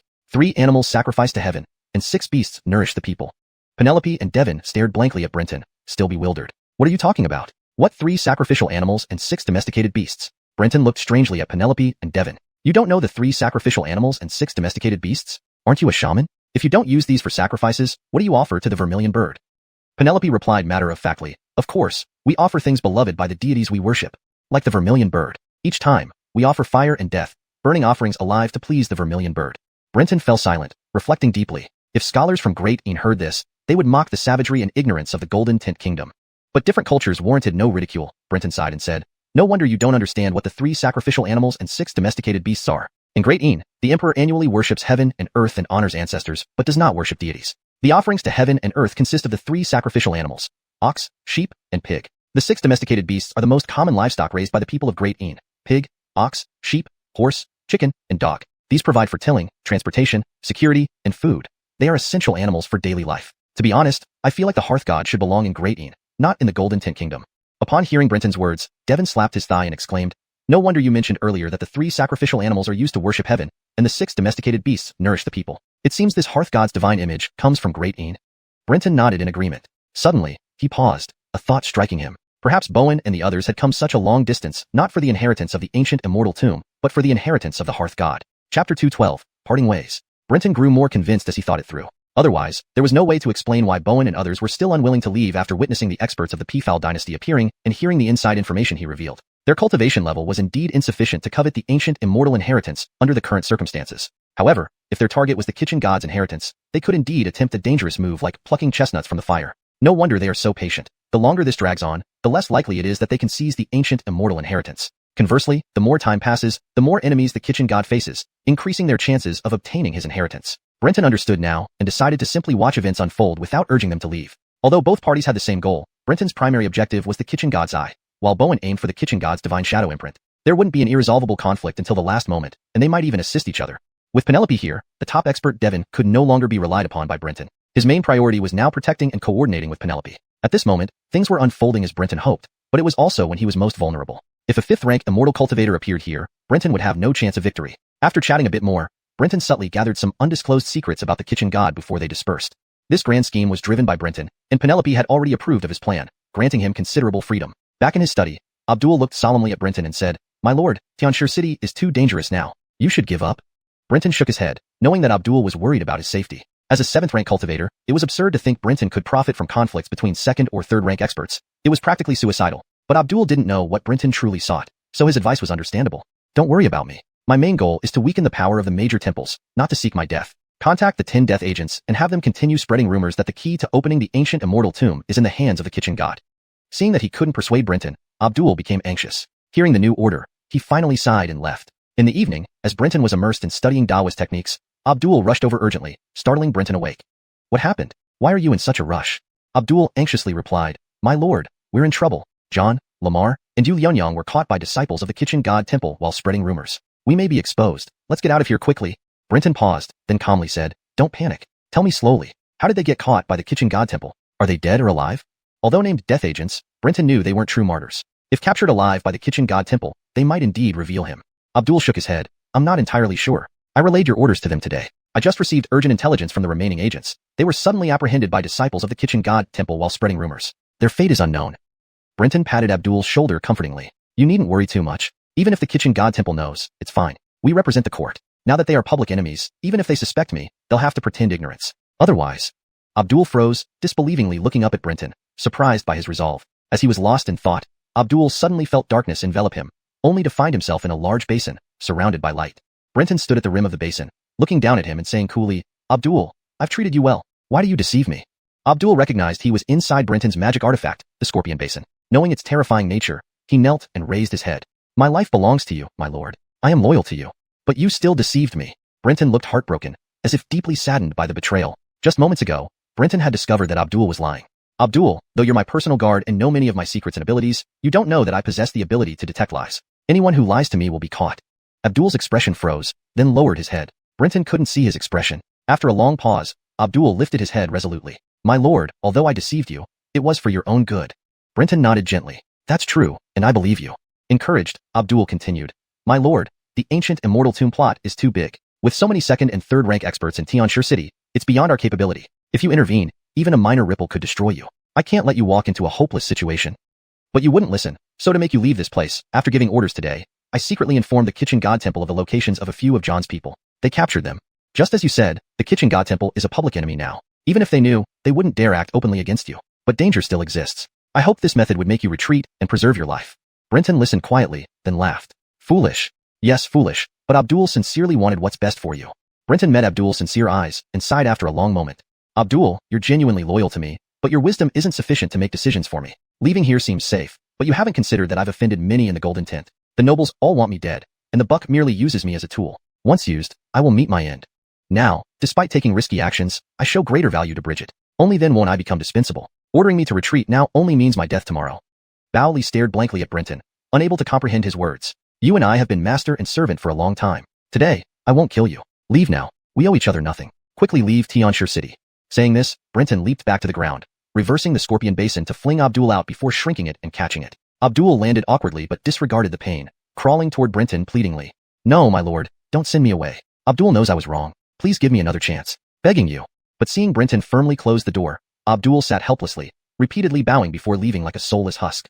Hashtag chapter 213. Falsely accusing. Listening to Abdul's retreating footsteps, Brenton sighed. He hadn't expected that Abdul, who had always been obedient and diligently followed his orders, would suddenly have his own thoughts at this moment. Moreover, he dared to act on his own without seeking approval and brought him from the shadows into the spotlight. This completely disrupted his plans. Initially, he intended to remain behind the scenes, watching as the second and third rank cultivators fought each other, only to pounce once they were weakened. Unfortunately, this plan was now in tatters. Brenton's statement to Abdul about the kitchen god temple not daring to cause trouble for him now was partly true and partly false. While the temple wouldn't confront the imperial court at this time, it didn't mean they would sit idly by. They would undoubtedly drag him into this chaotic situation, giving him no chance to watch from the sidelines. Do you feel very angry? Jedediah's voice suddenly echoed. Brenton turned to see Jedediah sticking his head inside through the open window of his room. Listening in is rather demeaning, isn't it? Wouldn't it damage your Eastern Imperial Censorate's reputation if it got out? Jedediah laughed heartily, replying, I didn't intend to eavesdrop. I just happened to find you and coincidentally overheard some conversation. Brenton was in a terrible mood and did not want to engage in idle chatter with Jedediah. He bluntly said, What do you want? If nothing, I need to think quietly. I did have something but not anymore. After saying this, Jedediah turned and left. Brenton sighed again. None of those around him gave him peace of mind. The next morning, Penelope looked at Brenton with bewilderment. Didn't you say you wanted to stay in the background and watch things unfold? Why change your mind all of a sudden and come forward? Early in the morning, Brenton found Penelope right after breakfast and shared his overnight decision. He wanted to come forward, no longer hiding. There's no choice. Last night, I received intel that the kitchen god temple caught several people I used for spreading rumors. My identity has likely been exposed. Hiding in the shadows now is just self-deception. It's better to come forward boldly, explained Brenton. Penelope was speechless and frustrated, scolding, Who did you hire? So incompetent that they'd be caught by the kitchen god temple? Penelope was even more upset than Brenton. The exposure could lead the kitchen god temple to reveal everything. Even if other temples didn't believe it entirely, they'd become wary, making future plans against them more difficult for the Golden Tent Empire. Never mind. I'll find someone else to take over. You should return to the capital immediately and stop further involvement. Without hesitation, Penelope planned to leave with Brenton. The kitchen god temple scheme wasn't crucial to her compared to ensuring Brenton's safety, which concerned the Zhuge spirit. But how could Brenton agree? He sat firmly, stating resolutely, This won't work. I planned this. The kitchen god temple is already in the eye of the storm. Regardless, it will suffer heavy damage, and we've become mortal enemies. Even if I go back to the capital with you, the kitchen god temple will still seek endless retribution. A thief can hide for 1,000 days, but one cannot guard against a 1,000-day-long threat. I won't rest until the kitchen god temple is destroyed. Penelope was furious yet helpless. Although she could forcefully imprison Brenton, ensuring his safety and control. This would turn him into an enemy. Making Brenton cooperate on understanding Xiuxian would then be impossible. Thus, despite being a princess and high priestess of Xiuxian Palace, Penelope couldn't compel Brenton. So, what's your plan? Penelope's expression was icy cold, her gaze indicating that any more nonsense and Brenton would be dealt with immediately. Seeing Penelope concede, Brenton relaxed slightly. Since we're exposed, we'll intervene directly and guide the events openly. The first step is to take over management in Tianqi City. Then what? Then, divert attention, alert snakes, and stir the waters. Be more specific. Not telling. Brenton's defiant attitude irked Penelope but left her no choice but to follow his lead. Soon, everyone in Tianqi City knew the news, and Penelope of the Golden Tent Bucket, High Priestess of Xiuxian Palace, had arrived under imperial decree to manage Tianqi City temporarily. Accompanying her were the royal contributor Devon and special envoy Brenton. The atmosphere in Tianqi City became even tenser. Had the city's travel restrictions been less strict, or there been any habitation nearby, the residents might have fled en masse to avoid being caught in the crossfire. As major factions prepared to see if the Golden Tent dynasty sought the ancient immortal legacy, they all received invitations from and Penelope to gather at the Ministry of Rites in Tianqi City. Receiving these invitations, the various temples were startled. They didn't expect Anne Penelope to already know their whereabouts upon arrival and send accurate invites. This showcased the Golden Tent Court's tight control over Tianqi City, a warning to behave as everyone was under watch. That evening, representatives of major factions, along with 2 or 3 disciples, attended the gathering at the small Ministry of Rites. The Grand Minister of Rites greeted the guests, symbolizing respect and reassurance. Despite the presence of small ministries in each city, the ministers wielded considerable power, representing the highest officials in Tianqi City. Their personal welcome honored the temple disciples greatly. Upon seeing the Minister of Rites, everyone felt the event wasn't threatening. Ministers and vice-ministers guided the guests into the banquet hall where Penelope, adorned in a luxurious dark red fur robe and crowned with the Xiuxian gold crown, sat at the head table. Everyone realized this evening's host was High Priestess Penelope of Xiuxian Palace, not Anne Penelope, enhancing their sense of closeness, given Xiuxian Palace's nominal supremacy in the Golden Tent Bucket. As dusk approached, more attendees filled the hall, including even the Kitchen God Temple's High Priestess, a hulking giant with a pig-like head, long fangs, nearly 7 feet tall. Walking among others, her mere gaze felt condescending and irksome. She bowed deeply to Anne Penelope. Kitchen God Temple High Priestess Ellsworth and Hudson Bala pays respects to High Priestess Penelope. Please sit. Penelope nodded, casually pointing towards seats on either side. Ellsworth and Hudson Bala sat down randomly, making the normally sized tables look like toys before her massive frame, an amusing sight. Outside, in a closed tea house, Brenton watched the entrance to the Ministry of Rites through the window and casually asked, "Are all tonight's guests here?" "Almost, sir. Only 3 more are needed." Translation ends here. Brenton nodded, waiting quietly. Behind him stood 6 men in dark night attire. Their physiques were no different from ordinary humans, with no particularly prominent immortal bones. These people were specially arranged by Penelope for tonight. Naturally, their cultivation couldn't be too high. The highest was only at the 6th rank. Someone like Devon, with his level of cultivation, was too well known. Once he appeared, anyone could guess who Brenton and his companions were. So tonight, it was impossible for Brenton to have any particularly high-ranking cultivators around him. "Sir, everyone has arrived." After waiting another incense stick's time, the person responsible for surveillance at the window turned to report to Brenton. Brenton nodded, confirming again, "Make sure you've noted which top cultivators didn't come." "Confirmed," the man replied, handing over a booklet filled with names. By the moonlight streaming through the window, Brenton checked it. He found that the major temples in Tianqi City gave considerable respect to Penelope. Almost all their 2nd and 3rd rank cultivators had shown up. Although not all were present, it was enough for Brenton. "Excellent, proceed as planned." Brenton put the booklet away into his storage device and stood up, leading them away. The streets outside the Kitchen God Temple were pitch black. However, loud footsteps still echoed from various spots outside the temple. They hadn't relaxed their vigilance just because Anne Penelope had invited them to a banquet. They still sent out disciples to patrol. What they didn't know was that at this very moment, in the darkness outside the temple, a group of people were eyeing them menacingly. Brenton had changed into night attire as well, his wings tightly folded on his back, hidden beneath the clothes, looking like a hunched figure. They silently followed behind him, awaiting orders. Brenton quietly observed every disciple of the Kitchen God Temple passing by, analyzing their cultivation and abilities. Finally, after 3 patrols passed, Brenton locked onto the 4th one. This patrol consisted of 1 7th rank immortal cultivator, and the rest were 8th and 9th rank disciples. It was the weakest team Brenton had seen. There are 7 of them, 1 7th rank, 3 8th rank, and 3 9th rank. You can easily take them down with your skills. Get ready, wait for my order, and once we have what we need, we retreat. The several black-clad figures behind Brenton nodded in unison. The slight sound of nodding confirmed to Brenton that they had received the command. They were highly disciplined and well-trained. Brenton was very satisfied. He removed the black cloth covering his mouth and nose, gently exhaling a mist. The mist, once exhaled from Brenton's mouth, spread purposefully down the street ahead, quickly diffusing until it was almost imperceptible beyond the alleyway. Brenton continued exhaling, seemingly without needing to breathe. As the target grew closer, Brenton finally stopped exhaling. The street where the target walked was now enveloped in a thin layer of mist. At first glance, it looked like a cold night fog, which wasn't unusual in the chilly nights of Ellsworth and Hang. There are 2 incense sticks time between each patrol. Follow my command. Move. Brenton made a hand sign and issued a low command. Behind him, the black-clad figures rushed out without hesitation. Those who knew teleportation techniques used them, while others sprinted forward.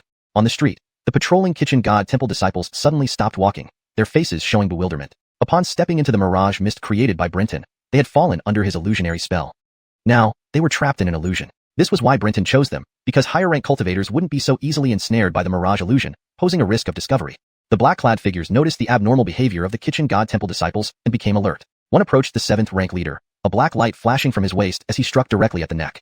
The black-clad figure remained vigilant, prepared for any resistance or counterattack. But unexpectedly, even as his blade decapitated the kitchen god disciple, the blood spurting skyward, the victim remained motionless. The others easily killed the remaining few. The bloody scent enveloped by the surrounding mist, not dispersing. The black-clad figures worked in perfect harmony. Some steadied the falling bodies to prevent noise, others caught flying heads and placed them on the ground. Then Brenton emerged from the shadowy alley, watching the black-clad figures take out porcelain bottles from their robes to continue their mission. Meanwhile, Brenton retrieved a brush, dipped it in the blood on the ground with his left hand, and wrote on the wall of the kitchen god temple, "Hand over Ifkiu, or else your entire family will be slaughtered. This is just the beginning." Finishing, he turned to the black-clad figures. "Done?" They rose, nodding at Brenton. "Let's go." Brenton immediately led them away, but the mirage mist remained, continuing to mask the scene for some time. Any kitchen god temple disciple passing by wouldn't notice anything amiss. However, if a 6th rank or higher disciple passed, Brenton had less confidence in maintaining the illusion. Brenton and the black-clad figures traversed through streets and alleys according to plan, arriving at an inn. They all removed their black clothing, neatly folding it and handing it to Brenton. "That's it, you go back. I'll handle the rest." Watching them leave, Brenton then used his mirage technique to conceal himself, leaping into the inn. He hid the black clothes and the blood-soaked brush in a guest room. Chapter 214. We will uphold justice for you. In the Ministry of Rights, as Penelope raised his cup 3 times in toast, the atmosphere grew lively. As a representative of the Ellsworth-Nsang Divine Temple's power, though Penelope's attainments were insignificant compared to those present, his status was unparalleled. Penelope avoided talking about matters related to the court and always referred to himself as a great shaman of the Xuke Palace, making everyone feel greatly honored. Finally, seeing the atmosphere was right, Penelope began to speak as if casually. "In fact, I didn't have any specific purpose when I invited you all here today. Coincidentally, I received the Han King's order to inspect the reform progress of the Ellsworth-Nsang prison. I was surprised to find so many fellow practitioners gathered in this small Tianqi city.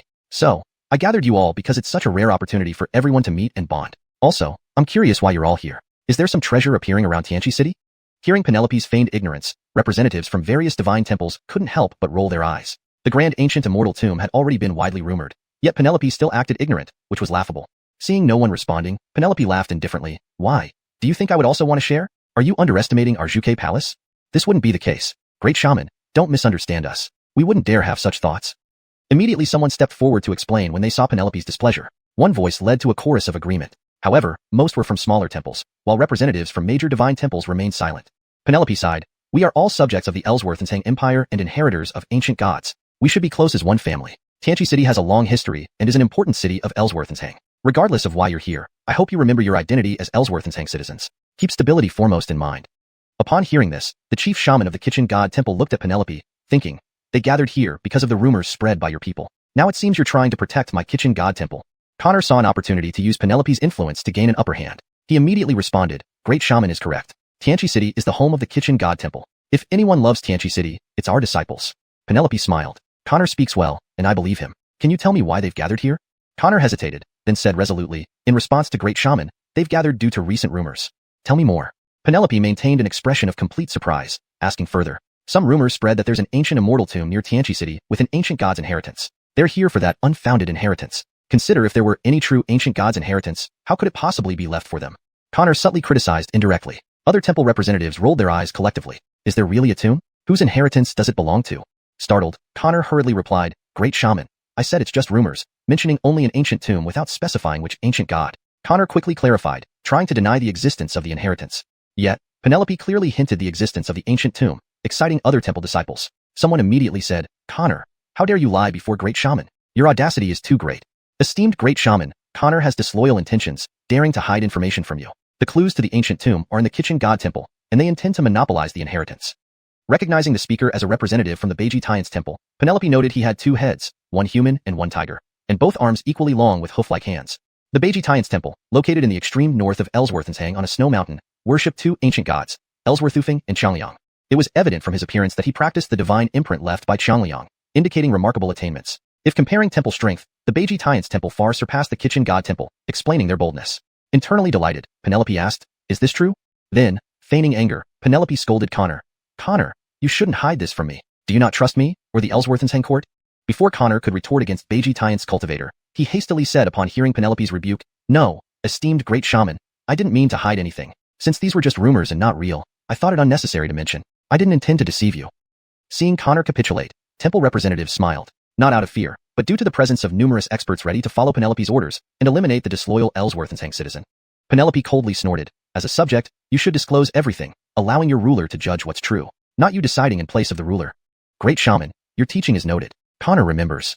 Speak up now, Penelope said nonchalantly. Biting his lip, Connor recounted the current rumors. He pleaded, please uphold justice for the kitchen god temple. These rumors aim to destroy us. Please make them leave and prevent further trouble. Connor, are you accusing us of plotting against your temple? Do you have evidence? Bold and shameless. Rumors fly. We came to inquire, not for inheritance, but to protect your temple. Yet, you see us as malicious. Connor's words turned him into a target. Penelope watched as others verbally attacked Connor, appearing detached. Wanting to refute, Connor nearly mentioned the attack on their temple a few days ago, repelled by the kitchen god, personally. Recalling it, the attackers weren't from Ellsworth's temples, but the Peacock dynasty. Until now, despite gathering outside their temple demanding clues, no force had truly attacked. His accusation seemed baseless. Quiet down. Seeing enough commotion, Penelope called for silence. Everyone looked toward Penelope. Connor and everyone else, I heard all your words. Remember, we are one family. Temples are small families. Ellsworth's is the larger family. Brawling over an uncertain inheritance would hurt those who care and delight our enemies. That day, the kitchen god temple was invaded by foreign cultivators, unrelated to anyone here. Connor, apologize to your fellow practitioners for your impulsive words, which have harmed everyone's feelings. Despite his bitter resentment, Connor could only reluctantly apologize to Penelope's satisfaction. Everyone, I have understood the matter clearly. The most critical issue now isn't who owns the ancient immortal inheritance, but whether it truly exists. The ancient immortal inheritance should be attained by the virtuous. Whosoever obtains it will be a boon for the Ellsworth's empire. So, let's put this aside for now. Penelope then turned to Connor and said, Connor, you should understand that as long as the existence of the ancient immortal tomb remains unconfirmed, your kitchen god temple will never find peace. For the long-term stability, I advise you to open up the temple. They say the clues to the inheritance are in your temple. Let them search. If they don't find anything, it proves the rumors false, and you won't have to live in fear. If it is true, I can serve as a witness here, requesting everyone to ensure that the kitchen god temple disciples are given access to study the inheritance. What do you think? The great shaman is impartial. The great shaman speaks wisely. Immediately, applause and praises for Penelope filled the hall. The agreement was accepted without waiting for Connor's consent, as if it had already been decided. Connor stared in bewilderment, mouth agape. Since everyone has agreed, raise your cups. Drink to unity. Drink to the great righteousness of the kitchen god temple. My fellow Taoists, drink. Instantly, everyone raised their cups and turned their eyes towards Connor with expectant stares. Even though Connor was an extraordinary cultivator, under such intense gazes, he could only force a laugh and lift his own cup. As soon as he did, those piercing glares softened into amiable looks. All parties except the kitchen god temple had achieved their goals. Penelope's reputation soared rapidly. So many powerful cultivators had gathered, yet none dared to make a move on the kitchen god temple due to the lack of justifiable cause. Now, Penelope, appearing fair and reasonable, provided everyone with that cause. Moreover, he showed no interest in the inheritance, which was indeed a gift to all other divine temples. It would be against nature if his reputation didn't soar. Only Connor stood out in this sea of jubilant guests. Brenton returned stealthily to the Ministry of Rites, dressed appropriately. He could hear laughter and cheers from far away, confirming that Penelope had accomplished her task effectively. He did not join the banquet because today's gathering was held by Penelope in her capacity as the head of the Xiuxian Palace, and if he appeared as a court official, it would change the atmosphere. However, Brenton looked at the moon and calculated the time. The feast was about to be interrupted. Sure enough, half an hour later, urgent footsteps sounded outside the ministry. The guards outside, seeing giants ranging from 1 to 2 zhang tall storming toward the entrance, turned pale. Stop. This is the Ministry of Rites. What do you want? Their shouts seemed effective as the group halted, gazing down at the guards. We are disciples of the kitchen god temple. A major incident has occurred, and we need to urgently inform our great shaman. Please let us through. Recognizing the uniforms, the guards identified them as kitchen god temple disciples, but were momentarily stunned by their imposing presence. You wait here, I'll go inform him. Inside the banquet hall, noise and laughter were rampant. Suddenly, a guard approached Penelope and bowed. And, a group of kitchen god temple disciples is here, saying there's an urgent matter and seeking an audience with their great shaman. The room fell silent upon hearing this. Connor rose immediately. Perhaps something has happened at the temple. Please permit me to check. Penelope knew Brenton's plan likely succeeded. Why go yourself? The kitchen god temple is already troubled. If it's something serious, speak directly, and we can offer assistance. Send someone inside to explain. With that, she cut off Connor's response. He had no choice but to sit back and wait. Soon, a giant figure entered and scanned the crowd, easily spotting the mountain-like, pig-headed Connor. Connor reprimanded him. The Xiuxian Palace great shaman is here. You should greet her first. The disciple hesitated before turning to Penelope and bowing respectfully. Kitchen god temple disciple, Esau, greets the Xiuxian great shaman. Penelope nodded. We know a major event has occurred. Speak freely. We will not stand idly by if attacked and will uphold justice for your temple. Esau glanced at Connor, who nodded. He then faced Penelope. Tonight, a patrol of our temple was attacked. 7 disciples were killed, 3 decapitated. The attackers used blood to write a message. What message? Hand over Yuchio, or we'll exterminate your entire clan. This is just the beginning. Upon hearing this, Connor felt fury surge within him. He slammed his table into pieces, roaring, "Who are they? Thinking we're weak?" Everyone turned gravely to Penelope. They understood that while the casualties were minor, the fact that killers had infiltrated the temple under the kitchen god's nose and left a threatening note indicated formidable strength.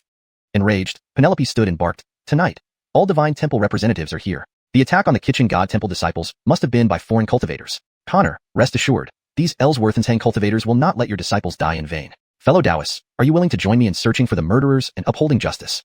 "Gladly. Let's go." Connor paused, watching each representative charge out of the hall with burning rage. It felt as though they mourned their own disciples. Suddenly, it dawned on him. Bad. They are using this pretext to search our temple for clues to Yuchio. Realizing this, he rushed after them in panic. Chapter 2:15, Food as the Heavens. When Connor stepped out of the Ministry of Rites, there was no sign of the temple representatives or Alizi who had come to attend tonight's banquet. Only at this moment, a bewildered disciple of the kitchen god temple was waiting behind the door. Connor sighed. "Rick, what on earth do they want?" Amir, who was following closely behind Connor, anxiously asked. He felt he might have made some major mistake. Connor sighed again and said, "It's not your fault. They have long coveted our kitchen god temple, almost reaching the end of their patience. Even without today's incident, they would probably resort to other means. At least, now it seems reasonable on the surface. Let's head back to the temple." Connor called to the other disciples and led everyone back to the kitchen god temple. After initial panic, he calmed down. With the kitchen god protecting the temple, he wouldn't let anyone misbehave here. Sure enough, upon arriving at the kitchen god temple, they found most of the temple representatives gathered around. Shops and inns that were already closed for business had their doors forcibly opened, and these people boldly took over temporarily. In one of the normally dark side halls of the kitchen god temple, lights were blazing. Seeing Connor return, the disciple guarding the door hurried forward and said, "Rick, the kitchen god ordered you to go straight to the Hall of Literature once you return." Connor nodded and headed straight toward the Hall of Literature. Just reaching the entrance, Alizi and others were standing beside several large bodies, seemingly examining them. Connor carefully observed and noted that there were 7 bodies, dressed in the attire of kitchen god temple disciples, all tall in stature. Connor took a deep breath, suppressing his anger, and walked in. Upon arrival, he heard Alizi say, clearly it was murder. But the assailant was cautious. They used an ordinary ritual blade, leaving no distinctive marks. It will be hard to identify the killer from the weapon. Hearing this, Connor looked at the decapitated corpse being examined by Alizi. The head was placed aside as Alizi analyzed the neck wound. The other temple experts, however, paid little attention, scanning every corner of the hall with disinterest. Connor took a deep breath and came beside Alizi, saying, "Thank you, Rick. However, our kitchen god temple is capable of handling the matter concerning our disciples. We don't wish to trouble you further. It's getting late. Please leave." "Connor, that isn't right of you. Rick," Alizi said, "we are close brothers. If we ignored your temple disciples dying under unclear circumstances, how can we still be considered brothers?" "That's true. And since they have targeted your disciples and left threatening words, they could strike again anytime. How can we just watch your kitchen god temple suffer?" Alizi stood up and gently said, "Connor, your fellow Taoists mean well. There's no need for such vigilance. And I've examined several of the disciples' bodies and found something." Connor asked curiously, "What did you find, Rick?" Alizi shifted his gaze to the 7 bodies on the ground and said, "These people showed no signs of resistance. They were subdued instantly." Hearing this, Connor began re-examining the bodies. Beside him, another temple cultivator laughed and said, "Rick, these kitchen god temple disciples are only at the 7th rank, while the others are 8th or 9th. Killing them before they can react isn't difficult. Anyone here could do it." "Not wrong. The Hell Realm opens, even 6th rank has no ability to resist." Ignoring Alizi's analysis, the crowd chimed in. Alizi frowned. These temple officials respected him only superficially, valuing his identity as a great shaman of the Scarlet Bird Palace, but dismissing his low cultivation. To them, his analysis seemed laughable. After examining all the bodies, Connor stood up and nodded. Indeed, no signs of resistance. "May I ask why the Rick specially pointed this out?" "Of course, it reveals 2 possibilities." A young voice interrupted from outside the hall. Connor turned to see a winged young man walk in. It was Brenton. Imperial Envoy Brenton pays respects to all elders. "I came here upon an Alizi's order to assist in investigating the deaths of the kitchen god temple disciples." Connor sized up Brenton, realizing he hadn't noticed when he approached until the envoy spoke. Others like Connor were plenty in the hall, but soon they lowered their guard. Brenton was merely 7th rank, posing no threat to them. Connor calmly said, "Our kitchen god temple doesn't require your assistance. Please return." Alizi stepped forward and said, "Connor, don't dismiss Brenton so quickly. Today he came at my personal request, not involving the court. When it comes to investigation, naturally, the court officials are more experienced, don't you think?" Connor looked around, thinking that so many outsiders had come today. One more wouldn't make much difference. So, he nodded. Brenton, seeing Connor's demeanor, thought, logically Connor should know that I spread the rumors about the ancient Immortal lineage. Hearing my name, he showed no hostility. Did he not discover from the assassins that I'm behind it? Then, Brenton said evenly, "I heard the Rick's analysis. These corpses show no signs of resistance, clearly indicating 2 possibilities." "Oh, I'd like to hear them," Connor immediately asked. Brenton extended a finger. "First, the killer must be someone they knew very well, possibly a kitchen god temple disciple." "Nonsense." Other kitchen god temple disciples angrily retorted before Connor could speak. "Why nonsense? I think Lord Pei's analysis makes perfect sense." Without letting Brenton explain, the temple representatives excitedly supported him. Their chatter bewildered Connor, unable to understand why so many supported Brenton.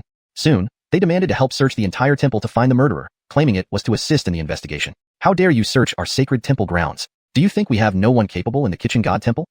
Connor roared, shaking the hall. They then scolded Connor as ungrateful, unmoved. Red-faced, Connor seethed. Finally, Alizi intervened and said, "Everyone, this is just speculation. There's no evidence yet to confirm the killer is from the kitchen god temple. Moreover, Lord Pei mentioned this is only one possibility. Let's hear the second." This translation maintains the paragraph structure, tone, and context of the original Chinese text, providing a natural and fluent English narrative. Connor glared at Brenton, as if he would lose his temper if Brenton said anything more about the murderer being from the kitchen god temple. Brenton smiled at Connor in a friendly manner, and then continued, "Please calm down. That was only one possibility. The kitchen god temple's Rick is best positioned to judge how likely it is. Now let's talk about the second possibility. The second possibility is that they were under an illusion or a restraining spell before they died, which restricted their spirit and body. However, these corpses look peaceful, suggesting they might have been under an illusion and lost their perception of the outside world. This could explain why even after death, they showed no signs of struggle and didn't alert the kitchen god. Moreover, before entering the temple, I inspected the scene where these kitchen god temple disciples were killed. I noticed some blood had gone missing. I suspect the killer had already been tainted by their blood. I wonder if any senior has secret methods or supernatural powers to trace the killer using these bodies." Upon hearing this, Connor suddenly became animated, laughing loudly. "No need for others' help. My temple's disciples can handle this." He turned to the disciple beside him and commanded, "Go to the guardian hall and ask the hall master to come here." The disciple quickly ran into the depths of the kitchen god temple. Soon, a young man of average build followed a kitchen god temple disciple into the side hall. As he entered, his features were illuminated by the light. He stood about 8 feet tall, thin and bony. Most striking was his dog-like mouth and black snout, giving him an eerie appearance. He had bull horns on his head, pig-like ears, and sheep-like eyes, making him look quite sinister. Approaching Connor, he bowed and said, "Guardian Hall Master, Matthew, greets Rick and all fellow Taoists." Connor stepped forward, introducing him. "This is our Guardian Hall Master, skilled in tracing techniques. No one can escape his pursuit." After the introduction, Connor narrated the events to Matthew. Matthew nodded expressionlessly, saying, "We failed to detect the murder promptly. It's our responsibility. Rest assured, Rick, I'll do my best." He approached the bodies, crouched down, and dipped his hand in the blood. Then he cast a spell and abruptly stood up, sniffing around until his gaze locked onto Penelope and Brenton. Brenton felt a jolt of surprise. "Did you two touch the bodies or visit the crime scene? Do not be impolite. This is the great shaman of Scarlet Bird Palace. As you said, great shaman Penelope examined the bodies, and Lord Pei visited the scene." Matthew apologized to Penelope and said, "Follow me." With that, he rushed out of the side hall, heading outside the kitchen god temple. Seeing this, everyone realized the murderer wasn't from within the temple but outside. They followed Matthew, who marched straight ahead. Brenton's heart pounded. Matthew's sharp sense of smell was leading him directly to where Brenton had hidden his black clothes and brush. As they approached an inn, someone from behind looked panicked. Matthew stopped in front of the inn and pointed, saying, "The murderer is inside." In the group behind him, a cultivator jumped forward and yelled, "You dare! This inn belongs to the Yanwei Temple. Are you accusing our disciples of killing your temple's disciples?"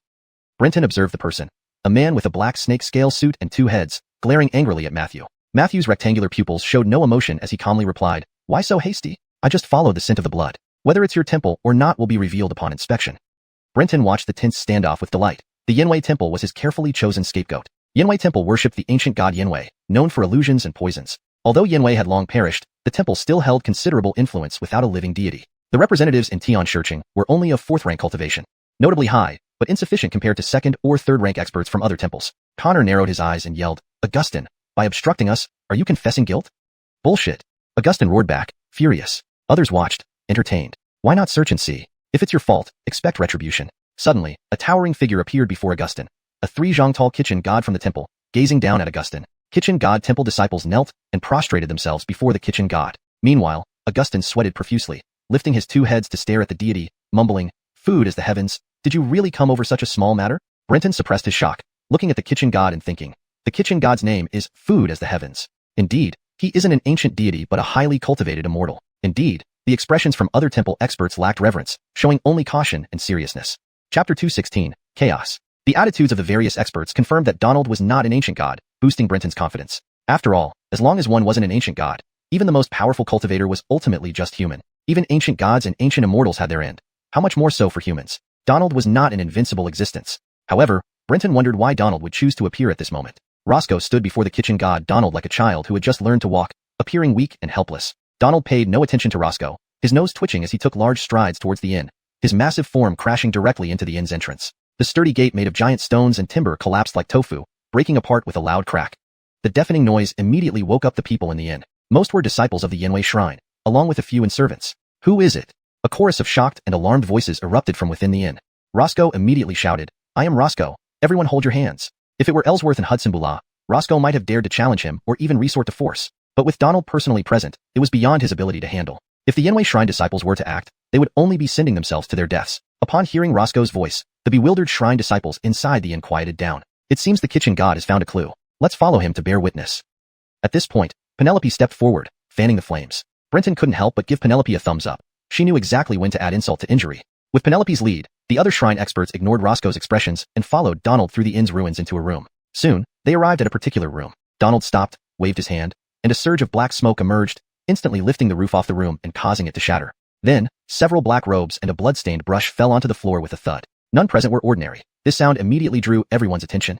Some experts identified the blood on the black robes and the brush as belonging to the kitchen god shrine disciple. Roscoe's face changed drastically as he exclaimed, "Impossible! This is someone framing us." He then turned to Donald, who was facing away, and shouted, "Kitchen god, don't let yourself be misled by the mastermind. This is clearly a frame-up." All the shrine experts present wore strange expressions. No one was foolish enough not to see this as a frame-up, because the method was too crude. But the crucial issue wasn't whether the Yanwei Shrine was the culprit. It was whether Donald would choose to believe they were. Penelope took a deep breath and was about to speak when she felt her arm being pulled back. She turned around to find Brenton standing there. Brenton silently motioned to her through his lips, telling her to defend Roscoe. Penelope nodded and stepped forward, saying, "Donald, as the kitchen god with your long lifespan, you must have seen countless schemes. Such a crude frame-up shouldn't escape your notice, right? I know there are some animosities between the Yanwei Shrine and your shrine, but concerning the lives of your disciples, I hope you won't fall for such a plot and be manipulated by the hidden villain." These words were spoken bluntly, but as the great shamaness of the Vermilion Bird Palace and a princess of the Golden Tent Empire, Penelope had the courage to speak openly. Roscoe looked at Penelope with gratitude, not expecting her to speak out for justice. Donald chuckled without responding, then walked towards the black robes. As Donald was about to touch the black robes, they and the brush spontaneously burst into ashes in less than a breath, leaving nothing but dust. Even a fool could now see this was a frame-up. This completely cut off any means of identifying the owner of these items. Donald withdrew his paw-like hand and turned to face Roscoe, his pig-like head looking menacingly dark, causing beads of cold sweat to break out on Roscoe's forehead. I naturally know that the Yanwei Shrine may not be the killer. Reality can hide behind illusions, and vice versa. Perhaps you're deliberately using such crude methods to clear your name. Donald, you? Before Roscoe could speak further, Donald raised his hand to stop him. Roscoe, I'm giving you a chance. You have 7 days to find the real culprit. If you fail to uncover who framed you, don't blame me for treating you as the actual culprits. My shrine disciples did not die in vain, and someone must pay for their deaths. With that, Donald left the inn without giving Roscoe a chance to negotiate, passing by Penelope with a meaningful glance at her and Brenton before leading his followers away.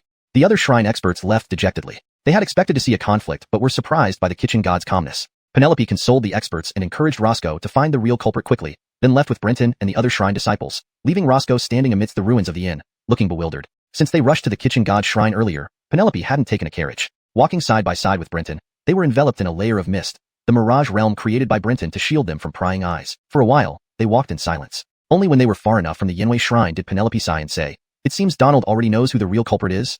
Brenton nodded calmly. "That's right, but like everyone else, Donald doesn't care about who the real culprit is. Right now, his goals align with ours. I thought tonight the kitchen god shrine and the Yanwei Shrine would engage in a battle before our plans were complete, but the kitchen god's personal appearance prevented that from happening." Brenton expressed regret. He had carefully chosen the Yanwei Shrine as the scapegoat after considering their relationship. Their animosity was neither too big nor too small. The Yanwei Shrine harming kitchen god shrine disciples was unexpected yet plausible. Given Brenton's understanding of the kitchen god shrine disciples, even if Ellsworth and Hudson Bula saw through the frame-up, he would still challenge the Yanwei Shrine to deter other shrines and protect his disciples. At least a dramatic battle would showcase their strength.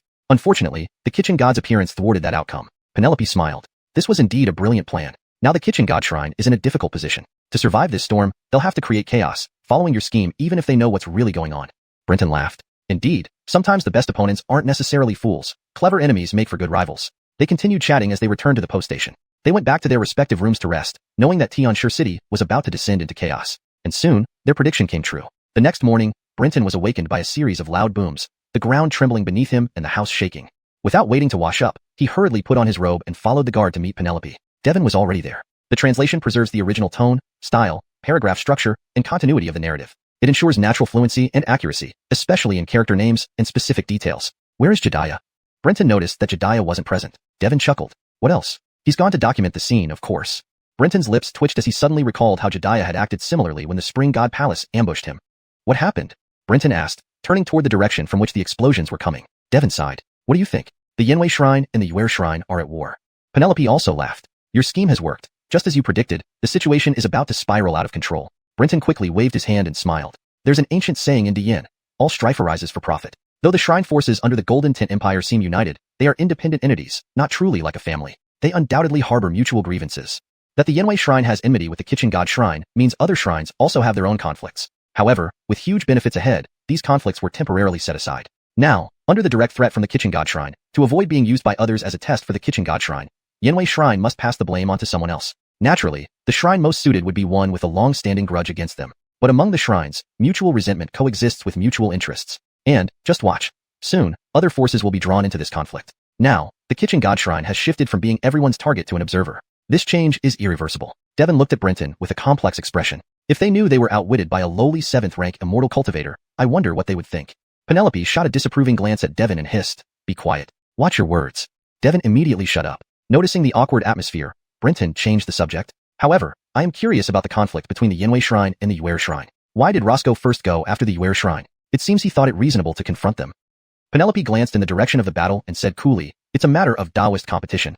Devon added, "Legend has it that the ancient Yanwei god was a two-headed snake, while the ancient Yuer god wielded snakes. Both have a common need for snake-type immortal remains, inevitably leading to conflicts over resources." Brenton nodded, understanding now. The Yanwei ancient god was a snake, while the Yuer god was associated with snakes, hence the natural antagonism between Yanwei Shrine disciples and Yuer Shrine followers. Still, Brenton was quite curious about the abilities of Yuer Shrine and Yanwei Shrine disciples. He turned to Devon and asked, "Senior, can you show me how both sides engage in magical battles? I'm very curious about their techniques." Devon immediately refused. "No, I need to protect Penelope. If you really want to see, find Jedediah." Although there's a significant grudge between the Eastern Emperor Inspectorate and the Kitchen God Shrine, at this moment, even they wouldn't dare to provoke Jedediah. Hearing this, Brenton thought for a moment and ultimately decided to take the risk and observe the battle. Mastering a third immortal remains would eventually require him to face such high-ranking cultivators. Understanding more about their abilities would give him greater confidence for survival. Thinking this over, Brenton excused himself to Penelope, unfurled his wings, and soared into the sky. He flew high until he spotted Jedediah riding swiftly on a peculiar cloud. Sitting cross-legged on the cloud, Jedediah appeared to float in mid-air. Brenton approached, stepped onto the cloud, and felt its soft yet resilient surface support him miraculously. "What kind of cloud is this?" "Auspicious cloud," Jedediah replied without turning around. Seeing that Jedediah had no intention of engaging in conversation, Brenton mimicked him, sat on the cloud, and looked down. Tianshi City below appeared tiny, with one corner already reduced to ruins. Numerous cultivators were battling each other in those ruins. Civilians were scarce, only visible in areas untouched by the fighting, where large groups were fleeing. From above, details were hard to discern, but it provided a wide and safe vantage point. Brenton didn't lack ways to enhance his view. Activating the Awazi tongue silently, he chanted, "May my eyes be as sharp as eagles, seeing far and clear." Instantly, his vision expanded several times over, transforming Tianshi City from a miniature landscape into a detailed battlefield. He saw numerous shrine experts watching the battle, while within the ruins, Yanwei Shrine and Yuer Shrine disciples fought intensely, with bodies scattered everywhere.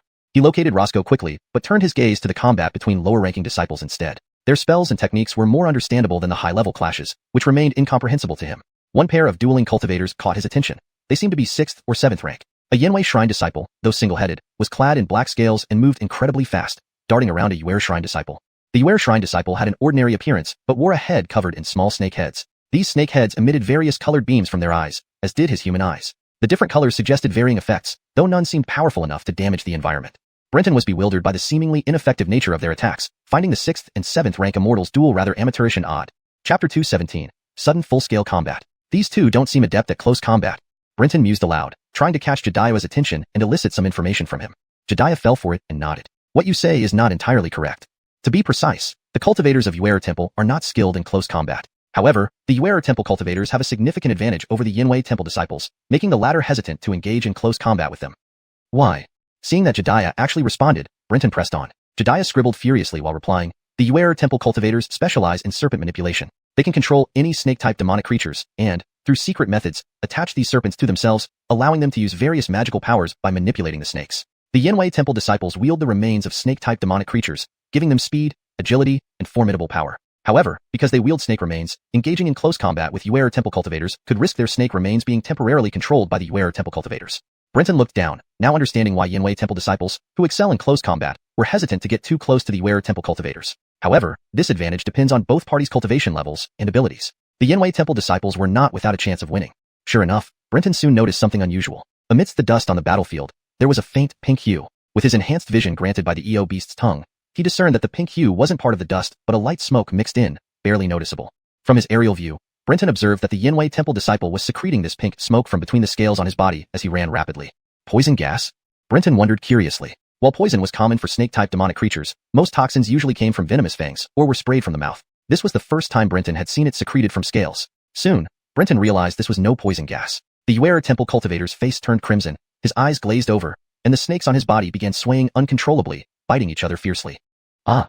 The Yuera temple cultivator groaned, unable to stand steadily, kneeling on the ground as he desperately tore off his clothes, his burning gaze fixed on a female cultivator watching from afar.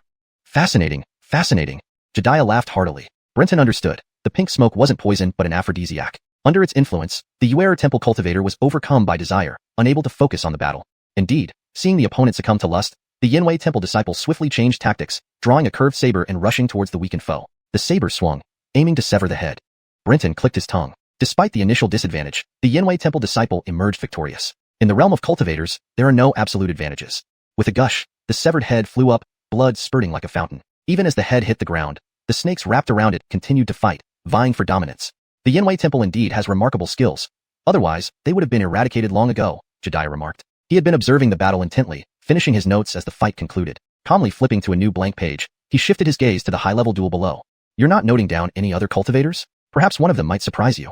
No need. With that Yinwei temple disciple using aphrodisiac smoke, the other Yuera temple disciples are nearly defeated. True to Jediah's words, the Yuera temple disciples lost control of their snakes upon inhaling the smoke. Even they succumbed to the effects, losing their fighting prowess. The remaining Yinwei temple disciples quickly finished them off effortlessly. Thus, the Yuera temple effectively withdrew from the ancient inheritance contest in Tianshi City. Can you see what happens inside the prison? Not directly, but I can gather details from the victors afterward and update my records, Jediah replied. Brenton widened his eyes, realizing why East Emperor's sensorate cultivators were feared. They could record battles after the fact. As Brenton waited for the outcome of the battle in the prison, someone suddenly rushed in. Too fast to identify, Brenton couldn't tell who it was. Vile. Shameless. Stop. All nearby cultivators' faces changed abruptly as this person acted unexpectedly. It was a Northern Sky Pavilion temple expert, skilled in the 9 Phoenix Divine Shadow, rumored to favor snakes. Even another Northern Sky Pavilion temple expert, practicing the strong Liang Divine Shadow, was taken aback. Ezekiel, what does your temple intend to do? Ezekiel was equally confused, wondering, ask me? Who should I ask? At this moment, the prison collapsed. A man with golden red wings on his back and eagle-like feet emerged, biting onto the neck of a dead Enrico, stepping on a man covered in snakes, his eyes bloodshot. Ghost Carwind, what are you doing? Ezekiel shouted. Ignoring the rebuke, Ghost Carwind tore a chunk of flesh from Enrico's body and chewed it greedily. You've broken the rules. Ezekiel, you must explain this to us, others demanded, seeking to expel the Northern Sky Pavilion experts from Tianshi City. Brenton, excited by the sudden chaos, observed intently. Jediah, however, was furious, throwing his brush aside. Damn xiuxian, ruining everything. With Enrico and the Yuera temple expert dead, all Jediah's plans were in vain. Brenton asked, what does this have to do with xiuxian? Translation note, xiuxian translates literally to kitchen god who feeds heaven, likely a deity figure with specific relevance within the story context. Pointing at the figure below who was voraciously devouring Kai Lin Hay Ellsworth, Jediah said, can't you see? That canon has fallen under the control of Auden's divine power, being overwhelmed by his appetite, and has lost his self-control. Canon practices the 9 Phoenix Divine Shadow technique, which symbolizes disaster. He is brutal and unstable in nature, and particularly loves devouring snakes. Now, influenced by the kitchen god's divine power that controls appetite, he has completely lost his mind. Brenton was startled. This was the first time he had heard that the kitchen god had a power to control appetite. No wonder he was called the kitchen god, with the name Auden, meaning food is heaven, and actually possessing divine powers related to eating. Donnie was now in a complete panic. He knew what all the major temple forces present wanted to do, but had no way to refute it. Although he and Canon were both third-rank experts, 2 fists can't match 4 hands, let alone several second-rank experts glaring at them menacingly, clearly considering whether to drive them away or take this opportunity to strike and heavily damage the Beiji Pavilion temple. At that moment, Jediah guided the auspicious cloud down, bowed and saluted everyone, saying, Jediah from the East Emperor's censorate greets everyone. The chaotic scene instantly quieted down. A person's reputation precedes them, like the shadow of a tree. Although Jediah's Taoist cultivation was not high, barely noticed by those present, they couldn't ignore the influence of the East Emperor's censorate. Originally, the celestial historian from the East Emperor's censorate, we greet Mr. Dongfang, Donnie immediately spoke up. Regardless of what Jediah intended, he had helped them out for the moment, giving him some breathing room. Then Jediah calmly introduced, this gentleman beside me is Ellsworthic envoy Brenton. I believe everyone should recognize him. Brenton froze, suddenly sensing an ominous premonition, feeling like he might be betrayed. Sure enough, Jediah continued, what just happened was also witnessed by my eyes. Sir Pei could not bear to see the venerable predecessors being manipulated by other schemes, so he specially asked me to explain the truth. The truth? What truth? Official Dongfang, you're not talking about canon, are you? 2 second-rank masters spoke in quick succession, their faces warning him off. Jediah ignored their warnings, but Brenton was already drenched in cold sweat. He could sense deep malevolence from the eyes of those second-rank masters. Exactly. Please do not wrongfully blame Senior Canon. At this moment, he has fallen under the control of the kitchen god Auden's appetite divine power, losing his will. It is not his true intention. What? Upon hearing this, Donnie's face lit up with joy. This way, the Beiji Pavilion temple wouldn't be targeted anymore. The cultivators from other temples suddenly paused, looking meaningfully at Brenton. Brenton wished he could strangle Jediah. Was it his job to foot the bill while you took revenge? Who didn't know that the East Emperor's censorate and the Kitchen God Temple were enemies? Would they believe what he said? But then Brenton realized something. It wasn't a matter of belief, but rather if the people below cared whether this was the truth. The clues to the ancient immortal legacy were within the Kitchen God Temple. Yet no one had an excuse to force the Kitchen God to hand over these clues.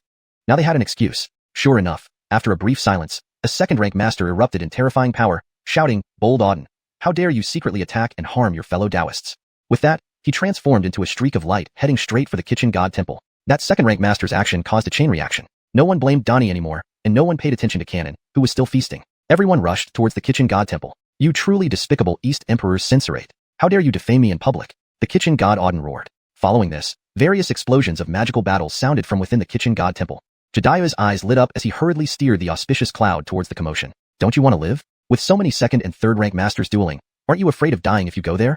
Jediah laughed heartily. "Relax. The clues to the ancient immortal legacy are in the Kitchen God Temple. Those powerful ones won't dare fight here in earnest, lest the clues be destroyed. This is precisely the moment I need to document." "The Beiji Pavilion thanks Officer Dongfang for your righteousness." Donnie shouted his gratitude, watching Jediah's retreating back. "To thank me? Thanks, Sir Pei. I was following his request." Brenton was enraged. Even now, Jediah still threw the blame on him. In moments, the two reached above the Kitchen God Temple. Inside the Kitchen God Temple, chaos reigned. Kitchen God disciples were being slaughtered by disciples from other major temples. All the cultivators from other temples who came here were at least 6th rank, with many 4th and 5th rank ones among them. Though the Kitchen God Temple had the advantage of home ground and numbers, it didn't show immediate signs of defeat. Brenton had no time to discuss being betrayed again by Jediah. He quickly found the inner chambers of the Kitchen God Temple where Auden was under siege by 5 or 6 4th rank experts. Those attackers were mostly 2nd and 3rd rank masters, leaving 4th rank immortals unable to interfere in such high-level battles. Brenton drew a cold breath. How formidable this Kitchen God is, fighting 5 3rd rank and above experts alone. What realm is he really at? Jediah was unusually excited, even trembling. Auden is 3rd rank, but the 5 experts below have reservations and haven't used their full strength. They want to capture the Kitchen God alive. Otherwise, he would have already been defeated. Chapter 218. Whisper. The Kitchen God was tall and imposing, a veritable giant. Despite his size, he moved with remarkable agility and displayed formidable strength. Even when facing a second-rank powerhouse, he held his own, leaving Brenton in awe. Strange, these experts should not be lacking in magical artifacts or even venerated instruments. Why don't I see them using any? Brenton, who had benefited from the use of magical artifacts and venerated instruments, was puzzled by how most people below seemed to rely on physical combat like ordinary martial artists. While many immortals remains granted their cultivators extraordinary abilities and almost unimaginable strength, physical combat between immortals was still rare. Even Brenton himself, despite having developed his 7 precepts through the echidna's tongue, did not prioritize close-quarters combat. Sydney said coolly, "It's simple. Most great techniques are immensely powerful and highly destructive. Using them would easily damage the Kitchen God Temple structures and landscape. The same applies to magical artifacts and venerated instruments. Especially venerated instruments. Consider them portable devices for releasing great techniques. It's no different from using great techniques yourself, unless they're non-destructive. Moreover, with our Dao attainments, even if they have used magical artifacts, venerated instruments, or even great techniques, could you really tell? To be honest, both sides are already using great techniques. It's just that you can't perceive it. If you don't believe me, enter the temple and you'll immediately feel the influence of the Kitchen God's great technique." Brenton didn't doubt Sydney's words. Many of his great techniques were also non-destructive, like the lies technique from the echidna's tongue, or the delusion technique from the red serpent wings. These wouldn't leave visible signs, and many targets might not even realize they had been affected. Though Brenton couldn't gauge exactly how much real power was being utilized or whether it was a fight to the death, one thing was certain. The ancient immortal Yi's tomb might indeed be under the Kitchen God's control. Otherwise, why would the Kitchen God refuse to capitulate in this situation? In the world of immortals, strength and reputation were important, but life was paramount. Without life, nothing else mattered. The Kitchen God clearly preferred to risk death rather than give up wuxia or clarify his connection to ancient immortal legacies. This confirmed that the Kitchen God possessed crucial clues about the ancient immortal's tomb. Brenton watched anxiously from above. With all factions now openly at odds, there was no turning back. Even Karina's intervention wouldn't be heeded. Today, either the Kitchen God would defeat everyone, or he would be overwhelmed by the crowd. If the Kitchen God died, Brenton doubted that his status as a Golden Tint envoy or his 7th rank strength would entitle him to share in the spoils. The situation needed to be further complicated. With this thought, Brenton bade farewell and activated the delusion technique to hide his presence. He silently found Bowen, who was watching covertly. Bowen's fellow Imperial officials had dispersed, hiding themselves beforehand. "Senior Chunyu," Brenton called out before revealing himself, preventing a sudden appearance from startling Bowen into mistaking him for an enemy. Bowen stood among a group of Tianxia City citizens. Turning at the sound, he saw Brenton materializing. Bowen signaled Brenton, and together they left the crowd, finding a secluded area. Brenton cast a distortion technique to prevent eavesdropping and said, "All major temples have fully engaged in battle. There is no stopping them now. Soon, the Golden Tint Court will intervene. By then, you'll likely be discovered if you stay in the city. So I'm warning you to retreat from Tianxia City as soon as possible." Bowen smiled at Brenton. After a pause, he responded, At this point, let's stop playing games. Tell me your purpose, and I'll tell you mine. We can see if there's room for cooperation. Brenton paused, then laughed heartily. Neither was stupid. Both knew each other's true intentions went beyond previous discussions. Our goal is the kitchen god's divine shadow inscription, Brenton declared. Indeed, my suspicions were correct, Brenton thought. I want the kitchen god's single eye. Brenton confessed without hesitation. Bowen gave him a curious look. Why did you think my goal was something else? He asked. Yuchio. Why would you think that? Brenton wondered aloud. Bowen laughed. You don't know what Yuchio is. Before Brenton could ask, Bowen continued. Although depicted as an evil spirit in the temple's murals, Yuchio, though an evil spirit, originates from a natural treasure. What kind of treasure? Brenton asked curiously. Feathered tomb soil. It's renowned alongside 5 Directions Great Earth, Gap-Filling Clay, Primal Ellsworth Amu Wood, and 5 Virtues Essence Fire, greatly enhancing the chances of successfully harnessing immortal remains, explained Bowen. Really? Brenton's eyes widened in shock. So, I initially thought your goal was Yuchio. Natural treasures can become evil spirits? Brenton wondered about the 5 Directions Great Earth inside him. Yes, as long as the treasure isn't fused with a body and remains independent. Given the right opportunity and appropriate immortal remains, it can also harness these remains, becoming an evil spirit. Brenton breathed a sigh of relief internally. Since the 5 Directions Great Earth had largely merged with him, it couldn't become an evil spirit according to Bowen.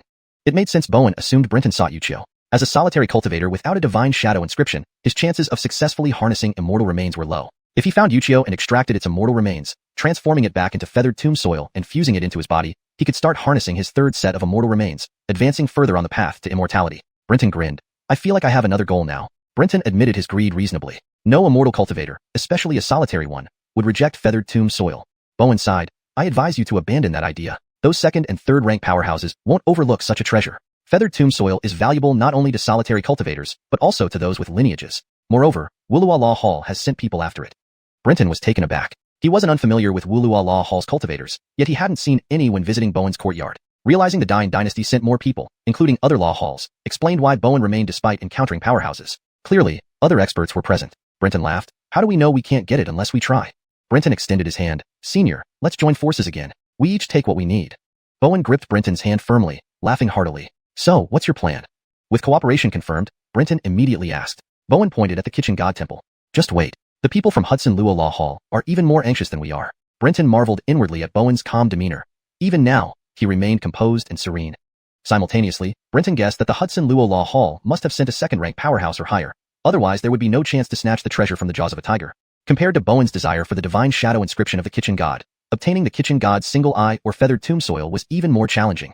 There was no need for either of them to be overly anxious. Returning to the crowd of Tincture City citizens, Bowen waited quietly. However, Brenton concealed his form and walked towards the kitchen god temple. He needed to hasten events, urging the Hudson Luo Law Hall to act sooner. At this moment, both sides within the kitchen god temple were still holding back, far from reaching the point of chaos Brenton desired. To make things more chaotic, to let everyone fight freely and push events toward an unpredictable outcome, only then could everyone release their full strength. At present, there was no one around the kitchen god temple. Brenton strolled in boldly. It was hard to imagine that during such a fierce battle among so many cultivators, the structures of the kitchen god temple remained miraculously intact. Everyone was restraining themselves, avoiding destruction even in death. Entering the temple, Brenton saw the main hall square filled with bodies and combatants. Everyone was engaged in close-quarters combat. This won't do. Let me help you all. Brenton stood at the entrance, hidden by the mirage technique, unnoticed by anyone. He focused on a kitchen god temple disciple surrounded by 3 other cultivators. Despite multiple wounds, the disciple fought fiercely, several corpses of enemy disciples lying at his feet. The kitchen god temple disciples possessed unmatched physical prowess. Without hesitation, Brenton cast the delusion technique. He remembered how extraordinarily effective the delusion technique was against the kitchen god temple disciples. Suddenly, the fighting disciple felt an overwhelming dread. What's happening? Terrified, he frantically looked around, ignoring incoming attacks. Compared to these potentially lethal strikes, the fear of death paralyzed him. Seeing him suddenly abandon defense, the attackers were overjoyed and used non-destructive techniques. Flames, ice crystals, corrosive spells, etc., instantly wounding the disciple severely. Yet these injuries weren't fatal to the physically robust kitchen god temple disciple. One attacker, skilled in wind manipulation, punched him away. The disciple flew high, his head turning wildly as he approached the inner hall. Just as he got close, he screamed in terror, "No!" In the next instant, he was ripped apart by stray attacks from the inner hall. Witnessing this, the attackers froze, then disregarded it. Such occurrences were not uncommon on the battlefield. Brenton wasn't about to let them off easily. Using wind manipulation to carry his voice, he whispered into one of their ears using the echidna's tongue technique. "Be careful, he's going to ambush you." The warned man stopped mid-step, hair standing on end, instinctively turning and striking without thinking. A burst of intense flames tore through another's chest, catching him completely off guard. Only when his lungs were punctured did he realize the danger. Burning alive. His companions turned red-eyed with rage and retreated. The striker paused, retracting his fist. He was going to ambush me. But who would listen to his defense? Satisfied, Brenton nodded. Despite being less powerful, he exploited their lack of vigilance, making lies almost impossible to detect. Then, he whispered to others, he's deceiving you. He plans to kill you all and monopolize the ancient immortal legacy for his temple. How dare you think of monopolizing the ancient immortal legacy? Is it too soon for you to attack us? Facing accusations, the man looked bewildered. Before he could explain, the others attacked. With temporary alliances lacking trust, they began mutual slaughter. Surrounding onlookers were confused. Why were allies suddenly fighting? Brenton roamed like a demon, whispering and sowing discord everywhere. Soon, what began as a united attack on the kitchen god temple became a chaotic free-for-all. Only members of the same temple trusted each other, killing all outsiders. Why hold back? Seek revenge and kill, kill, kill. Everything is fair game. As Brenton's whispers continued, everyone became bloodthirsty. Finally, a massive tornado appeared, causing total chaos. Cultivators from various temples unleashed unrestrained powers, and the kitchen god temple structures began to collapse. Stepping back, Brenton observed, with this chaos, can the Hudson Luo Law Hall's cultivators still restrain themselves? Chapter 219. The Fall of the Kitchen God. Inside the inner chamber of the kitchen god temple, the 6 individuals who were in battle suddenly stopped their moves and looked towards the front hall. Dense clouds of smoke and dust rose from there as various powers raged wildly. Strong winds, blazing flames, torrents, and earth seemed to come alive, wantonly destroying all structures within the front hall. Everyone had gone berserk, no longer considering anything except for killing. The kitchen god Zhao Shunsher Wei Tian laughed heartily, filled with great satisfaction. As the grand hall collapsed, clues related to wuxia would vanish along with it. The final protective charm of the kitchen god temple was also losing its effectiveness. Suddenly, almost simultaneously, the 5 people surrounding the kitchen god unleashed their prisons. With no reservations left, the best strategy now was to capture the kitchen god and obtain information about Yuchio directly from him. Shilu Prison, Chengdu Tian Prison, Long Lai Wan Prison, Xinglin Inyang Prison, Mingamo Pan. The 5 individuals unleashed their prisons almost at the same time, sweeping towards the kitchen god. Looking at the 5 cultivators who stood near the pinnacle of immortality cultivation, Auden showed no fear. Within such a confined space, the prisons of 5 experts would only interfere with each other, diminishing their power despite appearing world-destroying. This was not due to the 5 not understanding this principle, but because they all came from different temples. In the prison field, only the jailer is the true god. No one would willingly forego using their own prison to avoid affecting others, risking being overwhelmed by the other's prison. As the 5 prisons collided, a terrifying destructive force erupted immediately. Chaotic gales blew without pattern, and clashes of spiritual energy unleashed streaks of lightning. Almost instantly, the ancient temple that had stood for millennia collapsed. Auden's single eye turned blood red instantly. Since you forced me to this point, you will all stay here today, he shouted, 6 livestock chef. Just before he was about to be enveloped by the 5 prisons, Auden released his own prison. What? It's impossible. You're not a 3rd rank. All 5 cried out in shock. None of them expected that Auden, who had always shown a 3rd rank cultivation, was actually a 2nd rank powerhouse, a true mighty existence in the world of immortal cultivation. Conan watched the intensifying conflict in the inner chamber with wide eyes. Even just a glance at the terrifying power that seemed capable of annihilating the world made his cold sweat pour out. Suddenly, Conan's face changed, and he turned to run. A black prison expanded from the inner chamber, quickly enveloping the surroundings. Despite reaching his peak speed, Conan was still a step too late and was enveloped by the black prison. The world around him fell into darkness, with 6 figures resembling suns standing high in the sky. Auden appeared like a deity, surrounded by raging flames and lightning. In his hands, 2 knives appeared, one for slaughtering pigs and another similar to an ordinary household cleaver. The knives were simple yet sent chills down everyone's spine. In the front hall, disciples of various temples who were fighting earlier were now immobilized by the overwhelming pressure. Even Conan himself couldn't move. His mirage illusion was dispelled the moment he was enveloped by the prison. He remained mid-flight. Using all his strength, he managed to turn his head and saw the ruins of the kitchen god temple. So, let us all die together. 6 livestock separate, 3 sacrifices to heaven. Auden laughed maniacally, allowing the 2nd and 3rd rank mighties from 5 temples to attack him while raising both knives. He yelled again, 6 livestock separate, 3 sacrifices to heaven. Then he brought the knives down with tremendous force. Almost instantly, everything within Auden's prison seemed to stop. Then, Conan witnessed the most terrifying scene of his life. Everyone inside the prison, including the kitchen god temple's disciples, was instantly torn apart. Limbs severed, bodies dismembered, heads fell to the ground. Conan realized his vision began moving involuntarily, and then he saw a familiar body. It was his. I've been decapitated. A horrifying thought entered his mind, confirmed by the next scene. Familiar clothes, limbs, and wings detached from his body, spewing blood. His head hit the ground with a thud, rolling until residual life allowed him to see 3 of the 5 prison fields extinguish. How terrifying. Conan then plunged into absolute darkness. Auden's twin strikes killed everyone except 2 second-rank cultivators. Madman, you are a madman. These second ranks, though not dead, were terrified. Their prison fields wobbled like candles in the wind, while Auden was barely holding on after taking attacks from 5 mighty cultivators. Still, he laughed boldly. Since the kitchen god temple is destined to fall, I might as well bring it down myself. Today, may we all perish together. Chengdu Tian Prison, Milky Way falls to earth. Mingamo Pan. The 2 second-rank mighties knew this was the moment to give their all. In the ruthless world of cultivation, becoming second rank meant enduring countless trials. They were unafraid of death and used their ultimate skills. A celestial river fell from the sky, covering the kitchen god before he could react. starlight turning into daggers, washing over him as flesh and blood vanished rapidly. Meanwhile, 2 huge black millstones materialized beside him. A deafening roar resounded as they closed, trapping Auden in the middle and started grinding. Blood flowed from the gaps between the stones. The surviving second ranks finally smiled, envisioning the kitchen god's demise. However, Auden's prison was suddenly torn open. Countless armored skeletal soldiers rode into battle, striking the 2 second ranks with ethereal blades. Shadow soldiers march, ghosts retreat. Hudson Luo shakes banners, deities perish. A heavily armored general carrying a banner entered. He waved the banner vigorously, summoning endless ghostly soldiers toward the 2 second ranks. The Hudson Luo Law Hall people. The 2 second ranks exclaimed almost simultaneously, but caught off guard, they couldn't defend in time. Their protective divine light shattered under relentless blows. Ah! They screamed in unison. The armored Hudson Luo Law Hall expert laughed heartily. You're spent. Even your prisons can't hold. Die quietly. You won't escape. This is Ellsworth and Zhang, not your Dean. You'll perish alongside us. In their final moments, they roared defiantly but were ultimately slain by the ghostly soldiers. Their broken bodies fell like rotten meat. With their deaths, the prison surrounding Auden collapsed instantly. His black boar head revealed bone where skin should be. His body was in a miserable state, with internal organs clearly visible and missing an arm and a leg. The powerful being from the Hudson Luo Law Hall stopped waving the banner and looked at Auden with admiration. I admire that you've lasted this long. You know why I'm here, and you know you can't stop me. Why don't we give each other some dignity? What do you say? Auden's lone eye still radiated with dominance, unchanged even as death approached. Who are you? He asked in a raspy but resolute voice. The powerful being from the Hudson Luo Law Hall removed his helmet, revealing a gaunt yet strikingly handsome face. A pair of crimson gold eagle eyes, sharp enough to make one gasp for breath. He opened his mouth, and a snake-like tongue slithered out, reaching down to his waist. I am Harry, Deputy Chief of the Hudson Luo Law Hall. As he spoke, more figures flew into the tunnel where Harry had entered. Among them was Bowen.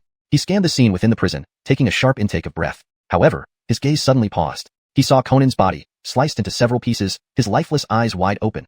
An epitome of dying with unresolved grievances. Cough, cough. Auden coughed lightly, spitting out large mouthfuls of blood. Harry, since you're the Deputy Chief of the Hudson Luo Law Hall, it seems you've come for the Yuqiao Fintu. But even if I gave it to you, would you dare to take it? Harry laughed heartily. There is nothing in this world I wouldn't dare take, as long as you dare to give. Lord Sheen, His Majesty wants the divine imprint of the kitchen god, Bowen said, shifting his gaze from Conan's corpse and reminding Harry stiffly. Harry coldly snorted. Are you insulting Auden? He dares to give you the Yuqiao Fintu but would hesitate over a divine imprint? Auden sneered. Enough, there's no need for such charades in front of a dying man. The divine imprint of the kitchen god originally came from Yordaen Empire. Returning it is not a problem. After I die, you may take it. Harry, I only hope that when you obtain the Yuqiao Fintu, you won't regret it. With that, Auden used his remaining hand to plunge into his chest, grabbing and pulling out his own heart. He held it up, then crushed it in his hand. A palm-sized tomb mound covered in blood and flesh lay silently in his palm. Harry's breathing hitched, and he extended his hand, catching the mound in midair. Upon closer inspection, it was covered in pure white feathers. With a flick of his wrist, Harry stored the Yuqiao Fintu in his storage vessel, then turned to Auden. You have my respect. Since you've cooperated so fully, do you have any last wishes? If they're not too excessive, I will fulfill them. Ha ha ha. Auden laughed. I am Auden, the only kitchen god in the heavens and earth. I've come, and that is enough. Harry nodded, saying no more. He reached out towards the ruined temple below, and a massive stone tablet flew out, vanishing before Bowen could see it clearly. Farewell. Harry waved the banner, and with Bowen and others, disappeared instantly. In the silent space, only Auden remained, on the brink of death. Drip, drip. The silence was broken only by the sound of blood dripping from Auden's body. Do you intend to play dead much longer? Don't underestimate a second-rank immortal cultivator. Suddenly, Auden spoke. At his words, blood tendrils emerged from Conan's decapitated and limbless body, rapidly gathering the scattered limbs and attaching them back. The squirming of blood and flesh was bone-chilling, but in this place, only Auden saw it. Soon, Conan's vision returned. He moved his limbs, inspecting the wounds. Except for a thin bloodline on his skin, there were no signs of the previous dismemberment. Conan bowed respectfully. Conan pays respects to Lord Kitchen God. A mere 7th-rank cultivator dared to act under my nose. How brave of you.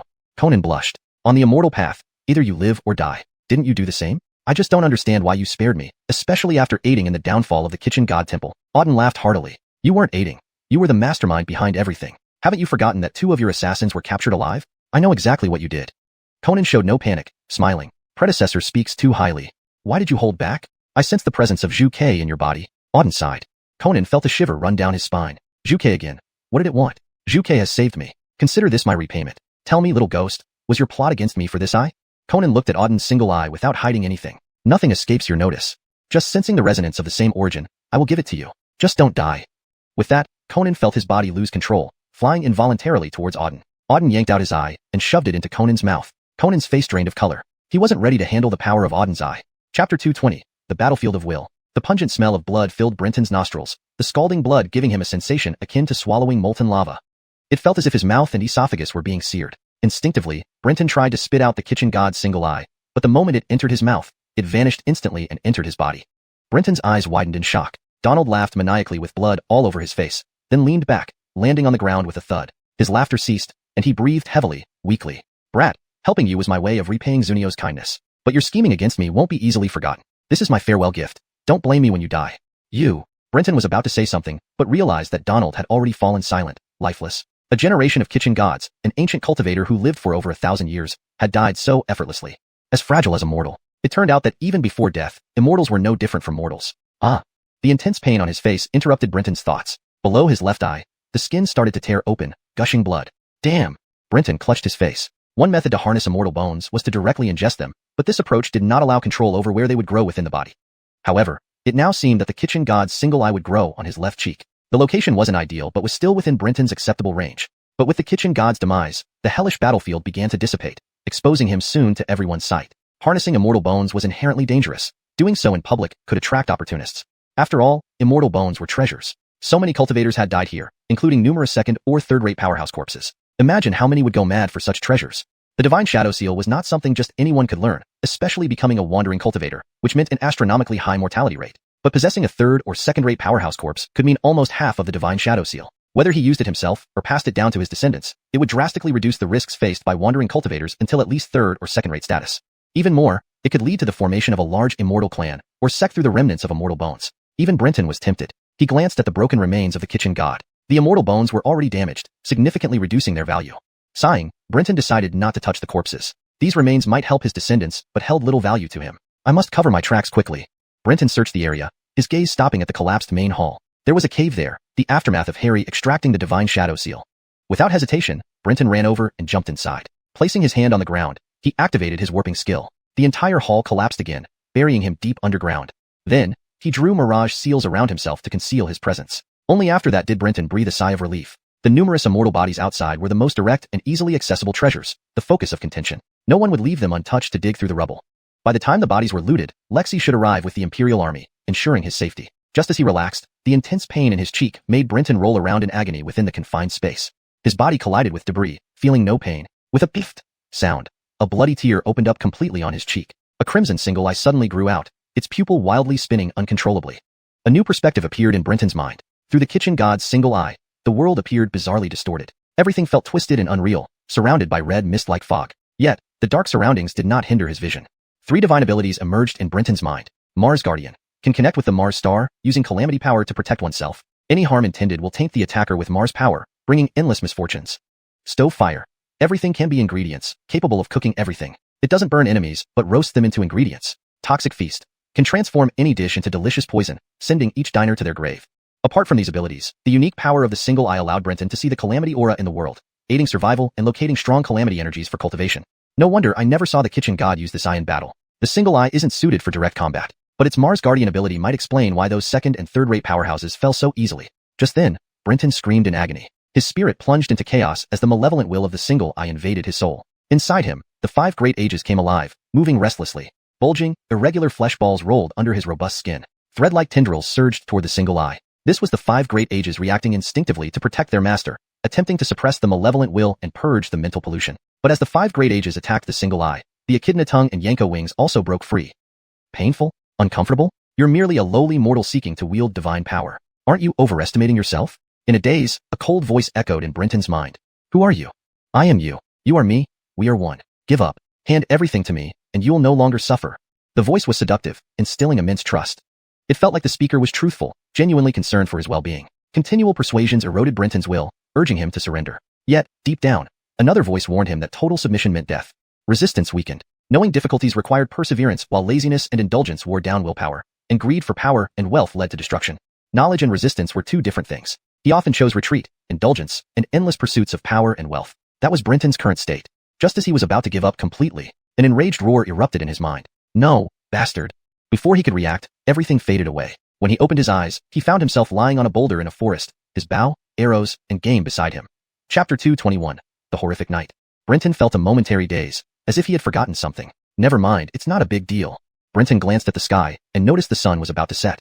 Oh no, I must hurry back, or father and mother will worry. Speaking of which, Brenton picked up his bow and arrows along with the game. Running swiftly through the forest like a cheetah, navigating the rugged mountain paths effortlessly. Soon enough, Brenton returned home. Father and mother had already prepared dinner for him. Seeing his parents' weathered faces, an inexplicable urge to cry welled up within him. Stupid child, why are you crying? Did someone bully you? Tell your father, and I'll go chop that bastard into pieces. Seeing his son cry, father thought he had been bullied and grabbed the short knife Brenton used for hunting, roaring out in anger. However, he quickly got scolded by mother, leaving both men meekly sitting down to eat. Days turned into weeks, and as Brenton grew older, his parents began arranging a marriage for him. They heard of a girl named Blythe from the neighboring village, who was known to be very capable. Brenton regretted never paying attention before. All he knew was that this girl named Blythe was going to be his wife. He didn't even know what she looked like, or whether she was beautiful or plain. Amidst the villagers' jubilation during the wedding night festivities, Brenton finally sat on the bridal bed, exhausted. Thank heavens they were poor peasants. Otherwise, he would have had too many guests to entertain. Looking at the red veil, Brenton's hands were trembling with nervous sweat as he lifted it off. Breathing a sigh of relief, he found his new wife was neither exceptionally beautiful nor ugly, placing her in the upper middle range among the women in Pei Village. Gently holding her hand, he noted the roughness of her palm, covered in calluses, typical of a farm girl, far from the pampered ladies of wealthy families. Brenton didn't mind at all. Sir. Brenton chuckled nervously, looking at Blythe and said, Wife, it's late. Blythe blushed furiously, burying her head into her chest. Candle. Without wasting another second, Brenton blew out the candle and pounced towards Blythe. Much later, everything settled into calmness. Wife. What is it, husband? Were you, experienced before? Why do you ask? Of course not. Brenton hastily denied. As a poor hunter, how could he have afforded such luxuries? But you're quite skilled. Brenton was speechless. Time flew by happily. Spring turned into autumn, and Brenton noticed more game appearing in the mountains, rarely returning home empty-handed. Thanks to the hunt, the family's life became increasingly prosperous. Blythe's belly also started growing. At the end of the year, when the first heavy snowfall arrived, their first child was born. Brenton anxiously waited outside, feeling extremely tense as a first-time father, drawing laughter and teasing from fellow villagers. Pei Village wasn't large, everyone being relatives of the same clan. The birth of their child was indeed a significant event, and people gathered early, waiting anxiously. One pot of hot water after another was carried in and out. The men of the village tried to reassure Brenton. Just as Brenton felt his anxiety rising, screams erupted from inside the room.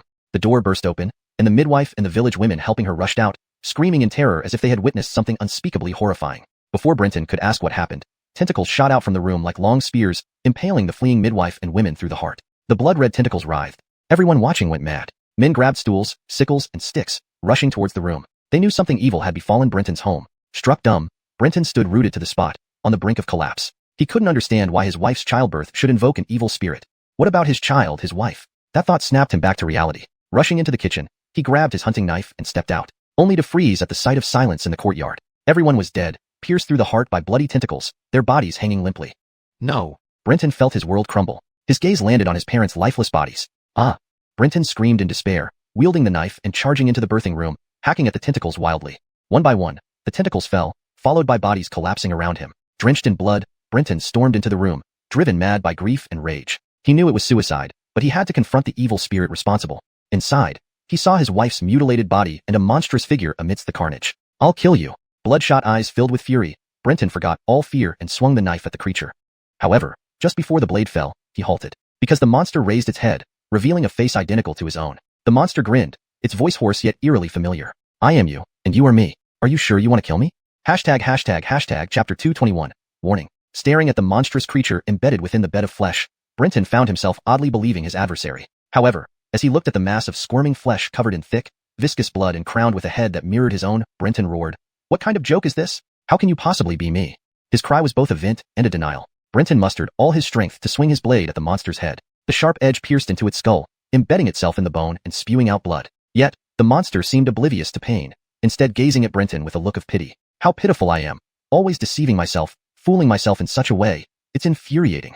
As it spoke, the beast's tone grew increasingly bitter. Suddenly, a tentacle sprouted from the mass of flesh, lashing out like a whip to strike Brenton's chest, sending him flying and crashing heavily into the wall. Brenton screamed in agony, sitting on the ground, feeling his chest go numb, his breath nearly gone. Seeing such a weakened Brenton, the monster laughed derisively but kept emphasizing, you are me, and I am you. What kind of joke is this? You're the monster who killed my parents, my villagers. How could you possibly be me? As sensation returned, Brenton let out a frantic, almost hysterical roar, vehemently denying the monster's words. The monster paused, its eyes revealing a peculiar glint. Isn't that exactly why I said you always deceive yourself? I killed my parents, but didn't you kill yours too? Do you really think that forgetting something means it never happened? In an instant, a tentacle pierced through Brenton's brain. Memories, both familiar and alien, flooded his mind. The sweltering yet frigid night, countless tentacles made of flesh, his villagers and parents turned into dried corpses, and him murdering every one of his family members. Brenton remembered it all, fully now. No, he cried out, unwilling to accept any of it. Break down, run away, suffer. Isn't it painful? Hand everything over to me. Let me bear it all. Then you won't feel the pain anymore. I'll weave for you the most beautiful dream. Your wife will come back to life. Your parents and kin will resurrect, and you'll have children. You'll live happily ever after. Hand everything over to me. Everything? A look of insatiable madness spread across the monster's face, contorting its features. Its head pressed close to Brenton's ear, whispering and tempting him. The screaming gradually subsided, his trembling body growing still. Brenton sat there quietly, listening, like a corpse. The corner of the monster's mouth curled up in a silent, triumphant laugh. Almost done. Just a little more. Bam! A thunderous noise rang out. A large hand slammed the monster's head against the wall. Brenton lifted his drooping head slowly and, with the other hand, yanked out the tentacle deeply embedded in his brain, letting the blood flow freely. Yanko, your greatest mistake was making me remember everything, Brenton whispered softly. The monster's dazed eyes shifted, looking up at Brenton, trying to meet his gaze. I need to thank you. Brenton's voice remained gentle. Thank you, Grandma. Suddenly, his voice rose sharply, his eyes filled with bloodshot veins. That previously weak arm now exerted immense force, crushing Yanko's head against the wall with a brutal blow. Hot blood splattered across Brenton's face. At this moment, he was fully awake. You didn't break down, mere mortal. Your will exceeded my expectations this time. On the birthing bed, the flesh monster groaned in defeat, its form reshaping into a snake-like head, glaring at Brenton. You won't be so lucky next time. The snakehead spoke. The surrounding world shattered into pieces. The flesh monster transformed into a winged serpent, slipping into the depths of the void. Brenton knew he had finally endured the ordeal of controlling the immortal remnant. But then, when did I say you could leave? Just as the world was about to dissolve completely, Brenton reached out and grabbed Yanko's tail.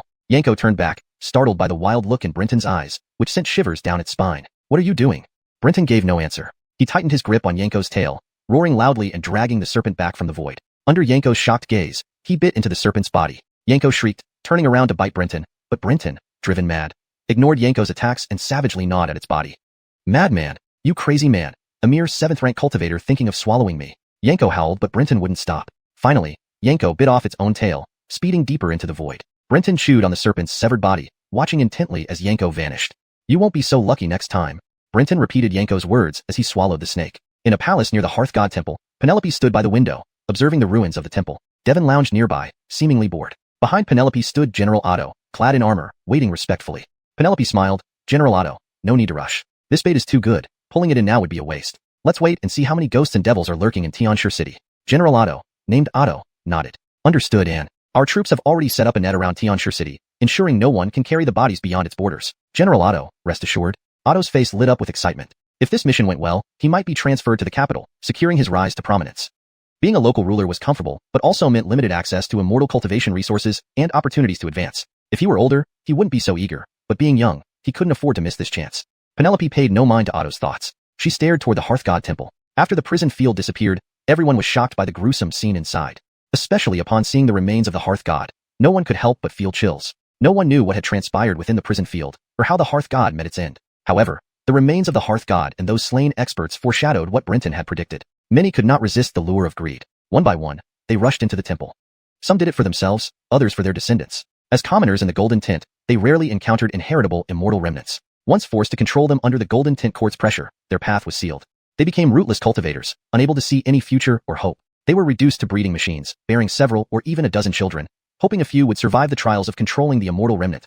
Whether men or women, they had to personally bury one child after another, enduring the unbearable grief of outliving their own offspring again and again, generation after generation, without end. In the seemingly stable and prosperous Golden Tent Empire where everyone aspired to become an immortal cultivator, the resentment among the common folk had reached a terrifying level. They were suppressing it, enduring it, going mad from it. Now, the opportunity was right before them. With just one corpse, by stripping off its immortal remnant and having their children gradually master it, they could create a powerful family of immortals. They would then have the power over life and death, the power to say no. Thus, the people of Tianshi City went mad. Every single brave soul among them rushed into the Hearth God Temple. The reverence and fear once felt for the temple now fueled their madness. The slaughter began. Though most of the immortal remnants controlled by the Golden Tent commoners were not skilled in battle techniques, harnessing an immortal remnant marked the first step between mortals and immortals. Their physical bodies were far beyond that of any ordinary person. Even without offensive abilities, they were still formidable. Penelope watched her subjects fall one by one, her face flushed with excitement. The thick, pungent smell of blood, mingled with cries of battle and agony, made her tremble in ecstasy. Exactly, fight each other, go insane, die more, many more, she screamed inwardly, her eyes shining brighter. Exactly, fight each other, go insane, die more, many more, she screamed inwardly, her eyes shining brighter. She greedily absorbed the spiritual energy released by the deaths. Indeed, the death of beasts cannot compare to that of humans. This overwhelming spiritual energy is simply too beautiful. Otto stood silently by her side. Devon seemed bored. Neither of them cared about the death of commoners. On the path of immortality, only oneself mattered. All others were mere ants. Any but oneself could be killed, especially so when commoners were killing each other. The chaotic shouts from the Hearth God Temple drew more people, who joined in the frenzy. Outside Tianshi City, Harry and his companions suddenly halted. Bowen asked curiously, "Lord, why have we stopped?" Harry didn't answer, but turned to look behind them. Soon, a cloud of auspiciousness quickly caught up. Jediah grinned as he greeted Harry. "Greetings, Lord Sheen of Hudson Luo Temple." "Deputy Lord," Harry corrected casually. "Jediah, can we slow down for a moment? I have something to ask." Harry looked at Jediah and said, "The secret of Wuxia." Jediah froze, then laughed heartily. "What does Lord Sheen mean? Wuxia is just an evil spirit formed from tomb soil. What secrets could it possibly have?" Harry sneered. "I'm willing to offer a price because of my respect for the Eastern Emperor Inspectorate. Don't think this seat doesn't know what you want to ask or why. It's no secret in the immortal cultivation world. Pretending to be ignorant is too shameless." Jediah's lips twitched. "Lord Sheen, the prices aren't equal." Harry's eyes lit up. "Then tell me the equivalent information." Jediah thought for a moment and nodded. "Agreed.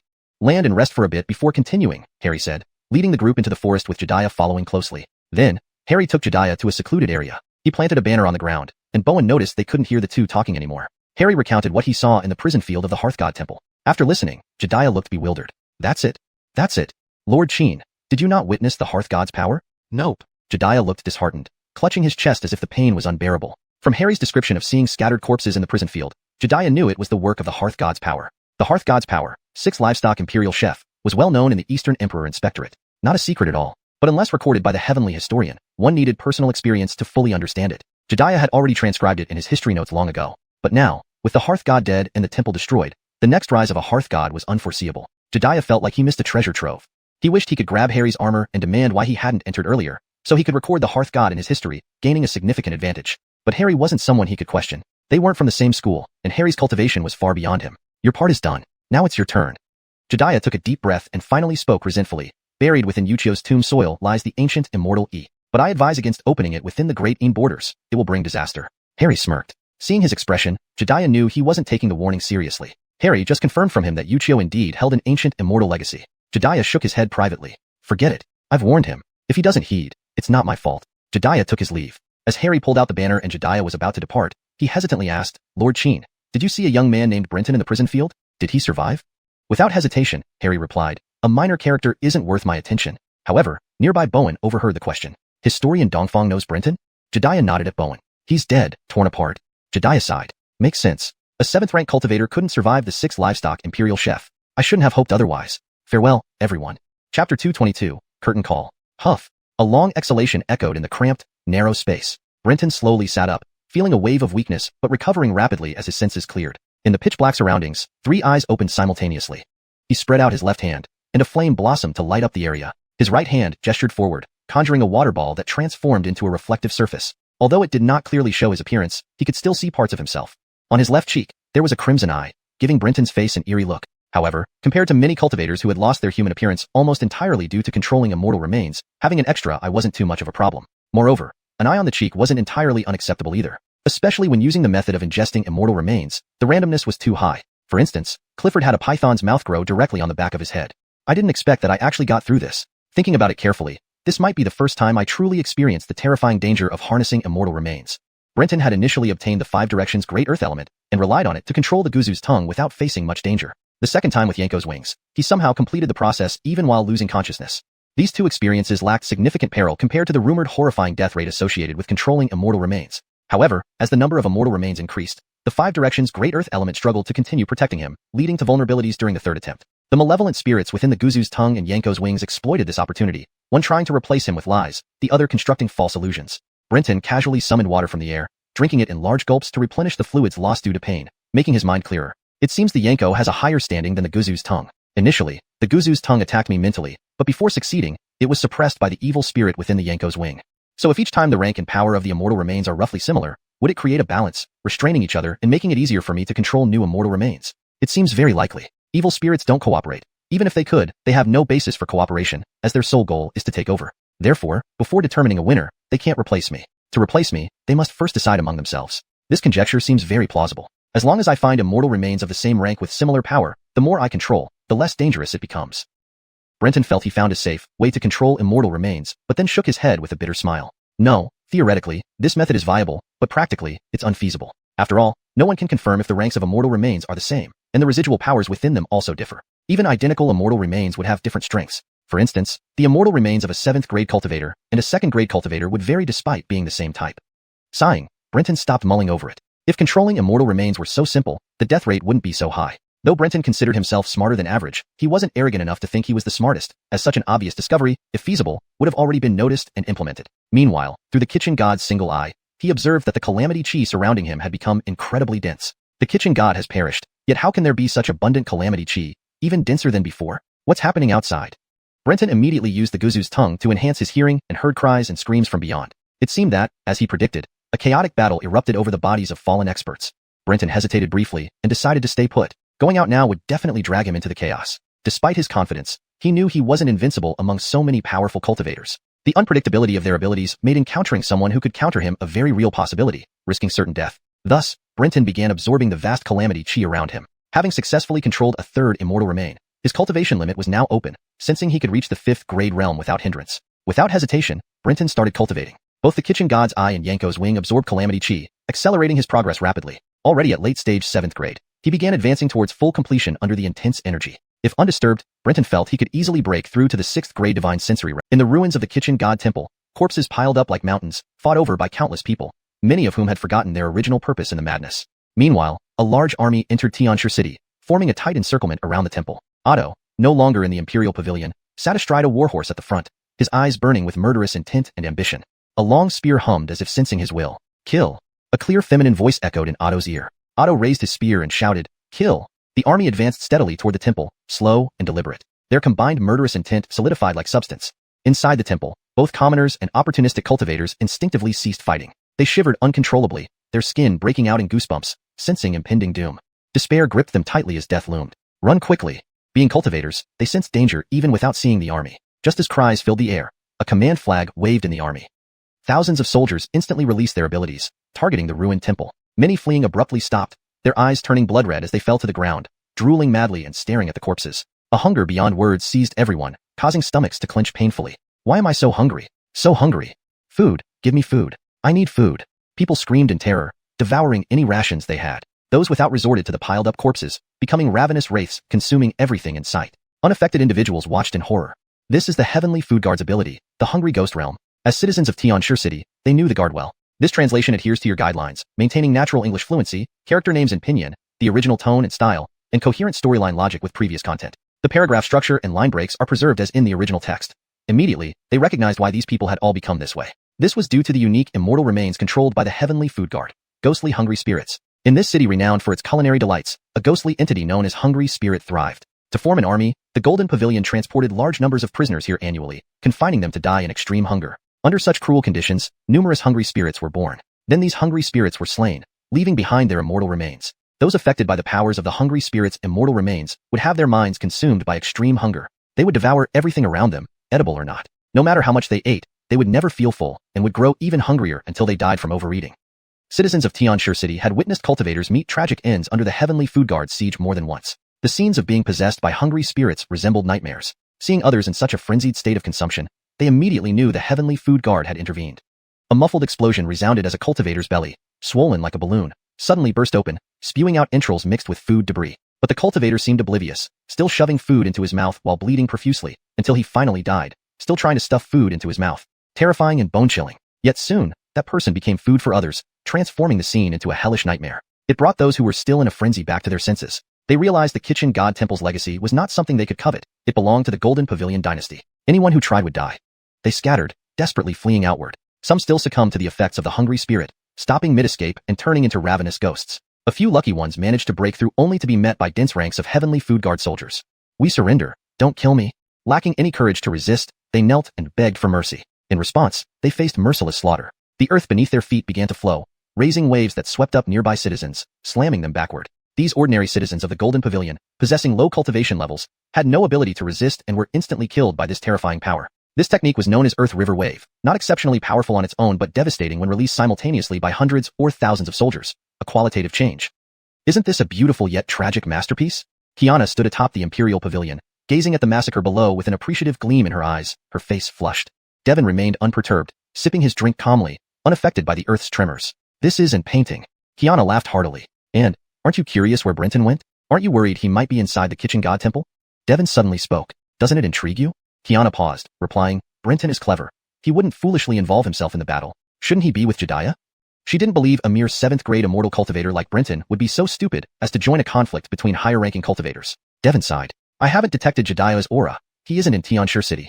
Kiana's smile faded, her expression turning serious. Did he chase after the officials of the Great Qin dynasty? Does he think he can return now? The whereabouts of Harry and others could not remain hidden from Kiana. If there were experts in the Golden Pavilion capable of opposing them, she wouldn't have allowed them free rein. Thinking about this, she felt furious. If Brenton had informed her earlier, she wouldn't have hesitated to bring a few second-grade experts for support. A second-grade grandmaster might mean little to the Great Qin dynasty, but a deputy head of the Hudson Luo Law Hall was different. This would be a significant blow to the Great Qin dynasty. But now, it was too late. Jediah has returned? Kiana's face turned cold. But Brenton isn't with him. Her expression grew even colder. Call him over. Devon nodded in agreement. Without moving, both pairs of eyes opened simultaneously. Soon, Jediah arrived via cloud at the window of the Imperial Pavilion. And Kiana, what can I do for you? Jediah greeted her with a smiling face. Kiana asked coldly, where is Brenton? Did he return to the Great Qin dynasty? Jediah replied, and Brenton did not return to the Great Qin dynasty. He entered the kitchen god temple, participating in the battle. Based on my information, and should still be able to find Brenton's body. What did you say? Kiana was stunned. Even Devon looked baffled at Jediah. Just moments ago, Kiana had said Brenton was smart enough not to participate in the battle. Yet now she received news that he had indeed done so. Why didn't you stop him? Kiana yelled, leaping out the window toward the kitchen god temple. Devon hurriedly followed. Jediah watched Kiana's retreating figure innocently. I'm not Brenton's father. How could I stop him? By then, the massacre had ended. The combined techniques of tens of thousands of heavenly food guard troops made quick work of the unorganized masses. Otto, seeing Kiana arrive, smiled and approached to claim credit. General Otto, Inspector Brenton also participated in the earlier battle. Send soldiers into search, alive or dead. Though knowing it was nearly impossible for Brenton to survive, Kiana couldn't help feeling uneasy. Brenton was involved with Xiuxian. She couldn't afford to ignore the situation. Otto hesitated, glancing at the chaotic ruins. The combined powers of the Heavenly Food Guard included far more than just hungry spirits and Earth River Wave, completely altering the landscape and turning many bodies to fragments. Searching for one corpse in such conditions was incredibly difficult. Nevertheless, Otto ordered his soldiers to search thoroughly, silently cursing Brenton's ancestors, praying this wouldn't harm his future. Just don't let the body be destroyed. Keep the head intact. Otto pleaded silently. Chapter 223. Return to the capital. 6th rank. Brenton exhaled a breath of relief. He had finally broken through to the 6th rank, the realm where divine powers flowed freely. Feeling carefully, Brenton realized that after reaching the 6th rank, not only had all his divine abilities improved, but he also had an inexplicable connection with them. It felt as if these powers were now part of his instinct, granting him a deeper understanding of their essence and offering vague guidance on how to further develop them in the future. His path in cultivation seemed clearer, no longer shrouded in confusion. If before he could only fumble blindly within the Taoist arts like a blind man touching an elephant, unsure whether each direction was correct or wrong, now his Taoist heart was enlightened, leading him out of uncertainty. The development of divine powers now came to him almost instinctively. Reviewing the spells he had cultivated, Brenton found that he had been overly cautious in using the false beast tongue, while his exploration of the flying serpent wings was still quite immature. Thankfully, his grasp of the essential nature of punishment powers, that they were for suppression, hadn't led him astray. Otherwise, he would have had to re-explore them from scratch. It seems my talent and intuition aren't bad. I haven't made any major mistakes during my self-exploration. However, this wasn't the time to immerse himself in cultivation. The materials of the Stove God Temple's main hall seemed different. Despite the incredible commotion outside, it hadn't affected him much. Amazingly, the earth under the temple barely trembled due to the power of divine techniques, allowing him to continue his cultivation undisturbed. This was indeed fortunate. But thinking about it, since the main hall was the residence of the Stove God, its resilience made sense. It was likely reinforced by the Stove God's divine symbols as well. Listening carefully, the battle sounds had ceased, indicating that the Heavenly Food City garrison had suppressed the chaos. Now, he faced two choices. One was to emerge immediately, confirm that the chaos was truly over, and continue his duties as an imperial envoy. However, after such a significant disturbance, his position as an envoy would likely be terminated, and he would have to return to the Golden Tint capital, stripped of all authority. After all, this time he didn't just offend the Golden Tint nobility. He also schemed against the temple forces. Even if Inchishur wasn't angry, she wouldn't dare to heavily rely on him anymore. But even so, it didn't significantly impact Brenton. With the protection of the Vermilion Bird Palace, his safety was assured. Successfully mastering the Stove God's single eye meant he wouldn't worry too much about hitting a cultivation bottleneck before the 5th rank. If the rank of the Stove God's eye was high enough, he might even reach the 4th rank. The advantage was clear, but the disadvantage was that the fastest way for him to cultivate now was to find sufficient disaster and punishment spirits. Staying confined to the Vermilion Bird Palace and relying solely on the 5-element spirits would slow his progress considerably and might even affect whether he would qualify to participate when the Heavenly Gate opened. The second choice was to fake his death and either return to the Great Qin dynasty or infiltrate nearby countries like the Peacock Kingdom, starting anew. Without someone like Inchishur backing him, rising again would be extremely difficult. Most importantly, trust would be an issue. Even if he returned to the Great Qin, having served a high position in the Golden Tint, he would never be trusted to enter the core of power there, remaining a peripheral figure. More dangerously, if the Spring Deity Palace discovered him, he would face attacks from their cultivators. After much deliberation, Brenton decided to remain in the Golden Tint, where he had the best chance to gain a share in the upcoming Heavenly Gate events thanks to Inchishi's support. In the ruins of the Stove God Temple, the Heavenly Food City guards were swiftly clearing away bodies. Guards who knew Brenton's appearance followed the cleanup team, checking each body one by one. As more bodies were uncovered, Otto's expression grew darker. If they couldn't find Brenton's body, Inchisha might vent her anger on him. Just as Otto anxiously wandered through the ruins, suddenly all the soldiers and Otto paused, looking towards the wreckage. With a bang! The soil exploded, and a ragged figure leapt out of the ruins. It was Brenton. Who is it? Soldiers immediately raised their magical weapons, ready to attack if Brenton made any suspicious moves. Brenton made no unnecessary movements. Surveying the scene, he turned his gaze towards Otto and saluted. Imperial Envoy Brenton greets General. It's me, don't be alarmed. Otto was stunned, then overjoyed. You're Brenton? Oh, you know me. Of course. Otto said jubilantly, stepping forward. I was ordered by the princess to search for you. We all thought you were dead, but thank heavens you're alive. Brenton smiled, not explaining how he survived. Otto didn't press for answers, instead pulling Brenton along. Lord, quickly come meet Her Highness. She was so worried when she heard you participated in the earlier battle. She issued an order to find you alive or dead. Otto stopped short of saying what would happen otherwise. Knowing Inchisha, it wouldn't end well for him. From the distance, Inchisha was pacing anxiously in her pavilion. Hearing Otto shout that Brenton was found alive, she rushed to the window. Looking past Otto, she saw Brenton, tattered but unmistakable. Inchisha's eyes widened. He's alive? How did he survive? Eastern xiuxian was even more shocked. He had personally heard Bowen say Brenton was dismembered and beyond resurrection.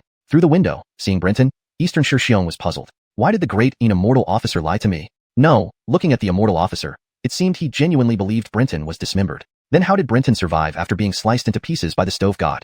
A smile crept onto Eastern xiuxian's lips. It seemed this young Immortal from the great Een had many secrets. An idea struck him. Worrying about not knowing the wonders of the Stove God's 6th livestock chef, he now had Brenton to trade information with. As for how Brenton survived, he would explore that secret another day. In the Immortal cultivation world, true high-ranking cultivators always harbored some secrets. Thud, thud, thud. Hasty footsteps approached from the stairs. Brenton followed Otto up. Brenton pays respects to Inchisha. I apologize for causing concern.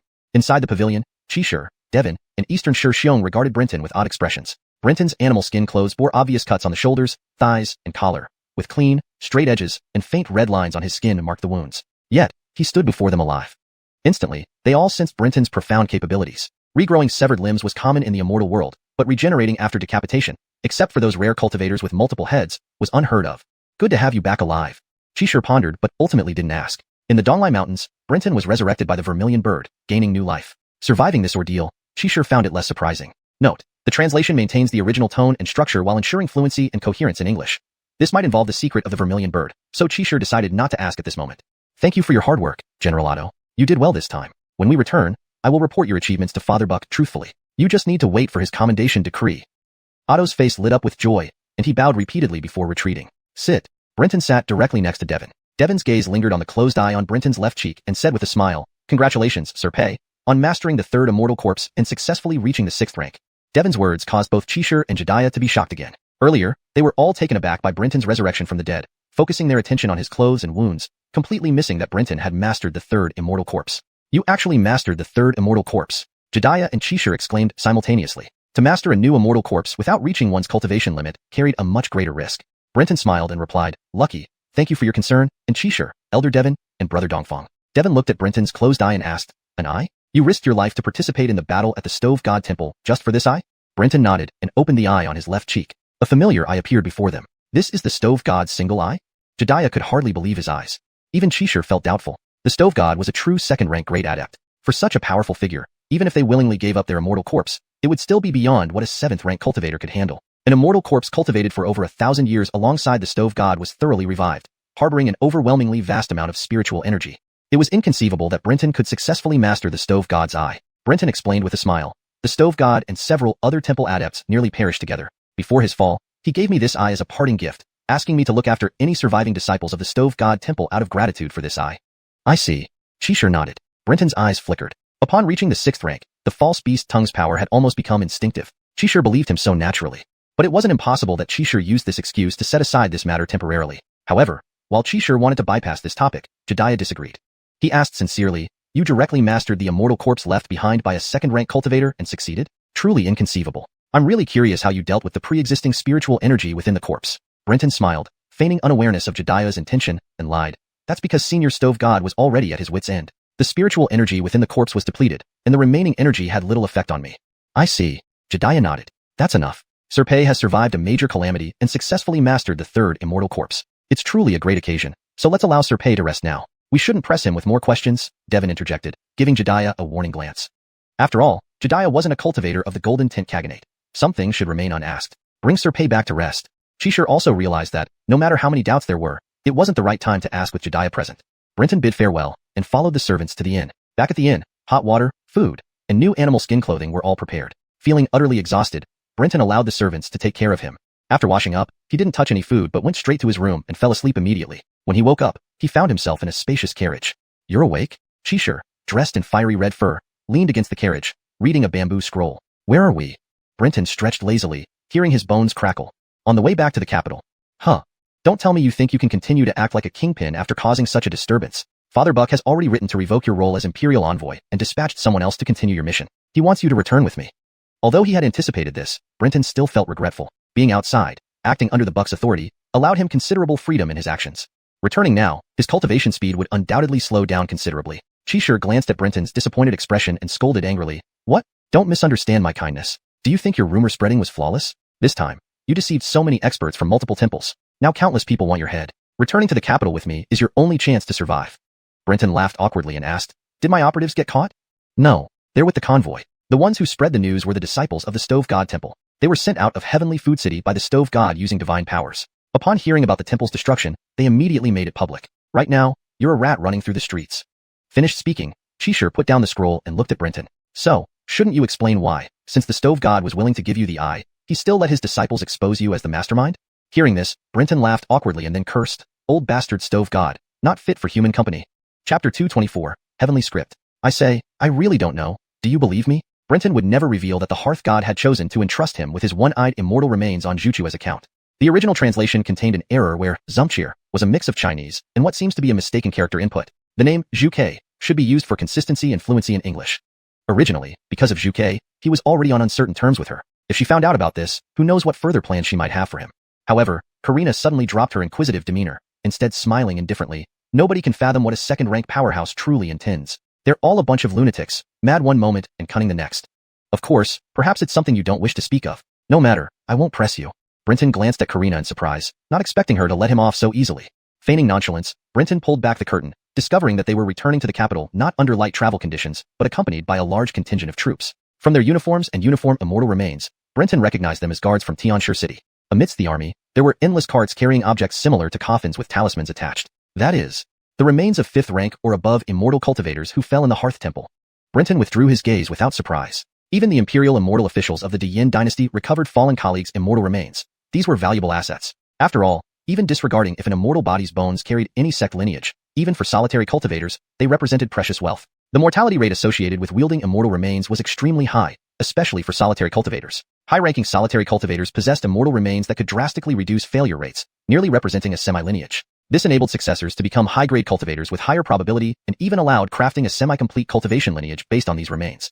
Their value was immeasurable. Furthermore, most of the bodies belonged to temple cultivators, each with distinct lineages, providing the Ellsworthenshain court partial access to temple inheritances. Do we just brazenly transport these remains back to Ellsworthenshain capital? Aren't you afraid temple powerhouses might come after us? Karina smiled. I fear they don't. Otherwise, how would we have a pretext to invade these temples? Brenton understood. No wonder Karina allowed him to use rumors to harm the Hearth Temple. It wasn't just due to irreparable damage, but also because the Ellsworthenshain court had long harbored concerns over temple influence, seeing royal power threatened. Only then did they let him act recklessly. Otherwise, someone like Brigid would have issued an edict to strangle him. With a large army escort, though losing some freedom, Brenton was assured of safety, free from worries about road security. An army of several thousand immortal cultivators would give even a second-rank powerhouse pause. Without concerns, under the aid of Karina's medicinal pills, Brenton quickly recovered from his injuries. Leaving the carriage, Karina returned to her own. Even if Ellsworthenshain didn't emphasize the ethics of Yin, Karina remained a woman. Short visits were acceptable, but prolonged stays with Brenton, a man, in the same carriage would invite censure upon return to the capital. As soon as Brenton exited, Jedediah appeared before him. Brother Dongfang is here as well. Although the trade for the ancient immortal tomb failed, you still seek me out. What can I do now? Brother Pei misunderstands. I am genuinely concerned about your recovery. Now that you've healed, congratulations are in order, said Jedediah warmly. Regarding the trade, Brother Pei needn't worry. Someone will renegotiate with the tomb's new owner. We don't need to be involved.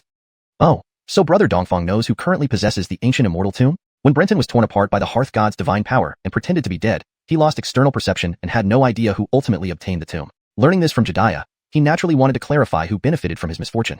Hudson Luo Law Hall of the De Yin Dynasty. Brenton nodded, abandoning thoughts of retaliation against a first-rank powerhouse. Now, I must follow and Karina back to Ellsworth and Tang Capital. With me, you'll find no more entertainment. Given your nature, why do you persist in following me? Surely you think I will be favored again by the buck after returning? Despite Karina's attitude suggesting he wouldn't be severely punished, with the Hearth God exposing the affair, Brenton became the common enemy of all temple forces. Publicly and privately, Bridget couldn't ignore the temple's attitudes and employ him in the short term. Any lack of punishment would be fortunate. Jediah laughed, saying, Brother Pei, don't undervalue yourself. While the previous trade failed, we can always initiate a new one. Brenton invited Jediah into the carriage. What new trade does Brother Dongfang propose? Jediah replied seriously, I want to know everything you witnessed in the Hearth Hell, particularly the Hearth God's divine powers. Upon hearing this, Brenton beamed. His mouth curved into a sly merchant smile. Jediah's lips twitched. He knew this would cost him dearly. Though unwilling to be taken advantage of, once he mentioned his request, it signaled he was ripe for exploitation. There was no way around it. I'm broke, Brother Pei knows that. Do you really think I'm money hungry? Jediah chuckled. Tell me, what does Brother Pei want to know? Brenton pondered, then fetched pen and paper from his storage device, writing a character resembling insects and birds, asking, recognize this script? At a glance, Jediah exclaimed, Heavenly script. Heavenly script? Jediah nodded. An ancient script used by immortals in the Heavenly Palace. The character you wrote is Zhang. Both our courts have specialists studying this ancient text, but East Emperor's Imperial Censorate has done the most research since our lineage stems from the celestial historians of the ancient Heavenly Palace. Brenton nodded. Pity, I'm not very proficient, as this script hasn't been used for millennia. Without the ancient books, I wouldn't bother learning it, too old-fashioned for today. Can Brother Dongfang teach me this script? Jediah shook his head. No one uses this script anymore. Inheriting it from the ancient heavens, the price for trading this knowledge is exorbitant. Your offering isn't worth it. Jediah spoke bluntly. The experiences from the Hearth Hell and potential gains couldn't match the script's value.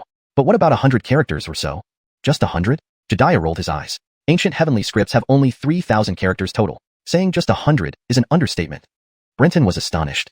3,000 characters weren't enough for regular text unless each character had multiple meanings and context determined its meaning. Perhaps it is indeed so. Otherwise, as the ancient heavenly court script, no matter what significance it held, it wouldn't have been abandoned by mortals. It must be too complicated, difficult to understand, and easy to misinterpret, leading those who revered immortals and gods to discard it. Brenton mused. Suddenly, a thought struck him. Initially, he had been afraid that if he wrote out each character and let Jediah hand them over one by one, they might decipher the content. But if the combination was overly complex, the more characters there were, the harder it would be to crack.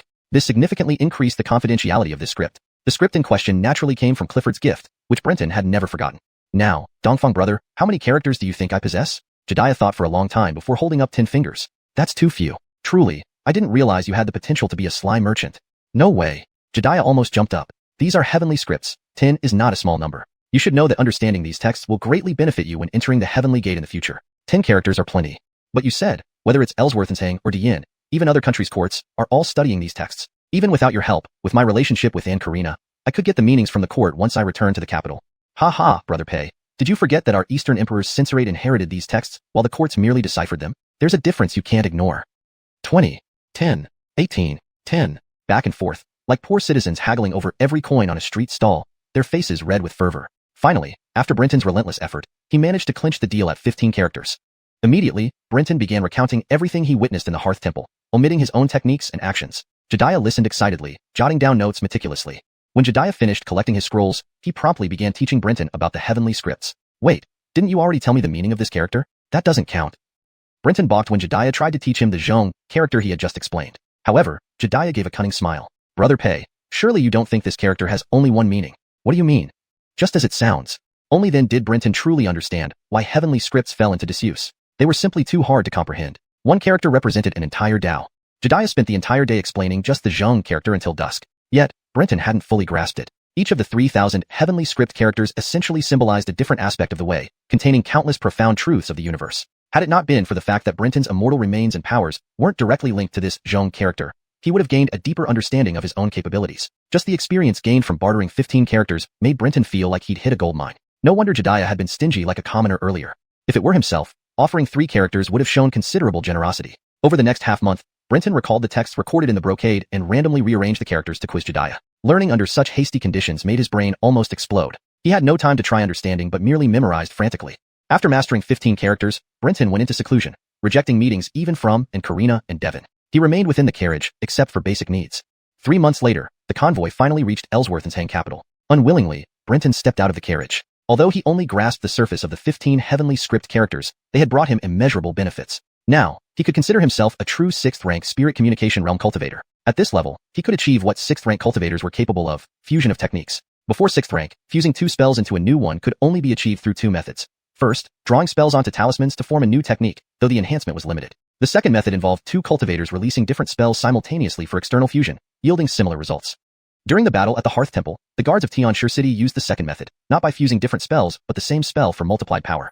Upon reaching 6th rank, however, one could fuse 2 spells internally to create a new, unique skill, a secret art. In his spare time, Brenton had rudimentarily developed 2 fuse techniques, significantly boosting his power. Unless facing someone who completely countered him, he felt invincible against any cultivator below 5th rank. Ha ha ha, Karina, you're finally back. My brother misses you very much. We haven't seen each other for years. Father Buck knows how deeply I miss you, so he specially allowed me to welcome you. A hearty laugh and warm voice echoed from the city gates. Brenton saw a young man with antlers atop his head and dragon whiskers on his lips striding towards Karina. Karina's face remained cold, bowing respectfully. Karina pays respects to Benicio. Hashtag chapter 225. The Heavenly Gate opens, grand finale. Penelope, why are you still so polite with your older brother? We're family. Buddy approached warmly, pretending to be hurt. Brenton looked at the affable Buddy with confusion. He had been in Ellsworthen's capital for quite some time, but this was the first time he saw a second-generation royal other than Penelope within the capital. This must be the renowned Lord Pei. Lately, you've been quite prominent. On my way back, I constantly heard about your fame. Buddy suddenly turned and faced Brenton.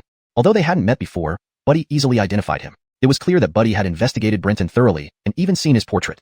Brenton replied coolly, to discuss prominence in front of Buddy is indeed presumptuous. Your Highness, jesting in such a manner might not suit the royal demeanor.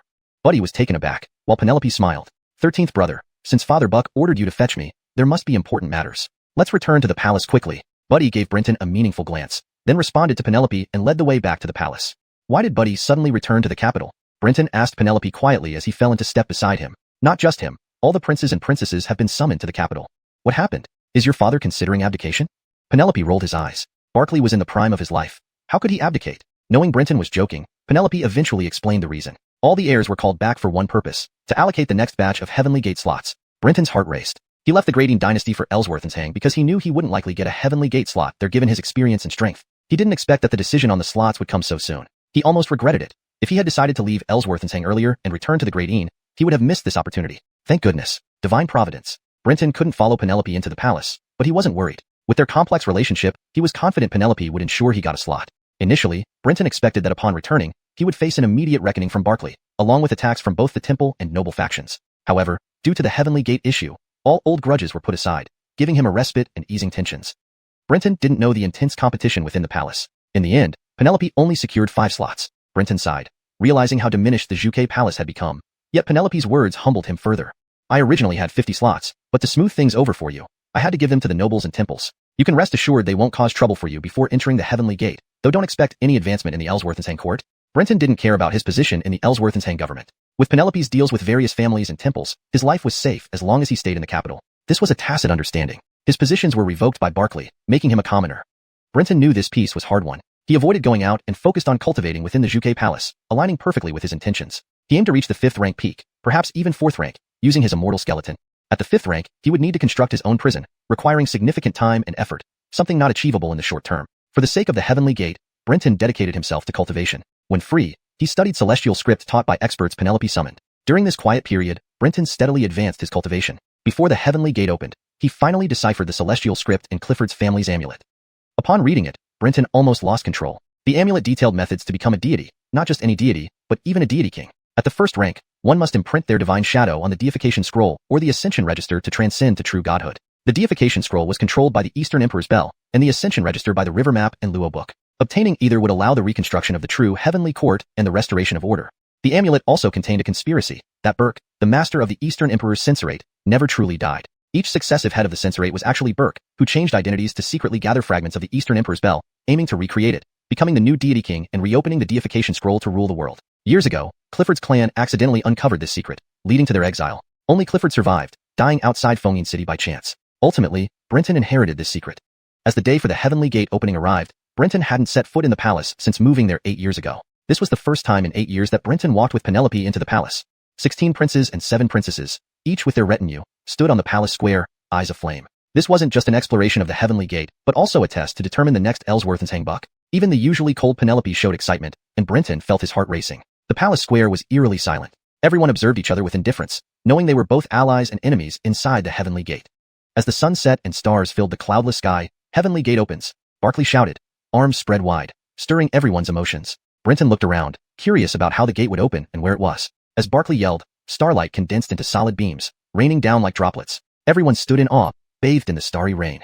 The droplets grew larger, forming a massive pillar of light enveloping everyone on the square. Brenton felt his body becoming weightless, rising slowly off the ground. This was the Heavenly Gate. Brenton gazed at the sky. This is my path to godhood. Eastern Emperor's Bell. I'm coming. End of story.